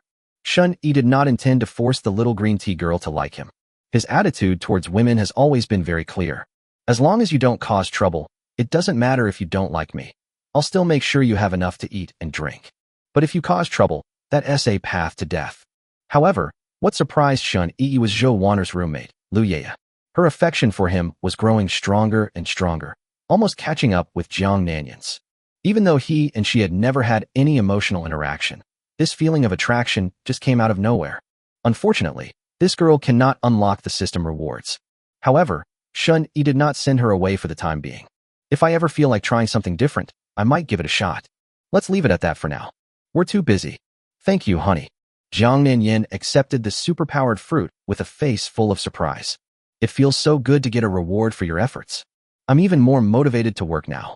Su Yun and Bai Sini were very happy to hold the superpowered fruit, and their hearts were warmed. The only one who froze was Zhou Wanner, who was eating snacks. She was a little unhappy and felt unbalanced. She was clearly Shen Yi's woman, but Shen Yi treated her very badly. What a bad man. Zhou Wanner muttered to herself, pouting. However, looking at the superpowered fruit in Jiang Nanyan's hand, she couldn't hide the envy in her eyes. With so many superpower fruits, they must all be able to upgrade superpowers, right?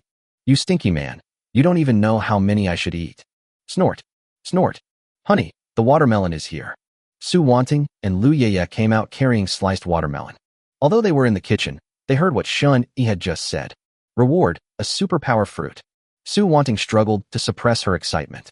Otherwise, she was afraid she wouldn't be able to resist rushing out. Yes, this strange fruit can grant you new superpowers. Shen Yi picked up a slice of watermelon and, while eating, explained how to use the frost power. This is the third superpower that the women possess, and also the last superpower they will be able to acquire. After careful consideration, Shen Yi decided to grant them this all-around superpower that allows them to fight and defend.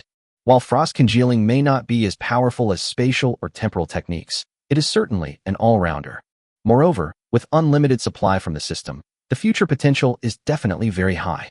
Honey, look, I did it. Su Wanning shouted excitedly. A small piece of ice appeared in her palm. Su Wanning was the first person to successfully use the frost condensation ability after acquiring it. It seemed like it only took her a dozen seconds to adapt to this superpower. Not bad. Shen Yi nodded approvingly. Although they have the same superpowers, everyone's physical constitution is different. Some people adapt quickly and can unleash the power of their abilities more rapidly, while others need time to hone and master them. In short, the same superpower can produce completely different effects when used by two different people. Then, after some time, Jiang Nanyan, Su Yun, and the other two women gradually adapted to their new superpowers. Lu Yeye and Zhou Wanner watched this scene with envy in their eyes. This new superpower looks amazing. Especially after listening to Shen Yi's explanation, it's amazing that this ice-type ability can also attack from a distance and build an ice shield for defense. All good. Shen Yi put his arm around Su Wanting and looked at the three women who were condensing ice with satisfaction. He then said, "The shelter has now been initially established. If you send people out to search for supplies later, remember to collect the superpower fruits. This kind of fruit usually grows on plants that haven't mutated. If any of you find it, bring it back to me, and you can exchange it for a similar superpowered fruit. The exchange ratio is 1 to 10. 1 to 10. The women were overjoyed and immediately filled with enthusiasm. Even Lu Yeye and Zhou Wanner were tempted by Shen Yi's words. One superpower fruit can be exchanged for 10 fruits of the same type. It's hard not to be tempted by this. Shen Yi was quite satisfied with everyone's reaction. He had planned this arrangement long ago. Although his telepathic range is very wide, it is inevitable that there will be omissions when it comes to the supernatural fruits in the entire mountain city. Moreover, he couldn't possibly waste every moment searching for superpower fruits. Unlocking system resources is his main task. Superpower fruits can only be found along the way. Moreover, one person's strength is ultimately limited. The right thing to do is to mobilize the entire shelter to collect the devil fruits. This is also one of the purposes of building shelters. The more people involved, the faster the data collection will be. As for whether any survivors would secretly hide the fruit or have ulterior motives after learning that the fruit grants superpowers, there is absolutely no need to worry about that. Because Shun Yi told Jiang Nanyan that they could exchange their special ability fruits for other special ability fruits. They used their mental connection to obtain a superpowered fruit, even though they lacked combat ability, in exchange for unknown superpowered fruits from other survivors. If you include some food and water in the exchange, making the other survivors feel like they've gained something, most people will definitely be willing to exchange. Of course, if there are any insatiable and ambitious guys in the shelter, just kill them. The girls are quite strong now, with level 2 or 3 telepathic abilities and level 2 frost condensing abilities. Their combat power is definitely not weaker than several adult men. What's more, they also had handguns. An ordinary superhuman would absolutely not be able to withstand the damage from a pistol. You can take these fruits of spiritual connection and trade them, or you can eat them yourselves.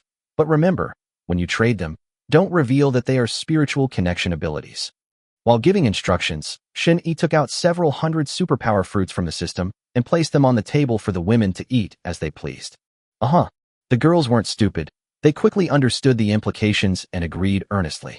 122. It must be this old woman. Shun Yi showed no emotion when he took out hundreds of mental connection fruits at once. It only takes a few hundred seconds.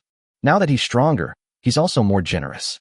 If it weren't for the fact that eating too many superpower fruits could cause problems, Shun Yi wouldn't mind giving each of the girls a few hundred, so they could quickly level up. Mental connection doesn't cause any harm, and the higher the level, the more convenient it becomes. Of course, there is another reason. Shun Yi wasn't sure if the superpowered fruit he picked would spoil if left outside for too long. Time stands still within the system space, so there's definitely no problem, but the situation outside is uncertain. If we give too much, it would be a waste if it all went bad. So, just feed it to the women slowly. There's no need to rush. Thank you, honey. Jiang Nanyan and the other girls were very happy to see the table full of supernatural fruits. Because each upgrade of their superpowers gives them a feeling of transformation. It feels so good. Even a superpower like mental connection, which has no combat power, is exceptionally comfortable to level up. And there's also a sense of accomplishment. Just like leveling up your character in a game, it's very satisfying. Besides that, there's one more thing. It feels so good every time I eat a power-generating fruit. That feeling is indescribable. It is a spiritual sense. Alright, it's getting late. You should all get some rest and not stay up late. After arranging things, Shun Yi and Su Wanting went to another bedroom to rest. Su Wanting is very sensible now, and Shun Yi likes her too. Jiang Nanyan and the other girls looked at Su Wanting's retreating figure with a hint of envy in their eyes. With a sigh, the girls had no choice but to devour the superpowered fruits. Actually, Lu Yeye was the one whose emotions fluctuated the most. Ever since Shun Yi returned, she has been uneasy and fearful, terrified of being kicked out. But it seems that Shun Yi had no such idea. Shun Yi glanced at me several times while I was eating watermelon. Could it be that he wants me to take the initiative? Lu Yeye thought to herself. Nothing was said that night. I woke up the next day. Shun Yi decided to have chives for breakfast today. The aphrodisiac chives unlocked by the system do indeed work. But it's not that magical. All I can say is that we can gradually improve and make up for it. Sigh. I still need to find more power fruits that enhance physical abilities, even if they don't involve physical evolution, as long as they can enhance physical abilities. Shun Yi sighed. Otherwise, he felt that if this continued, his health would be affected to some extent. Level 1 physical evolution is still not strong enough. So for breakfast, Shun Yi ate stir-fried chives, mixed chives, and pan-fried steak. After finishing the meal, Shun Yi first went to Building 1 to check on Lin Jue's wound recovery and told the crazy woman to rest for the next 2 days and not to let the wound get infected again. Building number 1 was specially cleaned out by Shun Yi for Lin Jue to use as a laboratory. Little Ha was lying at the entrance of Building 1, like a watchdog. When it saw Shun Yi come out, it wagged its tail like a propeller. After being fed continuously for the past 2 days, the mutated husky has become increasingly attached to him. Afterwards, Shun Yi took out a pile of steaks and roast chicken and fed them to Xiao Ha as usual. After feeding Xiao Ha, Shun Yi teleported to the 15th floor of Building 13. Upon arriving at the 15th floor, he picked up his grandmother and younger sister and headed to the 18th floor. Murong Shui showed no hostility towards him and even had a high level of affection for him. So Shun-yi decided to let his grandmother and younger sister stay at her house. Murong Shue's house has been renovated and has running water and electricity, making it safer and more comfortable to live in. Moving? Brother, you and Sister Murong have only known each other for a day, and you're already this close. Shinsu was puzzled when she heard that her older brother was going to take her and her grandmother to stay at Murong Shue's house. Yes, we fell in love at first sight and are now boyfriend and girlfriend, so I feel at ease with you staying at her place.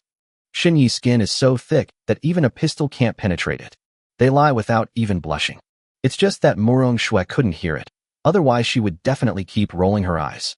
At first sight, you idiot. Upon hearing this, Grandma suddenly looked puzzled. Xiao-yi, wasn't the girlfriend you brought back last time that girl named Jiang Ninyan? She quite liked the girl from last time. She is very sensible and good-looking. Yes, she is also my girlfriend. Grandma, don't be surprised. I have more than one girlfriend. Shun-yi never intended to keep the fact that he had many girlfriends a secret from his grandmother. We'll find out sooner or later anyway. Sure enough, Grandma was very surprised when she heard this. However, he is older and more experienced. Grandma had heard when she was young that most landlords would marry several wives, so what her grandson said didn't really shake her values. Especially given the current situation outside. Water and power outages are occurring everywhere. Even the neighbors would occasionally come and bang on the door to steal food. In this situation, it's normal for things to regress. In the end, Grandma sighed softly and didn't say anything more. So, Shun-yi brought his family to Murong Shue's house. When Murong Shue learned that Shun-yi wanted his family to stay at her house, she was taken aback for a moment, but quickly agreed. Because her original idea was to build a good relationship with Shinsu. Now that I can openly and legitimately get closer to Shun-yi as his girlfriend, wouldn't that be even more convenient?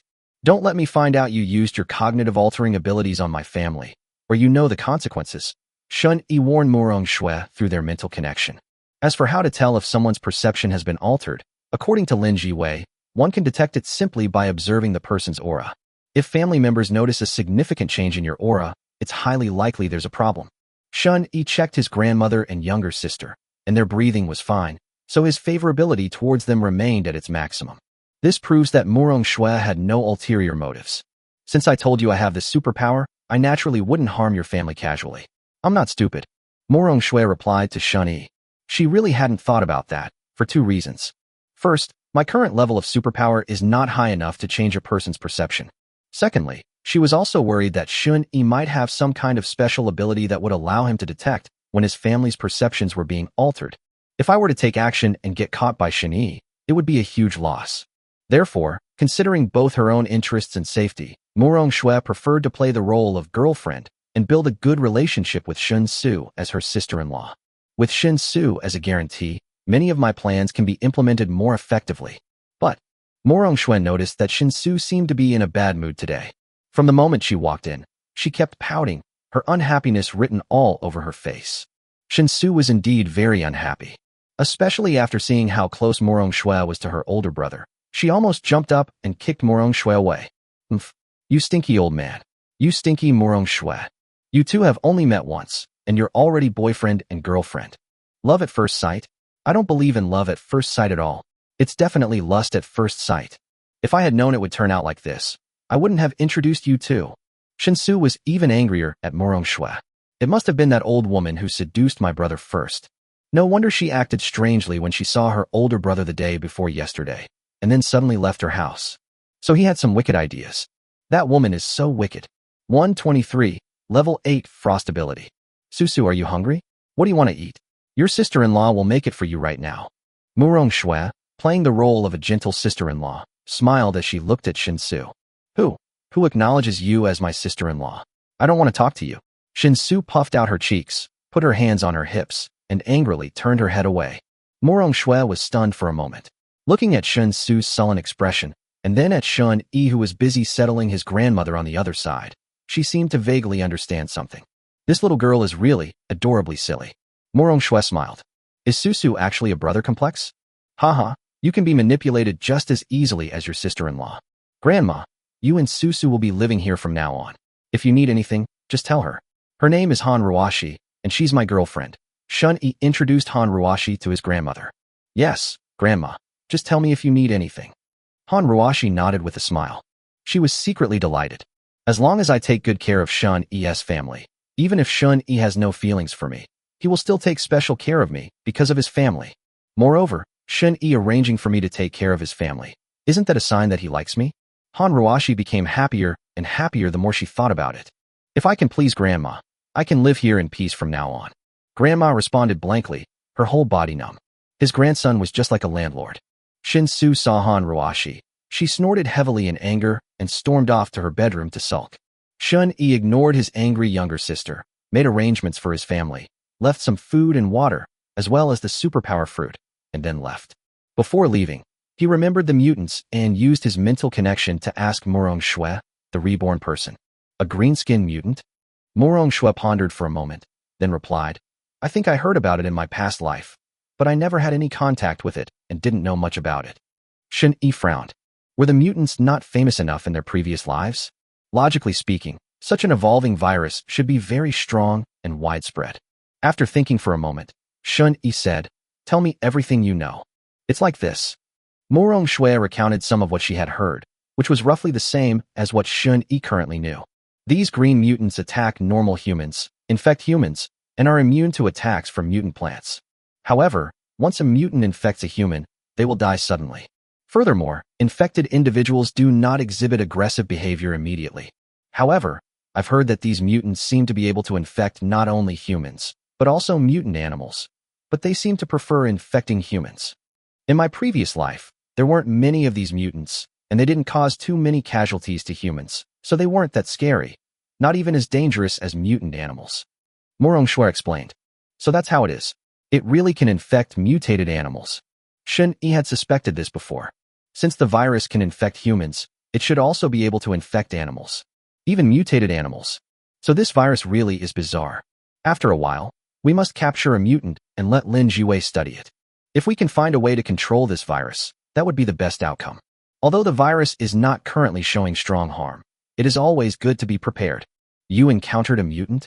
Murong Shui asked. With your strength, you should be fine. As long as the mutant doesn't get close to you, it won't be able to infect you. Murong Shui offered a reminder.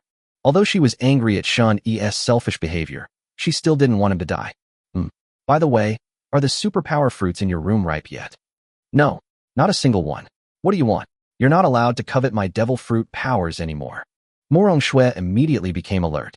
That bastard, he should just die? Shun-Yi ignored Murong Shui's attitude and said, As long as you have a mature supernatural fruit, you can exchange it with me for an ice-type supernatural fruit. The exchange rate is 110. Murong Shui is a woman who won't do anything without a benefit. If you don't give her a little taste of sweetness, she definitely won't be willing to hand over the superpower fruit. I understand. Murong Shui was stunned and suddenly felt a little tempted. 110. This ratio is terrifying. But at the same time, she was even more surprised. Shin-Yi steals so many ice-type power fruits. He gave himself several before, and he still managed to exchange 10? No, he definitely has more than 10. Given this guy's selfish nature, if there were only 10 fruits, he would at most give one up to exchange with me. They might not even be willing to give up a single one, instead trying to get something for nothing. The fact that he could so confidently state a 1-10 ratio proves that this guy has definitely become as wealthy as a tycoon, which is why he's so generous. Etc. Wrong. Murong Shui suddenly realized something and asked Shun-Yi again. When you said 110, it should mean I use 1 to exchange for 10 of yours, not that you use 1 to exchange for 10 of mine, right? Of course, why would you think that about me? Shun-Yi's expression was strange.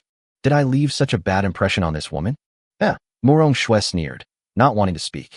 Given Shun-Yi's background and personality, it's not surprising that he would do something like exchanging 1 superpower fruit for 10 of someone else's. Even after Shun-Yi gave the answer himself, she remained skeptical. After hanging up the call, Murong Shui hesitated for a moment.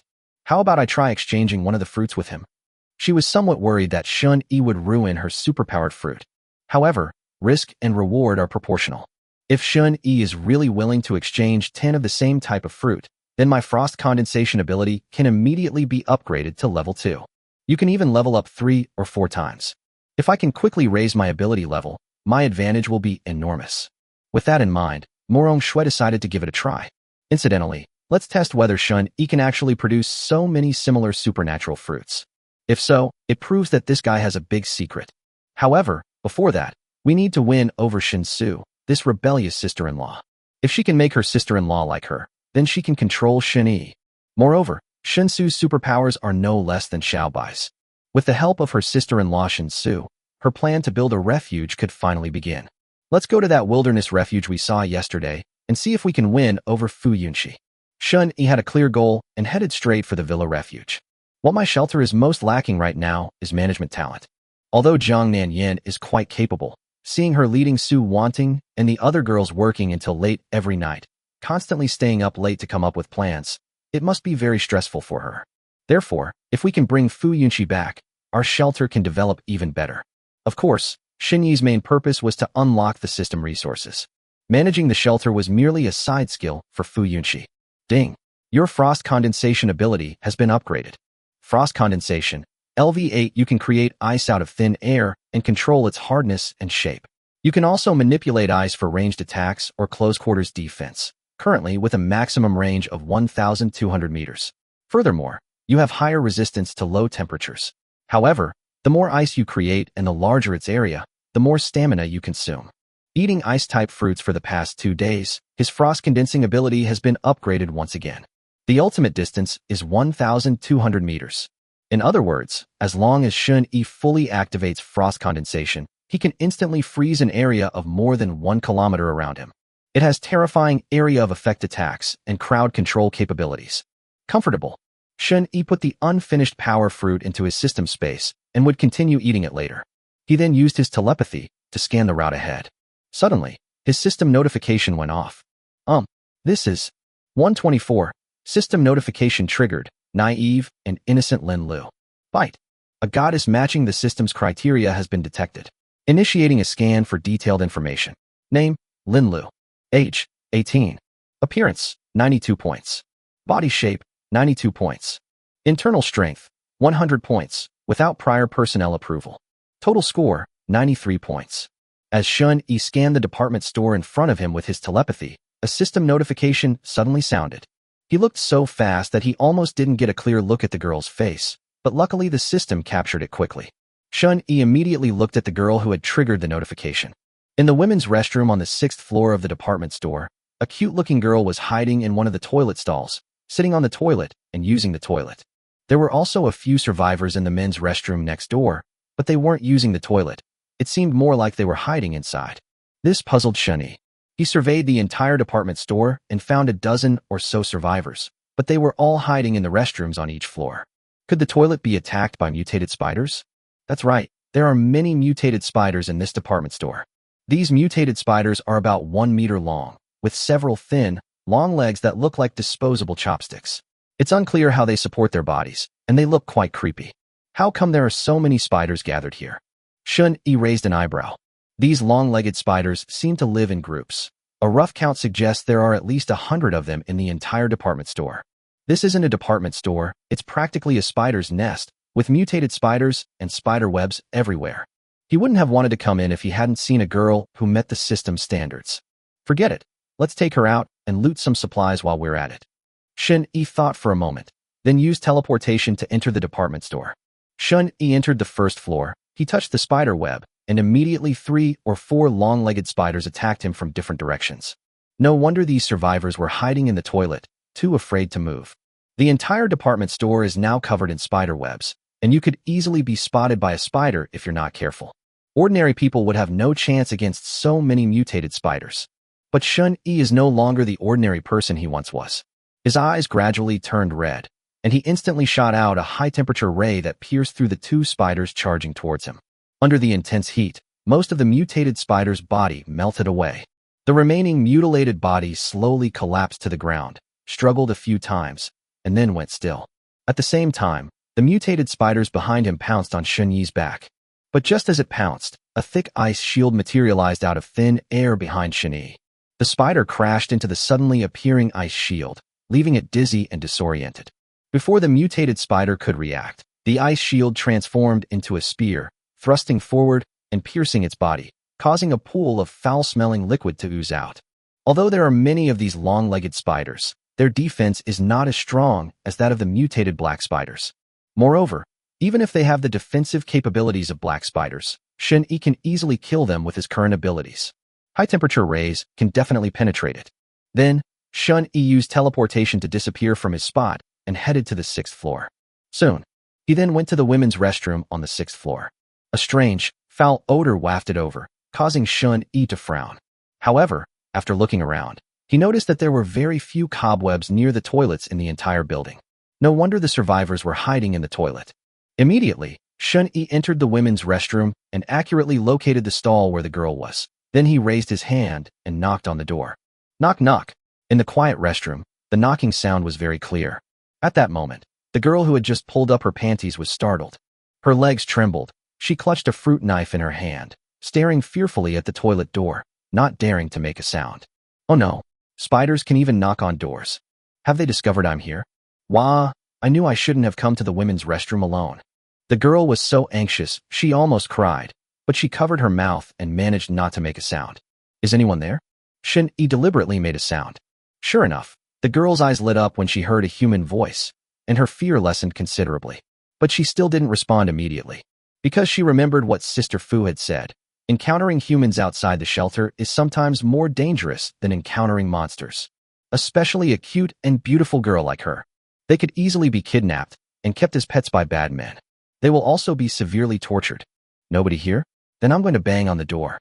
The man's voice came again. No, don't smash it. There are people here. The girl quickly responded, then slowly opened a crack in the door to look at the people outside. It's a human being, that's right. But it wasn't someone from my own shelter, it was a strange man. This reminded her of what Sister Fu had said. Strange men are the most dangerous. How did you get up to the 6th floor? Aren't you afraid of those long-legged spiders? The girl asked cautiously through the door. As she spoke, she was also secretly observing the stranger to see if he was carrying any weapons. It seems not. This made the girl feel a little relieved. I have a fruit knife. Even if the man outside is a bad guy, he'll definitely be wary. Definitely. And as long as I call out, the brothers and sisters in the next bathroom will definitely rush in to save me. Shun-Yi noticed that the girl was quite wary, so he asked, Do you want me to take you out? No, no need. I can get out by myself. As the girl spoke, she pushed open the toilet door and carefully walked out, holding a fruit knife. I just need to use the restroom. Do I really need help? Even if I'm weak, I'm not this weak. What I mean is, I want to get you out of the department store. Shun-Yi was speechless. Huh? Is it okay? Can I leave? The girl's eyes lit up instantly. But then, as if realizing something, his expression suddenly turned wary. He backed away, saying cautiously, Oh, you're taking me out. You don't mean to do anything strange to me, do you? No, absolutely not. Where did this naive and innocent girl come from? This naive and innocent girl survived for half a month in the apocalypse. Unless someone is protecting her all along. Shun-Yi used his telepathy to scan the men's restroom across the street, where he found several adults carrying weapons. Besides, there were many other survivors in the department store, but they were scattered around. Could these people be with this naive and innocent girl? Why did they break up? Thinking to himself, Shun-Yi said directly, I saved you, so it's reasonable for you to repay me with your body, right? I believe you are a grateful person, aren't you? I'm not. No, I am. I am a grateful person, but I would never repay someone with my body. We don't even know each other yet. The naive and innocent girl blushed, and after a great effort, she managed to explain herself, saying, If you can take me back to the shelter, I'll give you lots of food, snacks and water too. This should be enough to repay your life-saving grace. After all, these supplies are very important in the apocalypse. She's a naive and innocent girl, but not completely stupid. Looking at the girl's cute face and the fact that she was quite clean, Shun-Yi could tell that the environment of the shelter she was in must be quite good. Most survivors would smell terrible after half a month. Then, Shun-Yi thought of the villa-style refuge he had seen earlier. Could it be that this naive and innocent girl came from the villa refuge? 125. Is this some kind of abstraction game? Is your shelter located in a villa community? Shun-Yi looked at the girl and asked. That they can protect such a naive and innocent girl so well shows that the shelter still maintains a certain moral bottom line. Of course, it's also possible that the naive and innocent girl is a relative of the shelter's administrator and receives even more protection. However, being able to establish a shelter with several hundred people in stable order in just half a month is definitely the mark of a very capable manager. Bullying incidents occurred frequently. But now it's the end of the world. There are no laws or moral constraints. It's not easy for hundreds of people to uphold the bottom line of humanity. Huh? You've heard of our shelter too? The naive and innocent girl's eyes lit up immediately, and then, As if she had thought of something, she excitedly asked, "Do you also want to join our shelter?" "No problem. Let me tell you, our shelter is great. Whether you have superpowers or not, whether you're strong or not, whether you're male or female, as long as you're not a bad person, our shelter will accept you. We'll also regularly provide food and water to ensure you don't starve. If you can take me to the shelter, I'll talk to Sister Fu and let you join our shelter, and even make you a squad leader. How about it? How about it?"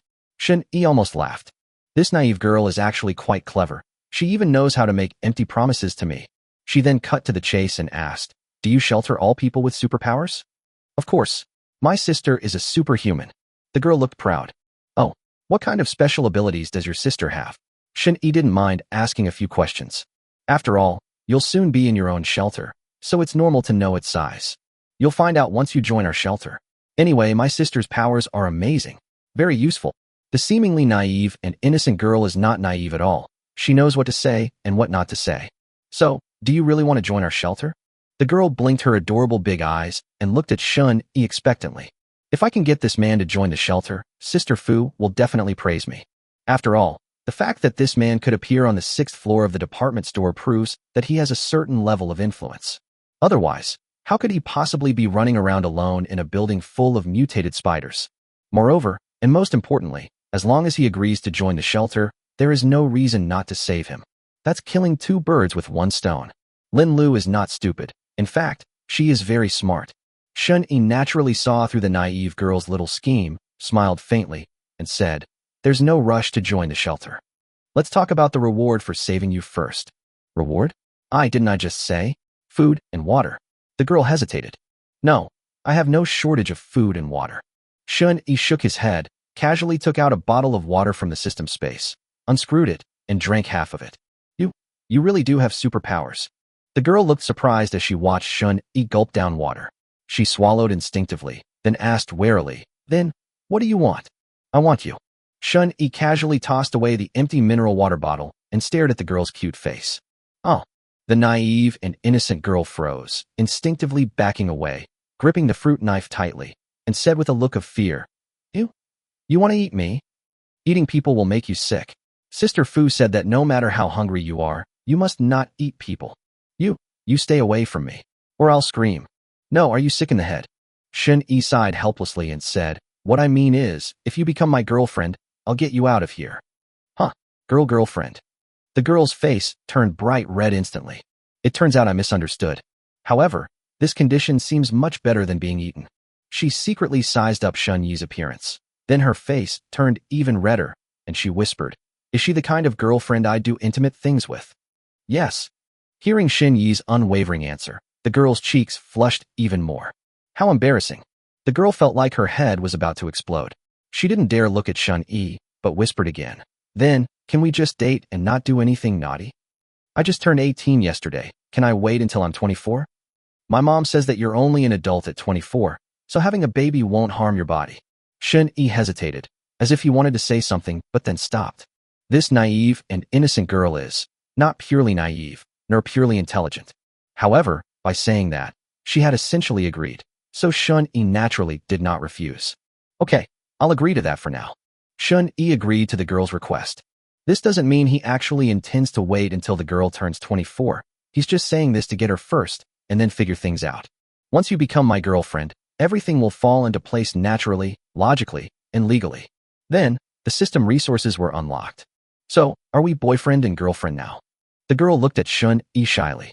She's quite satisfied with this boyfriend. He's handsome, not very old, has a great physique, and even has superpowers. Although we've only just met, he shouldn't be a bad person. If they were bad people, they wouldn't have talked to me so much. They would have just attacked me directly. "That's right." Shen Yi nodded with a smile. He has no shortage of supplies and his own strength is sufficient, so there is naturally no need for him to use force. Shen Yi generally doesn't threaten people he can win over through transactions. If possible, he would naturally want women to be loyal and fond of him. "All right, we should go now." Shen Yi planned to first scavenge some supplies. "Okay." The girl nodded quickly, picked up her pink bag, and followed Shen Yi out of the restroom. Then, she quickly called out to the men's restroom next door, "Brother Lu, Sister Wang, I'm done using the restroom. And I even found a boyfriend. Come out quickly, we can go home now." Soon, several men and women carrying weapons came out of the men's restroom. The majority of them are male. However, everyone was completely bewildered by what the girl said. Did I find a boyfriend while using the restroom? What the heck? Why is this so niche? Is this some kind of abstraction exercise? However, when they saw that there was indeed a strange man next to Lin Lu, they immediately became nervous and wary. Sister Wang, he's my new boyfriend. And he has superpowers just like my sister. He's amazing. The girl happily introduced him to them. Everyone was speechless. What the hell is this boyfriend I just found? I think I've been scammed. A short-haired woman gripped her machete tightly, eyeing Shun-Yi warily before calling out to the girl, "Little dear, come here quickly." Sister Wang, don't worry, my boyfriend isn't a bad person, he won't hurt us. The girl explained earnestly. That's what she thought too. If my boyfriend with superpowers were really a bad guy, he would have already taken action. Why would he still be chatting with me? Therefore, he must like me to not make a move. Little dear, do you even know who he is? You're just calling him your boyfriend, the short-haired woman said anxiously. He is, my boyfriend. What's your name? Oh, right, my name is Lin Lu. Lin Lu seemed to suddenly realize what was happening, blinking her clear, innocent eyes as she looked at Shun-Yi. The survivors were speechless upon hearing this. After all that, you don't even know their name. 126. They even fooled a fool. My name is Shun-Yi. Shun-Yi spoke calmly. He certainly wouldn't mind rescuing these people as well. It wasn't to curry favor with Lin Lu, that naive and innocent girl, but because they would soon become employees of his shelter. As the boss, it was normal to save a few underlings, right? Although Shun-Yi is an extreme egoist, he is willing to do things as long as they do not harm his own interests. Moreover, the people he rescued could bring him some benefits. Shun-Yi. The crowd murmured the name, having no recollection of it at all. It's confirmed. Xiao Lu was deceived by this stranger named Shun-Yi. They even fooled idiots. This man is a bit wicked. Shun-Yi. Hee, that sounds really good. I'll remember it. Lin Lu said happily. Her current emotions are a complete reversal from before. Because the moment she saw that Shun-Yi had superpowers, her fear of the mutated spiders in the building dissipated a lot, and she inexplicably believed that Shun-Yi could take her back to the shelter. Shun-Yi was able to appear alone on the 6th floor of the department store and chat with me without any fear. He must be very capable. This is also one of the reasons why she agreed to be Shun-Yi's girlfriend. Lin Lu isn't really stupid. She's just not good at thinking and is rather naive. All right, come with me. Shun-Yi said something casually and walked towards the shop. Since we're here, we might as well loot the department store. Jiang and Yin to build shelters later. Anyway, we're already here. Walk.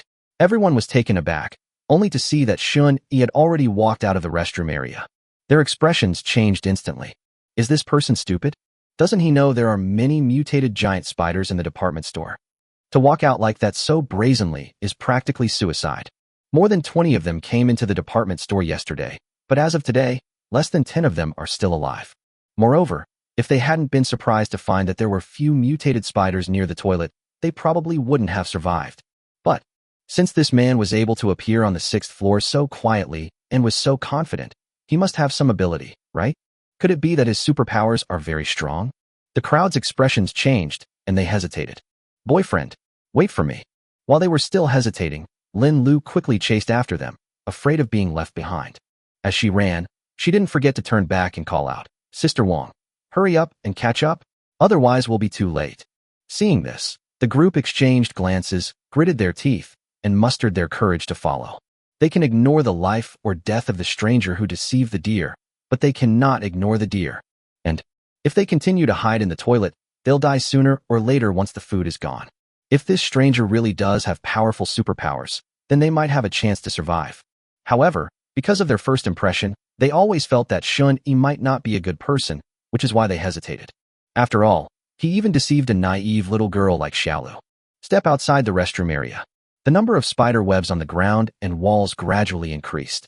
When Shun-Yi stepped on the spider web, the mutated spiders on the 6th floor seemed to have been alerted and began to gather rapidly. A few. More than a dozen. More than 20. More than 30. More and more. Hearing the strange noises all around, Lin Lu's face changed, and she hugged Shun-Yi's arm tightly in fright. The other survivors gripped their weapons tightly, formed a circle, trembling, and were ready to fight at any moment. Shun-Yi didn't react much. Instead, he asked Lin Lu beside him as if it were a casual conversation. Why were you alone in the women's restroom just now? Oh. Lin Lu, who was shivering, paused for a moment and subconsciously replied, because I'm in the bathroom. What I mean is, we can't use the men's restroom. Sure, but since we'll be staying in the men's restroom, for hygiene reasons, we'll all be using the women's restroom. Otherwise, the men's restroom will smell terrible. After listening to Lin Lu's explanation, Shun-Yi finally understood the reason. No wonder the area around the women's restroom smelled so bad. The survivors nearby, listening to the conversation between the two, almost couldn't help but swear. What kind of time is this to talk about going to the toilet? Oh my god. Is this man's ability reliable or not? Please don't let us get screwed over. That's about it. At this moment, Shun-Yi saw through telepathy that the mutated spiders around him had basically gathered.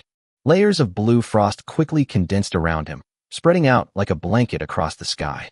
The frost spread in all directions at an astonishing speed, freezing everything in its path. What this is? The survivors stared wide-eyed, their faces filled with shock. This is the superpower to create ice? But this superpower is ridiculously strong. Even more outrageous is that the frost can be precisely controlled. Just as the survivors were preparing to take cover, the frost bypassed them and quickly spread to other areas. The moment a mutated spider peeked out, it was instantly frozen into an ice sculpture. Further away, the swarm of mutated spiders that was gathering was also quickly frozen. They were even frozen in their charging posture. 2 dozens. The entire 6th floor instantly transformed into a world of ice. Everyone was stunned by what they saw. This guy is a superhuman. Superpowered individuals are that strong.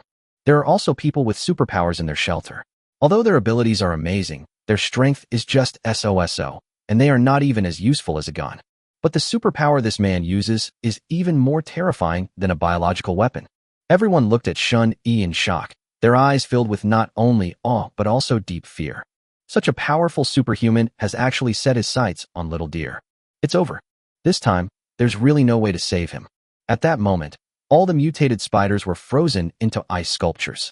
Then, Shun-Yi snapped his fingers. Snap! A crisp cracking sound rang out. The mutated spiders, frozen into ice sculptures, instantly exploded, shattering into countless ice blocks. This is level 8 frost condensation, a deeper level of control over ice that Shun-Yi has comprehended. Precise ice crushing. That shattered, but also the enemies who were frozen in place. The practicality of this ability is undeniable. As his level increased, his superpowers became stronger and stronger, and he used them more skillfully. Wow, boyfriend, you're amazing. You're so handsome. The stunned deer finally came to its senses and was so excited it almost jumped up. That's so cool. Without even moving an inch, they wiped out so many terrifying mutated spiders. What an amazing boyfriend. 127. The Mutant Spider King. Looking at Shun-Yi, Lin Lu's eyes were filled with admiration. My previous choice was absolutely brilliant. Although she initially agreed to date Shun-Yi to save her life, it was hard for her not to be tempted after seeing how powerful he was. The other survivors were also stunned. If this man had wanted to kill us just now, could he have wiped us out in an instant? Thinking of this, they couldn't help but shudder. That's terrifying. But they quickly realized what was happening and hurriedly went forward to thank Shun-Yi, afraid that he would hold a grudge. Thank you so much, Mr. Shun. We will always remember your life-saving grace. Mr. Shun, please feel free to give us any instructions if you need anything. The group expressed their gratitude, their eyes filled with awe as they looked at Shun-Yi. All those chaotic thoughts from before vanished into thin air. Faced with a man possessing absolute martial prowess, they dared not entertain any other thoughts. I can only be grateful. Hopefully, this powerful man will disregard their previous attitude and be willing to lend them another hand. Actually, the attitude of the crowd beforehand wasn't exactly bad. At most, he was worried that Lin Lu would be deceived, so he maintained a certain level of vigilance towards Shun-Yi. Compared to the thugs in the apocalypse who kill and rob at the drop of a hat, they really have a bottom line. In fact, if you don't look at the weapons they have, their lives are not much different from those before the apocalypse. This is also why Shun-Yi didn't make a fuss about it. After all, he had judged from the beginning that these people were more neutral and wary of him, with only a small amount of hostility and no deep malice. Let's go. Shun-Yi didn't say much, and went straight to the shop to start storing the intact items into his system space. Now that he has great strength, he no longer needs to hide his superpowers. It doesn't matter if others see it. After all, they only saw part of the picture. If anyone uses this ability they've seen to target me, they courting death. He actually has more than one superpower. Everyone was shocked once again, collecting things out of thin air. This is yet another powerful superpower. They had met several people with superpowers, but only Miss Fu was suspected of having 2 superpowers. But even Miss Fu's strength is far inferior to this man's. Shani, what kind of superpower do you have? How come you can take away so many things? Lin Lu hugged Shenyi's arm, looking at him with admiration, asking questions like a curious child. Her favorability rating also skyrocketed from the very beginning, quickly catching up with Murong Shue's. The hero rescuing the damsel in distress may be a cliché, but it really works. If used properly, it is incredibly effective against teenage girls. This time, seeing the two acting intimately, none of the other survivors dared to interrupt or offer any objections. They even secretly hoped that Xiaolu and Shun Yi could become a real boyfriend and girlfriend. With such a strong boyfriend, Xiaolu will definitely be able to protect her from being bullied. Even they can benefit from it. For example, right now, if it weren't for Lin Lu, this man definitely wouldn't have saved them. This is already an incredible bargain. After spending more than 10 minutes, Shun Yi scoured the department store for supplies and made a considerable haul. The supplies we received today are enough to last several hundred people for a while. Then, just as he was about to leave, suddenly, through telepathy, Shun Yi saw a mutated long-legged spider, about 4 or 5 meters long, approaching the department store in the distance. Behind it was a long, thin object wrapped in spider webs, the nature of which was unknown.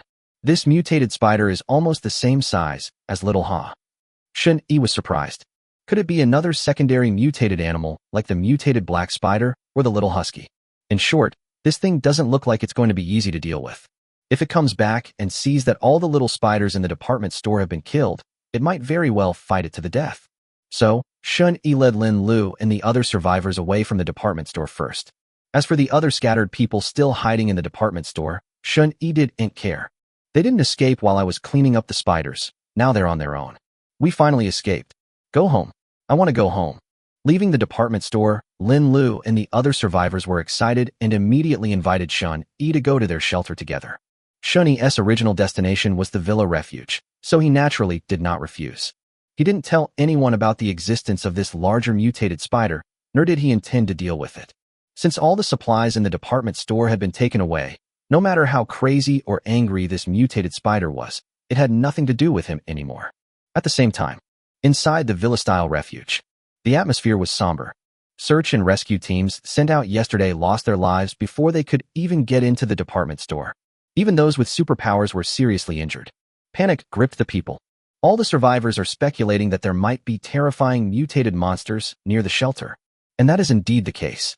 Those in management who knew the details were more nervous than the ordinary survivors who were unaware of the truth. Because there are many mutated spiders in the department store. Moreover, there was an exceptionally large mutated spider king among them. The search and rescue team suffered heavy casualties because they encountered the mutated spider king. As for the supply team that disappeared in the department store, they have probably been eaten by the mutated spiders and have no chance of survival. Even superhumans can't deal with these mutated spiders, so how could an ordinary person possibly survive? The second supply team was wiped out, and the search and rescue team suffered heavy losses. This is a huge blow to the shelter. Moreover, there are even more serious problems now. The department store is very close to the villa community. Spider King isn't dealt with. The neighborhood could be attacked at any time. Ms. Fu, my suggestion is that we move out of our current neighborhood as soon as possible and find a safer place to stay. Otherwise, the risk is too great. I agree with this suggestion. The department store is only about 3 kilometers away from our shelter. If that mutated Spider King comes here to hunt, we will have no way to resist. According to Lao Li, even without the mutated Spider King, there are countless mutated spiders in the department store, making it extremely dangerous. This is a huge threat to our shelter. At the meeting, most of the shelter's management suggested relocation. There was no other way. The department store was too close to their shelter. With a group of terrifying mutated spiders living next door, plus the mutated Spider King, no one can get a good night's sleep. Fu Yunqi frowned slightly as she listened to everyone's opinions. Migrate. The risks of migrating now are too great. The unknown black fog harbors countless monsters. If they rashly migrate, they'll likely be almost all dead before finding a safe place. Ms. Fu, I think we should consider the invitation from the Sunshine Community Shelter that we received a while ago. At this moment, a middle-aged man wearing glasses spoke up and made a suggestion. 128. Fu Yunqi's ambition. The Sunshine Community Shelter already has more than 800 people, and there are dozens of people with superpowers. Their overall strength is no weaker than ours. If our two shelters join forces, our ability to protect ourselves will be greatly enhanced. With glasses paused, then added, moreover, there aren't any particularly strong mutated monsters near Sunshine Community, making it safer to live there. Listening to the bespectacled man's words, everyone seemed thoughtful, and some were even tempted. However, some people are not optimistic. If our two shelters unite, whose orders will be followed in the future? We can't expect the people in our shelter to work for others, can we? That's true. If that's the case, then we can't just sit here and wait for those mutated spiders to attack us, can we? Some were dissatisfied, some hesitated, and some wanted to unite. The once peaceful shelter began to fall into turmoil due to an external crisis. Quiet down. Fu Yunxi spoke in a cold voice. The conference room fell silent instantly, and everyone's eyes were focused on the woman in the main seat. Although Fu Yunxi is a woman, she is highly skilled and possesses powerful supernatural abilities, making her the true leader of the shelter. Everyone trusted her and listened to her. Fu Yunxi glanced at everyone and then said, "We can't just run away when we encounter monsters. This isn't the end of the world. Running away won't solve anything. We moved to Sunshine Community this time because we were afraid of mutated spiders. So where will we move to next time if we encounter mutated tigers? Moreover, the mutated monsters lurking in the black mist might be even more powerful than the mutated Spider King. If the relocation begins, who among you is confident you can guarantee the safety of the elderly and children?" Upon hearing Fu Yunxi's words, everyone fell silent. They had considered this as well, but most people tend to avoid it compared to a crisis that is out in the open. "Then, Miss Fu, what should we do? With the current strength of our shelter, it will probably be difficult to deal with this mutated Spider King." Someone asked hesitantly. This is also the question most people want to ask. Fu Yunxi's beautiful eyes swept over everyone, her expression unchanged, and she said, "Since one of our shelters can't deal with the mutated Spider King, let's unite with other shelters and survivors nearby. Now that such a powerful mutated monster has appeared, it threatens not only our shelter, but also other survivors. If we can defeat this mutated Spider King, the supplies in the department store will be enough for us to live on for a long time." An entire department store. Even if most of them are contaminated, there are still quite a few left. Now, more than half a month has passed, and the survivors have already looted most of the small supermarkets and convenience stores. Only large supermarkets like these still have supplies. Especially in places where powerful monsters have built their nests, the supplies definitely haven't been looted by other survivors. This is an important supply point. How can we just give it up? Upon hearing this, everyone was somewhat tempted. If we can really defeat the Spider King, the gains will be substantial. Immediately, Fu Yunxi looked at everyone with her beautiful eyes and gave the order. "Now you all send people to contact the nearby shelters and explain the situation of the mutated Spider King to them. We survivors must unite to eliminate this mutated monster. Otherwise, as it grows stronger, no one will be able to escape it. Remember, you must notify all shelters, especially Sunshine Community, and make sure they send someone to help us. Otherwise, if they don't help us, don't blame us for luring the mutated Spider King to their shelter. Although it's cruel, I don't mind being the bad guy for the sake of the children and elderly in our community." Was shocked by Fu Yunxi's cold attitude, thinking to themselves that Miss Fu was really ruthless at crucial moments. A clever tactic of shifting the blame. But no one thought it was malicious. In order to survive, they didn't mind carrying out Fu Yunxi's orders. Yes. The management team immediately accepted the order and got up to leave the meeting room. Hearing the conference room door close, Fu Yunxi picked up the bottled water on the table, took a sip, and looked out the window at the scenery with a slightly somber expression. In fact, the more sensible thing to do would be to leave the current shelter. But she was somewhat unwilling to give up. Many people sacrificed their lives to finally eliminate the threats in this community and establish a relatively safe living environment. If you move to a new place, you have to start all over again. Not to mention the dangers that may be encountered along the way. The water resources required for the relocation alone will be considerable. Although we collected a lot of rainwater in the past 2 days, it couldn't withstand such a large-scale effort. Therefore, all things considered, eliminating the threat posed by this mutated Spider King would actually be the best option. The biggest problem right now is whether other shelters are willing to help. If none of them are willing to contribute their time and effort, then relying solely on their own strength, they certainly cannot defeat the mutated Spider King. In that case, we will be forced to relocate. There are already 800 people in Sunshine Community. Fu Yunxi's beautiful eyes sparkled as she murmured softly. She had previously been thinking of finding an opportunity to take over Sunshine Community. Now it's quite difficult. It seems that there must be a powerful superhuman or a very intelligent person in Sunshine Community to be able to integrate the survivors so quickly. If we can kill this leader, then our annexation plan can still be carried out. This time, the joint effort of several nearby shelters to fight the mutated Spider King is an opportunity. After dealing with the mutated Spider King and the leaders of these shelters, we can take the opportunity to integrate all the shelters within a radius of tens of kilometers. At that time, my power will be immense. Now that chaos has arrived, Fu Yunqi naturally doesn't want to live a life of mediocrity. How can just guarding such a small territory be enough? Since we've started, we should make it bigger and stronger. Fu Yunqi gazed at the clear blue sky outside the window, a madness flashing in her eyes. She had already begun planning how to eliminate the leaders of the other shelters without anyone noticing. Although he could do it with his own abilities, there was a risk of exposure if he did it himself. Is using that last card the only option left? Fu Yunqi pondered, tapping her fingers lightly on the table, her ambition laid bare.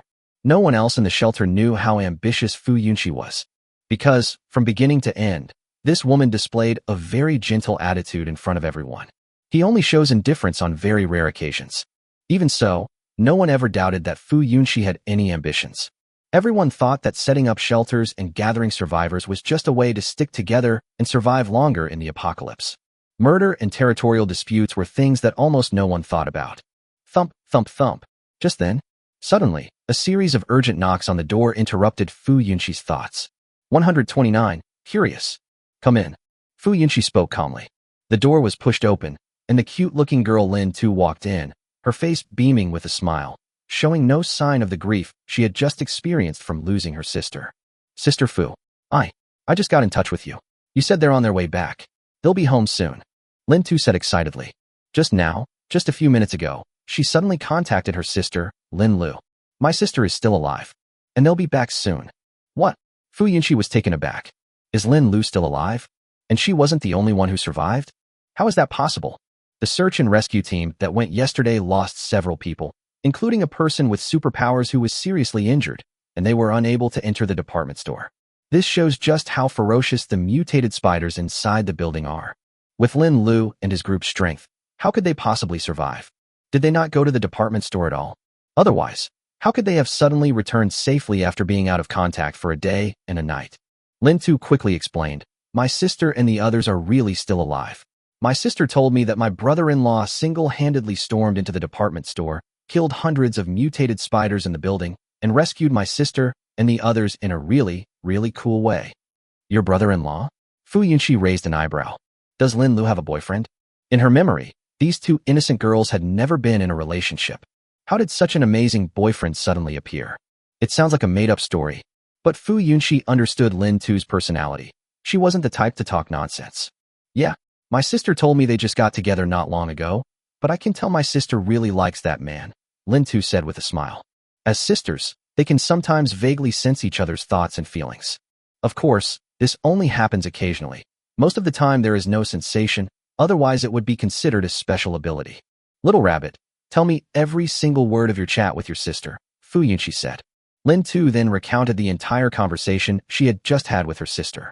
There's very little useful information. Most of it is Lin Lu praising her boyfriend on her own terms. How handsome, strong, and amazing he is, etc. After listening, Fu Yunqi became even more suspicious of the mysterious man's strength. Why does it sound like a god descending to earth? Is it really that powerful? Could this just be the little girl's fantasy? She sighed helplessly, then said to Lin Tu, since this man saved your sister and the people in our shelter, we should be prepared to welcome him. So, little Tu, go and have the kitchen prepare the freshest food. Tell them we are welcoming a distinguished guest. Okay. Lin Tu nodded immediately and happily skipped away. The little girl was simple-minded. She was just happy that her sister had returned safely, and at the same time, she was full of curiosity about this suddenly appearing brother-in-law. Is my brother-in-law really handsome? Isn't that really amazing? Curious. As Lin Tu left, Fu Yunqi's face darkened. She sensed the danger. One person wiped out hundreds of mutated spiders. How powerful must that be? At least heavy weapons are needed, right? If there are no heavy weapons, it means that this man's superpowers are extremely strong, far exceeding his own. With such a powerful man about to arrive at the shelter, Fu Yunqi felt an increased sense of pressure. Now it's the end of the world. There are no laws, no rules. If this powerful person harbors ill intentions, they have no power to resist. Thinking of this, Fu Yunqi immediately got up and went into the bedroom. After some maneuvering, she took out her trump card from the safe. A silver pistol. That's right, her trump card is a gun. While superpowers are powerful, in terms of deterrence and lethality, a handgun is definitely stronger. At least for now. Although Fu Yunqi vaguely felt that her superpowers could be improved, she didn't know how to improve them, so the pistol was her biggest trump card. Of course, besides that, she also had several trusted confidants. These trusted confidants are quite capable and can play an unexpected role at crucial moments. However, this man shouldn't be some kind of ruthless villain, otherwise he wouldn't have been able to save Lin Lu and the others. Fu Yunqi thought to herself as she checked the gun and bullets. As long as he doesn't cause trouble, we should avoid making enemies. If possible, bringing this powerful man into our shelter is the safest course of action. If this man really likes Lin Lu, perhaps he can use Lin Lu to keep him. If a person has a weakness, then they can be controlled. Although Fu Yunqi prefers to control her subordinates with absolute power. But it's clear that this man, who can single-handedly kill hundreds of mutated spiders, is far stronger than me. Fu Yunqi believed that it was absolutely impossible for her to kill hundreds of mutated spiders on her own. Of course, Fu Yunqi still harbored some doubts about the information Lin Tu conveyed. Does such a man really exist? Is he really that strong? Without seeing it with her own eyes, and without verifying it from multiple sources, the suspicious Fu Yunqi would not easily believe it. Drawing the pistol was simply a precaution. If there really is such a man, powerful and with ulterior motives, then conflict is inevitable. But if this man doesn't exist, that would be the best. If there really was such a person, and he broke into the department store alone, then did he also kill that mutated Spider King? If that's the case, then his strength is far too great, definitely even stronger than Lin Tu described. The only way to kill him with a gun is probably by surprise. Fu Yunqi analyzed the situation and made the worst-case scenario plan. It's still unclear whether they are friend or foe, so we absolutely cannot let our guard down. She immediately relayed the message to several trusted confidants, instructing them to prepare for battle. If they were to make a move themselves, they would also launch a surprise attack immediately. That's all. 10 minutes passed in a tense atmosphere. Lin Tu ran over to tell Fu Yunqi that her sister and the others had returned. 1:30. In a post-apocalyptic world, strength reigns supreme. It's really here? Upon hearing Lin Tu's words, Fu Yunqi immediately stood up and led the entire management team of the shelter to personally greet them. Meanwhile, news of Lin Lu and the second supply team's safe return quickly spread throughout the shelter. The survivors were all shocked. The search and rescue team sent out yesterday said that the second supply team was beyond saving, but they actually came back safely today. The happiest people were the families of the survivors from the second supply team. They had been crying so hard their eyes were swollen, but they never expected to see their loved ones again. This is nothing short of a miracle. The returning survivors were reunited with their families. Although most people still didn't make it back, the fact that some returned alive was already excellent news for many. Lin Lu then led Shun Yi to the top floor, where they met the management team of the shelter. Fu Yunqi also saw the man who gave her a strong sense of crisis. This man actually exists. Sister. The moment Lin Tu saw Lin Lu, she rushed over, her eyes instantly turning red. It's all right, your older sister is back. Lin Lu hugged her younger sister and comforted her softly. Her voice also betrayed suppressed emotions. If it weren't for Shun Yi, she might never have seen her sister again. Thinking of this, Lin Lu secretly glanced at Shun Yi, her eyes gleaming. Mr. Shun, please come in. Fu Yunqi was very friendly to Shun Yi. She was surprised because the man looked very young, at most in his early 20s. But you can't judge a book by its cover. Judging from Lin Lu's reaction just now, this man should be her mysterious boyfriend, the powerful man who single-handedly killed hundreds of mutated spiders.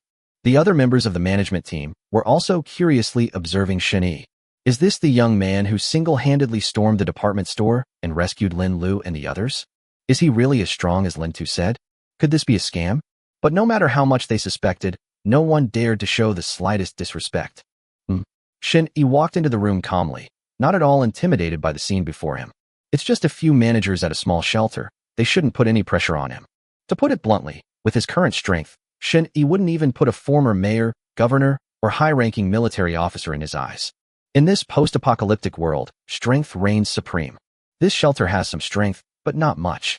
As for Fu Yunqi's various little tricks, Shun Yi had already seen them from God's perspective. He didn't care about a mere pistol. If this woman dares to launch a sneak attack, Shun Yi can kill her the moment she draws her gun. With Shun Yi's current strength, it would be almost impossible for an ordinary superhuman to kill him unless he stood still and did not resist at all. After entering the room and giving a brief self-introduction, the food was quickly served. The table was covered with all kinds of food and wine. However, most of them are vacuum-packed and canned, with little fresh ingredients. This is normal. Fresh food has already been contaminated by the black fog, so only vacuum-packed food is still edible. Shen Yi eat some meat. Lin Lu happily put several pieces of meat on Shen Yi's plate. There are so many delicious foods today. Sister Fu is being unusually generous. She hadn't eaten meat in a long time since the apocalypse. Brother-in-law is indeed very handsome. Lin Tu was also secretly observing her brother-in-law, whom she had just met. Just as my sister said, he's really handsome. No wonder my sister fell for her brother-in-law. Mr. Shun, please don't be shy, please help yourself. Seeing that Shun Yi hadn't touched his chopsticks much, Fu Yunqi assumed he was just being shy. To be honest, she felt a little reluctant to bring out so much precious food to entertain people all at once. These are foods they would never normally eat casually. No need, I'm not hungry. Shen Yi's tone was indifferent. Fu Yunqi was slightly taken aback, feeling that this young man was quite reserved. With so much delicious food, how can you say you're not hungry? Even she couldn't resist the urge to feast. But out of politeness, she didn't touch her chopsticks much. Instead, she turned to Lin Lu and asked what had happened to the second supply team. That's how it is. Lin Lu swallowed the meat in his mouth, picked up another piece, and began to explain from the beginning. The gist of the situation was this. Because all the small supermarkets and convenience stores near the shelter had been looted, there were simply no supplies left. Therefore, Captain Wang of the second supply team suggested that they go to a department store a little further away to search for supplies. Before going, they had reported to the shelter. Although it was a bit far and there would be some danger, everyone was prepared to face the danger. Afterwards, as they approached the department store, they specifically left 2 people outside to provide support and maintain contact with the shelter. Result: when the rest of them entered the department store, they found many cobwebs inside. Some people immediately sensed something was wrong and wanted to leave. But the others thought that since they were already here, they should at least take some supplies before leaving, otherwise they would have traveled several kilometers for nothing. So they continued to explore further. Shortly after the exploration began, some people were attacked by mutated spiders. While resisting, the group tried to escape the department store, but there were even more mutated spiders at the entrance, and there was a particularly large mutated spider outside, which frightened them so much that they hurriedly ran inside. They fought back and ran, and many people were killed in the process. It was at this critical moment that Lin Lu discovered there were no mutated spiders near the bathroom, so everyone ran inside, and as a result, they were no longer attacked by mutated spiders. They guessed that the mutated spiders might not come because the bathroom smelled too strong, or it might be for some other reason. In any case, as long as they hid in the bathroom and didn't make a sound, they would be safe. So they stayed hidden, waiting for people outside the building to notice something was wrong and contact the shelter for help. After waiting for a whole day and night, no rescue came. Some speculated that something might have happened to the people outside the building, or that there were too many mutated spiders to carry out a rescue. In short, everyone was so desperate that they wanted to give up, until Shun Yi appeared and saved them. If it weren't for my boyfriend, we would definitely starve to death in the toilet. Lin Lu cleared her throat, and then proudly began to talk about Shun Yi's bravery and invincibility. One person can wipe out hundreds of mutated spiders in an instant. As she spoke, she even started embellishing her story. Originally, Shun Yi might have killed 200 or 300 mutated spiders, but after Lin Lu's second explanation, it had increased to 500 or 600. If I make her repeat it a few more times, there will probably be even more. It's not that Lin Lu likes to lie. Because she had no idea how many mutated spiders were in the building, she only saw Shun Yi release frost and instantly kill all the spiders that attacked them. So she thought Shun Yi was very powerful. The more she imagined it, the more unfathomable Shun Yi seemed to her. Lin Lu's detailed description, when it reached the ears of Fu Yunqi and the others, immediately shocked them. 131. Why are you staring at me? As expected, appearances can be deceiving. Mr. Shun, you are so young yet possess such formidable strength. I am truly impressed. Mr. Shun, you're amazing. I'd like to toast you. Mr. Shun, is your special ability to create ice? After hearing Lin Lu's description, the management team showered Shun Yi with praise and compliments. Although a few people still have doubts, most people are now convinced. After all, it is an indisputable fact that Lin Lu and dozens of members of the supply team were able to return safely. If Shun Yi wasn't strong, How could he have rescued so many people? Brother-in-law, you're amazing. After listening to her sister's explanation again, Lin Tu's eyes shone with admiration.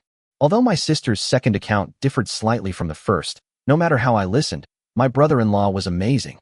He remains calm and composed when facing monsters, demonstrating exceptional strength. Is this her brother-in-law?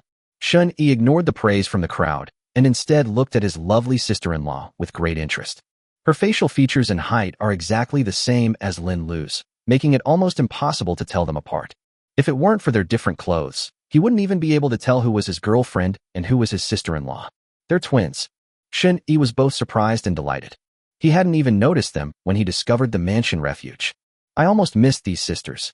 As expected, the system notification was triggered as soon as the sister-in-law was seen. Byte. Survivor matching system criteria detected. Initiating detailed information scan. Name, Lin Tu. Age, 18. Appearance, 92 points. Body shape, 92 points. Internal strength, 100 points, without prior personnel approval. Total score, 93 points. My sister-in-law and my girlfriend have exactly the same traits. No wonder they're twin sisters. However, through Lin Lu's account, Shun-yi learned that his sister-in-law's superpower seemed to be similar to his own mental connection and was also a kind of superpower that allowed for remote communication. What a coincidence. Why are my sister and brother-in-law staring at me? Lin Tu noticed Shun-yi's gaze, and her face flushed red, feeling somewhat shy and embarrassed. Had originally planned to indulge in a delicious meal, but she had to restrain herself. Could it be because my sister and I look so alike that my brother-in-law is staring at me? That must be it. After all, it's normal for every stranger to be curious when they see twins for the first time. So, it's okay, I just need to stay natural. Lin Tu tried her best not to be shy or show any strange expressions. However, faced with her brother-in-law's meaningful gaze, she couldn't help but let her mind wander. Speaking of which, what if my brother-in-law mistakes me for my sister? What if I mistake someone for another person while taking a shower in the future? Should I get a different hairstyle for my sisters in the future? Or never wear the same clothes as my sister again? Otherwise, it would be so embarrassing if my brother-in-law mistook me for someone else. Speaking of which, if my brother-in-law mistakes me for someone else, should I refuse? If I refuse, will my brother-in-law feel embarrassed? It would be terrible if my actions caused problems in my brother-in-law and sister's relationship. Lin Tu's thoughts wandered further and further, her face already flushed red, as if she had given away some strange idea. Of everyone at the table, only she herself hadn't realized it. No, there's another one, which her naive and innocent older sister, Lin Lu, didn't even notice. Lin Lu was busy enjoying her meal and had no time to pay attention to anyone else. Does this man also have feelings for his sister-in-law, Lin Tu? Fu Yunxi noticed Shun-yi's gaze and had a vague guess in her heart. If that's the case, there's a better chance of keeping him. The other members of the management team naturally noticed Shun-yi's gaze, but they dared not think about such nonsense. Regardless of whether Lin Lu's previous words were true or not, this man was definitely not simple, since he dared to come to the shelter alone and remain calm and composed in front of so many people without any fear of being intimidated. It's best not to provoke such a powerful person. Lin Lu, are you full? Just then, Shun-yi suddenly spoke up and asked. Lin Lu, patting her little belly, nodded contentedly. I'm full. While everyone was chatting and daydreaming, she flaunted her meal. I made up for the hunger I had over the past 2 days. Then you and your sister go and rest first. I have something to discuss with the manager of your shelter, Shun-yi said with a smile. Okay, Shun-yi, you'll have to come find me later. My room is at the end of the corridor on this floor. Lin Lu didn't think much of it. She guessed that Shun-yi would definitely discuss the benefits of joining the shelter with Sister Fu. Although she wanted to stay and help plead his case, she thought that she wasn't very good at speaking, so it would be better to take her younger sister back first and whisper in her ear to ask Sister Fu to help improve Shun-yi's treatment. My sister is a superhuman with a high status in the shelter, so her pleading will definitely be more effective than my own. Lin Lu may be naive, but she's not stupid. So, she grabbed her blushing younger sister Lin Tu, packed up the leftover food, and left the meeting room. Mr. Shun, would you be willing to join our shelter? Seeing Lin Lu and Lin Tu leave, Fu Yunxi extended an invitation. Since this man never showed any hostility, he must not be a bad person. Although he might be a bit lecherous. Yes, because Shun-yi glanced at his twin sister-in-law a few more times, Fu Yunxi labeled him as lecherous. This label made her feel like she could control Shun-yi. A pair of twin sisters are enough to bind a lecherous man. especially young men in their early 20s who seem to lack social experience. What kind of mature man would date a silly girl like Lin Lu? Yes, Brother Shin, since your girlfriend works at our shelter, why don't you just join us? We can discuss the benefits, and I guarantee you won't be taken advantage of. Mr. Shun, please make any request you have. As long as it's not excessive, we can fulfill it. You've seen the scale of our shelter. It's definitely not weak. As long as Mr. Shun is willing to join, we guarantee you won't suffer any losses. Other members of the management team also excitedly extended invitations. With such a powerful superhuman joining the shelter, we are much more confident in dealing with the mutated Spider King. No need to worry if we encounter other powerful, mutated monsters in the future. In today's world, strength is the most important thing. Shen Yi glanced at everyone indifferently, finally fixing his gaze on Fu Yunqi's delicate face. He smiled and said calmly, "Since you all want me to join the shelter so much, then I won't refuse. From today onwards, I will be in charge of this shelter." 132. Who is in favor and who is against? What? Mr. Shun, what did you say? Mr. Shun, are you too nervous and said something wrong? Everyone heard Shen Yi's words. Their first reaction was that the man was too nervous and had said the wrong thing. But it happened very quickly. They saw that Shen Yi still had a calm expression. They immediately realized that something was wrong. This guy, is he really serious? Holy crap. So arrogant. We've only known each other for less than 2 hours, and you dare to say such arrogant things in front of so many of us? From now on, you'll be in charge of this shelter? You bastard. How dare you be so arrogant? What right do you have to take over our shelter? Immediately, a man stood up, abandoning his previous friendly demeanor, and coldly questioned him. As he spoke, flames began to erupt from his fists. This is a superpower. This man is a superhuman. From the very beginning, he had always been skeptical of Shun Yi's abilities. As someone with superpowers himself, he didn't believe anyone's superpowers could be as strong as Lin Lu described. He was more inclined to believe that Lin Lu had exaggerated. Of course, he wasn't foolish enough to completely look down on Shen Yi. Since this man dares to be so arrogant, he must have some kind of confidence. But this is our territory. Our people are everywhere. You think you can control us, all by yourself? Therefore, he was the first to stand up and confront Shun Yi directly. The other members of the management team were also eyeing Shun Yi with predatory intent. This man is far too arrogant. Their initial goodwill towards Shun Yi vanished instantly. Young people are just full of youthful vigor. They really should learn how to respect others. Shun Yi looked at the man who had stood up and was questioning him. Then, his eyes gradually lit up. Superpowers. The man's expression changed, and he was about to raise his hand to resist when a laser beam pierced through his flaming arms and head. There wasn't even a scream. The man was instantly killed. Now, am I qualified? Shen Yi's eyes, which had not yet fully recovered, swept over the crowd before finally landing on Fu Yunqi, who looked utterly shocked. I advise you not to even think about launching a sneak attack. A pistol. Hee. Shun Yi spoke casually, raising his hand to reveal a pistol. The gun was pointed at Fu Yunqi. Fu Yunqi's pupils suddenly contracted. This man actually has a gun. Moreover, his ability to manipulate objects from thin air is definitely another superpower. This man has more than one superpower. If we add the ability to create frost that Lin Lu mentioned, then he has at least 3 abilities. What kind of monster is this?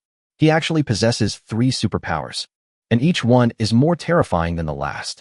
The other managers were so frightened they didn't dare breathe and remained obediently in their seats. Shun Yi glanced around and, not seeing anyone trying to ambush him, casually put the pistol into his system space. If he really wanted to kill someone, this distance ability would be more useful than a handgun. What exactly do you want to do? Fu Yunqi took a deep breath and stared at Shun Yi as she asked. This woman has a truly strong mentality. Even when facing Shun Yi, who might possess 3 superpowers and kill people at will, she didn't tremble with fear and remained silent like the other management members. Being able to be the head of the shelter is indeed quite good.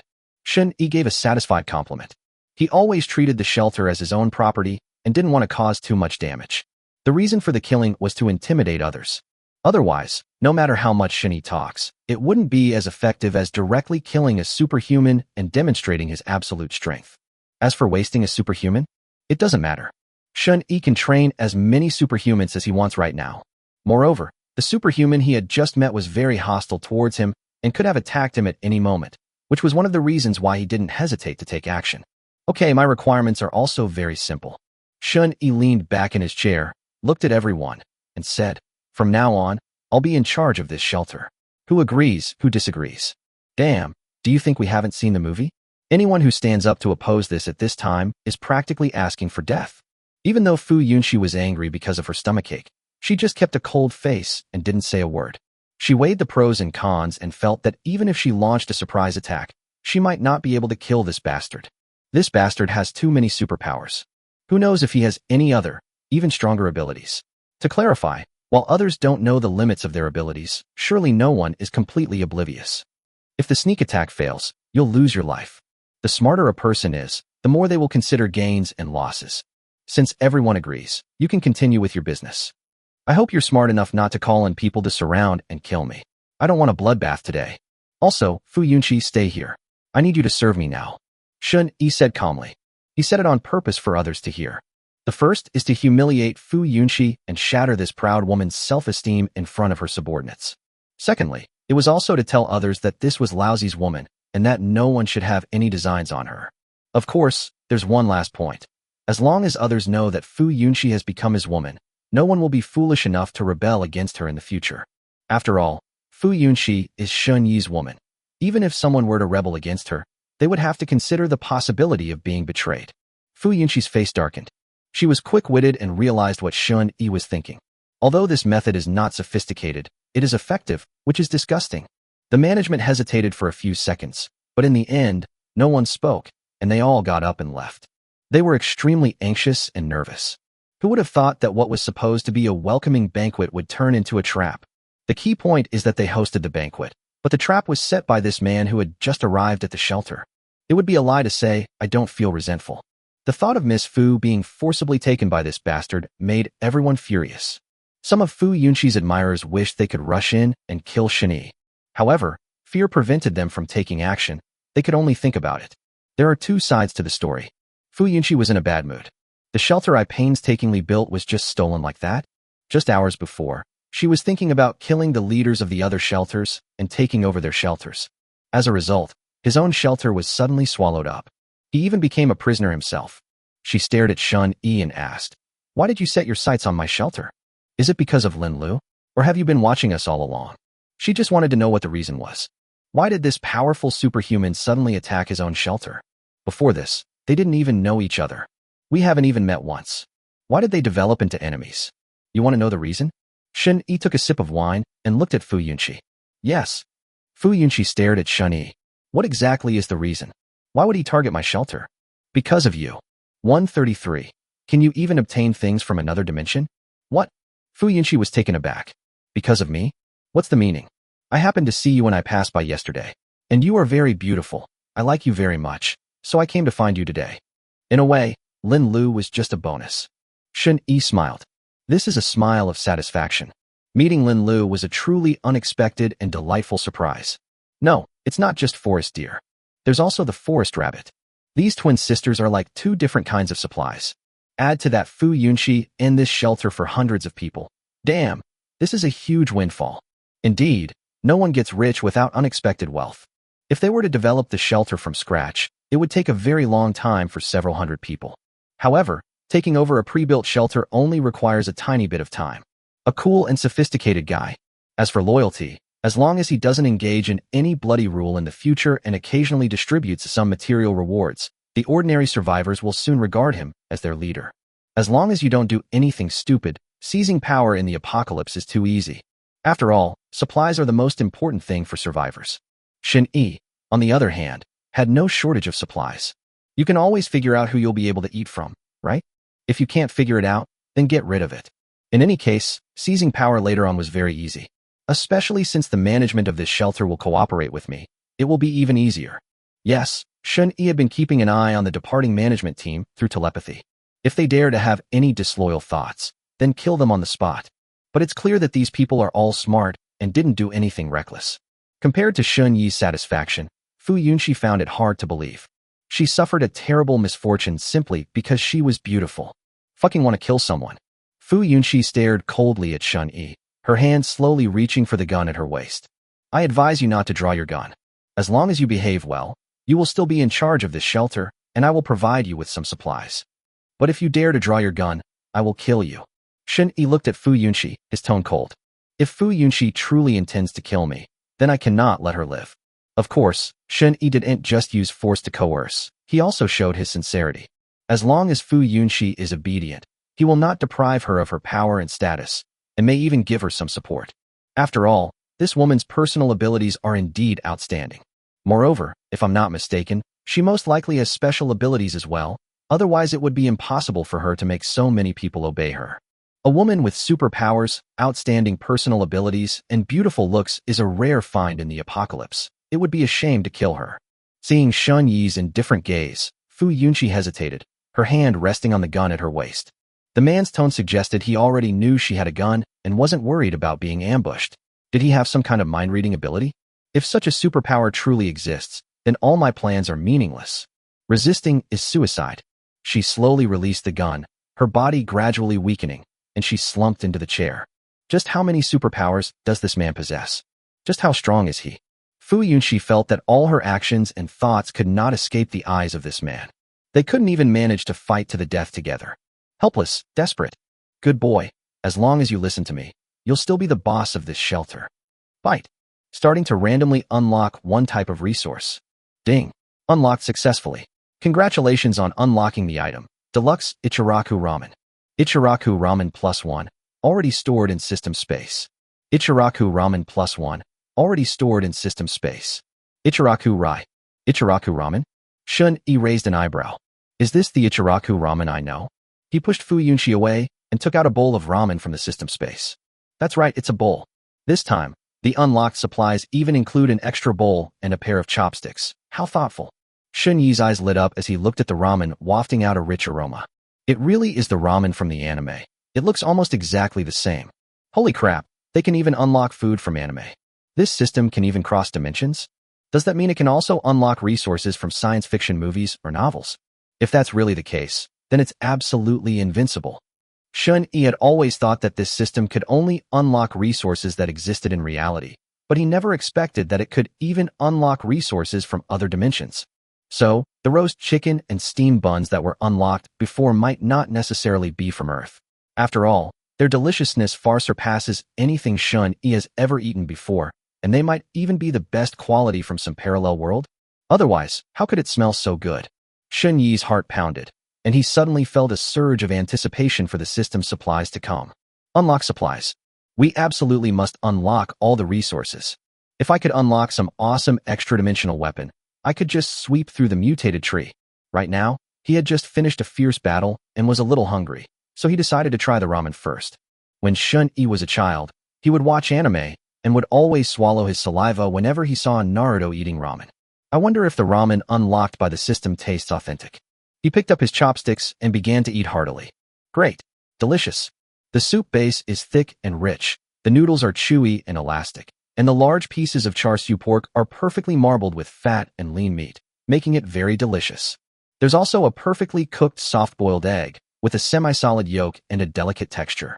The crisp and tender dried bamboo shoots add a refreshing touch to the ramen, and large pieces of seaweed spread on top of the ramen add a fresh ocean flavor. This ramen tastes absolutely amazing. Fu Yunxi watched from the side, swallowing hard. What a rich aroma. Wait, where did he get the ramen from? Could it be the same superpower as the one that allowed him to conjure up a pistol before? Retrieving objects remotely? Or is it some kind of spatial ability? As Fu Yunxi thought about it, she couldn't help but sniffle. How can it smell so good? And the ramen looks like it was just cooked. It's still steaming hot. The meat and eggs inside are extremely fresh and look delicious. Do you want to eat? Shun Yi asked, glancing at Fu Yunxi, whose clothes were disheveled. To deal with this kind of clever woman, a combination of kindness and firmness is effective. Suppressing her rebellious tendencies will only provoke her. After all, Fu Yunxi wasn't like Su Wanting, a spoiled little girl who liked to throw tantrums, was arrogant, and had a strong possessive streak. Of course, after this period of guidance, Su Wanting has become much more sensible. Eat. Fu Yunxi licked the food from the corner of her mouth and nodded gently. She knew that from the moment she first compromised, there was no turning back. There's no other way but to follow this man to the end. 134. How embarrassing it would be if someone overheard. Fu Yunxi compromised, but she hoped that what Shun Yi said was true. They will not take away my power. It could even help them gain greater power. If Shun Yi wasn't lying to her, then she would endure the humiliation. In this apocalyptic world, it's not shameful to be the woman of the strong and to serve the strong. Anyway, She was only serving this man in private. Once outside this room, she would still be the high and mighty head of the shelter. She still holds a position and still wields absolute power. Shen Yi glanced at Fu Yunxi and saw that her aura had become much paler, so he showed a satisfied expression. Then, he took out several bowls of ramen from the system space and placed them on the table. Since I can add a bowl every second, I don't feel bad at all. What kind of superpower do you have? Fu Yunxi was surprised to see Shen Yi produce several more bowls of identical ramen. How on earth did that? What kind of superpower could accomplish this? Shen Yi took a sip of the steaming ramen soup and said, I told you, as long as you behave and serve me well, you'll never starve. Fu Yunxi hesitated, as if she wanted to say something but then stopped. So what exactly is his superpower? Conjure food? Or is it about replicating food? Is there really such a magical ability in the world? Unable to understand it no matter how much she thought about it, Fu Yunxi suppressed her curiosity and picked up the fragrant ramen to eat. She had forgotten how long it had been since she had eaten fresh cooked food. Especially noodles. I haven't seen them since the apocalypse. This ramen smells so good. And it tastes very fresh, just like it was freshly cooked. No wonder this man barely touched his chopsticks at the table. He had such delicious ramen. He had mistakenly thought Shen Yi was just being shy about eating. It's just that I looked down on it. After finishing his ramen, Shen Yi wiped his mouth and was very satisfied with the taste. He was in a good mood as he watched the number of ramen noodles constantly increasing in the system space.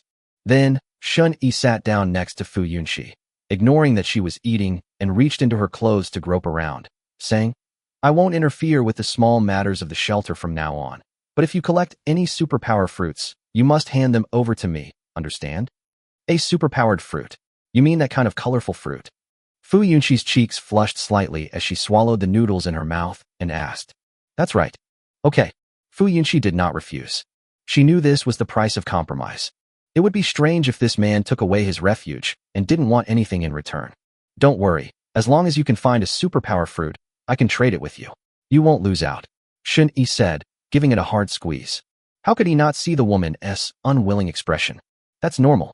After all, no one wants to give away the supplies they've worked so hard to find, so an equal exchange is the only appropriate option. Exchange a superpower fruit for another superpower fruit. Fu Yunxi looked puzzled, not understanding what this meant. You already have a superpower fruit. Why do you want to trade with me? Would it be better to swap the flavors? Or can it grant someone another superpower?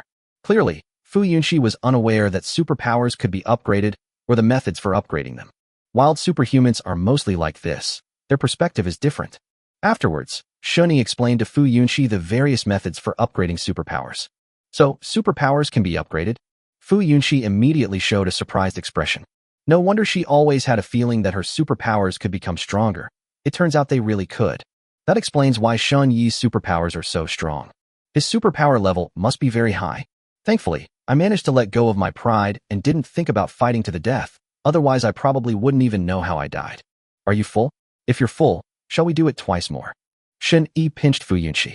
Fu Yunxi slowly closed her eyes and hummed in agreement.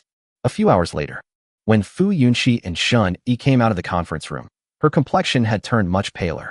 After a thorough discussion, Fu Yunxi gained a deep understanding of Shen Yi's strength. Having such a powerful man protecting them is a good thing for their shelter. At least, the mutated Spider King is no longer a threat. Fu Yunxi also mentioned the mutated Spider King to Shen Yi, and said that she planned to unite with nearby shelters and survivors to kill the mutated Spider King. Of course, another purpose of hers was to take the opportunity to kill or subdue the leaders of other shelters and annex them. This woman has big ambitions. Shen Yi was surprised to hear about Fu Yunxi's plan, but he expressed his support. Let Fu Yunxi do it herself. If she can't solve it, I'll step in. By the way, how many superpowers do you have? Shen Yi suddenly remembered to ask.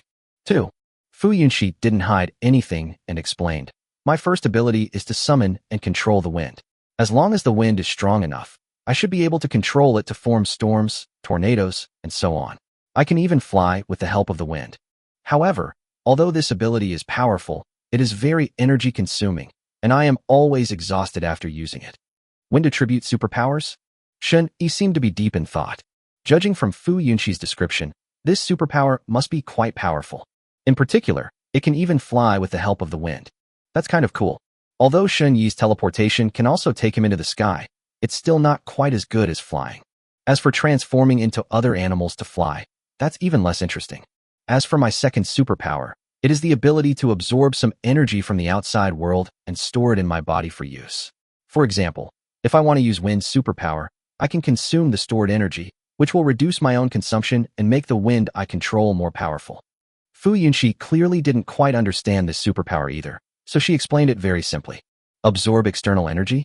What kind of energy can it absorb? Shun Yi raised an eyebrow. This ability sounded more like a defensive ability.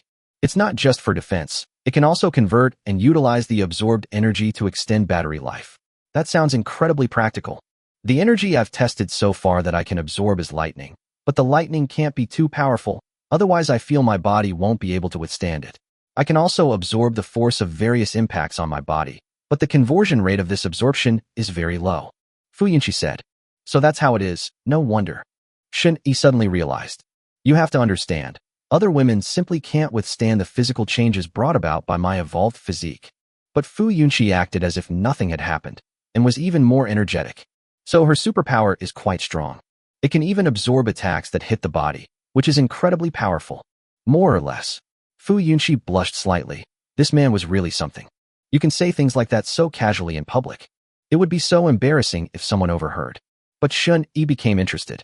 Looking at Fu Yunxi, he asked, if I were to shoot you right now, could you absorb the impact and damage from the bullet? 135. If you pretend to be a pig for too long, you'll actually become one. Bullet damage? It should be possible, but I haven't tried it. Wait, you wouldn't want to shoot me, would you? Fu Yunxi noticed something was off about Shun Yi's gaze and immediately became alert. How could this man even dare to think that? Aren't you afraid of shooting me dead? Oh no. Shun Yi suppressed his curiosity for the time being. Don't use me as a test subject. If I can't absorb all the bullet damage, I might die. Fu Yunxi said warily. She always felt that Shun Yi's gaze towards her was very strange. Who did this guy learn from? They actually want to use living people for experiments. Have you no humanity? So, if you can absorb all the energy attacking you, then you won't suffer any harm, right? Shun Yi grasped the key point. More or less, but I can't absorb much damage right now. I can feel it. I definitely can't withstand a single shot. She emphasized it again. I really can't take bullets. She hasn't lived enough yet. She doesn't want to die? Really? Maybe it's possible. Shun Yi's eyes flickered. Fu Yunxi's superpower is definitely very strong. Extremely high potential. She just didn't dare to develop it casually. It can absorb all kinds of external damage, even damage caused by bullets. This superpower is simply heaven-defying. If this superpower is fully developed and its level is raised, wouldn't it be able to withstand machine gun fire and nuclear bombing? It can even absorb the power of a nuclear bomb and launch an even stronger attack in return. That's an absolutely invincible ability. It can defend, sustain itself, and even unleash explosive power. It's a pity that such a powerful ability didn't end up in its own hands. Otherwise, combined with his high-temperature rays and frost abilities, he would be incredibly powerful. The stronger the enemy's attack, the stronger the attack he can unleash, an incredibly overpowered ability. No wonder this woman wanted to fight him from the very first meeting. You should develop this ability properly. It has great potential, Shun Yi said, sharing his thoughts. Fu Yunxi was certainly not stupid. She had been developing this ability. However, she had never even considered things like the gun test that Shun Yi mentioned. It's not like we're in a desperate situation. Why risk your life like this? Even if a handgun hits your leg or arm, it can easily cripple you. Especially now that it's the end of the world. Even a minor injury is dangerous. There weren't any skilled doctors in his own shelter. I understand. Fu Yunxi replied perfunctorily. Development is necessary, but we will absolutely not take any risks. All right, let's do as we agreed before. Send someone to contact the nearby shelters and ask them to send people out as soon as possible so we can work together to deal with the mutated Spider King, Shun Yi said, changing the subject. Since Fu Yunxi is ambitious, he doesn't mind giving her a push. After all, this is something that benefits them. If all the shelters and survivors within a radius of 10 kilometers could be integrated, there would be at least several thousand people, right? Of those thousands of people, at least 1/10 are young women, right? If even 1/10 of this meets the system standards, I can unlock a lot of resources. Moreover, the more people in the shelter, the greater the chance of finding a devil fruit. In short, we have no shortage of supplies, so we should focus on developing our shelters. Yes, I already sent someone to contact them, and I think I'll get a reply by tomorrow at the latest, Fu Yunxi said. Even without Shun Yi, she would still carry out the takeover plan.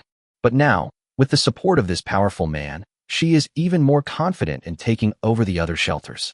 With Shen Yi's strength, it should be easy for him to unexpectedly kill several shelter leaders. Okay, but there's one more thing I need to make clear to you.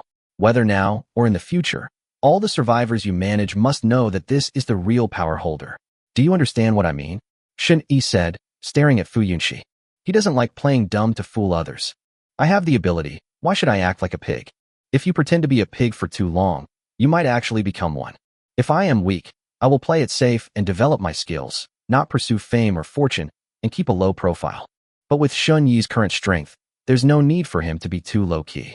At the very least, he needs to let the survivors in his shelter know who the real boss is. Know who you should respect. He didn't want to be the one making silent contributions and providing a lot of supplies, only to have others forget his kindness. Then there's no point in me doing good deeds. Fu Yunxi nodded and said, I understand. Don't worry, all the teachers in our shelter will give the children lessons regularly.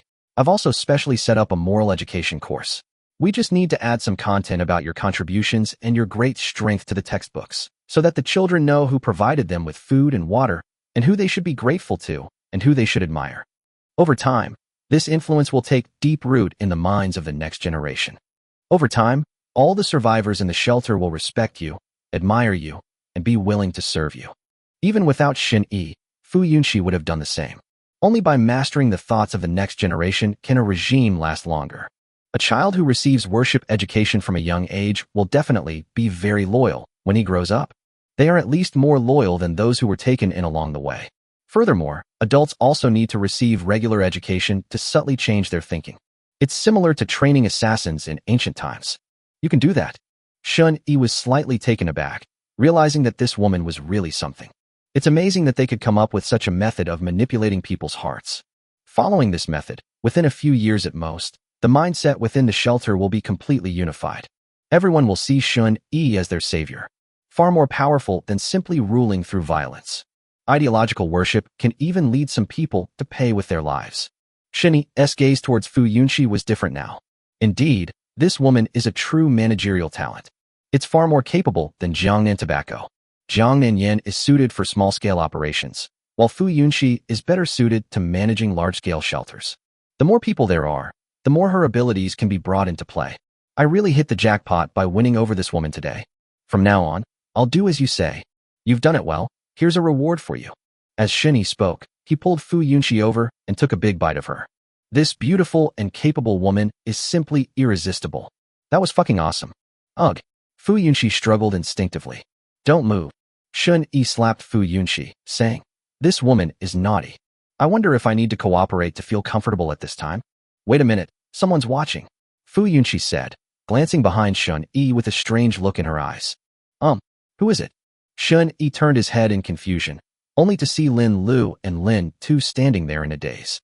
136, brother-in-law, you're bad. Shen Yi, Sister Fu, how could you do this? Lin Lu's voice trembled, and her eyes instantly reddened. She was just excitedly showing off her boyfriend to her sister. But as soon as he stepped outside, he witnessed Shen Yi and Fu Yunxi embracing tightly, even kissing. At that moment, Lin Lu felt as if a lush green expanse was above her head. Countless grievances welled up in my heart in an instant. Little dear, things aren't what you think.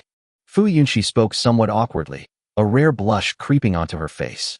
Anyone who didn't know better would think that she had seduced Shen Yi. Actually, I'm a victim too. It's not what I think. Then what is it? You kissed. I've never even kissed Shen Yi. Lin Lu became more and more aggrieved as she spoke, and tears streamed down her face uncontrollably. Fu Yunxi also shut up. The deed is done, and any explanation will only seem weak and ineffective. She couldn't just lie and say that she and Shen Yi were completely innocent, could she? Even if she had the thickest skin, she couldn't say such a thing. All right, stop crying. Shen Yi walked up to Lin Lu and reached out to wipe away her tears. Lin Lu lowered her head, feeling extremely wronged. If you've been cheated on, can't you even cry a little? Why? Why did you kiss Sister Fu? Is it because I didn't want to do serious things with you, so you went to Sister Fu? I never said I was unwilling. If you want, I'll agree to it. Lin Lu's voice was soft and sweet, with a hint of timidity in her tone. She didn't have the air of someone catching someone cheating at all. Instead, she sounded like she had done something wrong. Anyone who didn't know better would think she was the mistress. Even her younger sister, Lin Tu, couldn't stand it anymore. Although she had never been in a relationship, her moral compass told her that the ones in the wrong were her brother-in-law, and Sister Fu. It should be the brother-in-law apologizing to the sister. But Lin Tu only dared to condemn it fiercely in her heart, but was too timid to speak out. This was the first time she had experienced something like this, and she was very nervous. Sigh. Fu Yunxi listened to Lin Lu's words and saw her aggrieved expression. She sighed helplessly and decided not to stay any longer, so she quietly left. Anyway, let's get down to business first. She didn't want to get involved in such a dramatic situation. Although she was the person involved, Fu Yunxi really didn't want to waste time on this kind of thing. If it weren't for the fact that she treated Lin Lu like a younger sister and had a certain emotional foundation with her, she wouldn't even care that she had cheated on Lin Lu. If it were a stranger, Fu Yunxi would kick her away without hesitation and become Shun Yi's official girlfriend. All I can say is that she did have feelings for Lin Lu, so she couldn't be too heartless. In addition, Fu Yunxi had promised Lin Lu's deceased parents that she would take good care of Lin Lu and Lin Tu. And now this has happened. It has caused her considerable pangs of conscience. Okay, stop crying. Shin Yi frowned and said bluntly, Lin Lu, I can't have only one girlfriend in the future, so I hope you can be more sensible. Shun Yi had never been in a relationship before, so naturally he didn't know how to say sweet words. In addition, he didn't want to waste time comforting Lin Lu, so he just played his cards openly against her. You actually want to start a harem? Lin Lu's eyes widened, tears welling up in her eyes with grievance. Although she had watched palace dramas, she never thought that something like this would happen to her. Just like never imagining that the end of the world would become a reality. More or less. Shin Yi did not deny it. His tone as calm as if he were talking about the weather. Brother-in-law, you're bad. Lin Tu continued to condemn Shun Yi in her heart. She even imagined a miniature version of her brother-in-law in her mind, and then beat him up to avenge her sister. On the surface, Lin Tu also looked like a punching bag, keeping her head down and not saying a word. Both sisters are very simple-minded, introverted, and timid. Don't stand here, let's go inside and talk. Shun Yi pulled the aggrieved Lin Lu into the conference room. However, as soon as she entered the door, Lin Lu exclaimed in surprise. Someone's dead. She stared in horror at the headless corpse beside the dining table, her face turning deathly pale. Tu, who came in later, was also startled by what she saw and grabbed her sister's arm tightly. I completely forgot about that. Shun Yi then realized that he had forgotten to clean up the body. He was already used to dead people, so he didn't care about corpses. Fu Yunxi, that woman, is the same. She's not afraid of dead people. So when the two of them were unlocking the supplies, a bloody, headless corpse was just casually left aside. No one paid any attention to it, and nobody cared. But the two sisters, Lin Lu and Lin Tu, clearly couldn't bear such a bloody scene. Shun Yi immediately used his mental connection to contact Fu Yunxi, asking her to send someone upstairs to clean up the body and tidy up the house. Shun Yi. The voice that suddenly rang in her mind startled Fu Yunxi, who was talking to her subordinates. Another superpower? What was happening? She replied to Shun Yi's message and immediately sent someone upstairs. He actually has the same mental abilities as Lin Tu. Just how many supernatural abilities does this man possess? She originally thought she knew Shun Yi's strength very well, but she found that it was only the tip of the iceberg. His psychic abilities are much stronger than Little Rabbit's. Fu Yunxi murmured softly. Lin Tu's psychic abilities require eye contact to leave a mark before remote communication can be established. Without leaving a mark, communication is impossible. Furthermore, there are limitations on the distance and number of marks. In comparison, Shun Yi's mental ability to directly and forcibly connect with one's own consciousness and communicate with oneself is simply domineering, although it doesn't seem to have much of a killing power. But who knows if it's because Shun Yi didn't use any lethal force. Who exactly is this man? Why does he have so many superpowers, and why does he know so much about them? Fu Yunxi began to speculate about Shun Yi's true identity.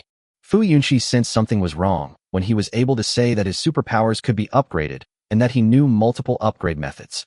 Coupled with the formidable strength Shun Yi displayed, Fu Yunxi became even more convinced that this man was no ordinary person. His strength is on a completely different level from theirs. Could he be an alien? If the end of the world has already happened, then the possibility of aliens can't be ruled out. Who knows, this apocalyptic disaster might be related to aliens. Of course, all of this is just Fu Yunxi's nonsensical speculation, and there is no evidence to support it. After calming herself down, Fu Yunxi gave orders to her subordinates. Get ready. Tomorrow's battle with the mutated Spider King will be the best opportunity for us to take over the other shelters. If anyone dares to leak this information, don't blame me for being ruthless. 137. Its main feature is doing whatever you want. while fighting the mutated Spider King, seize other shelters. The management team was terrified when they heard Fu Yunqi's order. No one expected that Miss Fu would have such great ambitions. No, perhaps this isn't Miss Fu's ambition, but that man's ambition. That bastard man who seized their shelter and took Miss Fu for himself. He must have forced Miss Fu to do this. The thought that Miss Fu not only had to serve that man, but also had to risk fighting against other shelters filled everyone with indignation and anger. Even in the apocalypse, humanity is still fighting amongst themselves. What an absurd act. But most people didn't dare to go against Shun Yi's decision. After all, they had witnessed Shun Yi's abnormal superpowers with their own eyes. To conjure a gun out of thin air, to shoot lasers from its eyes, and to create ice. This is no ordinary person who can fight against it. Although the people were moral, they did not want to lose their lives for it. However, there are cowards as well as warriors. At this moment, a young man stepped forward, clenching his fist, and said, "Miss Fu, was it that bastard Shun Yi who forced you to do this? That bastard is a real scoundrel. And what about you? Didn't you ever think of resisting? With so many of us, why should we be afraid of just one person? As long as we unite, even if that bastard is strong, he will be wary of us." The young man spoke passionately, his eyes filled with anger, clearly showing his deep hatred for Shun Yi. But the reason he hated Shun Yi was not because Shun Yi was going to attack other shelters, but because Shun Yi had forced and taken possession of his goddess Fu Yunqi. The thought of his goddess being left alone in a room for hours, possibly defiled, made his anger uncontrollable. He couldn't bear to touch his goddess, yet she was being humiliated like this by another man. He wished he could tear Shun Yi to pieces. So, taking advantage of Shun Yi's absence, he tried to provoke Fu Yunqi's anger, as well as the anger of the other management. As long as everyone unites to launch a surprise attack, I don't believe Shun Yi can withstand it. But the others aren't stupid. If obeying orders will save our lives, why should we risk our lives? No matter how much they struggle, it's all just to survive.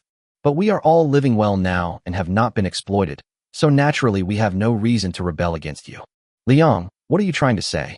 Fu Yunqi stared at the young man, her beautiful peach blossom eyes filled with coldness. When the man saw Fu Yunqi looking at him, he immediately straightened his back and said righteously, "Miss Fu, this kind of bastard who threatens women is the kind of man I, Liang, despise the most. As long as Miss Fu gives the order, I'm ready to fight him to the death right now. For Miss Fu, for the refuge, I would gladly die." Liang spoke with great conviction and fierce momentum, like a fearless warrior. "Since you're so eager to die, then go ahead and die." Fu Yunqi spoke coldly, then suddenly drew the pistol from her waist and fired without hesitation. Bang! A bullet pierced through Li Yang's chest, who was still immersed in excitement. "Why?" Liang looked down at the large patch of blood seeping from his chest, his face filled with astonishment. He never expected that the goddess would shoot him. He wanted to know the reason, to know why, but his consciousness began to fade, his body collapsed, and he was completely lifeless. The others were even more taken aback by Fu Yunqi's ruthlessness. Why would Miss Fu suddenly kill someone? And the man she killed was the one who spoke in her favor. What on earth is going on? Fu Yunqi lowered her gun, her cold gaze sweeping over the terrified group, and said, "I'll say it one last time. From now on, everyone in our shelter must respect Shun Yi and treat him as the sole master of our shelter. If anyone dares to speak recklessly again, they will suffer the same fate as Liang." Everyone was stunned. Shun Yi bullied you and humiliated you, yet you're still here professing your loyalty? He was driven crazy by what he just did in the room? Their thoughts were racing, but the remaining managers dared not have any ulterior motives and immediately nodded frantically in agreement. This was the first time they had seen Fu Yunqi so fierce, and they were terrified. I don't know what kind of spell Shun Yi cast on Miss Fu, but in just a few hours, Miss Fu has become like a completely different person. Cold-blooded and ruthless, they kill without hesitation. That's so heartless. Actually, this has little to do with Shun Yi, because Fu Yunqi was originally a very ambitious and ruthless woman. The reason I acted so mildly in the past was simply because I wasn't strong enough and couldn't be too cold-blooded, otherwise it would be difficult to win people's hearts. But now that Shun Yi is there to provide absolute force, Fu Yunqi doesn't need to slowly cultivate feelings for him.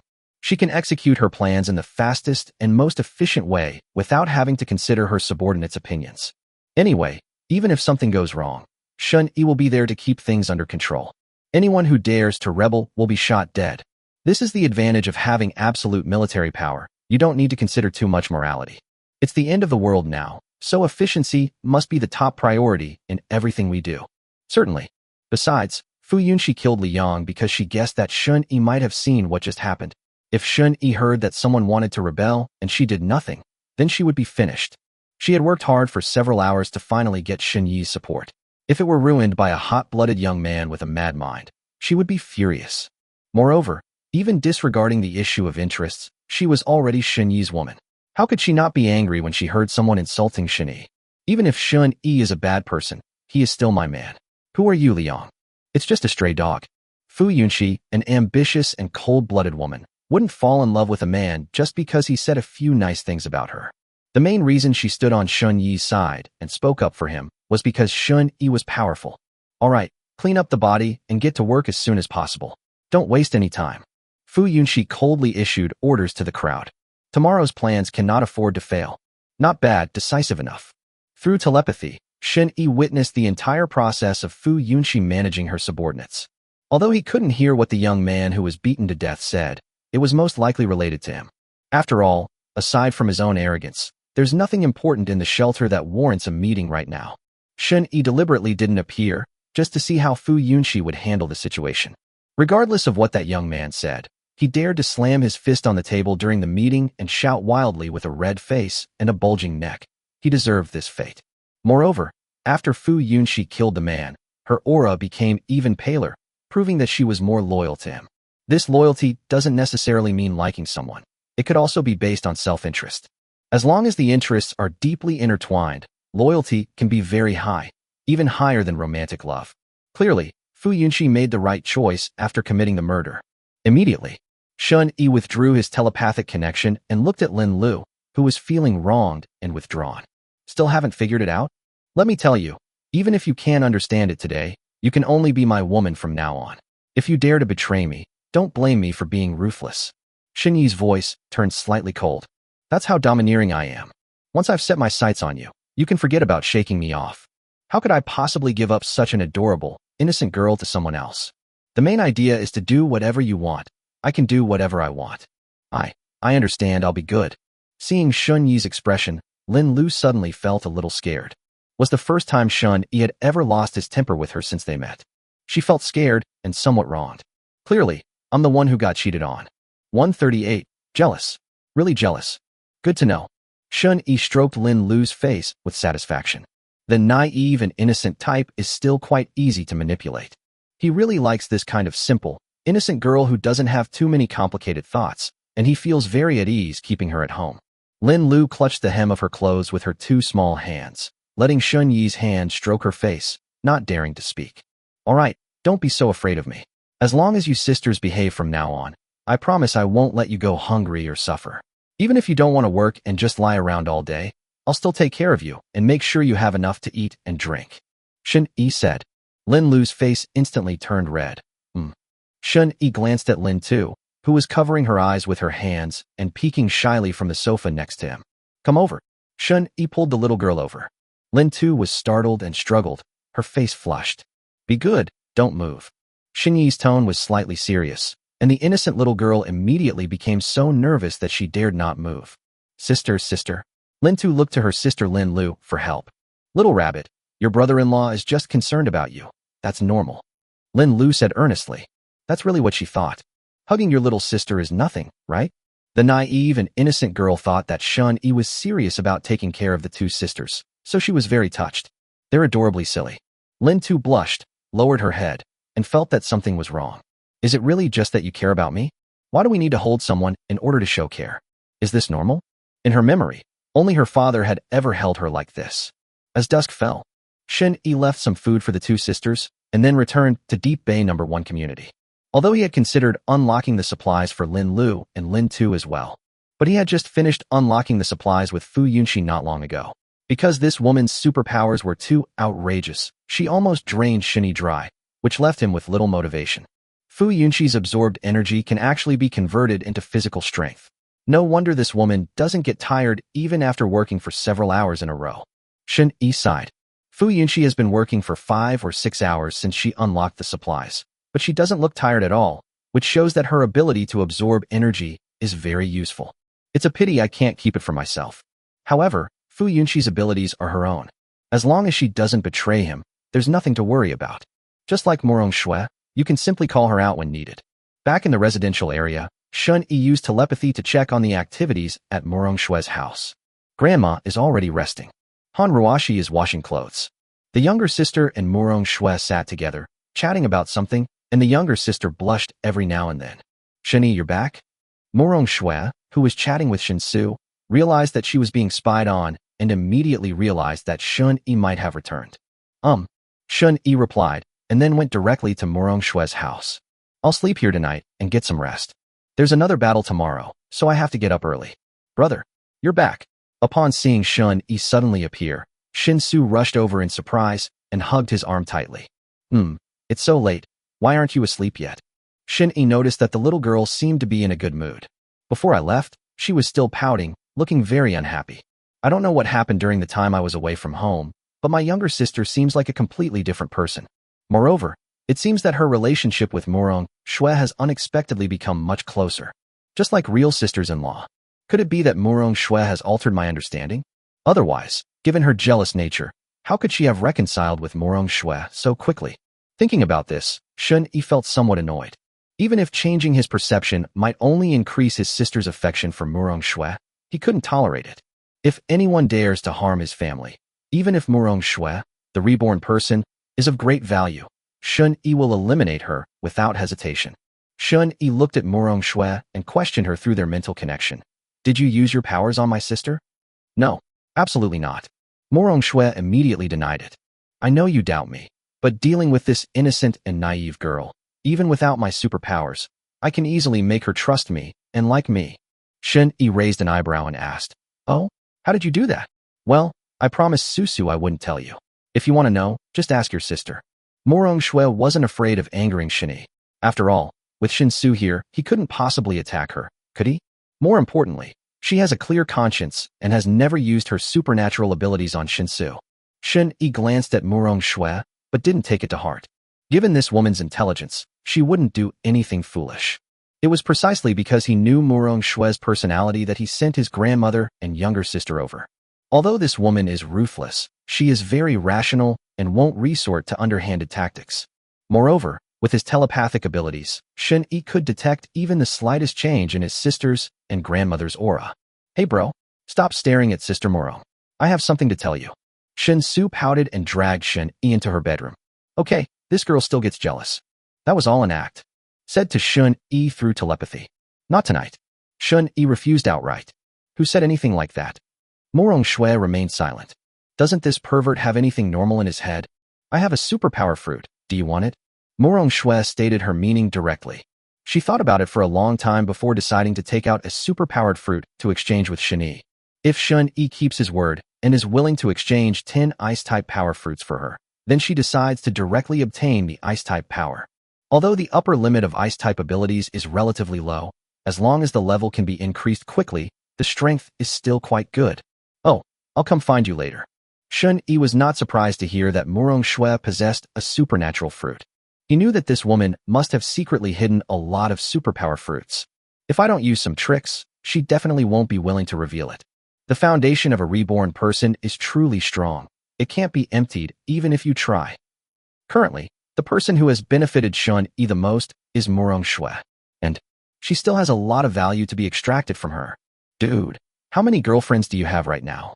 Playing with Shun Yi's big hands with her small hands, and asked somewhat unhappily. A dozen or so. Shun Yi casually made up a number. There was no need to go into details about it. How can there be so many? Shin Su pouted again, her lips so pouting they could hold a whole bottle of soy sauce. Jealous. I'm so jealous. 139, gaining a new superpower.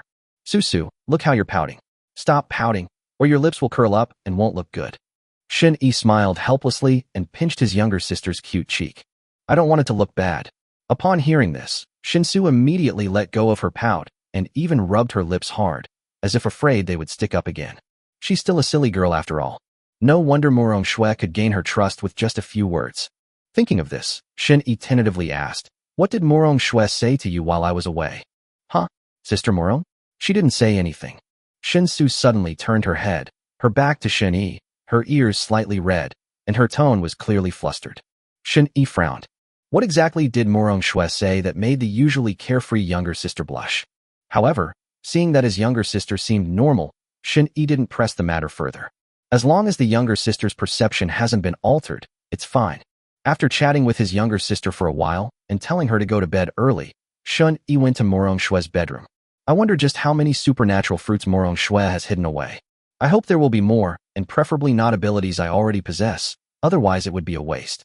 Morong Shui seemed to have said that plant-type ability users can distinguish the abilities of ability fruits, but so far, I don't seem to have encountered any plant-type ability users.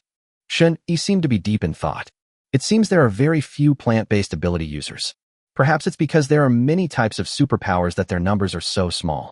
If we don't count the superpowered fruit rewarded by the system, the only fruit of the same type that Shen Yi has encountered so far is physical evolution. I wonder if it was just good luck, or if they had a lot of devil fruits that allowed them to evolve their bodies. Where is your superpower fruit? While thinking, Shen Yi arrived at Morong Shui's bedroom. Meanwhile, a tense atmosphere permeated the villa refuge. Tomorrow they will face a powerful mutated monster, and a slight mistake could cost them their lives. Many people toss and turn, unable to sleep. Some were so nervous they couldn't sleep, while others were silently preparing for battle. However, some managers who knew the inside story were even more nervous, because they knew that tomorrow they would not only have to fight the mutated Spider King, but also take the opportunity to launch a surprise attack on other shelters. If anything goes wrong, they might be attacked by all the survivors. The risk is too great. At the same time, in a bedroom, the two sisters, Lin Lu and Lin Tu, were also unable to sleep and were talking in hushed tones. Sister, I don't think your husband is a good person. He's definitely a scumbag, a bad man. Facing her older sister, Lin Tu was not reserved at all and immediately began to criticize Shen Yi. Why do you say that? I think Shen Yi is a really nice guy. He even promised to take care of us sisters. Although Lin Lu also felt that Shen Yi was a bit of a womanizer, she didn't think he was a bad person. If Shen Yi were a bad person, he would have used violence against me long ago. But so far, he has neither hit himself nor cursed at himself. He shouldn't be considered a bad man, right? As for the act of having a harem, well, it's the end of the world now, so it's somewhat understandable for powerful men to have multiple women. And it's not necessarily Shen Yi's initiative. Maybe other women were throwing themselves at him and seducing him. After an afternoon of contemplation, Lin Lu had brainwashed herself and even started making excuses for Shen Yi's scumbag behavior. Shen Yi has only known Sister Fu for a short time, yet he's already kissing her. He must be a bad man. Lin Tu said seriously. Perhaps it was Sister Fu who took the initiative? Lin Lu calmly analyzed. It's highly likely that Sister Fu saw that my boyfriend is handsome and very capable, so she got interested in him. Little rabbit, think about it. Sister Fu is over 30 years old and has never had a boyfriend. It must be because she looks down on ordinary men. And my boyfriend is so outstanding, it's normal for Sister Fu to fall in love with him at first sight. So she must have seduced Shen Yi first. Although Shen Yi wants to build a harem, you can't entirely blame him. Although he also made mistakes, the greater fault lies with those women who seduced Shen Yi. Lin Tu was shocked after hearing her sister's words and said angrily, Sister, you just love-struck. Even if you say my brother-in-law had a harem because he was seduced, when he was holding me before, he touched me. Even though it felt good, but that's wrong. It's definitely wrong. As Lin Tu spoke, she seemed to remember something, and her cute face turned a little red. Lin Lu shook her head. Little rabbit, you might be being too sensitive. But that's normal, since you've never been in a relationship before, so you don't understand what a boyfriend is. Little rabbit, don't worry, your brother-in-law is just showing normal concern for you. Don't overthink it. But Lin Tu hesitated, and for a moment, she even began to doubt herself. Am I just overthinking things? No, that's impossible. I clearly felt my brother-in-law's hands moving around all afternoon. It's definitely because my sister hasn't discovered Shen Yi's true colors that she doesn't believe him. After much thought, Lin Tu concluded that this was the only possibility. It seems that, as the younger sister, I need to let my older sister know the true nature of my brother-in-law as a bad person. All right, little rabbit, go to sleep early. You have something very important to do tomorrow, so you need to be well rested. Lin Lu patted her younger sister's head. Lin Tu responded, obediently closing her eyes. But she kept thinking about how to make her sister realize that her brother-in-law was a really bad person. Just this one. Shen Yi took the superpowered fruit handed to him by Morong Shui and examined it. There's only this one for now, but the other plants in my room will bear fruit soon, and there will be more then, Morong Shui explained, her tone tinged with wariness. She said this on purpose, hoping that Shun Yi would take a longer-term view and not try to harm his own superpowered fruit. This woman has a lot of ulterior motives. Shun Yi was also speechless. Although my initial methods were not very honorable, I didn't really harm Morong Shui, did I? What is this woman thinking? Does she think I'm definitely going to cheat her? Take it, take it. Shun Yi directly took out 10 frost condensation fruits from the system space and threw them to Morong Shui. You actually gave me so many superpower fruits. Morong Shui was taken aback, then quickly put away all the fruit, as if afraid that Shun Yi would change his mind. Shun Yi ignored her little schemes and simply tossed the power fruit into his mouth and swallowed it. As the fruit was digested, he felt as if his whole body was filled with explosive power. This should be a physical enhancement type of superpower. Experience of frequently consuming superpowered fruits made him immediately realize this. He then opened the system panel to check. 140. Telepathy breaks through to level 11, gaining new abilities. Host, Shun Yi. Age, 20. Combat strength, 99, excluding any external bonuses. Unlocked resources, Master Kong mineral water, freshly baked roast chicken, type 54 pistol, grade 5A steak, superpower fruit, telepathy, deluxe self-heating hot pot, superpower fruit, mental connection, ripe black watermelon, aphrodisiac 5-colored leeks, superpower fruit, frost condensation, 1 steamer of cabbage and pork buns, top-grade edible salt, deluxe Ichiraku ramen. Acquired abilities, physical evolution LV1, instant teleportation LV1, telepathy LV11, shadow binding LV1, mental link LV8, hardened skin LV1, shape-shifting ability LV1, high-temperature ray LV1, frost condensation LV10, muscle burst LV1. Physical evolution, LV1. Your body has undergone an evolution for some reason, resulting in significant improvements in your strength, speed, stamina, health, and more. Instant teleportation, LV1. You can teleport instantly. Telepathy, LV11. You can sense all hostility and goodwill within a 10,000-meter radius around you through your mind.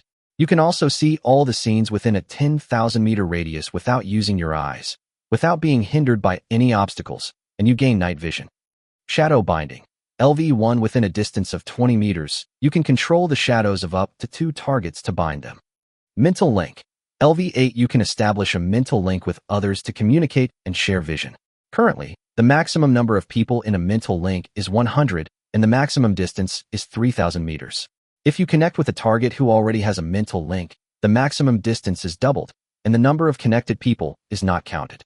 Hardened skin, LV1. Your skin can become as hard as stone, resisting a certain level of attack. Transformation ability, LV1. You can transform into people or animals you have seen and remembered. Transformation will continuously consume your stamina, and transforming into an animal will consume more stamina. You cannot currently transform into large animals. High temperature ray, LV1. Your eyes can emit extremely high temperature rays, currently with a maximum range of 30 meters, capable of easily melting steel. Furthermore, the stronger your physique, the higher the temperature of the emitted rays. And as long as your stamina is sufficient, you can continuously release high temperature rays. Frost condensation, LV10. You can create ice out of thin air and control its hardness and shape. You can also manipulate ice for ranged attacks or close quarters defense, currently with a maximum range of 2,000 meters. Furthermore, you will have higher resistance to low temperatures. However, the more ice you create and the larger its area, the more stamina you will consume. Muscle burst, LV1. You can unleash tremendous power in a short period of time, up to 500%. Combat power is almost at 100. The system's combat power rating is extremely difficult to improve. Shun Yi has been frantically consuming frost condensation fruits recently, raising his frost ability to level 10. Combined with the burst type ability he just acquired, he finally reached 99. Actually, the muscle burst ability itself is not particularly outstanding, but after Shun Yi's physical body evolved, his strength far exceeds that of ordinary people. In this situation, when he uses muscle burst to increase his strength to 500%, the power becomes extremely terrifying. That with the ability to harden skin, you'd be a walking bomb. If he throws a punch with all his might, he could probably break a person to pieces.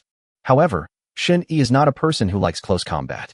He is quite cautious. He generally avoids close combat unless he can kill the enemy with a ranged attack. Therefore, the muscle burst ability can only be kept as a backup. sneaking a trick on someone at a crucial moment. Imagine that the enemy goes to great lengths to dodge your ranged attacks, thinking that you can win in close combat, only to be stunned when Shun-Yi throws a punch that cuts through the air. Aren't you a mage? How come your physical body is so strong too?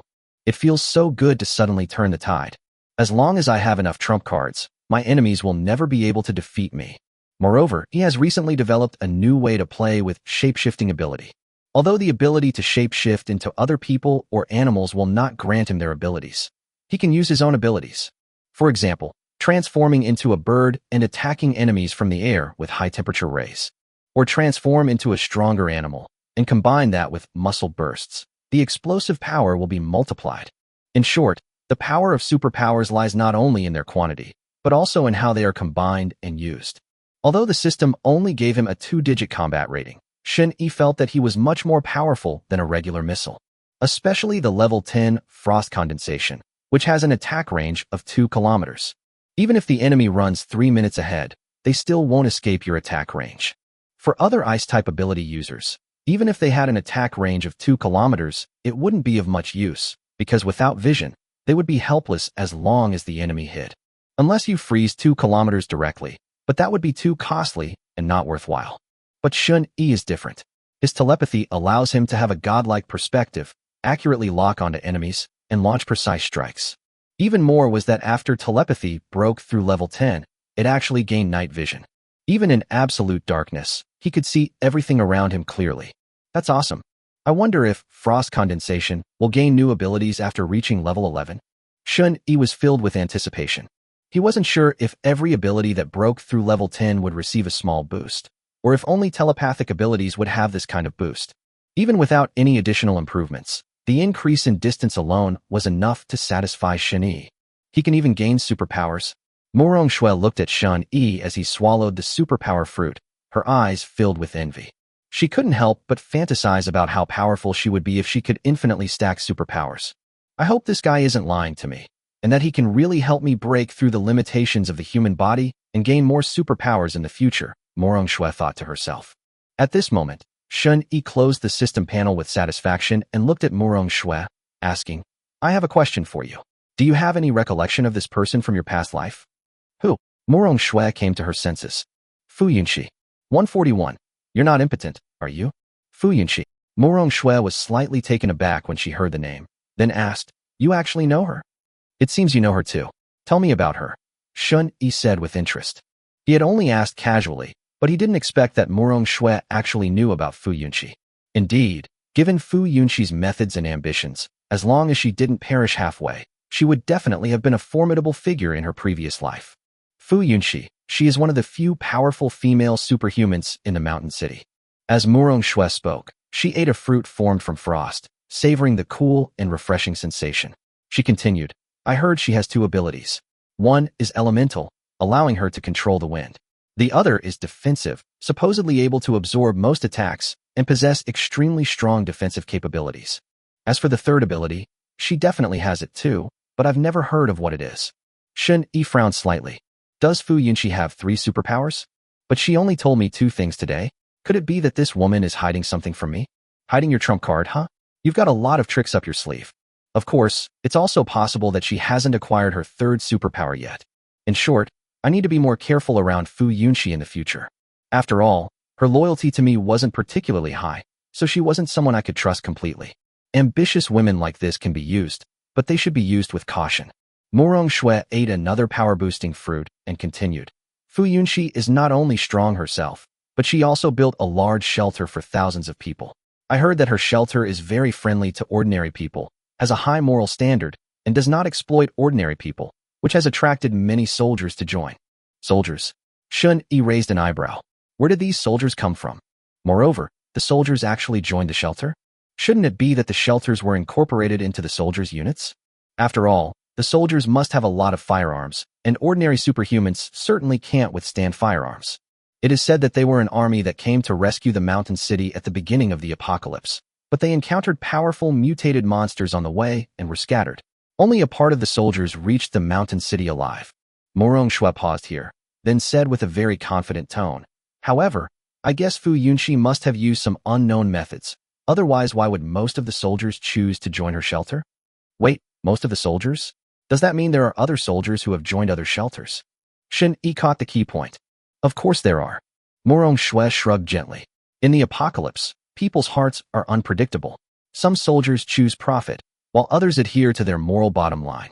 Fu Yunxi's shelter is one of the few places willing to rescue ordinary people and the elderly, so it has attracted many conscientious soldiers.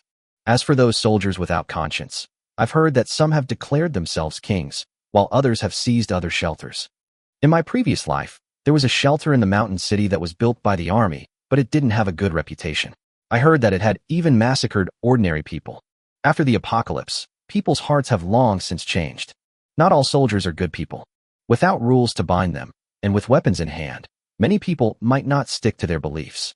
At this point, Morong Shue paused and added, however, I always felt that Fu Yunxi was not a good person. This statement carries a degree of personal emotion and unfounded speculation. After all, in her previous life, Fu Yunxi was a powerful figure she couldn't possibly reach, so she must have felt some jealousy. But in this life, Morong Shue felt she could be easily manipulated. Whether in terms of personal strength or the scale of the shelter, Morong Shue is confident that she can surpass Fu Yunxi.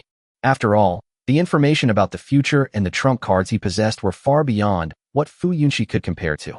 If it weren't for meeting Shen-yi, that overpowered guy, Morong Shue would be living a much more comfortable life right now. An endless supply of food, a vast array of weapons, and many supernatural fruits.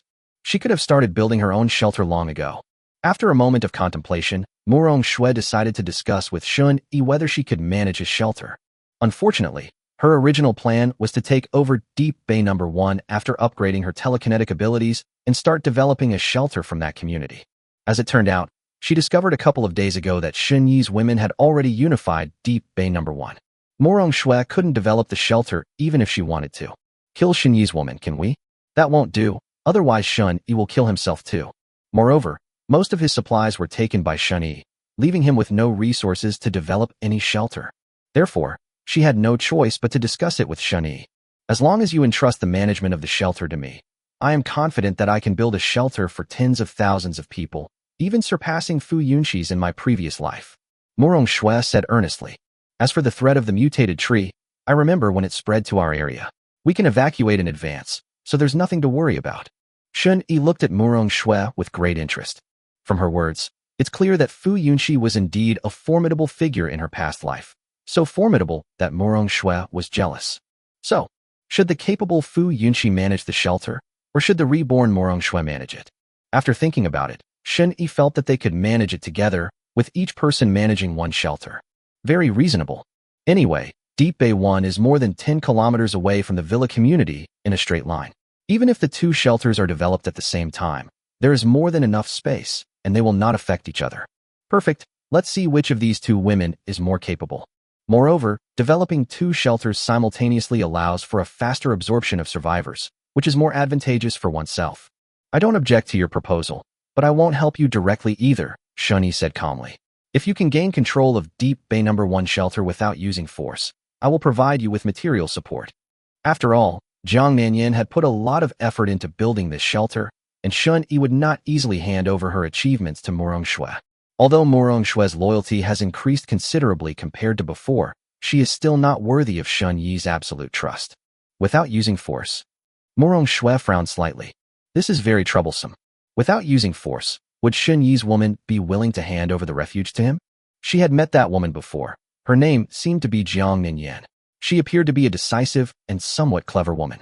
Trying to deceive Shin Su using the same methods he used to deceive her is definitely not going to work.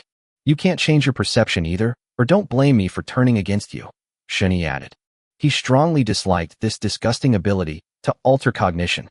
Of course, if the superpower is his own, then he won't be averse to it. Their main tactic is double standards. I know. Morong Shue sighed helplessly. It's a bit troublesome. But there are ways to overcome this problem. Then, as she unbuttoned her pajamas, she looked at Shun-yi and said, let's not think about it too much. Let's relax first. Since becoming Shun-yi's woman, she no longer shied away from such matters, and even began to enjoy them. As Shun-yi was about to refuse, Morong Shue said again, you wouldn't be impotent, would you? Shun-yi was instantly enraged. 142. Shun-yi lost his temper. To say that a man is no good is undoubtedly the greatest insult to him. Shun-yi lost his temper. He taught Murong Shui a lesson for daring to challenge his masculine dignity. What a suicidal woman. Shun-yi slapped the still sleeping Murong Shui hard, then got up to take a shower. After washing up, Shun-yi went downstairs, got on his scooter, and headed straight for the villa community. A distance of 10 kilometers or so is not far. Little Ha can run really fast. That's right.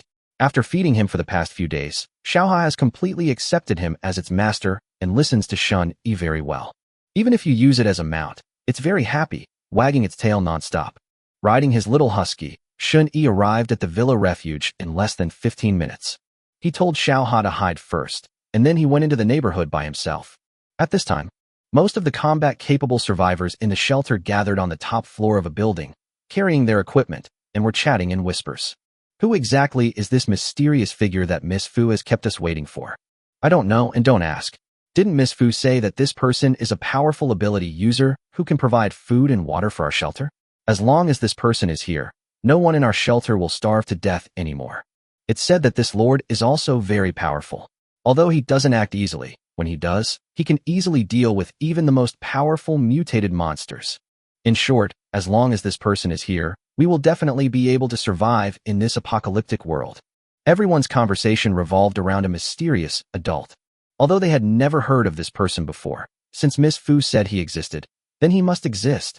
Moreover, he will definitely be able to lead everyone to survive the apocalypse. This is Fu Yunqi's reputation in the refuge. If she vouches for it, everyone will believe her. Just as the survivors were whispering among themselves, a figure suddenly appeared out of thin air in front of them. Who goes there? One of the survivors was startled and immediately grabbed his weapon. The others reacted quickly and nervously assumed fighting stances. Put down your weapons. Fu Yunqi stepped forward, walked to Shun-yi, faced the crowd, and raised her voice to introduce him. This is the Lord Shun I told you about, the one who will command us to eliminate the mutated Spider King and take over the department store today. Upon hearing this, the crowd immediately began to discuss among themselves, looking at Shun-yi with surprise and uncertainty. Is he the adult who can lead us to survive? He's so young. Yeah, he doesn't even seem as old as my son, but this superpower that appeared out of nowhere is amazing. It gave me quite a fright. Chill, don't talk nonsense. You might upset the adults. That's right, don't underestimate him just because he looks young. Miss Fu said that Lord Shen's strength is terrifying. Yesterday, he single-handedly killed hundreds of mutated spiders and rescued the survivors of the second supply team. That's right, brother. Miss Fu is right. I am the survivor of the second supply team. If it weren't for Mr. Shun. No, if it weren't for Lord Shin's help, I definitely wouldn't have made it back. I was also rescued by Lord Shin yesterday. I never expected that the Lord Miss Fu said would lead us to destroy the mutated Spider King would actually be Mr. Shun.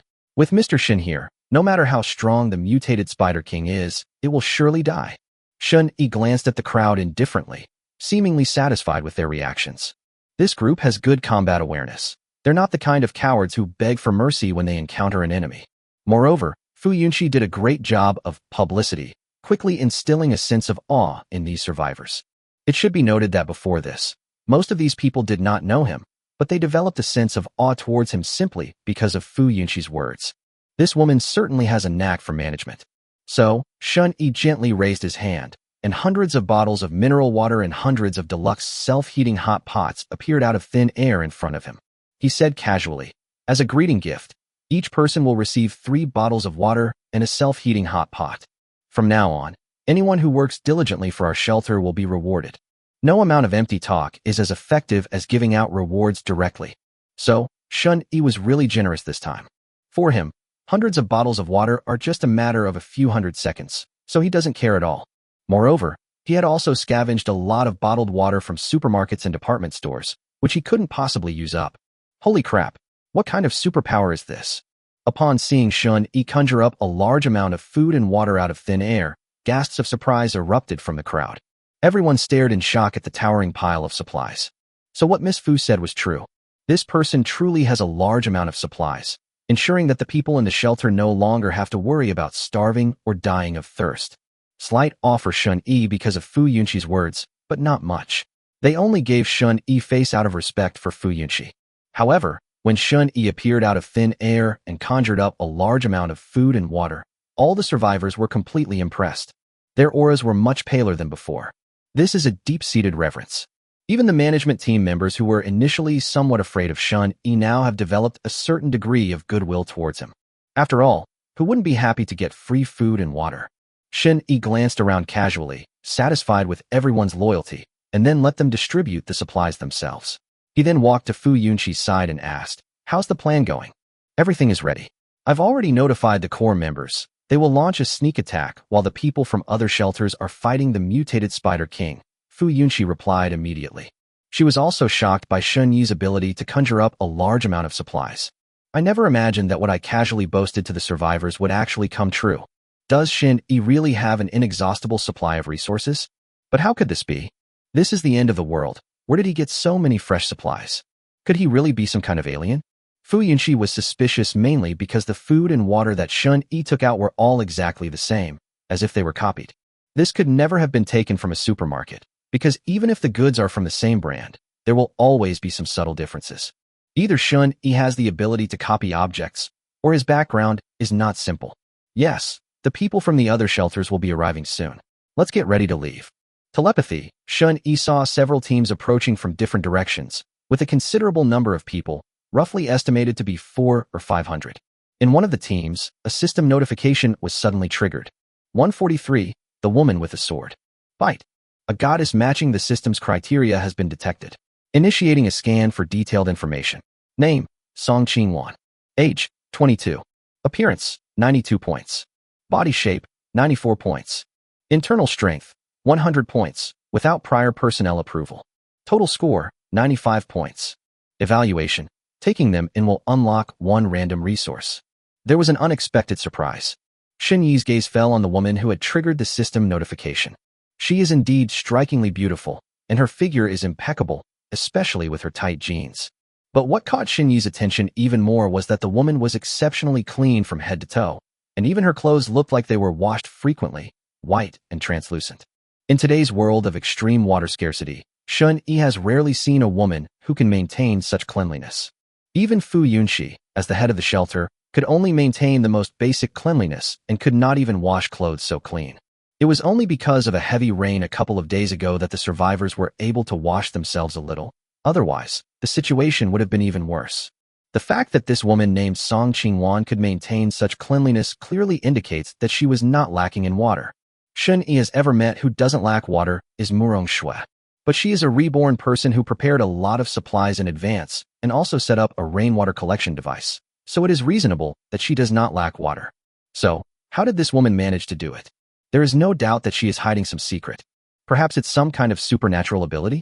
In short, she couldn't possibly be another reincarnated person, could she? There can't be reborn people everywhere.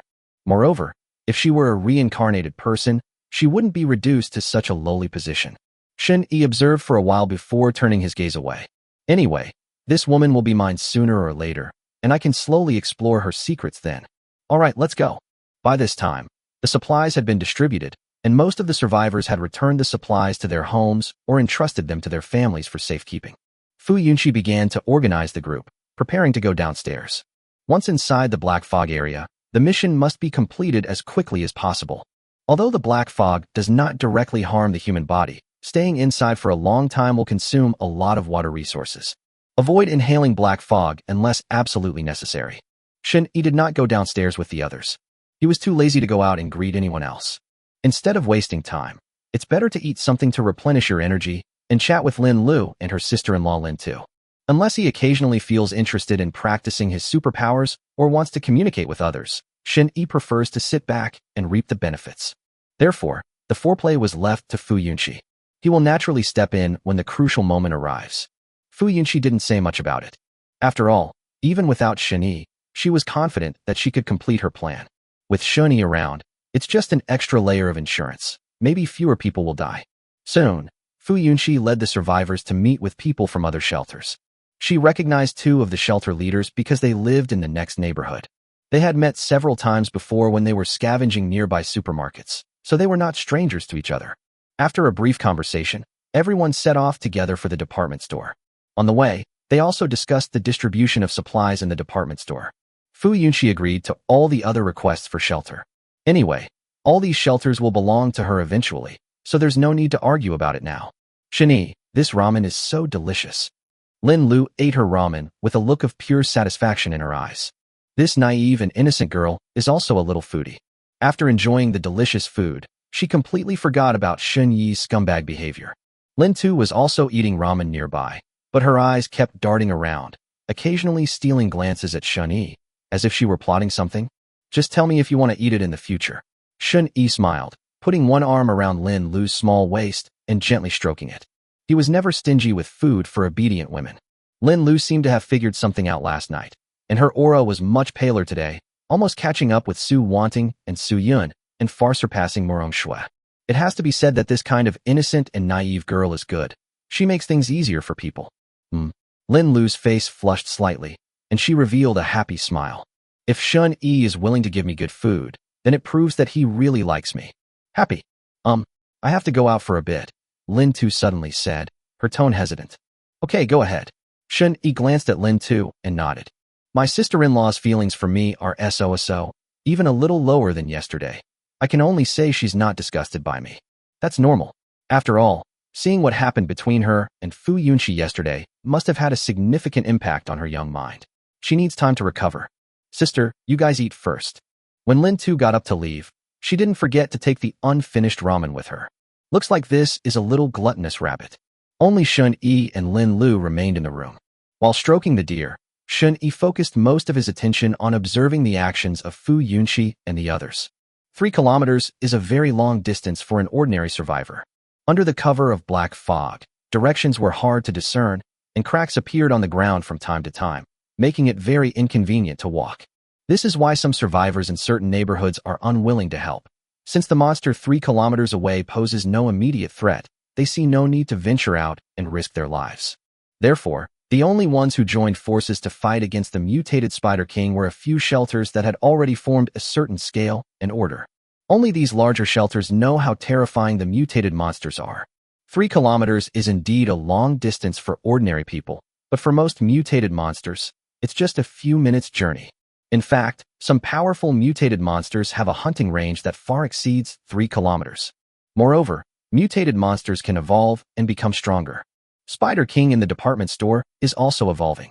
If we don't deal with it soon, it will evolve and become even stronger, and everyone nearby will face annihilation.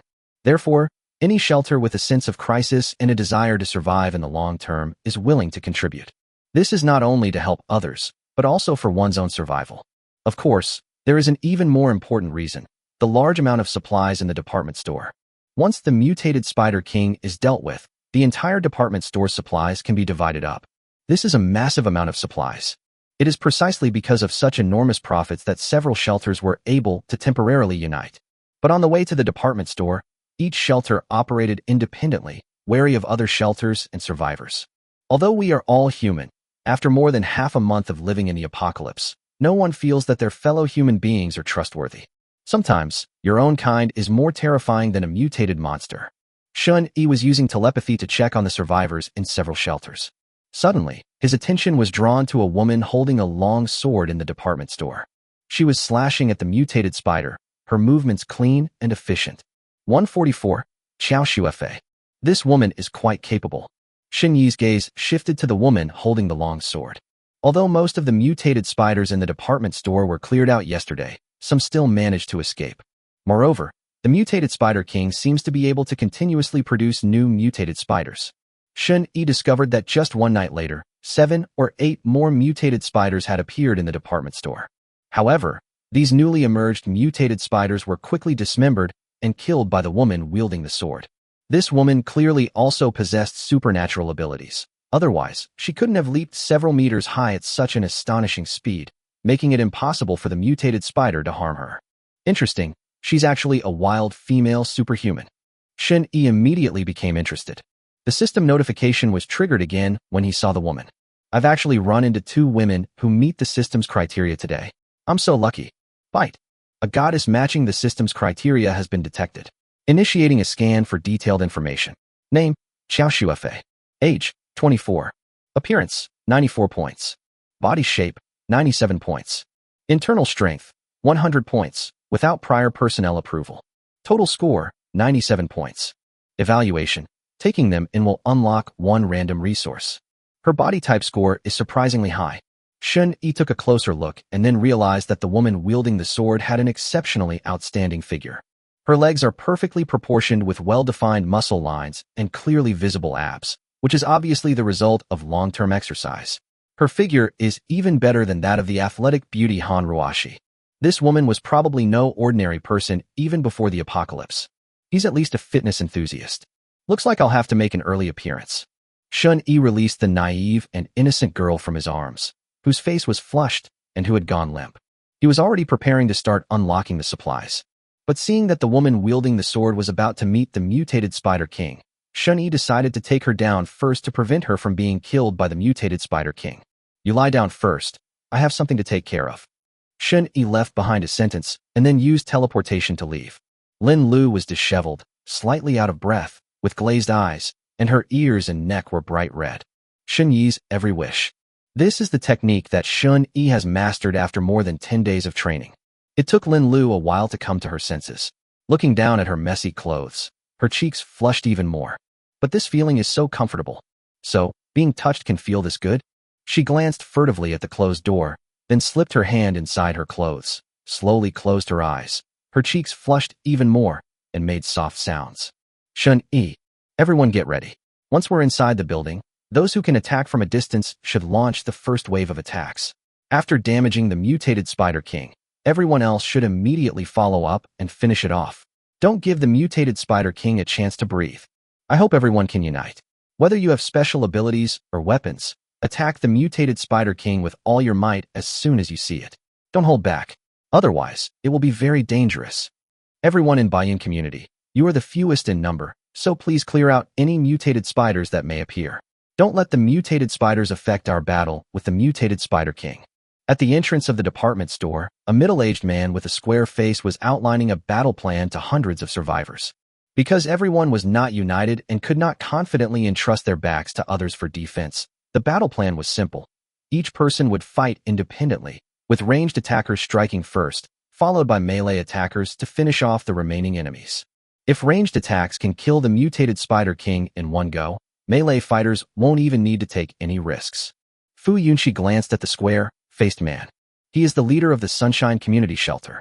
Judging from his current performance, he is a very capable man. No wonder he was able to integrate the Sunshine community so quickly.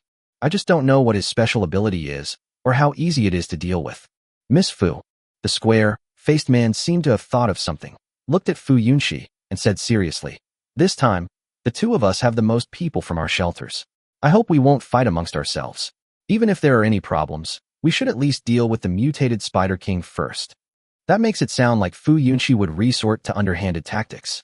This is deliberately trying to steer the conversation. Sure enough, upon hearing this, the other survivors in the shelter immediately looked at Fu Yunxi and the people behind her with suspicion. Those eyes clearly indicated that Fu Yunxi and the others were the main targets of their vigilance. Our shelter has the worst weapons and the fewest superhumans. What good would it do us to instigate infighting? Fu Yunxi would never admit to her scheming. Before even entering the department store, people's spirits had already broken down. The survivors in the shelters were wary of each other and dared not even get within 3 meters of one another. The middle-aged man gave Fu Yunxi a deep look, then said, "Let's go into the department store now. We'll all go in together, just in case we encounter any danger." No one objected to this statement. After all, everyone is afraid of being stabbed in the back. Everyone held their breath and carefully stepped into the department store. However, the expected mutated spider's face-splitting appearance did not occur. The building was deathly silent. The silence was so profound that it seemed as if even the air itself had frozen. The square-faced man and Fu Yunxi exchanged a glance, and both tacitly directed their subordinates to explore separately. However, after searching around, everyone's face was filled with shock, because the ground was littered with the mangled corpses of mutated spiders. Who on earth is this person, or what kind of monster, that could kill so many mutated spiders? The square-faced man murmured softly, his tone filled with disbelief. The remaining survivors, looking at the spider corpses scattered on the ground, couldn't help but swallow nervously. If ordinary mutated spiders are already this huge, how enormous must the mutated Spider King be? Thankfully they were all killed. Hopefully, that mutated Spider King has also been dealt with by that mysterious being, so we won't have to take any more risks. Now that the mutated spiders have been eliminated, let's press on and find the mutated Spider King to completely eliminate this threat. At this moment, Fu Yunxi also spoke up, her face showing just the right amount of shock. This was obviously an act. She knew all along that the mutated spiders in the department store were Xun Yi's doing. However, she was still deeply shocked when she witnessed this scene. A single mutated spider can be over a meter long, and given its mutated nature, its aggression is no less than that of a well-trained hunting dog. Xun Yi was able to instantly kill hundreds of these mutated spiders. Just how high is his superpower level? Moreover, wouldn't using his superpowers consume his physical strength? Even simply manipulating the wind consumes a great deal of energy. Just as Fu Yunxi was lost in thought, Xun Yi's voice suddenly rang in her mind. The mutated Spider King is on the 5th floor. Lure everyone else up there. 145. You call this lump a pet? The 5th floor. Fu Yunxi was startled. Really? Xun Yi indeed possessed the ability to see through the black mist, and it was as if he had a 1,000-mile eye, able to perceive areas that ordinary people could not reach. Fortunately, I didn't act rashly beforehand. Otherwise, if Xun Yi had seen me, just thinking about the possible consequences sent chills down Fu Yunxi's spine. That's terrifying. Xun Yi's superpower is really too bizarre. An ice-based superpower capable of instantly annihilating a group of mutated spiders. The ability to teleport unpredictably. The ability to spy on others without their knowledge. The ability to communicate telepathically with people at will. Is this really a power that humans can possess? They're just like gods and immortals from a movie. If it weren't for Xun Yi's weakness of being a womanizer, Fu Yunxi would almost have thought he wasn't human. She suppressed her fear and immediately replied, "Okay, I'll take them up right away." In short, no matter what mysterious Xun Yi's background is, he can't escape now. There's no other way but to follow him to the bitter end. Although Fu Yunxi does not have the ability to see into people's hearts, she has a strong ability to observe. From her several conversations with Xun Yi, she has already seen through his personality. He is more ruthless and merciless than I am. If I dared to have murderous intent towards him, he would definitely kill me without hesitation. Even if they had been intimate, this man would never show mercy. This woman's strength is actually so formidable. Xun Yi rode his little husky to the foot of the department store and, through telepathy, saw Qiao Shuifei fighting fiercely against the mutated Spider King. Although, it was the mutated Spider King that was chasing and beating Qiao Shuifei. But, despite the mutated Spider King's relentless pursuit, Qiao Shuifei's ability to dodge its deadly attacks each time is proof enough that her strength should not be underestimated. At least among the people Xun Yi knows, few could rival this woman in a direct confrontation. It seems that only Murong Shui, who has a bunch of trump cards up her sleeve, can completely defeat her.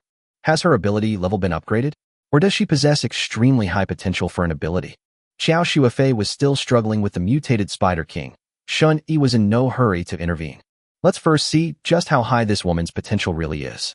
At the same time, we also want the survivors who have come to help. Soon, led by Fu Yunxi, the group arrived at the 5th floor and saw a beautiful woman wielding a sword fighting against the mutated Spider King. The woman was agile, narrowly dodging the attacks of the mutated Spider King time and time again, and occasionally even managing to counterattack with a sword. Although her sword pierced the mutated Spider King, it caused almost no real damage. Even so, everyone was still shocked. If they were to face this enormous mutated Spider King alone, they probably wouldn't even have the courage to resist. They don't even have the courage to imagine it. Was fighting the mutated Spider King all by herself? What deep-seated hatred could she have that made her fight so desperately? Quickly, everyone, move out immediately. Follow the previous battle plan. The square-faced man, shocked, immediately gave a loud order. The agitated crowd quickly reacted, and various ranged weapons aimed at the gigantic mutated Spider King and began to attack. Composite bows, crossbows, homemade bows and arrows. Some even unleash flames and frost for ranged attacks. In an instant, dozens of attacks rained down on the mutated Spider King. Because of the mutated Spider King's enormous size, even attacks with slightly poor aim can easily hit. Qiao Shuifei glanced at the hundreds of people who had suddenly appeared, her embroidered eyebrows furrowed, and she was about to say something when she saw countless attacks flying over. Some attacks even seemed to miss or something, and ended up aimed directly at me. She quickly dodged to the side. However, the mutated Spider King was much slower and was hit by dozens of attacks, letting out a strange cry. This was the first time anyone had ever heard a spider's voice, and it was terrifying. Spider King, provoked, suddenly changed its target and charged towards the group that was attacking it. Everyone be careful. Get out of the way. The square-faced man's expression changed drastically, and he immediately shouted. However, some people were still unable to dodge in time and were bitten by the mutated Spider King, their flesh and blood flying everywhere, dying without even being able to scream. Mutated Spider King kept moving, biting people to death while constantly stabbing them to death with its long, thin legs. In just a few dozen seconds, several people were killed. Damn it! The square-faced man clenched his fists, his expression grim. Most of the dead were from his shelter. He turned around and saw that Fu Yunxi, who had been walking at the front, was nowhere to be seen.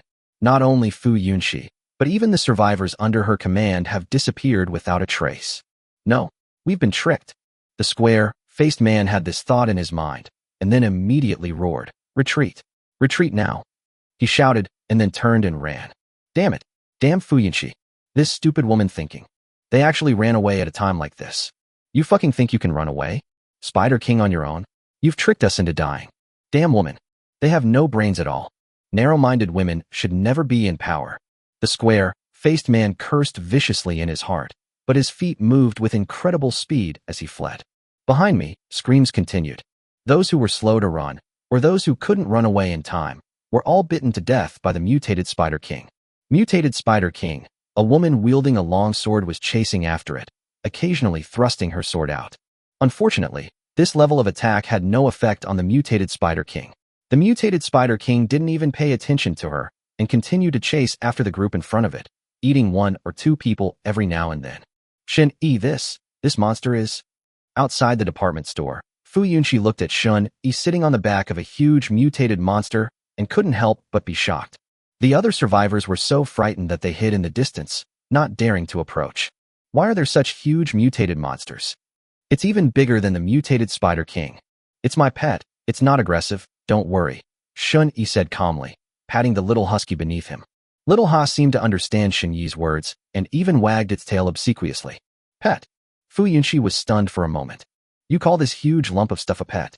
However, although this monster looked terrifying, it didn't seem to be aggressive at all, and it even wagged its tail like a dog. After a moment of shock, Fu Yunxi glanced at the mutated monster with a hint of wariness, then asked, Shin-Yi, why didn't you let me take the opportunity to ambush the others just now? The reason she suddenly left with her people was because of Shin-Yi's orders. Otherwise, according to her original plan, she would have had several of her trusted subordinates take the opportunity to launch a sneak attack on the leaders of other shelters. Especially that square-faced man. If we can kill him in the chaos, and then join forces with other survivors to deal with the mutated Spider King, we can then rightfully take over his shelter. They can even swallow up other shelters without lifting a finger. 146. Soaring loyalty. It's time to end it. No need. Shun-Yi remained calm, paused for a moment, and then suddenly raised his voice, saying, I think that mutated Spider King is very strong. There's no need for our people in the shelter to die in vain. Now, let me handle it myself. The survivors who were watching Xiao Hao warily from a distance were stunned when they heard Shin-Yi's words. So Lord Shin ordered us to evacuate ahead of time to prevent us from dying? Instantly, the way everyone looked at Shun-Yi changed. With a leader who values the lives of ordinary people like them, everyone felt a warmth in their hearts. He provides food and water as soon as they meet them, and he cares so much about their lives. This is the kind of leader who is worth risking your life for. As they pondered, their aura turned even paler. Fu Yunxi glanced at the survivors and understood the meaning behind Shin-Yi's words. However, she didn't dare to disagree, and instead echoed the sentiments for a few moments. Shin-Yi's lips curled up slightly, revealing a smile. Since I'll ultimately have to deal with the mutated Spider King myself, I should make sure others remember my good deeds. Well-chosen words are the key to winning people's hearts. However, Shin-Yi's reason for asking them to withdraw was indeed to reduce unnecessary losses. Given the strength of these survivors, killing the mutated Spider King would require sacrificing their lives, which would be a huge waste. It's better to live a good life and help yourself find a superpower fruit. As for how many casualties there would be in other shelters, that was none of Shin-Yi's concern.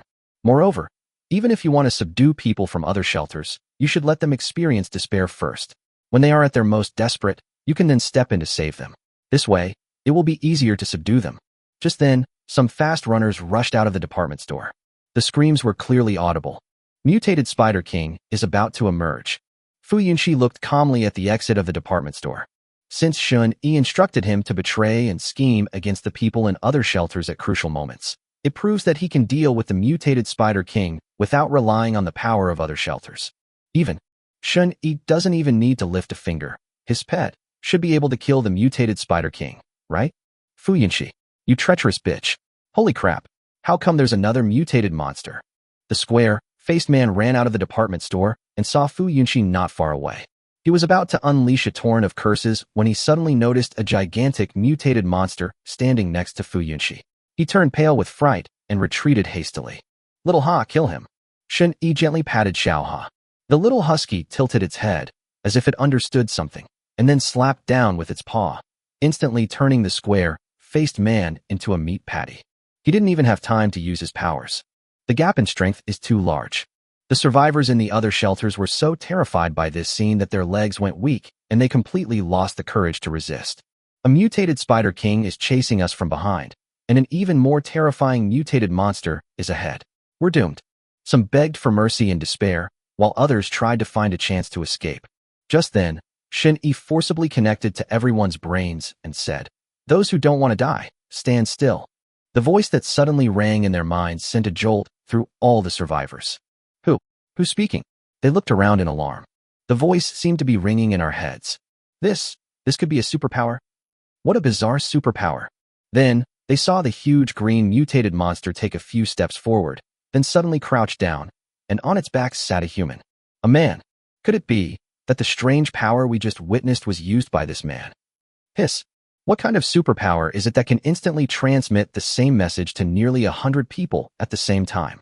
And the strangest thing is why this man can sit on the mutated monster without being attacked. All the survivors stared intently at Shun Yi on Xiaoha's back, their expressions shifting, but they all stood obediently in place, not daring to move. Faced with a monster that resembled a small hill, no one dared to run, and no one even had the will to resist. Such a huge monster. Even if they ran more than 10 meters, it would probably kill them with one swipe of its claw, right? At this moment, Shun Yi scanned the area in front of him using telepathy. Excluding those in their own shelters, there were probably only a little over 100 survivors who managed to escape alive. At least half of those who arrived died inside the department store. However, as long as the woman he had his eye on didn't die, Shin Yi wouldn't suffer any loss. Just then, the mutated Spider King let out a strange cry and rushed out from the already destroyed gate. Blood was still flowing from its mouth, indicating that it had just eaten quite a few people. As soon as it rushed out, its gaze immediately locked onto the smaller husky, which was much larger than itself. Clearly, this mutated Spider King has developed some basic intelligence and is able to discern who poses the greatest threat to it. Little Ha's green eyes also stared intently at the mutated Spider King, a low warning growl emanating from its throat. The survivors, caught between two mutated monsters, were on the verge of tears. There are no roads to the left or right, and mutated monsters are everywhere in front and behind us. How are we supposed to survive? If you stand still, will you really not get eaten? Several people, unable to bear the fear any longer, cried out for mercy while trying to escape. However, as soon as they moved, the mutated Spider King also moved, its several long legs suddenly thrusting out and piercing through all of them. Liquids of various colors flowed all over the ground. The other survivors' eyes widened instantly, their bodies trembling, their fear intensifying. But this time, no one dared to run around. They were horrified to discover that as long as they stood still, even if they were very close to the mutated Spider King, they would not be attacked. What kind of logic is this? In contrast, the survivors in Shun Yi's shelter are much happier. They were hiding behind Little Ha, completely safe from the mutated Spider King. And all of this was accomplished by the man who just became the leader of their shelter today. Lord Shin is amazing. He actually managed to tame such a powerful mutated monster as a pet. With Lord Shin's pet, this mere mutated spider is already courting death. Go, Lord Shun. Take down that spider. Lord Shun is awesome. You'll be my idol from now on. If anyone dares to speak ill of Lord Shun in front of me again, I'll fight them to the death. Lord Shin, I want to have your babies. The survivors were overjoyed. At this moment, Shun Yi's image in their minds has been elevated to an unprecedented level, completely surpassing Fu Yunxi. At first, everyone felt some awe towards Shin Yi, this mysterious and powerful figure, because of Fu Yunxi's words. Now that they have witnessed Shun Yi's strength firsthand and been protected by him, they have completely come to admire him. In this post-apocalyptic world, strength reigns supreme. What's more, this powerful man is also protecting them. Respect and admiration are a matter of course, and absolutely necessary. The aura emanating from everyone was rapidly turning white. Shun-Yi was very satisfied with this scene, so he looked at the mutated Spider King indifferently. Your usefulness is over. It's time to die. 147. Instantly kill the mutant Spider King. The reason Shun-Yi didn't act immediately was to make his subordinates deeply understand the gap between them and the other survivors. Because of my protection, you are safe. Those who are not under my protection will find it difficult to survive even in the most difficult circumstances, and will face death at any time. That's the difference. This is the harsh reality. Only through such stark contrasts can their loyalty be rapidly increased, making them devoted to serving him wholeheartedly. Of luring out the mutated Spider King was to achieve this effect. Now that the objective has been achieved, it's time to deal with this beast. After dealing with it, we can take the body back to Lin Zhuwei for her to study. Maybe she can even come up with something new for us. After all, such a large mutated spider is a rare sight. Just as Shun-Yi was about to make a move, a crisp sound rang out. A beautiful woman wielding a sword seized the opportunity during the standoff between the mutated Spider King and Little Ha to plunge her sword heavily into the Spider King's body from behind. Instantly, a yellowish-white liquid gushed out, and the mutated Spider King let out a painful roar and began to struggle violently. Its long, thin legs swept across the surrounding survivors who stood frozen in shock. This was a completely undeserved disaster for the survivors. Some screamed in terror, some covered their heads and closed their eyes in despair, and some tried to run away. Just then, a loud snap of fingers rang out. Suddenly, to everyone's horror, the mutated Spider King's legs, which were about to fall on them, froze in midair and were then quickly frozen by deep blue ice. In just a few seconds, the enormous mutated Spider King was frozen into an ice sculpture. This is an ice-type ability? Someone immediately recognized this superpower and looked toward the source of the snapping sound. It was Shun-Yi sitting on the back of the green mutated monster. Is it this man? He actually possesses such powerful superpowers. Just as everyone was in shock, Fu Yunqi stepped forward at the perfect moment and said to everyone, "Anyone who is willing to join our shelter can come over here. Don't worry, this mutated animal is our shelter leader's pet and won't attack our own people. But if anyone harbors malicious intentions, they'd better not come over, otherwise I can't guarantee you'll survive." Without Shun-Yi saying a word, she knew how to respond and how to perfectly handle the situation. This woman is indeed intelligent.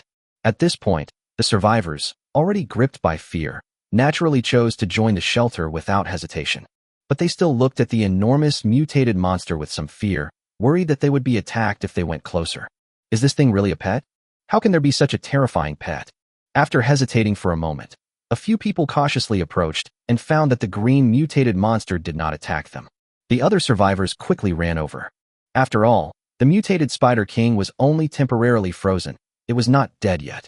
It was struggling violently, and the ice layer that had frozen it was about to break.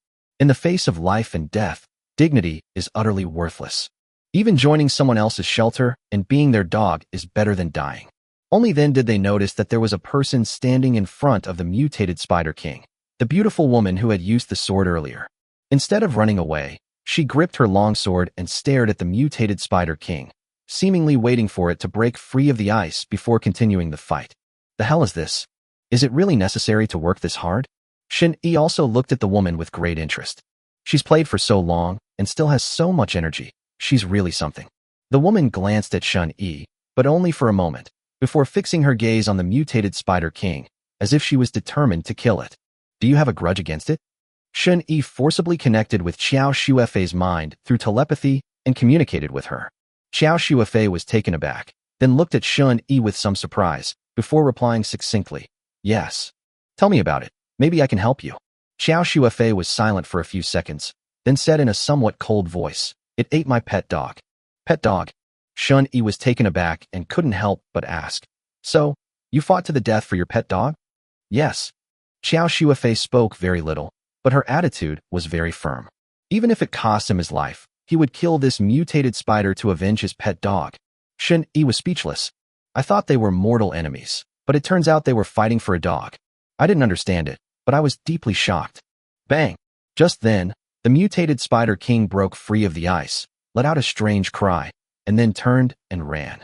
Without the slightest hesitation, Xiao Shuifei's eyes narrowed, and she immediately drew her sword to give chase. They actually knew how to run away? Their IQ is quite high. Shen Yi murmured, but did not give it a chance to escape. He raised his hand and casually pointed, and dozens of ice pillars, each several tens of centimeters thick, formed out of thin air.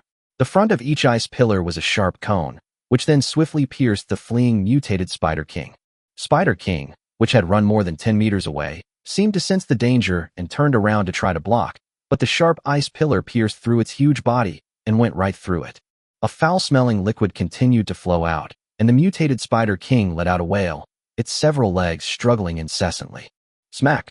Shen Yi snapped his fingers, and all the ice pillars that had pierced through the mutated Spider King exploded inside its body, instantly shattering the mutated Spider King's body into pieces.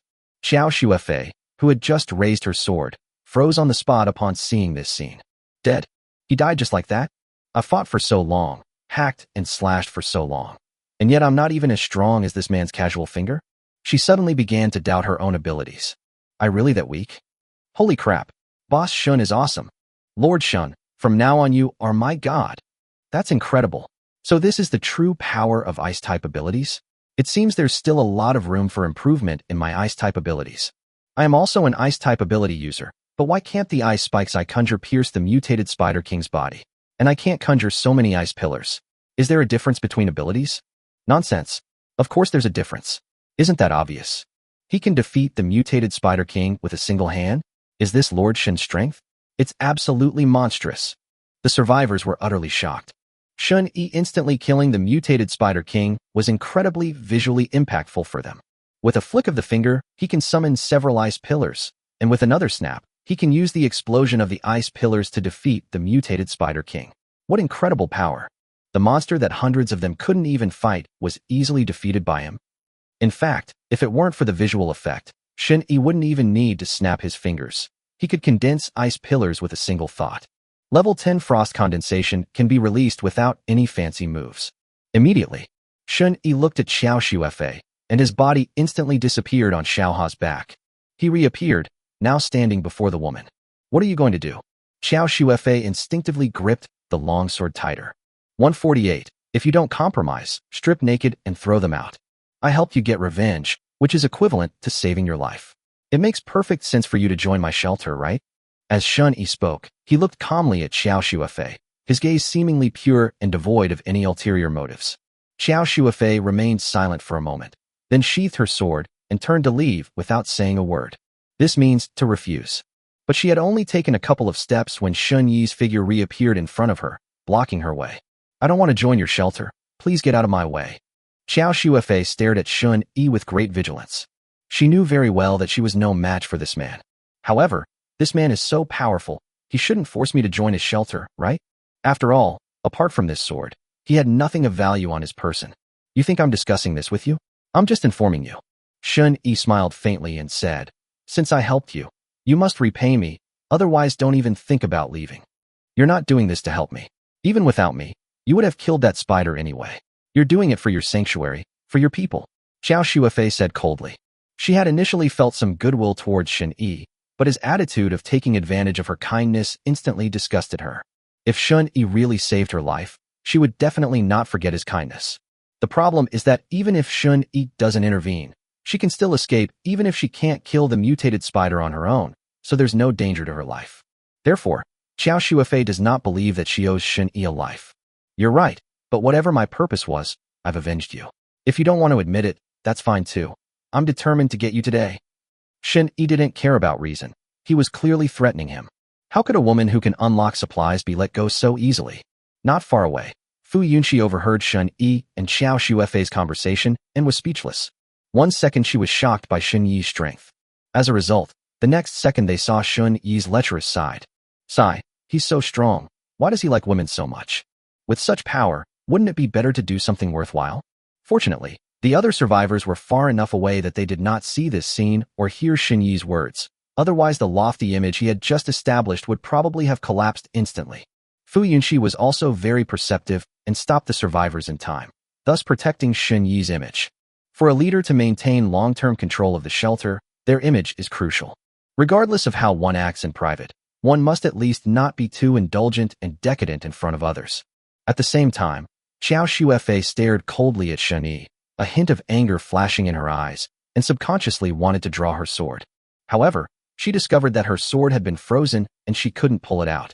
Xiao Shuefei's eyes narrowed, and then she kicked Shen Yi without hesitation. She moves so fast that ordinary people don't even have time to react. Bang! Xiao Shuefei's leg kicked Shen Yi's leg hard, but Shen Yi didn't react at all, and his expression didn't even change. On the contrary, she felt a sharp pain in her own leg and couldn't help but frown. So hard. How can this man's body be so hard? That kick just now felt like kicking a rock. But Xiao Shuefei did not hesitate, and once again swung her sword at Shen Yi. Even though she knew she was no match for Shen Yi, she never considered giving in. Bang! With a crisp clang, Shen Yi firmly grasped the scabbard with one hand. Continue. Let me see your full strength, Shen Yi said calmly. While his hardened skin ability might not be able to stop bullets, it's more than enough to deal with ordinary attacks like this. Xiao Shuefei tried to pull the sword back into its sheath, but found it wouldn't budge, and she couldn't pull it out at all. This man is much stronger than me. So she decisively released her sword from its sheath, and instead threw a punch straight at Shen Yi's face. The punch was fierce, even carrying a trace of white energy. Shen Yi's figure flashed, and he instantly disappeared from the spot. Xiao Shuefei missed her punch and immediately looked around warily. The next moment, she seemed to sense something and quickly turned around to try to block. However, her reaction was a beat too slow. Shen Yi kicked her directly in the abdomen, sending her staggering back several steps before she could barely regain her balance. Xiao Shuefei clutched her aching abdomen with one hand, staring coldly at Shen Yi, her fighting spirit growing stronger. Taking advantage of Shen Yi's momentary lapse in attention, she swiftly drew an iron dart from her waist and flung it out. A wisp of white smoke curled around the dart, suggesting it was quite powerful. However, Shen Yi's figure vanished again in an instant, and the dart missed its target. Is that white aura your special ability? Shen Yi's voice came softly from behind her. Xiao Shuefei threw another dart with her other hand, aiming straight for Shen Yi's head. She's risking her life. An attack of this magnitude is not enough. Shen Yi's voice came from another direction. Xiao Shuefei, slightly out of breath, gripped a throwing dart in her hand and stared coldly at the surrounding black mist, demanding, "Why didn't you kill me?" She knew very well that with this man's strength, killing her would be easy. But he was just making fun of himself. This is more disgusting than killing yourself. Shen Yi smiled faintly and replied irrelevantly. How about this? As long as you spend one night with me, I'll let you go. After that, it doesn't matter whether you join my shelter or not. Don't rush to refuse. Think it over carefully. Is living more important, or is dignity more important? Xiao Shuefei, with a cold face, threw a dart directly in the direction from which the sound came. She refused decisively. This woman has a very strong personality. She is unwilling to compromise, let alone communicate, and will resort to violence at the slightest disagreement. With such a stubborn personality, it's no wonder she risked her life against a mutated spider for a pet dog. If this is all the skill you have, then the game should be over. Shen Yi's voice came from behind her again. Xiao Shuefei's pupils contracted. She was about to turn around and fight back when she found that her body was frozen by a thick layer of ice, and she could not move. Only the head can still turn with difficulty, but even that is extremely difficult. The biting cold made her feel icy cold all over. Now, are you able to calm down? Shen Yi walked behind her, gently stroking the ice sculpture with one hand, and asked calmly. As the level of frost condensation continued to improve, his control over ice became increasingly precise, and the properties of ice, such as hardness and temperature difference, were greatly enhanced. Other ice-type ability users might not even be able to penetrate the fur of the mutated Spider King. However, Shen Yi's ice could easily pierce through the body of the mutated Spider King. This is the difference in social class. Xiao Shuefei remained silent, only staring coldly at Shen Yi. This made Shen Yi very unhappy. I've already backed down, and you still won't compromise? I advise you to think this through. If you dare to refuse again, I'll strip you naked and throw you out right now. 149. That's fucking weird. You beast. Xiao Shuefei finally lost her temper when she heard Shen Yi's threat. She is not afraid of death. But if you were really stripped naked and thrown out, and those strangers saw you naked, that would be more humiliating than death. I never said I was a good person, don't get me wrong. Shen Yi chuckled. Indeed, everyone has weaknesses. Although Xiao Shuefei is a very stubborn woman, she would rather die than submit.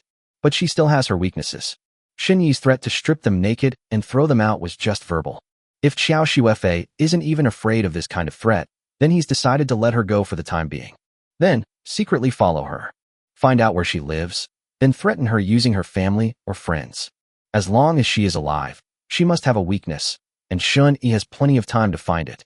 Of course, Shun Yi's purpose was not to kill or humiliate people, but to obtain system rewards.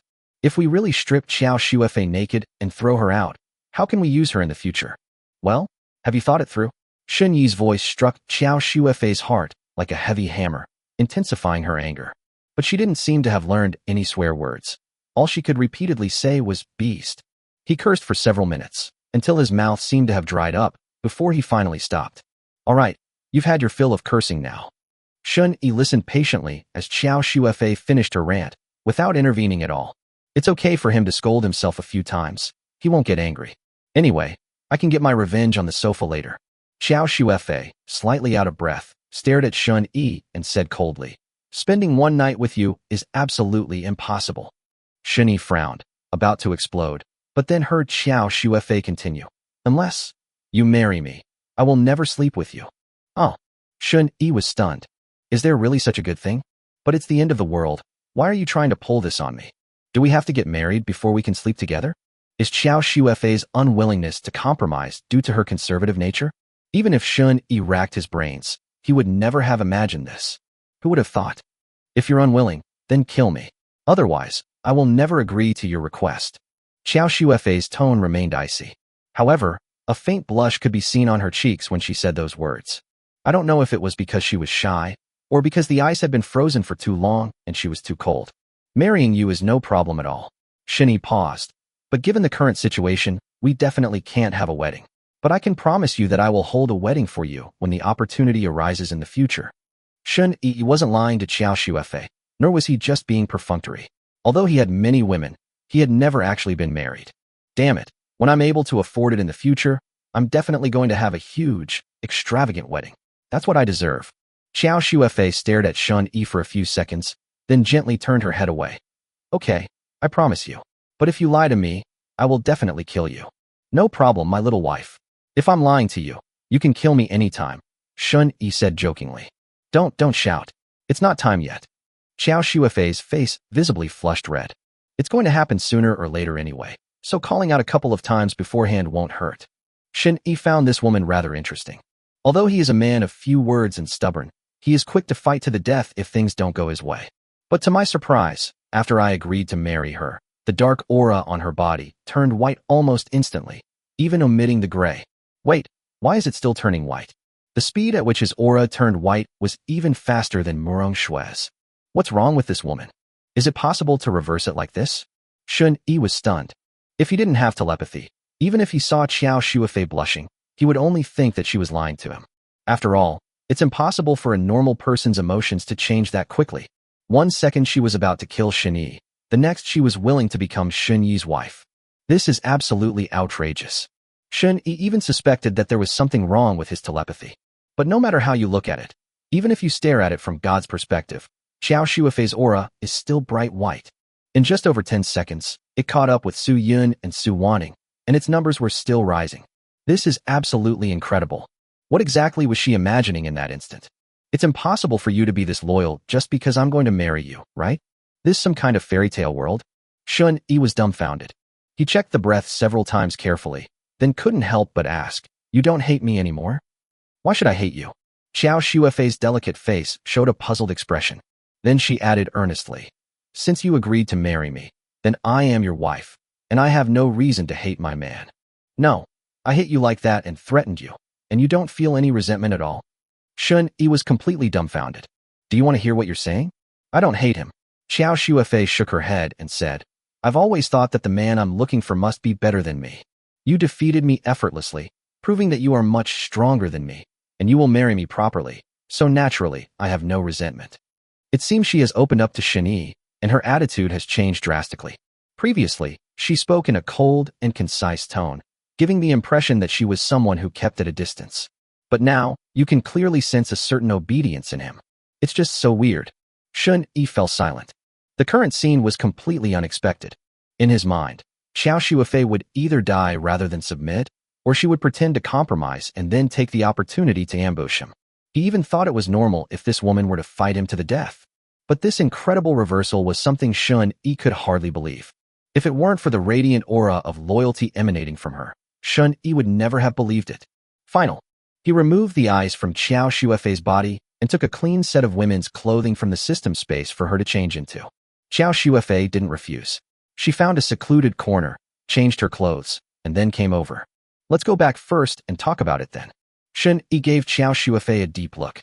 He had been keeping a close eye on Qiao Shuefei as she changed clothes, using telepathy the whole time, being particularly wary, just to see if this woman would take the opportunity to run away or betray him. After all, there are all sorts of superpowers in the world. What if Qiao Shuefei's superpower can fool his telepathy? However, even after Shun-Yi stared at her for a long time, Qiao Shuefei showed no intention of running away. After changing her clothes, she obediently returned. Could it be that she really gave in so easily? Shun-Yi still had doubts. Something just doesn't feel right. Either there's something wrong with Qiao Shuefei herself. Either there's something wrong with her superpower. In short, let's take this opportunity to unlock her rewards first. In any case, the ultimate goal is to provide a reward. As long as I get the reward, it won't matter if I don't see this woman again. 150. The magical white gas. Shun-Yi, is your pet a mutated husky? Qiao Shuefei and Shun-Yi came to Xiaoha's side. She stared at Xiaoha for a while, and then accurately identified its breed. Xiaoha had been raised by Lin Jiwei to the point that it no longer resembled a dog, much less a husky, but Qiao Shuefei still recognized it at a glance.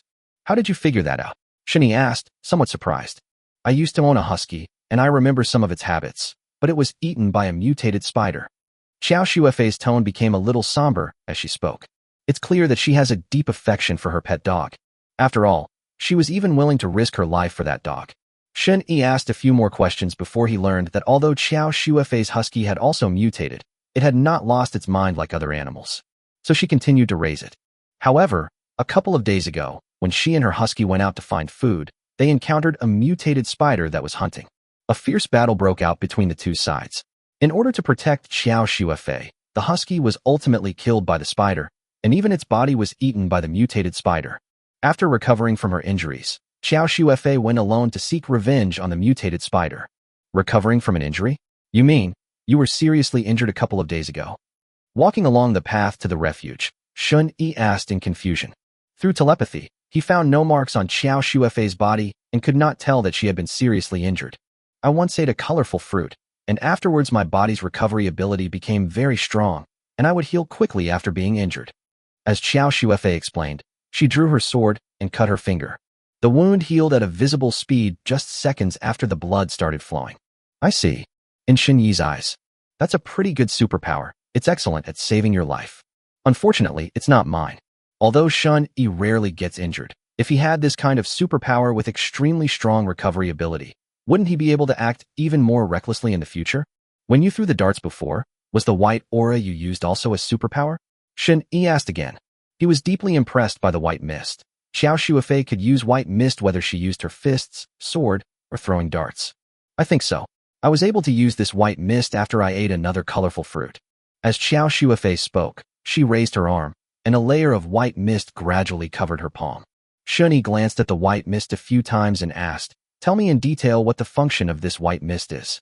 It's never a bad thing to know more about unknown superpowers. In case I encounter another person with similar abilities in the future, I can easily kill them. Although Shun-Yi's current strength allows him to easily crush other superhumans, he has always been a cautious person. Qiao Shuefei didn't think too much about it, and explained directly. This white mist can adhere to various weapons, increasing their power and speed. It can also attach to my own body, so I can jump higher, faster, stronger, and consume less energy. As for whether it has any other uses, I'm not sure. That's all I know for now. Qiao Shuefei revealed all her cards without hesitation. Shun-Yi nodded slightly. This woman trusts herself a lot. It doesn't seem like she's acting. Although she didn't act overly affectionate, she answered Shun-Yi's questions without hesitation, a stark contrast to her previous cold and taciturn attitude. Is this what they call being cold on the outside but warm on the inside? After a moment of contemplation, Shun-Yi looked at the white mist in Qiao Shuefei's palm and seemed to be deep in thought. What kind of superpower is this? It can even reduce physical exertion. Is it similar to an enchanting skill in a game? Can your white mist attach itself to a person or animal? For example, to me? Shen Yi asked. That should work too. Xiao Shuefei nodded, then asked, want to give it a try?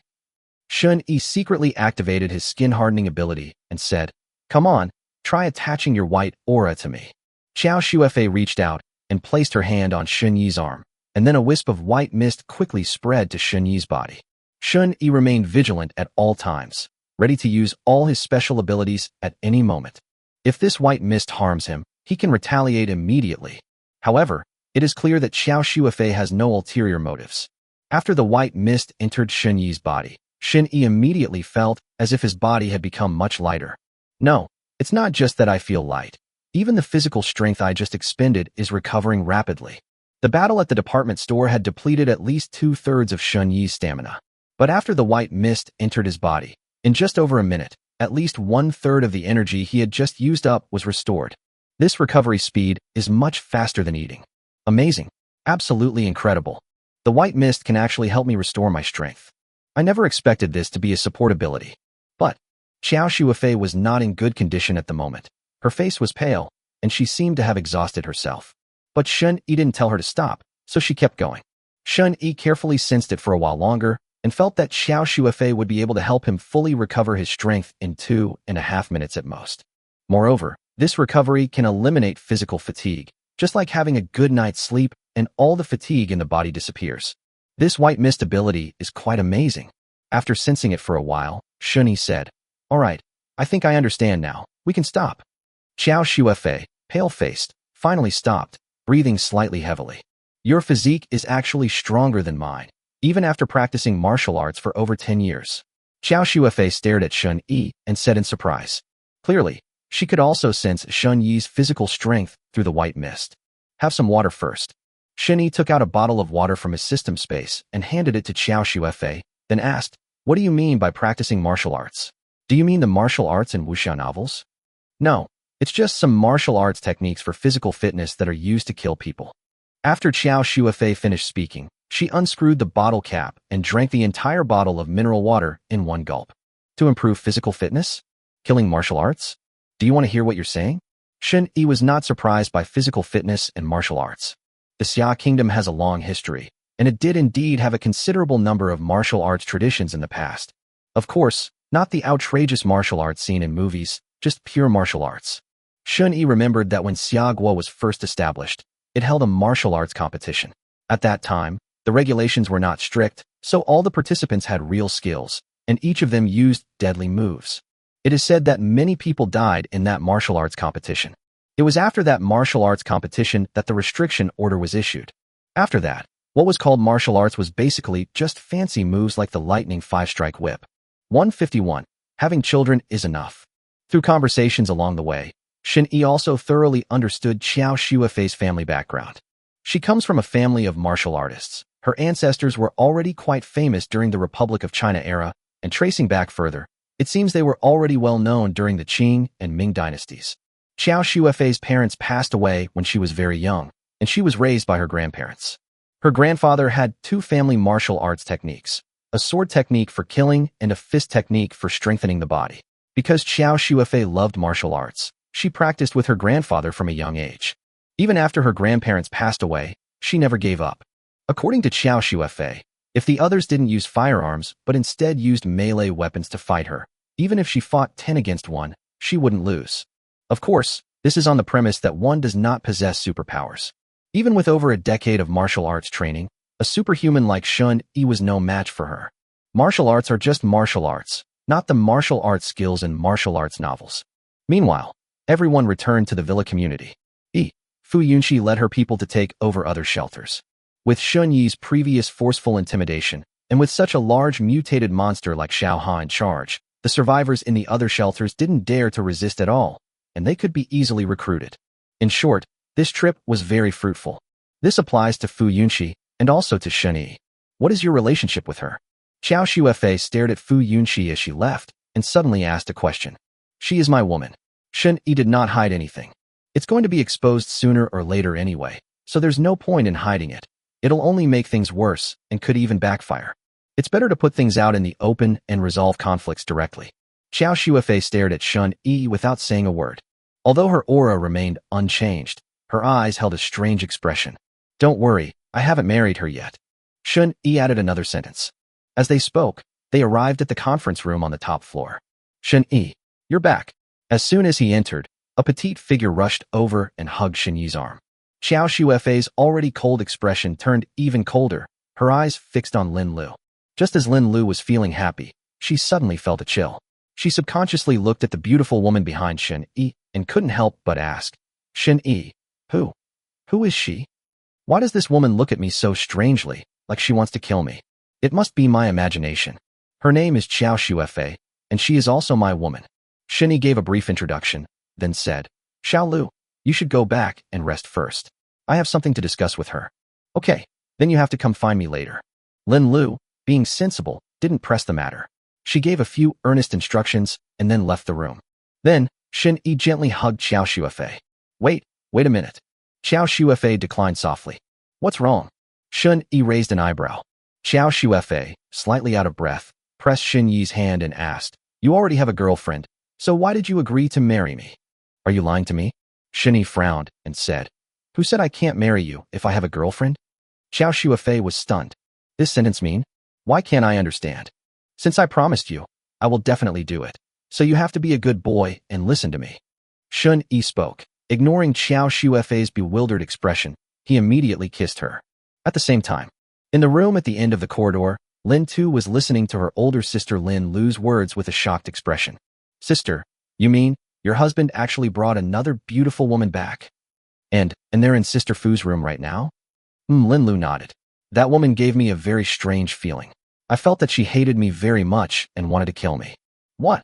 Lin Tu was shocked for a moment, then realized what was happening and immediately said angrily, How dare she, a mistress who came later, threaten my sister? It's outrageous. We're going to confront her right now.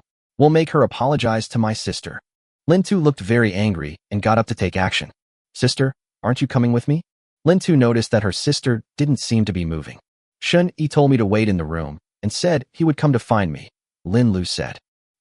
But my brother-in-law is alone in a room with that mistress. Aren't you afraid that mistress will steal my brother-in-law away?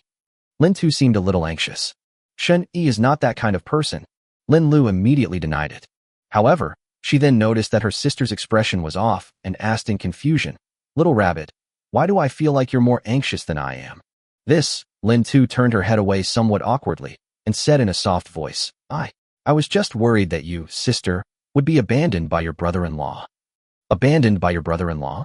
Why do you say that? Lin Lu looked puzzled. She sensed that Little Rabbit seemed to be hiding something from her. Little Rabbit, tell me honestly, what exactly happened? Lin Lu asked very seriously. That's right. Oh dear.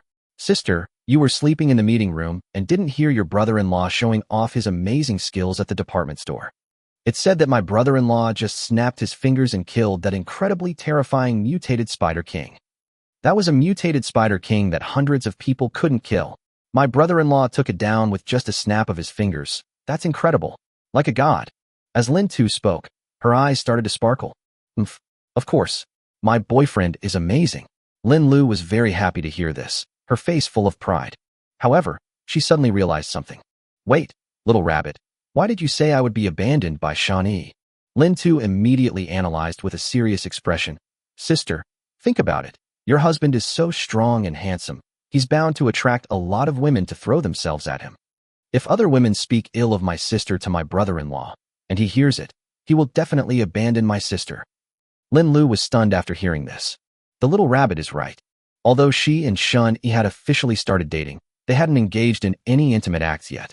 At most, they'd hugged and touched each other, but they hadn't even kissed. Even as the mistress, Sister Fu kissed Shun-yi. If other mistresses also get intimate with Shun-yi, or even have children together, then her importance in Shun-yi's heart will definitely decrease. In the long run, I might be abandoned. Thinking of this, Lin Lu immediately became nervous and quickly asked Lin Tu for help. Little Rabbit, what should I do now? I don't want to break up with Shun-yi. Lin Tu remained silent for several seconds, then revealed a very serious expression and said, word by word, if my sister can get pregnant with my brother-in-law's child, she will definitely not be abandoned. 152. A new superpower fruit. Pregnant. Upon hearing her sister's words, Lin Lu's cheeks immediately turned bright red. This This is too audacious. And mom said that it's most suitable for a girl to have a baby at 24. Looking at her shy and conflicted older sister, Lin Tu immediately denied it seriously. Mom was talking about normal times, not now. Now is the end of the world. If you keep hesitating, your husband might be snatched away by some other woman. I heard that even Sister Wang and Sister Ma have fallen for my brother-in-law. Sister, aren't you afraid at all? Lin Lu's hesitation deepened. But finally, she mustered her courage, nodded, and said, I understand. But little rabbit, didn't you say yesterday that your brother-in-law was a bad guy and told me to be careful? Why did you suddenly change your attitude today? Lin Lu couldn't help but show a puzzled expression. Even when she was asleep last night, my sister kept talking bad about Shun Yi in her sleep. But now she desperately wants to get pregnant with Shun Yi's child. This change is too drastic. Even though my brother-in-law is a bad man, I never told my sister to break up with him. Lin Tu explained in a serious tone. Sister, you've already been taken advantage of by your brother-in-law, so of course you have to marry him. Of course I want to marry Shun Yi. Lin Lu became happy again as soon as she heard the word marry. So, sister, you have to try your best. You must win over your brother-in-law. If it really doesn't work, I'll help you. Lin Tu encouraged, her face flushed. Yes, I can definitely do it. Lin Lu nodded earnestly, unaware of her younger sister's ulterior motives. She didn't know that her younger sister, Lin Tu, actually didn't like her philandering brother-in-law. However, after hearing others talk about Shun's actions and how he saved hundreds of people today, she kept imagining it. And as she imagined it, she began to admire this super handsome and powerful brother-in-law. How strong must my brother-in-law be to kill such a powerful monster with a snap of his fingers? Is it even more powerful than the superheroes in the movies? Moreover, my brother-in-law can actually tame a mutated monster as a pet and mount. That's amazing. Lin Tu felt terrified just from seeing such a huge mutated monster from afar. My brother-in-law actually managed to tame it and stop it from attacking people. It's amazing. The young girls, their hearts fluttering with youthful passion, were already captivated and didn't want such a wonderful brother-in-law to be snatched away by other women. Actually, this is mainly thanks to Fu Yunxi. Guided by Fu Yunxi, the survivors who returned today, and genuinely grateful to Shun Yi for saving them, began to spread the word, even employing various embellishments. As a result, Shun Yi's reputation in the shelter is now higher than ever before. Especially after learning that Shun Yi had personally fought the mutated Spider King to prevent his men from being injured or killed, most people felt grateful. Pick 10 people now, at least 6 or 7 of them will admire Shun Yi. Even if those who remain do not worship, they certainly do not harbor any hostility. This is normal, because every survivor has family waiting for them to return. Shun Yi brought everyone back safely, allowing them to reunite as a family. How could they not be grateful? Admiration and respect for Shun Yi has swept through the entire shelter like a virus. Lin Tu's friends were all big fans of Shun Yi, so she naturally developed a liking for him after listening to their descriptions. At this time, Shun Yi, the person involved, was unaware that Fu Yunxi's actions had made his reputation in the shelter ridiculously high. He would be even happier if he knew. This is truly a double celebration. The second piece of good news was the supplies that were just unlocked. Finally, another superpowered fruit appeared. Bite. Starting to randomly unlock one type of resource. Ding. Unlock successful. Congratulations on unlocking the resource. Superpower fruit. Mental evolution. Special ability. Mental evolution +1. Already stored in system space. Special ability. Mental evolution +1. Already stored in system space. Superpower. It's actually a psycho-type devil fruit. Shun Yi was pleasantly surprised. His biggest weakness right now is that his mental strength is not strong enough. Although his physical evolution improved his mental strength to some extent, he was still somewhat inferior to mental ability users like Morong Shui and Lin Jiwei. So, this superpower is a good thing. Immediately, Shun Yi took out a fruit of spiritual evolution from the system space and put it directly into his mouth. It melts in your mouth, and a burning sensation instantly rushes to your brain. This intense heat doesn't bring pain, but rather an extreme, dreamlike pleasure. Shun Yi felt an incredible sense of bliss, light and airy, as if he were in paradise. Is this mental evolution? This is so awesome. Shun Yi couldn't resist eating a few more fruits of spiritual evolution. This feeling is simply indescribable. Anyway, it's much more enjoyable than the physical evolution I did back then. Each time I ate the fruit, it felt as if my brain underwent some kind of sublimation, as if my whole being was reborn. That was fucking awesome. Then, While eating the fruit of his spiritual evolution, he opened the system panel to check his special abilities. Mental Evolution LV1. Your brain has undergone an evolution for some reason, resulting in a significant improvement in your mental strength, thinking ability, comprehension, perception, and more. You can easily influence the minds of surrounding creatures, currently within a 3-meter radius, and you can control your subconscious, making you immune to a certain degree of mental attacks. Wipe. This mental evolution is pretty impressive. It can even affect the mental state of the surrounding creatures. Does that mean I also have a superpower similar to mind control? Moreover, it can even provide immunity to some forms of mental attacks. Lin Jiwei mentioned before that she has a special ability to enhance mental power. Could it be mental evolution? Shun Yi pondered as he continued to reap the benefits of his spiritual evolution. Never mind all that. Let's level up this ability first. Get to at least level 11. Who knows, it might unlock some new abilities. Even if he can't unlock new abilities, as long as he can greatly enhance his mental strength, he won't have to fear mental attacks anymore. Shun Yi's physical body was already very strong, and now his mental strength has also been enhanced, making him truly invincible in every way. And, with the ability to evolve mentally, I'll be able to control Morong Shui even better in the future. Her mental power and ability to modify her perception are, she can no longer affect herself. Just then, Shun Yi suddenly shuddered, and his psychic ability successfully upgraded. Cool. 153, full of energy. Phew, that feels so good. Shun Yi let out a deep breath. The supplies unlocked this time are amazing. It made up for its own mental weaknesses. Furthermore, with the foundation of the ability of mental evolution, the abilities of mental connection and telepathy have also been enhanced, making them even stronger to use. The mental connection consumes mental energy. The stronger the mental energy, the longer the connection lasts. Furthermore, no one else can unilaterally erase your mental imprint. In other words, as long as Shun Yi's mental strength is strong enough, he can connect with whomever he wants in the future, and the other party will not even have the right to refuse. If an ordinary person gains a mental connection and wants to connect with others, they must obtain the other party's consent before they can connect. It's not much different from making a phone call. The other person can refuse. But Shun Yi doesn't have this drawback. His mental connection can be upgraded, and his mental evolution can provide basic mental power. The combination of the two is extremely powerful. As for telepathy, although using telepathy consumes physical strength, it also consumes some mental strength. Therefore, increasing mental strength will also enhance telepathy. Furthermore, the spiritual evolution also enhanced his thinking ability and reaction speed, so that when Shun Yi uses the god's perspective in the future, his brain will be able to keep up. This is equivalent to upgrading the CPU. If I could unlock a fruit that allows me to evolve my physical body in the future, then even without eating other superpower fruits, as long as I raise the levels of my mind and body at the same time, I would be invincible just by standing still. Shun Yi fantasized for a bit and felt incredibly awesome. This is no joke. Judging from the potential shown by the two superpowers of physical evolution and mental evolution, they are absolutely very strong. Moreover, there seems to be no upper limit to the level of superpowers. In other words, Shun Yi can keep eating fruit to level up. That's incredible. Given time, he can raise his ability level to level 100 or even level 1000. At that time, they might really evolve into superhumans. And he's a Superman without any weaknesses. Just thinking about it is awesome.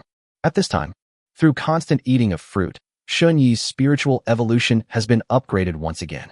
Mental evolution, LV3. Your brain has undergone an evolution for some reason, greatly enhancing your mental strength, thinking ability, comprehension, perception, and more. You can easily influence the minds of surrounding creatures, currently within a 15-meter radius, and you can control your subconscious, making you immune to a certain degree of mental attacks. As his level increased again, Shun Yi felt his thinking became clearer and his mind more lucid. It was as if his brain would not get tired even if he didn't sleep for a day and a night. This feels so good. Knock, knock, knock. Just then, there was a knock on the door. Xiao Shuefei raised her head and said in a slightly hoarse voice, "Shun Yi, someone is here." They are in a state where it's not easy for them to be seen by others. Shun Yi had already seen through telepathy that the people knocking on the door were the Lin sisters, Lin Lu and Lin Tu. The two hesitated, pushing and shoving each other, seemingly unsure of what they were up to. "What's up?" Shun Yi walked over wearing only shorts and shirtless, and opened the door. Lin Lu blushed slightly when she saw Shun Yi's muscles. She lowered her head and whispered, Are you hungry?"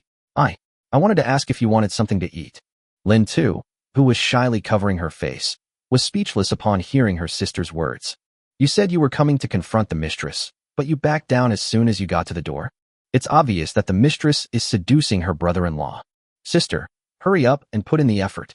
Lin Tu silently cheered for her sister, but outwardly, her face was flushed, and she covered her eyes with her hands, secretly peeking at Shun Yi through her fingers. Wow, she has a great figure. She even has abs. That's amazing. I'm not hungry. Is there anything else? As Shun Yi spoke, he glanced at his sister-in-law, Lin Tu. He noticed that his sister-in-law's favorability had suddenly increased significantly, and had even surpassed that of Murong Shui. What's going on? When we first met this morning, my sister-in-law didn't like me much. How come her likes have increased so much after just a few hours? What a strange sister-in-law. Is there something else, little rabbit? Lin Lu suddenly looked at her younger sister, Lin Rabbit, for help. Huh? I don't know. Lin Tu, her face flushed, quickly shook her head. She was already socially awkward, and now she was even more shy in front of her handsome, naked brother-in-law. Then everything's all right. We'll head back now. After Lin Lu finished speaking, she blushed and quickly left with her younger sister. The two sisters' outrageous actions left Shun Yi somewhat bewildered. Women's minds are truly hard to fathom. He shook his head, turned around, and went back to his room to comfort Xiao Xuefei. Although Xiao Xuefei was very obedient to him, she seemed unable to accept that he had other women. If it weren't for the fact that her superpower was useful to him, and that she was very obedient on the sofa, Shun Yi wouldn't have wanted to waste his time. In short, first calm this woman down, and then go find Lin Lu to unlock the supplies. Now that he has Xiao Xuefei's superpower, Shun Yi can quickly recover his energy. Even if he has just unlocked the supplies, he can quickly recover with the white energy and unlock the supplies again. To be honest, Xiao Xuefei's white aura is a very powerful auxiliary ability, and it's been a great help to her at the moment. If there are any battles in the future, I must take her with me. In case I am too exhausted, Xiao Xuefei can replenish my strength on the spot. In this way, I don't have to constantly think about conserving my energy. In the past, Shin Yi always reserved at least 1/3 of his stamina during battles, just in case of unexpected events. Even if you have telepathy and can sense the enemy, what if they are not? In case some superhuman can evade telepathy and sneak up behind you to launch a surprise attack, saving some energy will at least give you a chance to fight back. After all, having done so many bad things, Shun Yi was a little scared. Help me recover my strength. Shun Yi returned to the room and looked at the tired Xiao Xuefei. Okay. Xiao Xuefei walked over and began to channel white energy into Shun Yi. Shun Yi's depleted energy began to recover rapidly. Xiao Xuefei's face gradually turned pale. After all, she must have used up a lot of energy just now. In about a minute, Shun Yi felt full of energy. This superpower is amazing. I'll never have to worry about kidney deficiency again. Comfortable. Shun Yi revealed an extremely pleased expression.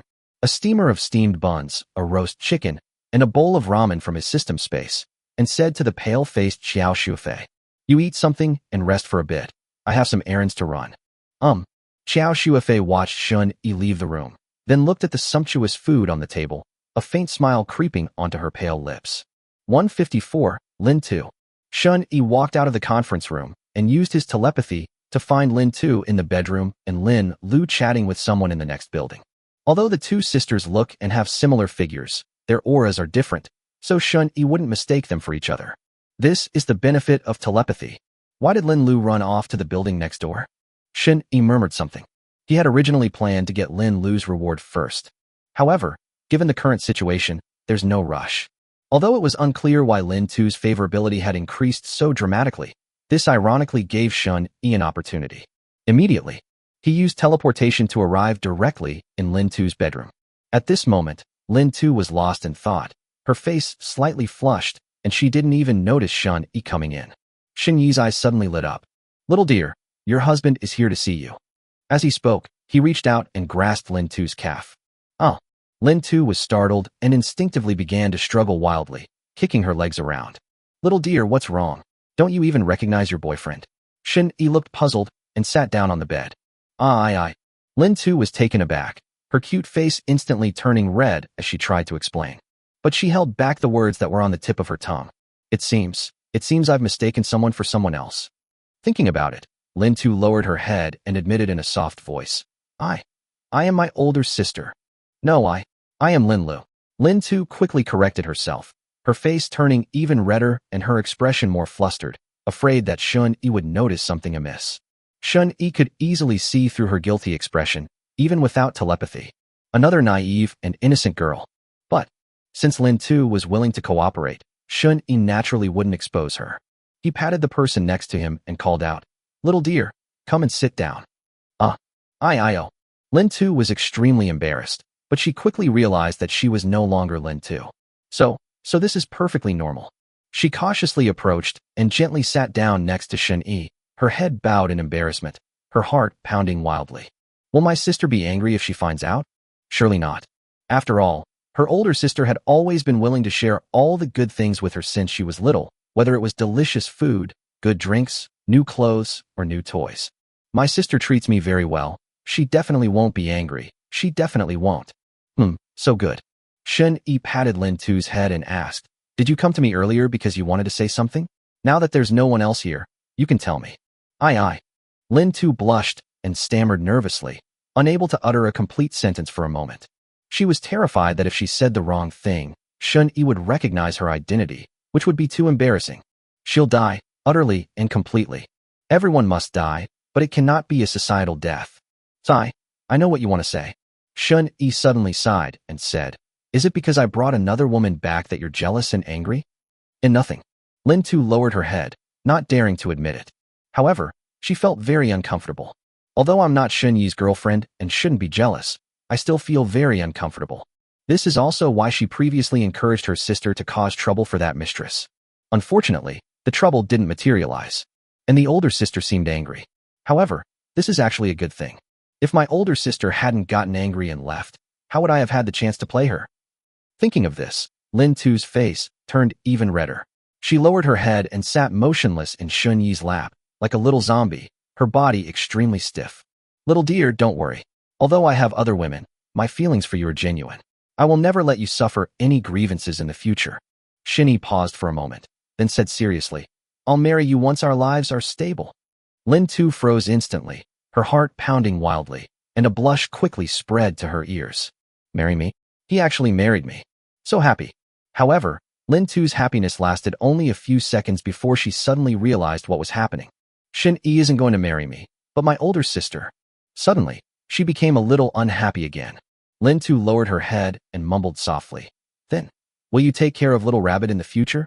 "Oh, why did you blurt out your true feelings? What if my brother-in-law overheard me?"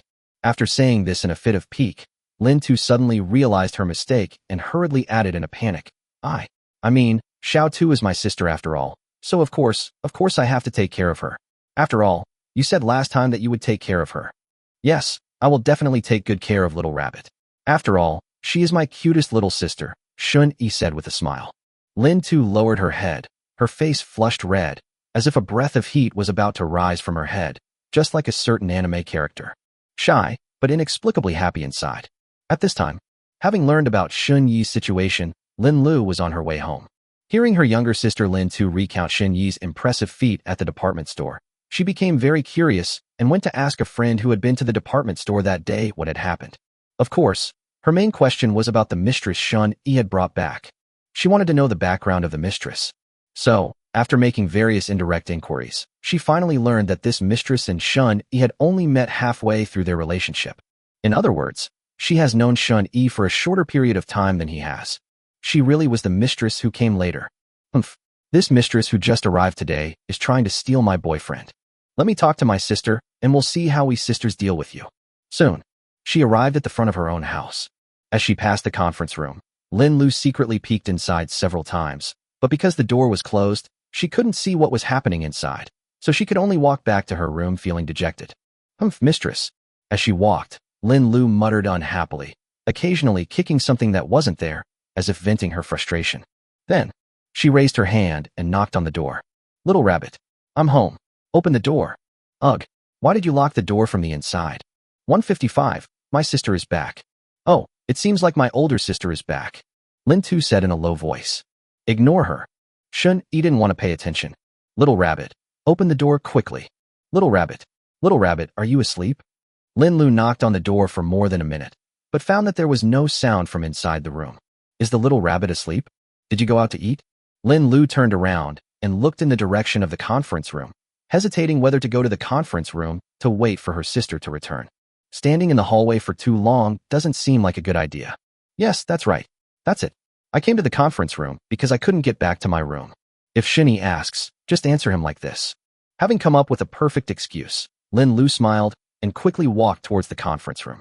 However, after taking only a few steps, she suddenly frowned and stumbled. Lin Lu frowned. Oh no, am I sick? Lin Lu was instantly panicked. This disease seems quite serious. I almost fell down just now. Lin Lu took several deep breaths before she could barely catch her breath. Wrong. This isn't an illness. She suddenly remembered what had happened in the conference room earlier. But what's going on? Etc. It's a little rabbit. Lin Lu suddenly realized. You naughty little rabbit. You bad little rabbit. Lin Lu muttered a few words of condemnation in a low voice. She dared not go to the conference room. It would be too embarrassing if Shun-Yi and that mistress saw her. Lin Lu looked around, quietly found a corner, squatted down holding her stomach, bit her lip tightly, and silently blamed Lin Tu. She still needed to find Shun-Yi. Finally, a suitable excuse has come to me. Bite. Starting to randomly unlock one type of resource. Ding. Unlocked successfully. Congratulations on unlocking the resource. 1 bag of high-quality white flour. White face +1, already stored in system space. White face +1, already stored in system space. Flour. Flour. Shun-Yi was somewhat surprised as he looked at the supplies Lin Tu had unlocked. This is really good stuff. In the apocalypse, nothing is more important than food. Although I have steamed buns and ramen, wheat flour is very useful if I occasionally want to eat other kinds of noodles. With white flour, it's easy to make any kind of food. Moreover, building shelters consumes a lot of resources, so supplies are still very important. Shin-Yi took out a bag of flour from the system space and found that it was actually a flour bag about the same size as a urea bag. Holy crap! This bag must weigh at least 30 or 40 kilograms. Adding such a large bag of flour in 1 second means 30 or 40 kilograms of flour per second. Holy crap, that's simply incredible. From now on, we'll never have to worry about food again. In just a few minutes, the system space had already accumulated a huge amount of white flour. The amount of supplies is really generous. Shun-Yi suspected that the system had heard him building a shelter and thus unlocked this reward specifically for him. That was awesome. Shin-Yi, you mustn't lie to me. Lin Tu said softly, her head lowered. She feels very insecure right now. She was afraid that Shin-Yi wouldn't recognize her and might even scold her. After all, he had just done something wrong. Okay, don't worry. Shun-Yi patted the little rabbit's head. She provided him with essential food supplies like white flour, so of course he had to be pampered. What's more, this girl is just as naive and innocent as Lin Lu, and she likes them both quite a bit. All right, get ready. Don't keep your sister waiting. Telepathy. Shun-Yi saw that Lin Lu had been squatting in the corner for almost 2 hours. This naive girl is really something. She doesn't even know to find a room to rest. Oh. Lin Tu then remembered her sister outside the door. Ignoring her fatigue, she quickly started tidying up the room. After all, this is the room I share with my sister, and it would be easy to be discovered if it's not tidied up. So, after a thorough cleaning, Lin Tu finally dared to open the door and go out to find her sister. As soon as she stepped outside, she saw Lin Lu squatting in the corner. Sister, why are you squatting here? Lin Tu looked puzzled and walked over awkwardly. Why am I here? You're the one who should be asking that. Lin Lu raised her head and stared at Lin Tu expressionlessly. She really wanted to teach her younger sister a lesson. That wretched rabbit. Never mind, it's nothing. Lin Lu was too lazy to talk and tried to stand up, but because she had been squatting for too long, her legs went numb and she almost stumbled and fell. Fortunately, Lin Tu caught her in time. Sister, if anything happens to you, just tell me. Don't lie to me. Lin Tu supported her sister, who was in a very bad state, with a serious look in her eyes. However, beneath that earnest expression lay even greater guilt. Lin Lu hesitated, but ultimately held back and didn't say anything. After all, even sisters would feel embarrassed to talk about something like this. Little rabbit, I'm just a little tired. Can you help me back to lie down for a while? Lin Lu said. Okay. Lin Tu was also very tired and wanted to take a good rest. So the two sisters helped each other back to their room. Lin Lu was stunned for a moment as soon as she entered the door. Because she saw Shun-Yi sitting on the sofa, eating ramen. 156. The Angry Deer. Shun-Yi, what are you doing here? Upon seeing Shun-Yi, Lin Lu immediately showed a delighted expression. Without needing her sister's support, she ran over in a few steps and clung to Shun-Yi. A young girl in the throes of new love doesn't want to be apart from her boyfriend for even a moment. As for minor symptoms like leg numbness, they're nothing to worry about. I just told you I would come to see you. Did you forget? Shun-yi replied casually, continuing to eat his noodles. Oh, I see. Shun-yi, you're so kind, he. Lin Lu leaned on Shun-yi's shoulder, her smile never fading. She knew that Shun-yi had abandoned his mistress to be with her, which made her very happy and content. Even Lin Lu, too happy to notice her younger sister's unnatural expression. Shun-yi, I want to eat ramen too. Lin Lu hugged Shun-yi's arm and acted coquettishly. Shun-yi casually took out 2 bowls of Ichiraku ramen from his system space and said, 1 bowl each for you and your sister. If you need more, just let me know. Enough. Enough. Lin Lu chuckled, then pushed a bowl of ramen in front of her younger sister and said, Little rabbit, you must be hungry too. Eat up. Oh, thank you. Thank you, sister. Lin too, who was already feeling guilty, was startled, but she reacted quickly enough to avoid giving herself away. Looking at the ramen in front of her and thinking about her sister's concern, she felt even more guilty. I clearly promised to help my sister. The result was actually like this. I feel so sorry for my sister. But isn't this indirectly helping my sister? After all, with me by his side, my brother-in-law certainly wouldn't abandon my sister so easily. Because I and my sister are 2 different people. The other mistresses are all alone. It's definitely not as good as the 2 of us. Would my brother-in-law really abandon us 2 sisters for another woman? At this moment, Lin Lu was immersed in joy, pestering Shun-yi with questions, completely unaware of her sister's ever-changing expressions. After finishing the meal, it was getting late. Shun-yi decided to unlock Lin Lu's reward tomorrow. So he used his mental connection to contact Fu Yunqi. Where are you? We just finished taking over several surrounding residential areas and are arranging accommodation and employment. What's wrong? Is there something you need? Fu Yunqi asked. Okay, find me a woman named Song Qingwan and have her come to see me. I'm in the conference room, Shun-yi said. Song Qingwan. Okay, I'll go check it out right now. Although Fu Yunqi was puzzled, she didn't ask any further questions. She's very beautiful. She might be a superhuman. Shun-yi added another sentence. To avoid Fu Yunqi finding another woman with the same name. Although the possibility is very low, and given Fu Yunqi's intelligence, he shouldn't do such a stupid thing. It's always good to add that. Understood. Fu Yunqi responded with a sentence. She finally understood. It was because this woman named Song Qingwan was very beautiful that they specifically sought her out. Shun-yi is indeed a womanizer. In just one day, he's already set his sights on other women. But how exactly did he find beautiful women? When we went to the department store before, it seemed like he was sitting on the back of that mutated animal the whole time and never got off. Even so, he was able to accurately find 2 beautiful women among the hundreds of people shrouded in black mist. With such keen observation skills, if they were used for something as important as finding supplies, they probably wouldn't have to worry about food and drink long ago. Well, this guy never seemed to have any worries about food or drink. No wonder he only knows how to enjoy himself all day long. After hanging up the call, Fu Yunqi rubbed her temples helplessly. This feeling is so strange. As Shun-yi's woman, it's so wrong that I have to help him contact other women. Perhaps I'm not his woman at all, but just a plaything. However, as long as enough benefits can be obtained, even a plaything is acceptable. Looking at the list of several thousand people in her hand, Fu Yunqi smiled with satisfaction. The shelter, which originally housed a few hundred people, expanded dozens of times after the battle at the department store. They've acquired almost all of the nearby residential areas. Of course, there are a few communities that are unwilling to cooperate. Therefore, there will be several more battles to come. If we could borrow Shun-yi's pet, it should be easy to tame the survivors from other neighborhoods. Fu Yunqi seemed to be deep in thought as she searched through Song Qingwan's information. It took her a while to find Song Qingwan's detailed information. A superpowered individual from Baiyun residential area? She really is a beautiful woman. So it's this kind of superpower. Fu Yunqi's eyes suddenly lit up. Shun-yi left. Lin Lu pulled her younger sister Lin Tu into the bedroom and began interrogating her. She's rather naive, but not stupid.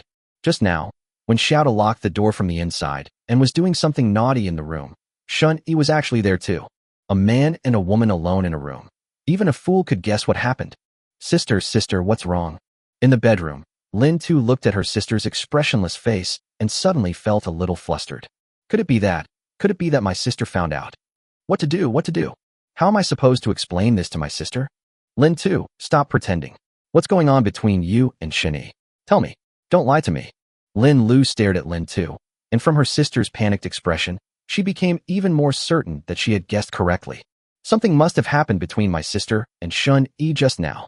Lin Tu lowered her head guiltily, clasped her small hands together, and whispered, "No, it's not his fault." "So it's your fault?" Lin Lu felt a surge of anger rising within her for no apparent reason. She wasn't angry about what happened between her sister and Shun-yi, but rather that her sister actually tried to hide it from her and deceive her. No, it's not my fault." Lin Tu hurriedly shook her head. "Oh, it's not your fault, nor Shun-yi's fault. So is it my fault? Is it because I came back too early?" Lin Lu clenched her little fists in anger. Aye. Tell me the truth. Don't lie to me, or I'll never talk to you again." Lin Lu said coldly. "No, don't. Sister, please don't be angry. It's my fault. It's all my fault. I'm so sorry, sister." Upon hearing this, Lin Tu was so anxious that she almost cried. She quickly grabbed Lin Lu's hand and apologized repeatedly, her voice choked with emotion. Just from her sister's tone, she knew that her sister was really angry this time. "I can't keep this from my sister any longer, otherwise she might really never talk to me again." "Then tell me what happened. Don't cry." Lin Lu was furious when she saw Lin Tu's aggrieved expression. "You're the one who got cheated on, the one who was deceived, and you're still crying." "Oh."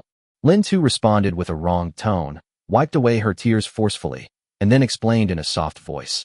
"That's right, I was resting at the time, and then Shun-yi suddenly came. And then I mistook someone else for someone else. Of course, it's not Shun-yi's fault. After all, my clothes are the same as yours, so that's why I mistook him for someone else." "You're still defending him?"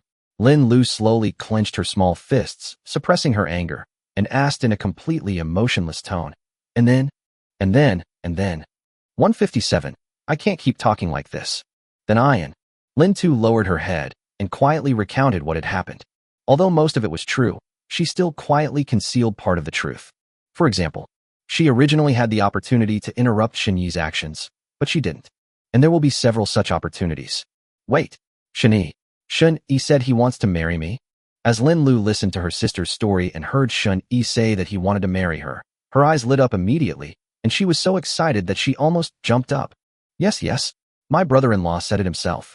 He also said he would never let you suffer any injustice." Lin Tu quickly emphasized earnestly. Of course, Shun-yi will definitely marry me." Lin Lu wanted to be angry, but after hearing those words, she couldn't get angry at all. Instead, she felt inexplicably happy. "So that's why the misunderstanding happened. She mistook my sister for me." But, actually, she wasn't particularly opposed to her sister having a relationship with Shun-yi. "Anyway, my sister will get married eventually, so it's better if she marries the same man as me. After all, Shun-yi is handsome and capable, and is a perfect match for his sister. Moreover, with her younger sister marrying Shun-yi, the sisters will no longer have to be separated and can stay together for the rest of their lives. Lin Lu only has her younger sister as family in this world, and she doesn't want to be separated from her sister. More importantly, the sisters can now work together to deal with those mistresses. Lin Lu had this bold idea all along, so she wasn't particularly angry about it. The main reason she was angry was because her younger sister was trying to hide it from her and deceive her. And Shun-yi actually spent time with his sister first, instead of him. This made Lin Lu feel very uncomfortable. Sister, do you want to continue?" Lin Tu asked cautiously, seeing that her sister didn't seem angry anymore. After all, going any further would be against the rules. Tell me what happened next." Although Lin Lu was no longer angry, she still wanted to know the whole story. "Oh," Lin Tu said in a low voice, looking aggrieved. The two chatted for a long time, and Lin Lu suddenly felt a little lost. "Will Shun-yi like me?" She couldn't help but ask. "Of course." Lin Tu nodded very seriously. "Song Qingwan lives in Baiyun community, which is more than a kilometer away from our community. It's a bit late today, so I asked her to come over tomorrow. Is that all right?" Fu Yunxi looked at Shun-yi and asked. She was worried that Shun-yi would be angry, so she specially put aside her important work and came to talk about it in person. That works too." Shun-yi ate the superpowered fruit without paying much attention. "It's only one night. There's no need to be impatient. Perfect timing. I'll try my luck with the superpowered fruit tonight and raise my mental evolution level. Then I'll go back to work first. You guys get some rest." As Fu Yunxi spoke, she subconsciously glanced behind Shun-yi at the beautiful woman holding a sword who was staring at her intently. Why do I feel like this woman is very hostile towards me? Have I done anything to offend her? Could it be that he secretly took people away from the department store before, and she held a grudge against him? But we didn't know each other back then, so it's normal for me to betray you, right? Fu Yunxi didn't take Xiao Shuefei seriously. Anyway, with Shun-yi keeping an eye on her, This woman definitely wouldn't cause trouble. Shen Yi didn't keep Fu Yunqi either, and told her to go about her business. Her most important task right now is to get all the nearby residential areas cleaned up as soon as possible. Even if most of the survivors in several neighborhoods have died, there should still be at least several thousand people left, right? Thinking about it this way, I realized that I had unknowingly amassed thousands of subordinates. I must say, this feeling of being in power is actually quite exhilarating. Moreover, his woman does all the complicated work, so he only needs to enjoy himself. As for management, Shen Yi didn't understand it, and was too lazy to care. He couldn't just stand there with his hands behind his back, pointing fingers and saying, "The second floor should be built on top of the first floor." Just as Fu Yunqi stepped out, she suddenly remembered something important and turned back to ask, "Shen Yi, can your pet be sent out tomorrow? I want it to come with me to subdue the survivors in other neighborhoods. I'm worried that there might be dangerous mutated monsters in those neighborhoods. With your pet, we can reduce some unnecessary losses." "Okay, come find me before you leave tomorrow morning, and I'll make the arrangements." Shen Yi naturally had no objections. "I spend a lot of money on food and water to feed the husky every day, just to make it run around. Otherwise, why would I keep it?" If Fu Yunqi wanted Shen Yi to take action, he would definitely refuse, and might even lecture Fu Yunqi a bit. But this woman is clever. She knows who she should order around and who she shouldn't. And his previous conversation with the Lin sisters, Lin Tu and Lin Lu, Shen Yi learned that Fu Yunqi had been promoting her heroic deeds and building a glorious image at the shelter today, which pleased him greatly. Fu Yunqi is definitely the woman Shen Yi is most satisfied with right now. They were much more satisfied than Murong Shui and Jiang Nanyin, including Lin Jiwei. This woman is very smart and understands Shen Yi well. She knows what to say and what not to say. From the moment they met until now, she has never caused Shen Yi any displeasure. She has served him so well that he has subconsciously come to enjoy being with her. Even though he knew that Fu Yunqi was deliberately trying to please him, Shen Yi felt comfortable and didn't mind. Moreover, besides being good at serving people, she is indeed capable. No wonder he was able to be a local tyrant in the mountain city in his previous life. He was indeed outstanding. Shen Yi watched Fu Yunqi's departing figure, feeling a mix of emotions. Surviving in the apocalypse requires a certain level of skill and luck. To become a powerful ruler in the apocalypse requires extraordinary abilities that ordinary people lack. In comparison, Shen Yi felt that even if Murong Shui, the reborn person, were to be reborn once more, she would still be inferior to Fu Yunqi. That's true. After all, being reborn doesn't change one's intelligence. Not to mention, Murong Shui was only reborn back to half a year ago. Half a year is too short. Putting aside these complicated thoughts for the moment, Shen Yi looked behind him at Xiao Shuifei, who stood like a statue with a sword in her hand, and frowned, asking, "What are you doing?" "I'll protect you." Xiao Shuifei answered seriously and meticulously. 158, a woman who's a bit dim-witted. "Protect me." Shen Yi was taken aback for a moment, then said somewhat speechlessly, "We're not in danger at home. We don't need your close protection." "Then, what should I do?" Xiao Shuifei asked blankly. Shen Yi was even more speechless. This woman seems quite clever, so why is her thought process so strange? However, although speechless, I have to say that Xiao Shuifei's loyalty is really high. Of all the women, she has the highest level of loyalty so far. Shen Yi even suspected that Xiao Shuifei would be willing to commit suicide even if he ordered her to. This is absolutely incredible. I didn't do anything heroic to save the damsel in distress, so how come this woman is so loyal to me? Perhaps it's because of her slow-witted thinking and stubborn personality? Thinking of this, Shen Yi looked at Xiao Shuifei and said, "You are my woman, so you don't need to do anything, and you don't need to arrange work for yourself. You can rest when you want, eat when you want, and do whatever you want. In this shelter, apart from me, you don't need to listen to anyone's orders or pay attention to anyone's expression. I can do whatever I want." Xiao Shuifei stared blankly at Shen Yi, her eyes filled with complex emotions. "Okay, sure." Shen Yi nodded. No sooner had he finished speaking than Xiao Shuifei grabbed her sword and stormed out. Shen Yi immediately frowned and asked, "Where are you going?" "Kill." Xiao Shuifei turned around and said something seriously. "Murder? Who do you want to kill?" Shen Yi was stunned.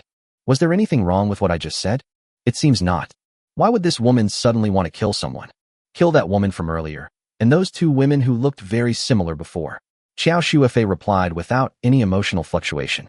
Shen Yi's expression immediately changed, and he asked coldly, "Why did you kill them? Did they have a grudge against you?" "I have no grudge against them, but I hate them and I don't want to share you with them."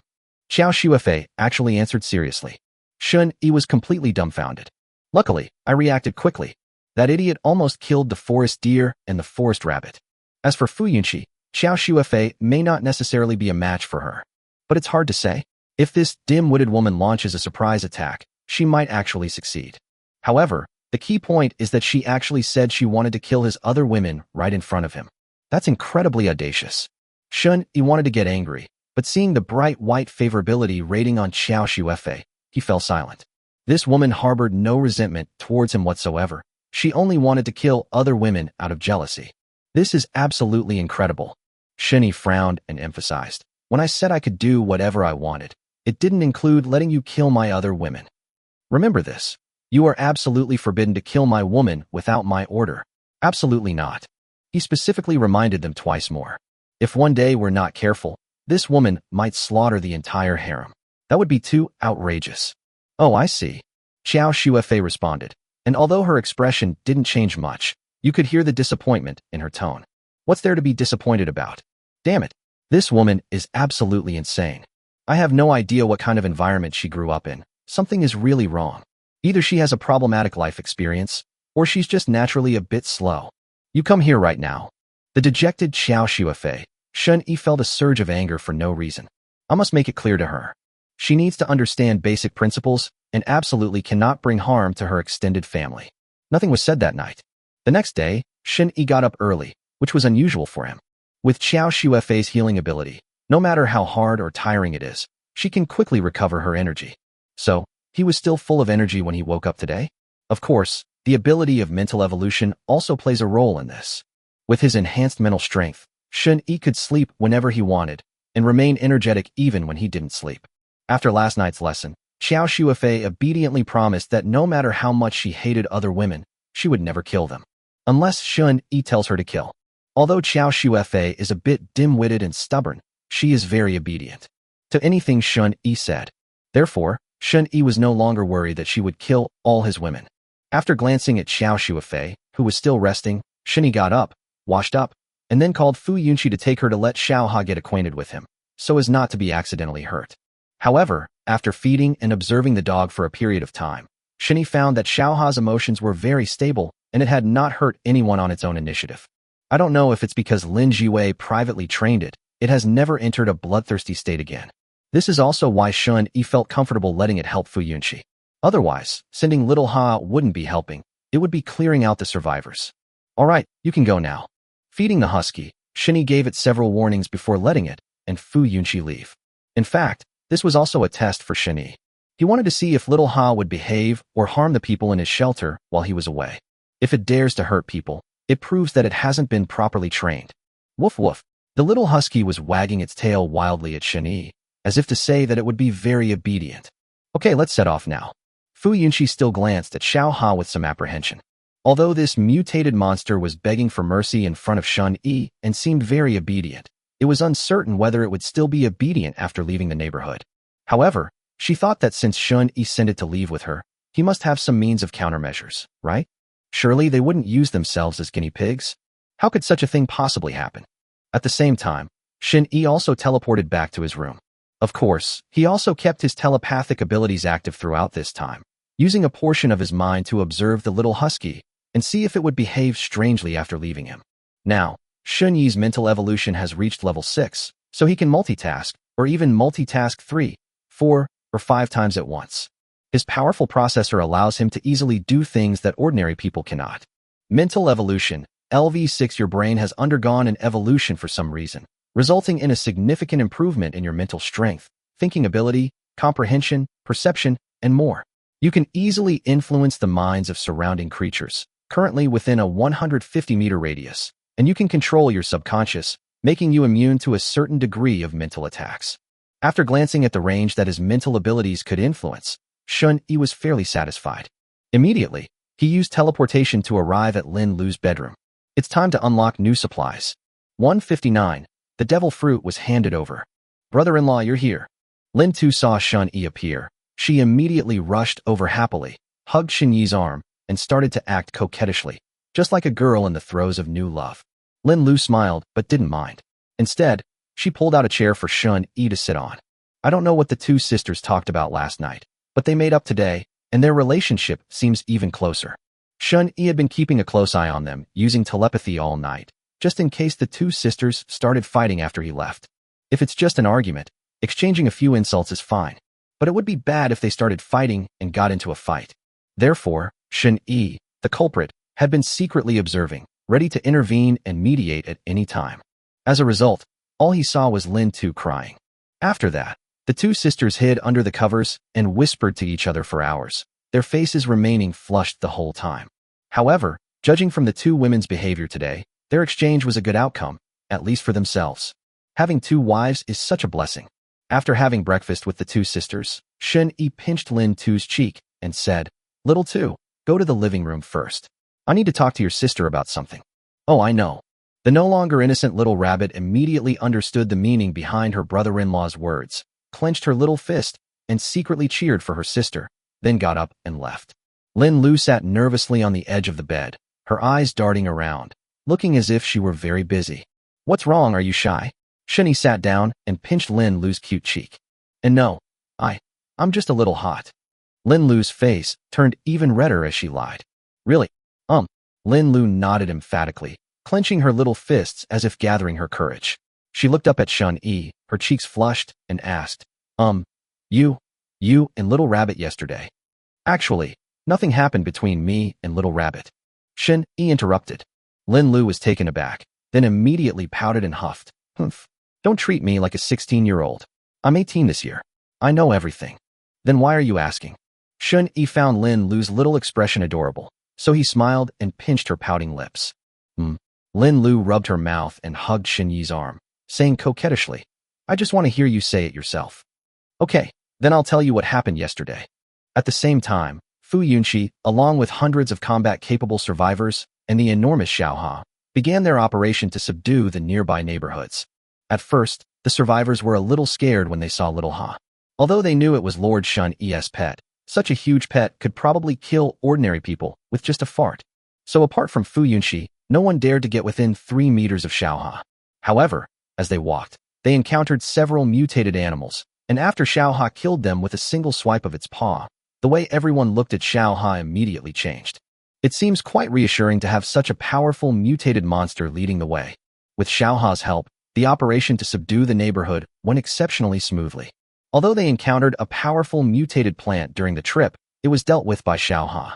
The survivors only suffered minor injuries, and none of them died. This casualty ratio is far greater than ever before. In the past, even if they went out to ransack a small supermarket, someone could die. Fu Yunxi looked at Xiaoha and couldn't help but marvel. How exactly did Shun-Yi subdue this mutated monster? This monster is much stronger than the mutated Spider King. She also witnessed Little Ha's abnormal regenerative abilities. Even though its calf had been pierced by the mutated plant, it recovered completely in just a few minutes. This is absolutely inhuman. With such a massive size and terrifying regenerative abilities, its combat power is unimaginable. I'm afraid even an armored vehicle might not be able to kill it. On Earth did Shun-Yi find such a monstrous creature, and how could he make it obedient? Fu Yunxi couldn't help but recall her previous guess. Could it be that Shun-Yi is really not from Earth? He possesses various incredibly powerful and abnormal superpowers, as well as countless superpower fruits. This is definitely not something an ordinary person could have. Yes, Shun-Yi's constant consumption of superpower fruits had already caught Fu Yunxi's attention. She had also eaten a superpowered fruit and knew how rare it was. Even after searching for so long, she only found 2 fruits, and one of them even grew from her own potted plant. Fu Yunxi knew about the existence of the superpower fruit thanks to Lin Tu. Lin Tu accidentally ate a colorful fruit and gained superpowers. She then told the news to her closest people, including Fu Yunxi. Superpower fruits are extremely rare. How did Shun-Yi obtain one? What secret is he hiding? Fu Yunxi really wanted to uncover Shun-Yi's secrets. However, she knew how to avoid misfortune and assess the situation, so she didn't ask Shun-Yi like the stubborn Lin Jiwei did. Shun-Yi's personality as she does, she knows he definitely won't say it, and he'll even get angry about it. Therefore, you shouldn't ask proactively. Only tell her when Shun-Yi wanted to. Or perhaps, they have enough benefits to exchange for this secret. Sister Fu, I found a colorful fruit. Just then, a boy of about 15 or 16 years old ran over excitedly. What? Fu Yunxi immediately snapped out of her daze, and looked at the boy. The boy handed the fruit to Fu Yunxi and said proudly, "Sister Fu, I found this in the garden over there. I found it all by myself." Several survivors nearby looked at the fruit with envy in their eyes. It's no secret in the shelter that the colorful fruit can grant supernatural abilities. If you find and hand in the colored fruit, you can get a month's worth of food and water. And you can also get a promotion opportunity. Most importantly, as long as you are willing to hand over the power fruit, you will have the opportunity to obtain power in the future. Although eating the fruit directly would grant one superpowers, under Fu Yunxi's guidance, most of the survivors in the shelter believed in making contributions to the collective and not keeping it all to themselves. In addition, because the shelter takes good care of ordinary people are also willing to hand over their superpower fruits in return to the shelter.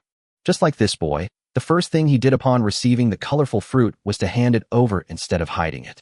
Of course, there are both rewards and punishments. Anyone who secretly possesses a superpower fruit will be expelled from the shelter if discovered. Therefore, most of the survivors who had no ambition would choose to hand over the colored fruit they found. However, colored fruits are very rare and not so easy to find. 160. Obtain rice. Actually, there's an even more important reason why ordinary people are willing to hand over their superpowered fruits. That is, they understand that without the protection of a shelter, even if they have superpowers, it's useless. Because most superpowers are not strong, and may not even be as powerful as a bow and arrow, let alone be a match for mutated plants and animals. Rather than gambling on a possibility, it's better to play it safe. Hand over the superpowered fruit, obtain enough food, and get a promotion opportunity. As long as you have a high enough status in the shelter, you'll have another chance to eat a power-generating fruit in the future, so it's a win-win situation no matter how you look at it. Okay, I will remember your contribution. When you get back, go to the supply department and collect a month's worth of supplies, according to the number of people in your family. As Fu Yunxi put away the superpowered fruit, she did not forget to promise a reward. As for the other rewards, I'll give them to you later. Thank you, Sister Fu. The boy nodded excitedly immediately. A month's worth of supplies. Enough to feed my family for a month. He was very satisfied. Moreover, he felt proud that his actions had contributed to the refuge. Pride from the inside out. This is also due to Fu Yunxi's guidance, which instilled a sense of honor in everyone in the human shelter, making them more willing to contribute to the collective, especially young people. Then, the boy hesitated for a moment and asked, "Sister Fu, I heard that Lord Shun wants a superpowered fruit. So, after I hand over this superpowered fruit, will Lord Shun find out? Can I meet Lord Shun?" "You wish to see Lord Shun?" The boy immediately said admiringly, "Yes. Lord Shun is my father's savior. If it weren't for Lord Shun, my father would never have been able to get back from being trapped in the department store. So I want to thank Lord Shun in person." So that's how it is. Fu Yunxi understood. Then, she smiled gently and said, "All right, I will tell Lord Shun about your matter." "Thank you, Sister Fu. I'll go look again and see if there are any more colored fruits. I'll hand them over to Lord Shun then." The innocent boy seemed very happy, feeling satisfied just to meet his idol. As for the superpower fruit, he didn't care about it at all. If you secretly hide the fruit, you will be kicked out of the sanctuary. Even if they have superpowers, they definitely won't survive. Besides, the shelter has been so good to my family, and Lord Shun even saved my father. I have no reason to betray the shelter. Out of gratitude and admiration, he willingly handed over the superpower fruit. Watching the boy leave, Fu Yunxi looked at the superpowered fruit in her hand, then glanced around, her eyes flickering slightly, as if she was hesitating. Bite. Detection indicates you have successfully taken in a survivor. Starting to randomly unlock one type of resource. Ding. Unlocked successfully. Congratulations on unlocking the resource. 1 bag of premium rice. 1 high-quality rice, already stored in system space. 1 high-quality rice, already stored in system space. High-quality rice. Shun Yi was also very happy after unlocking the supplies. But he was happy not because he unlocked the rice, but because he saw the superpowered fruit in Fu Yunxi's hand through telepathy. That's right, Shun Yi saw it a long time ago. Someone actually handed over a power-generating fruit. While working hard, Shun Yi also kept an eye on Fu Yunxi. He wanted to see what choice this woman would make. Should she hand over the power fruit to me, or should she eat it herself? The allure of superpowered fruits is great for ordinary people, but even greater for those with superpowers. Shun Yi was a little surprised to see the boy hand over the superpowered fruit without hesitation. If it were up to his personality, knowing that a devil fruit could grant superpowers, he would have eaten it immediately. And this naive boy actually obediently handed it over. Judging from this, Fu Yunqi's management is quite good. There's definitely a trick to getting subordinates to voluntarily hand over their supernatural fruits. Jiang Ninyan requires exchanging superpower fruits for superpower fruits. Even so, they haven't received any superpower fruits so far. It's unclear whether it's because no one has found the superpowered fruit, or if someone has found it but secretly hid it. If it were secretly hidden, Shun Yi wouldn't actually know. After all, he couldn't possibly use telepathy to keep an eye on everyone in the shelter 24/7.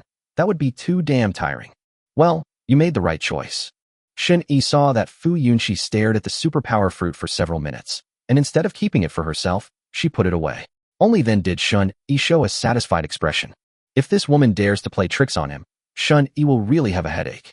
After all, he couldn't bear to kill Fu Yunqi, a woman he found very useful. But if she behaves well and is willing to hand over her superpowered fruits, Shun Yi wouldn't mind rewarding her with even more superpowered fruits. Immediately, feeling relieved, Shun Yi gave the little deer a big kiss. QVQ. Lin Lu's expression at this moment.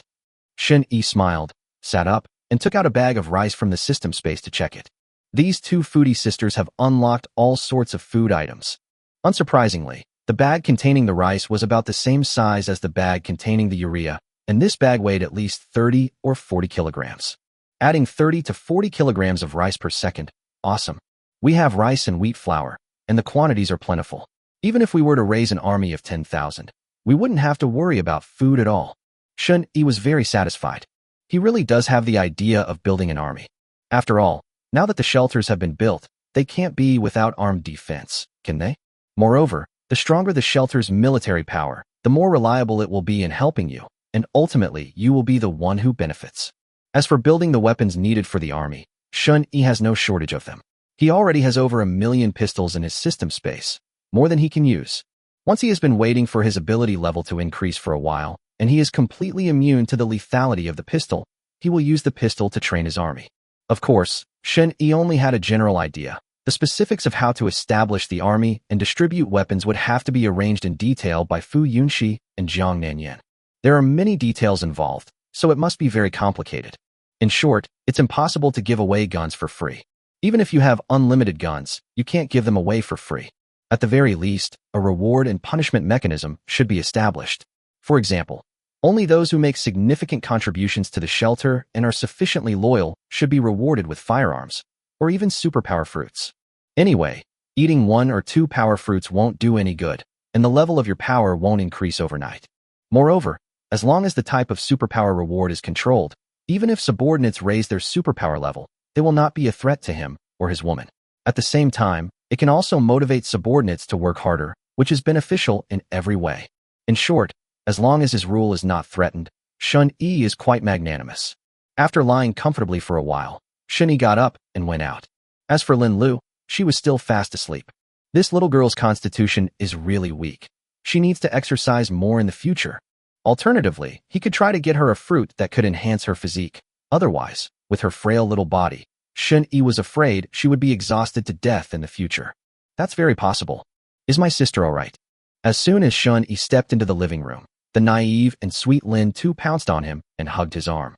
The socially awkward girl became bolder and bolder in front of Shun Yi, and the initial distance between them gradually disappeared.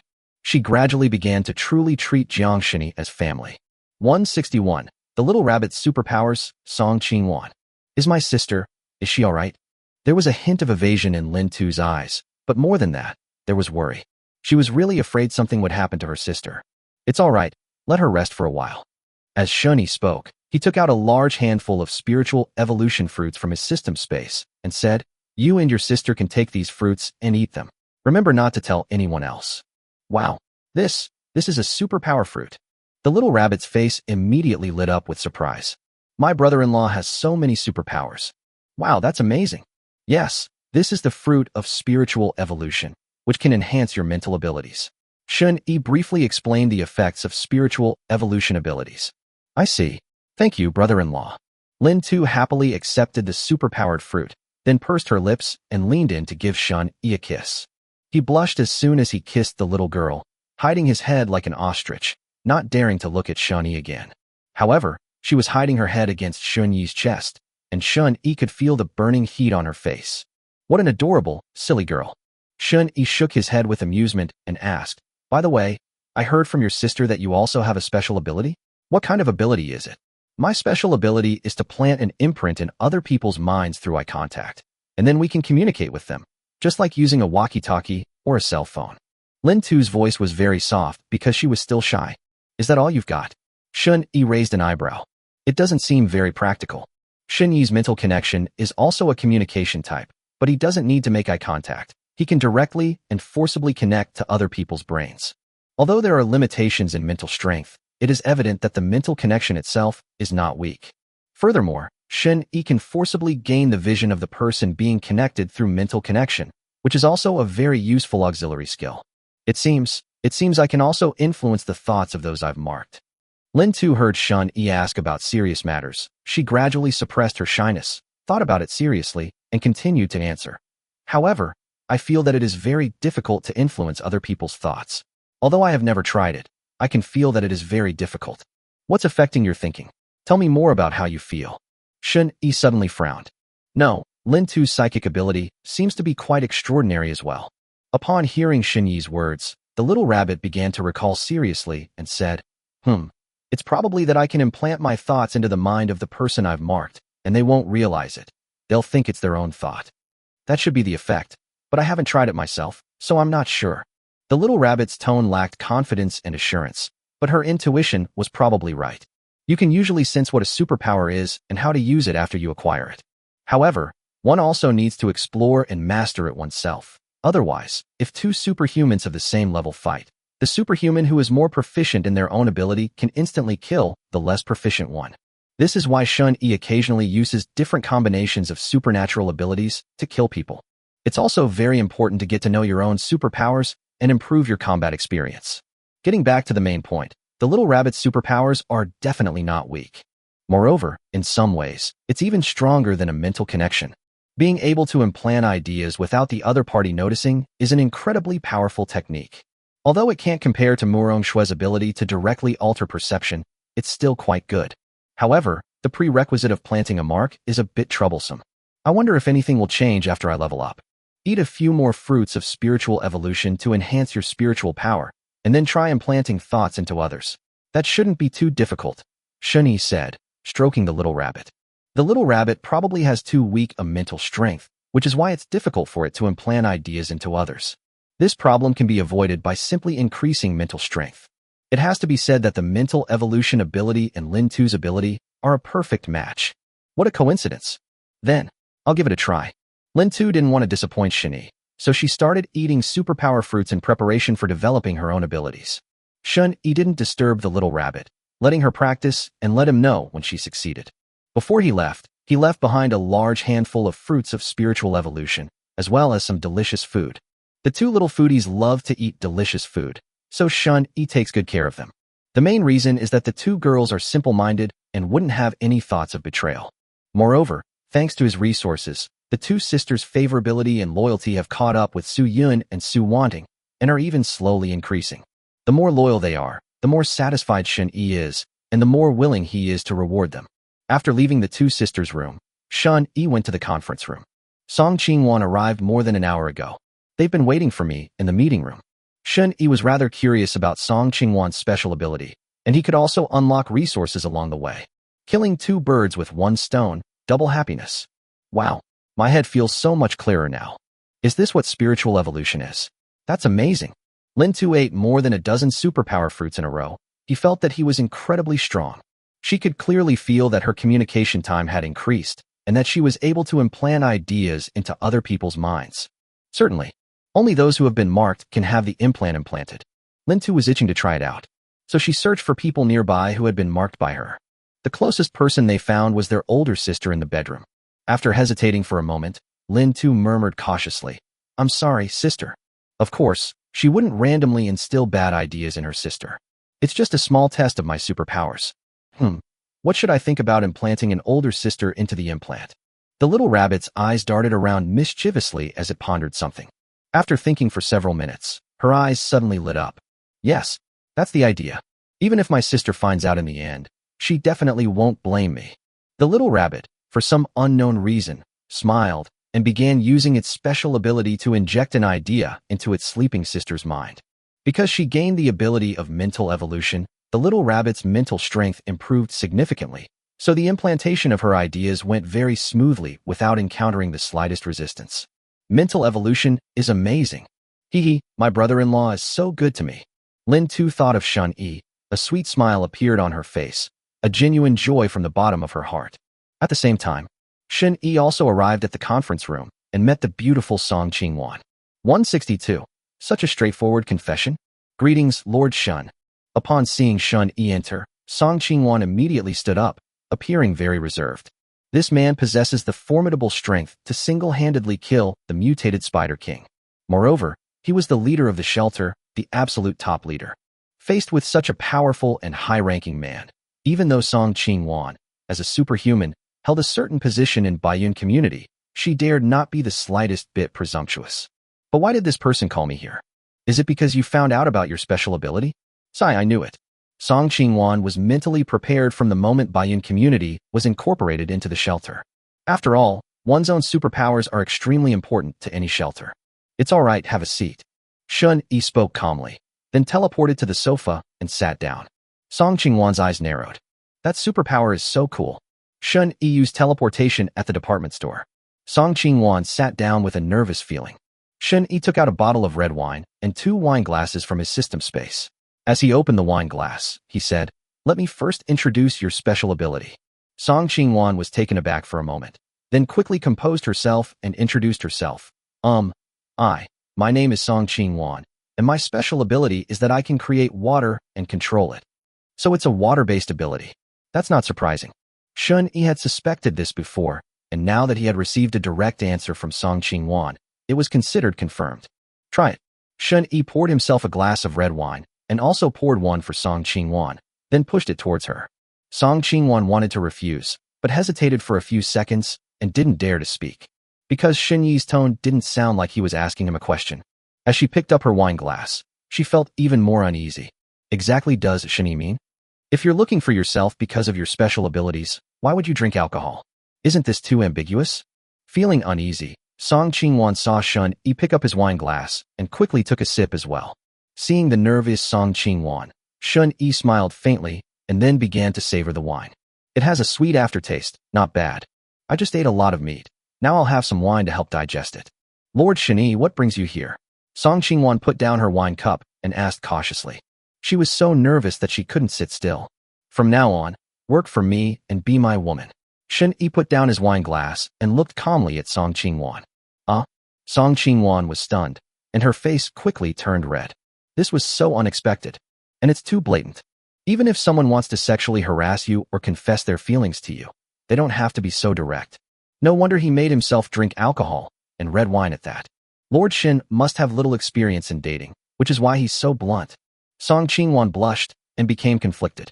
Actually, it's impossible for me to say that I like Shun-Yi. Met Shun-Yi once before today, so feelings couldn't develop so quickly. However, I wouldn't say I dislike it. Given Shun-Yi's status and strength, it was already her good fortune that he confessed his feelings to her. So she was a little conflicted about whether or not to agree. She didn't know when Shun-Yi had fallen for her, or how much he liked her. Could it be that he just wants to have some fun? If you break up with someone after you've had your fun, you'll be at a huge disadvantage. Song Qingwan was extremely conflicted. Little did she know, Shun-Yi had no feelings for her at all. Simply because she can unlock resources, and her special ability is very useful. Of course, if we're talking about whether I like it or not, then I definitely do. Shun-Yi likes any beautiful woman. Have you thought it through? Shun-Yi finished his 2 glasses of wine and looked at Song Qingwan. For some reason, the woman's expression kept changing, and her aura would occasionally rise and turn paler. Song Qingwan blushed and said shyly, I do. She hesitated for a long time and secretly observed Shun-Yi for a while. She secretly evaluated Shun-Yi from his appearance to his physique and concluded that he met all her criteria for a partner. In addition, Shun-Yi is very strong and is the head of the shelter, so he is definitely worthy of me. It should be said that I've climbed too high for my station. Therefore, she doesn't mind having a boyfriend like that. Okay, then go back and bring all your things. You'll be living here from now on, Shun-Yi said. He decided to designate this building as the residence for himself and his woman, and to arrange for all other outsiders to live in other buildings. Of course, These matters can be left to Fu Yunxi to arrange. I believe she can handle them well. Okay, Song Qingwan replied, her face flushed. Her heart was pounding. She never imagined that they would be living together so soon after becoming boyfriend and girlfriend. That's way too fast. What should I do if Shin Yi asks me tonight? Although Song Qingwan agreed to date Shin Yi, she did not want to have sex with him so soon. Otherwise, if Shin Yi gets tired of her and wants to break up with her, she would be at a huge loss. I need to find a way to refuse. With mixed feelings of unease and anxiety, Song Qingwan left. It was at this moment that Xiao Shuafei came out of the bedroom. Because she had exhausted herself yesterday and was also severely tormented by Shin Yi, she slept until 11 or 12 o'clock today before recovering. This means that Xiao Shuafei's physical condition is stronger than that of ordinary people. Otherwise, she wouldn't have been able to recover after just one night's sleep. You're up? Have something to eat first. Shin Yi casually took out various cooked foods from the system space and let Xiao Shuafei choose what to eat. Xiao Shuafei sat down next to Shin Yi and started eating her ramen. Shin Yi leaned back on the sofa, eating the fruit of mental evolution, and using telepathy to check if there were any other superpowered fruits around the shelter. Whether it was because there were too few superpower fruits or because Shin Yi was unlucky, he searched for more than 2 hours but still couldn't find any superpower fruits. He rubbed his forehead, not really taking it to heart. Anyway, 1 or 2 fruits won't improve him much. As long as he keeps improving the abilities he already has, he can be far ahead of the other survivors. There's no need to put pressure on himself. After all, I am now strong enough to protect myself. He is not in any danger as long as he doesn't confront the mysterious mutated tree head-on. Moreover, through telepathy, Shin Yi had confirmed that there were no mutated plants or animals within a radius of more than 10 kilometers that could threaten him. That's awesome. As far as the eye can see, I am invincible. As long as he continues to develop, Shin Yi feels that he may well be qualified to fight against the mutated tree. Even if things go wrong, getting away safely is not a problem. Time passed. Another hour or so later, Fu Yunxi is back. She went straight to the conference room to find Shin Yi. 163. Not even the corpses were spared. All the residential areas within a 3-kilometer radius have been incorporated into our shelter. Currently, the total number of people in our shelter has exceeded 4,000. The exact number is still being counted, but I estimate that it should eventually exceed 4,000-5,000. Upon returning, Fu Yunxi immediately gave a detailed report on the progress of her work over the past 2 days. 4,000 people. Good. Excellent. Even if only 1/5 of them are combat ready, that's still quite impressive. Okay, I'll tell you 2 things now. Please take note. Shin Yi paused for a moment, and seeing that Fu Yunxi was listening attentively, he said, First, clear out this building where I live. From now on, only I and my women can live here. No one else is allowed to come in without my permission, or they will die. Good. Fu Yunxi nodded, having no objections. She felt that this was not an outrageous request, but rather quite reasonable. After all, given Shin Yi's lecherous nature, he'll definitely have many women in the future, so it's normal for him to live in a separate building. Moreover, as the head of the shelter, it's not a problem for him to enjoy some privileges. On the contrary, it can enhance Shin Yi's mystique in the eyes of his other subordinates. Shin Yi hadn't thought that far ahead. He simply wanted to enjoy himself and didn't like being influenced. With my strength and abundant resources, what's wrong with indulging a little? Then he continued, Second, after the number of survivors in the shelter is counted, bring all the beautiful female survivors over separately. I want to take a look at them. Good. Fu Yunxi hesitated, but ultimately didn't dare to say anything more. But she really wanted to complain. Should we call all the beautiful female survivors over for a look? You want to possess them, don't you? That's outrageous. This guy is going too far. This is a selection of imperial concubines. Can his body really withstand this? Aren't you afraid of ruining your health? Moreover, don't you think it's very unfair to me to make myself do this so openly and honestly? No matter what, I'm still your plaything. Even if Fu Yunxi doesn't consider herself Shin Yi's girlfriend, there's no way she should bully her plaything like this. But then I thought, apart from being a womanizer, Shin Yi didn't seem to have any other bad habits, so satisfying his little request wasn't a big deal. After all, Shin Yi was the strongest fighter in the entire shelter. If we encounter any mutated monsters or troubles that we can't solve in the future, only Shin Yi will be able to help. Therefore, it is reasonable to meet his request. Most importantly, Fu Yunxi knew she had no right to refuse. If she dares to refuse Shin Yi, she may lose her position as the manager of the shelter and all her power. Having finally grown the shelter to 4,000 people, Fu Yunxi was just beginning to realize her grand ambitions and didn't want to lose all of this for another woman. Moreover, most women would probably be eager to become Shun Yi's woman and would willingly climb into his bed. In the apocalypse, women's lives are far more difficult than men's, and they need to rely on others even more. Especially women who are beautiful but lack the ability to protect themselves. In other words, the shelter established by Fu Yunxi has a very strong moral compass and bottom line. Other shelters are simply a mess. For example, in a neighborhood that Fu Yunxi just conquered today, most of the women in that neighborhood were dead, and those who were still alive were kept by men as sex toys, deprived of even the most basic dignity. Those women were all emaciated from hunger, and some even died of starvation or thirst. Even so, their bodies were not spared. This kind of thing is common in the apocalypse. The only way to change all of this is through absolute force. Well, that's about it. I'll add more later if needed. Seeing that Fu Yunxi did not object, Shun Yi nodded with satisfaction and said, I will give you a batch of supplies later. You can use them to operate the shelter. Even after a beating, you should also give a sweet treat.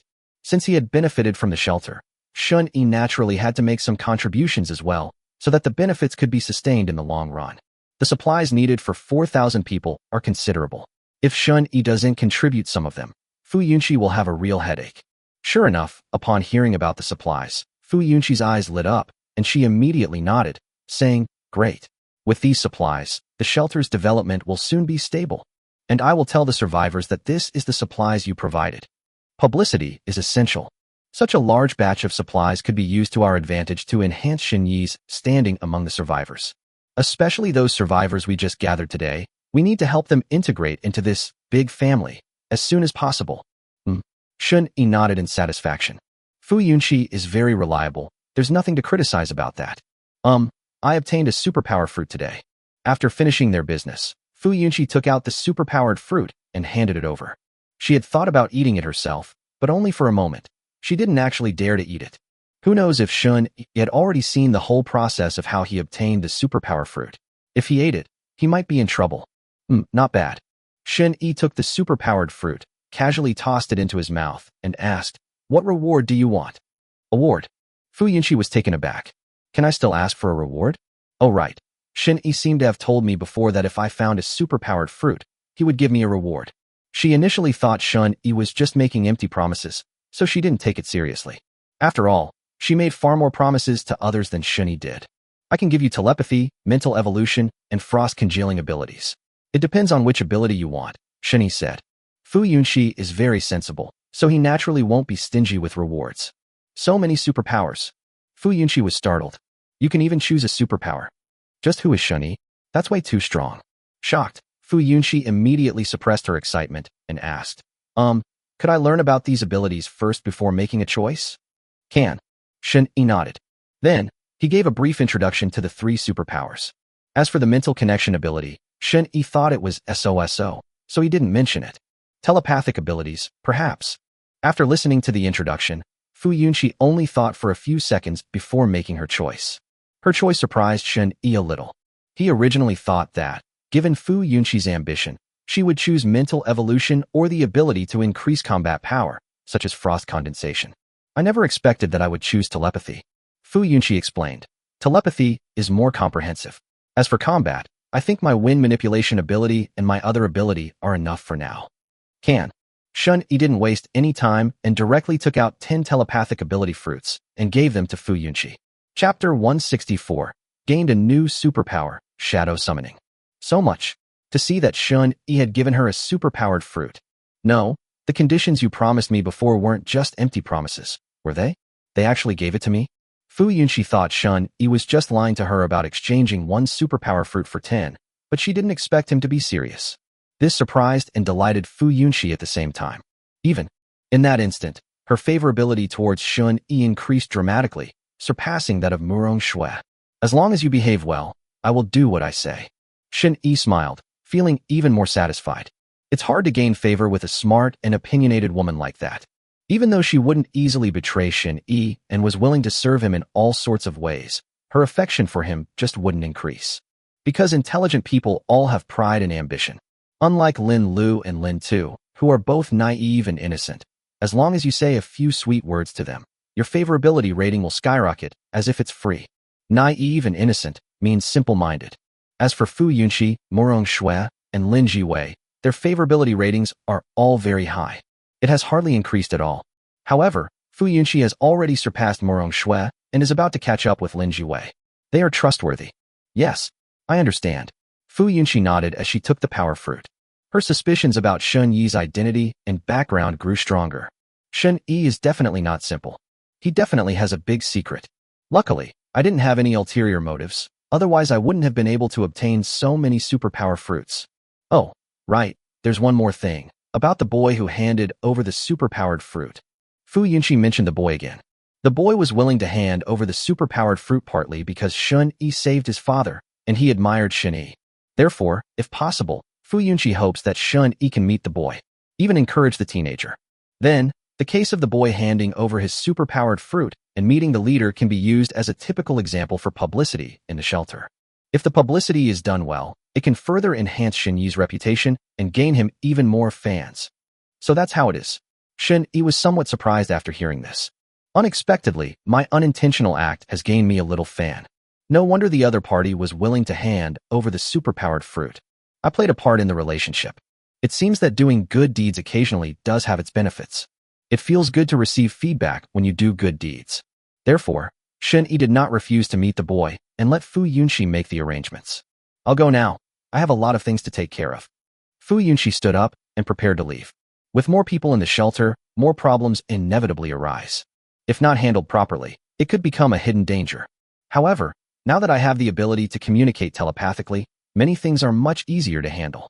Although Fu Yunqi felt that she was quite good at understanding people's hearts, having the telepathic fruit would make things more convenient and save her mental energy. Okay, go ahead. Shun Yi did not keep Fu Yunqi. After seeing her off, Shun Yi glanced at Xiao Shuefei, who was still eating.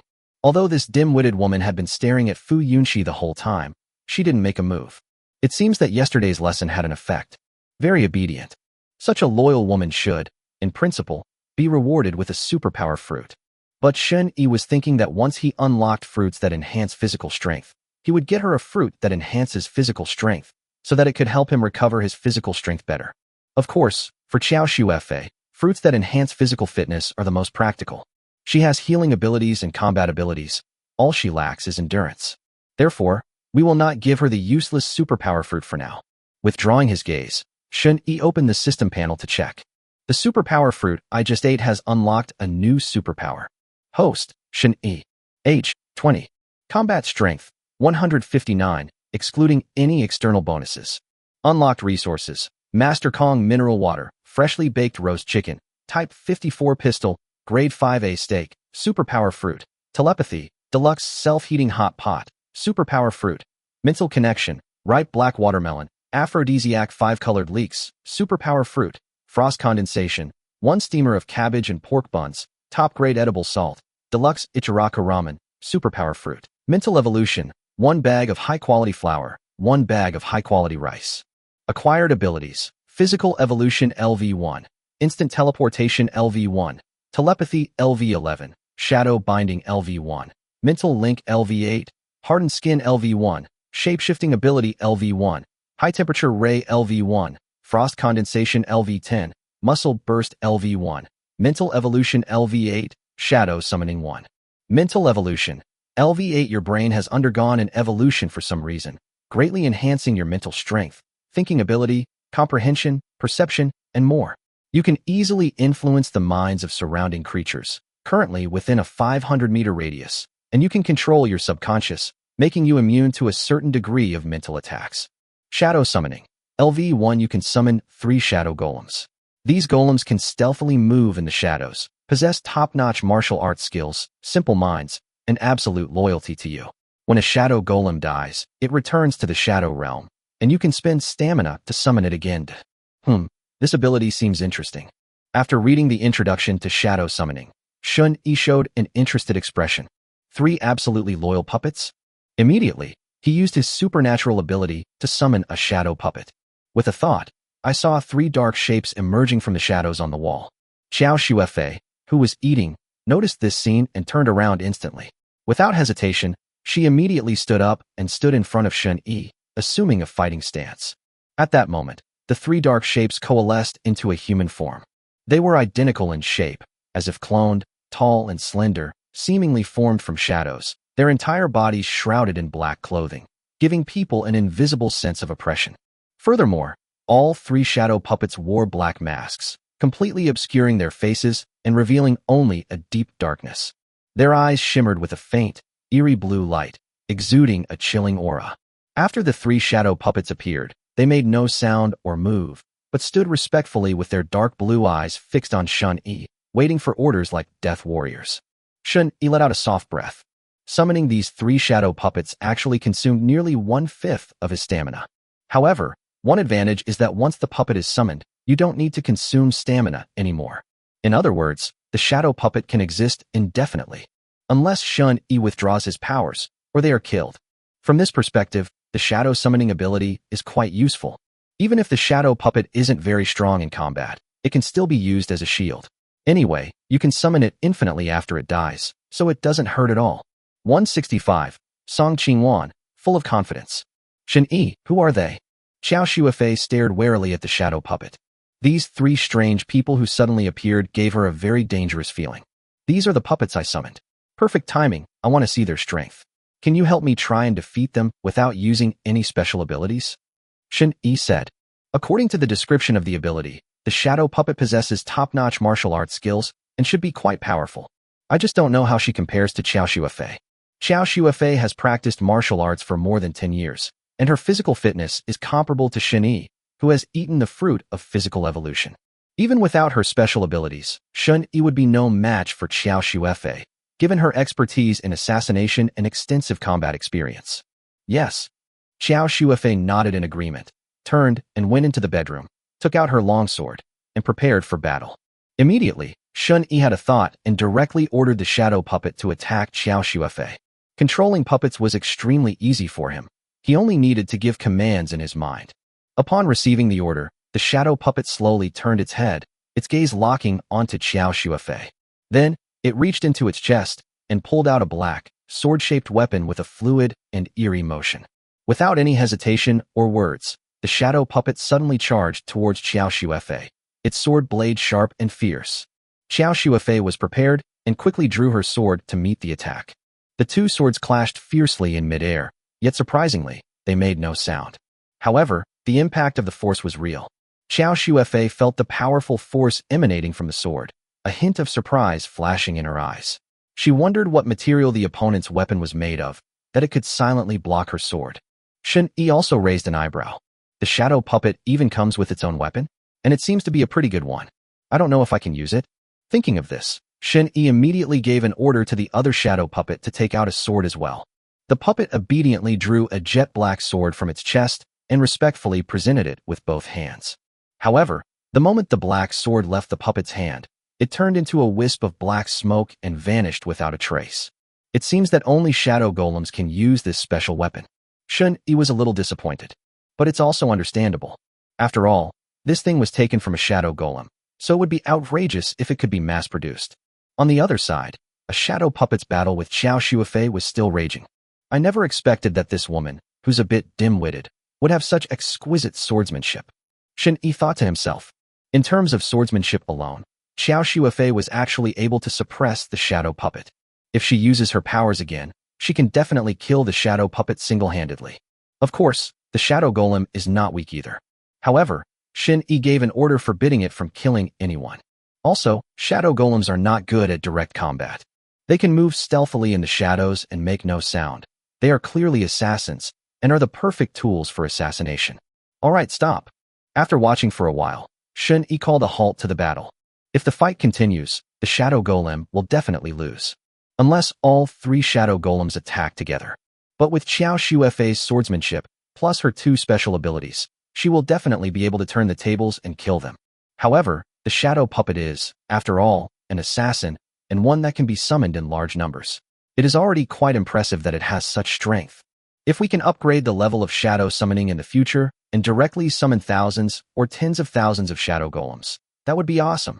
A fearless shadow army, just thinking about it is terrifying. From now on, we'll use shadow puppets for assassinations. Shun-Yi thought to himself. They appear without anyone noticing and silently eliminate their target. This is the true way to use shadow puppet.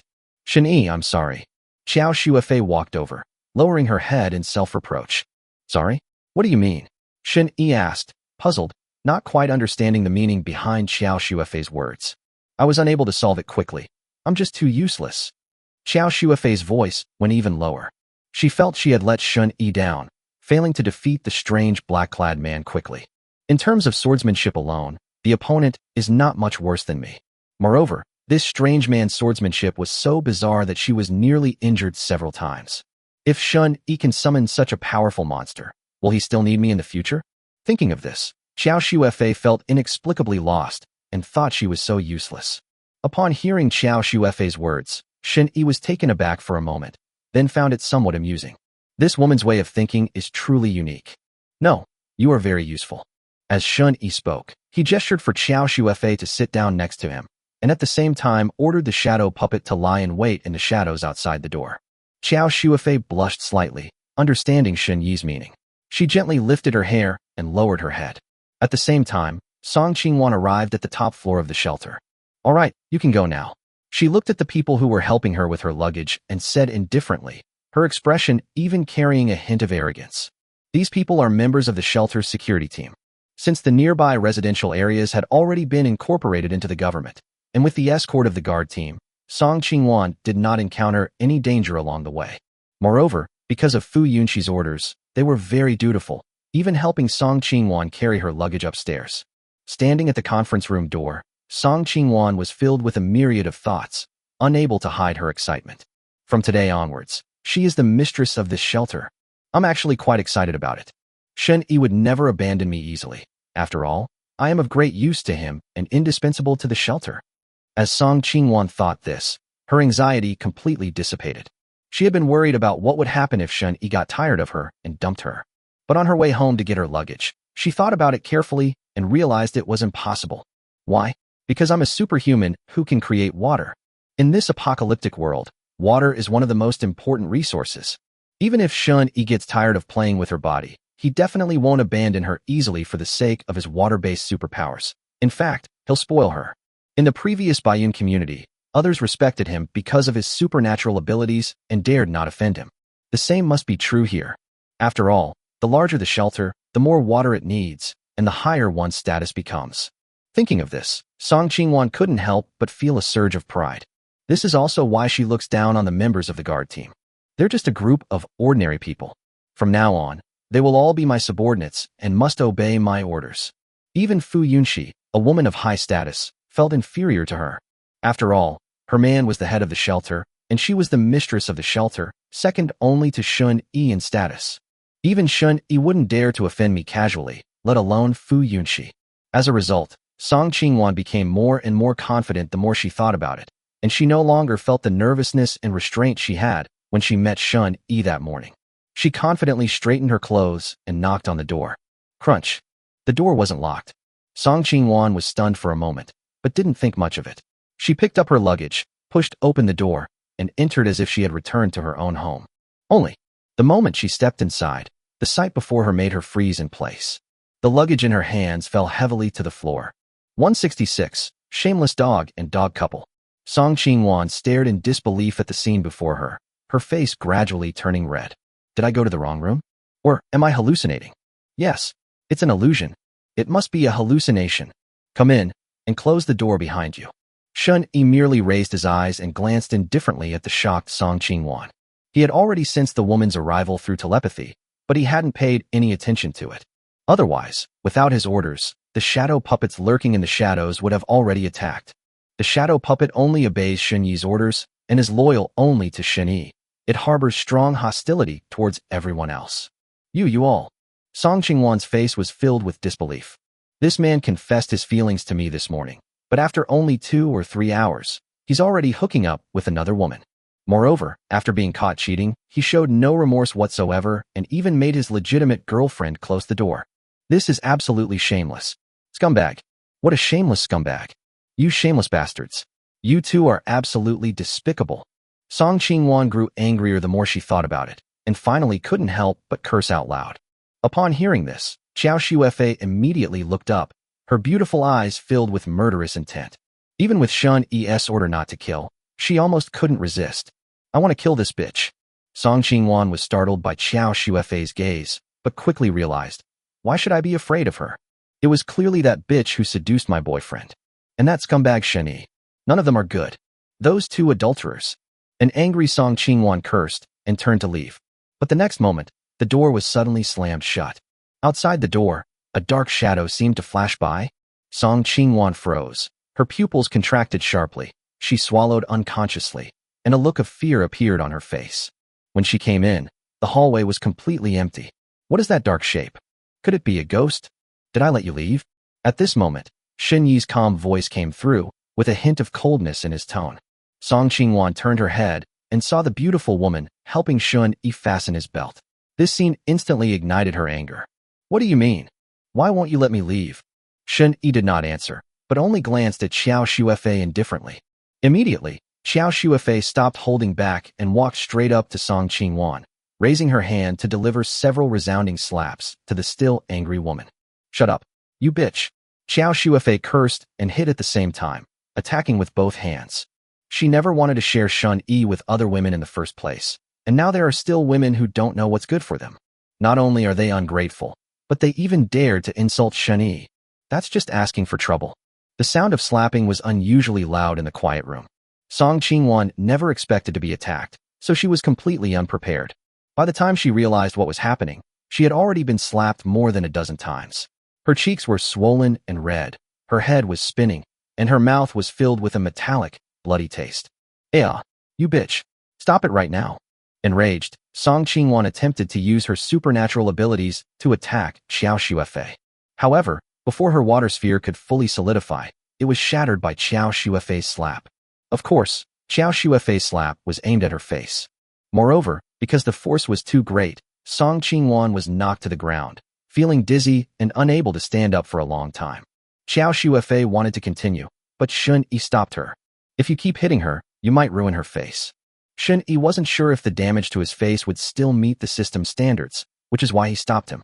Otherwise, breaking a leg wouldn't be a problem. Why? Why did you all do this to me? Song Qingwan could no longer hold back and covered her face, bursting into tears. He caught the cheating couple in the act, but he ended up getting beaten up. Is there any justice left in this world? Shouldn't it be Shun Yi apologizing to me and begging for my forgiveness? Why did this mistress dare to hit me? Why didn't Shun Yi stop that bitch? She felt resentful, aggrieved, and defiant. Shun Yi simply looked at the sobbing Song Qingwan indifferently, too lazy to explain. Why? Because this woman went home, her loyalty level suddenly dropped drastically, almost becoming neutral. In other words, she somehow imagined things, and, instead of increasing his affection for her, she developed some ulterior motives. No, this isn't some ulterior motive. The fact that her loyalty has dropped so much proves that her thinking is very wrong, and she doesn't even respect me. Originally, Shun Yi had no excuse to cause trouble for her, but this woman actually turned on him without any attempt to hide it, pointing her finger at him and cursing him. Shun Yi was shocked. You really think I have a good temper, huh? I give you a nice look in the morning because I'm discussing something with you. As a result, Song Qingwan probably thought that I was easy to talk to and could be manipulated at will, but now she actually dares to point her finger at me and scold me. What is Shun Yi's identity? The head of the shelter, the leader of 4,000 or 5,000 people, not to mention his incredible superpowers. With such status and power, how dare you, a mere superhuman, insult me? I really want to die. If it were a woman who couldn't unlock resources, she'd just be eating purple eggs. When we first met, she seemed like a rather reserved and introverted young woman. How did she change like this in just a few hours? After a moment's thought, Shun Yi roughly understood. This woman probably thought I was interested in her, and that I didn't dare to scold her because of her supernatural abilities. If placed in other shelters, Song Qingwan's water-based abilities would indeed be treated like a treasure. But that's nothing to Shen Yi. Creating water out of thin air? How much water can you produce in an hour? I can fill a bottle of several hundred milliliters of water in a second. Song Qingwan's only value is unlocking resources. Shut up, stop crying. Shun Yi spoke coldly. Song Qingwan didn't stop. She continued to cry, covering her face. He seemed very aggrieved. Xiao Shuefei frowned and raised her hand to step forward. No, don't come any closer. Don't come any closer. Song Qingwan immediately covered her mouth, her eyes filled with fear, and dared not utter another sound of crying. Xiao Shuefei stopped and stared at her coldly. It was as if she dared to cry again, she would be slapped. Song Qingwan covered her mouth, feeling wronged. You beat me up like this, and you won't even let me cry? How could you be so mean? Song Qingwan had never been slapped in the face since she was a child. Even when her parents were disciplining her, they would only spank her a few times. As a result, I was actually humiliated by a mistress today. Song Qingwan looked at Xiao Shuefei, her eyes filled with grievance and fear, but also hiding a trace of resentment. That bitch dared to hit me. I must get my revenge. I will definitely get my revenge. Song Qingwan thought resentfully, but seeing that Xiao Shuefei had only moved slightly, she immediately covered her head in fright and begged for mercy. Don't hit me. Don't hit me. I was wrong. I was really wrong. 167. Lin too went too far. Oh, you're wrong? What did you do wrong? Shun Yi watched Song Qingwan begging for mercy with great interest. I shouldn't have bothered you. Song Qingwan replied, her voice trembling. If you were given another chance, what would you do? Shun Yi asked. Song Qingwan glanced cautiously at Xiao Shuefei, who was staring at her with a cold expression, and immediately shivered. She quickly lowered her head and whispered, I definitely won't open the door. I'll wait obediently outside. No, I'll lock the door for you. I would never dare to call you dogs. Song Qingwan was so nervous that she stammered, afraid that she would be beaten again if she said the wrong thing. Shun Yi looked at Song Qingwan with a half-smile. The woman looked terrified, her body trembling, but her aura grew increasingly dark, proving that she harbored growing resentment toward Shun Yi. Is this normal? This is normal during peacetime. But now it's been more than half a month, almost a month, since the supposed apocalypse. If you still hold on to pre-apocalyptic values and ideas, you're asking for a beating. Shun Yi, not wanting to waste any more time, turned to Xiao Shuefei and said, I'm leaving her in your hands. You can handle it as you see fit. As long as you don't kill or cripple her, you can discipline her however you like. Educate. Xiao Shuefei looked puzzled, seemingly not quite understanding the meaning of Shun Yi's words. Her brain structure is too simple. Shun Yi sighed helplessly and said, You can hit her if you want, as long as you can make her obey. Good. Xiao Shuefei immediately agreed. That solves the problem. Shun Yi smiled. This woman is really clueless. No wonder she was ready to fight at the slightest disagreement when we first met. After he agreed to marry her, his loyalty skyrocketed. What an outrageous brain structure. No, I don't want to be with her. No. Upon hearing Shun Yi's words, Song Qingwan's expression immediately changed, and she was so frightened that she kept begging for mercy. This woman is insane. Staying with her would mean I'd either get beaten to death or suffer terribly. Shun Yi ignored her and teleported away. As for unlocking resources, there's no rush. I just finished playing with Xiao Shuefei, and I'm feeling a bit listless. Moreover, he had even less interest in a swollen face. Let's talk about it after Song Qingwan's face recovers. Now he's going back to Deep Bay No. 1 community. Just now, Su Wanting sent a message via mental connection, saying that Jiang Nanyin got into a fight with a woman named Murong Shui. Shun Yi frowned after hearing this. He had specifically instructed Murong Shui not to use force if she wanted to seize power, but she still didn't listen. This woman is ruthless. Once she strikes, the enemy is either dead or crippled. That's why Shun Yi forbids her from using force. Although he could tell from telepathy that Jiang Nanyin was not seriously injured. But Murong Shui dared to openly defy his orders, which made Shun Yi a little angry. No, don't hit me. I'll be good. I'll be very good. Seeing Shun Yi leave, Song Qingwan secretly glanced at Xiao Shuefei and immediately trembled all over, hurriedly begging for mercy. She wasn't sure if it was just her imagination, but she felt like this mistress really wanted to kill her. This terrified Song Qingwan even more. The initial resentment was completely overwhelmed by the fear of death. At this moment, Song Qingwan completely lost her previous arrogance. She originally thought that since Shun Yi had no dating experience, she could become the mistress of the shelter and do whatever she wanted after becoming his girlfriend. Even Shun Yi wouldn't dare offend him. After all, one's own special ability is very important. But to her utter surprise, Shun Yi didn't take her seriously at all. He hit her without warning. He was even worse than a scumbag. Although Song Qingwan knew that in the apocalypse, it didn't matter if a strong person had a few women. But she believed she had a special ability, and a very important water-based one at that. So she should be treasured. Even if things go wrong, surely it shouldn't come to the point of being a concubine? Song Qingwan also has a strong sense of pride. However, Xiao Shuefei shattered her hero's dream with just a few slaps. What are you thinking about? Xiao Shuefei suddenly asked coldly. Huh? No. There's nothing there. Song Qingwan snapped out of her daze and hurriedly shook her head in fear, not daring to hesitate for even a moment. But Xiao Shuefei didn't care about any of that. She just started hitting. Anyway, Shun Yi only said not to kill or maim him, but didn't say not to fight. As for education, what should we educate about? I don't understand, and I don't need to understand. Let's talk about it after we've finished fighting. A moment later, the sound of crying came from the conference room again. Meanwhile, in the room at the end of the corridor, Lin Lu slowly woke up. She rubbed her lower abdomen, staring blankly at the ceiling, lost in thought. While she was lost in thought, she even started to laugh foolishly. Just then, the bedroom door was suddenly pushed open, and Lin Tu walked in, eating a chicken leg. Oh, sister, you're awake? Lin Tu walked over happily. Lin Lu was a little shy and didn't dare to look at her younger sister. After all, just thinking about it makes her blush and her heart race. However, for some reason, when she thought of her brother-in-law's face, she always felt that something was off. Why does the way my sister and brother-in-law met always feel so familiar to me? Sister, what's wrong? Are you still thinking about my boyfriend? Lin Tu asked casually, her eyes darting around mischievously. No. How could that be? Lin Lu's face turned even redder, and she immediately shook her head, but she didn't dare to look Lin Tu in the eye at all. Because she's pregnant. She hasn't dared to tell her sister about this yet. Think it if you want. I'm very generous. Sister, think whatever you want. Don't be shy with me. It's okay even if you get pregnant with my boyfriend's baby. Lin Tu said very generously. However, he couldn't help but laugh as he spoke.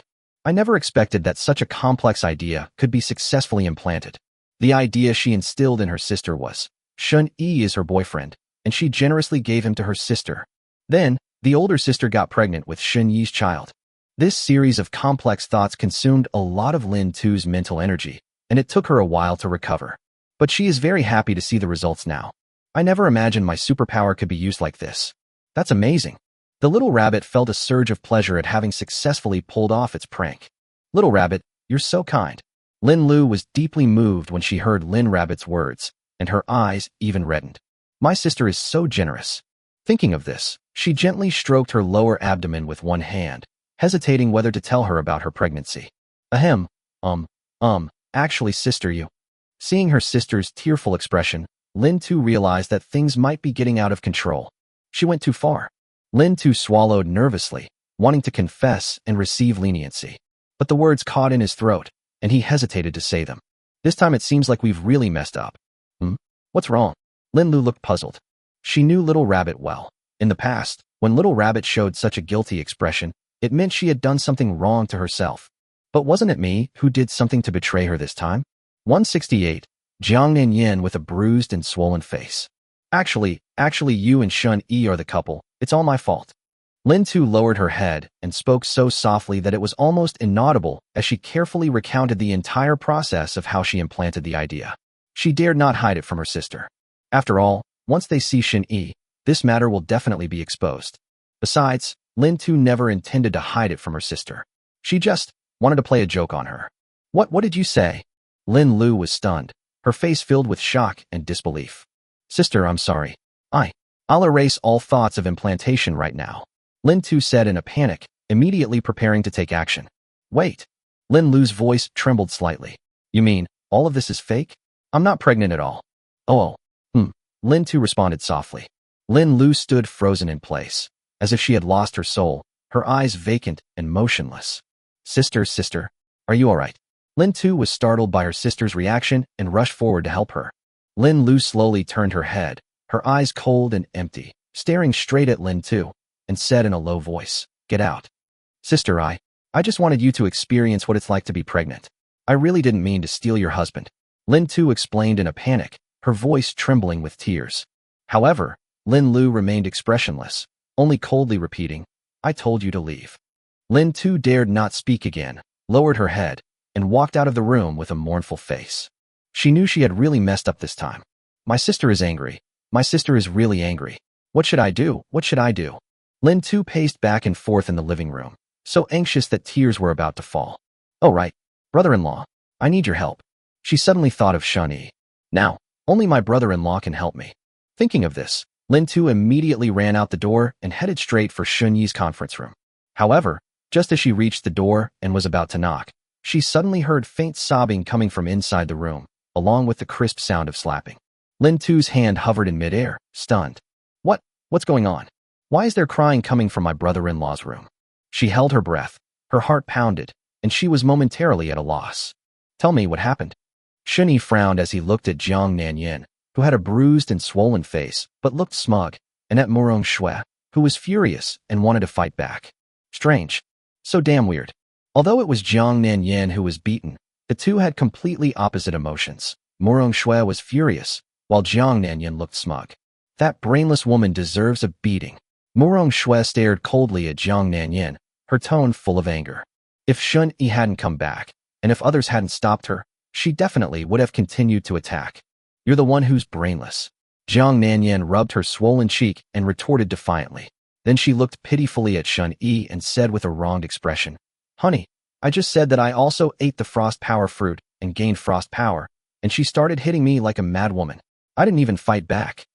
Fight back? You think you're worthy? If it weren't for Shun Yi's sake, I would have killed you long ago.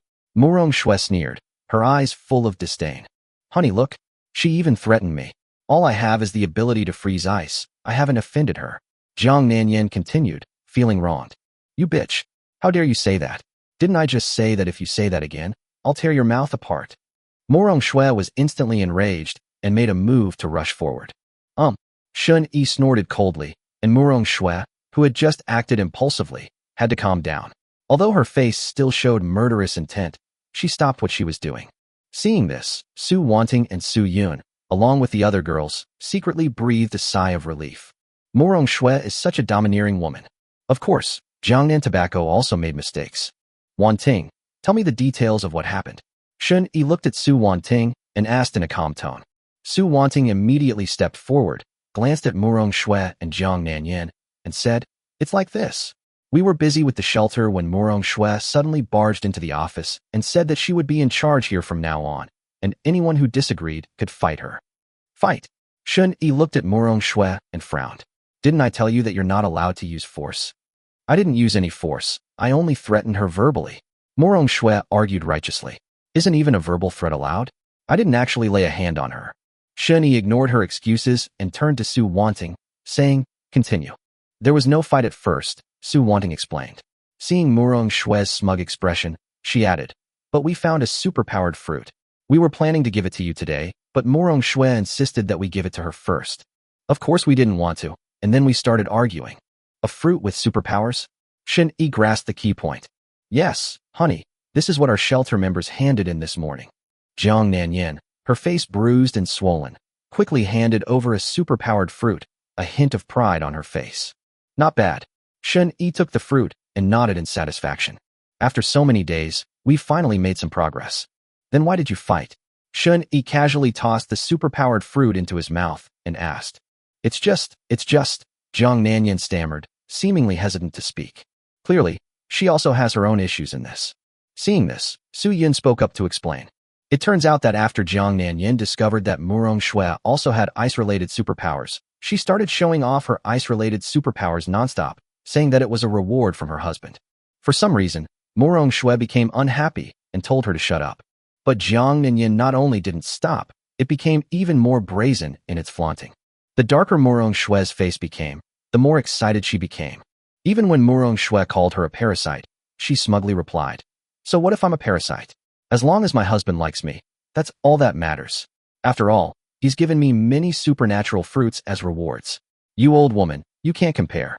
Finally, Murong Shui couldn't take it anymore and started a full-blown fight.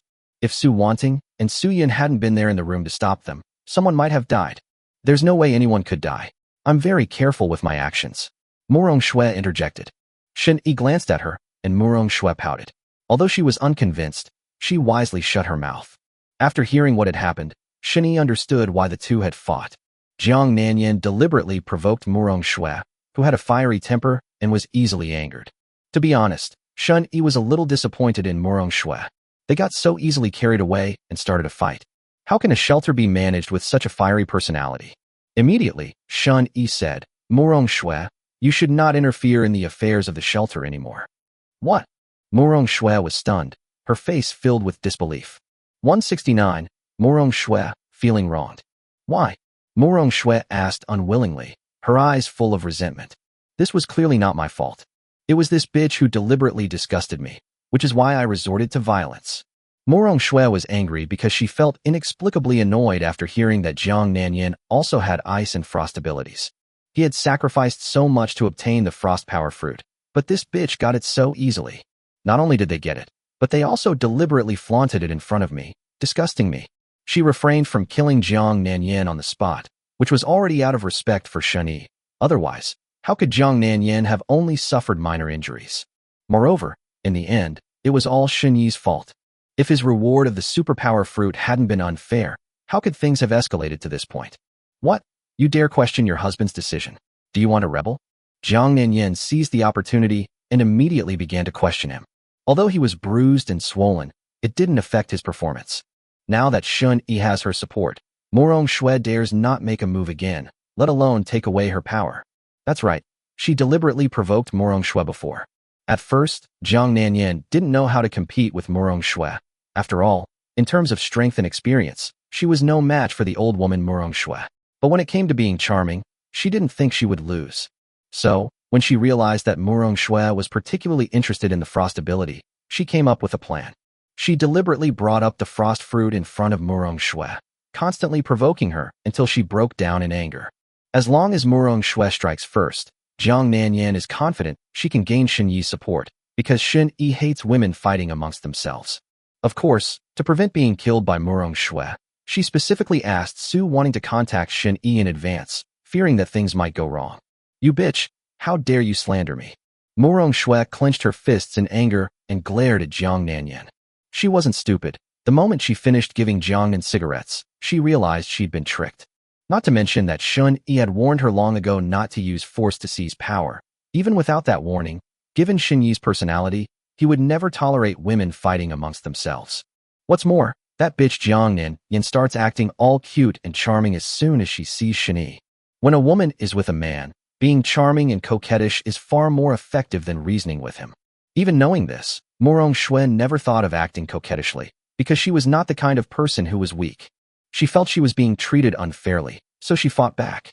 Acting coquettishly is something only incompetent, stupid women do. Moreover, Murong Shui felt that her relationship with Shen Yi was a fair exchange, and that they were equals. If she were to act coquettishly, wouldn't that be admitting that she was inferior to Shen Yi? This made the proud Murong Shui very unwilling. Honey, look at her. She's scolding me again, but I didn't say anything wrong. Jiang Nanyan hugged Shen Yi's arm pitifully, her voice soft and sweet, and she started to whine again.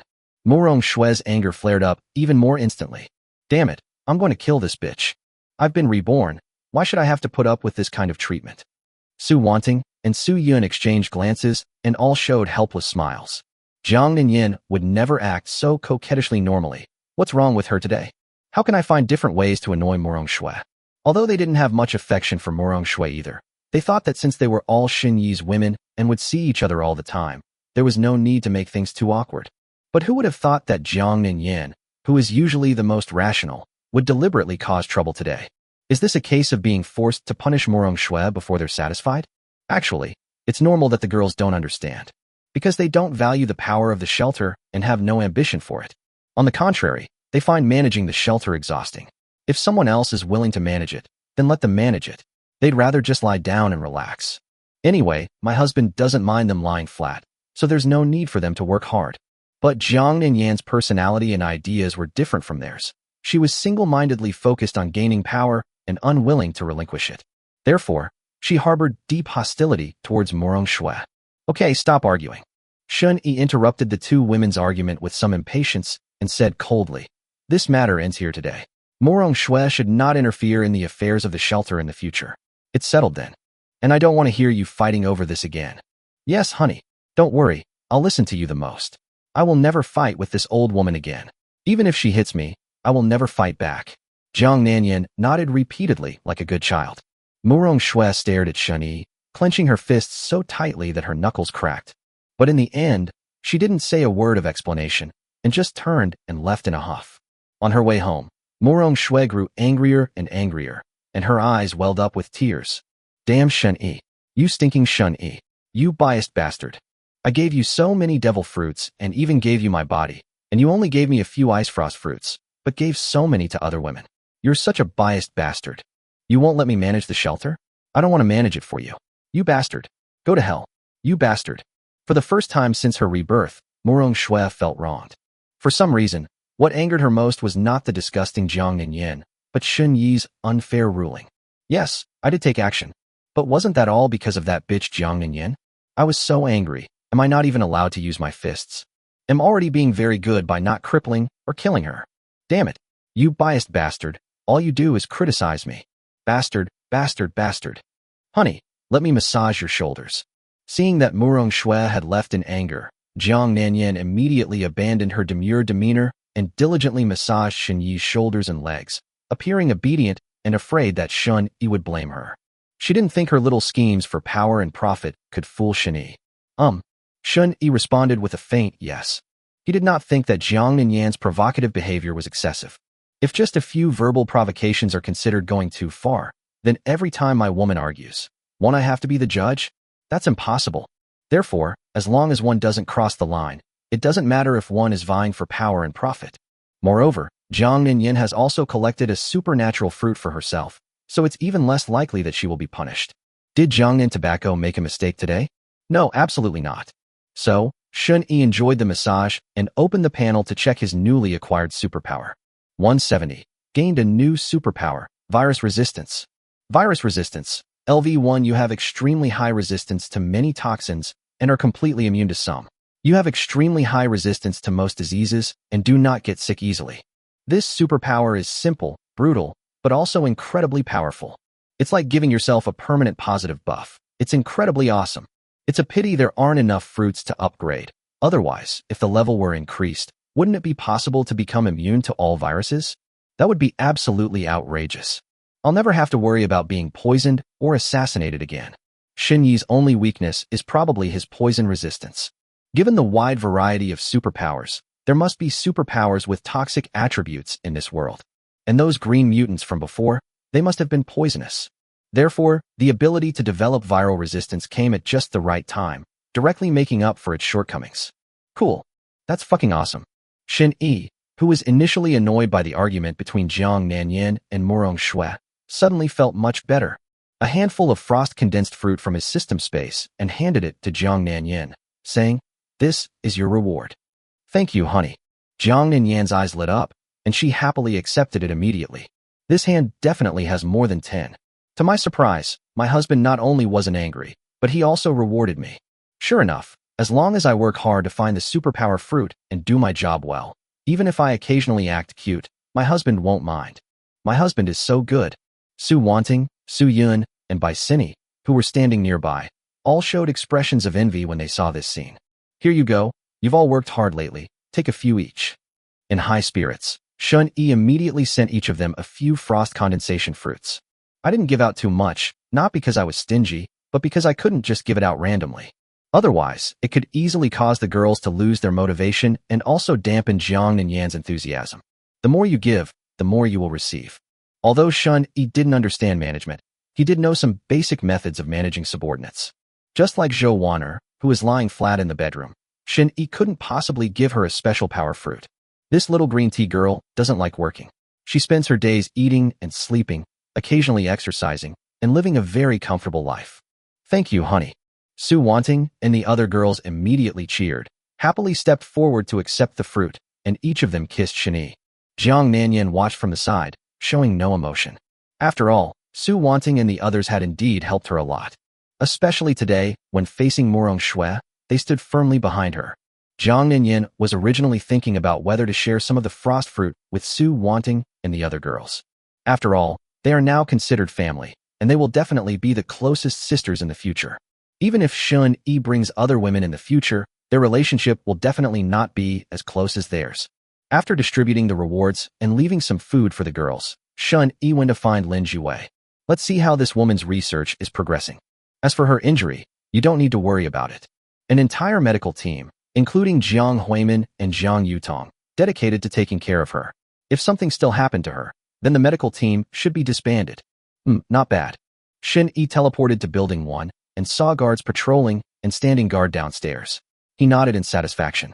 Building 1 is Lin Jiwei's laboratory and also the place where Shun-Yi has invested the most, so it naturally needs to be well protected. Although Jiang Nanyin enjoys vying for power and profit, she does a very good job with the tasks assigned to her. Immediately, Shun-Yi teleported to the 16th floor. At this moment, Lin Jiwei was diligently fiddling with some unidentified liquid, and several pieces of experimental equipment nearby were operating. The female doctors and nurses, led by Jiang Huimin, seemed to be helping, and no one even noticed Shun-Yi entering. It wasn't until a few minutes later that Lin Jiwei looked up and noticed Shun-Yi standing behind her. "Shun-Yi, you're back." Lin Jiwei's usually calm tone seemed to contain a hint of happiness. Jiang Huimin and the other girls also looked over and greeted Shun-Yi. "Well, how's it going?" Shun-Yi asked. "The results should be available by the evening of the day after tomorrow at the latest," Lin Jiwei replied. Shun-Yi nodded, surprised that it was even faster than expected. It seemed that this crazy woman had been working overtime a lot lately. Jiang Huimin and the other women must have worked a lot of overtime as well, since they even developed dark circles under their eyes from staying up so late. Afterwards, Shun-Yi also brought some steamed buns, roast chicken, ramen, and other delicacies for the girls, so that they could have lunch and rest. "Thank you." Jiang Huimin looked at Shun-Yi with some complicated feelings.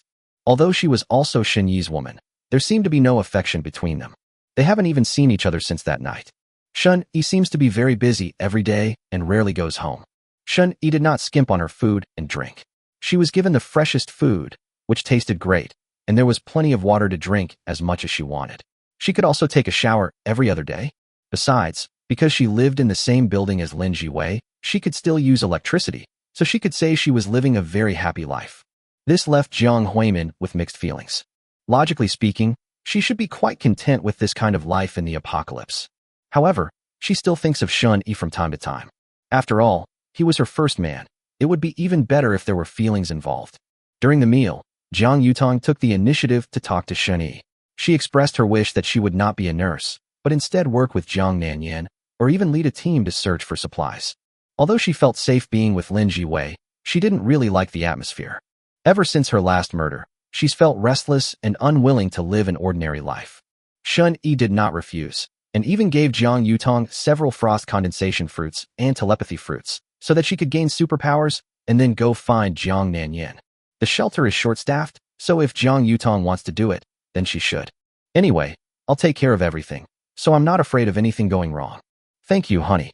Jiang Yutong happily kissed Shun-Yi, then forgot to eat and hurriedly went out to find Jiang Nanyin. Several female nurses were somewhat envious when they saw this scene. To be Shun-Yi's woman. But, compared to other survivors, these nurses were treated quite well. Although she couldn't compare to Shun-Yi's women, she still enjoyed decent benefits due to the nature of her work, and there was no danger to her life. They naturally wanted to be Shun-Yi's women, but unfortunately, they rarely even saw him, let alone got into his bed. Seeing Jiang Yutong leave happily, Jiang Huimin hesitated for a moment, just about to speak. At this moment, Lin Jiwei, who had just put down her ramen bowl, spoke first. "Shun-Yi, do you have time now? I need your help." 171. "I'm so cold." "What's up?" Shun-Yi took a sip of water and looked at Lin Jiwei. "Does this crazy woman need my help? Is she going to pester me again to catch those green mutants? Or should we focus our research on some variant plants and animals? Or perhaps you want to study your own body? In short, it's definitely not something serious. I want it. Can you do it with me a few times?" Lin Jiwei adjusted her glasses and said seriously. "Ma." Shun-Yi was stunned. Several female nurses who were eating ramen almost spat out their noodles and immediately looked at the beautiful female doctor with a shocked and shy expression. What is she saying? How could she say such a thing in front of so many people? Jiang Huimin was also dumbfounded. Although she knew from their time together that Lin Jiwei was very straightforward and said what she thought. But I didn't expect her to be so straightforward, even saying something like this directly. Doesn't she feel ashamed? It took Shun-Yi several dozen seconds to recover. That crazy woman is so damn blunt. It almost caused his CPU to overheat and burn out. Looking at Lin Jiwei's serious expression, Shun-Yi couldn't help but laugh and teased. "You said it would be once a month, but it hasn't even been half a month since the last time, has it? Besides, you used up several months' worth at once last time." Shun-Yi couldn't help but laugh when he recalled how businesslike this woman was when they first met. "Let you pretend to be high and mighty then." Lin Jiwei adjusted her glasses, showing no shame whatsoever, and explained, I was inexperienced at the time, so I made the wrong request. We can discuss the frequency again. For example, once every 3 days or once every 2 days is also fine. If you agree, I can compensate you in other ways. You can ask for anything. Shin-Yi couldn't help but chuckle and said, once every 3 days is impossible. However, seeing your sincere attitude, I'll agree to this one time. As for my conditions, I'll tell you when I've thought them through. Okay, I've finished eating. Shall we go to the bedroom now? Or should we do it here? Lin Jiwei continued to ask. Jiang Huimin and the nurses. No, Dr. Lin, you really don't treat us like outsiders. There are still people here. Not to mention the female nurses, even Shin-Yi, who is usually very thick-skinned, was a little embarrassed by Lin Jiwei. This woman truly has no sense of shame. Let's go to the bedroom. Shin-Yi glanced at Jiang Huimin and the nurse, and made the right choice. Then let's go to Chu Xiaoxiao's bedroom. Her bed is quite comfortable, Lin Jiwei suggested. She even remembered whose bed was soft. It's also top tier. Although Shin-Yi was speechless, he did not refuse. He got up and used teleportation to take Lin Jiwei away. If he stays any longer, he'll start to blush. Watching the two figures disappear, the female nurses blushed, their faces filled with embarrassment and shock. This is way too open. But soon, their gossip fire ignited, and they sat together, blushing as they discussed the topic, occasionally letting out shy laughter. Only Jiang Huimin sat to the side, looking at the food Shin-Yi had left behind, with a hint of disappointment in her eyes. She also wanted to be alone with Shin-Yi. However, she wasn't as shameless as Lin Jiwei. She hesitated for a long time before finally deciding to speak, but Lin Jiwei beat her to it. When Jiang Huimin saw that Shin-Yi had agreed, she felt even worse. Lin Jiwei leaned wearily on Shin-Yi's shoulder, tracing circles with her fingers, and said lazily, if you encounter any more green mutants recently, remember to catch a couple for me. Although this virus is dangerous, it also has great potential for development and can be of great help to my genetic research. Shin-Yi yawned and glanced at Lin Jiwei lazily. That crazy woman. She's so tired, can't she just rest? She's still worrying about research. How is it? Is it okay? Lin Jiwei held it and stared at him as she asked. Okay, stop fooling around. I'll catch a couple when I have time. Go to sleep now. Shin-Yi responded lazily. He really didn't have the energy to fool around anymore. However, now that we have viral resistance, we should also have some resistance to the virus on the green monster. So capturing 2 mutants shouldn't be a big problem. Of course, we still need to take precautions to prevent the virus from leaking out and infecting ordinary people in the shelter. Don't worry, I will definitely take precautions and will never let the virus leak out. Lin Jiwei immediately assured Shin-Yi after hearing his agreement. Seeing this, Shin-Yi didn't say anything more, yawned again, and closed his eyes to rest. This crazy woman had been pestering him for 4 or 5 times, and even though Shin-Yi had an exceptionally strong physique, he was getting a little tired. After all, he had been busy for a while that morning. I should have refused that crazy woman, or brought Xiao Shuefei along to help me replenish my energy. Shin-Yi originally came back intending to unlock Wu Qingqing's supplies, but he is currently lacking energy and can only rest for a few hours first. Fell asleep so quickly? Lin Jiwei gazed at Shin-Yi's profile, and as she looked, a smile unconsciously crept onto her lips. Then, she leaned against Shin-Yi's chest and fell into a deep sleep with a satisfied expression. Time flows on. When Shin-Yi woke up, it was already dark outside. He glanced at the empty bed beside him and realized that Lin Jiwei had left some time earlier. I glanced at her with my mind, and sure enough, the crazy woman had gone back to work overtime again. Sigh, having such a workaholic woman, I really don't know if it's a good thing or a bad thing. Since she enjoys her work so much, let's find some time in the next day or two to catch a green mutant for her to study. After resting and getting some rest, Shin-Yi got up and left the bedroom. In the living room, Chu Xiaoxiao was reclining on the sofa, playing a single-player game on her phone. Lin Jiwei works in a place with a generator, so she can fully charge her phone every day. When she's bored, she plays games or watches movies. Shin-Yi, you're awake. When Chu Xiaoxiao saw Shin-Yi, she immediately sat up happily. Why aren't you asleep yet? It's so late. Shin-Yi walked over, sat on the sofa, and casually took out a roast chicken and 2 bowls of ramen from the system space. Well, it's because I'm so bored during the day that I keep sleeping, so I can't fall asleep at night. Chu Xiaoxiao pouted and said. Then, she hesitated for a moment, looked at Shin-Yi who was eating, and asked, Shin-Yi, how do you get superpowers? I really want one too. Could I have one too? Chu Xiaoxiao stared longingly at Shin-Yi. She desperately wanted amazing superpowers. She knew her Prince Charming would definitely have a solution. Shun-Yi did not refuse. He casually took out a superpowered fruit from his system space, gave it to Chu Xiaoxiao, and explained the function of the superpower. Yay! Shun-Yi, you're so kind. Chu Xiaoxiao excitedly took the superpowered fruits and swallowed 3 of them in one go without hesitation. One is enough for one at a time, don't be greedy. Shun-Yi frowned slightly. Fortunately, the silly girl didn't stuff the whole bunch of superpowered fruits into her mouth at once. Otherwise, Shun-Yi wasn't sure what would have happened. Shun-Yi, I'm so cold. Suddenly, Chu Xiaoxiao's body began to tremble violently, and her face quickly turned pale. 172. An ordinary woman who meets the system standards. Cold. Shun-Yi frowned, a sense of unease creeping into his heart. So, is there really a problem with eating multiple devil fruits at once? He used to eat them one by one because even eating just one would put a considerable burden on his body. While that intense pleasure may be addictive, it may not necessarily be good for your health. Cold. So cold. Chu Xiaoxiao trembled all over, her teeth chattering, as if she had been thrown into a frozen wasteland. Her face was as pale as paper, and she was curled up in a ball.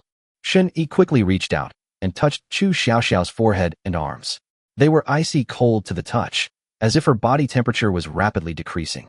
Even in the sweltering summer heat, the nighttime temperature remains high enough to make one drenched in sweat.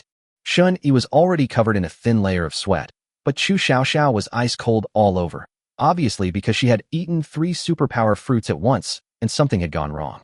Shun-Yi had never seen anything like this before, so he could only use the mental connection to tell Lin Jue what had happened and ask for her thoughts. You ate 3 at once. Lin Jue was also stunned after hearing this. To be honest, she had never thought about such a thing. After all, superpower fruits are extremely rare, and even if someone could find 2 or 3, they wouldn't normally eat them all at once. After a moment of contemplation, she said with a hint of uncertainty, it could be a side effect of the power fruit itself, or it could be that Chu Xiaoxiao's physique cannot withstand the power of 3 fruits. There are many possibilities, and I can't be sure. For now, it seems that she can only rely on herself to get through this. Understood. Shun-Yi frowned, looked down at Chu Xiaoxiao who was shivering in his arms, pulled her into his arms, held her tightly, and tried to warm her up with his body heat. Shun-Yi had no better options than that. Whether she can pull through or not is up to fate. Time ticked by second. After about 2 or 3 hours, Chu Xiaoxiao's trembling finally subsided, and she weakly opened her eyes. Her face still pale, she leaned weakly against Shun-Yi's chest, forcing a smile. She raised her hand, a small, crystalline piece of ice forming in her palm, and then said feebly, Shun-Yi, I have superpowers. As soon as she finished speaking, she fainted with a blissful expression. Shun-Yi shook his head helplessly, but seeing that Chu Xiaoxiao was safe and sound, he breathed a sigh of relief. Although there wasn't a particularly deep and unforgettable relationship between them, they had been together for so long, and he didn't want to see anything happen to her. However, this incident also taught Shun-Yi a profound lesson. One should never eat too many superpower fruits at once. Although it could also be due to Chu Xiaoxiao's poor health, it's best to avoid it if possible. After all, there's plenty of time, so why rush things? Even if you eat 1 per minute, there are still 24 hours in a day. After carrying Chu Xiaoxiao back to the bedroom and settling her in, and leaving her some food, Shun-Yi left. His strength has almost recovered. It's time to unlock new supplies. Shun-Yi used his telepathy to scan the entire neighborhood and located Wu Qingqing's position. A teenage girl is lying in bed, staring blankly at the ceiling, occasionally letting out a silly laugh, as if immersed in some beautiful fantasy. How adorable. However, why are Jiang Ninyan and the others not sleeping in the middle of the night? Are they having a meeting all night? Telepathy. Shun-Yi also saw Jiang Nanyan, Su Wanting, Su Yun, and other women sitting at a desk, seemingly discussing something. Among these people are Jiang Yutong, who joined today, as well as Wu Yu and some unfamiliar faces, presumably the management team selected by Jiang and Tobacco. The girls spoke up from time to time, their expressions quite serious, as if they had encountered something difficult. Shun-Yi usually doesn't concern himself with the management of the shelter. The reason he took a closer look was because there was a woman with an unfamiliar face among them who had triggered a system notification. However, Shun-Yi glanced at the woman several times. No matter how he looked at her, her appearance and figure were quite ordinary. How could this have triggered a system notification? This puzzled him, so he looked at the system notification. Byte. Survivor matching system criteria detected. Initiating detailed information scan. Name, Lu Qianqian. Age, 21. Appearance, 94 points. Body condition, 95 points. Internal strength, 100 points, without prior personnel approval. Total score, 95 points. This woman scores high in both figure and looks. She's definitely a stunning beauty. To the naked eye, she was just an ordinary girl, with average looks and figure, and even more ordinary clothes. She was the kind of person who would go unnoticed in a crowd. Could it be makeup? Or some kind of disguise ability? Similar to my shape-shifting ability. Shun-Yi seemed to be deep in thought. If it weren't for the system notification, he wouldn't have been able to tell that the girl had disguised her appearance and figure. Regardless of her background, I'll mark her first. Once I've unlocked all of Wu Qingqing's supplies, I'll go find her. He then teleported directly into Wu Qingqing's bedroom. Who goes there? Hearing the voice, Wu Qingqing was startled, but when she saw that the person who suddenly appeared was Shun-Yi, her frightened expression immediately turned into surprise. Brother Shun-Yi, what brings you here? Her face was flushed, and her voice was so soft it was almost inaudible. The girl had a very high opinion of Shun-Yi, but her voice softened simply because she saw that the person who came was Shun-Yi. Just then, Wu Qingqing's mother's concerned voice came from outside the bedroom. Qingqing, what's wrong? Wu Qingqing quickly replied. Mom, it's nothing, I just had a nightmare. As she spoke, she secretly glanced at Shun-Yi, her heart racing. She did not mention that Shun-Yi was in her bedroom. On a dark and windy night, a lone man and woman, it would be very inappropriate if their mothers saw them. You silly girl, you scared your mother half to death. By the way, did your brother say when he's coming back? The mother asked again. I don't know. My brother was called to a meeting. It seems like they had something important to discuss. Oh, I see. Then you should go to sleep early. Mom's going to sleep too. The mother's footsteps gradually faded away. The bedroom returned to silence, with only moonlight streaming through the window onto the floor. Wu Qingqing lowered her head, her cheeks as red as ripe apples. She stole a glance at the handsome man sitting beside her bed, and her heart started beating even faster. Shun-Yi was the savior of my family. He was also a powerful figure whom she admired immensely. Despite knowing that Shun-Yi already had other women by his side, the young girl's thoughts were always hard to control. Her feelings for Shun-Yi had long surpassed mere gratitude. Qingqing, would you like to be my girlfriend? Shun-Yi asked with a smile, looking at the pale-faced girl in front of him. Wu Qingqing's face instantly turned red to her ears. She softly hummed in agreement, then quickly buried her face in the blanket, not daring to look at him again. Thus, the new supplies were successfully unlocked. 173. White sugar. Bite. Starting to randomly unlock one type of resource. Ding. Unlocked successfully. Congratulations on unlocking the resource. 1 bag of high-quality white sugar. 1 packet of white sugar plus 1, already stored in system space. 1 packet of white sugar plus 1, already stored in system space. White sugar. White sugar. Shun-Yi raised an eyebrow. White sugar is indeed very valuable. Shun-Yi remembered seeing online before that white sugar is a high-calorie food, with nearly 400 calories per 100 grams, which is equivalent to 2 bowls of rice. In times of war and food shortages, sugar can quickly replenish physical strength and may even be more strategically valuable than gold. Now that it's the end of the world, the value of sugar is definitely much higher than during wartime. Shun-Yi doesn't know the detailed usage methods, but Lin Zhuwei certainly does. This bag of sugar must weigh at least a pound. Not bad. Shun-Yi took out a bag of sugar, glanced at it, and was very satisfied. Although he has no shortage of sugar, he will definitely need it to develop the shelter. The benefits of shelters are now becoming apparent. Shun-Yi didn't need to search deliberately. Several women who met the system's criteria had already come to his door. In addition, they also obtained several supernatural fruits, and will continue to obtain more in the future. Moreover, in addition to the material gains, he is also very satisfied in terms of spiritual fulfillment. Having a group of subordinates at your beck and call, who also praise and admire you from time to time, is just too damn awesome. Therefore, shelters are definitely worth developing. Hopefully next time I can unlock some firearms, or even a fruit that enhances physical abilities. Shun-Yi thought to himself as he ate the superpowered fruit. If we could unlock an unlimited supply of powerful firearms, perhaps we could try to kill the mutated tree. Shun-Yi doesn't care about the lives of the other survivors. As long as he unlocks weapons like missiles or nuclear bombs, he'll just use them to blow up the mutated tree. Of course, if one could unlock a physical enhancement fruit, improve one's physique, and unleash one's powers without limit, then one could also have a go at the mutated tree. Because there is no cooldown limit for superpowers, as long as his physique is strong enough and his stamina can keep up, Shun-Yi can release his superpowers indefinitely. That's incredibly powerful. After dealing with the mutated tree, let's explore the underground fissure. Of course, all of this is based on the premise that you are strong enough. Otherwise, there is no need to take the risk. Brother Shen, am I going to be your girlfriend from now on? Wu Qingqing nestled in Shun Yi's arms, her face beaming with happiness and contentment. Happiness came so suddenly that it caught her off guard. 1 second she was fantasizing about a wonderful future with Shen Yi, and the next second, that fantasy actually came true. She had been feeling down for a long time ever since she learned from her brother that Shen Yi already had a girlfriend. She thought she had no chance anymore.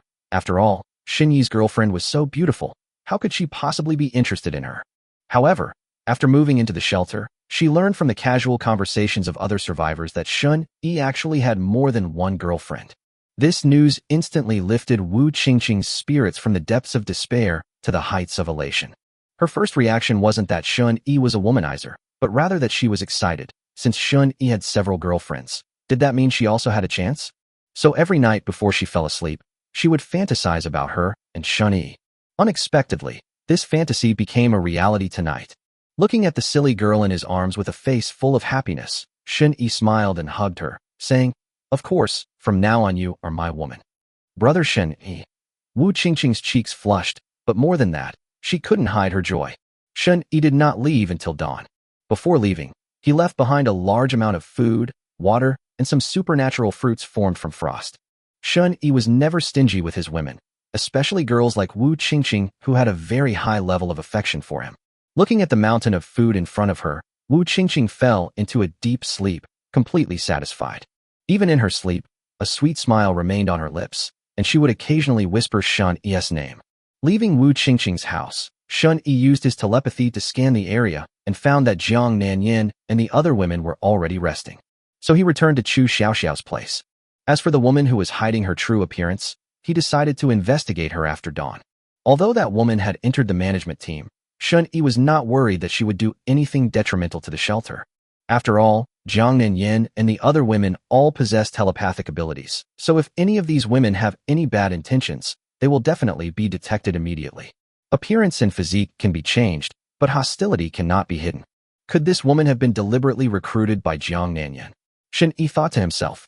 Never mind, I'll ask again when I wake up tomorrow. Back at Chu Xiaoxiao's house, Shen Yi saw that the silly girl was still unconscious, so he didn't disturb her and lay down to sleep beside her. Shen Yi was in a pretty good mood tonight after he was able to unlock Wu Qingqing's reward. Teenage girls are wonderful. It's very obedient and makes people feel physically happy. Moreover, the favorability rating increases exceptionally quickly. It should be said that this girl had a very high level of affection for him from the very beginning, which is why he was able to unlock the supplies without any effort. In short, I had a great time tonight. Qingqing, how come there's so much food in your room? What on earth is going on? The next morning, a gasp came from Wu Qingqing's bedroom. Her mother stood in the doorway, staring in disbelief at the mountain of food piled up inside the room. Mom, what happened? Wu Yu, who was awakened by his mother's exclamation in the next bedroom, yawned and came over. He was stunned when he saw the piles of food in his sister's room.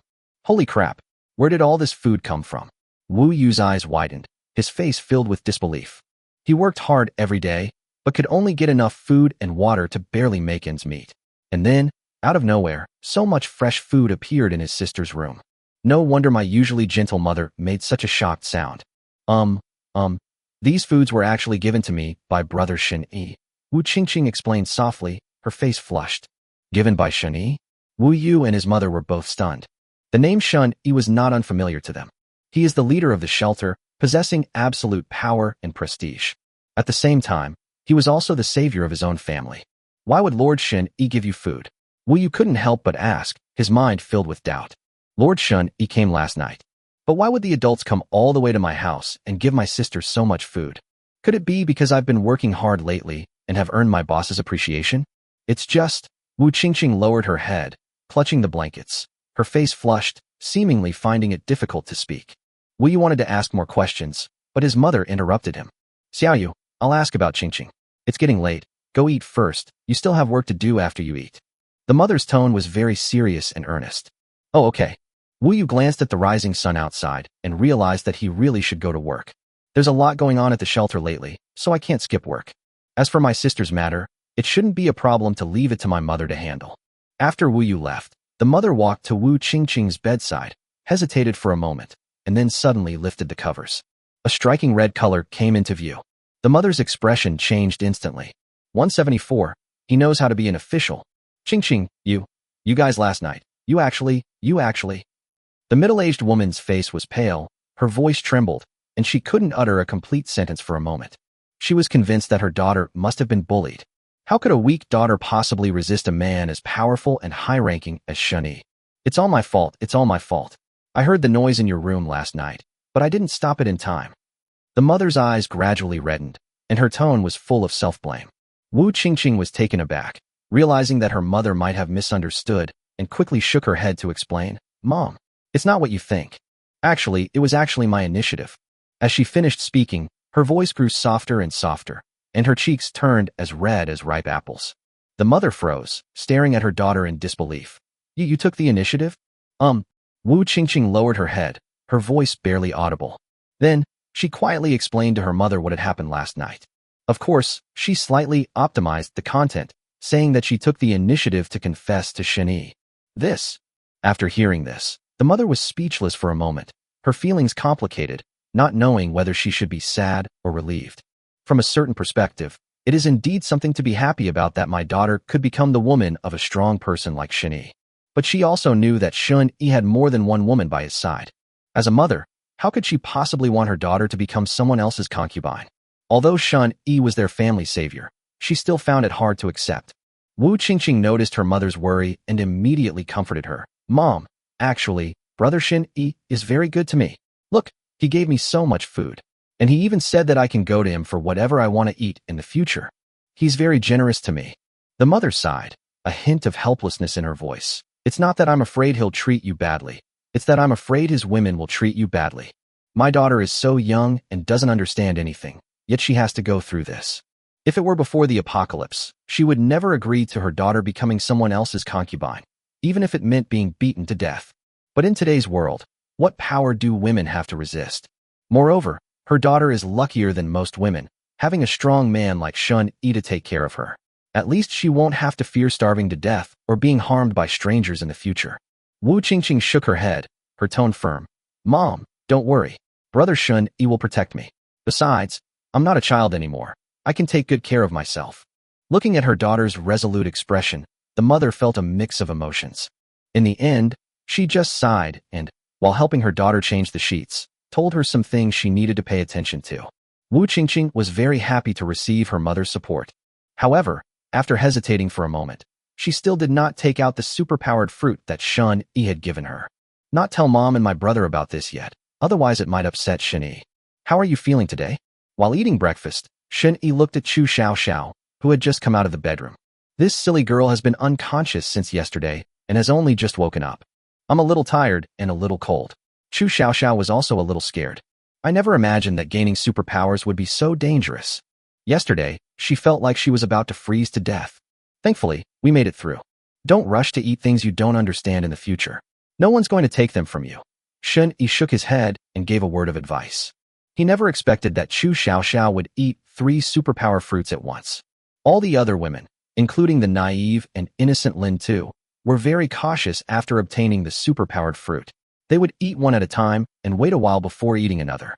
Chu Xiaoxiao, however, acted as if she had never seen a superpowered fruit before and almost ate them all in one go. I know. At first, I thought the more fruits I ate, the stronger my superpowers would be, so I wanted to eat more. Chu Xiaoxiao didn't dare to argue and obediently sat down next to Shun-Yi. This girl has a high level of affection for me and is very obedient, but her IQ isn't very high.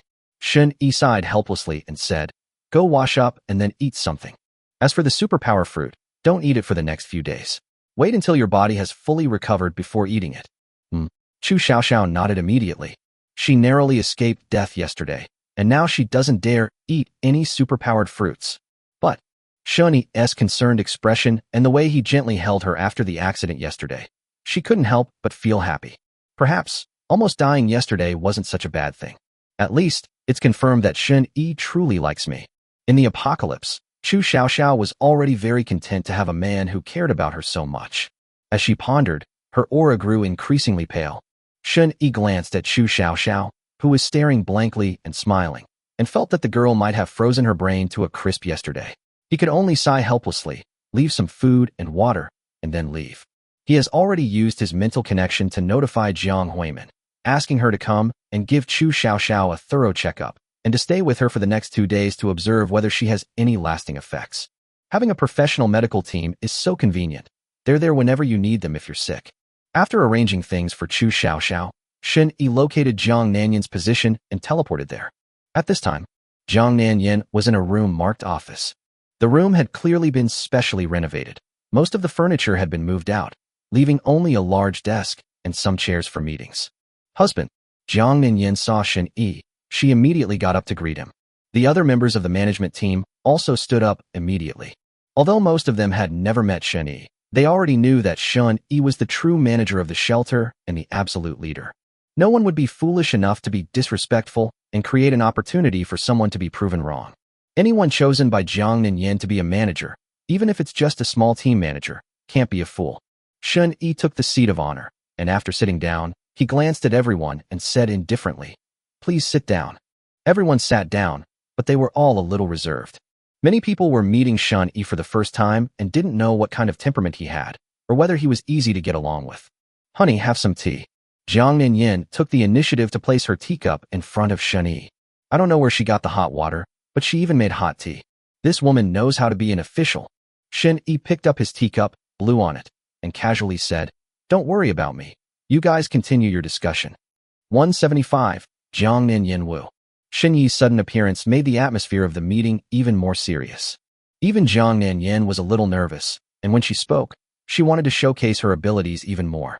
Some were nervous, some were apprehensive, and some were pleasantly surprised. Everyone present had mixed feelings. Wu Yu's emotions were excitement and surprise. Lord Shen Yi actually came to listen in. Shen Yi came because of my recent excellent performance? This wasn't just a wild guess, because before Shen Yi came, he had been to his own house and left a lot of food and water in his sister's bedroom. If they didn't value themselves, why would they go to their own home? Thinking about this made him very excited.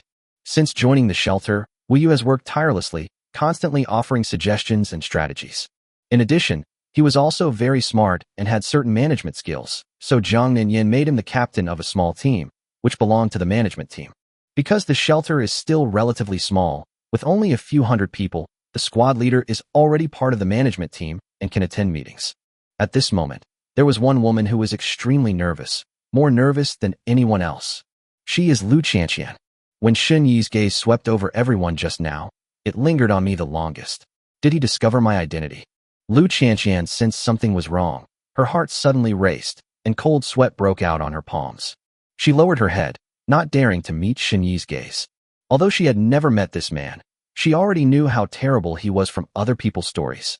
His strength is unfathomable, his personality is cold and ruthless, and he will kill if he disagrees with someone. If Shen Yi really sees through my identity, then I'm doomed. Lu Qianqian forced herself to remain calm, not daring to show the slightest abnormality.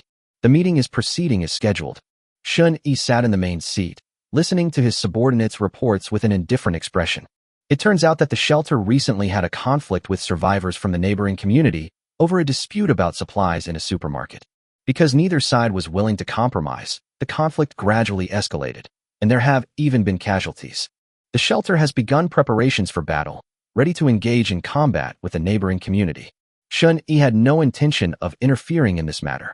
If Jiang Nanyan can't even handle such a small problem, then she doesn't deserve to continue managing the shelter. He was more interested in the woman hidden in the crowd, Lu Qianqian. Her aura was neutral, with a hint of black and a hint of white. This aura is strange. You could say she's a bad person, but she doesn't have particularly bad intentions. But if you say she's a good person, then she also wants to do bad things. What a contradictory guy. Fortunately, she was a contradictory person, otherwise Jiang Nanyan would probably have killed her long ago. There must be a reason why it's kept.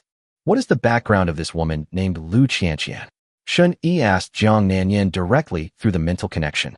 Jiang Nanyan was slightly taken aback, then glanced at Lu Qianqian and understood. She had long suspected that Lu Qianqian's identity was suspicious, but she hadn't exposed it yet. Could it be that her husband has also noticed something is wrong with this woman? Oh, that makes sense. My husband also has telepathic abilities. Moreover, he might have other abilities that allow him to see into people's hearts, so it's not surprising that he could see through this woman's identity. As for whether her husband had taken a fancy to this woman, Jiang Nanyan thought about it, but quickly dismissed the idea. This woman is of average appearance and figure. Her husband isn't indiscriminate in his pursuit of women, so how could he possibly be interested in a woman like this? Therefore, it's only possible that her husband noticed her problem, and that's why he suddenly asked her about it. My husband is amazing. He saw right away that there was something wrong with her. Jiang Nanyan offered a sincere compliment, then explained, I had people investigate. Although they couldn't find out her identity, she's most likely an undercover agent sent to our shelter from another shelter. However, her ability is to control clods of earth, and we need her for a lot of infrastructure work in our shelter, which is why I didn't expose her. Furthermore, this undercover agent can be used to send false information to enemy shelters. After we've used her, we'll kill her. Honey, what do you think of this approach? Shun-Yi nodded in satisfaction. Very nice. Since they are enemies, we should squeeze every last drop of value out of them before dealing with them. However, the survivors nowadays are even going so far as to infiltrate. It's clear that those who can survive for half a month in the apocalypse have already adapted to receive Xinyi's praise, so she began to assign tasks and asked everyone to do them immediately. Upon receiving the order, the management team stood up one by one, greeted the guests respectfully, and then left. After everyone left, Jiang Nanyan walked over and sat on Xinyi's lap, reporting, Honey, I'm planning to take advantage of this opportunity to take over the neighboring community and completely control the nearby resources and territory. In this way, we can expand our shelter considerably and bring you even more beautiful women. Jiang Nanyan tentatively said. Her ambitions have grown even greater than before. From managing a few hundred people at the beginning, she now wants to manage 1,000 or even tens of thousands. Power is a fascinating thing, especially in the apocalypse, where there are no moral or legal constraints. Individual power reaches its absolute peak. It's no exaggeration to say that in the Deep Bay No. 1 shelter, whatever Jiang Nanyan says goes, and no one dares to disobey her. Of course, this excludes Shun-Yi and his women. But Shun-Yi never cared about the shelter, and the other women were not interested in power, which made Jiang Nanyan very happy. If Morong Shui hadn't suddenly appeared, she would have been even happier. However, Morong Shui's appearance made her realize even more deeply that the true owner of this shelter would always be Shun-Yi. He could only secure his position as manager by relying on Shun-Yi. Shun-Yi had asked Morong Shui to intervene in the shelter yesterday. Would I have had the right to refuse? Not at all. So, Jiang Nanyan spent half the night reviewing her recent actions, finally realizing where she had gone wrong. I shouldn't just focus on the shelter. I also need to take time to maintain my relationship with Shun-Yi. Only by gaining Xinyi's favor can one maintain control of power. Otherwise, if another woman were to gain Xinyi's favor, no matter how well he managed the refuge, he would have no choice but to give it up. As for resistance, to be honest, although Jiang Nanyan had this rebellious thought, she had long since nipped it in the bud. I dare not even have negative thoughts. Xinyi can see loyalty. Therefore, Jiang Nanyan had thoroughly brainwashed herself, determined that she absolutely could not betray Xinyi. Moreover, everything she had was given to her by Xinyi, and she wasn't the kind of person who would forget kindness. Xinyi smiled faintly and reached out to stroke Jiang Nanyan's cheek. You can decide about the shelter yourself. I only care about the outcome. He couldn't be bothered to worry about it. He only worries about things he can't solve. Jiang Nanyan felt relieved, and a charming smile appeared on her face. Don't worry, husband, I will definitely not let you down. Good relationship with my husband is definitely the most important thing. Thinking of this, she glanced at the doorway, then took the initiative to unbutton her clothes. 176. Qin Xiang delivers herself to his door. The thrill of power brought Jiang Nanyan immense satisfaction. Shen-Yi, on the other hand, enjoyed the feeling of being in control of everything even more. Just minutes before, Jiang Nanyan was chatting animatedly with a group of management members, but now he was bowing his head in submission. This stark contrast is fucking thrilling. Is this the thrill of power? Shen-Yi, who was initially indifferent, was aroused. Jiang Nanyan is becoming more and more sensible. Good.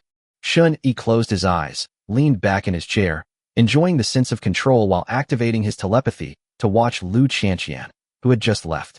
He wanted to see how this woman disguised her appearance. If it were a shape-shifting ability, she certainly couldn't maintain it for long given her ordinary human physique. As for whether or not to unlock the rewards now, Shen-Yi was not in a hurry. Let Jiang Nanyan use her first, and when she's had enough, she can unlock the reward herself when it's time to kill her. That's what you call maximizing profits. Since they are enemies, we must wipe them out completely. Just as Shun-Yi was about to withdraw his telepathic connection, he suddenly saw a familiar figure, Qin Xiang. She was standing outside the residential compound, talking to the guards on duty, seemingly wanting to come in. Interesting, this woman actually came to me of her own accord. Shun-Yi's lips curled up slightly. There were supplies waiting to be unlocked these past 2 days, so Shun-Yi didn't bother looking for Qin Xiang. I just finished unlocking all the supplies last night and was wondering what to do. Now that Qin Xiang has delivered herself to my doorstep, it's time to unlock her supplies. With Shun-Yi's current strength, Qin Xiang's martial arts skills are no longer a threat. Recalling their first meeting, Shun-Yi was shocked by the policewoman's fighting ability and even considered whether he could defeat her. However, in less than 10 days, Shun-Yi's thoughts had completely changed. Strong capabilities can indeed completely change a person's mindset and personality. Do you know a policewoman named Qin Xiang? Shun-Yi glanced down at Jiang Nanyan and asked casually. You know her? Honey, you know her too? Jiang Nanyan looked up, a hint of doubt in her eyes. We met once, Shun-Yi replied casually. Oh, I see. That's good. Jiang Nanyan breathed a sigh of relief, then explained. Qin Xiang is a very righteous police officer who has saved many people. However, she clearly underestimated human nature, clung to her like vampires. Not only did they not know how to be grateful, they also made Qin Xiang go out every day to find supplies to support them. But the nearby supplies had already been looted by the survivors, and the supplies further away were hard to find. So Qin Xiang came to our shelter to ask us for some food. I heard she's not only asked us for food, but also tried other shelters, but was turned away each time. Of course, I turned her away long ago and told her that unless she trades her superpower fruit for supplies, there's no point in talking. Shun-Yi nodded slightly after listening. This is often the fate of good people in the apocalypse. He doesn't dislike good people. In fact, he respects those who make selfless contributions. But all of this is contingent on not harming his own interests. If you harm my interests, then I'm sorry, but no matter how good or kind you are, I will kill you. Through telepathy, Shun-Yi observed Qin Xiang, who was noticeably thinner than before, and a plan suddenly formed in his mind. So he poked Jiang Nanyan's mouth and said, Go, send someone to bring Qin Xiang in, and tell her that I am willing to lend her food and water. Jiang Nanyan was taken aback, but quickly realized what was happening. Is my husband interested in Qin Xiang? Indeed, although Qin Xiang hadn't washed or tidied herself up in a long time, you could still tell that she had a good figure and good looks. Moreover, she is also very strong in combat and is a powerful superhuman. Even Jiang Nanyan, whose frost ability is now at level 3, is not confident that she can completely defeat her. Otherwise, she wouldn't have given Qin Xiang so much face and would have already attacked. Then, honey, I'll send someone to contact her right away, Jiang Nanyan said, standing up and straightening her clothes. No need to contact her, she's just outside the complex. You can have someone bring her up, Shun-Yi said calmly. Jiang Nanyan was stunned again, but quickly recovered. Outside the residential area? My husband's telepathy can actually reach this far? No, it might be even further than that. My telepathic abilities have already leveled up 2 times, so my husband's level must be much higher than mine. Jiang Nanyan realized that in just a few days, her understanding of Shun-Yi seemed to have completely disappeared. His strength has increased significantly since then. While secretly marveling at the sight, Jiang Nanyan also used her mental connection to contact her subordinates and ask them to bring Qin Xiang up. At this moment, at the entrance of the residential compound, Qin Xiang, who had been rejected again before even entering the residential compound, was frowning and preparing to leave. She was truly desperate, which is why she came back to Deep Bay No. 1 to borrow food and water. If she were on her own, she could definitely support herself. But her shelter houses hundreds of people, including many wounded and elderly who require care. She couldn't just stand by and watch those people starve to death. She could ignore able-bodied young people, but as a police officer, she couldn't abandon the elderly, children, and the sick. In the end, Qin Xiang had no choice but to swallow his pride and come to borrow grain for the 3rd time. Yes, this is her 3rd time visiting Deep Bay 1. I was rejected the first 2 times. The reason I still came despite my shamelessness is that only the Deep Bay No. 1 residential area nearby has no shortage of food. They even had enough water to keep the survivors living in the black fog, which is just outrageous. Qin Xiang had no idea where all these wasted resources came from at Deep Bay No. 1, but this was her only chance. There was simply no food or water to be found elsewhere.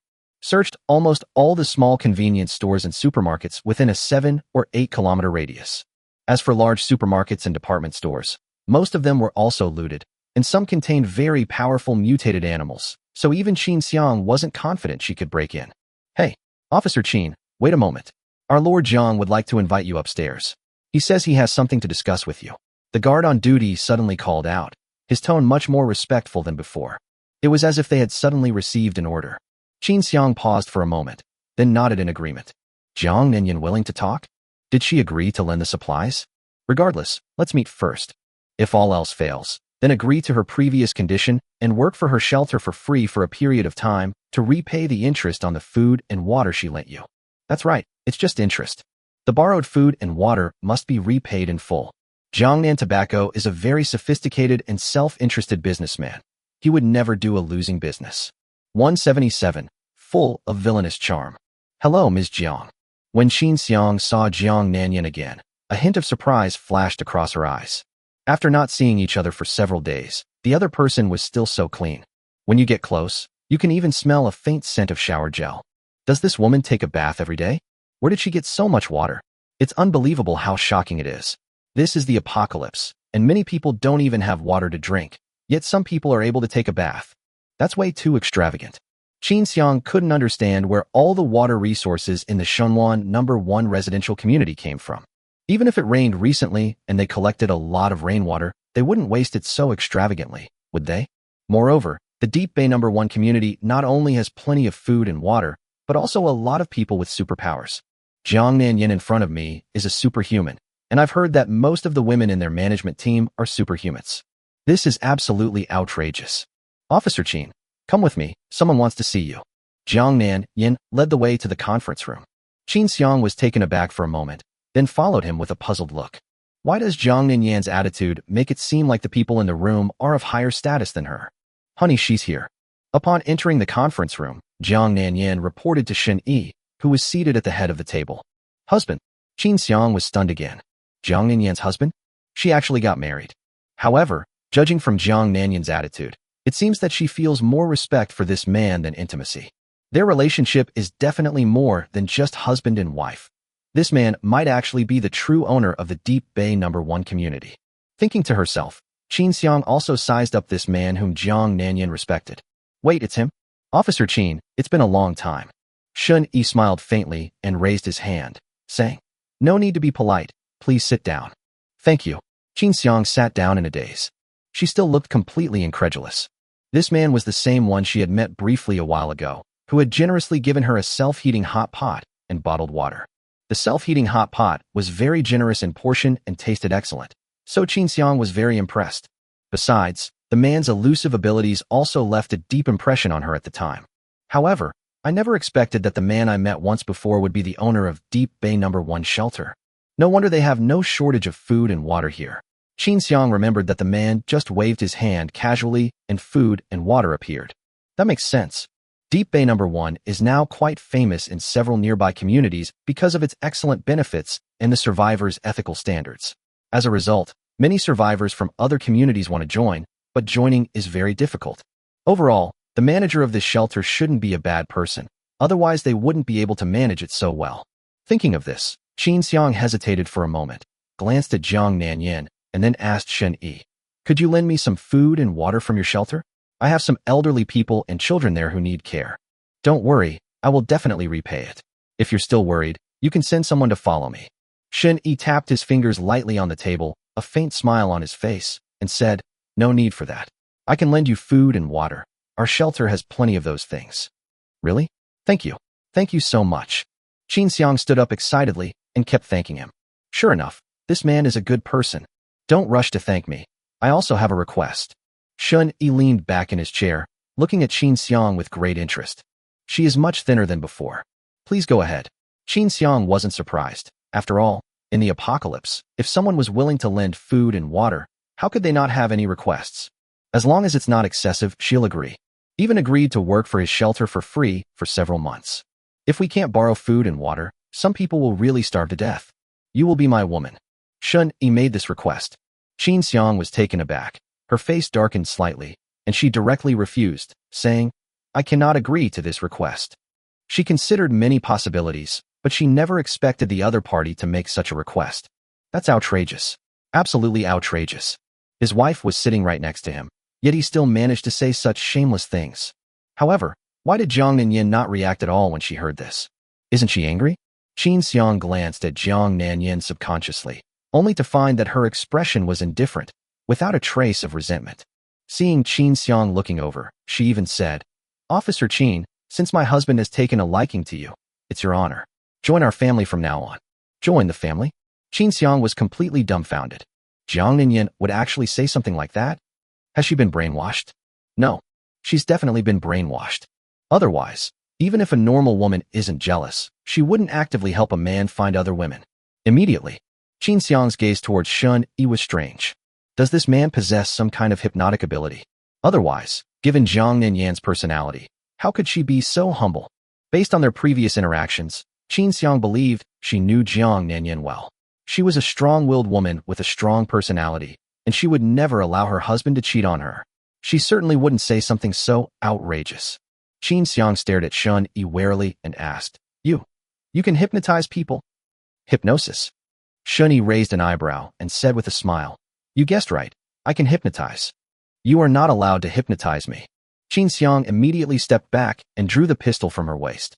Although the gun was long out of bullets, no one outside would know that. The moment she drew her gun, Jiang Nanyan instantly conjured an ice spike and aimed it at Qin Xiang's head, coldly shouting, Qin Xiang, put down your gun right now. Don't forget why you're here. Qin Xiang glanced at the suspended icicles, but remained unmoved, saying, I'm just here to borrow food and water. If you're unwilling to lend them to me, I can leave now. Leave? What do you think this place is? You think you can come and go as you please? Jiang Nanyan sneered. Then what do you mean? Qin Xiang gripped the gun, staring intently at Jiang Nanyan. Jiang Nanyan's strength may not be as great as his own, but this mysterious man's superpowers are definitely stronger than his own. Am I going to die here today? What do you mean? It's simple. Since my husband has taken a liking to you, you have no right to refuse. Just stay and serve my husband obediently, Jiang Nanyan said coldly. These lines are so villainous. I didn't know. I really thought she had been hypnotized by me. Shun Yi shook his head and smiled, saying, Officer Qin, I don't mean to threaten you. This isn't a threat. Qin Xiang glanced at the icicle pointed at her head. Shun Yi calmly said, You pointed a gun at me with no bullets. Of course my woman would be angry. What kind of threat is that? Qin Xiang fell silent instantly. This man actually knew my gun was empty. 178. Shun Yi's hypnotic techniques. After hesitating for 2 seconds, Qin Xiang lowered the gun. A gun without bullets poses no threat to superhumans. She originally only wanted to intimidate Shun Yi with the gun. Jiang Nanyan also put away her ice picks. But her eyes were fixed on Qin Xiang, as if she would kill her if she dared to have any disloyal thoughts. What do you mean by deal? Qin Xiang asked in a deep voice. You become my woman, and I'll lend you food and water. It's a fair trade, Shun Yi said calmly. Of course, I won't force you if you don't want to. However, I wonder how long those people you saved can hold on. Qin Xiang's face darkened further upon hearing this. She stared at Shun Yi and said, Don't you think you're shameless? I did not ask you to criticize my character. Shun Yi leaned back in his chair, showing no shame whatsoever. Qin Xiang almost laughed out of anger. This guy is quite self-aware. She was speechless for a moment. Calm down and think about it. If he refuses to make the trade, the elderly, children, and wounded people he saved will starve to death. As for searching for supplies in a supermarket more than 10 kilometers away, there are too many uncertainties. Moreover, who knows if supplies in other places have been looted? Now that more than half a month has passed, the survivors must be brave enough to go out and look for supplies. The existing supplies will only decrease. Recently, some survivors have even been researching which mutated animals or plants are edible. I couldn't help it. I was just too hungry. Extreme hunger can cause people to lose their minds. After a long silence, she raised her head and stared at Shun Yi, saying, Aren't you good at hypnosis? Hypnotize me. Don't let me know what happens next. You can use my body as you please. But after it's over, you must lend me food and water as promised. Qin Xiang compromised. She also understands that she has no other choice now. They either had to watch the people they rescued starve to death, or they had to sacrifice their own lives. In the end, she chose to sacrifice herself. Sometimes, someone has to make sacrifices. Okay, come here, I'll hypnotize you. Shun Yi did not refuse. Qin Xiang sighed silently and slowly walked over. Jiang Nanyin watched this scene with curiosity. Could my husband really be a hypnotist? Is it possible that I was hypnotized by my husband, which is why I listened to him so much? Jiang Ninyan seemed to be deep in thought. At this moment, Shun Yi raised his hand and placed it on Qin Xiang's head, beginning to hypnotize her by chanting, "You are a female. You are a female. You are a..." Qin Xiang was stunned for a moment, then blushed and slapped Shun Yi's hand away, angrily saying, "You bastard. What kind of hypnosis do you want to make me into?" Shun Yi shrugged. "Didn't you hear everything? Bastard. Shameless." Qin Xiang, who was originally prepared to accept reality, was so angry that she almost fought back. "I let you hypnotize me, but I didn't let you go this far." Jiang Nanyan's lips twitched, and she almost couldn't help but laugh out loud. "How come I didn't know my husband liked to play with abstract art?" "Okay, I admit it, I don't know hypnosis," Shun Yi said, shrugging. "It was just for fun. Even if he were truly capable of hypnosis, he wouldn't use it. Why hypnotize a woman you can get through trickery? That's so boring." Coy, hesitant look on the other person's face. "That's so exciting. You're shameless." Qin Xiang blushed, both angry and ashamed. In her 30-plus years of life, this was the first time she had been so teased by a man. Jiang Ninyan also burst out laughing. "Okay, it's confirmed, my husband really doesn't know how to hypnotize. Otherwise, wouldn't only the person being hypnotized be willingly falling for it? All right, that's enough playing around. Since you've agreed to the deal, go take a shower and change your clothes." Shun Yi stopped teasing him. "But I'm serious about letting her take a bath." This policewoman must not have showered since the apocalypse began. Her face and body were extremely dirty, and her clothes were so filthy that they were unrecognizable. This made it impossible for Shun Yi to bring himself to eat it. Bath. Qin Xiang looked down at herself and realized she was indeed very dirty. But she felt that this was normal. In the apocalypse, there wasn't even water to drink, let alone water to take a bath. As Shun Yi and Jiang Nanyan are even rarer than giant pandas. Most people can only barely maintain cleanliness. And someone like Qin Xiang, who spends her days searching for supplies and occasionally battling mutated plants and animals, is even less likely to stay clean. To put it bluntly, there's a strange, foul odor within 3 meters of her. "Come on, I'll take you to the bathroom so you can have a good shower," Jiang Nanyan said, rubbing her nose. Qin Xiang did not refuse. She was also curious about what kind of water to use for bathing. It couldn't possibly be drinking water, could it? Even if there's plenty of drinking water, it's impossible to waste it like this, right? Not taking a bath might just make you a little dirty, but not drinking water can kill you. But when Qin Xiang arrived at the bathroom, she was still surprised to find that she was actually taking a bath with drinking water. And they're all bottled mineral water. Luxury. That's so extravagant. Looking at the pile of mineral water bottles, Qin Xiang was stunned and couldn't come to her senses for a long time. She had countless things to say, but she couldn't say them. Without any extra movements, she first opened a bottle of mineral water and gulped down 2 bottles before finally recovering. "I haven't had such a satisfying drink since the apocalypse." In order to take care of ordinary people, she has been barely managing to stay alive from thirst and hunger during this period. "If I had that much water, my superpowers could definitely be stronger, and maybe I wouldn't have to compromise." Qin Xiang sighed softly. Her special ability is very unique. Even she herself wasn't sure what the specific effects were, but eating increased her strength. Moreover, the more you eat, the more it increases. The upper limit is currently unknown. But when she was well-fed and at her strongest, she could bend a steel pipe with a single punch. But she hasn't had a full meal in a long time. With a sigh, Qin Xiang began to carefully wash her body. As a woman, she also loves cleanliness. It's just that the conditions don't allow it. Although this man was somewhat shameless, compared to the various thugs I had encountered during this period, he was already quite good. At least, he was willing to exchange goods for it. If it were only for her own sake, Qin Xiang would never compromise. Because she has the ability to ensure that she won't starve or die of thirst. Only, she saved hundreds of people, many of whom were women and children, and she couldn't bear to abandon them. Even now, Qin Xiang continues to fulfill her duties as a police officer, protecting ordinary people. She didn't know why she insisted on it. Perhaps, this was the belief that kept her alive. 179. The Mutant Giant Centipede. Qin Xiang comes from a family of police officers. Her father was a policeman, but he died in the line of duty while arresting drug dealers years ago. My mother was also a police officer, but she was killed after the apocalypse. Having no relatives or family, Qin Xiang is living on all her might, relying solely on a strong belief. Without this belief, she might have given up long ago. Even if they die, they will have no attachment to this world. She's been exhausted every day since the apocalypse. Every day, the first thing I think about when I open my eyes is where to search for food and water and where to rescue people. They repeat the same high-intensity work day after day. I'm so tired. Today, in the refuge of strangers, turned out to be her most comfortable and relaxed day. There weren't a bunch of people waiting for me to eat, and I wasn't burdened by a huge responsibility. Finally, I can relax a little.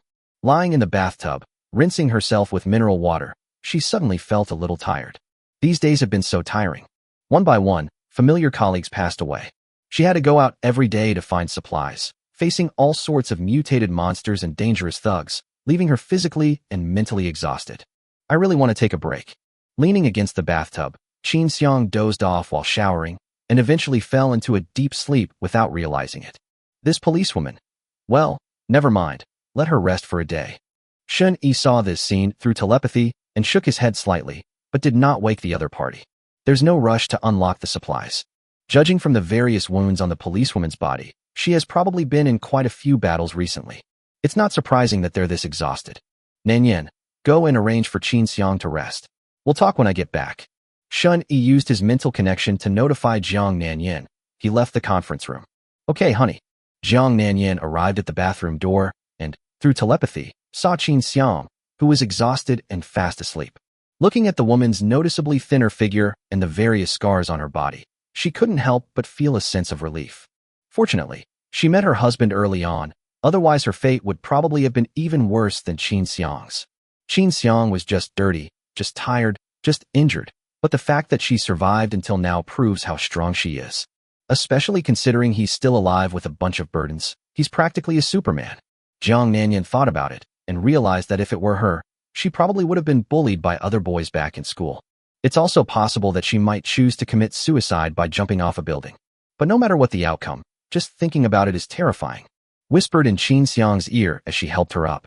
Qin Xiang was awakened by Jiang Nanyan's movements, but pretended to be asleep and did not open her eyes. Feeling fortunate? She was somewhat bewildered. Is Shunyi a good person? I guess I can only be considered a person. In the end, she said nothing, assuming that by pretending to be unconscious, she would be sent to Shun Yi's bed and thus complete the transaction in a daze. Unexpectedly, Shun Yi didn't come even after she had been lying there for more than 10 minutes. Shun Yi did not appear until she was too exhausted to continue and drifted off to sleep again. Shun Yi left the shelter. The reason he left was that he was bored, and while scanning his surroundings with his telepathy to look for superpower fruits, he suddenly saw a woman who met the system's standards. Bite. A goddess matching the system's criteria has been detected. Initiating a scan for detailed information. Name, Qin Ruoxue. Age, 25. Appearance, 96 points. Body condition, 95 points.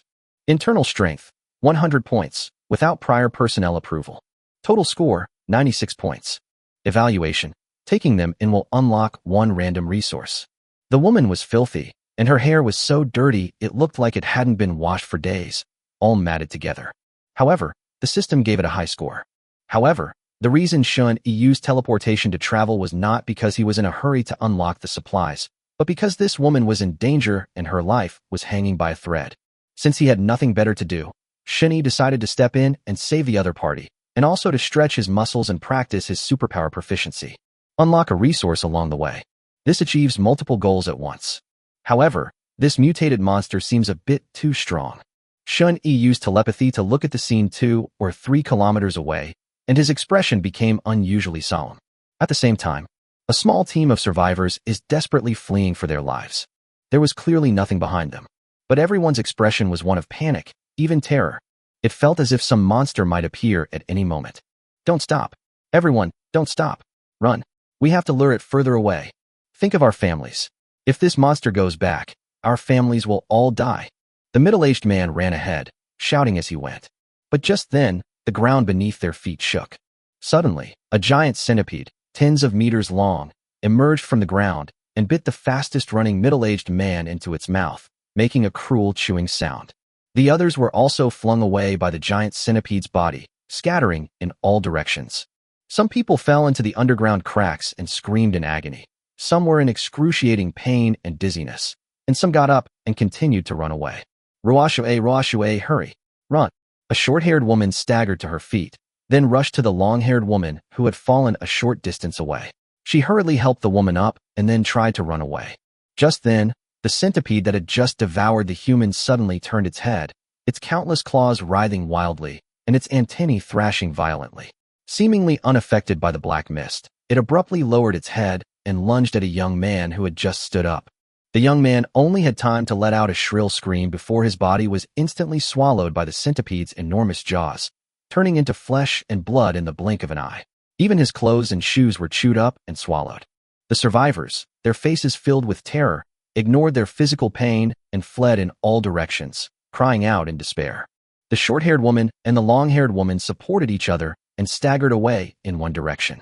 However, their luck seemed to be running low, or rather, they were the slowest two running. The giant centipede, chewing its food, set its sights on them. Without hesitation, the centipede opened its huge venomous jaws and bit down hard on the two of them. Aya! The long-haired woman let out a desperate scream and instinctively pushed the short-haired woman toward the centipede. The short-haired woman looked shocked, her eyes filled with disbelief. But the next moment, the centipede's huge mouth was already hanging above her head, as if a dark mountain was pressing down on her. Helplessness and despair overwhelmed her in an instant. The short-haired woman burst into tears of terror. However, several seconds passed, and the centipede's mouth still did not close. She trembled as she looked up and discovered that the giant centipede had been frozen into an ice sculpture. What's going on? Before she could recover from her shock, cracks suddenly appeared on the ice, and several of the centipede's legs began to tremble slightly, as if they were about to break through the ice at any moment. Aren't you leaving? Are you waiting to die? Suddenly, a cold voice came from not far away. 180. If you're not absolutely certain, what's the difference between that and suicide? The short-haired woman, the long-haired woman, and the rescued survivors hurriedly looked in the direction of the sound. From within the black mist, a humanoid silhouette gradually emerged. That was a man. With just a snap of his fingers, the giant centipede was instantly frozen in ice. Is this also a superpower? There are such powerful superhumans. Everyone stared at the man in shock. But soon, they realized that the mutated centipede was about to break out of the ice, and they were terrified. They only had time to thank Shun-Yi before they ran away. This group of people were terrified by the mutated centipede. Shun-Yi ignored them, frowning as he stared at the giant centipede. A centipede? How could it have mutated to such a huge size? How the hell did that? Moreover, it can even resist my frost ability. This level of mutation is far stronger than Little Haas and the mutated Spider Kings. Shun-Yi frowned, his mind filled with even more doubts. Why did this centipede mutate to be so powerful? Is it because more people are eating it? Shun-Yi remembered that the mutated black spider he had killed before strengthened itself by eating. If that's the case, then the apocalypse would be terrifying.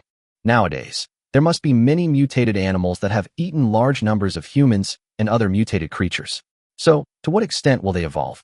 Tens of meters high? Hundreds of meters high? Can that even be considered an animal? It's practically a Cthulhu monster. The giant octopus monsters from science fiction movies involuntarily came to Shun-Yi's mind. Just thinking about it gives me the creeps. Moreover, the mutations seem to involve more than just increased size. They also increase the rigidity of the body, alter the structure of the organism, and may even give these monsters supernatural abilities. Just like Murong Shue's white fox, it mutated and developed time-related abilities.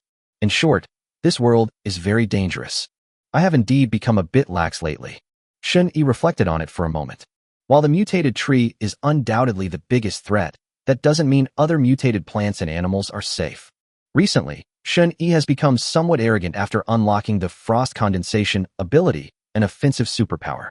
However, the appearance of this mutated centipede brought him to his senses. The world today is far more dangerous than he imagined.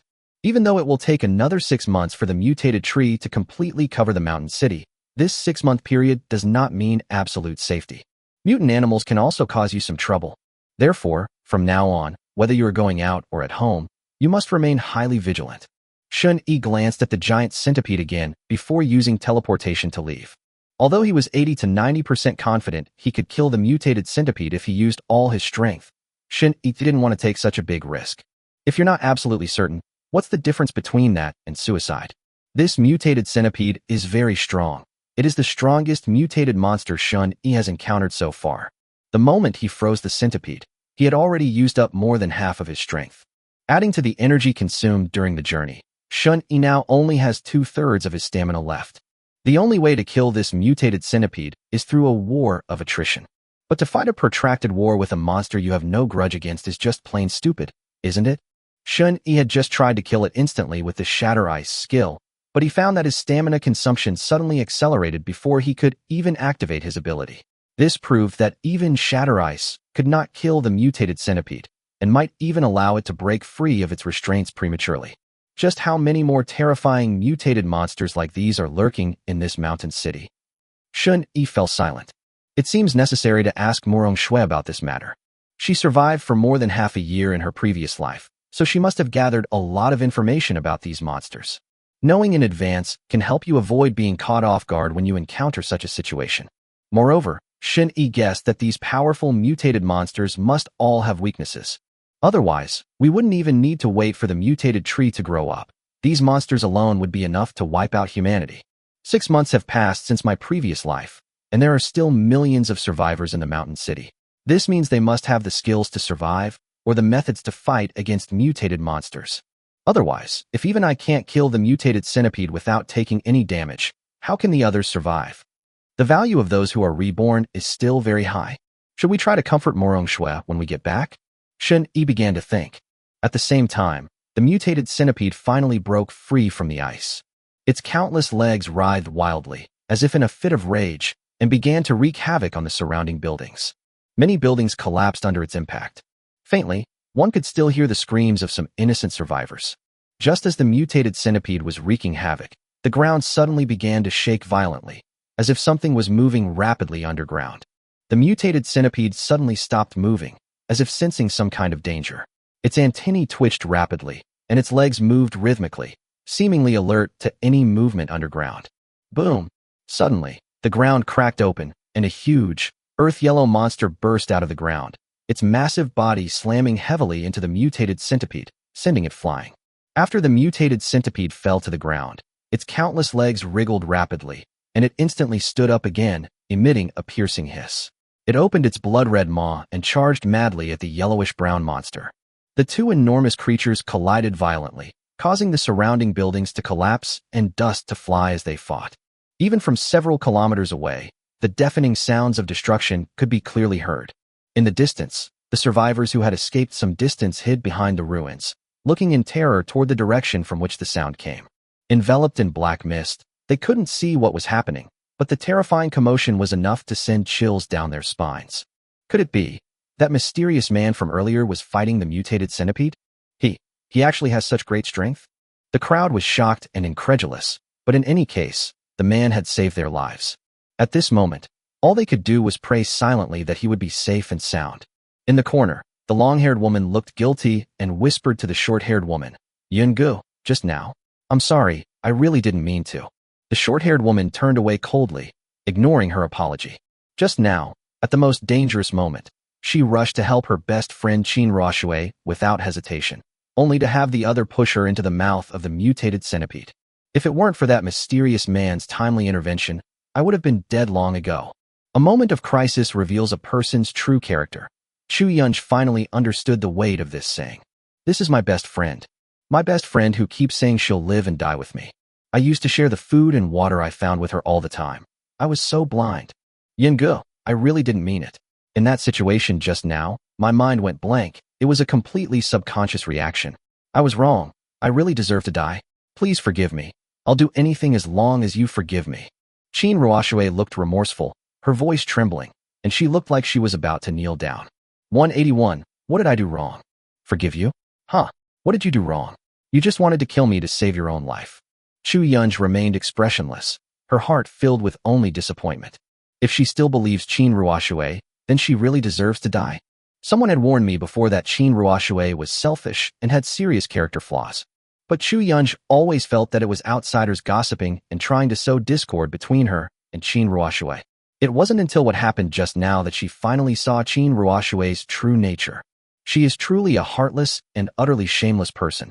Chu Yunj had never cared that Qin Ruoxue took advantage of her before. Although she was always the one who suffered losses and Qin Ruoxue always took her things, she never took it to heart. She felt that there was no need for best friends to be so calculating about these things. But as my best friend, you actually want to kill me. And it was when you were injured and couldn't stand up that I helped you up and ran away with you. But you resolutely pushed me away in order to save your own life. Shameless. Shameless. Yun-gu, I was really wrong. Please forgive me this time. I will definitely make it up to you in the future. I don't want to lose you as my best friend. Chin Ruoxue choked back tears as she grabbed Chu Yun's arm, her eyes reddening and tears falling at just the right moment, her voice full of pleading. Let go of me. I can never forgive you. Chu Yun struggled and tried to shake off her hand, but Chin Ruoxue held on tightly. Yungu, if you don't forgive me, I won't let you go. Chin Ruoxue, you're shameless. Chu Yun trembled with anger, shoved her away, and strode away. This time, she would never be soft-hearted again. In the past, they had conflicts, but Chu Yun always gave in. Because those were trivial matters, she never took them to heart. But this time was different. She almost lost her life because of Chin Ruoxue's betrayal. I almost died. Even if Chu Yun is soft-hearted, she will never forgive Chin Ruoxue this time. The miserable expression on Chin Ruoxue's face gradually disappeared after she was pushed to the ground. She watched Chu Yun leave without looking back, her expression immediately darkening, a hint of coldness flashing in her eyes. You bitch. I've apologized to you so humbly, and you still won't forgive me. Do you really think you're some kind of saintly, innocent saint? I don't believe you wouldn't make the same choice as me when faced with a life-or-death situation. Chin Ruoxue cursed inwardly. If it weren't for the fact that you still give me food, why would I be best friends with a useless piece of trash like you? That damned woman. She actually survived. What a lucky idiot. She thought coldly, without a trace of guilt. Self-blame? Only a fool would feel guilty. She made the right choice simply to survive. What's wrong with that? She simply couldn't believe that anyone would be willing to sacrifice themselves so that someone else could live. Chu Yun had no idea what Chin Ruoxue was thinking at that moment. She stared blankly at the distant black mist, her heart filled with bitterness and disappointment. Although she and Chin Ruoxue hadn't known each other for very long, they had survived together during the apocalypse and faced several dangers together, and their relationship had long since transcended that of ordinary friends. Before today, Chu Yun had always thought that Chin Ruoxue was a trustworthy best friend and a partner she could rely on. However, a life-or-death crisis completely exposed Chin Ruoxue's true colors. It turns out that it was all just wishful thinking on my part. Just as Chu Yun was in a daze, a figure suddenly appeared out of thin air in front of everyone. The survivors, who had just relaxed, were startled and quickly grabbed their weapons, looking warily at the newcomers. However, the next second, someone recognized him. It's you? Everyone, put down your weapons. This is our savior who just saved us.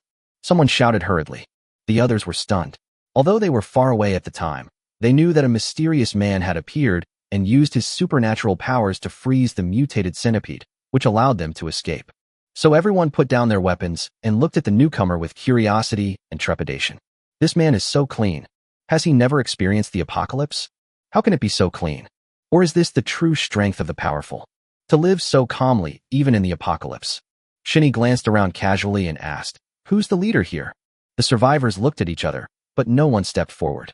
At this moment, Chu Yun mustered up her courage, stepped forward and said, Uncle Wong was just eaten by the mutated centipede, so we don't have a leader now. Shinny nodded, his gaze falling on Chu Yun. What's your name? Although her face was covered in dust, her beautiful features were still faintly discernible. Surprisingly, no system notification was triggered. I'm called Chu Yun. Chu Yun nervously clenched her fingers, feeling both apprehensive and excited. She clearly remembered that it was this man in front of her who appeared like a god when she was desperately waiting to die, and casually froze the mutated centipede, saving her life. Chu Yun was filled with gratitude, which is why she was the first to step forward and answer Shen Yi's question. Tell me, where did you encounter this mutated centipede? Shen Yi casually took a chair from his system space, sat down, and asked indifferently. At the same time, he was also watching the battle between the mutated centipede and the yellowish-brown monster in the distance through telepathy. The two monsters are incredibly destructive. The mutated centipede has a hard body and attacks fiercely, while the yellowish-brown monster has a soft body but an extremely abnormal recovery ability. It can heal almost instantly after being injured, and its recovery speed is even comparable to that of its pet dog, Xiaoha. Fortunately, he didn't recklessly fight the mutated centipede.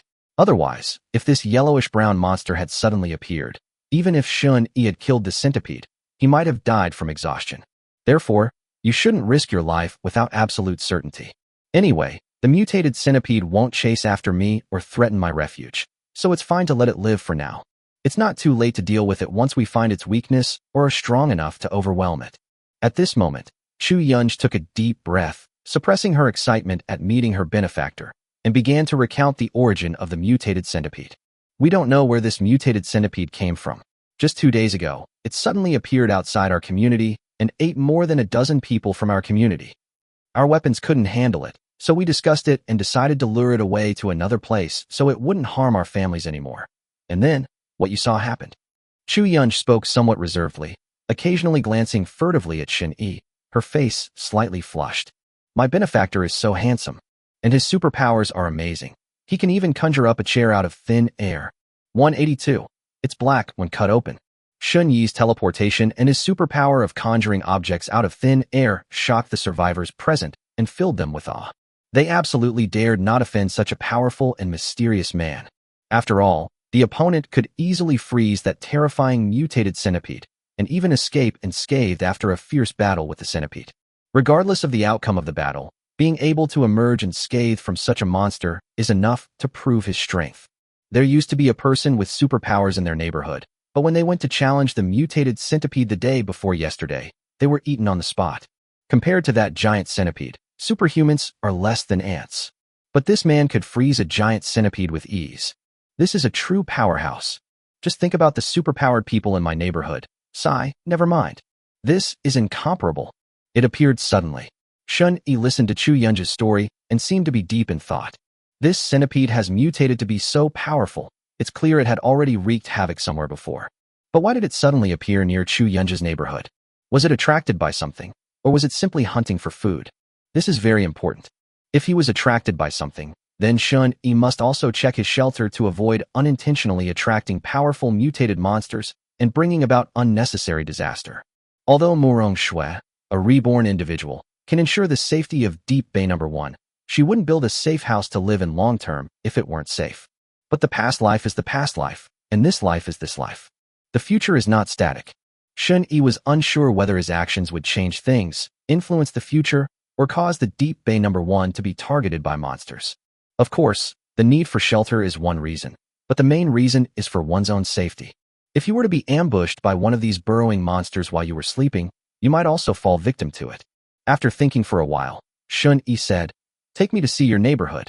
Okay, Chu Yunj agreed without hesitation, even a little excited. My benefactor is going to his own neighborhood, which means they'll have more time to spend together. Just thinking about this made Chu Yunj inexplicably happy. Pack your things, let's leave now. Shin Yi glanced at Chu Yunj indifferently. This woman had a very high level of affection for him. Upon their first meeting, she surpassed Murong Shui and was now on par with Su Wanting. The hero saves the damsel in distress trope may be old, but it's really effective. Unfortunately, Chu Yunj did not trigger the system notification and was unable to unlock the supplies. This means one less gain. What a pity. Sleeping with her has become much less meaningful. In contrast, the woman who could unlock the supplies didn't have a high opinion of him and even seemed hostile. That's right, it's malicious. Shen Yi's gaze swept to the back of the crowd, to Qin Ruoshui, who had long, flowing hair and a beautiful figure. He had frozen the mutated centipede, which saved her life, but she had very little affection for him, her savior, and even harbored some malice towards him. What does this mean? Are you plotting against me?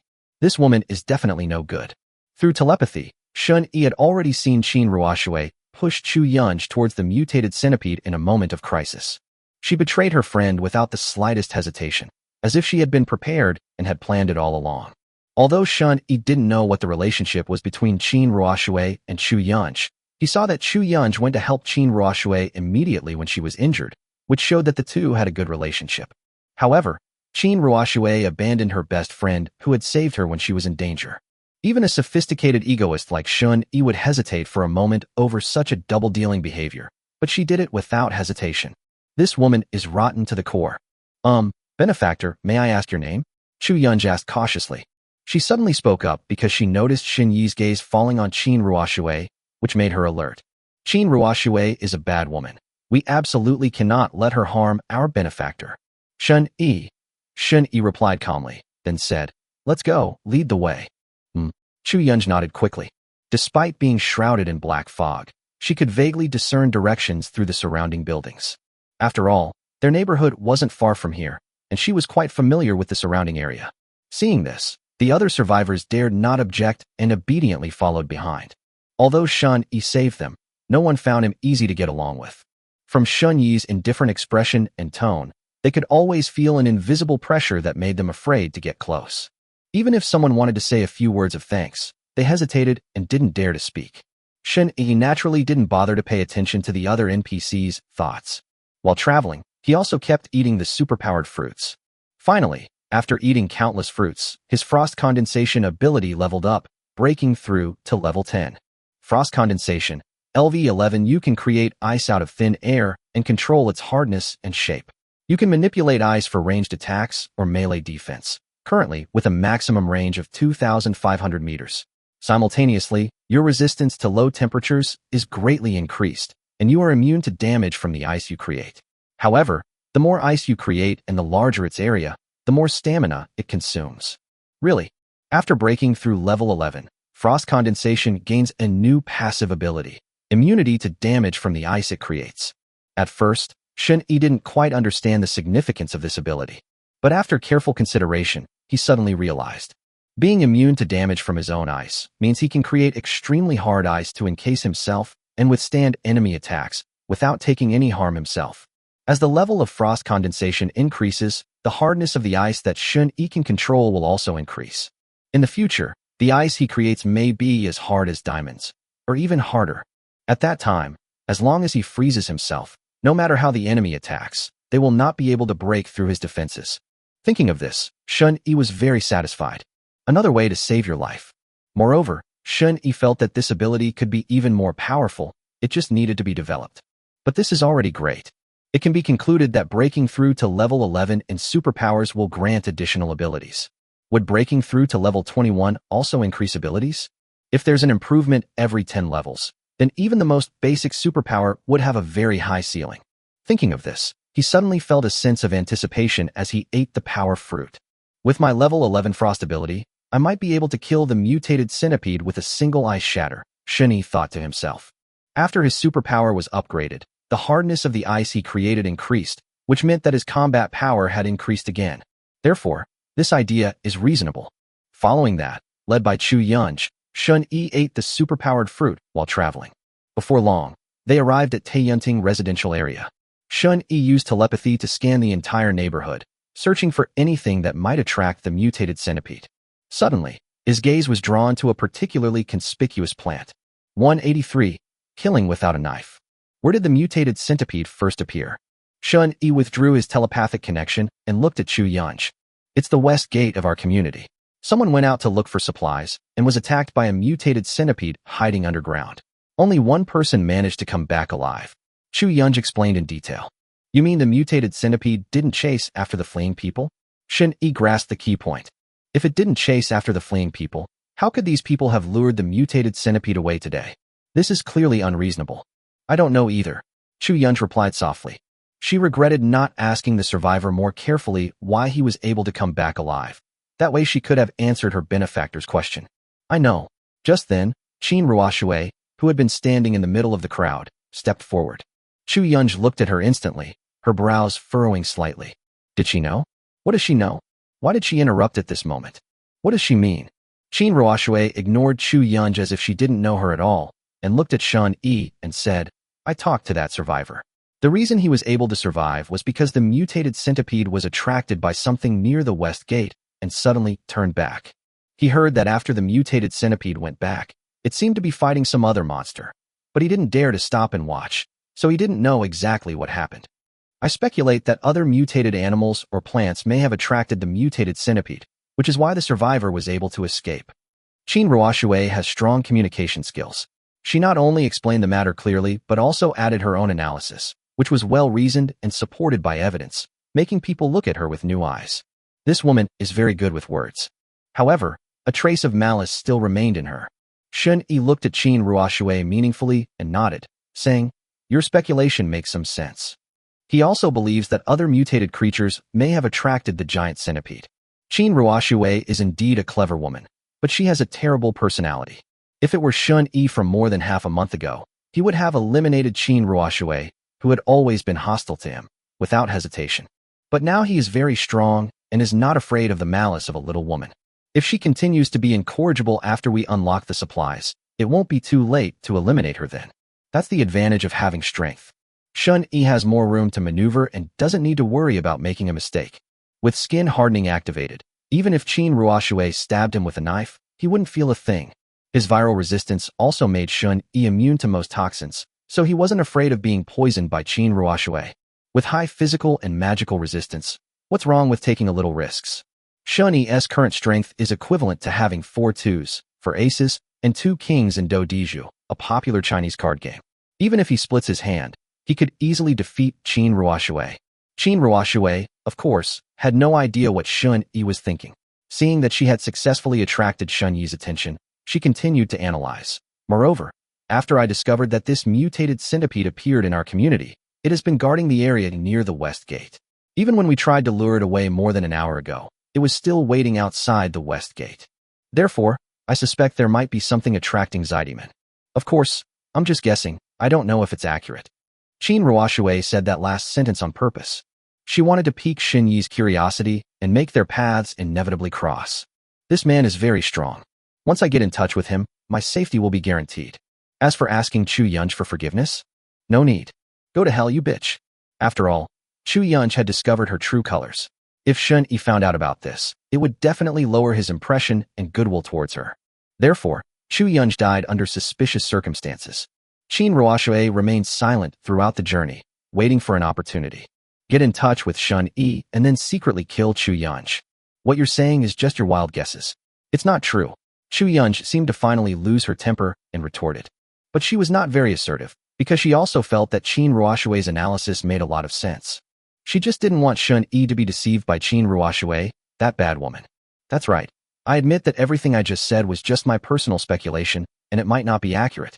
Just consider it my wild guess, whatever makes you happy.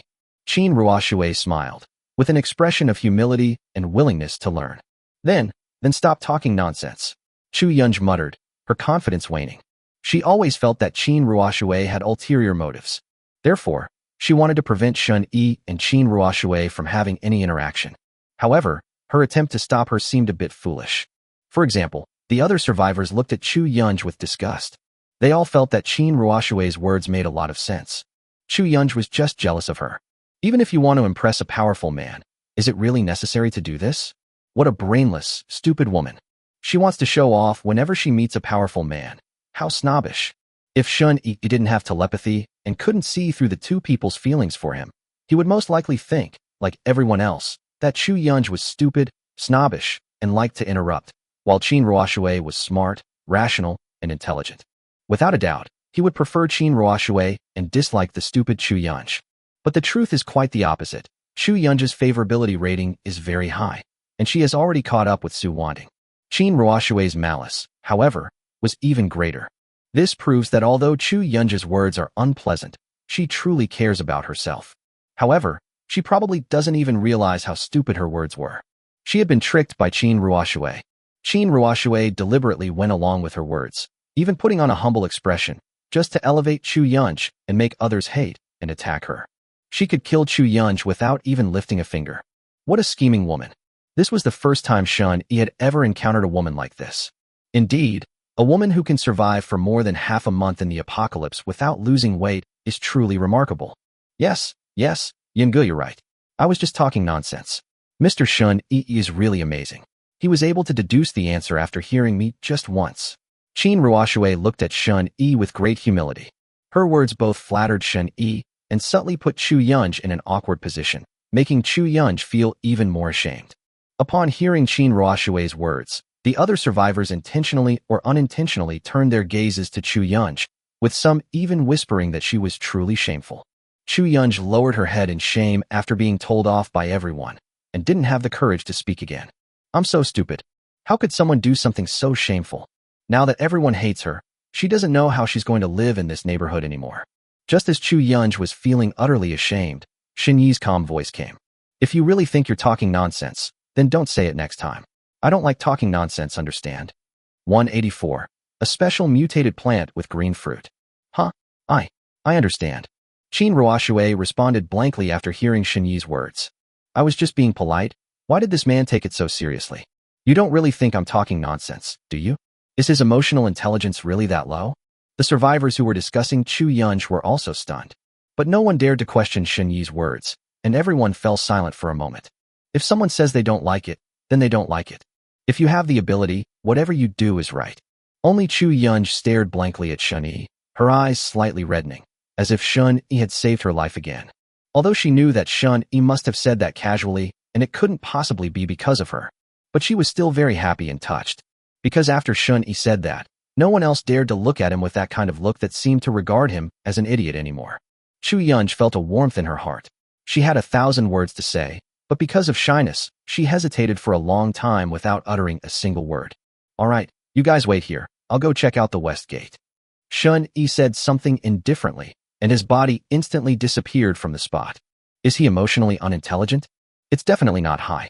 But he knew exactly who had feelings for him and who wanted to scheme against him. Qin Ruoxue wanted to play mind games, but Shun-Yi was too lazy to play along. I have the power. I tell you what to do, and you have to obey. Do you dare to disagree? Anyone who dares to refute this is asking for a beating.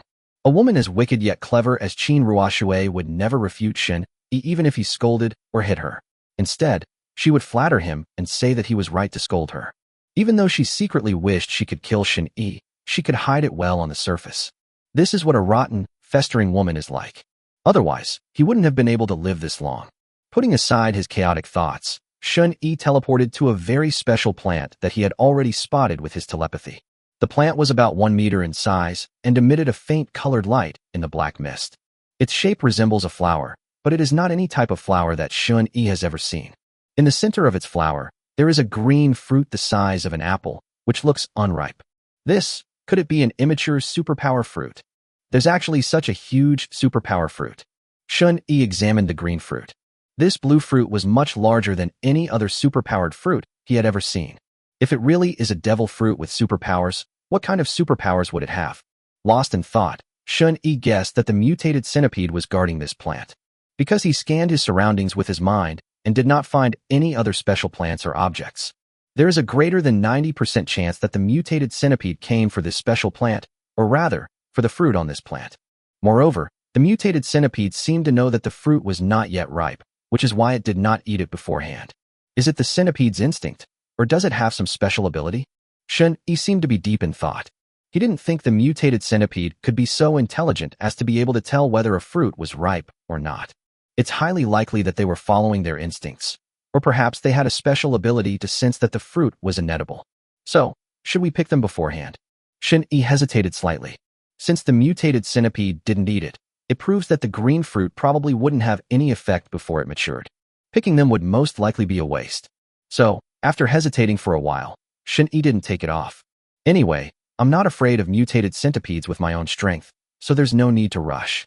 Moreover, if the mutated centipede really returns, that would be a good thing, as it could work for free to guard this special plant and prevent other people or mutated animals from taking its fruit. You can pick the fruit yourself when it's ripe. Okay, let's do it this way. So, Shun-Yi memorized the location and then teleported away.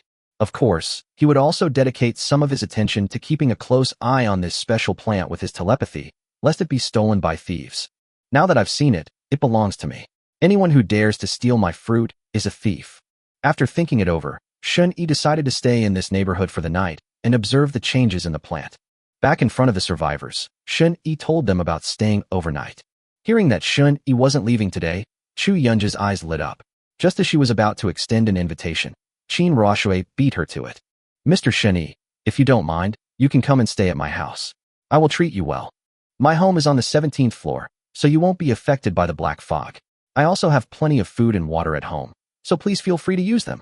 Chu Yunj frowned, staring at Qin Ruoxue with some anger, clenching her small fists as if she wanted to lash out. But soon she remembered that she had run out of food at home, and if her benefactor came to her house, she wouldn't even have the means to host her. I can't let my benefactor go hungry with me. As she thought about it, she slowly loosened her little fists and drooped her head helplessly. That despicable Qin Ruoxue. She clearly hid the food and water herself, yet she still lied to me. 2 days ago, Qin Ruoxue used the excuse that her family had no supplies to take away half of Chu Yunj's supplies. 2 days passed, and Chu Yunj had finished all her food. Logically, Qin Ruoxue should have finished eating as well. But she actually said she still had plenty of food and water. You big liar. You bastard. Tell me about your hospitality practices. Shun-Yi looked Qin Ruoxue up and down with great interest. Noticing Shun Yi's gaze, Qin Ruoshue's heart skipped a beat. She secretly became wary, wondering if this man might have those kinds of thoughts. She didn't want to give up her body so easily. This is her most valuable asset. If she gives it to Shun Yi now, she might lose the chance to latch onto a stronger opponent in the future. Qin Ruoshue suppressed her nervousness, pretending not to understand Shun Yi's gaze, and smiled calmly. You can enjoy the food as you like, and you can sleep very well. Okay, since you're so eager to treat me, I'll stay at your place tonight. Shun Yi nodded in satisfaction. Qin Ruoshue had just breathed a sigh of relief when she heard Shun Yi add calmly, Go back and take a shower, and serve me well tonight. Qin Ruoshue was instantly dumbfounded. She just wanted to get closer to Shun Yi, but she never expected to be taken advantage of. The other survivors were also stunned when they heard this. This powerful person, isn't that a bit too direct? He actually said such things without any hesitation, as if he were an emperor. He demanded that the prettiest and smartest woman in the neighborhood sleep with him. That's a little bit too much. Although Shun Yi saved their lives, such a request still made them feel somewhat uncomfortable. Some people complained inwardly, but no one dared to speak up and stop them. They didn't even dare to look at Shun Yi, for fear of getting into trouble. Qin Ruoshue suppressed her unease and forced a smile. Mr. Shun Yi, you're joking? I just wanted to treat you well. I didn't mean anything else. This is my decision, and you have no right to refuse. Shun Yi's single sentence sealed the deal.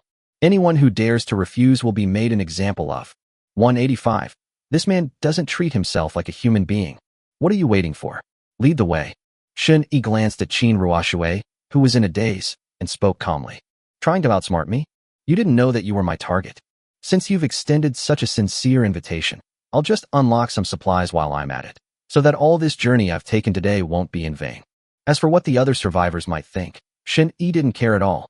I'm doing you a favor by sleeping with the women in your neighborhood. You'd better not do anything rash, and don't be hostile towards me. Otherwise, I wouldn't mind wiping out this whole neighborhood. Shun Yi's mindset is no longer the same as before. He's in a good mood. He'll casually save people or even distribute supplies for free. But when he's in a bad mood, he'll kill without hesitation, without any regard for reason. His immense power made him increasingly reckless and do whatever he pleased. Yes. Qin Ruoshue trembled, not daring to refuse, and quickly led the way. She finally realized that Shun Yi was not a good person. The reason he rescued them was probably because he had some ulterior motive. Thinking of this, Qin Ruoshue's heart sank. Before this, she had always thought that Shun Yi was a strong person with a righteous character, and that she could easily control him with her beauty and wisdom. After all, kind people don't usually kill people randomly, and they're the easiest to fool. Just like Chu Yunj, she was sold out by herself and still had to count the money for herself. But Qin Ruoshue never expected that she had misjudged the situation. This man is no pushover. His character is extremely bad. His ability to talk calmly with Chu Yunj before was perhaps just a pretense. Now, once he arrived at the residential area, he no longer concealed his true colors and completely revealed his true nature. Qin Ruoshue's heart sank to the bottom. She was originally thinking about how to save her body, but now she only had one thought in her mind: how to save her life. She even suspected that after using her, the man might kill her without hesitation, because she saw mockery in Shun Yi's eyes. This man doesn't even consider himself a human being. Consider anyone present to be a human being. If he's unhappy, he really might kill himself. Qin Ruoshue led the way nervously. As Shun Yi walked, he used his telepathy to scan the neighborhood, looking for any women who met the system's criteria. Shun Yi. Chu Yunj watched Shun Yi leave with a sense of loss. Unlike others, she didn't think Shun Yi was bad. Instead, she envied Qin Ruoshue. How can serving one's benefactor be considered a bad thing? Chu Yunj couldn't be happier. Unfortunately, his benefactor didn't take a liking to him. Is it because I'm not pretty enough? Chu Yunj touched her face and returned home feeling very disappointed. She stood in front of the mirror, constantly examining herself. It's so dirty. Is it because I'm too dirty that my benefactor didn't choose me? Thinking of this, Chu Yunj bit her lip and suddenly began to rub the dirt off her face. She wanted to make herself look neat and tidy, hoping that her benefactor might take a liking to her. Unfortunately, there's only half a bottle of water left at home, not enough for washing up. As she thought about it, she rubbed her face vigorously. Qin Ruoshue's home.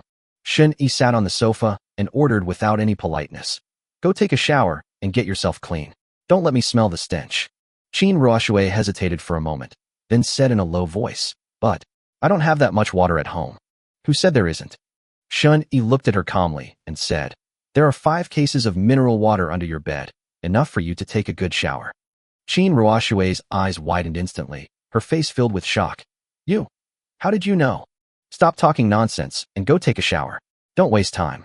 Shun Yi waved his hand impatiently. Even now, Qin Ruoshui still harbors deep hostility towards her.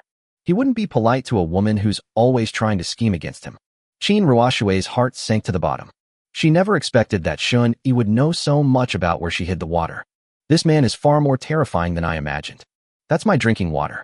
If it's used for bathing, what will I drink in the future? Qin Ruoshui said anxiously, her voice trembling slightly. She felt that Shun Yi was deliberately toying with her. But she couldn't understand what she had done to offend him. Why? Why did he do this to me? I told you to go wash, so go? Don't make me angry. Shun Yi's voice turned cold. Can I not wash? Qin Ruoshui stood still, without moving.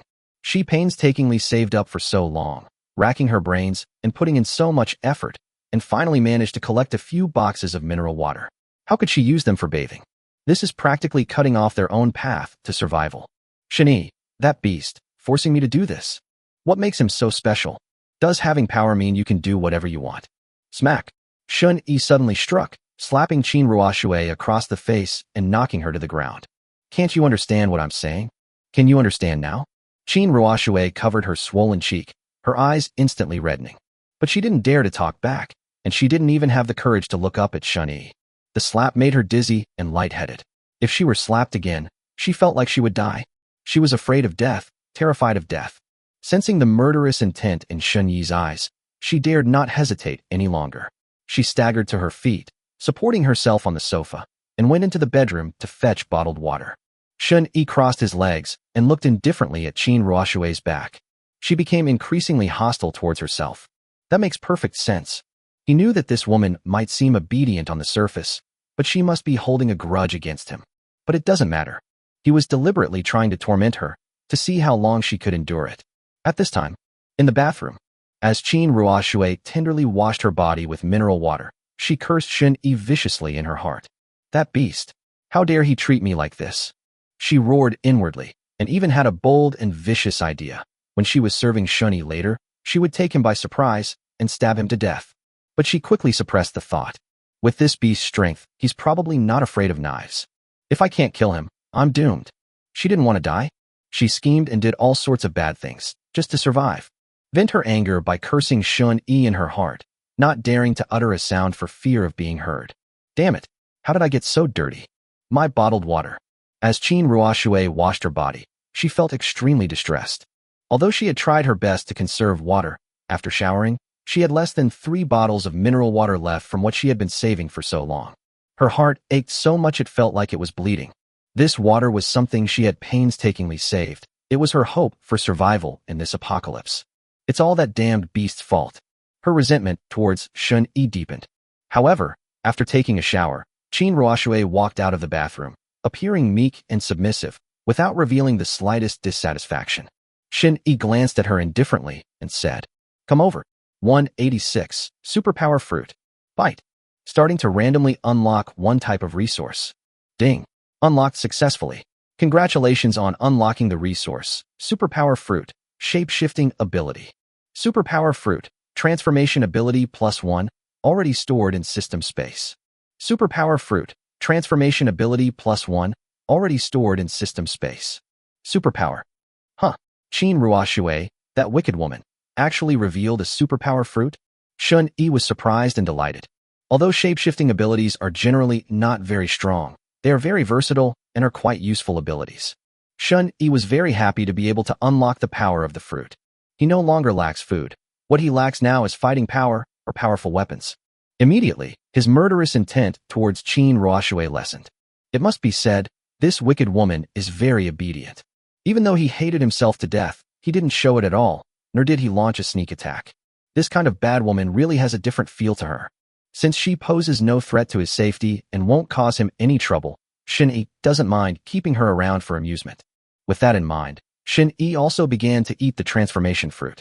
If I upgrade my transformation ability, I might be able to transform into a large animal. That will significantly boost our combat power.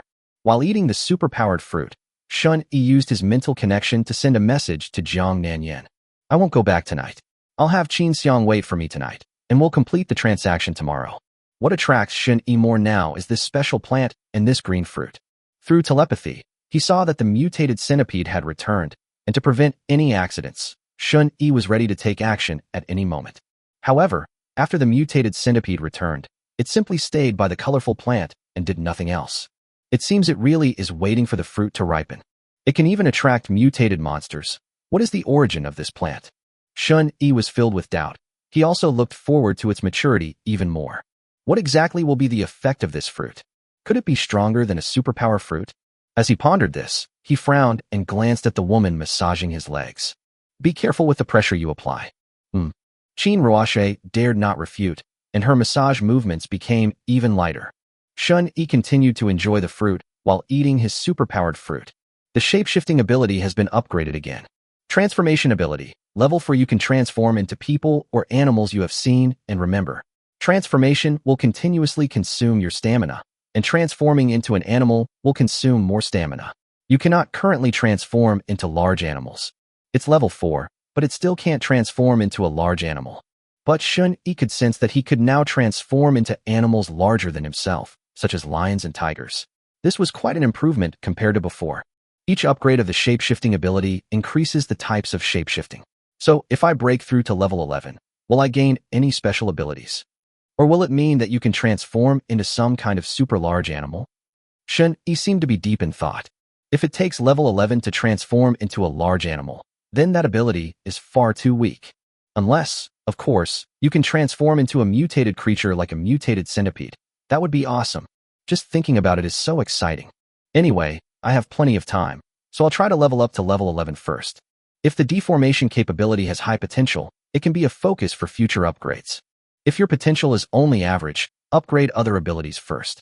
Shun Yi roughly planned that there was no need to waste time upgrading telepathy for the time being, and to focus on upgrading frost condensation and spirit evolution first. These two superpowers, one a powerful evolutionary ability and the other a powerful offensive ability, are both abilities that can quickly increase combat power and its potential. Telepathy currently has a sensing range of over 10 kilometers, which is more than enough. While I'm at it, I'll also upgrade the mental connection to level 11 and see if I can gain any special abilities. With that in mind, Shun Yi decided to devour the transformation fruit and the mental link fruit today. Let's raise both of these abilities to level 11 first. At the same time, while Shun Yi was enjoying the service and comfortably leveling up while eating the superpower fruit, some survivors in the Taiyuanting residential area gathered together and were discussing what had happened that day. Originally, they were just glad that they were able to lure away the mutated centipede and survive. But as the discussion went on, when someone mentioned Qin Ruoxue's words from earlier that day, some people started to have ulterior motives. Do you think there might be something good at the West Gate? Otherwise, why would the mutated centipede stay there for 2 days? And this superhuman named Shun Yi also asked about the West Gate and even stayed there. It feels like his purpose isn't pure. A middle-aged man with a stubble analyzed. Those who already had some ideas seemed to have been enlightened after hearing this. Then someone spoke up. I also think there's something good over at the West Gate. Otherwise, why would this superhuman, who's so powerful, choose to live in our neighborhood? It can't be that he's really after Qin Ruoxue, right? Although Qin Ruoxue is very beautiful, that was before the apocalypse. Now she hasn't showered for more than 10 days. She's filthy and smelly, like a beggar. I don't believe that the superhuman stayed here for her sake. It just doesn't make sense. That's right, that makes sense. He's probably only staying here because of the good stuff at the West Gate. Having Qin Ruoxue sleep with him is just an excuse for him to stay and avoid arousing our suspicion.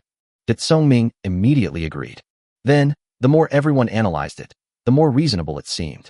What good stuff do you think there might be at the West Gate? Something that would interest both mutated monsters and powerful superhumans, the bearded middle-aged man said thoughtfully. This sentence completely piqued everyone's curiosity. What good stuff could it be? Could it be a colorful fruit that grants superpowers? Because there had been 2 other superhumans in the Taiyuanting residential area before, most people knew about the existence of the colored fruit. Back then, after those 2 superhumans mentioned that the colored fruit could grant superpowers, there was a craze in the neighborhood for finding the colored fruit. The survivors searched almost every corner of the neighborhood's garden. Unfortunately, no third person found the colored fruit. It's possible that someone found it, but didn't tell anyone. In short, everyone was excited when they heard that the good stuff at the West Gate might be colorful fruits. It's the end of the world now, and no one will miss the chance to become stronger, especially the chance to gain superpowers and rise to the top in one step. Seeing that the crowd's greed had been aroused, a shrewish glint flashed in the eyes of the unshaven middle-aged man, and he then spoke. Taeyunting is our community, so any good things that appear around our community should rightfully belong to us. Do you all think what I said makes sense? 187. It's all for the sake of living. Brother Bai is right. The things around our community should of course belong to us residents. I agree. I think that superhuman named Shun Yi saved us just to steal our things. He has ulterior motives. Yeah, and this bastard even made Qin Ruoshui sleep with him. I've been chasing Qin Ruoshui for so long. I've even touched her hand, but this bastard snatched her away. If I weren't outmatched, I'd castrate him right now. That bastard is so domineering. If we let him stay any longer, he'll probably even steal our food and water. I support Brother Bai. Everything in this community should belong to us. Everyone echoed this sentiment. Greed made them forget Shun Yi's life-saving grace, and they even harbored malice towards him. In the apocalypse, not everyone will be grateful. Seeing that everyone's emotions had been stirred up, the unshaven middle-aged man said sternly, "Everyone, watch your words. Be careful, the walls may be listening." Sure enough, everyone immediately fell silent upon hearing this. Had been cursing Shun Yi, the most turned pale instantly and quickly got up to look around, afraid that someone was eavesdropping. They had witnessed firsthand just how powerful Shun Yi's abilities were. He was someone they couldn't afford to offend. If he finds out they're talking about him behind his back, then we're doomed. After carefully confirming that the surroundings were safe, everyone breathed a sigh of relief. Brother Bai, what should we do now? We'll do whatever you say. Those with good judgment immediately looked at the middle-aged man and asked for his opinion. Everyone else also looked at Brother Bai. Unconsciously, everyone assumed that Brother Bai could lead this small group. Bai Chengfeng's expression was serious as he said in a deep voice, "I share the same opinion as everyone else.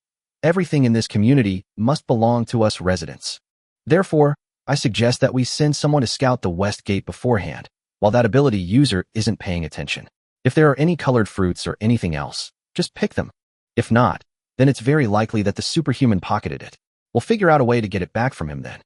Want to come back? When everyone heard this, they thought it was unlikely. If the other party has really pocketed something good, would they be willing to hand it over?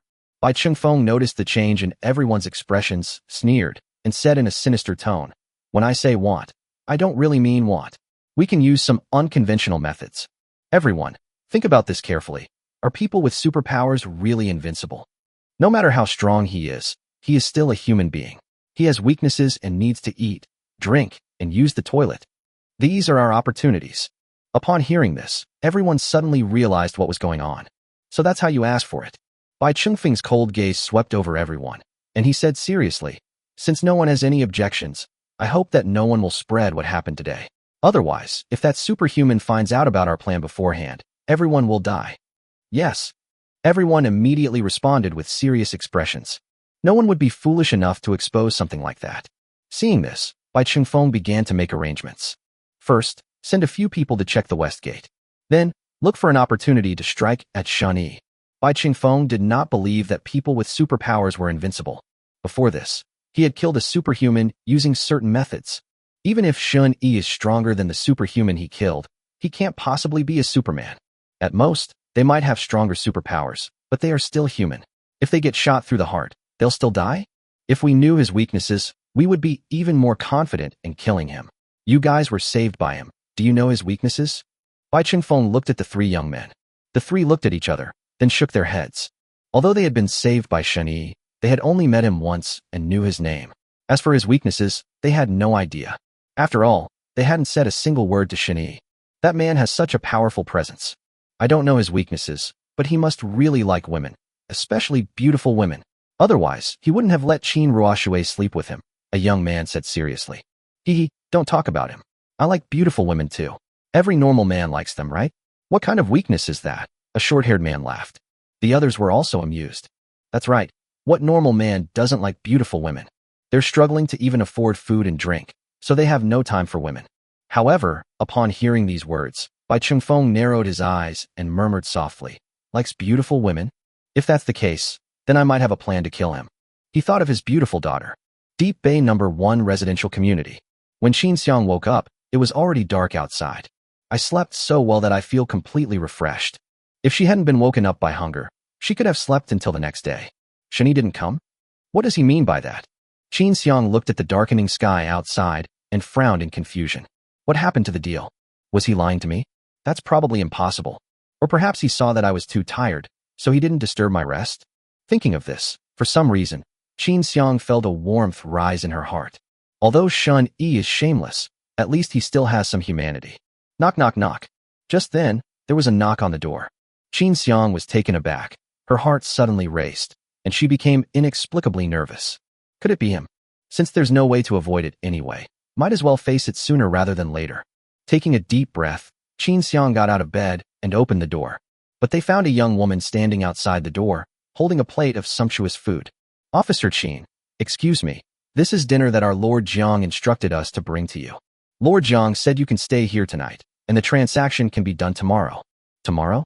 Qin Xiang was taken aback and subconsciously asked, where did Shani go? Why tomorrow? This? I don't know either. The woman knew nothing when asked. She was clearly just a waitress or something similar. She was very respectful, but didn't know much. Qin Xiang had no choice but to give up asking. She looked at the food that had been delivered and couldn't help but show a hint of surprise. There are vegetables, staple foods, and even meat. This is such a feast. Since things have come to this, I'm not going to think about it anymore. Let's eat first. It smells so good. Qin Xiang felt very satisfied while eating dinner. Although the food wasn't exactly fresh, she was very content to have a full meal in the apocalypse. If I could have another glass of wine or a bottle of soft drink, I can't even imagine how great that would be. No wonder some people are willing to be someone else's dog just for a bite to eat.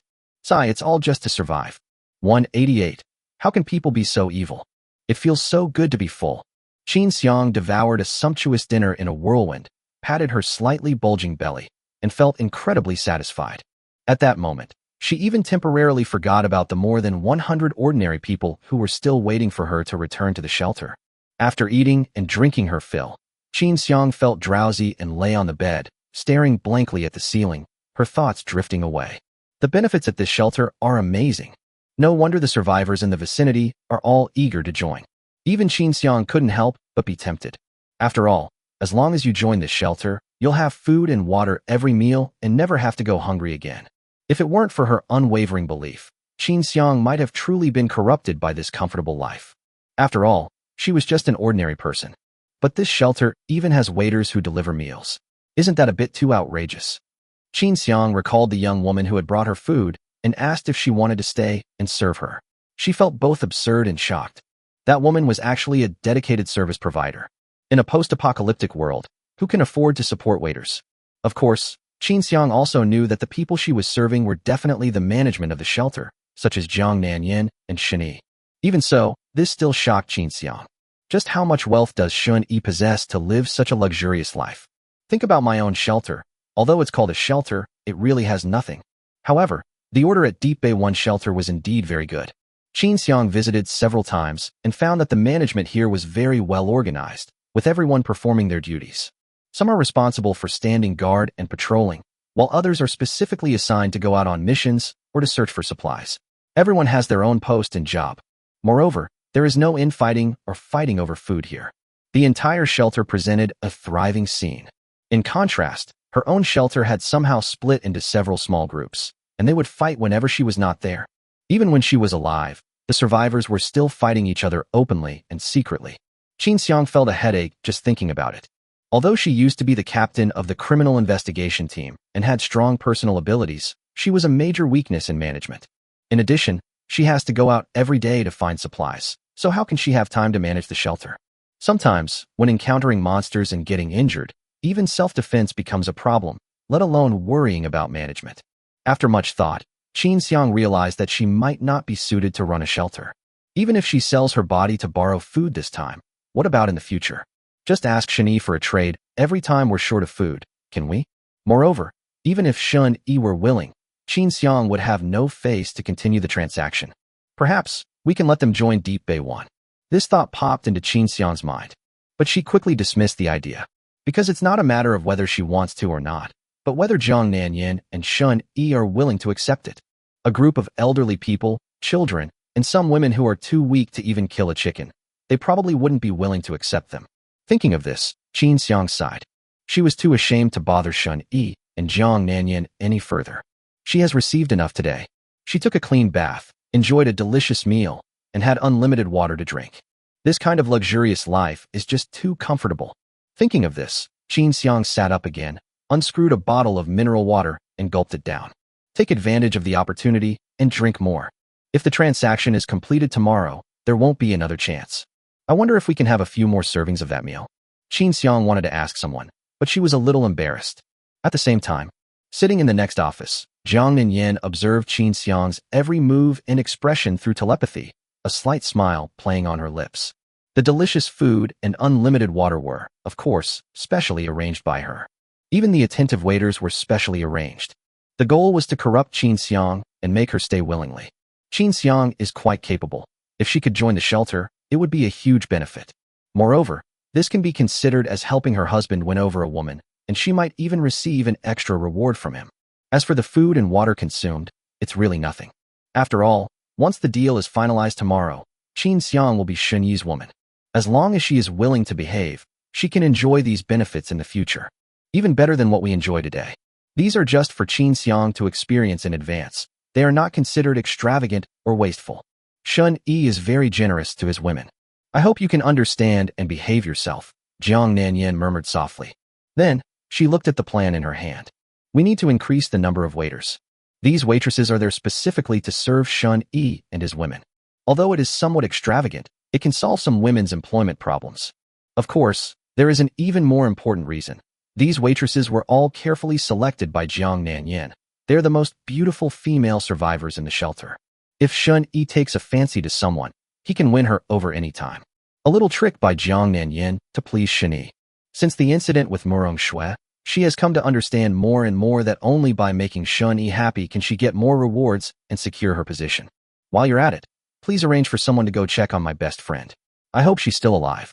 Jiang Nanyan seemed to have just remembered her best friend who had asked her for help long ago, and only then did she prepare to arrange for someone to pick her up. Time flows on. The next day at noon, sunlight streamed through the glass into the room, making it warm and cozy. Shun Yi, shirtless, stretched in front of the floor-to-ceiling window. I slept very well. Overnight, the fruit showed no signs of growth at all. It seems it won't ripen in a short time. With that in mind, Shun Yi decided to leave the 3 shadow puppets in the residential area and leave himself. Of course, before leaving today, you can also unlock one more reward. Shun Yi scanned the neighborhood with his telepathy yesterday. He discovered another girl who met the system's criteria. It's quite impressive that 2 communities in one neighborhood meet the system standards. Shun Yi turned and glanced at Qin Ruoshui, who was sitting on the edge of the bed in a daze, and frowned. What are you waiting for? Are you so clueless? I understand. Qin Ruoshui suppressed her anger and walked over, biting her lip. She thought that by becoming Shun Yi's woman, she would receive his care and at least wouldn't have to struggle to survive anymore. As a result, that bastard still didn't treat her like a human being. You think I'm your servant, coming whenever you call and leaving whenever you dismiss me. Even when ordering a servant around, you wouldn't use that tone and attitude. That beast did it on purpose. She couldn't understand how someone could be so bad. Or is it that I offended him in some way, causing him to retaliate against me like this? 189. You guys actually ran away? Qin Ruoshui carefully straightened Shun Yi's clothes, putting on his socks and shoes with gentle movements. She dared not use too much force, for fear of hurting Shun Yi and making him scold her. Although her actions were gentle, Qin Ruoshui hated Shun Yi to death. This man is even worse than her. He actually treated her, such a beautiful woman, like a slave, showing no tenderness or respect whatsoever. He's a complete bastard. Knock, knock, knock. Suddenly, a knock on the door broke the morning's tranquility. Qin Ruoshui, who had just stood up, was taken aback. Who would come to her house so early in the morning? Chu Yunj? It couldn't possibly be her. After all, they had a falling out yesterday. Thinking to herself, she walked to the door and looked out through the peephole, only to find that the people standing outside were the other survivors from the neighborhood. The middle-aged man leading the group is Bai Chengfeng, a small business owner before the apocalypse who, after the apocalypse, gathered a group of henchmen through various means and committed many bad deeds. Why is he here? And they brought so many people with them. Qin Ruoshui pondered for a few seconds before deciding to open the door. She would never open the door if she was alone in the room. Bai Chengfeng has a very bad character and a bad reputation. When Wang Zhongxing was still alive, he could suppress Bai Chengfeng and his gang of henchmen, But Wang Zhongxing was eaten by the mutated centipede yesterday, and now the neighborhood is not as peaceful as it used to be. A villain like Bai Chengfeng will certainly not abide by the previous rules again, and will definitely steal food and water from innocent people again. However, Qin Ruoxue was not afraid. On the contrary, she even hoped that Bai Chengfeng would dare to take her things. If he dares to make a move, the vicious Shun Yi will definitely kill him. When Bai Chengfeng and his henchmen are dead and Shun Yi leaves, this neighborhood will be hers to rule. As for whether Bai Chengfeng could kill Shun Yi, Qin Ruoxue thought it was absolutely impossible. Last night's experience made her realize just how powerful Shun Yi's physique was. That kind of physical strength, that kind of endurance, that kind of power, it's simply not something a normal person could have. Even without using his superpowers, he could probably easily kill several adult men. Miss Qin, is Mr. Shin still here? As soon as the door opened, Bai Chengfeng put on a fawning smile and asked cautiously. What's up? Qin Ruoxue glanced at the group and noticed that they were carrying food and water, and also had a cute-looking girl with them. Is this a honey trap? Qin Ruoxue sneered inwardly. What a bunch of idiots. If seduction worked, I wouldn't be so subservient. But she still put on an innocent and naive expression, looking at Bai Chengfeng with a blank and adorable expression. Mr. Shun saved some of my brothers yesterday, so we brought some food today to thank him, Bai Chengfeng said with a smile. Yes. We all came with Brother Bai to thank Mr. Shun for saving our lives, the others echoed, but their eyes kept sneaking glances at Qin Ruoxue. After washing up, Qin Ruoxue was very beautiful, with delicate features and a curvaceous figure. Wearing a silk nightgown and slippers, she revealed a small portion of her fair and tender calves and jade-like feet, which was very alluring. Qin Ruoxue pretended not to notice their gazes and led them through the door. As soon as Bai Chengfeng entered the living room, he saw the man sitting on the sofa. He was clean and tidy, completely out of place in the chaos of the apocalypse. Is this the powerful superhuman who could fight the mutated centipede? He looks young, like a college student, and seems to have little social experience. Hello, Mr. Shun. My name is Bai Chengfeng, and I'm here to bring you breakfast. Bai Chengfeng spoke respectfully, then gestured with his eyes for the girl behind him to step forward. The girl, her eyes red and swollen, limped to the table and put down her breakfast. It was supposed to be breakfast, but it was actually just a self-heating hot pot, 2 packs of pickled cabbage instant noodles, a few bottles of mineral water, and a few sausages. Mr. Shun, I'll heat it up for you. The girl squatted in front of the table, quickly opened the packaging of the self-heating hot pot, poured in water, and started heating it. Her movements were somewhat stiff, like a marionette.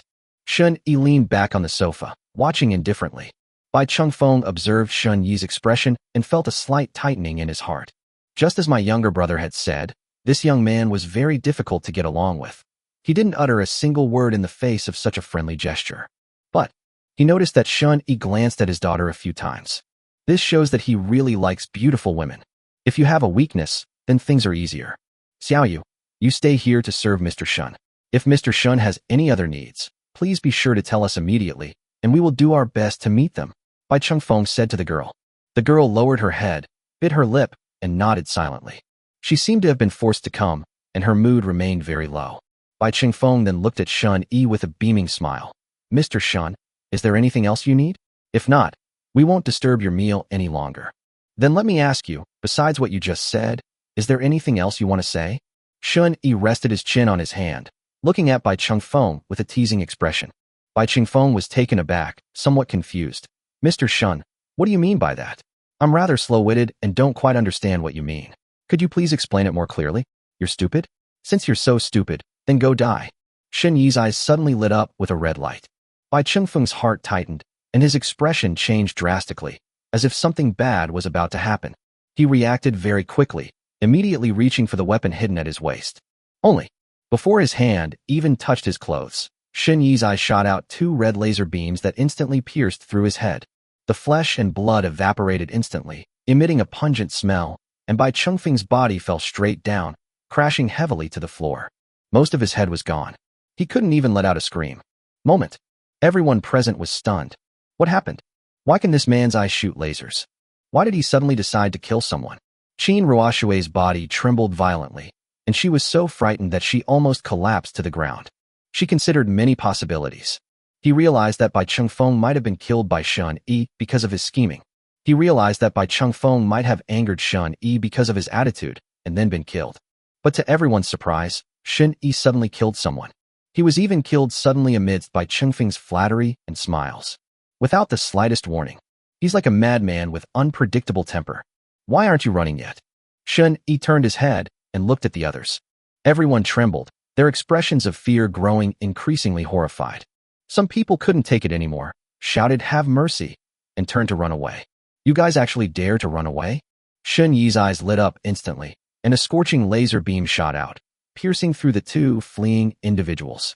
190, what a filial daughter. Shun Yi's actions terrified everyone. Murder without cause or reason. Bloody and cruel. He's not even human. He's a complete madman. Who were too scared to run away immediately were terrified when they saw this bloody scene. They knelt down in front of Shun Yi with tears streaming down their faces and begged for mercy. Spare me. Spare me. Please, please let me go.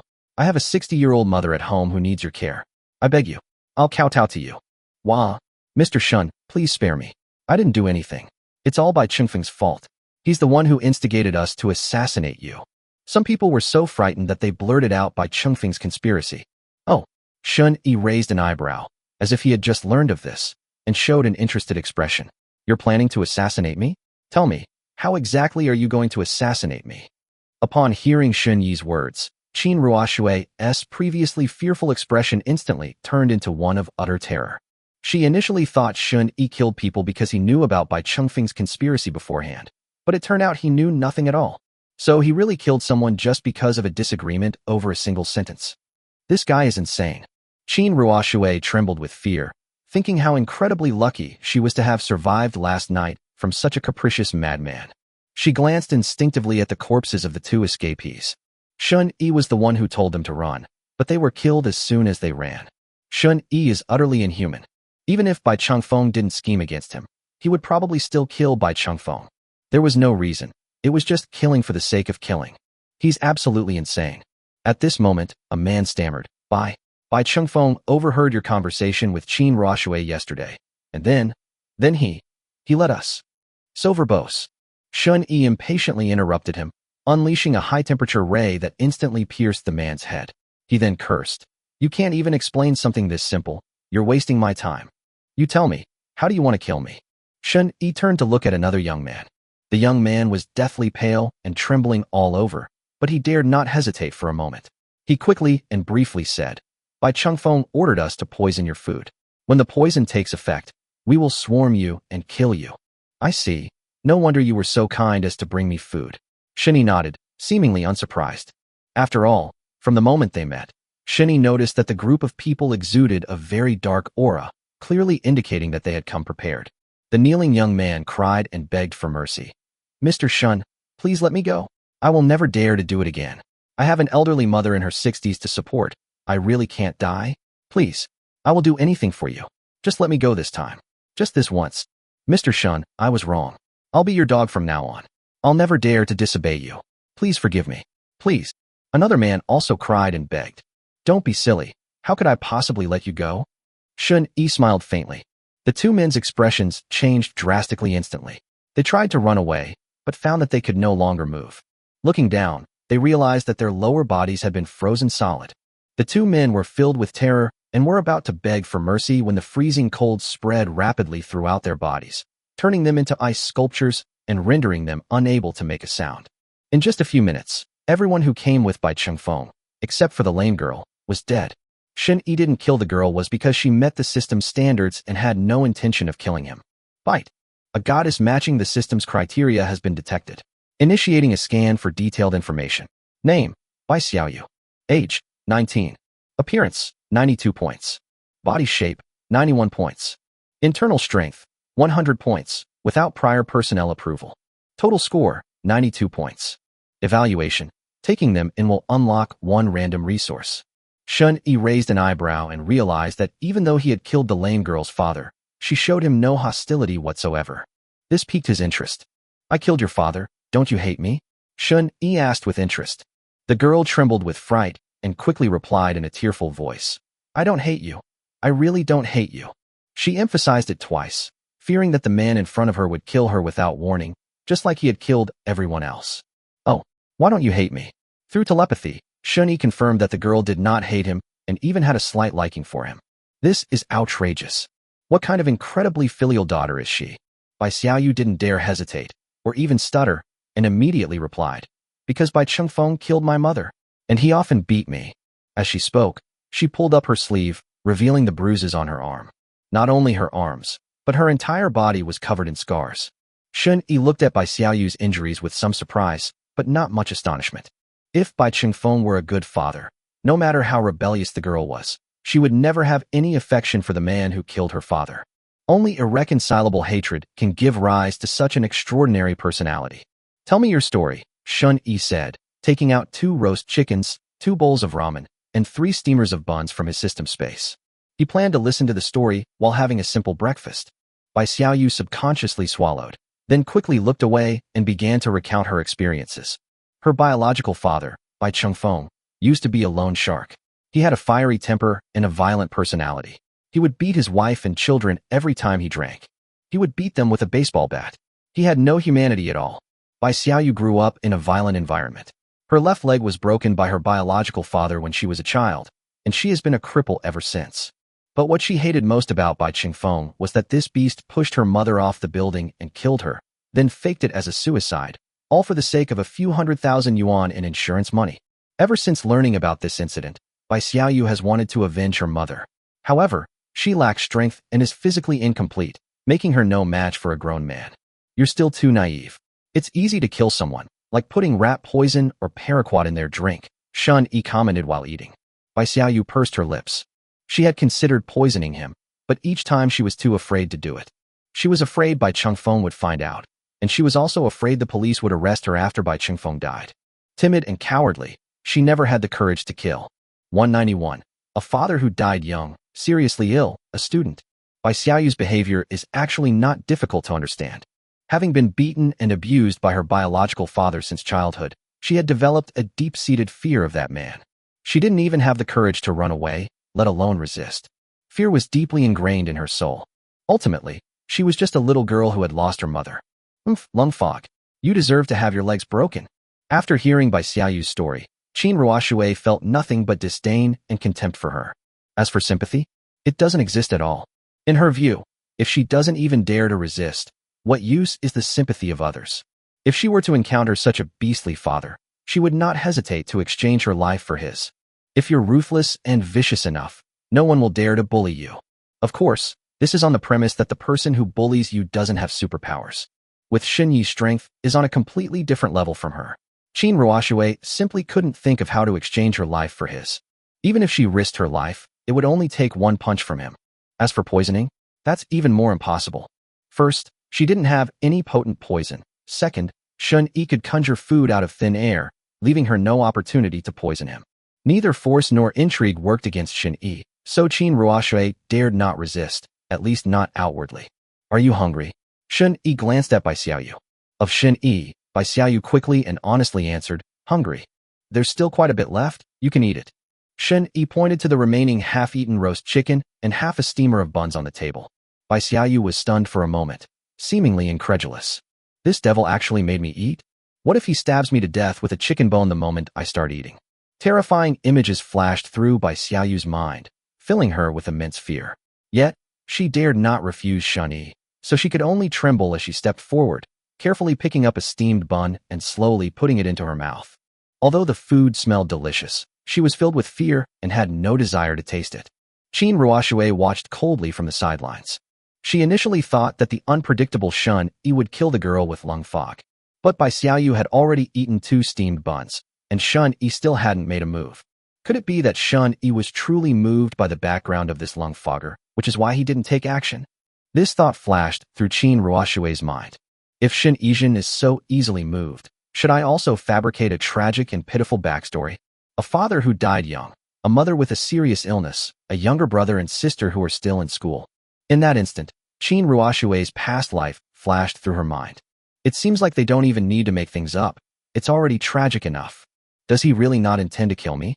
As Bai Xiaoyu ate, her fear gradually subsided, and she began to be able to taste the food again. It smells so good. It feels like it's been ages since I've had anything this delicious. The last time I ate such delicious food was when my mom cooked.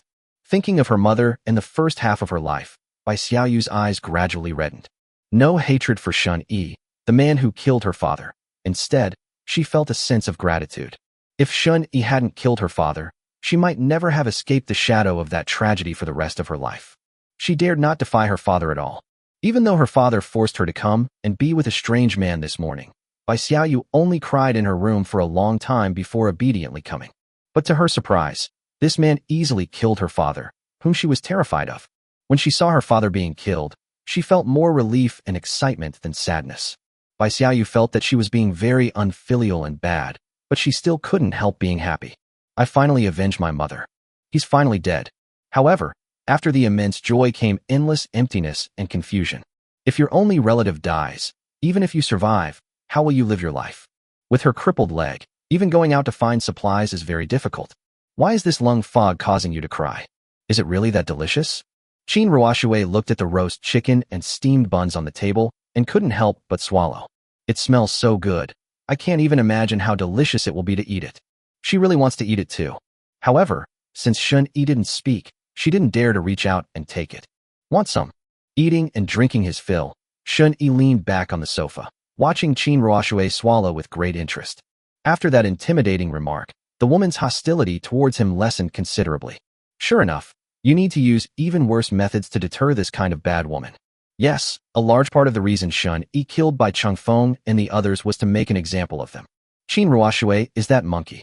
Of course, the most fundamental reason is that Bai Changfeng and others are extremely hostile to him, and the black aura on their bodies is almost materialized. Without even thinking, he knew these guys were planning to ambush him. With his telepathic abilities, Shun-Yi had already discovered it. He had been watching this group ever since they gathered last night.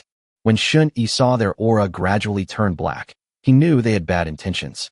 As expected, they started taking action this morning, sending people to the west gate, and even bringing a group of people to ambush me. Isn't that just courting death?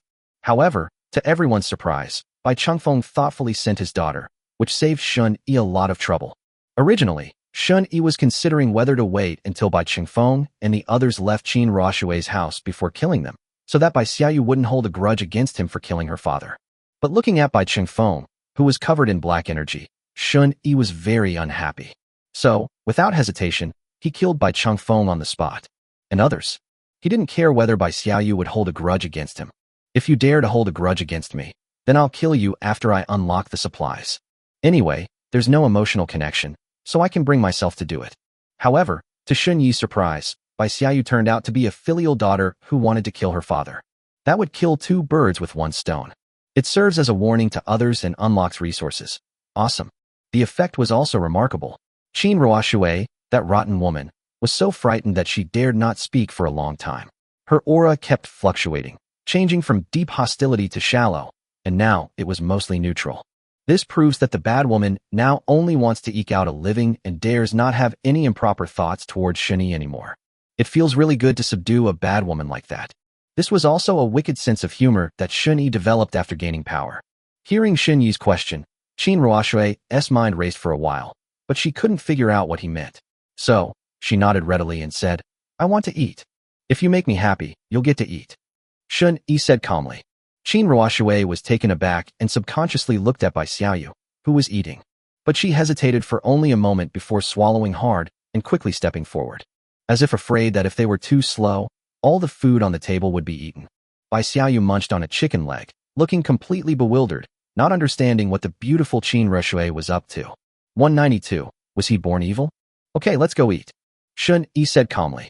However, when Qin Ruoxue wiped her mouth and looked at the table, half a steamer of buns had been eaten, and the chicken had been reduced to bones. Qin Ruoxue clenched her fists in anger and glared at Bai Xiaoyu. This lung fog actually ate all the food while she was busy. Damn it. Damn it all. Why didn't her violent father beat her to death?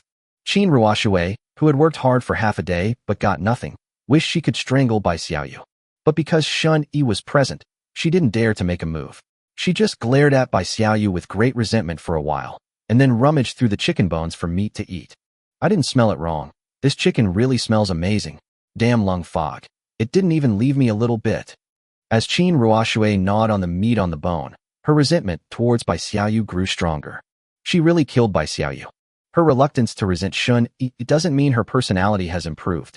She simply shifted the focus of her negative emotions to people she could bully. Why is Sister Qin looking at me like that? Noticing Qin Ruoshui's gaze, Bai Xiaoyu fearfully hid behind Shen Yi.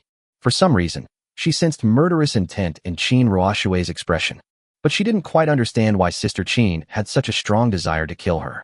It couldn't be for the roast chicken and steamed buns, could it? It really was delicious. Savoring the taste of the chicken, Bai Xiaoyu couldn't help but lick the oil stains from the corner of her mouth. Even in that situation, she was still mostly drawn to the roast chicken, which shows how delicious it was. But, now that she was full, she was a little afraid to look at Shen Yi. After all, it was far too extravagant. But Bai Xiaoyu couldn't help but wonder why Mr. Shun would let her see that scene. Is he implying something? As she thought about it, Bai Xiaoyu's face turned even redder. To becoming Shen Yi's woman. In fact, she was even somewhat looking forward to it. If she initially served Shen Yi because her father forced her, now it's her own decision. She wanted to repay Shen Yi for killing her father. At the same time, she also wanted to find someone to rely on. Her father was dead, and she herself was lame. She had no way to survive in this cruel, post-apocalyptic world. Thinking of this, Bai Xiaoyu blushed and glanced at Shen Yi, nervously and apprehensively asking, Mr. Shun, can I be your woman in the future? I will be very obedient. Qin Ruoshui, who was gnawing on a bone, suddenly turned around when she heard this. This little lung fogger actually dares to steal my man. She really should have been killed. Shen Yi nodded in satisfaction as he saw that Bai Xiaoyu's aura had become much paler.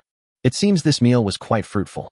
Upon hearing Shen Yi's reply, Bai Xiaoyu's face lit up with joy, and she said shyly, I will serve you well.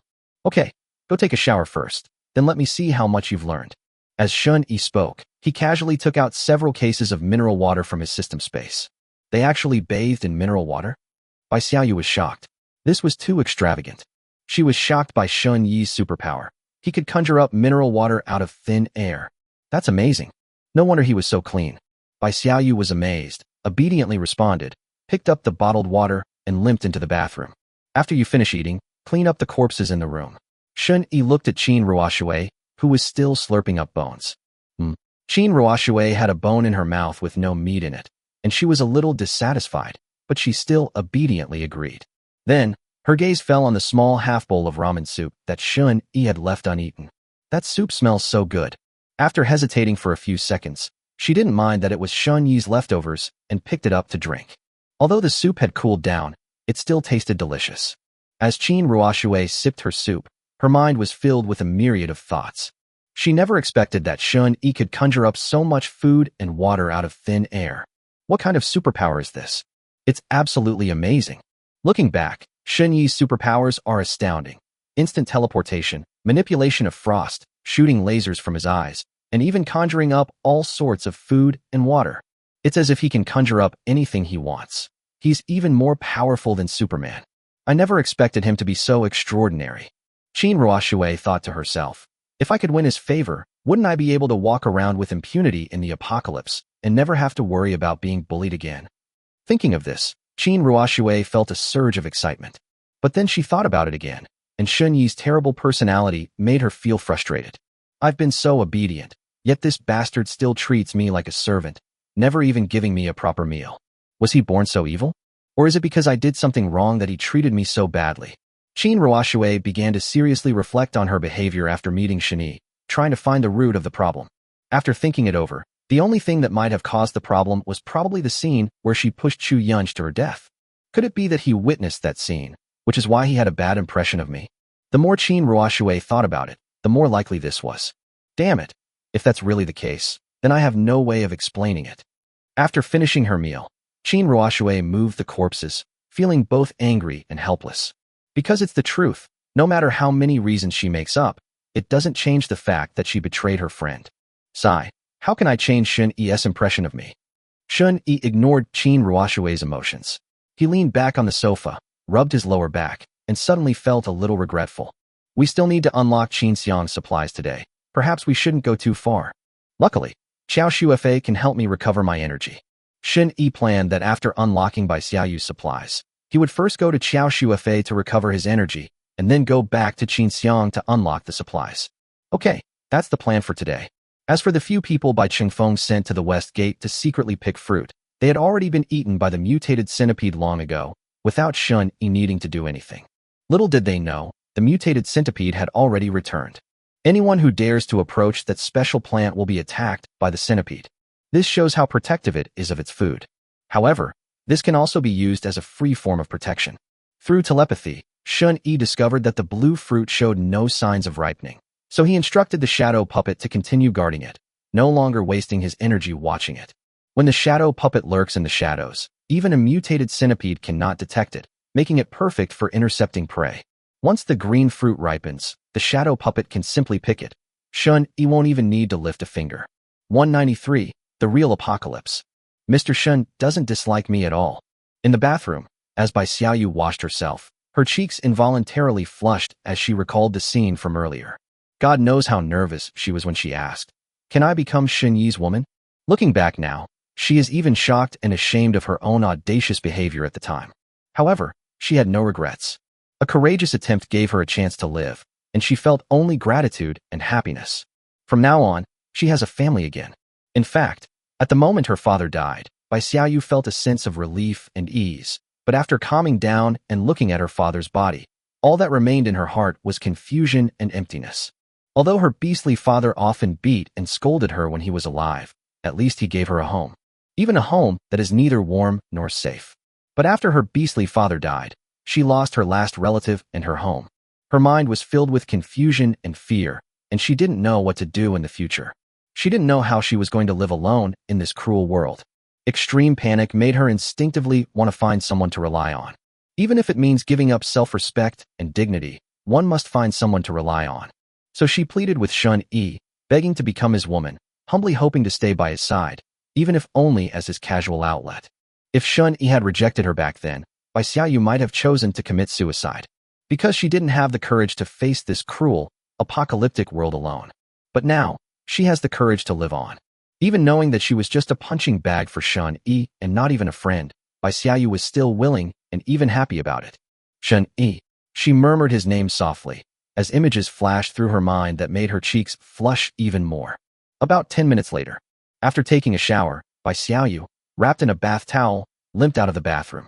On the sofa, Shun-Yi turned his head and looked at her, sizing up the shy girl. Bai Xiaoyu is the type who looks easy to bully and very weak. She has a good appearance and figure, but the purplish-blue marks on her body are somewhat unsightly. Noticing Shun-Yi's gaze, Bai Xiaoyu subconsciously tried to cover her wounds with her hands, but there were too many wounds for her to cover them all at once. "I'm sorry." She pursed her lips in self-consciousness, afraid that Shun-Yi would hate her body because of it. "Come here and sit down." Shun-Yi patted the sofa next to him. Bai Xiaoyu's cheeks flushed slightly, but she still obediently limped over. Obvious scar on Bai Xiaoyu's left leg, Shun-Yi couldn't help but frown. What a pity for such a beautiful leg. Your father is a real beast. To be honest, Shun-Yi felt a little bit of sympathy for Bai Xiaoyu. That's why he was willing to give her food before. Although Shun-Yi doesn't consider himself a good person, he is never stingy with benefits for those who are loyal to him and have a high regard for him, nor will he beat or punish them for no reason. Bai Xiaoyu's favorability rating is astonishingly high, far surpassing that of Murong Shui. Especially after she finished showering, she must have imagined something, because her loyalty level seemed to be catching up with Su Wanning's. This surprised Shun-Yi quite a bit. After all, he was her father's killer. Even if the father is a beast, the blood ties still exist. Therefore, Shun-Yi was just considering whether to silence Bai Xiaoyu after unlocking the supplies. Although he sympathized with her plight and experiences, Shun-Yi did not want to keep a woman with a blood feud with him by his side, lest she be betrayed at any time. But to his surprise, Bai Xiaoyu's favorability rating skyrocketed even though he hadn't done anything. Shun-Yi even felt that if he showed this girl just a little more care, her loyalty would catch up with Su Wanning's, or even surpass Su Wanning's, and rival Xiao Xuefei's. It's important to understand that Xiao Xuefei is currently the woman with the highest and purest loyalty to Shun-Yi. She will carry out any of Shun-Yi's orders without hesitation, even if it means committing crimes, murder, or arson. She might not even hesitate to commit suicide. Under normal circumstances, people with independent thinking would never reach this level of loyalty. Because people are not machines, they have their own thoughts and their own little schemes. Therefore, it is already extremely rare to have the same level of loyalty as Su Yun and Su Wanting. Strictly speaking, Su Wanting and Su Yun's loyalty was already extremely high, because they were willing to live and die with Shun-Yi.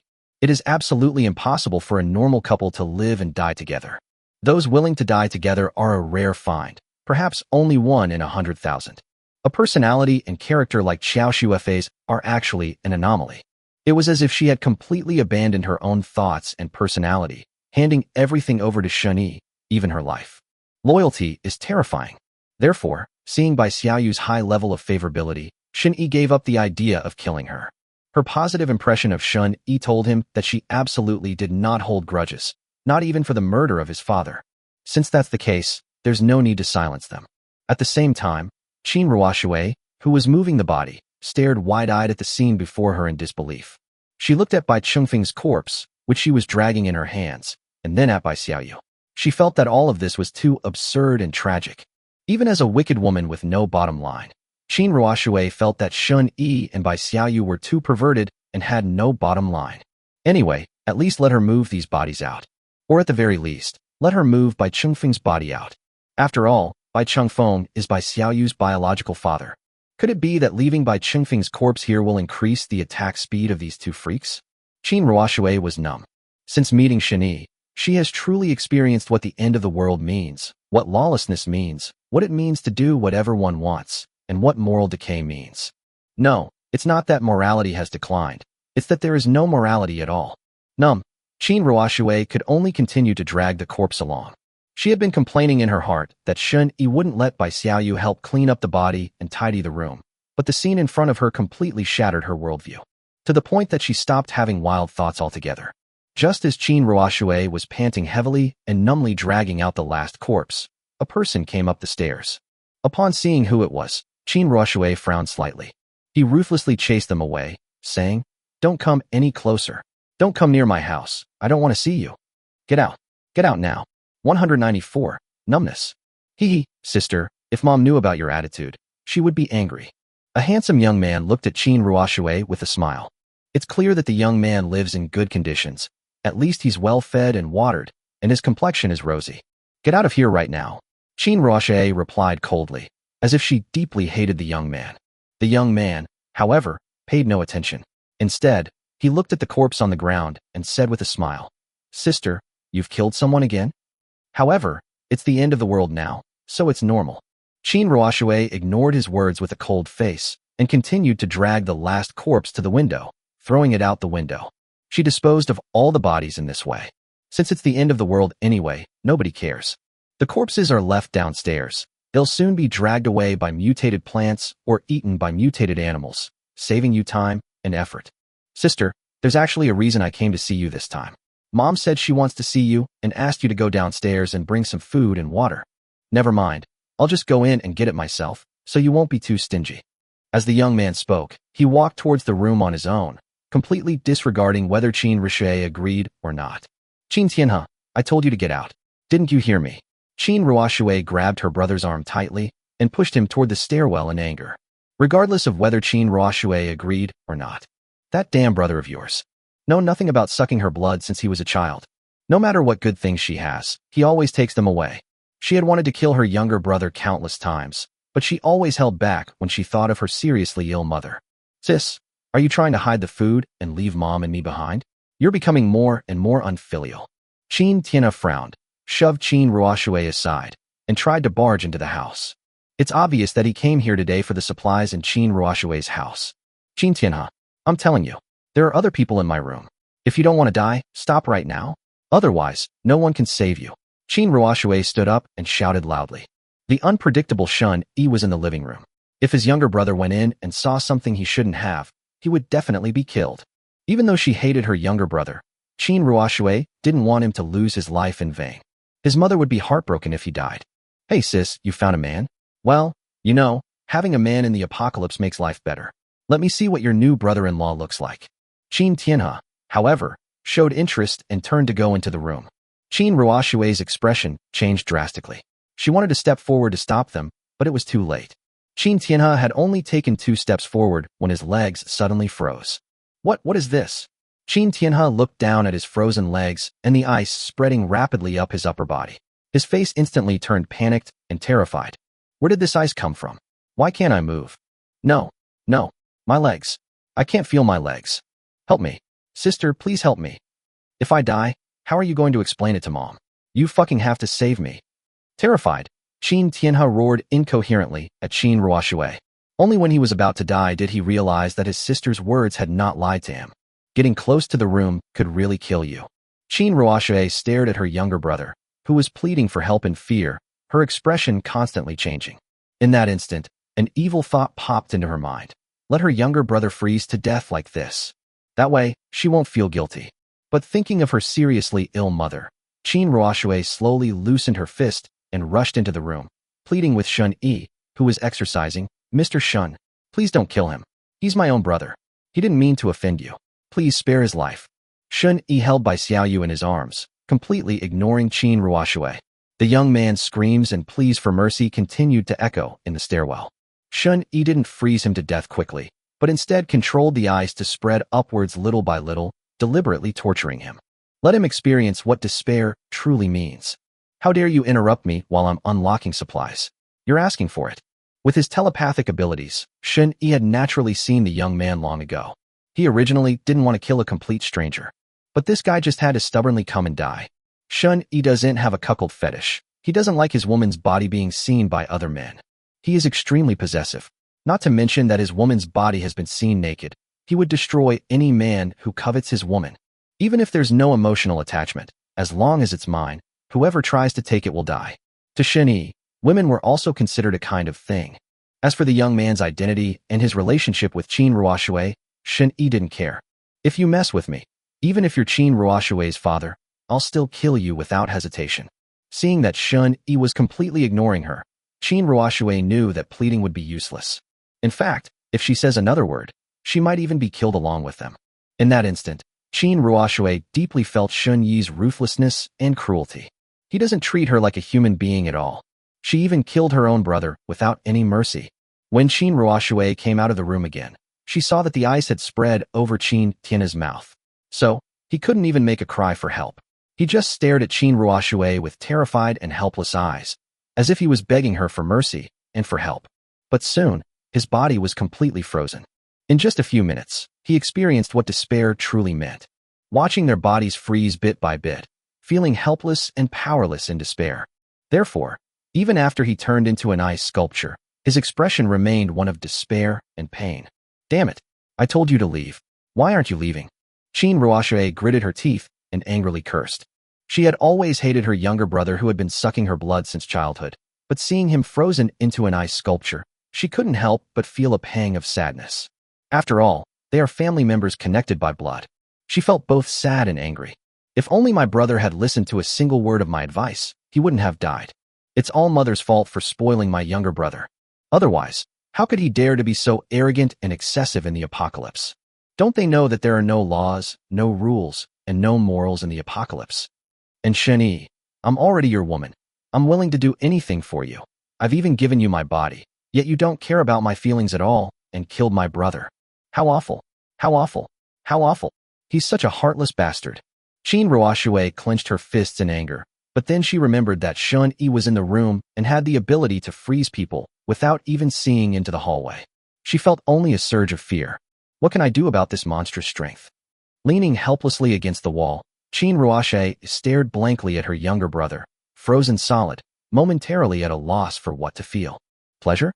Sad? Anger? Powerless? Resentment? It's hard to explain, hard to understand. She just stared blankly, numb. Just then, another figure came up the stairs. 195. New supplies unlocked. Chu Yunj, what are you doing here? Get out. You're not welcome here. Get out right now. Qin Ruoshui, who was already in a bad mood, instantly lost her temper when she saw who it was. He started yelling at Chu Yunj without any reason. Chu Yunj was visibly startled, her fingers clenching unconsciously until her knuckles turned white. She suppressed her anger, her voice icy. I'm here to see Mr. Shun. This is none of your business. Don't flatter yourself. Huh, none of my business. Qin Ruoshui sneered. Are you an idiot? This is my home. Shun Yi is my man. He lives in my house, and you're saying it has nothing to do with me? You're such a bitch. You filthy bitch. Don't think I can't see through your attempt to seduce my man. You shameless slut. Qin Ruoshui seemed to have found an outlet for her emotions, and she unleashed all her negative feelings on Chu Yunj. Chu Yunj's fair cheeks flushed instantly. She had anticipated being harassed before she arrived, but she never expected Qin Ruoxue to be so rude. Those vile insults pierced her heart like knives, making it impossible for her to remain calm, and she broke down completely. Qin Ruoxue, how dare you insult me? I only wanted to see my benefactor. I never intended to seduce her. Chu Yunj refused to back down in the slightest. If it were anything else, she might have chosen to swallow her anger. But when it comes to her benefactor Shen, she will never compromise. She couldn't stand by and watch her benefactor be harmed by that wicked woman, Qin Ruoxue. Chu Yunj mustered up the courage to come to Shen today because she wanted to tell him Qin Ruoxue's true colors and warn him to be careful of this wicked woman. Before he even entered the door, he was insulted by Qin Ruoxue. Don't think I can't see through your despicable thoughts. Get the hell out of here. As Qin Ruoxue continued her cursing, she even threatened to hit him. Chu Yunj also refused to back down. Then, the two women started arguing and fighting in the hallway. Qin Ruoxue was so irritable because she was in a bad mood and was just venting. Chu Yunj was determined to expose Qin Ruoxue's true colors, so she was unwilling to leave even if it meant tearing off the mask. Former best friends are now fighting like enemies. The heated argument echoed in the hallway, prompting several residents to peek out. But upon smelling the faint scent of blood in the air, they quickly retreated back into the room. Those who could survive in the apocalypse for more than half a month were well aware of the survival rule of minding their own business. At this time, on Shen Yi's side, fight, starting to randomly unlock one type of resource. Ding! Unlocked successfully. Congratulations on unlocking the resource, Premium Lamb. Premium Mutton +1, already stored in system space. Premium Mutton +1, already stored in system space. High-quality lamb. Mutton. Shen Yi raised an eyebrow and looked at the system space, a hint of surprise appearing on his face. Because the mutton was actually made from a whole skinned and processed sheep. That means adding one sheep every second. This sheep must weigh at least 40 or 50 pounds. Damn, this means I've completely achieved lamb freedom. Now we have rice and noodles, mutton, steak, and chicken. All we're missing is seafood. It would be even better if it could include lobster or king crab. Once you have the means, you naturally want to enjoy life. However, there's no other way but to wait for the system to unlock now. Most of the world's plants and animals have mutated, so the mutation situation in the ocean can only be more severe. If you go out to sea to find food, you'll probably end up being eaten by the food itself. Since we have lamb, we can have some barbecue. Shen Yi suddenly had a craving for barbecue skewers. Make it whenever you want to eat. You two, stop fighting and come in. He used his mental connection to transmit his voice to the two people wrestling in the hallway. Qin Ruoxue and Chu Yunj, who were pulling each other's hair, froze at the same time. Shen Yi's voice actually rang in their minds. This shocked the two women, who instinctively let go of each other's hands. Then, after glaring at each other, they straightened their disheveled clothes and hair and walked sullenly into the room. When they saw a fresh, plump whole lamb on the living room table, the two of them froze, swallowing hard in unison. They hadn't eaten meat in a long time, and even raw meat whetted their appetites. Take good care of this sheep. I want to have barbecue this afternoon, Shen Yi instructed briefly. Okay, leave it to me, Chu Yunj answered quickly. My family has a barbecue grill, and I used to go camping with my family a lot, so I'm pretty good at barbecuing. Qin Ruoxue scoffed.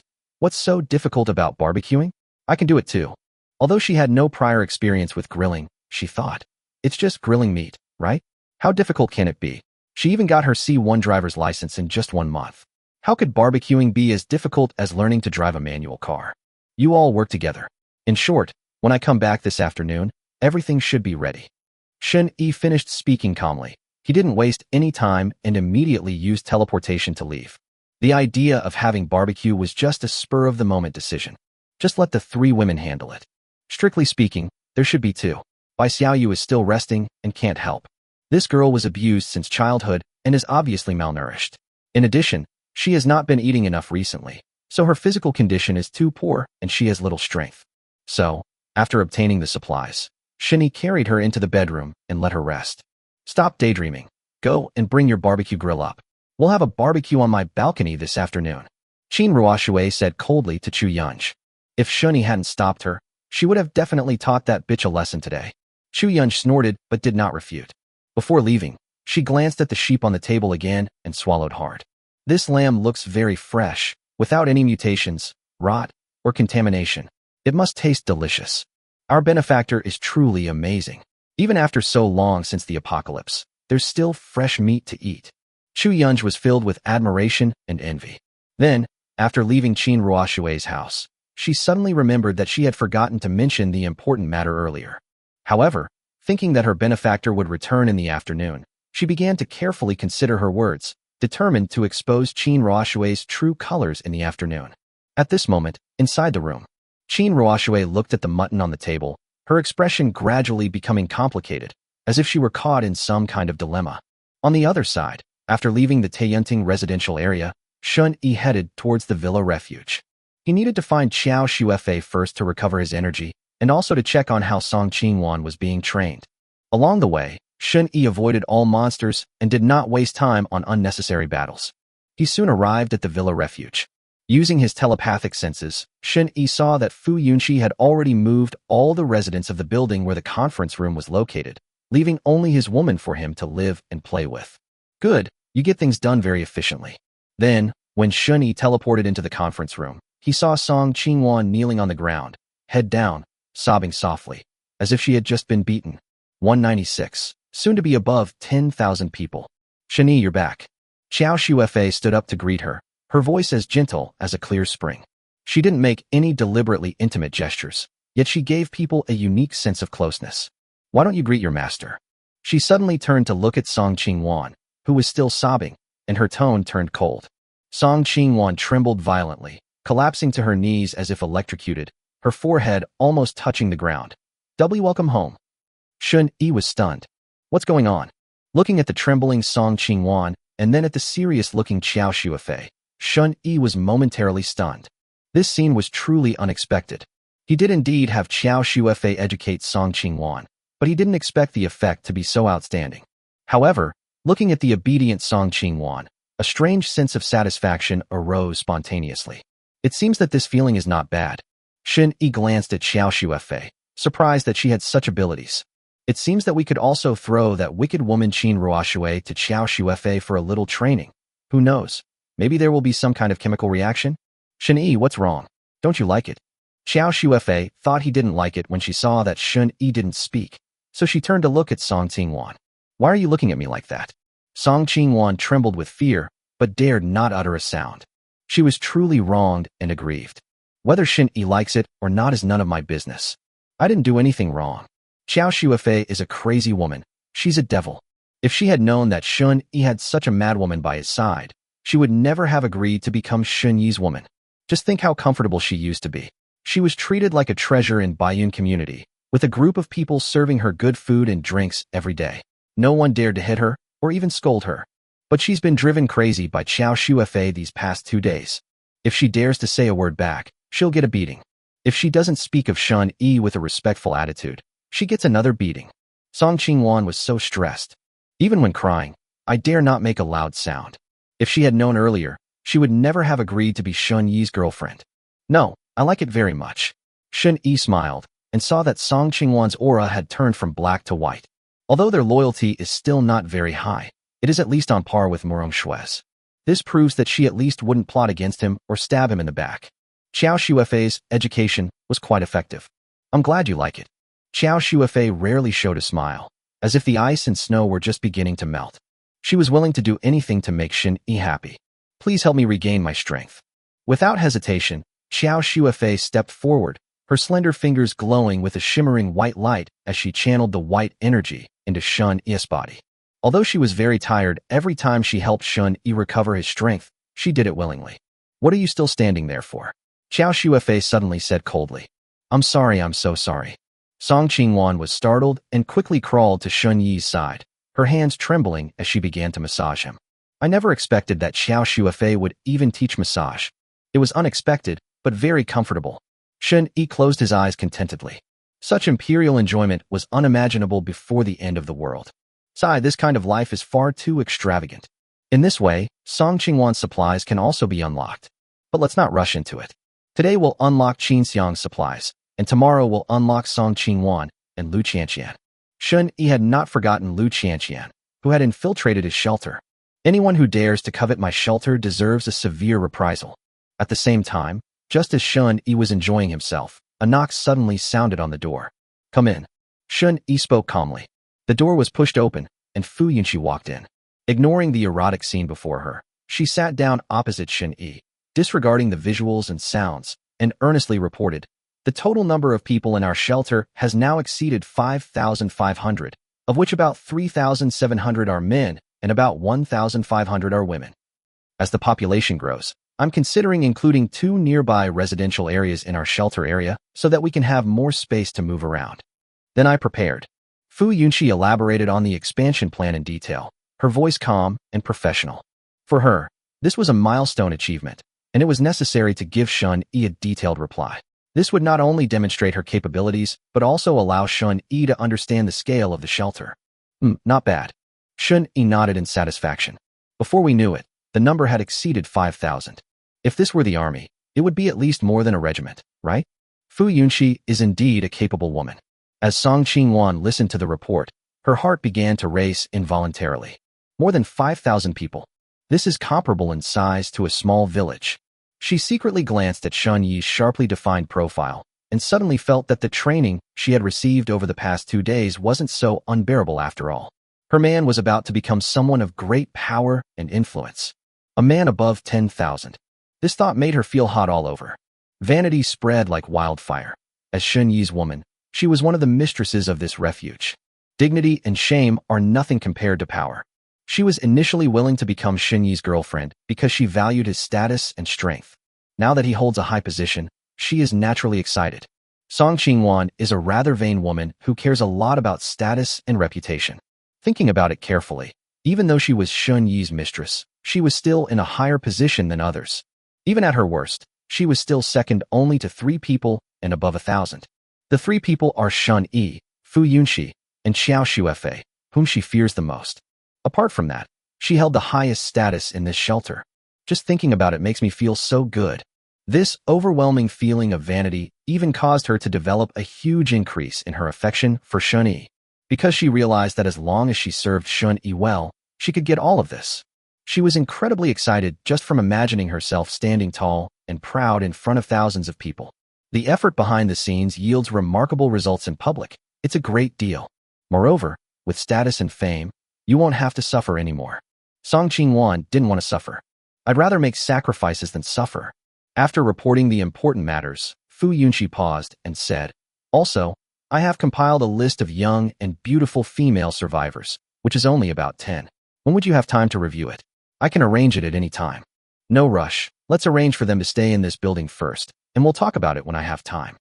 Although Shun-yi was looking forward to unlocking new supplies, he also had to consider whether his body could handle it and not push himself too hard. "When we have a barbecue in the afternoon, we can also grill some chives." Unfortunately, there were no oysters. Be even more perfect if we added some oysters. Shun-yi thought absent-mindedly, tapping his fingers lightly on the sofa, enjoying the warm back massage. 197. Mental connection level 11. Mental network. Is there anything else? Shun-yi noticed Fu Yunqi's hesitant expression. Fu Yunqi took a deep breath, her voice low. "This morning we received news that a residential area 3 kilometers away from us was completely wiped out. All the survivors are dead. That neighborhood was originally our next target for acquisition. Tell me in detail." Shun-yi adjusted his posture and rested his head on Song Qingwan's breasts. In the apocalypse, the complete destruction of entire areas has become the norm. He would only be surprised if no one in a neighborhood died. Nowadays, mutated animals are obviously getting stronger and stronger. Take that mutated centipede, for example. If it weren't for guarding that special plant, it would have wiped out the Taiyunting community long ago. However, the fact that Fu Yunqi specifically brought it up proves that the problem with this destroyed community was very serious. According to the information gathered by the Scent Superhumans, there are a huge number of mutated mosquitoes in this neighborhood. They are about the size of a basketball, and there are so many of them that it is said there may be more than 1,000. Fu Yunqi raised her eyes, a hint of worry flashing in them. Moreover, their reproduction rate is astonishing, and they've already begun to spread to the surrounding areas. Our shelter could very well be the next target. Song Qingwan's fingers trembled suddenly, and the massage stopped abruptly. A mosquito the size of a basketball? Thousands. The image of swarms of mosquitoes covering the sky flashed through her mind. Just thinking about it was terrifying. For a moment, she turned pale with fright and looked at Shun-yi nervously, hoping that he could do something. Mutant mosquito swarms. Shun-yi released his telepathic abilities and the scene several kilometers away clearly appeared in his mind. Soon, he saw the neighborhood swarming with mosquitoes. However, the number of mosquitoes was much greater than Fu Yunqi had said.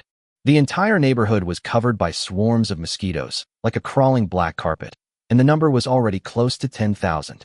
They are scattered throughout the neighborhood. Some feed on corpses, others on mutated plants. Most of the mutated plants were drained dry. Wherever it went, almost nothing grew. That's insane. Giant Mosquito King, 3 meters long, was perched on the fountain statue, its compound eyes flashing with an eerie red light. Such a big mosquito, one bite could probably suck a person dry. However, it doesn't look that great. The mutated centipede did not give Shun-Yi the same shock as he had experienced. The mutated mosquito swarm, in its sheer numbers, is a disaster for ordinary survivors, but not a crisis for Shun-Yi. Shun-Yi then withdrew his telepathic communication and said, "The actual number of mosquitoes is at least 8,000. Have someone monitor their movements. If the swarm moves towards our shelter, please notify me." 8,000. Fu Yunqi's pupils suddenly contracted. But, after hearing Shun-Yi's next words, as long as Shun-Yi is willing to take action, there is a chance to save the shelter. Otherwise, she really wouldn't know how to deal with the mutated mosquito swarm. Perhaps, in all likelihood, they will choose to move. Because a mutant mosquito the size of a basketball can definitely break through glass, you can't escape it even if you hide in a room. As for eliminating the mutated mosquito swarm, they don't have that kind of capability yet. If they were to use human lives to fill the gaps, they could likely kill a significant number of mutated mosquitoes, but after such a battle, their shelter would probably be left with very few people. Oh, thank goodness for Shun-Yi. I will arrange for 24-hour surveillance, and at the same time, create an atmosphere of crisis. A shrewd glint flashed in Fu Yunqi's eyes. When you make your move, it will be a perfect opportunity to solidify your prestige within the shelter. Shun-Yi smiled knowingly. Fu Yunqi truly deserves to be called a management genius. He can even turn disaster into political capital. For Fu Yunqi, this method was necessary. Although she had cultivated Shun-Yi's reputation well during this period, most of it came from fabrication. Many newly joined survivors had never seen Shun-Yi make a move, so they always maintained a certain degree of suspicion towards him. This mutated mosquito swarm presents a perfect opportunity. An opportunity to demonstrate strength, intimidate others, and win hearts and minds. Shun-Yi's reputation will definitely be even higher then. This is beneficial to governance. The survivors revered and admired Shun-Yi, so they would obey the shelter's commands. Rule cannot rely solely on violence. Especially when the population is large, a complete system and a belief system are essential. Faith is very important among them. Fu Yunqi planned to mold Shun-Yi into a savior, or even a god, type of character. Shun-Yi naturally had no objection to this, and was even quite satisfied. He also really enjoys showing off in front of others. If you're going to show off, you have to let others see it to feel good. Otherwise, it's like wearing fine clothes in the dark, completely devoid of enjoyment. I'll make the arrangements right now. After Fu Yunqi finished speaking, she got up and left in a hurry. Originally, if it weren't for the mosquito swarm incident, Fu Yunqi would have liked to spend some time getting to know Shun-Yi. However, the sudden crisis left her with no time to spare. "Master," Song Qingwan's voice trembled, "those mosquitoes." "Nothing to fear." Shun-Yi ate the superpowered fruit and glanced at Song Qingwan indifferently. When this woman heard Fu Yunqi report on the situation at the shelter, her favorability towards her suddenly skyrocketed. She certainly knows how to read people. "Master, you are amazing." Upon receiving Shun-Yi's reply, Song Qingwan's eyes immediately lit up with admiration. This woman who admired strength became even more fascinated each time she witnessed his power. Shun-Yi didn't care. Since she admired strength, he would just become stronger. Then, he took Song Qingwan and Xiao Shuefei to Deep Bay No. 1 to find Qin Xiang to unlock the supplies. While traveling, he continuously consumed the superpowered fruits, and his mental connection was upgraded to level 11. As expected, new effects were added. Mental connection LV11. You can establish mental connections with others to communicate and share perspectives. Currently, the maximum number of people in a mental connection is 500, and the maximum distance is 10,000 meters. If you connect with a target who already has a mental connection, the maximum distance doubles, and the number of connected people is not counted. You can build mental networks, where anyone within your connection range can communicate without barriers. Building a mental network? This is just like a chat group. It's much better than chat groups, since it's a mental communication system and you can't be eavesdropped on. Overall, the effect is quite good. Immediately, his thoughts unfolded like a spider web, beginning to construct a mental network. Building a mental network consumes mental energy, and Shun-Yi has no shortage of mental energy right now, so there is almost no loss. Soon, the mental network was successfully constructed. Shun-Yi then added all the women he had ever been involved with, including Su Wanting, Su Yun, Morong Shui, Lin Jiwei, Jiang Nanyin, Fu Yunxi, and others, to the group chat. 198. Mental Network. Su Wanting had just finished lunch and was about to have a cup of hot tea when she suddenly felt a blur before her eyes, and her consciousness abruptly plunged into a void. To her surprise, she found that her thoughts were unusually clear there. Moreover, this magical feeling gave her a sense of familiarity. She couldn't help but exclaim, "Honey, did you pull me in here? This place is amazing. Honey, are you there? Su Wanting? Is that you?" Bai Sini's voice came from the void. "Oh, Ms. Bai." Su Wanting was even more surprised. "You're here too?" Bai Sini's voice was filled with confusion. "I was just about to take a nap when I felt my consciousness being pulled into this space, and then I heard your voice." "I see. It must be my husband who pulled us into this spiritual world." At this moment, Jiang Nanyan's voice suddenly interrupted. "It's truly amazing. Communicating here doesn't consume any mental energy at all. It's even more convenient than a mental connection. Is this my husband's new superpower?" The girls were chatting when suddenly, a sweet, unfamiliar voice rang out. "Who's this husband you're talking about?" Su Wanting asked in confusion. "Who are you? I've never heard your voice before." "My name is Lin Tu," the voice said cheerfully.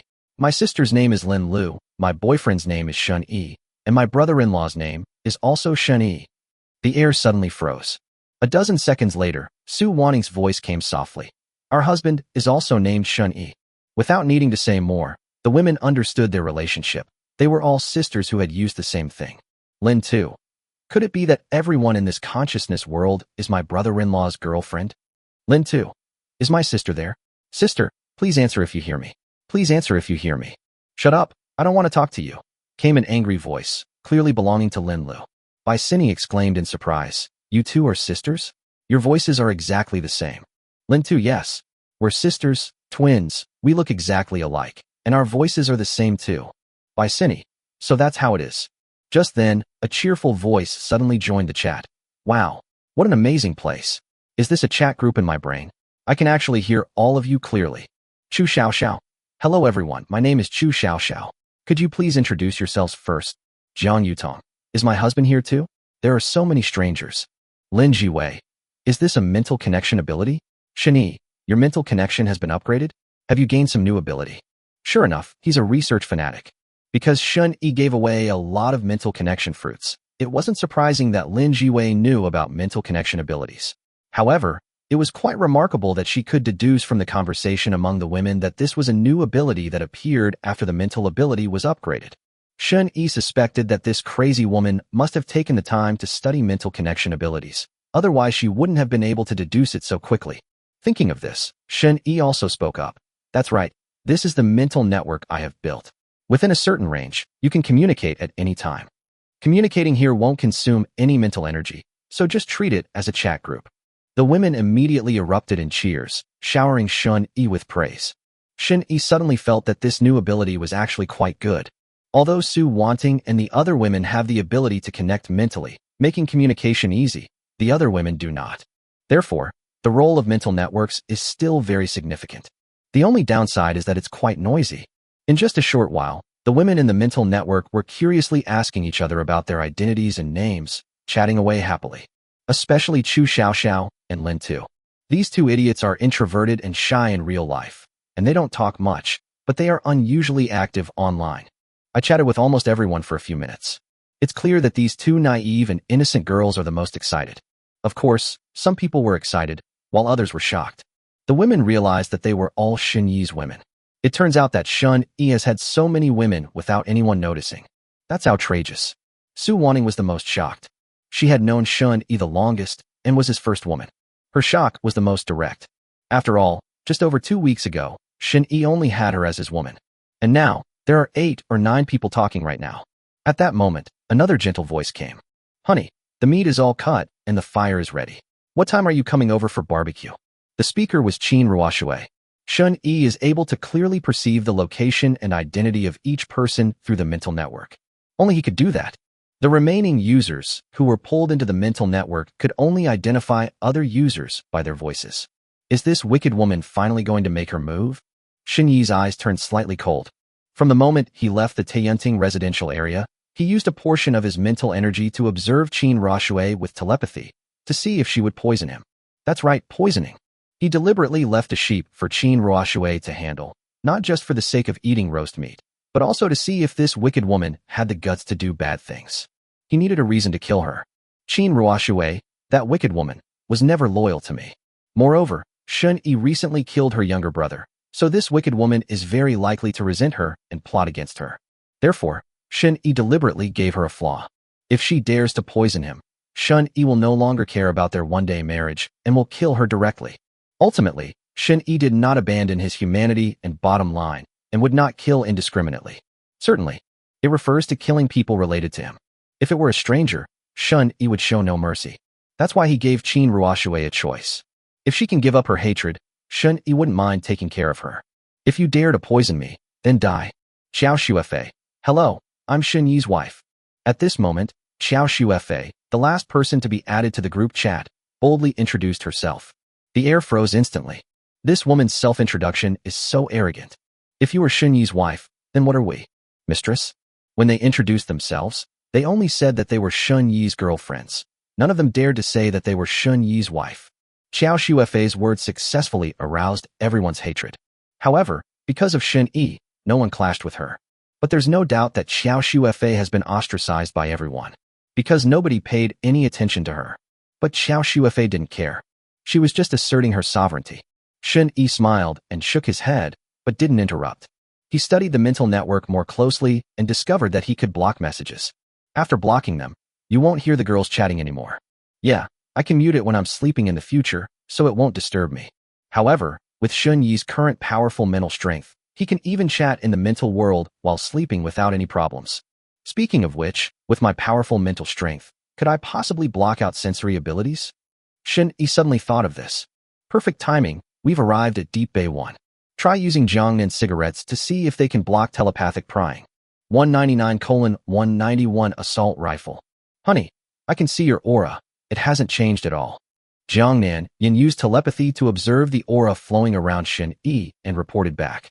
After some testing, Shen Yi discovered that although his mental strength was formidable, he could not shield himself from telepathic probing. I don't know if it's because my telepathy is too strong, or if all sensory abilities are simply impossible to block. However, the moment he was scanned by telepathy, Shen Yi could clearly feel that he was being spied on. In other words, he can detect anyone who dares to spy on him immediately. And, with Shen Yi's level of telepathy, he's the one who can spy on others. For others to spy on him? Absolutely impossible. If anyone dares to spy on him, they're just asking for trouble, like a mouse trying to provoke a tiger. Honey, I told you before that I have a very close friend. I've already brought her over. I was wondering if you have time to meet her. After the test was completed, Jiangnan Yin began to get down to business. Best friend. Shen Yi had long forgotten about Jiangnan Yin's best friend, but since she had come to him, he naturally had to meet her. If it meets the system standards, it definitely cannot be overlooked. Have her wait in your office first. I'll come over to see her when I'm done with my work. Okay, honey, I'll go arrange it right now. Take these perception fruits and eat them. Shen Yi casually rewarded Jiang Nanyin with a telepathic fruit. Yes, thank you, honey. Jiang Nanyin smiled happily. As expected, pleasing your husband is the right way. It's so stupid to keep thinking about those trivial things in the shelter. It's not that we should ignore shelters, but rather that we should do the right thing while managing them. Serving your husband well and making him happy is the right thing to do. Murmured silently. Yiro, I'm sorry. I have to kill your boyfriend, otherwise my husband will be unhappy. As she whispered, a fierce glint flashed in Jiang Nanyan's eyes. Yiro is her best friend whom she just had picked up today. But, to Jiang Nanyan's surprise, Yiro actually had a boyfriend. Her boyfriend is still alive and has come to the shelter. Since Yiro is to accompany her husband, then her messy relationships must be cleaned up. Immediately, Jiang Nanyan used mental connection to contact Wu Yu. Wu Yu was rescued by Shen Yi. He is very loyal to the shelter and is also very capable. It's very suitable for him to do this. Understood, Sister Jiang, I'll do it right away. Wu Yu's voice was unusually calm after receiving the order. He accepted the order almost without hesitation. Wu Yu knew this was his chance to make a name for himself and rise in rank. Only with a high enough position can one do more and repay Shun Yi's life-saving grace. Although he has never killed anyone, and has not even been in a fight many times. However, ever since the apocalypse began, Wu Yu has been determined to kill. He knew that in today's world, if he didn't dare to kill or wasn't ruthless enough, he would be killed sooner or later. Wu Yu took a sharp dagger from the drawer, tucked it into his waistband, and left the room. At the same time, what about Shun Yi's side? Fight. Starting to randomly unlock one type of resource. Ding. Unlocked successfully. Congratulations on unlocking the item. QBZ, 191 Assault Rifle. 191 Assault Rifle plus 1, already stored in system space. 191 Assault Rifle plus 1, already stored in system space. 191st Assault. What the hell? Assault Rifle. Shun Yi revealed a look of surprise. Damn it, that's an assault rifle. Shun Yi remembered clearly that the Special Forces unit that rescued Lin Jiwei was equipped with assault rifles. Although he didn't know the model, they were able to easily defeat the mutated plants and animals with their assault rifles. This shows just how powerful the assault rifle is. Although Shun Yi still finds his superpowers more useful, he still feels great about unlocking such a powerful thermal weapon. Even if you use very little yourself, you can still use it to develop your shelter. Of course, Shun Yi wouldn't just take out the assault rifles and give them away for free right now. The previous idea remains the same. Rewards and punishments should be balanced. However, now that we have assault rifles, the Type 54 pistols can be used to develop shelters. Shun Yi stroked the gun in his hand, a slight smile playing on his lips. With his current strength, even a direct hit from an assault rifle wouldn't pose a threat, let alone a pistol. Unless the enemy has heavy weapons and can only threaten him by surprise, Shun Yi has nothing to fear as long as he detects them in advance. Then, Shun Yi started playing with the assault rifle. I have to say, this gun looks really cool. It feels great to hold. He couldn't resist the urge to fire a burst. They started fighting without warning. Based on his previous experience unlocking weapons, Shun Yi guessed that the gun was most likely loaded with bullets. He removed the magazine and took a look. Sure enough, it was full of bullets. Adding a fully loaded gun in a second is fucking awesome. So, Shun Yi, naked, walked to the window with his assault rifle in hand. After releasing the safety, he pulled the trigger. Bang, bang, bang, bang. Flames spewed out, and spent cartridges flew everywhere. The recoil of an assault rifle is greater than that of a pistol, but it has no effect on Shun Yi, whose physique has been enhanced. Awesome. That's fucking awesome. Bullets were fired almost in a deluge. If all of this hit a person, it could shatter them to pieces. This is much more powerful than a pistol. Indeed, guns are a man's romance. The feeling of letting loose without restraint is so exhilarating. Furthermore, during the shooting, he thought of something. The first weapon I unlocked was a pistol, and the second one was upgraded to an assault rifle. What firearm will I unlock next? Could it be more powerful than an assault rifle? Gatling gun? A rocket launcher? An unlimited number of rocket launchers. Just thinking about it is awesome. If that fires, who the hell can stop it? At the same time, the survivors in the shelter were terrified by Shun Yi's burst of fire. The guards on patrol and on duty looked terrified. Although they had never seen a gun before, they could still recognize the sound of gunfire. The sudden gunshots alerted them to the danger. On the large bed, Qin Xiang, who had been lying weakly and fast asleep, was also awakened by the gunshot. She looked shocked when she saw the assault rifle in Shun Yi's hand. It's actually a Type 191 assault rifle. Shouldn't he get that assault rifle? Could they have raided some army? In Xia Kingdom, ordinary people have a hard time even getting a pistol, let alone an assault rifle. And it's the latest 191 assault rifle. Very few armies are currently equipped with this assault rifle. 200. What do the neighbors in the next neighborhood have to fight me with? Want it? It's yours. Shun Yi threw the assault rifle to Qin Xiang, who was still on the bed in shock. Thank you. Qin Xiang, disregarding her physical pain, immediately accepted the gun with delight. First, engage the safety, then remove the magazine and check it. Unfortunately, the gun was out of bullets. If she had a fully loaded assault rifle, she'd dare to storm a supermarket guarded by monsters. Shun Yi sat on the sofa, took out a bottle of white silk cola, and said while drinking the cola, "As long as you are willing to be obedient and become my canary, I can give you a few assault rifles loaded with bullets." Qin Xiang is a very capable woman. Moreover, after unlocking the supplies, her aura became much whiter, even whiter than Morong Shui's. This woman also has a cold exterior but a warm interior. On the surface, she was cold and aloof, even remaining silent when Shun Yi unlocked the supplies, as if she deeply resented him.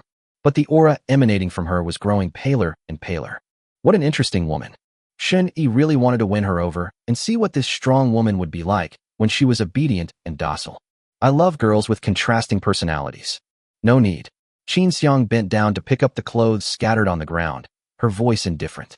She does need weapons, but she doesn't want to get them this way. Her coldness was not because she disliked Shun-Yi. On the contrary, she actually still had feelings for Shun-Yi. Aside from the initial threats, he did treat her well. Plenty of food, clean mineral water, and even considerate care. But this realization only made her feel even more suffocated. Because she sensed that all Shun-Yi saw in his eyes was a body that he could possess. He doesn't like me. He just wants to possess me. This made Qin Xiang very uncomfortable. He wanted pure affection. Even though it's the end of the world, and even though we shouldn't expect so much, Qin Xiang just can't let go of that damn expectation. Then let's go to Jiangnan Yinjia to collect the supplies. Xingyi's tone was so calm that no emotion could be detected. He casually took out food from the system space. A bowl of steaming hot ramen, a steamer of thin-skinned and generously filled buns, and a golden and crispy roast chicken. The aroma of food instantly filled the room, but he didn't hesitate for a moment. He dressed and left. As for Qin Xiang's thoughts, he didn't care and didn't take them to heart. Once she gets the supplies, she'll never escape his grasp for the rest of her life. The door closed very softly, yet it made Qin Xiang's shoulders tremble slightly. She stared at the abundant food on the table, her fingertips unconsciously tracing the edge of the table. Shun-Yi's last words echoed in her mind, each word like a tiny thorn. Is he angry? The thought suddenly popped into her head, making her heart clench. She stood up abruptly, the chair scraping against the floor with a screeching sound. But she stopped just as she reached the door. The finger hovered in midair, hesitating to land on the doorknob. What am I doing? Qin Xiang muttered to herself, slowly retreating back to the table. After repeating this several times, she finally slumped down, unable to contain her anger at herself. I was the one who wanted to refuse, but now I regret it. For the first time, she hated her own terrible personality. They've already had sex. Why are you still forcing me? At the same time, Shun-Yi teleported into the conference room. Jiangnan Yin was chatting with a beautiful woman. The two were chatting and laughing, and seemed to have a good relationship. Honey, you're here. Upon seeing Shun-Yi enter, Jiangnan Yin immediately stood up, a sly glint in her eyes. Honey, this is my best friend, Yi-Ro. Hello, Mr. Shun. The pretty woman quickly stood up, instinctively reaching out her hand, but then suddenly realized she hadn't washed her hands in a long time, so she hurriedly withdrew her hand. She lowered her head, her ear tips slightly red, clearly having heard quite a bit about Shun-Yi from Jiangnan Yinzue. Shun-Yi sat down on the sofa and said casually, No need to be polite, please sit down. This woman actually triggered the system notification. Bite. A goddess matching the system's criteria has been detected. Initiating a scan for detailed information. Name, Yi-Ro. Age, 20. Appearance, 91 points.